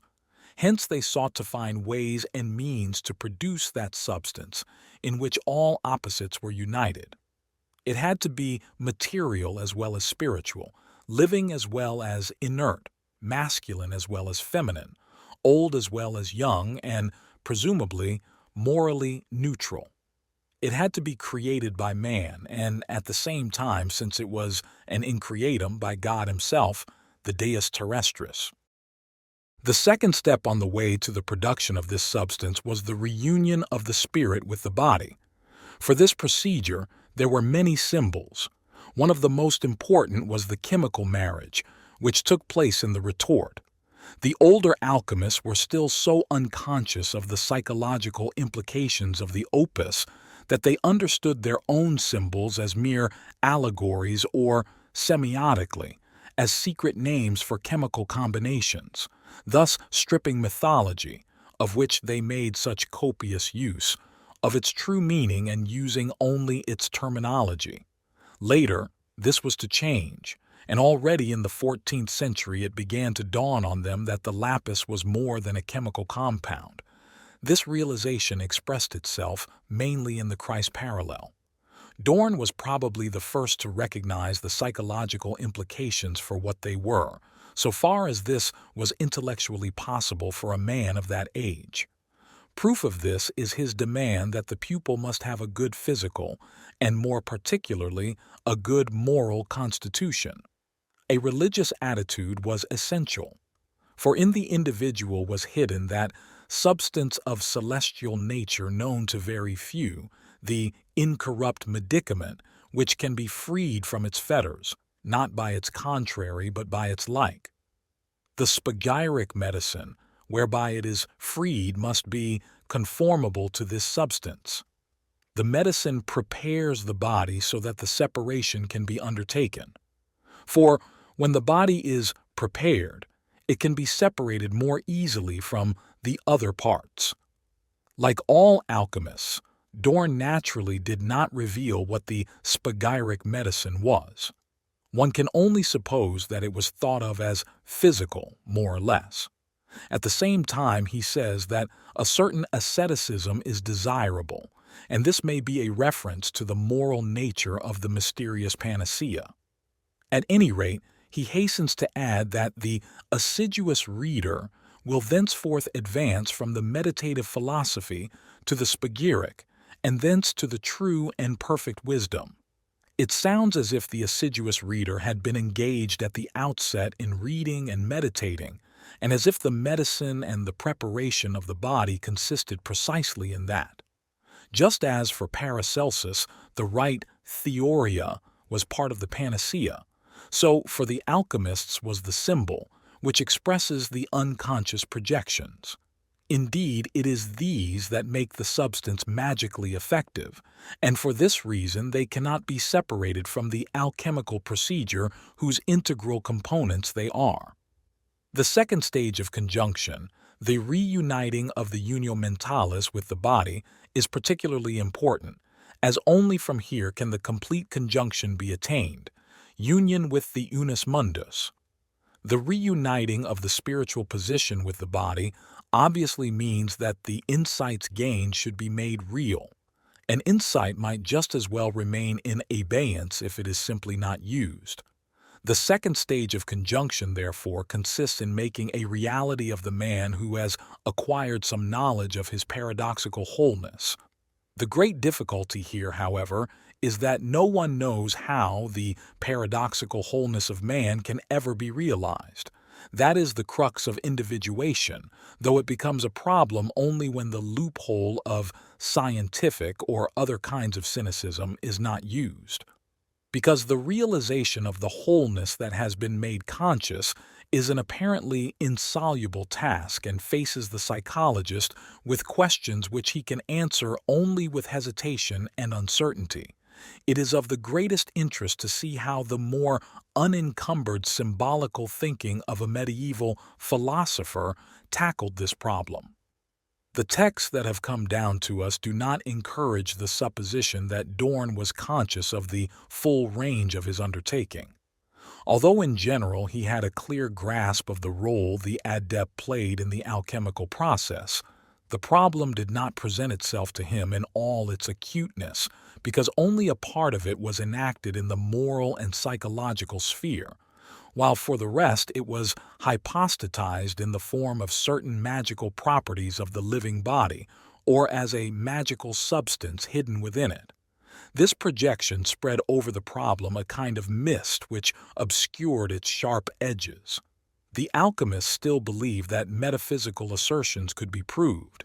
Even today we have still not entirely freed ourselves from this somewhat childish assumption, and they could therefore entrench themselves behind seemingly secure positions in the beyond, which they were confident would not be shaken by any doubts.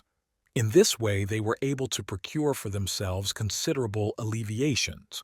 One has only to think what it means if, in the misery and incertitude of a moral or philosophical dilemma, one has a quinta essentia, a lapis or a panacea, so to say, in one's pocket. We can understand this deus ex machina the more easily when we remember with what passion people today believe that psychological complications can be made magically to disappear by means of hormones, narcotics, insulin shocks, and convulsion therapy. The alchemists were as little able to perceive the symbolical nature of their ideas of the arcanum as we to recognize that the belief in hormones and shocks is a symbol. We would indignantly dismiss such an interpretation as a nonsensical suggestion. 3. The production of the quintessence.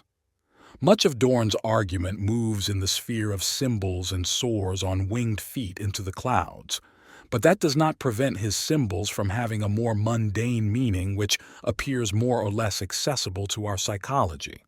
Thus, he knew that even the wise man could not reconcile the opposites unless a certain heavenly substance hidden in the human body came to his help, namely the balsam, the quintessence, the philosophic wine, of virtue and heavenly vigor, in short, the truth. This truth was the panacea. It is only indirectly hidden in the body, since in reality it consists in the imago Dei imprinted in man. This imago is the true quintessence and the virtue of the philosophic wine.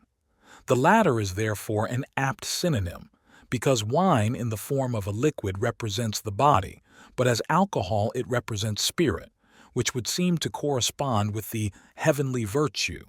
This, although divided up among individuals, is universal.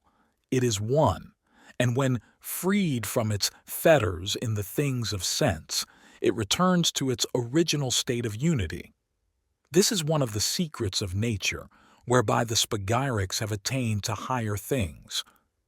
The wine can be prepared from grain and from all other seeds.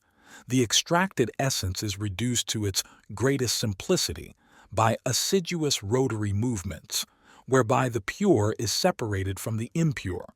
Then you will see the pureness floating to the top, transparent, shining, and of the color of purest air. You will see the heretofore spagyric, i.e., secret heaven, which you can bedeck with the lower stars, as the upper heaven is bedecked with the upper stars.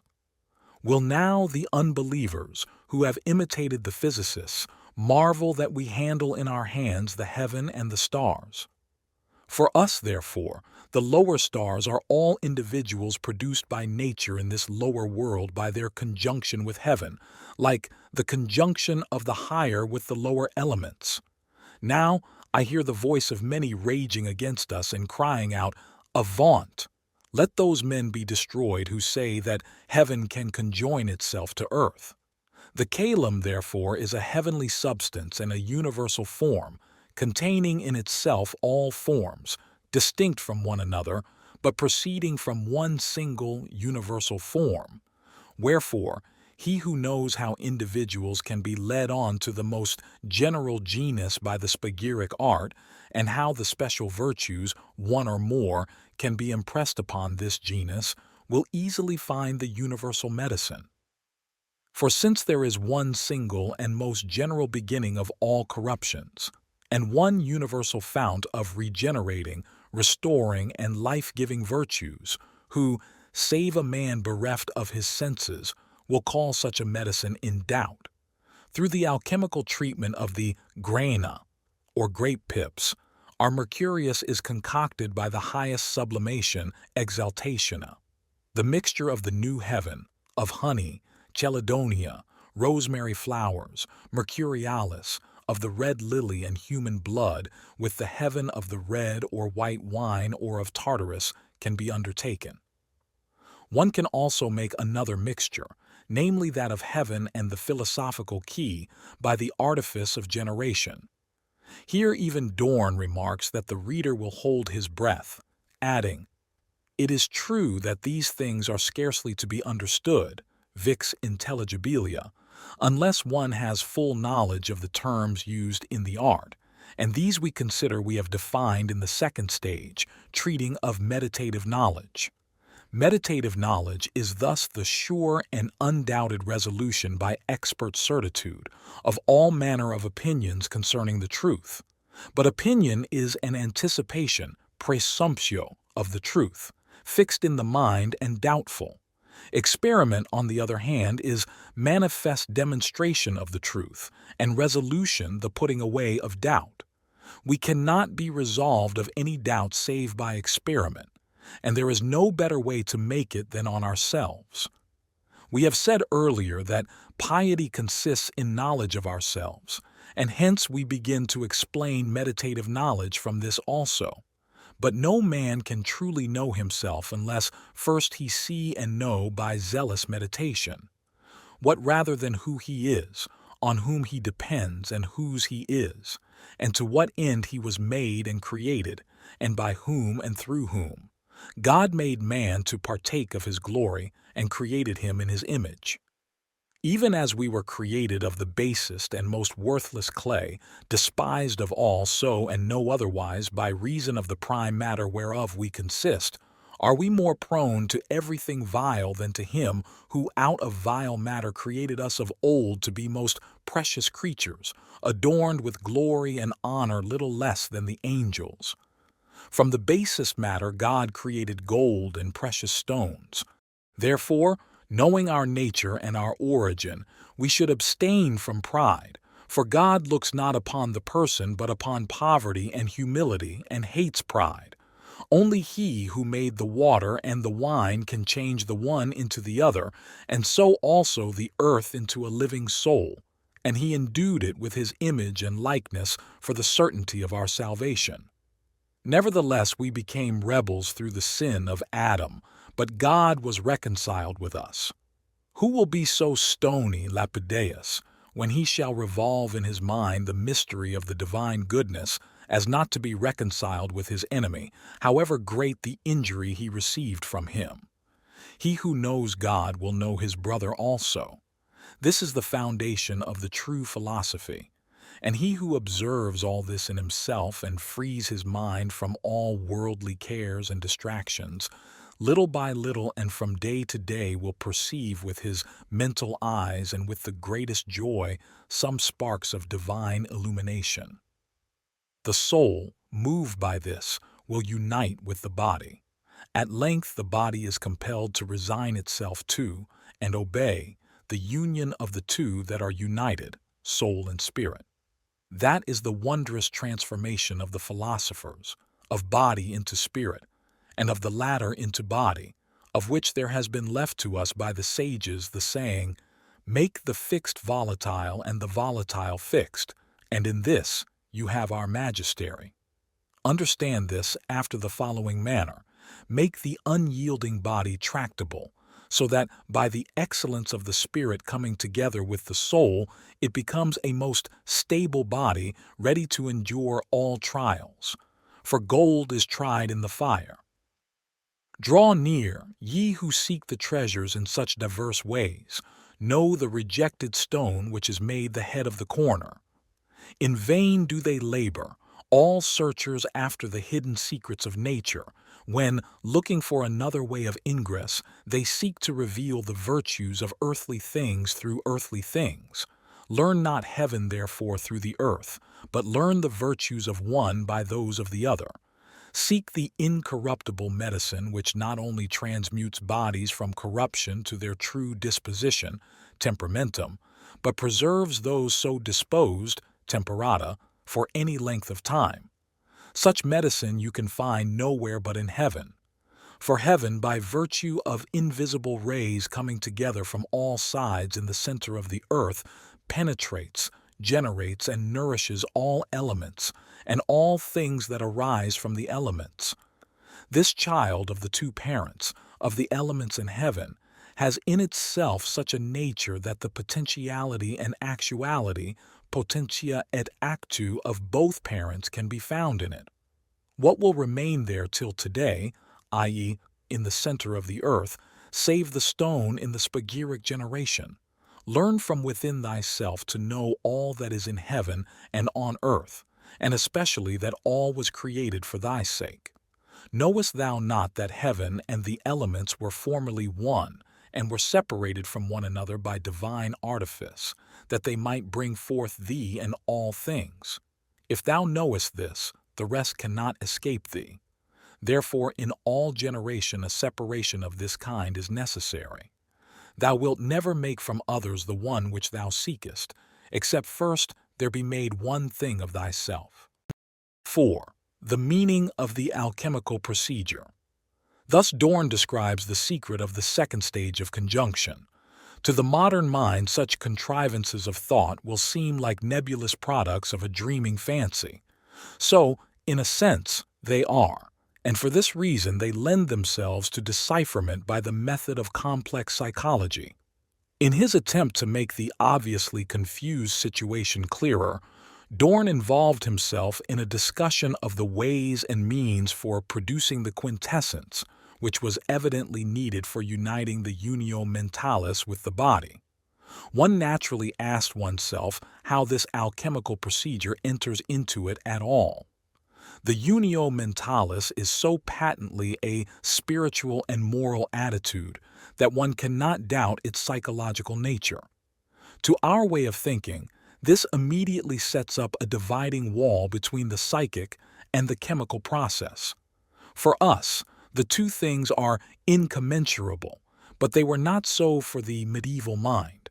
It knew nothing of the nature of chemical substances and their combination. It saw only enigmatic substances which, united with one another, inexplicably brought forth equally mysterious new substances. In this profound darkness, the alchemist's fantasy had free play and could playfully combine the most inconceivable things. It could act without restraint and, in so doing, portray itself without being aware of what was happening. The free-ranging psyche of the adept used chemical substances and processes as a painter uses colors to shape out the images of his fancy. If Dorn, in order to describe the union of the unio mentalis with the body, reaches out for his chemical substances and implements, this only means that he was illustrating his fantasies by chemical procedures. For this purpose, he chose the most suitable substances, just as the painter chooses the right colors. Honey, for instance, had to go into the mixture because of its purifying quality. As a Paracelsist, Dorn knew from the writings of the master what high praises he had heaped upon it, calling it the sweetness of the earths, the resin of the earth which permeates all growing things, the Indian spirit which is turned by the influence of summer into a corporeal spirit. Thereby the mixture acquired the property not only of eliminating impurities but of changing spirit into body, and in view of the proposed conjunction of the spirit and the body, this seemed a particularly promising sign. To be sure, the sweetness of the earths was not without its dangers, for as we have seen, the honey could change into a deadly poison. According to Paracelsus, it contains tartarum, which, as its name implies, has to do with Hades. Further, tartarum is a calcined Saturn, and consequently has affinities with this malefic planet.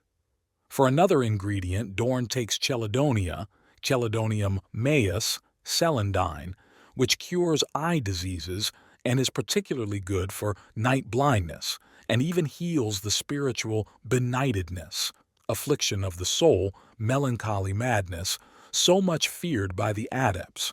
It protects against thunderstorms, that is, outbursts of affect. It is a precious ingredient because its yellow flowers symbolize the philosophical gold, the highest treasure. What is more important here, it draws the humidity, the soul, out of Mercurius. It therefore assists the spiritualization of the body and makes visible the essence of Mercurius, the supreme chthonic spirit. But Mercurius is also the devil. Perhaps that is why the section in which Lagnius defines the nature of Mercurius is entitled Dominus Vobiscum. In addition, the plant Mercurialis, dog's mercury, is indicated. Like the Homeric magic herb moly, it was found by Hermes himself and must therefore have magical effects. It is particularly favorable to the CONIUNCTIO because it occurs in male and female form and thus can determine the sex of a child about to be conceived. Mercurius himself was said to be generated from an extract of it, that spirit which acts as a mediator, because he is utriusque capax, capable of either, and savior of the macrocosm, and is therefore best able to unite the above with the below. In his eithyophalic form as Hermes Kalenios, he contributes the attractive power of sexuality, which plays a great role in the CONIUNCTIO symbolism. Like honey, he is dangerous because of his possibly poisonous effect, for which reason it naturally seemed advisable to our author to add rosemary to the mixture as an alexipharmic, antidote, and a synonym for Mercurius, aqua permanens, perhaps on the principle that like cures like. Dorn could hardly resist the temptation to exploit the alchemical allusion to ros marinus, sea dew. In agreement with ecclesiastical symbolism, there was in alchemy, too, a dew of grace, the aqua vitae, the perpetual, permanent, and two-meaning divine water or sulphur water. The water was also called aqua pontica, sea water, or simply sea. This was the great sea over which the alchemist sailed in his mystic peregrination, guided by the heart of Mercurius in the heavenly North Pole, to which nature herself points with the magnetic compass, It was also the bath of regeneration, the spring rain which brings forth the vegetation, and the aqua doctrinae. Another alexipharmic is the lily, but it is much more than that. Its juice is mercurial and even incombustible, a sure sign of its incorruptible and eternal nature. This is confirmed by the fact that the lily was conceived to be Mercurius and the quintessence itself, the noblest thing that human meditation can reach. The red lily stands for the male and the white for the female in the CONIUNCTIO, the divine pair that unite in the hieroscomos.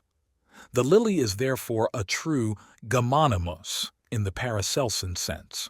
Finally, the mixture must not lack the thing that really keeps body and soul together, human blood, which was regarded as the seat of the soul. It was a synonym for the red tincture, a preliminary stage of the lapis.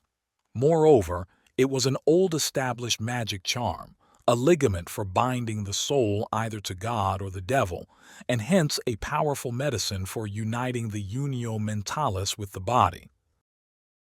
The admixture of human blood seems to me unusual if one assumes that the recipe was meant literally.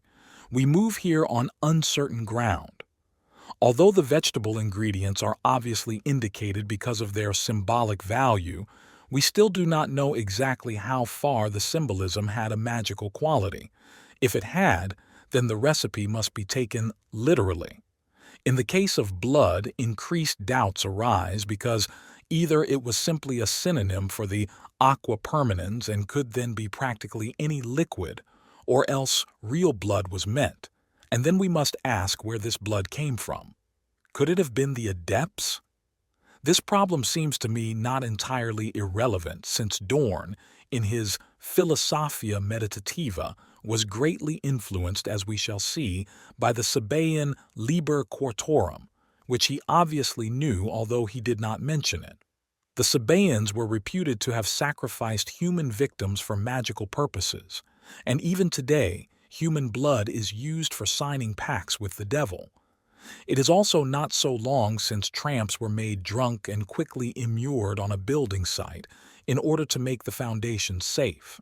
A magical recipe of the 16th century, therefore, might easily have used human blood as a pars pro toto. This whole mixture was then joined with the heaven of the red or white wine or of Tartarus. The calum, as we have seen, was the product of the alchemical procedure, which in this case consisted in first distilling the philosophic wine. Thereby the soul and spirit were separated from the body and repeatedly sublimated until they were free from all phlegm, that is, from all liquid that contained no more spirit. The residue, called the corpus, body, was reduced to ashes in the most vehement fire, and hot water being added was changed into a lixivium asperimum, very sharp lye, which was then carefully poured off the ashes by tilting the vessel. The residue was treated in the same way again, until in the end no asperitas remained in the ashes. The lye was filtered and then evaporated in a glass vessel. What was left over was tartarum nostrum, our winestone, calculus vini, the natural salt of all things. This salt can be dissolved into tartaric water in a damp and cool place on a slab of marble. The tartaric water was the quintessence of the philosophic and even of ordinary wine, and was then subjected to the above-mentioned rotation. As in a centrifuge, the pure was separated from the impure, and a liquid of the color of the air floated to the top. This was the calum. I have detailed this process in order to give the reader a direct impression of the alchemical procedure. One can hardly suppose that all this is mere poppycock, for Dorn was a man who obviously took things seriously. So far as one can judge, he meant what he said, and he himself worked in the laboratory.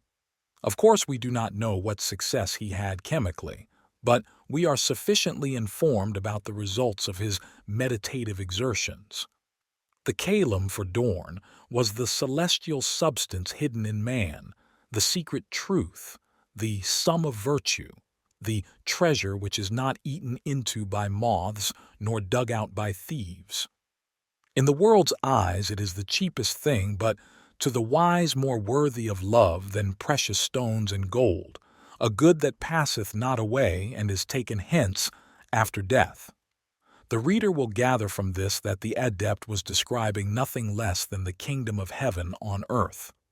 I think that Dorn was not exaggerating, but that he wanted to communicate to his public something very important to him. He believed in the necessity of the alchemical operation as well as in its success.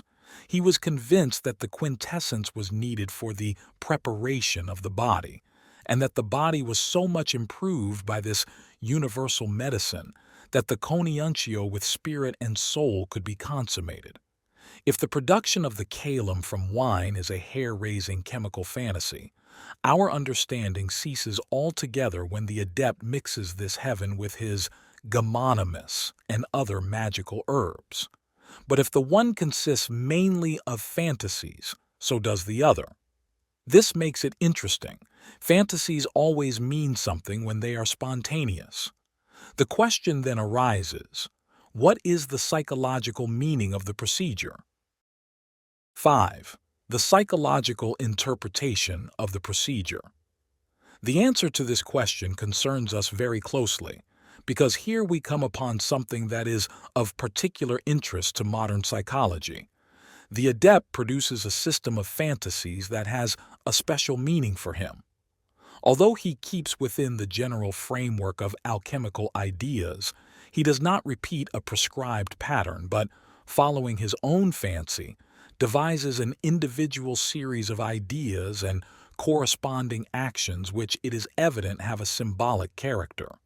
He starts with the production of the medicine that will unite the unio mentalis, his spiritual position, with the body. The ambiguity already begins here. Is the corpus his human body, or the chemical substance? Apparently it is, to start off with, his living body, which, as everyone knows, has different desires from the spirit.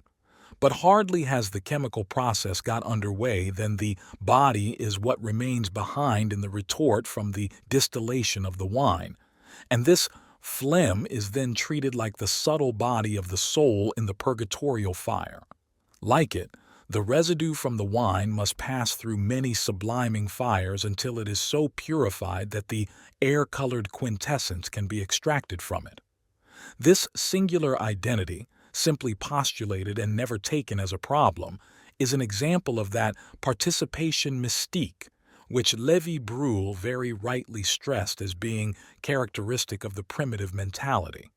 The same is true of the unquestionably psychic unio mentalis, which is at the same time a substance-like truth hidden in the body, which in turn coincides with the quintessence sublimed from the phlegm.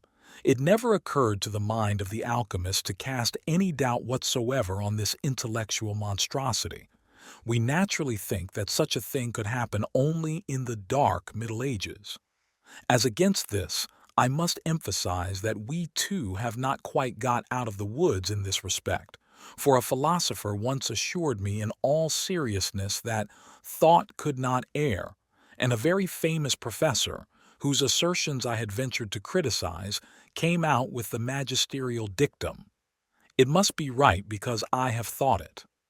All projections are unconscious identifications with the object. Every projection is simply there as an uncriticized datum of experience, and is recognized for what it is only very much later, if ever. Everything that we today would call mind and insight was, in earlier centuries, projected into things, and even today individual idiosyncrasies are presupposed by many people to be generally valid. The original, half-animal state of unconsciousness was known to the adept as the nigredo, the chaos, the massa confusa, an inextricable interweaving of the soul with the body, which together formed a dark unity, the unio naturalis. From this enchainment he had to free the soul by means of the separatio and establish a spiritual psychic counterposition, conscious and rational insight, which would prove immune to the influences of the body. But such insight, as we have seen, is possible only if the delusory projections that veil the reality of things can be withdrawn. The unconscious identity with the object then ceases, and the soul is freed from its fetters in the things of sense. The psychologist is well acquainted with this process, for a very important part of his psychotherapeutic work consists in making conscious and dissolving the projections that falsify the patient's view of the world and impede his self-knowledge. He does this in order to bring anomalous psychic states of an affective nature, that is, neurotic symptoms, under the control of consciousness. The declared aim of the treatment is to set up a rational, spiritual psychic position over against the turbulence of the emotions. Projections can be withdrawn only when they come within the possible scope of consciousness. Outside that, nothing can be corrected. Thus, in spite of all his efforts, Dorn was unable to recognize the, for us, blatant projection of psychic contents into chemical substances and thereby dissolve it. Evidently, his understanding in this respect still moved within the confines of the contemporary consciousness, even though in other respects it plumbed to greater depths than did the collective consciousness of that age. Thus it is that the psychic sphere representing the body miraculously appeared to the adept to be identical with chemical preparation in the retort. Hence he could believe that any changes he effected in the latter would happen to the former as well. Significantly enough, one seldom hears of the panacea or lapis being applied to the human body. As a rule, the carrying out of the chemical procedure seemed sufficient in itself. At any rate, it was for Dorn, and that is why his chemical calum coincided with the heavenly substance in the body, the truth. For him, this was not a duality but an identity. For us, they are incommensurables that cannot be reconciled because, owing to our knowledge of chemical processes, we are able to distinguish them from psychic ones. In other words, our consciousness enables us to withdraw this projection. The list of ingredients to be mixed with the calum gives us a glimpse into the nature of the psychic contents that were projected. In the honey, the sweetness of the earths, we can easily recognize the balsam of life that permeates all living, budding, and growing things. It expresses, psychologically, the joy of life and the life urge which overcome and eliminate everything dark and inhibiting. Where spring-like joy and expectation reign, spirit can embrace nature and nature spirit. The Chelidonia, a synonym for the philosophical gold, corresponds to Paracelsus's magic herb cherry, Cheiranthus cherry. Like this, it has four-petaled yellow flowers. Cherry, too, was related to the gold, since it was called aurum potabile. It therefore comes into the category of the Paracelsan aniata, perfectors from below upward, magical plants which are collected in the spring and grant long life. Dorn himself, in his Conjuries Paracelsicae Chemicae de Transmutatione Metallorum, commented on Paracelsus's De Vita Longa, where this information can be found. Celandine was one of the most popular curative and magical herbs in the Middle Ages, chiefly on account of its yellow, milky juice, a remedy for non-lactation. It was also called enchanter's nightshade. Like the cherry, it owes its singular significance to the quaternity of its gold-colored flowers, as Paracelsus points out.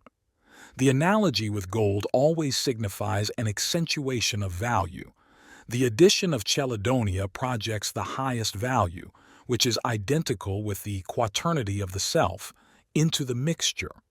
If it draws out the soul of Mercurius, this means psychologically that the image of the self, the golden quaternity, draws a quintessence out of the chthonic spirit. I must agree with Dorn, and no doubt with the reader too, that this statement is vix intelligibilis. I can explain this only as a result of the extraordinary intellectual difficulties we get into when we have to wrestle seriously with a mind that could make no proper distinction between psyche and matter. The underlying idea here is that of Mercurius, a dual being who was as much spiritual as material. In my special study of that subject, I've pointed out that outwardly Mercurius corresponds to Quicksilver, but inwardly he is a deus terrenus and an anima mundi. In other words, that part of God which, when he imagined the world, was as it were left behind in his creation, or, like the Sophia of the Gnostics, got lost in physis. Mercurius has the character which Dorn ascribes to the soul. He is good with the good, evil with the evil, and thus occupies a middle position morally. Just as the soul inclines to earthly bodies, so Mercurius frequently appears as the spirit in matter, in chthonic or even underworldly form, as in our text. He is then the non-human spirit who holds the soul captive in physis, for which reason it must be liberated from him. In a psychological sense, Mercurius represents the unconscious, for this is to all appearances that spirit which comes closest to organic matter and has all the paradoxical qualities attributed to Mercurius. In the unconscious are hidden those sparks of light, scintillae, the archetypes, from which a higher meaning can be extracted. The magnet that attracts the hidden thing is the self, or in this case, the theoria or the symbol representing it, which the adept uses as an instrument. The extractio is depicted figuratively in an illustration in Reusner's Pandora, a crowned figure with a halo, raising a winged fish-tailed, snake-armed creature, the spirit, likewise crowned with a halo out of a lump of earth. This monster represents the spiritus mercurialis, the soul of the world or of matter freed from its fetters, the filius macrocosmi, the child of sun and moon born in the earth, the hermaphroditic homunculus, etc. Basically, all these synonyms describe the inner man as a parallel or complement of Christ. The reader who seeks further information on this figure should refer to Psychology and Alchemy and Aeon. Let us now turn to another ingredient of the mixture, namely the rosemary flowers, Florus rosis marini. In the old pharmacopoeia, rosemary, Rosmarinus officinalis, was regarded as an antitoxin, presumably on symbolic grounds which may be connected with its curious name. Rosmarinus, sea dew, was for the alchemist a welcome analogy for the aqua permanens, which in its turn was Mercurius. But what lends rosemary its special significance is its sweet smell and taste. The sweet odor of the Holy Ghost occurs not only in Gnosticism, but also in ecclesiastical language, and of course in alchemy, though here there are more frequent references to the characteristic stench of the underworld, the odor sepulchrorum. Rosemary was often used in marriage customs and as a love filter, and therefore had, for the alchemist, a binding power which was of course particularly favorable for the purpose of conjunction. Thus the Holy Ghost is the spiration binding Father and Son, just as, in alchemy, he occasionally appears as the ligament of body and soul. These different aspects of rosemary signify so many qualities which are imparted to the mixture. Mercurialis is a magic herb too, but unlike rosemary, it is connected not with love but with sexuality, and is another binding power which, as we have mentioned, can even determine the sex of the child. The red lily, as the quintessence of sulphur, represents the male partner in the alchemical marriage, the Cervus rubeus, who unites with the Foamina candida. With this figure, the adept mixed himself into the potion, so to speak, and, to make the bond inviolable, he added human blood as a further ingredient. Being a special juice with which pacts with the devil are signed, it would magically consolidate the bond of marriage. This peculiar mixture was then to be united with the heaven of the red or white wine, or of Tartarus. The calum, or blue tincture, as we have seen, was concocted from the phlegm of the wine or sublimated from the wine stone. Just as the phlegm is the residue in the bottom of the vessel of the evaporated wine, so Tartarus, the underworld and realm of the dead, is the sediment or precipitate of a once-living world. In Cunrath, Sal Tartari Mundi Majoris is identical with Sal Saturni and Sal Veneris. It contains, or is, the Scintilla Animae Mundi. Tartar is the Sal Sapientiae. Sal Saturni refers to Kronos enchained in Tartarus. Plutarch identifies Typhon with Tartarus. This is in agreement with the malefic nature of Saturn. Sal Tartari, therefore, has a sinister, underworldly nuance reminiscent of death and hell. Saturn, lead, is one of the best-known synonyms for the prima materia, and hence is the matrix of the filius philosophorum. This is the sought-for celestial substance, the calum, etc. What are we to think of this most peculiar filter? Did Dorn really mean that these magic herbs should be mixed together and that the air-colored quintessence should be distilled from the Tartarus? Or was he using these secret names and procedures to express a moral meaning?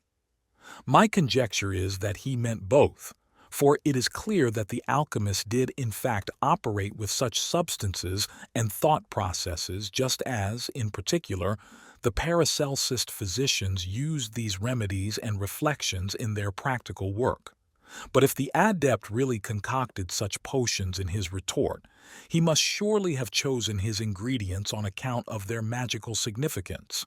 He worked accordingly with ideas, with psychic processes and states, but referred to them under the name of the corresponding substances. With the honey, the pleasure of the senses and the joy of life went into the mixture, as well as the secret fear of the poison, the deadly danger of worldly entanglements. With the Chelidonia, the highest meaning and value, the self as the total personality, the healing and whole-making medicine, which is recognized even by modern psychotherapy, was combined with spiritual and conjugal love, symbolized by rosemary. And, lest the lower, chthonic element be lacking, Mercurialis added sexuality, together with the red slave moved by passion, symbolized by the red lily, and the addition of blood threw in the whole soul. All this was united with the azure quintessence, the anima mundi extracted from inert matter, or the God image imprinted on the world, a mandala produced by rotation. That is to say, the whole of the conscious man is surrendered to the self, to the new center of personality which replaces the former ego. Just as, for the mystic, Christ takes over the leadership of consciousness and puts an end to a merely ego-bound existence, so the filius macrocosmi, the son of the great luminaries and of the dark womb of the earth, enters the realm of the psyche and seizes the human personality, not only in the shining heights of consciousness, but in the dark depths which have not yet comprehended the light that appeared in Christ. The alchemist was well aware of the great shadow which Christianity obviously had not assimilated, and he therefore felt impelled to create a savior from the womb of the earth as an analogy and complement of God's Son who came down from above. The production of the calum is a symbolic rite performed in the laboratory. Its purpose was to create, in the form of a substance, that truth, the celestial balsam or life principle, which is identical with the God image. Psychologically, it was a representation of the individuation process by means of chemical substances and procedures, or what we today call active imagination. This is a method which is used spontaneously by nature herself or can be taught to the patient by the analyst. As a rule, it occurs when the analysis has constellated the opposites so powerfully that a union or synthesis of the personality becomes an imperative necessity. Such a situation is bound to arise when the analysis of the psychic contents, of the patient's attitude, and particularly of his dreams, has brought the compensatory or complementary images from the unconscious so insistently before his mind that the conflict between the conscious and the unconscious personality becomes open and critical. When this confrontation is confined to partial aspects of the unconscious, the conflict is limited and the solution simple. The patient, with insight and some resignation or a feeling of resentment, places himself on the side of reason and convention. Though the unconscious motifs are repressed again, as before, the unconscious is satisfied to a certain extent because the patient must now make a conscious effort to live according to its principles and, in addition, is constantly reminded of the existence of the repressed by annoying resentments. But if his recognition of the shadow is as complete as he can make it, then conflict and disorientation ensue, an equally strong yes and no, which he can no longer keep apart by a rational decision. He cannot transform his clinical neurosis into the less conspicuous neurosis of cynicism. In other words, he can no longer hide the conflict behind a mask. It requires a real solution and necessitates a third thing in which the opposites can unite.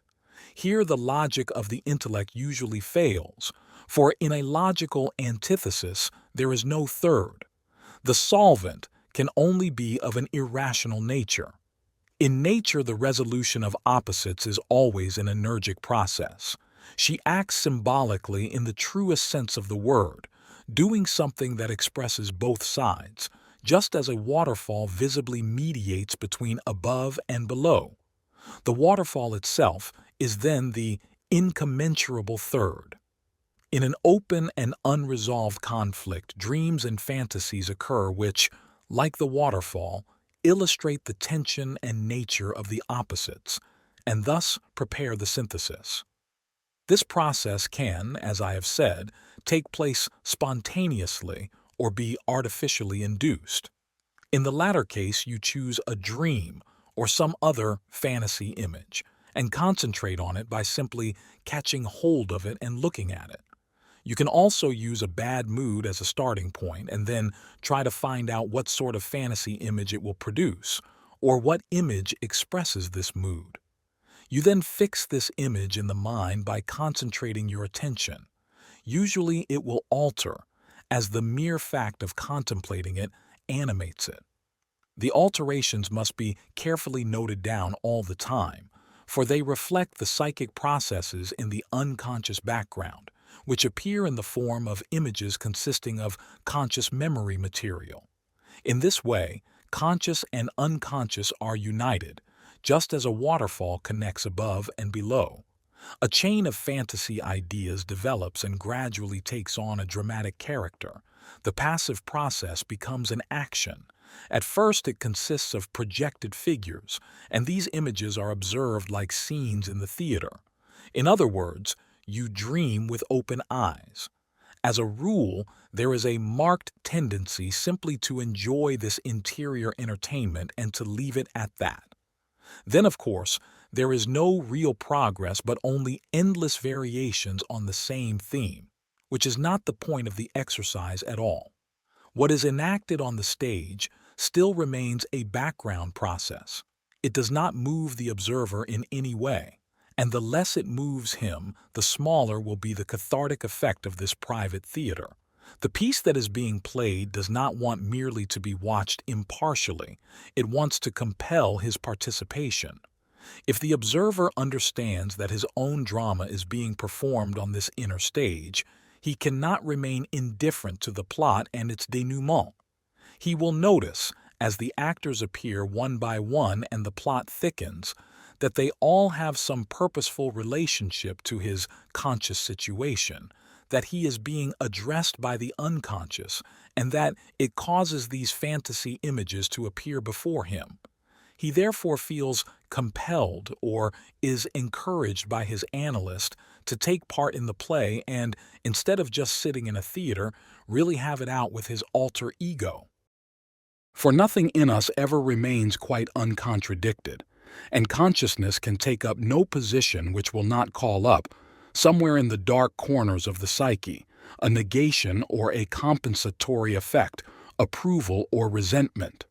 This process of coming to terms with the other in us is well worthwhile, because in this way we get to know aspects of our nature which we would not allow anybody else to show us and which we ourselves would never have admitted.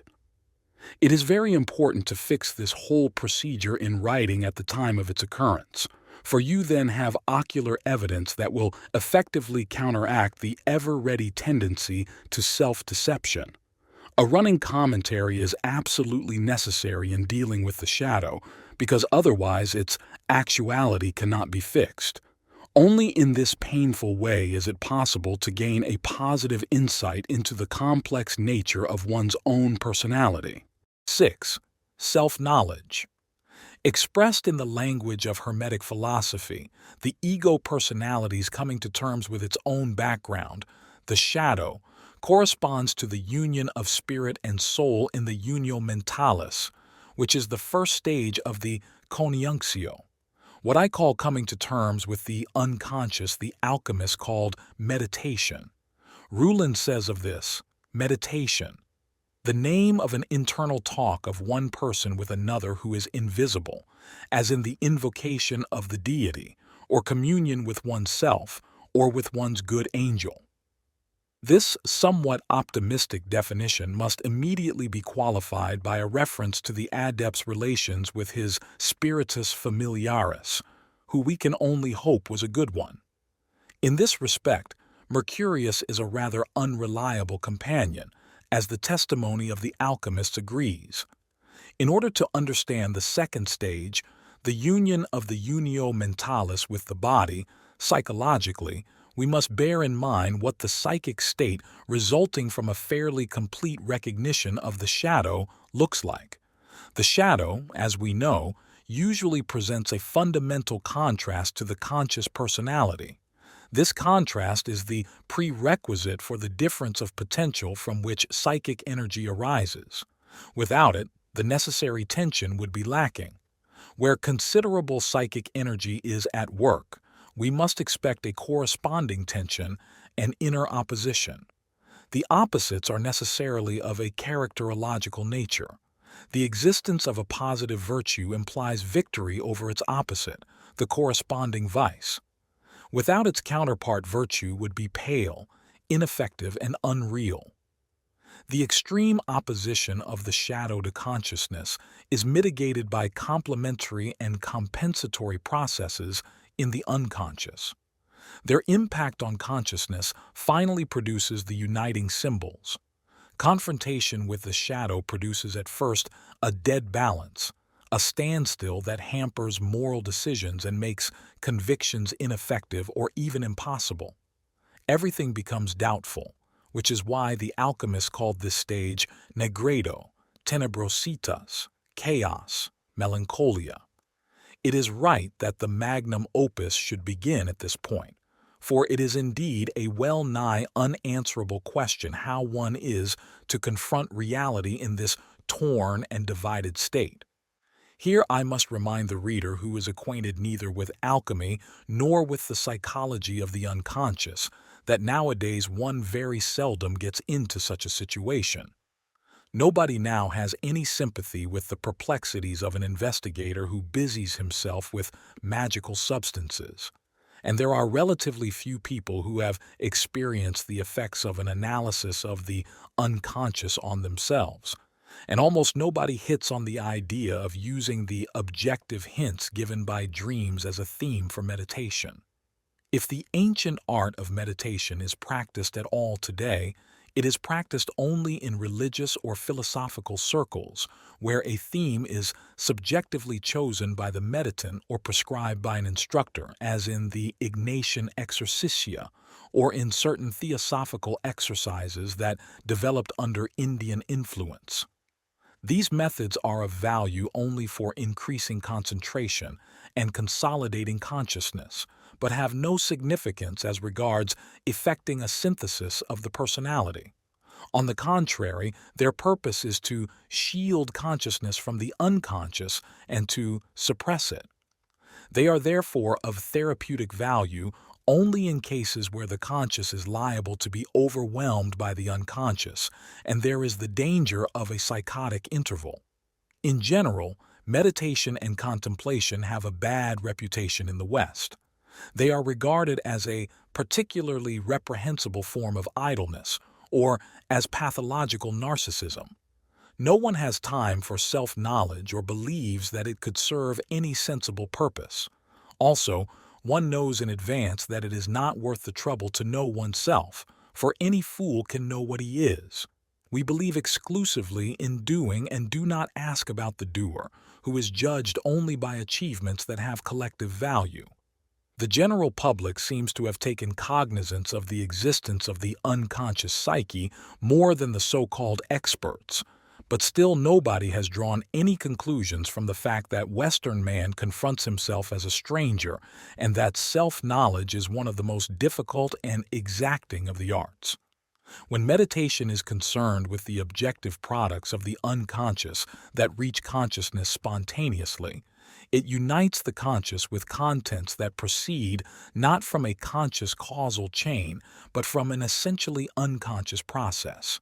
We cannot know what the unconscious psyche is, otherwise it would be conscious. We can only conjecture its existence, though there are good enough grounds for this. Part of the unconscious contents is projected, but the projection as such is not recognized. Meditation or critical introspection and objective investigation of the object are needed in order to establish the existence of projections. If the individual is to take stock of himself, it is essential that his projections should be recognized because they falsify the nature of the object and besides this contain items which belong to his own personality and should be integrated with it. This is one of the most important phases in the wearisome process of self-knowledge. And since projections involve one in an inadmissible way in externalities, Dorn rightly recommends an almost ascetic attitude to the world, so that the soul may be freed from its involvement in the world of the body. Here only the spirit can help it, that is, the drive for knowledge of the self, on a plane beyond all the illusion and bemusement caused by projection. The unio mentalis, then, in psychological as well as in alchemical language, means knowledge of oneself. In contradistinction to the modern prejudice that self-knowledge is nothing but a knowledge of the ego, the alchemists regarded the self as a substance incommensurable with the ego, hidden in the body and identical with the image of God. This view fully accords with the Indian idea of Purusha Atman. The psychic preparation of the magisterium as described by Dorn is therefore an attempt, uninfluenced by the East, to bring about a union of opposites in accordance with the great Eastern philosophies, and to establish for this purpose a principle freed from the opposites and similar to the Atman or Tao. Dorn called this the substantia coelestis, which today we would describe as a transcendental principle. This unum is nirdvanva, free from the opposites, like the Atman, self. Dorn did not invent this idea but merely gave clearer expression to what had long been secret knowledge in alchemy. Thus we read in the Liber Octo Capitulorum de Lapide Philosophorum of Albertus Magnus, with reference to quicksilver, Mercurius non vulgi, the philosophical mercury. Quicksilver is cold and moist, and God created all minerals with it, and it itself is aerial and volatile in the fire. But since it withstands the fire for some time, it will do great and wonderful works, and it alone is a living spirit, and in all the world there is nothing like it that can do such things as it can.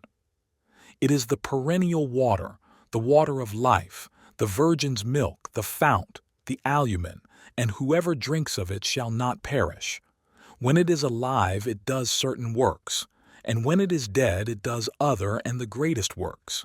It is the serpent that rejoices in itself, impregnates itself, and gives birth in a single day, and slays all metals with its venom. It flees from the fire, but the sages by their art have caused it to withstand the fire, by nourishing it with its own earth until it endured the fire, and then it performs works and transmutations. As it is transmuted, so it transmutes. It is found in all minerals and has a symbolum with them all. But it arises midway between the earthly and the watery, or midway between mediocriter, a subtle living oil, and a very subtle spirit.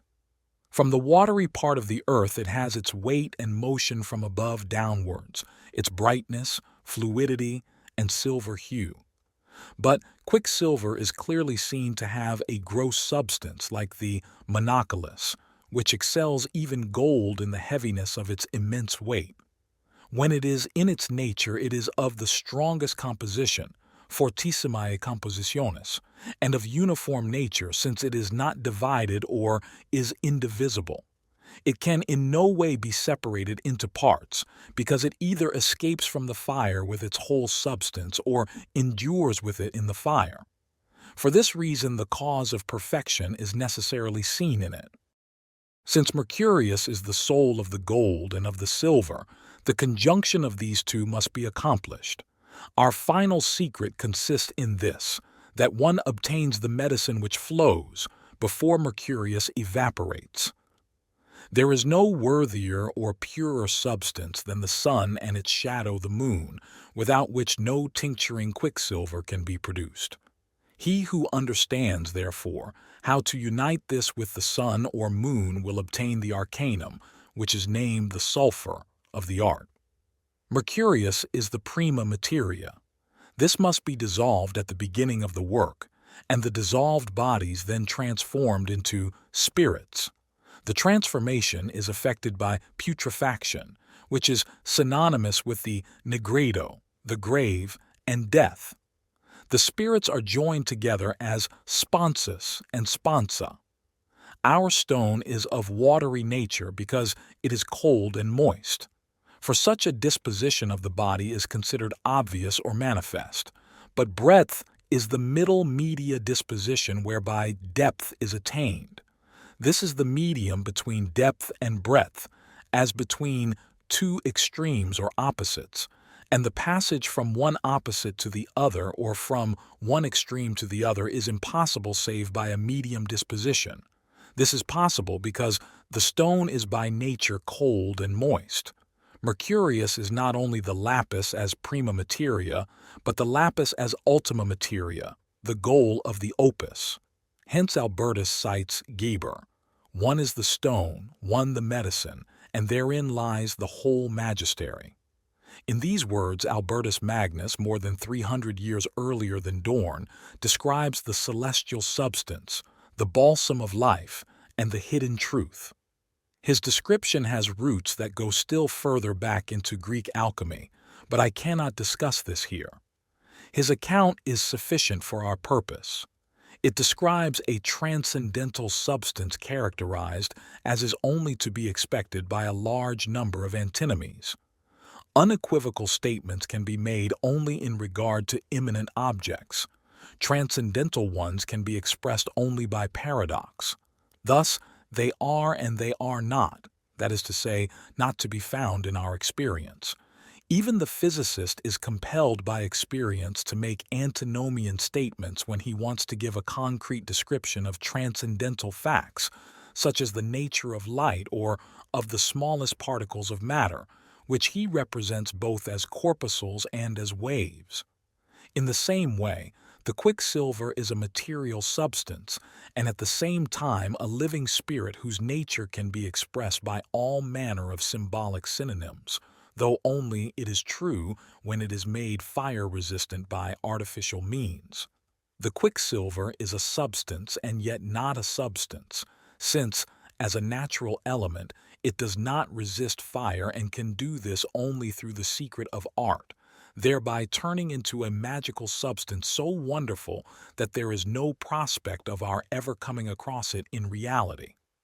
This clearly means that quicksilver is the symbol for a transcendental idea which is alleged to become manifest in it when the art has made it capable of resisting fire. It is also assumed that this occult quality is at least potentially present in Mercurius, since he is the prima materia of all metals and is found in all minerals. He is not only the initial material of the process, but also its end product, the lapis philosophorum. Thus he is at the outset a significant exception among the metals and chemical elements. He is the primordial matter from which God created all material things. The change which the artifacts proposes to induce in it consists, among other things, in giving it immense weight and indivisible wholeness.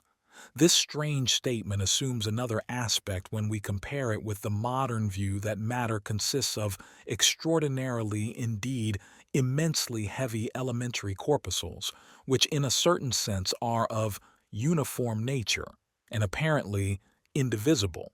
They are the bricks nature builds with, and they therefore contain everything that nature contains, so that each of them represents the whole of the universe. From this point of view, it almost seems as if Albertus Magnus had anticipated one of the greatest physical discoveries of our time. This, of course, would be to recognize only the physical truth of his intuition, but not the symbolic implications which were bound up with it in the medieval mind. If we have hazarded a parallel between Albertus's views and the discontinuity of protons and energy quanta, we are obliged to attempt another parallel in regard to the symbolical statements. These, as we have seen from Dorn, refer to the psychological aspect of Mercurius. In order to avoid needless repetition, I must here refer the reader to my earlier investigations of Mercurius and the symbols of the self in alchemy. Anyone who knows the extraordinary importance of the concept of psychic wholeness in the practical, as well as theoretical psychology of the unconscious, will not be surprised to learn that Hermetic philosophy gave this idea, in the form of the lapis philosophorum, preeminence over all other concepts and symbols. Dorn in particular made this abundantly and unequivocally clear, in which respect he has the authority of the oldest sources.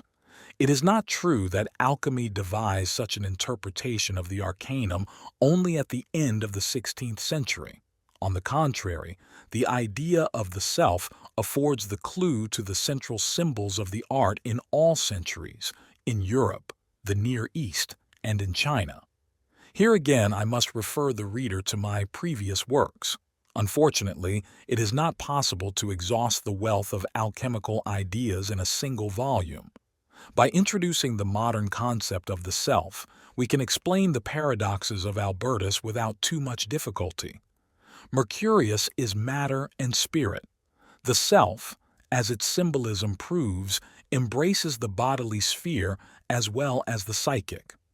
This fact is expressed particularly clearly in mandalas. Mercurius is also the water, which, as the text emphasizes, occupies a middle position between the volatile, air, fire, and the solid, earth, since it occurs in both liquid and gaseous form, and also as a solid in the form of ice. Mercurius shares his aquaiositas with water, since on the one hand he is a metal and amalgamates himself in solid form with other metals, and on the other hand is liquid and evaporable.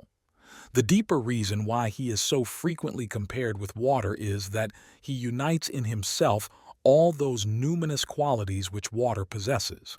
Thus, as the central arcanum, the aqua permanens dominated alchemy from those remote times when it was still the holy and blessed water of the Nile until well into the 18th century. In the course of time, mainly under Gnostic Hermetic influence, it took on the significance of the new, with which the divine crater was filled so that those mortals who wished to attain consciousness could renew themselves in this baptismal bath. Later it signified the aqua doctrinae and a wonder-working magical water.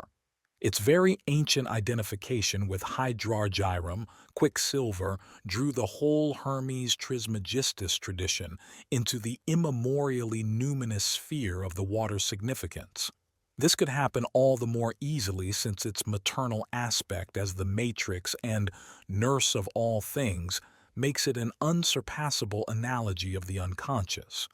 In this way, the idea of the water could gradually develop into the tremendous paradox of Mercurius, who, as the age-old son of the mother, is the hermetic spirit, and, as a chemical substance, a magically prepared quicksilver. The serpent rejoicing in itself, luxurians in se ipso, is the Democritean physis, natura, which embraces itself, and is symbolized by the Ouroboros of Greek alchemy, a well-known emblem of Mercurius. It is the symbol of the union of opposites par excellence and an alchemical version of the proverb, les extrêmes se touchent. The Ouroboros symbolizes the goal of the process but not the beginning, the massa confusa or chaos, for this is characterized not by the union of the elements but by their conflict. The expression giving birth in a single day, in uno die parturiens, likewise refers to Mercurius, since he, in the form of the lapis, was named the son of one day. This name refers to the creation of light in Genesis 1:5, and there was evening and morning one day. As the son of one day, therefore, Mercurius is light. Hence he is praised as the lux moderna and a light above all lights. He is thus Sunday's child, born on the day of the sun, just as the planet Mercury is the nearest to the sun and was accounted its child. Saint Bonaventure, 1221-74, also speaks of the one day in his Itinerarium, where he discusses the 3 stages of illumination, triplex illustratio. The first stage consists in giving up the bodily and the temporal in order to attain the first principle, which is spiritual and eternal and above us. We must enter into our mind mentum, which is the eternal spiritual image of God within us, and this is to enter into the truth of the Lord. We must pass beyond ourselves to the eternal and preeminently spiritual, and to that which is above us. This is the threefold illumination of the one day. The one day is the day on which light appeared over the darkness. I cite this passage not only for that reason, but as a parallel to the 3 stages of conjunction in Dorn, which obviously originated in the exercises for spiritual contemplation in the early Middle Ages. The parallel is clearly discernible. First, the turning away from the world of sense, then the turning towards the inner world of the mind and the hidden celestial substance, the image and truth of God, and finally, the contemplation of the transcendental unus mundus, the potential world outside time, of which we shall have more to say below. But first we examine more closely Albertus's statements on the nature of the quicksilver. The middle position ascribed to Mercurius provokes Albertus to a remarkable reflection. It seems to him that the concept of breadth, latitudo, expresses the middle disposition whereby depth can be attained. This disposition is the medium between depth and breadth. Media est inter profunditatem et latitudinem, as between 2 extremes or opposites, contraria. The idea at the back of his mind is obviously that of a cross, for height is the complement of depth. This would indicate the quaternity, a symbol of Mercurius Quadratus, who, in the form of the lapis, consists of the 4 elements. He thus forms the midpoint of the cosmic quaternity and represents the quinta essentia, the oneness and essence of the physical world, that is, the animach mundi. As I have shown elsewhere, this symbol corresponds to the modern representations of the self. 7. The monoculus. Evidently, in order to emphasize the unity of Mercurius, Albertus makes use of the expression monoculus, as is probably the right reading, or uniped. It seems to me that this must be an alchemical image, for I have found it nowhere else in the literature. The alchemist's use of a rare or strange word generally served to emphasize the extraordinary nature of the object expressed by it. As we know, with this trick one can also make banalities appear unusual. Even though the word monoculus appears to be unique, the image is not, for the uniped occurs in several illustrated alchemical manuscripts, for instance in the aforementioned Paris Codex, entitled Abraham le Juif.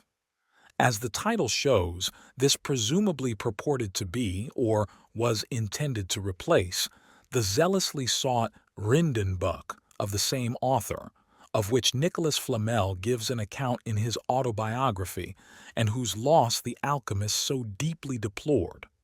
Though this mythical work was never found, it was reinvented in Germany, but this forgery has nothing to do with our manuscript.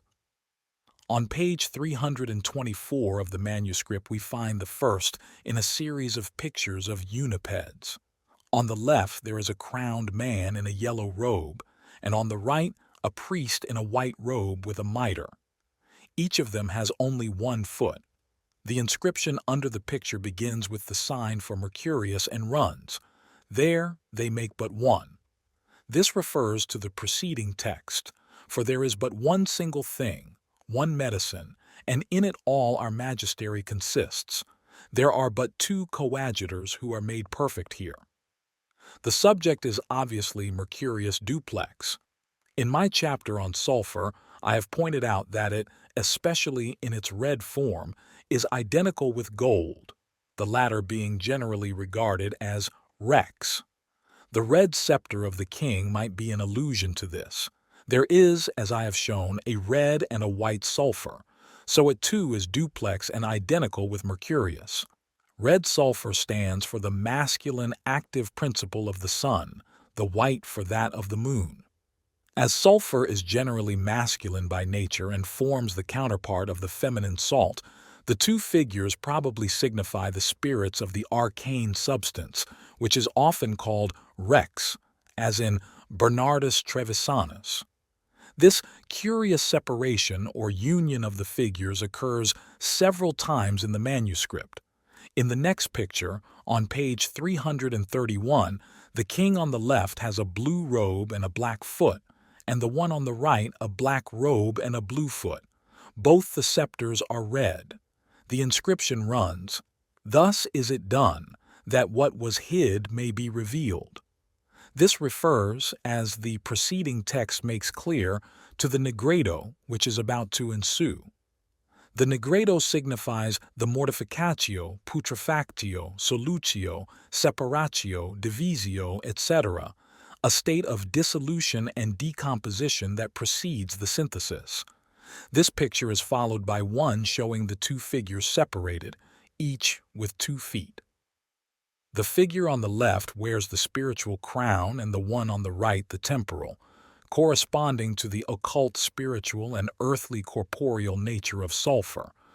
The figure on the left wears a robe whose right half is blue and the left black, the one on the right the reverse.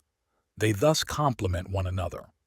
The text explains, "The colors of the 9th year and 1/2 this month of January 1772 are represented by these two figures, likewise by the mortification of our natural image and of the dead water reduced to another form." The inscription under the picture runs, "A very long time, and by putrefaction, calcination, incineration, fixation, and coagulation the materials become solid, but this comes to pass naturally after a very long time."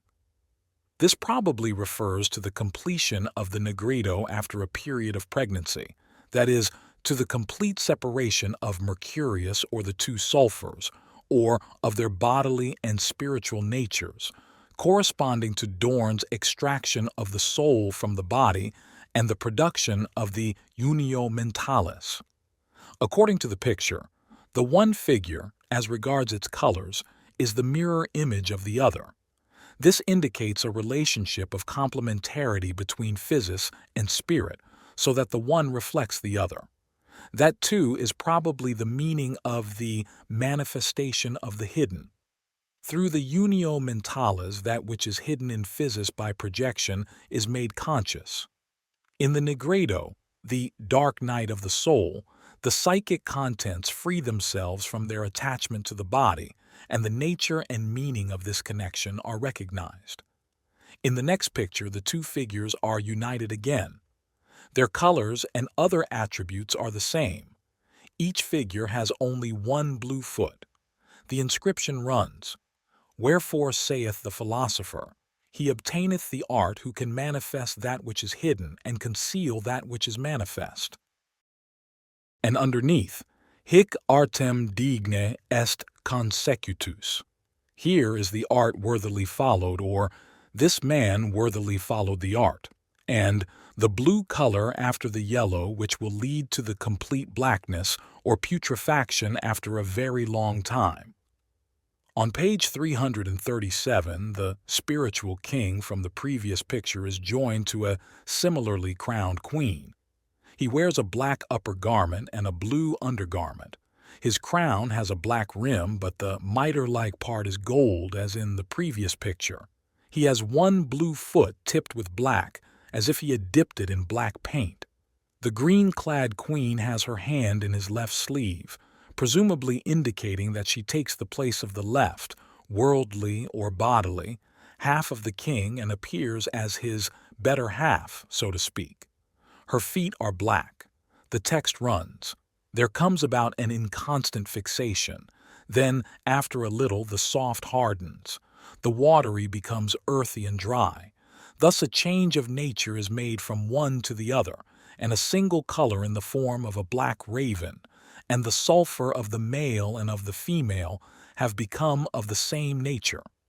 The inscription says, "Take therefore in God's almighty name this black earth, reduce it very subtly, and it will become like the head of a raven." As if explaining the caput corvi, the text remarks that the silene ondormi is bound by the shepherds with garlands of flowers in all colors of the rainbow, and after quaffing his wine says, "I laugh at my bond." So say the philosophers that when the blackness appears, one must rejoice. The text adds that Troy was reduced to ashes after 10 years of siege. This picture represents the union of the monoculus with the earth, the body. As the sulphur of the male Mercurius, he is a very active power, for he is the red sulphur of the gold or the active principle of the sun.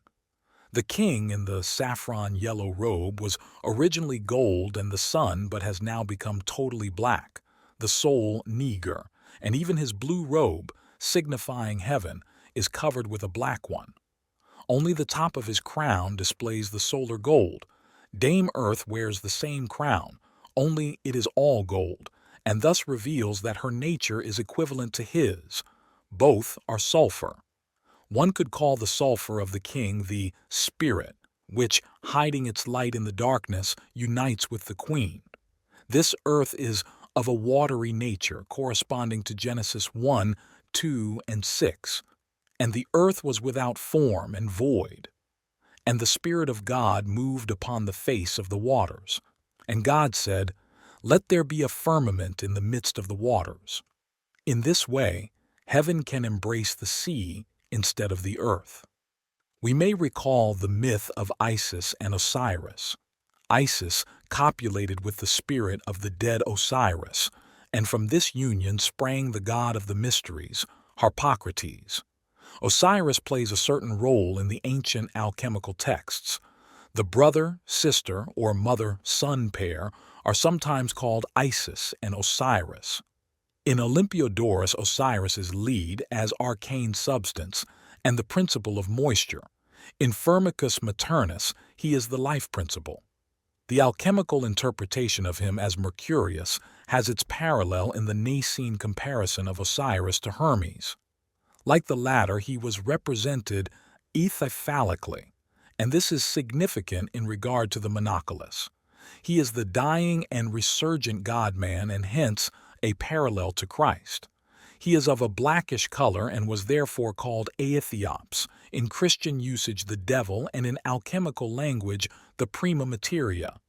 This antithesis is characteristic of Mercurius duplex. Wine as the blood of Osiris occurs in the ancient magical texts. In the Egyptian texts, Osiris had a sun and moon nature and was therefore hermaphroditic like Mercurius. Corvus, crow or raven, or caput corvi, raven's head, is the traditional name for the Negrido, Nox, Melancholia, etc. It can also, as pars pro toto, mean a capital thing or principle, as for instance the caput mortuum, which originally meant the head of the black Osiris, but later Mercurius Philosophorum, who, like him, undergoes death and resurrection and transformation into an incorruptible state. Thus the anonymous author of the Novum Lumen Chemicum exclaims, "O our heaven, O our water and our Mercurius, O dead head or dregs of our sea." And these are the epithets of the bird of Hermes, which never rests. This bird of Hermes is the raven of which it is said, "And know that the head of the art is the raven, who flies without wings in the blackness of the night and the brightness of the day." He is a restless, unsleeping spirit, our aerial and volatile stone, a being of contradictory nature. He is the heaven, and at the same time the scum of the sea. Since he is also called water, one thinks of rainwater, which comes from the sea and falls from heaven. As a matter of fact, the idea of clouds, rain, and dew is often found in the texts and is extremely ancient. A papyrus text says, "I am the mother of the gods, named heaven. I am Osiris, named water. I am Isis, named dew. I am Idolos, likened to the true spirits." Thus speaks a magician who wishes to conjure up his familiar. He himself is a spirit and thus akin to the bird of the night. In Christian tradition, the raven is an allegory of the devil. Here we encounter the primitive archetypal form of spirit, which, as I have shown, is ambivalent. This ambivalence or antagonism also appears in the ancient Egyptian pair of brothers, Osiris and Set, and in the Ebionite opposition of Christ and Satan. The night raven, Nitocorax, is an allegory of Christ. Nowadays, the caput mortuum, or kolkothar, denotes the brownish-red peroxide of iron which remains in the retort after the distillation of sulfuric acid from iron sulfate, whereas the caput osiridis was black and was therefore called caput corvi. The Aquarium Sapientum compares it with Christ, whose visage was so marred more than any man, Isaiah 52:14. The blackening usually took 40 days, corresponding to the 40 days between Easter and Ascension, or Christ's 40 days fast in the wilderness, or the 40-year wanderings of the Jews in the desert. In the heat of the Negrido, the anima media natura holds dominion. The old philosophers called this blackness the raven's head or black sun. The anima media natura corresponds to the Platonic world soul and the wisdom of the Old Testament.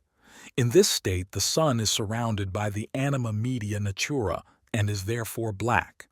It is a state of incubation or pregnancy. Great importance was attached to the blackness as the starting point of the work. Generally, it was called the raven. In our context, the interpretation of the Negredo as terra, earth, is significant. Like the anima media natura or wisdom, earth is in principle feminine. It is the earth which, in Genesis, appeared out of the waters, but it is also the terra damnata. The caput mortuum or caput corvi is the head of the black Osiris or Ethiopian, and also of the Moor in the chemical wedding. The head was boiled in a pot and the broth poured into a golden ball. This gives us the connection with the golden head of the Greek alchemy discussed earlier. The Moor in the chemical wedding is probably identical with the black executioner mentioned there, who decapitates the royal personages. In the end, his own head is struck off. In the further course of events, a black bird is beheaded. Beheading is significant symbolically as the separation of the understanding from the great suffering and grief which nature inflicts on the soul. It is an emancipation of the cogitatio, which is situated in the head, a freeing of the soul from the trammels of nature. Its purpose is to bring about, as in Dorn, a unio mentalis in the overcoming of the body. The Moor or Ethiopian is the black, sinful man whom St. Hilary compared to the raven made in the form of the sinner. In the chemical wedding there is a black king, and in Schema 24 Mylius represents the relation of king and queen under the symbol of two ravens fighting. Just as the raven symbolizes man's black soul, so the caput corvi represents the head or skull, testa capitis, which in Sabaean alchemy served as the vessel of transformation. The Sabaeans were suspected of magical practices that presupposed the killing of a man. The brain pan or head of the element man, therefore, has a somewhat sinister aspect. They needed a human skull because it contained the brain, and this was the seat of the understanding. And the understanding exists in that organ because it rules the soul and assists her liberation. The corpus rotundum built the skull about itself as a stronghold, girt itself with this armor, and opened windows in it, that is, the five senses. But the corpus rotundum, the living being, the form of forms and the genus of genera, is man. The rotundum obviously refers not to the empirical but to the round or whole man. Afterwards he drew the soul to the higher world, that he might give her freedom. The higher world has always an effect in man, which consists in the perfect inspiration of man at his death, nor shall he fail to reach the firmament until that which proceeded from the higher world returns to its place.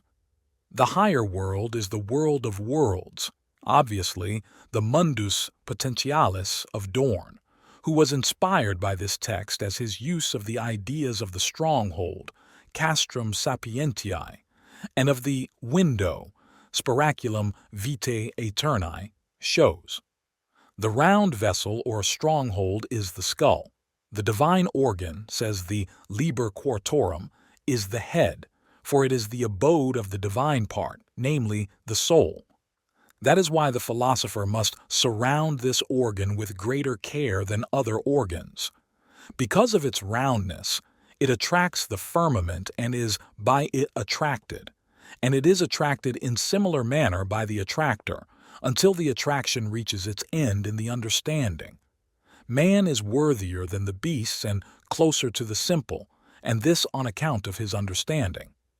The simple, simplex or res simplex, is the one, the natura caelestis of Dorn, the round and perfect, the firmament or heaven in man. Plato is of the opinion that the man whose righteousness is the greatest attains to the bountiful, largum upper substance when he is assimilated by his work to the highest place. This shows us how the production of the caelum attracts the starry firmament and the influences, or spirits, of the planets into the microcosm, just as by the same operation man is likened to the upper substance, the anima mundi or res simplex or the one. In the Nigredo, the brain turns black. Thus a Hermes recipe cited in the Rosarium says, "Take the brain, grind it up with very strong vinegar or with boy's urine until it turns black." The darkening or benightedness is at the same time a psychic state which, as we have seen, was called melancholia. In the Aurelia Occulta, there is a passage where the transformative substance in the Nigredo state says of itself, "I am an infirm and weak old man, surnamed the dragon. Therefore am I shut up in a cave, that I may be ransomed by the kingly crown. A fiery sword inflicts great torments upon me. Death makes weak my flesh and bones. My soul and my spirit depart. A terrible poison I am likened to the black raven, for that is the wages of sin. In dust and earth I lie, that out of three may come one. O soul and spirit, leave me not, that I may see again the light of day, and the hero of peace whom the whole world shall behold may arise from me." What our Abraham le Juif text says about the royal persons sounds like a mythologum. The sun, the king of the blue sky, descends to earth and it becomes night. He then unites with his wife, the earth or sea. The primordial image of Uranos and Gaia may well be the background of this picture. Similarly, in connection with the raven as the name for this situation, we must consider the creative night mentioned in an Orphic hymn, which calls it a bird with black wings that was fertilized by the wind, pneuma. The product of this union was the silver egg, which in the Orphic view contained heaven above and earth below, and was therefore a cosmos in itself, that is, the microcosm. In alchemy, it is the philosophical egg. The French alchemists of the 18th century were familiar with the king, the hot, red sulphur of the gold, and called it Osiris. The moist, aquosum, they called Isis. Osiris was the fire hidden in nature, the igneous principle, which animates all things. Isis was the passive and material principle of all things. The dismemberment of Osiris corresponded to the solutio, putrefaxio, etc. Of this Dompernity, the source for these statements says, "The solution of the body is the coagulation of the spirit." The blackness pertains to Isis. Apuleius says she was clad in a shining robe of the deepest black. If heaven or the sun incline to her, they are covered in her blackness. The relation of alchemical fantasies to the primordial images of Greek mythology is too well known for me to document it. The cosmogonic brother-sister incest, like the creation itself, had been from ancient times the prototype of the alchemist's great work. Yet we seek the Greco-Roman tradition in vain for traces of the wonder-working Monoculus. We find him, perhaps, in Vedic mythology, and in a form that is highly significant for our context, namely, as an attribute of the sun god Rohita, red sun, who was called the one-footed goat, Aga Ekapada. In hymn 8th, I of the Atharva Veda, he is praised together with his wife Rohini. Of her it says, "Rise up, O steed, that art within the waters, and the steed that is within the waters is risen up." The hymn begins with this invocation to Rohini, who is thereby united with Rohita after he has climbed to his highest place in heaven. The parallel with our French text is so striking that one would have to infer its literary dependence if there were any way of proving that the author was acquainted with the Atharva Veda. This proof is next to impossible, as Indian literature was not known in the West at all until the turn of the 18th century, and then only in the form of the Upnekhat of Anquetil du Perron, a collection of Upanishads in Persian, which he translated into Latin. The Atharva Veda was translated only in the second half of the 19th century. If we wish to explain the parallel at all, we have to infer an archetypal connection. From all this, it appears that our picture represents the union of the spirit with material reality. It is not the common gold that enters into combination, but the spirit of the gold, only the right half of the king, so to speak. The queen is a sulphur, like him an extract or spirit of earth or water, and therefore a chthonic spirit. The male spirit corresponds to Dorn's substantia coelestis, that is, to knowledge of the inner light, the self or imago Dei, which is here united with its chthonic counterpart, the feminine spirit of the unconscious. Empirically, this is personified in the psychological anima figure, who is not to be confused with the anima of our medieval philosophers, which was merely a philosophical anima vegetativa, the ligament of body and spirit. It is rather the alchemical queen who corresponds to the psychological anima. Accordingly, the CONIUNCTIO appears here as the union of a consciousness, spirit, differentiated by self-knowledge, with a spirit abstracted from previously unconscious contents. One could also regard the latter as a quintessence of fantasy images that enter consciousness either spontaneously or through active imagination, and, in their totality, represent a moral or intellectual viewpoint, contrasting with or compensating that of consciousness. To begin with, however, these images are anything but moral or intellectual. They are more or less concrete visualizations that first have to be interpreted. The alchemist used them more as technical terms for expressing the mysterious properties which he attributed to his chemical substances. The psychologist, on the contrary, regards them not as allegories but as genuine symbols pointing to psychic contents that are not known but are merely suspected in the background, to the impulses and ideas forces of the unconscious. He starts from the fact that connections which are not based on sense experience derive from fantasy creations which in turn have psychic causes. These causes cannot be perceived directly, but are discovered only by deduction. In this work, the psychologist has the support of modern fantasy material. It is produced in abundance in psychoses, dreams, and in active imagination during treatment, and it makes accurate investigation possible because the author of the fantasies can always be questioned. In this way, the psychic causes can be established.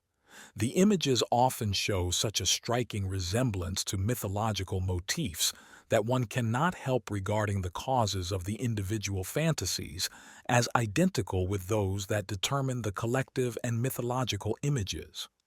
In other words, there is no ground for the assumption that human beings in other epochs produced fantasies for quite different reasons, or that their fantasy images sprang from quite different ideas forces from ours. It can be ascertained with reasonable certainty from the literary records of the past that at least the universal human facts were felt and thought about in very much the same way at all times. Were this not so, all intelligent historiography and all understanding of historical texts would be impossible. Naturally, there are differences which make caution necessary in all cases, but these differences are mostly on the surface only and lose their significance the more deeply one penetrates into the meaning of the fundamental motifs. Thus, the language of the alchemists is at first sight very different from our psychological terminology and way of thinking. But if we treat their symbols in the same way as we treat modern fantasies, they yield a meaning such as we have already deduced from the problematical modern material. The obvious objection that the meaning conveyed by the modern fantasy material has been uncritically transferred to the historical material, which the alchemist interpreted quite differently, is disproved by the fact that even in the Middle Ages confessed alchemists interpreted their symbols in a moral and philosophical sense. Their philosophy was indeed nothing but projected psychology. For as we have said, their ignorance of the real nature of chemical matter favored the tendency to projection. Never do human beings speculate more or have more opinions than about things which they do not understand. 8. The content and meaning of the first two stages. I would like to impress on the reader that the following discussion, far from being a digression, is needed in order to bring a little clarity into what seems a very confused situation. This situation arose because, for the purpose of amplification, we commented on 3 symbolic texts ranging over a period of more than 500 years, namely those of Albertus Magnus, Gerard Dorn, and an anonymous author of the 18th century. These 3 authors were concerned, each in his own way, with the central events and figures of the Magistery. One could, of course, adduce yet other descriptions of the mysterious process of conjunction, but that would only make the confusion worse. For the purpose of disentangling the fine-spun web of alchemical fantasy, these 3 texts are sufficient. If Dorn, then, speaks of freeing the soul from the fetters of the body, he is expressing in rather different language what Albertus Magnus describes as the preparation or transformation of the quicksilver, or what our unknown author depicts as the splitting of the king in the yellow robe. The arcane substance is meant in all three cases. Hence, we immediately find ourselves in darkness, in the negrito, for the arcanum, the mystery, is dark. If, following Dorn's illuminating hints, we interpret the freeing of the soul from the fetters of the body as a withdrawal of the naive projections by which we have molded both the reality around us and the image of our own character, we arrive on the one hand at a cognitio sui ipsius, self-knowledge, but on the other hand at a realistic and more or less non-illusory view of the outside world. This stripping off of the veils of illusion is felt as distressing and even painful. In practical treatment, this phase demands much patience and tact, for the unmasking of reality is as a rule not only difficult but very often dangerous. The illusions would not be so common if they did not serve some purpose, and occasionally cover up a painful spot with a wholesome darkness which one hopes will never be illuminated. Self-knowledge is not an isolated process. It is possible only if the reality of the world around us is recognized at the same time. Nobody can know himself and differentiate himself from his neighbor if he has a distorted picture of him, just as no one can understand his neighbor if he had no relationship to himself. The one conditions the other, and the two processes go hand in hand. I cannot describe the process of self-knowledge here in all its details, but if the reader wishes to form some idea of it, I would draw his attention to the wide variety of infantile assumptions and attachments which play a great role not only in psychopathology but in so-called normal life, and which cause endless complications in every sphere of human existence. Freud's lasting achievement in this field suffers only from the defect that, from the insights gained, a theory was prematurely abstracted which was then used as a criterion of self-knowledge. Projections were recognized and corrected only so far as they were assumed to correspond to known infantile fantasies. That there are many other kinds of illusion is mentioned hardly at all in the literature, and for just that reason. As we have seen from Dorn, there are very many important things which are posited as self-evident and which do not exist, such as the alchemist's assumption that certain substances have magical qualities, which in fact are projections of fantasy. The progressive correction of these brings us, however, to a frontier which at first cannot be crossed.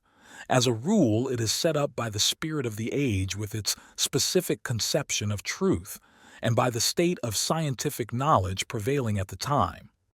Self-knowledge is an adventure that carries us unexpectedly far and deep.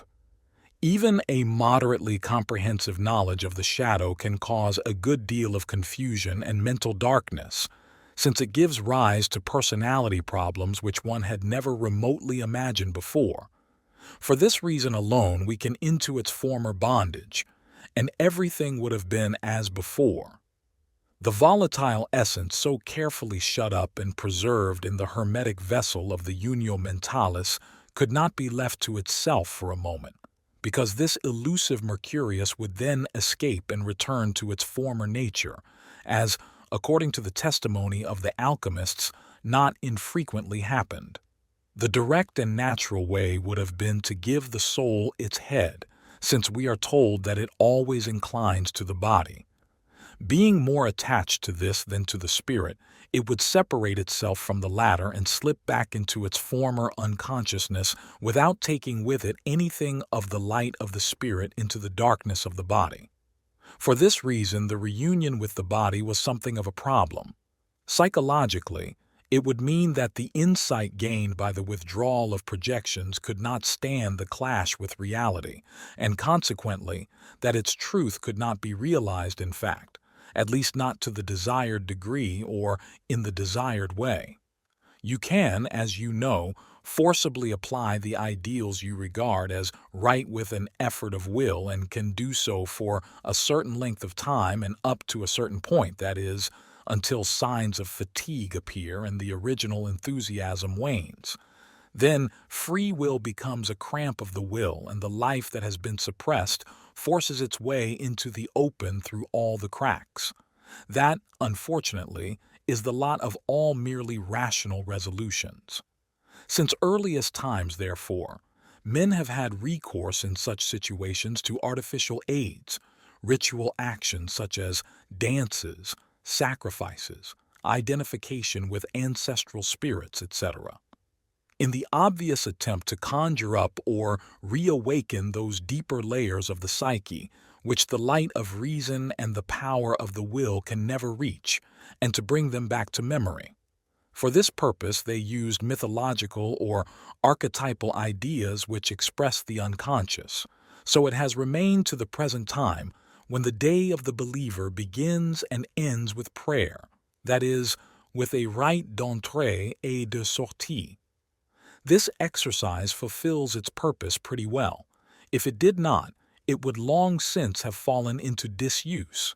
If ever it lost its efficacy to any great extent, it was always in individuals or social groups for whom the archetypal ideas have become ineffective. Though such ideas or representations collectives are always true insofar as they express the unconscious archetype, their verbal and pictorial form is greatly influenced by the spirit of the age.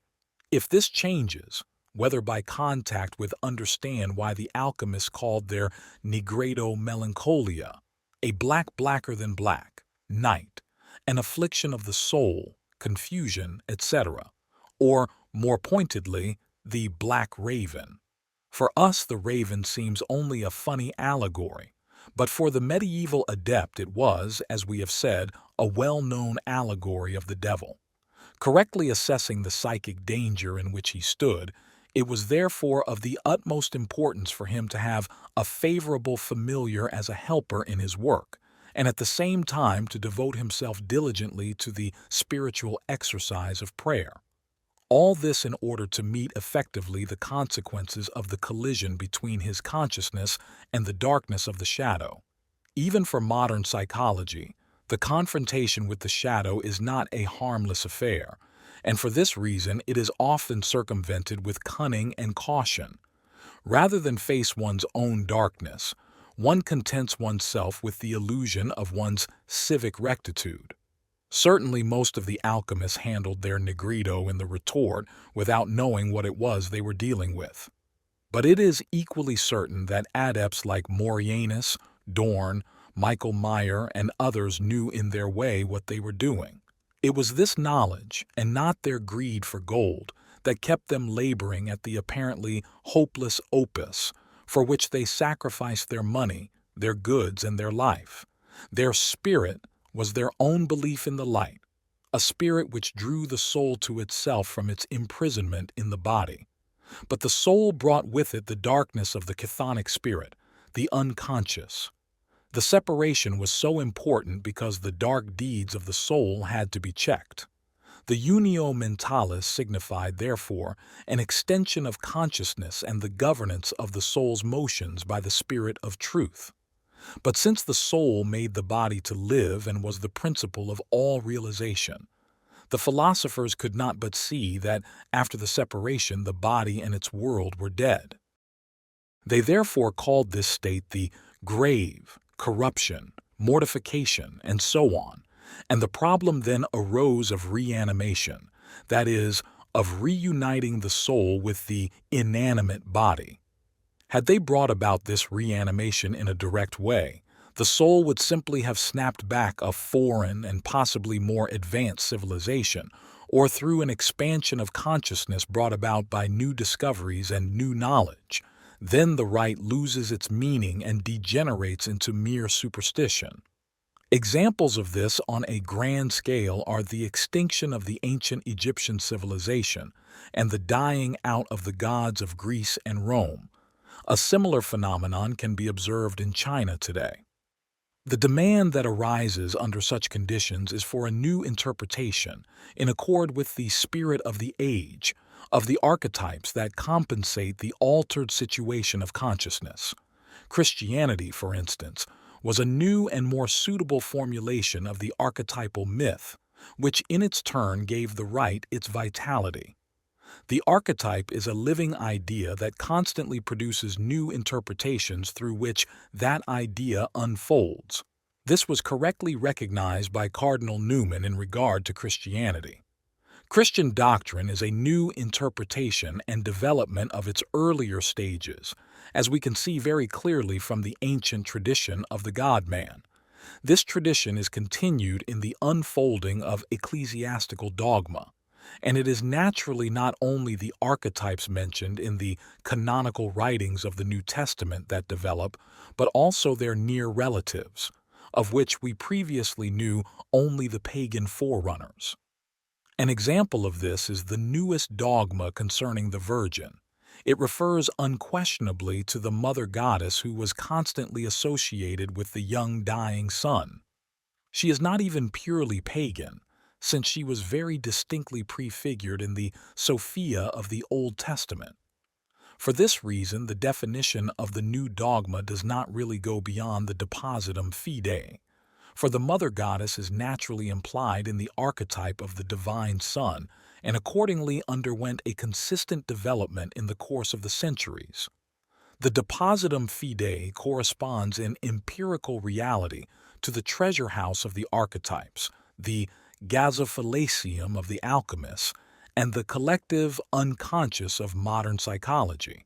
The objection raised by theologians that the final state of the dogma in any such development would be necessarily more complete or perfect than in the apostolic era is untenable. Obviously, the later interpretation and formulation of the archetype will be much more differentiated than in the beginning. A glance at the history of dogma is sufficient to confirm this. One has only to think of the Trinity, for which there is no direct evidence in the canonical writings. But it does not follow from this that the primitive Christians had a less complete knowledge of the fundamental truths. Such an assumption borders on pernicious intellectualism, for what counts in religious experience is not how explicitly an archetype can be formulated, but how much I am gripped by it. The least important thing is what I think about it. The living idea is always perfect and always numinous. Human formulation adds nothing and takes away nothing, for the archetype is autonomous, and the only question is whether a man is gripped by it or not. If he can formulate it more or less, then he can more easily integrate it with consciousness, talk about it more reasonably, and explain its meaning a bit more rationally.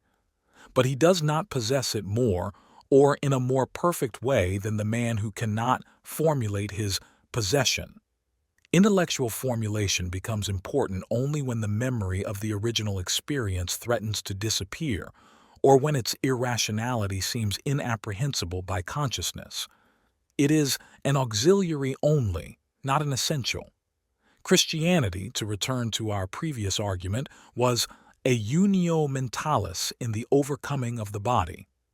In just this respect, the rite fulfilled its purpose, so far as that is possible for fallible human beings.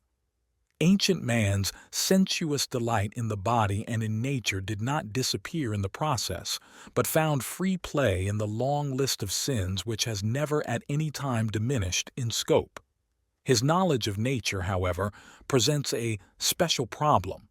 Ever since antiquity, it had flourished only in secret and among the few, but it handed down certain basic conceptions through the centuries and, in the later Middle Ages, fertilized man's reawakened interest in natural bodies. Had the alchemists not had at least a secret premonition that their Christian unio mentalis had not yet realized the union with the world of the body, their almost mystical thirst for knowledge would scarcely be explicable, let alone the symbolism, rivaling that of Christianity, which began to develop already at the end of the 13th century. The Christ lapis parallel shows more clearly than anything else that the world of natural bodies laid claim to equality and hence to realization in the second stage of the CONIUNCTIO. This raised the question of the way in which the CONIUNCTIO could be effected.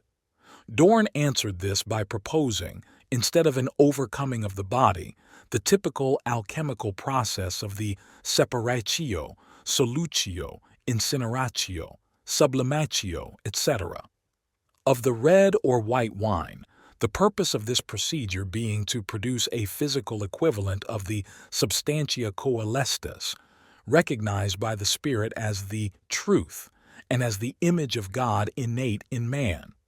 Whatever names the alchemists gave to the mysterious substance they sought to produce, it was always a celestial substance, that is, something transcendental which, in contrast to the perishability of all known matter, was incorruptible, inert as a metal or a stone, and yet alive, like an organic being, and at the same time a universal medicament.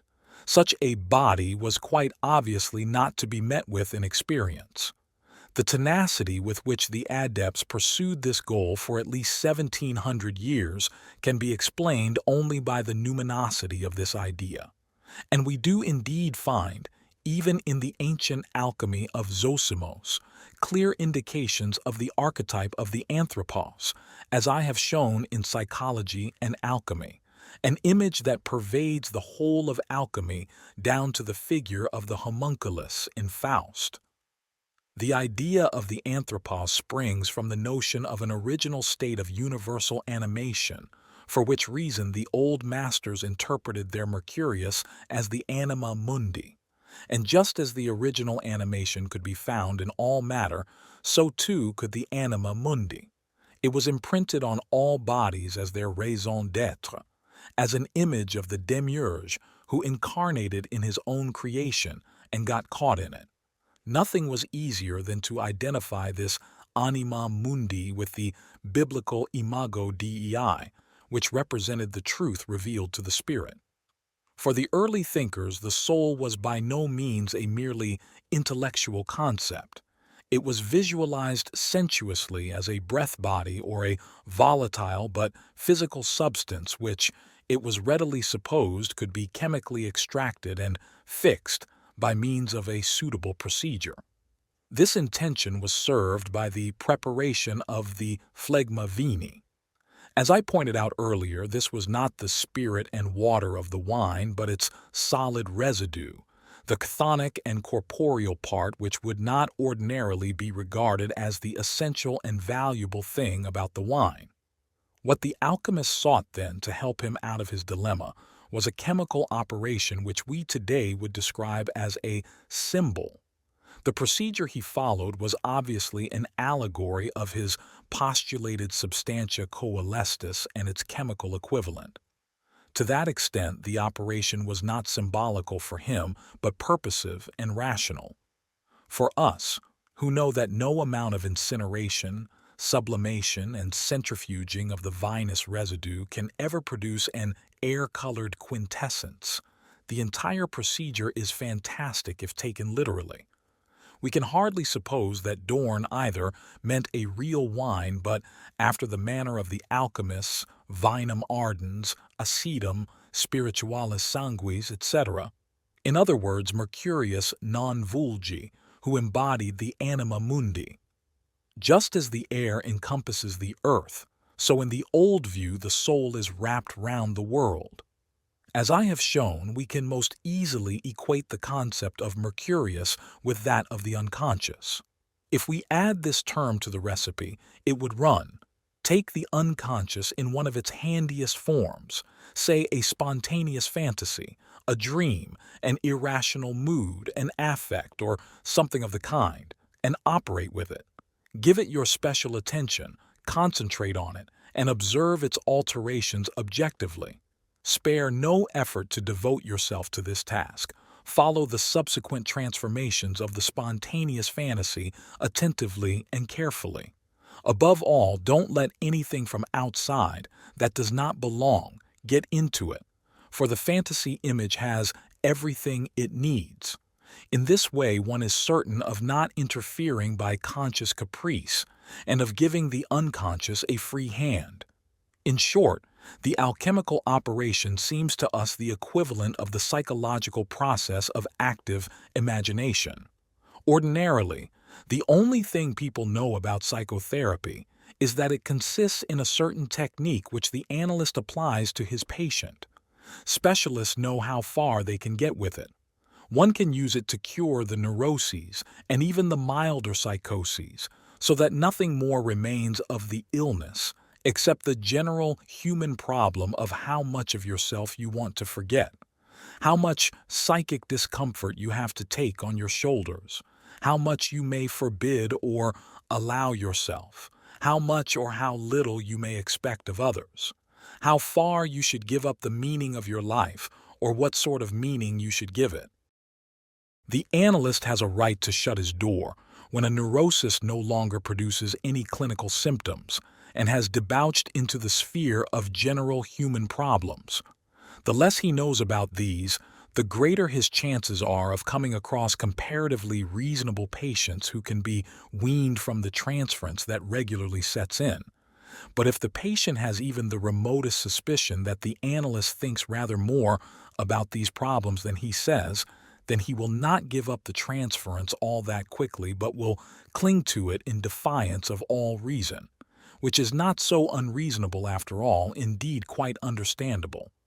Even adult persons often have no idea how to cope with the problem of living, and on top of that are so unconscious in this regard that they succumb in the most uncritical way to the slightest possibility of finding some kind of answer or certainty. Were this not so, the numerous sects and isms would long since have died out. But thanks to unconscious, infantile attachments, boundless uncertainty, and lack of self-reliance, they all flourish like weeds. The analyst who is himself struggling for all those things which he seeks to inculcate into his patients will not get round the problem of the transference so easily. The more he knows how difficult it is for him to solve the problems of his own life, the less he can overlook the fear and uncertainty or the frivolity and dangerously uncritical attitude of his patients. Even Freud regarded the transference as a neurosis at second hand and treated it as such. He could not simply shut the door, but honestly tried to analyze the transference away. This is not so simple as it sounds when technically formulated. Practice often turns out to be rather different from theory. You want, of course, to put a whole man on his feet and not just a part of him. You soon discover that there is nothing for him to stand on and nothing for him to hold on to. Return to the parents has become impossible, so he hangs on to the analyst. He can go neither backwards nor forwards, for he sees nothing before him that could give him a hold. All so-called reasonable possibilities have been tried out and have proved useless. Not a few patients then remember the faith in which they were brought up, and some find their way back to it, but not all. They know perhaps what their faith ought to mean to them, but they have found to their cost how little can be achieved with will and good intentions if the unconscious does not lend a hand. In order to secure its cooperation, the religions have long turned to myths for help, or rather, the myths always flung out bridges between the helpless consciousness and the effective ideas forces of the unconscious. But you cannot, artificially and with an effort of will, believe the statements of myth if you have not previously been gripped by them. If you are honest, you will doubt the truth of the myth because our present-day consciousness has no means of understanding it. Historical and scientific criteria do not lend themselves to a recognition of mythological truth.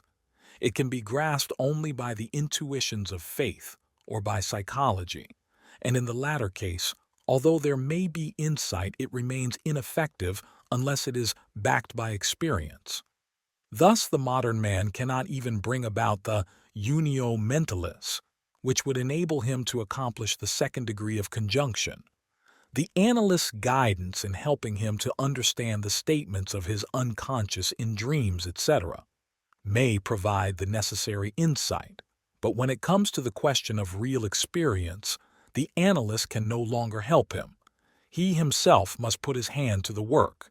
He is then in the position of an alchemist's apprentice who is inducted into the teachings by the master and learns all the tricks of the laboratory. But sometime he must set about the opus himself, for, as the alchemists emphasize, nobody else can do it for him. Like this apprentice, the modern man begins with an unseemly prima materia which presents itself in unexpected form, a contemptible fantasy which, like the stone that the builders rejected, is flung into the street and is so cheap that people do not even look at it. He will observe it from day to day and note its alterations until his eyes are opened, or, as the alchemists say, until the fish's eyes, or the sparks, shine in the dark solution. For the eyes of the fish are always open, and therefore must always see, which is why the alchemists use them as a symbol of perpetual attention. The light that gradually dawns on him consists in his understanding that his fantasy is a real psychic process which is happening to him personally. Although, to a certain extent, he looks on from outside, impartially, he is also an acting and suffering figure in the drama of the psyche. This recognition is absolutely necessary and marks an important advance. So long as he simply looks at the pictures, he is like the foolish Parsifal who forgot to ask the vital question because he was not aware of his own participation in the action. Then, if the flow of images ceases, next to nothing has happened, even though the process is repeated 1,000 times. But if you recognize your own involvement, you yourself must enter into the process with your personal reactions, just as if you were one of the fantasy figures, or rather, as if the drama being enacted before your eyes were real. It is a psychic fact that this fantasy is happening, and it is as real as you, as a psychic entity, are real. If this crucial operation is not carried out, all the changes are left to the flow of images, and you yourself remain unchanged. As Dorn says, you will never make the one unless you become one yourself. It is, however, possible that if you have a dramatic fantasy, you will enter the interior world of images as a fictitious personality, and thereby prevent any real participation. It may even endanger consciousness because you then become the victim of your own fantasy and succumb to the powers of the unconscious, whose dangers the analyst knows all too well. But if you place yourself in the drama as you really are, not only does it gain in actuality, but you also create, by your criticism of the fantasy, an effective counterbalance to its tendency to get out of hand. For what is now happening is the decisive rapprochement with the unconscious. This is where insight, the unio mentalis, begins to become real. What you are now creating is the beginning of individuation, whose immediate goal is the experience and production of the symbol of totality. It not infrequently happens that the patient simply continues to observe his images without considering what they mean to him. He can and he should understand their meaning, but this is of practical value only so long as he is not sufficiently convinced that the unconscious can give him valuable insights. But once he has recognized this fact, he should also know that he then has in his hands an opportunity to win, by his knowledge, independence of the analyst. This conclusion is one which he does not like to draw, with the result that he frequently stops short at the mere observation of his images. The analyst, if he has not tried out the procedure on himself, cannot help him over this style, assuming, of course, that there are compelling reasons why the procedure should be continued. In these cases, there is no medical or ethical imperative but only a command of fate, which is why patients who by no means lack the necessary acumen often come to a standstill at this point. As this experience is not uncommon, I can only conclude that the transition from a merely perceptive, that is, aesthetic, attitude to one of judgment is far from easy. Indeed, modern psychotherapy has just reached this point and is beginning to recognize the usefulness of perceiving and giving shape to the images, whether by pencil and brush or by modeling. A musical configuration might also be possible provided that it were really composed and written down. Though I have never met a case of this kind, Bach's Art of Fugue would seem to offer an example, just as the representation of the archetypes is a basic feature of Wagner's music. These phenomena, however, arise less from personal necessity than from the unconscious compensations produced by the zeitgeist, though I cannot discuss this here. The step beyond a merely aesthetic attitude may be unfamiliar to most of my readers. I myself have said little about it and have contented myself with hints. It is not a matter that can be taken lightly. I tried it out on myself and others 30 years ago and must admit that although it is feasible and leads to satisfactory results, it is also very difficult. It can be recommended without misgiving if a patient has reached the stage of knowledge described above.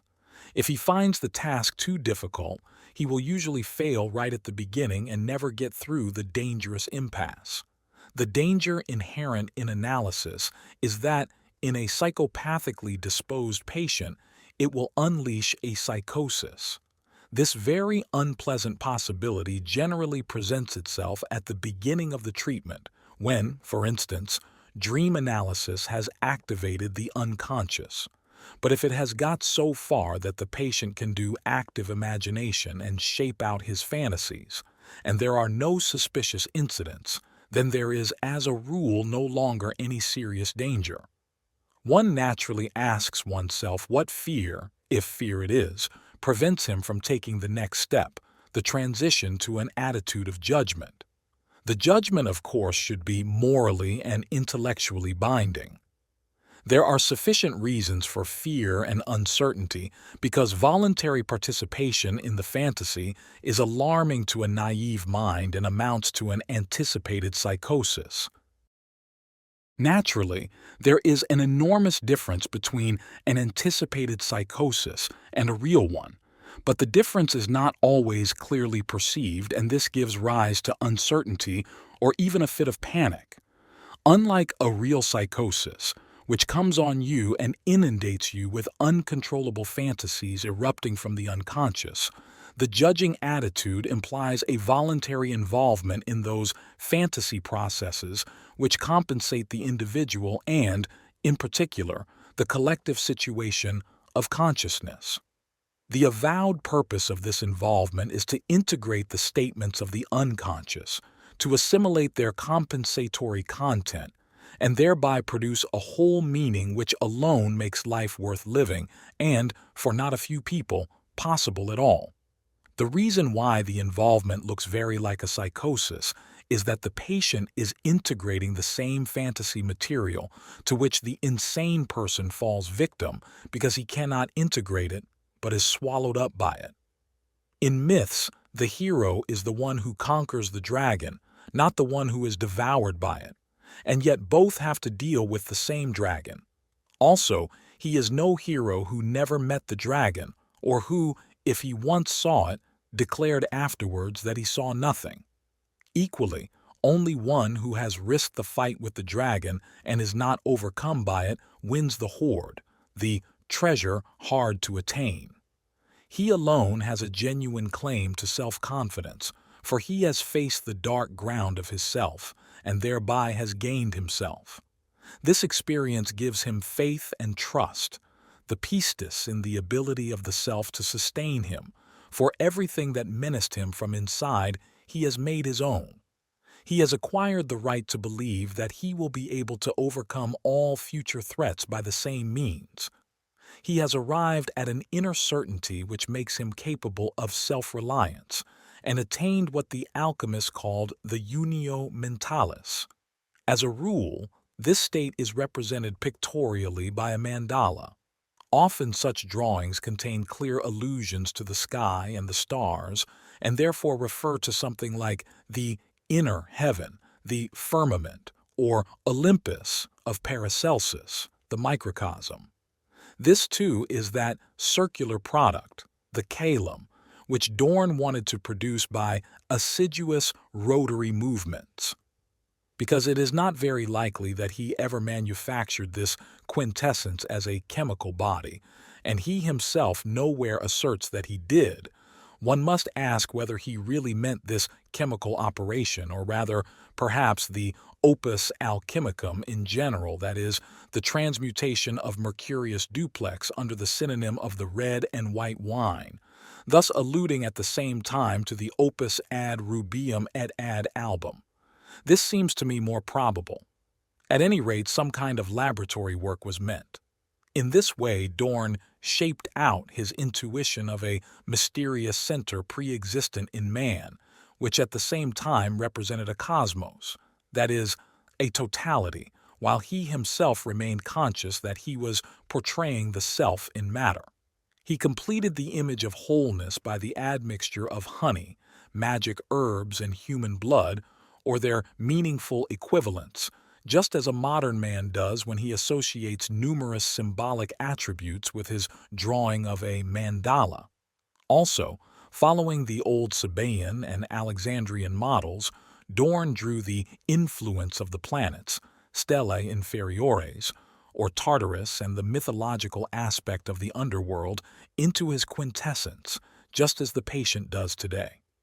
In this wise, Dorn solved the problem of realizing the unio mentalis, of effecting its union with the body, thereby completing the second stage of the CONIUNCTIO. We would say that with this production of a physical equivalent, the idea of the self had taken shape. But the alchemist associated his work with something more potent and more original than our pale abstraction. He felt it as a magically effective action which, like the substance itself, imparted magical qualities. The projection of magical qualities indicates the existence of corresponding effects on consciousness. That is to say, the adept felt a numinous effect emanating from the lapis, or whatever he called the arcane substance.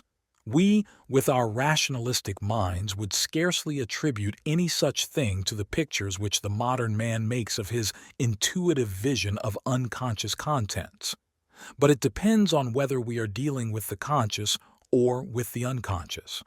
The unconscious does in fact seem to be influenced by these images. One comes to this conclusion when one examines more closely the psychic reactions of the patients to their own drawings. They do have in the end a quietening influence and create something like an inner foundation. While the adept had always looked for the effects of his stone outside, for instance, as the panacea or golden tincture or life-prolonging elixir, and only during the 16th century pointed with unmistakable clarity to an inner effect, psychological experience emphasizes above all the subjective reaction to the formation of images and, with a free and open mind, still reserves judgment in regard to possible objective effects. 9. The third stage, the unus mundus. The production of the lapis was the goal of alchemy in general. Dorn was a significant exception because, for him, this denoted only the completion of the second stage of conjunction. In this, he agrees with psychological experience. For us, the representation of the idea of the self in actual and visible form is a mere rite d'entrée, as it were a propedeutic action and mere anticipation of its realization. The existence of a sense of inner security by no means proves that the product will be stable enough to withstand the disturbing or hostile influences of the environment. The adept had to experience again and again how unfavorable circumstances, or a technical blunder, or, as it seemed to him, some devilish accident hindered the completion of his work, so that he was forced to start all over again from the very beginning. Anyone who submits his sense of inner security to analogous psychic tests will have similar experiences. More than once, everything he has built will fall to pieces under the impact of reality, and he must not let this discourage him from examining, again and again, where it is that his attitude is still defective, and what are the blind spots in his psychic field of vision. Just as a lapis philosophorum, with its miraculous powers, was never produced, so psychic wholeness will never be attained empirically, as consciousness is too narrow and too one-sided to comprehend the full inventory of the psyche. Always we shall have to begin again from the beginning. From ancient times the adept knew that he was concerned with the res simplex, and the modern man too will find by experience that the work does not prosper without the greatest simplicity. But simple things are always the most difficult. The one and simple is what Dorn called the unus mundus. This one world was the res simplex. For him, the third and highest degree of conjunction was the union of the whole man with the unus mundus. By this he meant, as we have seen, the potential world of the first day of creation, when nothing was yet in actu, that is, divided into two and many, but was still one. The creation of unity by a magical procedure meant the possibility of effecting a union with the world, not with the world of multiplicity as we see it, but with a potential world, the eternal ground of all empirical being, just as the self is the ground and origin of the individual personality past, present, and future. On the basis of a self known by meditation and produced by alchemical means, Dorn hoped and expected to be united with the unus mundus. This potential world is the mundus archetypus of the schoolmen. I conjecture that the immediate model for Dorn's idea is to be found in Philo Judaeus, who, in his treatise De Mundi Opificio, says that the Creator made in the intelligible world an incorporeal heaven, an invisible earth, and the idea of the air and the void. Last of all, he created man, a little heaven that bears in itself the reflections of many natures similar to the stars. Here Philo points clearly to the idea of the microcosm and hence to the unity of the psychic man with the cosmos. According to Philo, the relation of the Creator to the mundus intelligibilis is the imago or archetypus of the relation of the mind to the body. Whether Dorn also knew Plotinus is questionable. In his fourth Aeneid, Plotinus discusses the problem of whether all individuals are merely one soul, and he believes he has good grounds for affirming this question. I mention Plotinus because he is an earlier witness to the idea of the unus mundus. The unity of the soul rests empirically on the basic psychic structure common to all souls, which, though not visible and tangible like the anatomical structure, is just as evident as it. The thought Dorn expresses by the third degree of conjunction is universal. It is the relation or identity of the personal with the suprapersonal Atman, and of the individual Tao with the universal Tao. To the Westerner, this view appears not at all realistic and all too mystic.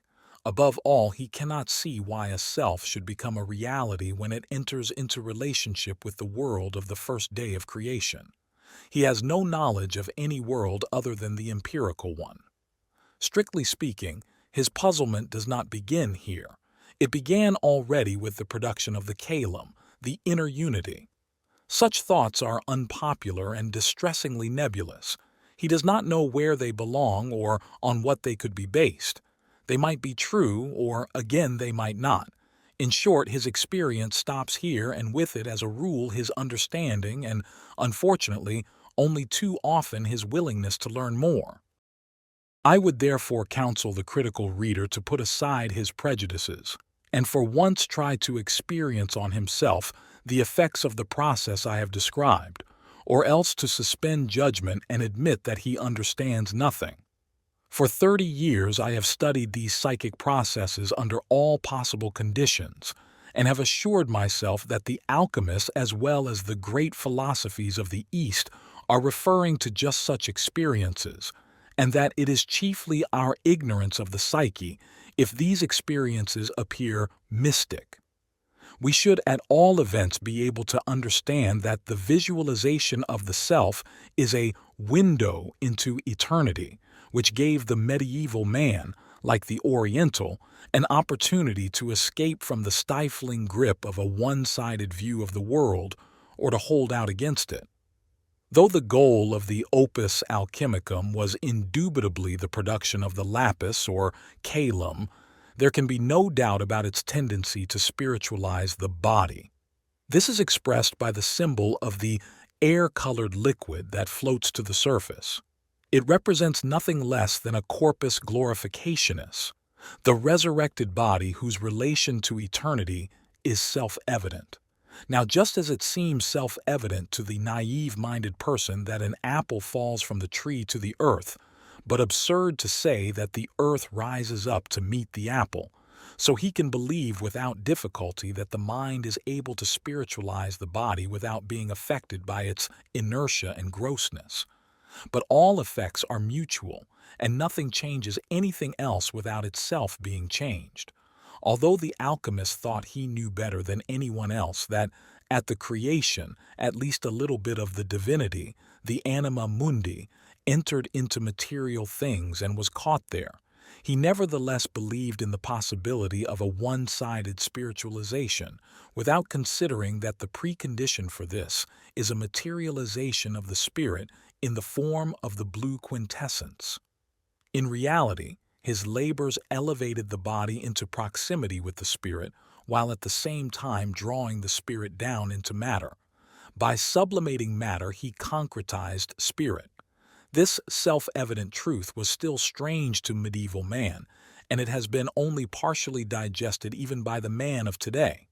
But if a union is to take place between opposites like spirit and matter, conscious and unconscious, bright and dark, and so on, it will happen in a third thing, which represents not a compromise but something new, just as for the alchemists the cosmic strife of the elements was composed by the stone that is no stone, by a transcendental entity that could be described only in paradoxes. Dorn's kalim, which corresponded to the stone, was on the one hand a liquid that could be poured out of a bottle and on the other the microcosm itself. For the psychologist, it is the self, man as he is, and the indescribable and super-empirical totality of that same man. This totality is a mere postulate, but a necessary one, because no one can assert that he has complete knowledge of man as he is. Not only in the psychic man is there something unknown, but also in the physical. We should be able to include this unknown quantity in a total picture of man, but we cannot. Man himself is partly empirical, partly transcendental. Also, we do not know whether what we on the empirical plane regard as physical may not, in the unknown beyond our experience, be identical with what on this side of the border we distinguish from the physical as psychic. Though we know from experience that psychic processes are related to material ones, we are not in a position to say in what this relationship consists or how it is possible at all. Precisely because the psychic and the physical are mutually dependent, it has often been conjectured that they may be identical somewhere beyond our present experience, though this certainly does not justify the arbitrary hypothesis of either materialism or spiritualism. With this conjecture of the identity of the psychic and the physical, we approach the alchemical view of the unus mundus, the potential world of the first day of creation, when there was as yet no second. Before the time of Paracelsus, the alchemists believed in creatio ex nihilo.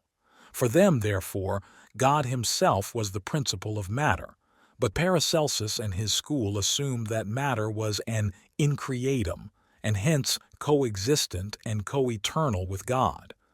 Whether they considered this view monistic or dualistic, I am unable to discover.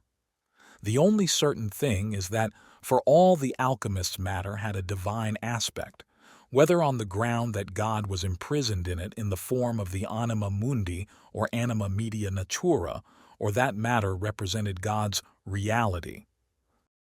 In no case was matter de-deified, and certainly not the potential matter of the first day of creation. It seems that only the Paracelsists were influenced by the dualistic words of Genesis. If Dorn, then, saw the consummation of the Mysterium Coniunctionis in the union of the alchemically produced kalim with the unus mundus, he expressly meant not a fusion of the individual with his environment or even his adaptation to it, but a unio mystica with the potential world. Such a view indeed seems to us mystical, if we misuse this word in its pejorative modern sense.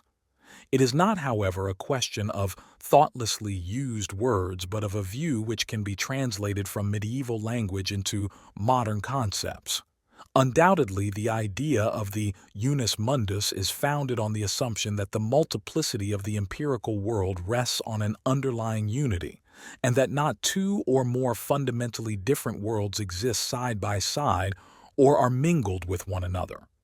Rather, everything divided and different belongs to one and the same world, which is not the world of sense but a postulate whose probability is vouched for by the fact that until now no one has been able to discover a world in which the known laws of nature are invalid. That even the psychic world, which is so extraordinarily different from the physical world, does not have its roots outside the one cosmos is evident from the undeniable fact that causal connections exist between the psyche and the body which point to their underlying unitary nature. All that is not encompassed by our knowledge, so that we are not in a position to make any statements about its total nature. Microphysics is feeling its way into the unknown side of matter, just as complex psychology is pushing forward into the unknown side of the psyche. Both lines of investigation have yielded findings which can be conceived only by means of antinomies, and both have developed concepts which display remarkable analogies. If this trend should become more pronounced in the future, the hypothesis of the unity of their subject matters would gain in probability. Of course, there is little or no hope that the unitary being can ever be conceived, since our powers of thought and language permit only of antinomian statements. But this much we do know beyond all doubt, that empirical reality has a transcendental background, a fact which, as Sir James Jeans has shown, can be expressed by Plato's parable of the cave. The common background of microphysics and depth psychology is as much physical as psychic, and therefore neither, but rather a third thing, a neutral nature which can at most be grasped in hints, since in essence it is transcendental. The background of our empirical world thus appears to be, in fact, a unus mundus. This is at least a probable hypothesis which satisfies the fundamental tenet of scientific theory.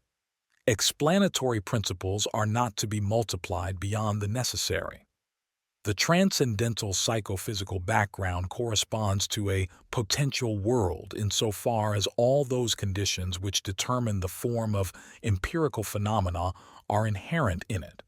This obviously holds good as much for physics as for psychology, or to be more precise, for macrophysics as much as for the psychology of consciousness. So if Dorn sees the third and highest degree of conjunction in a union or relationship of the adept, who has produced the caelum, with the unus mundus, this would consist, psychologically, in a synthesis of the conscious with the unconscious. The result of this conjunction or equation is theoretically inconceivable, since a known quantity is combined with an unknown one. But in practice, as many far-reaching changes of consciousness result from it as atomic physics has produced in classical physics. The nature of the changes which Dorn expects from the third stage of the CONIUNCTIO can be established only indirectly from the symbolism used by the adepts. What he called caelum is, as we have seen, a symbolic prefiguration of the self. We can conclude from this that the desired realization of the whole man was conceived as a healing of organic and psychic ills, since the caelum was described as a universal medicine, the panacea, alexipharmic, medicina catholica, etc. It was regarded also as the balsam and elixir of life, as a life-prolonging, strengthening, and rejuvenating magical potion. It was a living stone, a baetalus, a stone that hath a spirit, and the living stone mentioned in the New Testament, which in the Shepherd of Hermas is the living man who adds himself as a brick to the tower of the church. Above all, its incorruptibility is stressed. It lasts a long time, or for all eternity. Though alive, it is unmoved. It radiates magic power and transforms the perishable into the imperishable and the impure into the pure. It multiplies itself indefinitely. It is simple and therefore universal, the union of all opposites. It is the parallel of Christ and is called the Savior of the macrocosm. But the caelum also signifies man's likeness to God, imago Dei, the anima mundi in matter and the truth itself. It has 1,000 names. It is also the microcosm, the whole man, shen yen, a homunculus and a hermaphrodite. These designations and significations are but a small selection from the plethora of names mentioned in the literature. Not unnaturally, we are at a loss to see how a psychic experience of this kind, for such it evidently was, can be formulated as a rational concept. Undoubtedly, it was meant as the essence of perfection and universality, and as such, it characterized an experience of similar proportions. We could compare this only with the ineffable mystery of the unio mystica, or Tao, or the content of Samadhi, or the experience of Satori in Zen, which would bring us to the realm of the ineffable and of extreme subjectivity where all the criteria of reason fail. Remarkably enough, this experience is an empirical one insofar as there are unanimous testimonies from the East and West alike, both from the present and from the distant past, which confirm its unsurpassable subjective significance. Our knowledge of physical nature gives us no point d'appui that would enable us to put the experience on any generally valid basis. It is and remains a secret of the world of psychic experience and can be understood only as a numinous event, whose actuality, nevertheless, cannot be doubted any more than the fact that light of a certain wavelength is perceived as red, a fact which remains incomprehensible only to a man suffering from red-green blindness. What then do the statements of the alchemists concerning their arcanum mean looked at psychologically? In order to answer this question, we must remember the working hypothesis we have used for the interpretation of dreams. The images in dreams and spontaneous fantasies are symbols, that is, the best possible formulation for still unknown or unconscious facts, which generally compensate the content of consciousness or the conscious attitude. If we apply this basic rule to the alchemical arcanum, we come to the conclusion that its most conspicuous quality, namely, its unity and uniqueness. One is the stone, one the medicine, one the vessel, one the procedure, and one the disposition, presupposes a dissociated consciousness. For no one who is one himself needs oneness as a medicine, nor, we might add, does anyone who is unconscious of his dissociation, for a conscious situation of distress is needed in order to activate the archetype of unity.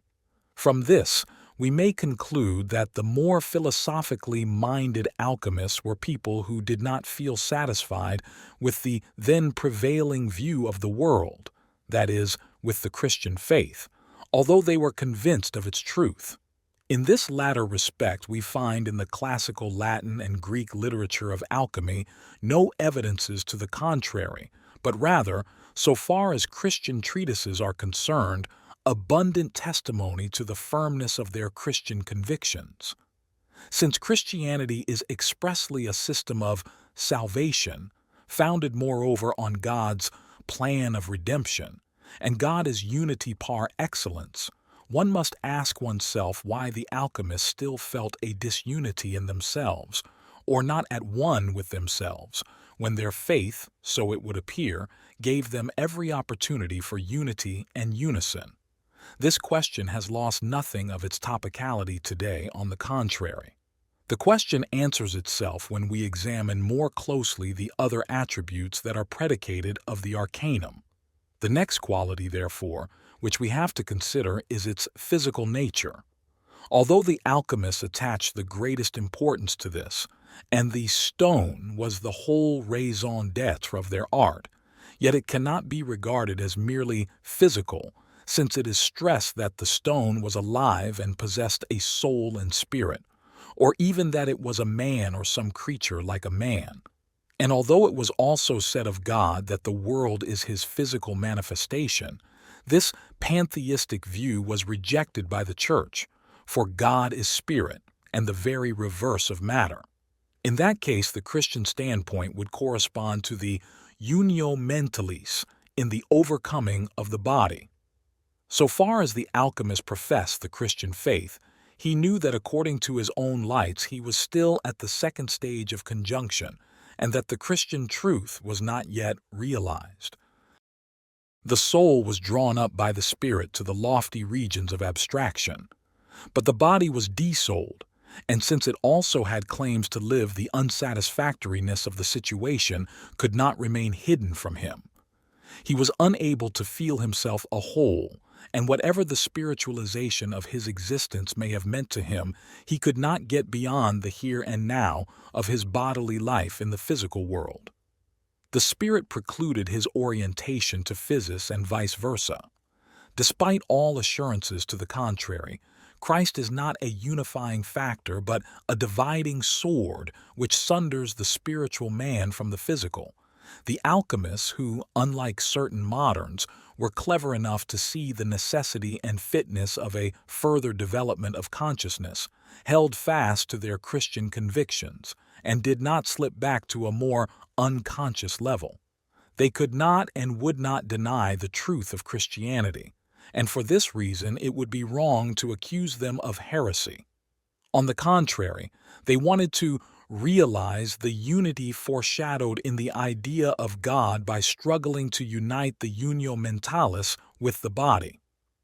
The mainspring of this endeavor was the conviction that this world was in a morbid condition and that everything was corrupted by original sin. They saw that the soul could be redeemed only if it was freed by the spirit from its natural attachment to the body, though this neither altered nor in any way improved the status of physical life.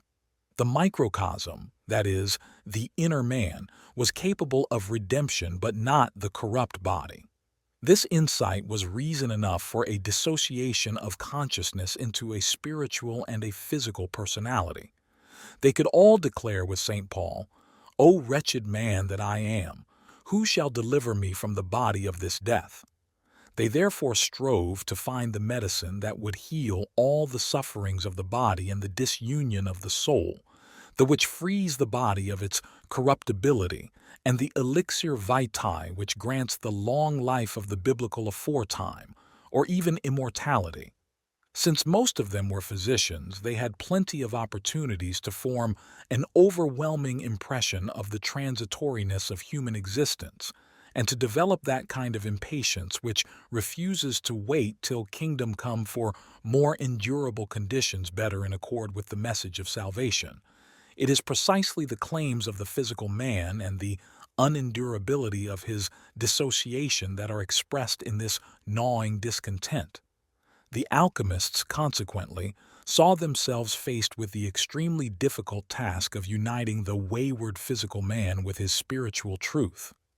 As they were neither unbelievers nor heretics, they could not and would not alter this truth in order to make it more favorably disposed to the body. Besides, the body was in the wrong anyway, since it had succumbed to original sin by its moral weakness. It was therefore the body with its darkness that had to be prepared. This, as we have seen, was done by extracting a quintessence which was the physical equivalent of heaven, of the potential world, and on that account was named Calum. It was the very essence of the body, an incorruptible and therefore pure and eternal substance, a corpus glorificatum, capable and worthy of being united with the unio mentalis. What was left over from the body was a terra damnata, a dross that had to be abandoned to its fate. The quintessence, the calum, on the other hand, corresponded to the pure, incorrupt original stuff of the world, God's adequate and perfectly obedient instrument, whose production therefore permitted the alchemist to hope and expect the conjunction with the unus mundus. This solution was a compromise to the disadvantage of physis, but it was nevertheless a noteworthy attempt to bridge the dissociation between spirit and matter.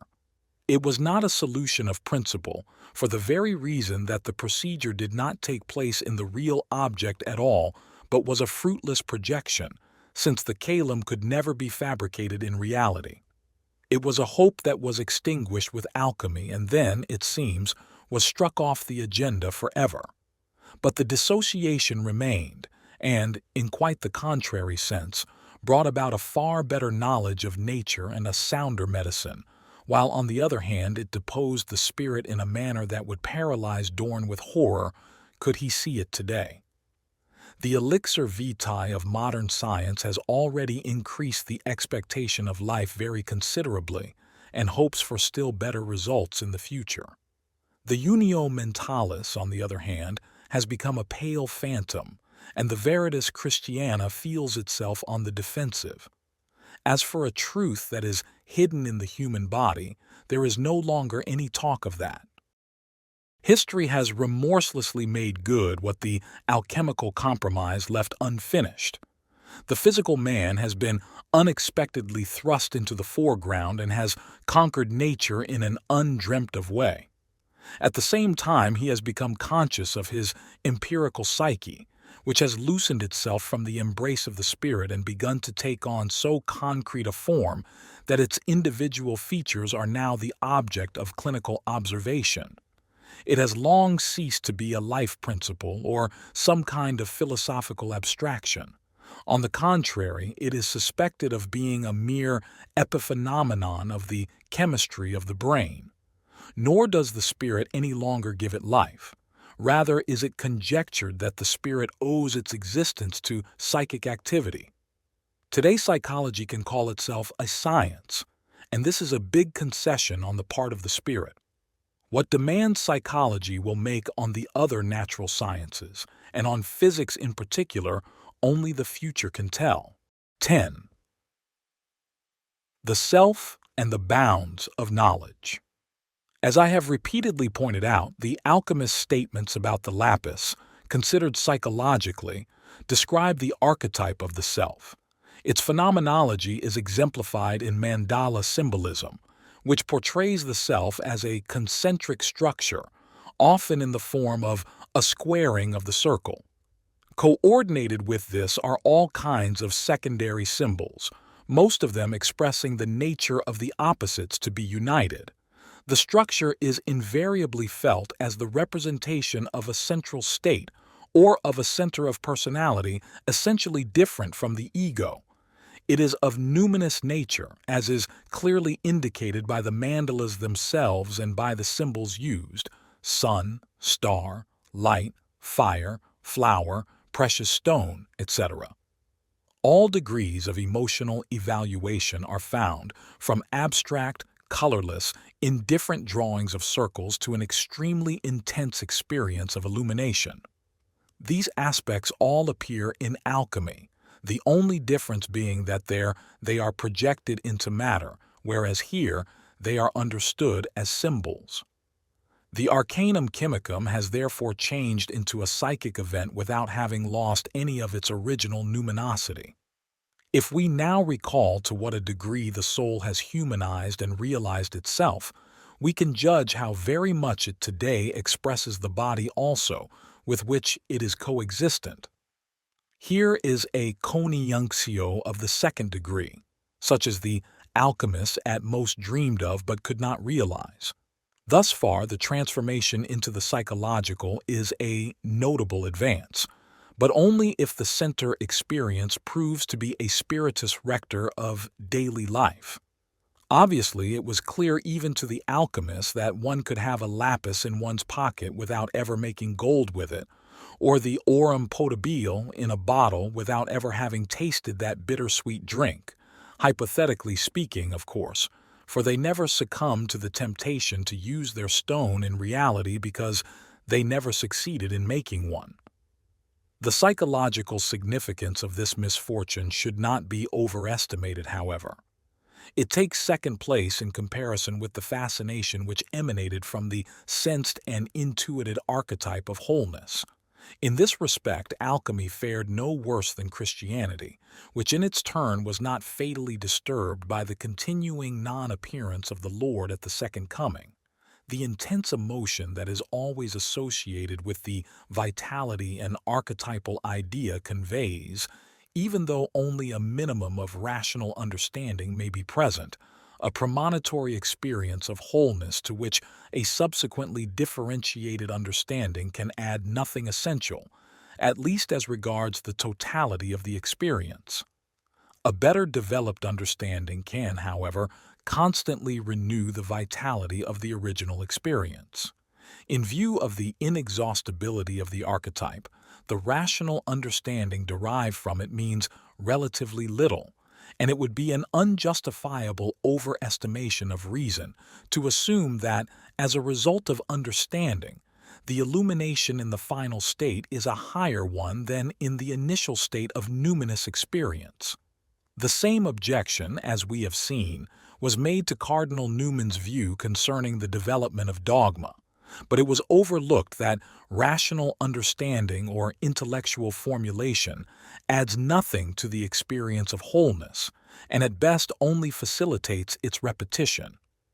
The experience itself is the important thing, not its intellectual representation or clarification, which proves meaningful and helpful only when the road to original experience is blocked. The differentiation of dogma not only expresses its vitality but is needed in order to preserve its vitality.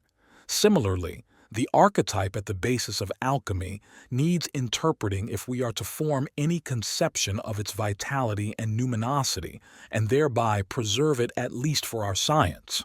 The alchemist likewise interpreted his experience as best he could, though without ever understanding it to the degree that psychological explanation makes possible today.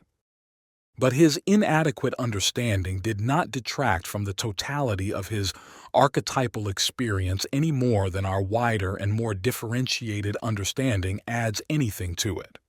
With the advance towards the psychological, a great change sets in, for self-knowledge has certain ethical consequences which are not just impassively recognized but demand to be carried out in practice.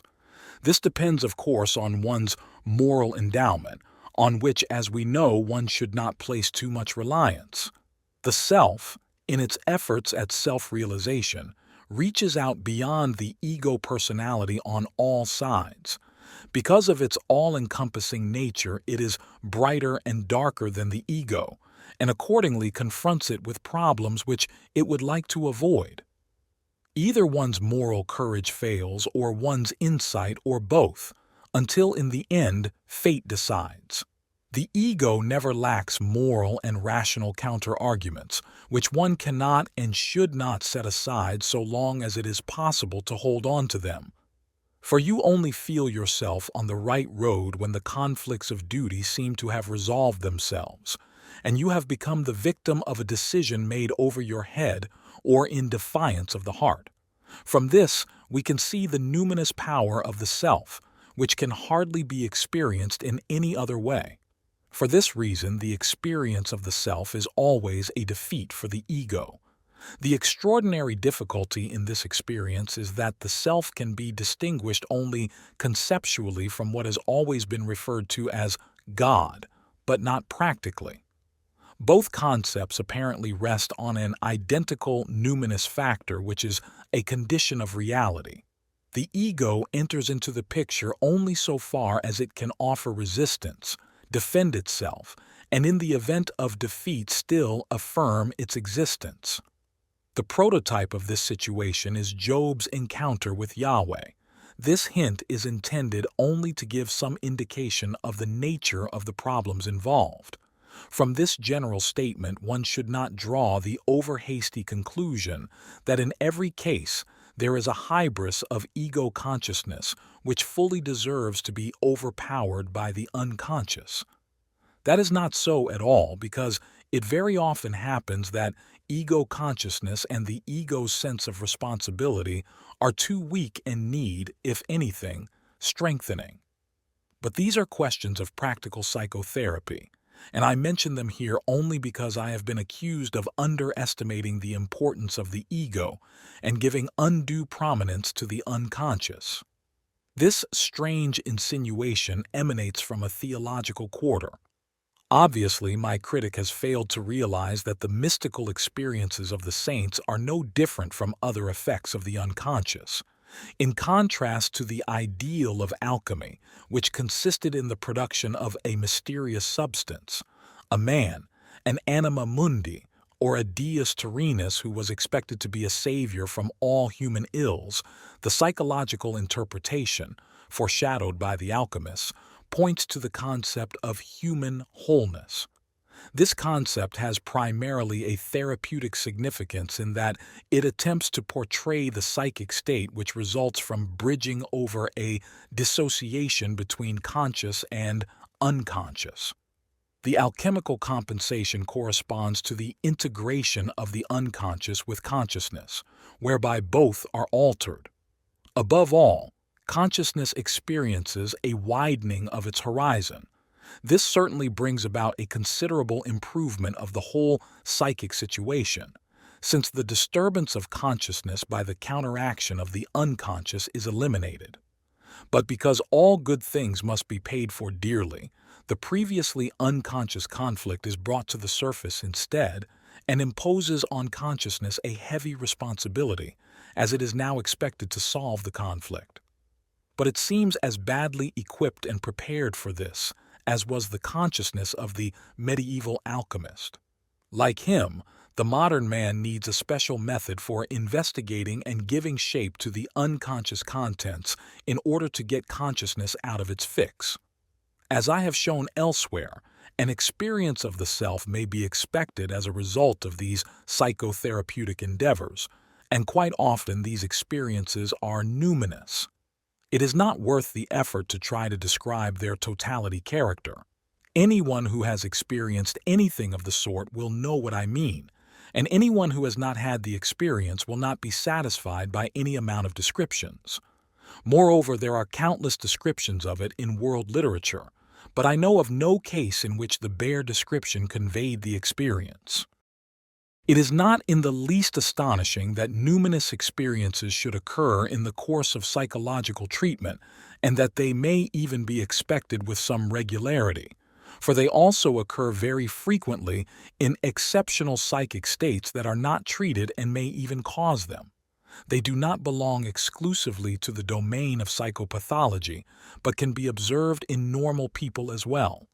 Naturally, modern ignorance of and prejudice against intimate psychic experiences dismiss them as psychic anomalies and put them in psychiatric pigeonholes without making the least attempt to understand them. But that neither gets rid of the fact of their occurrence nor explains it. Nor is it astonishing that in every attempt to gain an adequate understanding of the numinous experience use must be made of certain parallel religious or metaphysical ideas which have not only been associated with it from ancient times, but are constantly used to formulate and elucidate it. The consequence, however, is that any attempt at scientific explanation gets into the grotesque situation of being accused in its turn of offering a metaphysical explanation. It is true that this objection will be raised only by one who imagines himself to be in possession of metaphysical truths and assumes that they posit or give valid expression to metaphysical facts corresponding to them. It seems to me at least highly improbable that when a man says God, there must in consequence exist a God such as he imagines, or that he necessarily speaks of a real being. At any rate, he can never prove that there is something to correspond with his statement on the metaphysical side, just as it can never be proved to him that he is wrong. Thus, it is at best a question of non-liquid, and it seems to me advisable under these circumstances and in view of the limitations of human knowledge to assume from the start that our metaphysical concepts are simply anthropomorphic images and opinions which express transcendental facts either not at all or only in a very hypothetical manner. Indeed, we know already from the physical world around us that in itself, it does not necessarily agree in the least with the world as we perceive it. The physical world and the perceptual world are two very different things. Knowing this, we have no encouragement whatever to think that our metaphysical picture of the world corresponds to the transcendental reality. Moreover, the statements made about the latter are so boundlessly varied that with the best of intentions we cannot know who is right. The denominational religions recognized this long ago, and in consequence each of them claims that it is the only true one and, on top of this, that it is not merely a human truth, but the truth directly inspired and revealed by God. Every theologian speaks simply of God, by which he intends it to be understood that his God is the God. But one speaks of the paradoxical God of the Old Testament, another of the incarnate God of love, a third of the God who has a heavenly bride, and so on, and each criticizes the other but never himself. Nothing provides a better demonstration of the extreme uncertainty of metaphysical assertions than their diversity. But it would be completely wrong to assume that they are altogether worthless, for in the end it has to be explained why such assertions are made at all. There must be some reason for this. Somehow men feel impelled to make transcendental statements. Why this should be so is a matter for dispute. We only know that in genuine cases it is not a question of arbitrary inventions, but of involuntary numinous experiences which happen to a man and provide the basis for religious assertions and convictions. Therefore, at the source of the great confessional religions as well as of many smaller mystical movements we find individual historical personalities whose lives were distinguished by numinous experiences. Numerous investigations of such experiences have convinced me that previously unconscious contents then break through into consciousness and overwhelm it in the same way as do the invasions of the unconscious in pathological cases accessible to psychiatric observation. Even Jesus, according to Mark 3:21, appeared to his followers in that light. The significant difference, however, between merely pathological cases and inspired personalities is that sooner or later the latter find an extensive following and can therefore transmit their effect down the centuries. The fact that the long-lasting effect exerted by the founders of the great religions is due quite as much to their overwhelming spiritual personality, their exemplary life, and their ethical self-commitment does not affect the present discussion. Personality is only one route of success, and there were and always will be genuine religious personalities to whom success is denied. One has only to think of Meister Eckhart. But if they do meet with success, this only proves that the truth they utter hits on a consensus of opinion, that they are talking of something that is in the air, and is spoken from the heart for their followers too.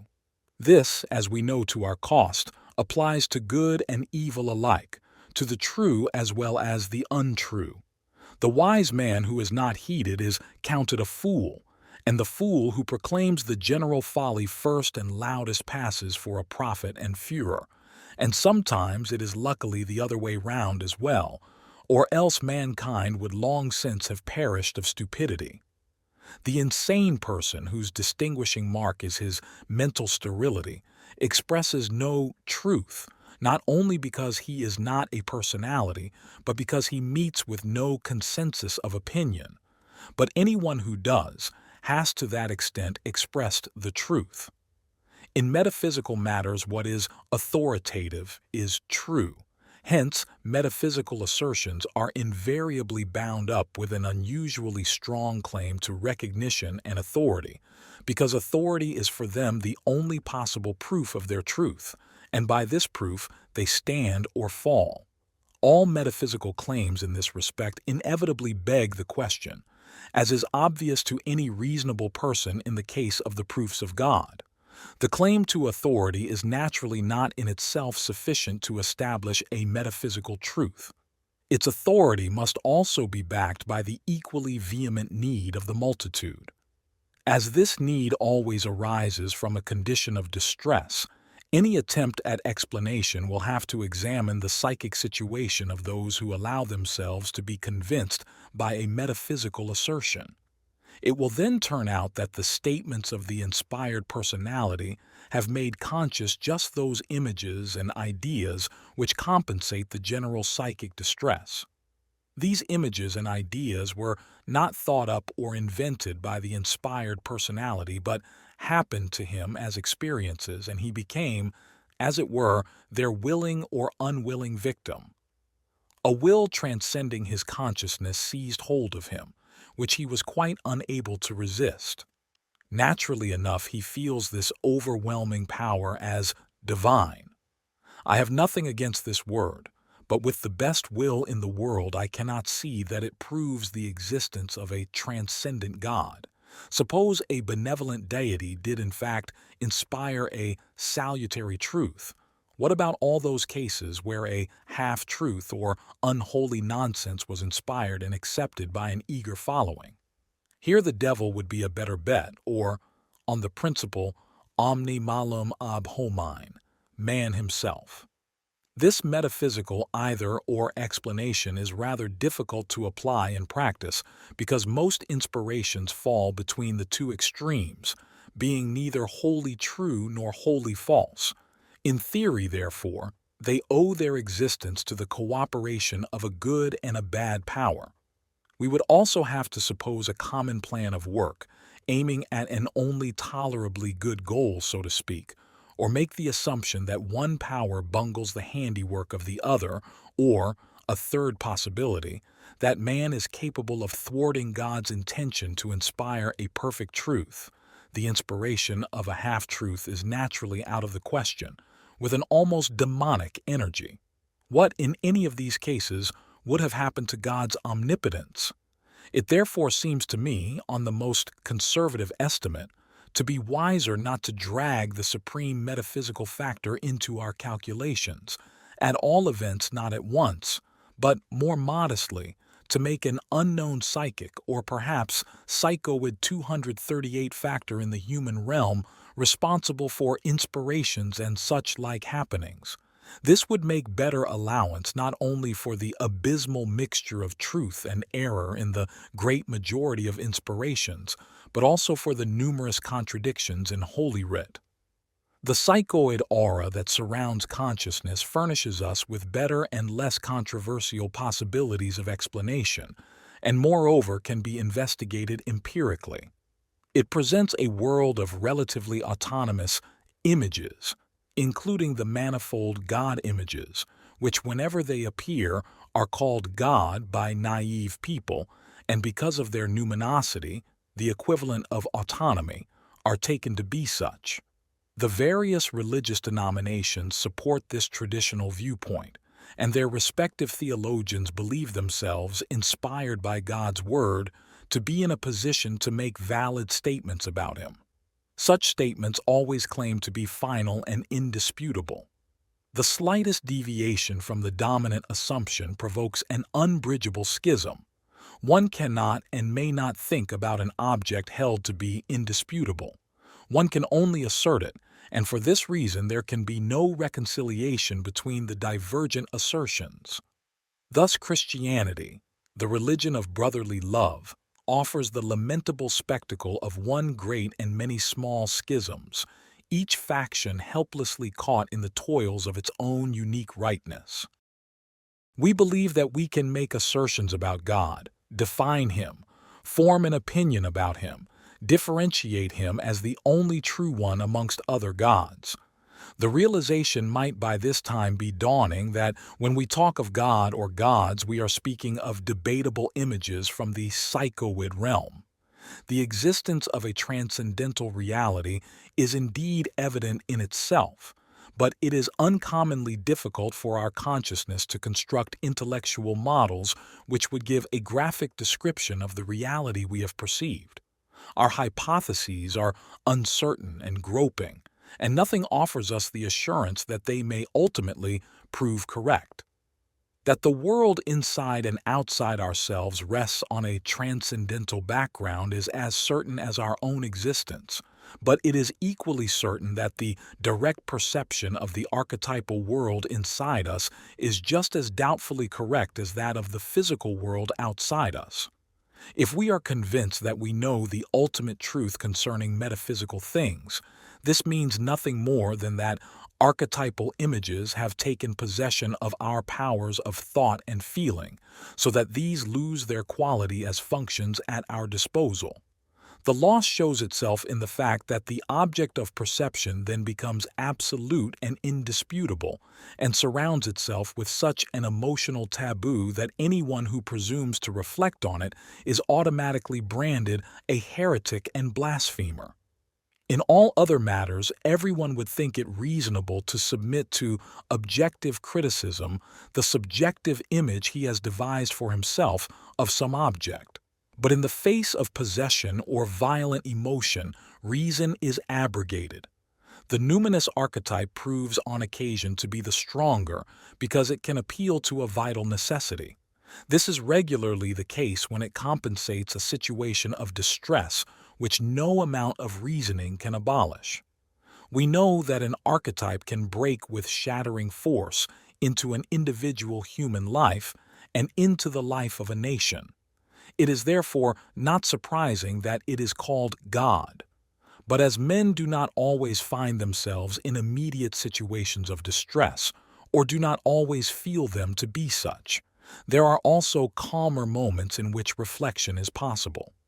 If one then examines a state of possession or an emotional seizure without prejudice, one will have to admit that the possession in itself yields nothing that would clearly and reliably characterize the nature of the possessing factor, although it is an essential part of the phenomenon that the possessed always feels compelled to make definite assertions.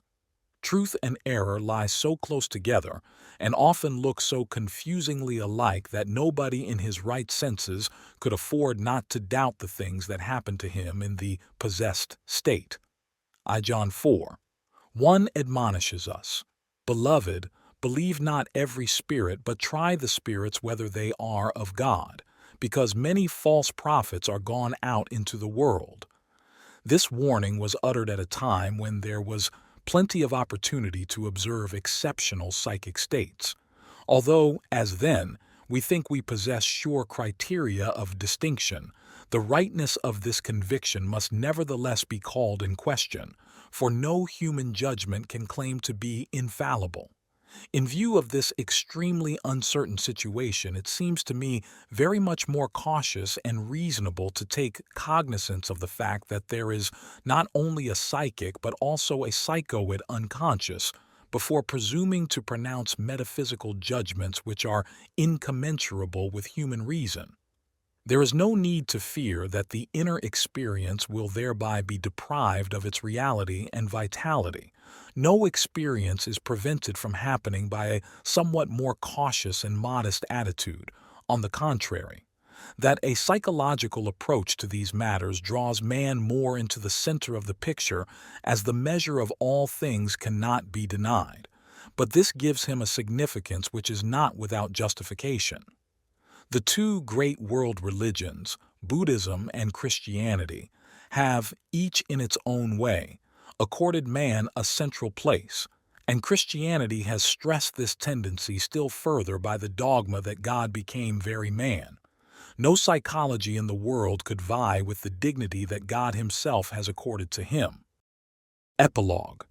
Alchemy, with its wealth of symbols, gives us an insight into an endeavor of the human mind which could be compared with a religious rite, an opus divinum. The difference between them is that the alchemical opus was not a collective activity rigorously defined as to its form and content, but rather, despite the similarity of their fundamental principles, an individual undertaking on which the adept staked his whole soul for the transcendental purpose of producing a unity. It was a work of reconciliation between apparently incompatible opposites, which characteristically, were understood not merely as the natural hostility of the physical elements, but at the same time as a moral conflict. Since the object of this endeavor was seen outside as well as inside, as both physical and psychic, the work extended as it were through the whole of nature, and its goal consisted in a symbol which had an empirical, and at the same time a transcendental aspect. Just as alchemy, tapping its way in the dark, groped through the endless mazes of its theoretical assumptions and practical experiments over a course of many centuries, so the psychology of the unconscious that began with C.G. Carus took up the trail that had been lost by the alchemists. This happened, remarkably enough, at a moment in history when the aspirations of the alchemists had found their highest poetic expression in Goethe's Faust. At the time Carus wrote, he certainly could not have guessed that he was building the philosophical bridge to an empirical psychology of the future, which would take quite literally the old alchemical dictum, in stercor invenitur, it is found in filth. Not this time in the cheap, unseemly substance which, rejected by all, could be picked up anywhere in the street, but rather in the distressing darkness of the human psyche, which meanwhile had become accessible to clinical observation. There alone could be found all those contradictions, those grotesque phantasms and scurrilous symbols which had fascinated the mind of the alchemists and confused them as much as illuminated them. And the same problem presented itself to the psychologist that had kept the alchemists in suspense for 1700 years. What was he to do with these antagonistic forces? Could he throw them out and get rid of them? Or had he to admit their existence? And is it our task to bring them into harmony and, out of the multitude of contradictions, produce a unity, which naturally will not come of itself, though it may, Dio concedente, with human effort? Herbert Silberer has the merit of being the first to discover the secret threads that lead from alchemy to the psychology of the unconscious. The state of psychological knowledge at that time was still too primitive and still too much wrapped up in personalistic assumptions for the whole problem of alchemy to be understood psychologically. The conventional devaluation of alchemy on the one hand and of the psyche on the other had first to be cleared away.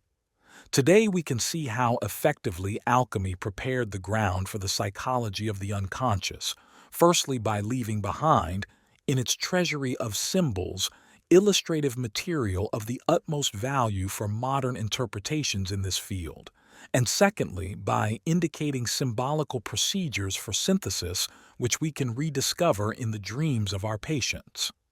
We can see today that the entire alchemical procedure for uniting the opposites, which I have described in the foregoing, could just as well represent the individuation process of a single individual, though with the not unimportant difference that no single individual ever attains to the richness and scope of the alchemical symbolism.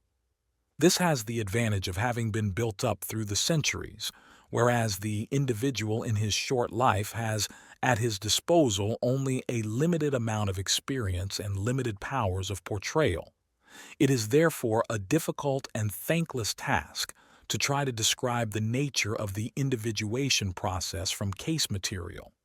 Since one aspect tends to predominate in one case and another in another, and one case begins earlier and another later, and the psychic conditions vary without limit, only one or the other version or phase of the process can be demonstrated in any given instance.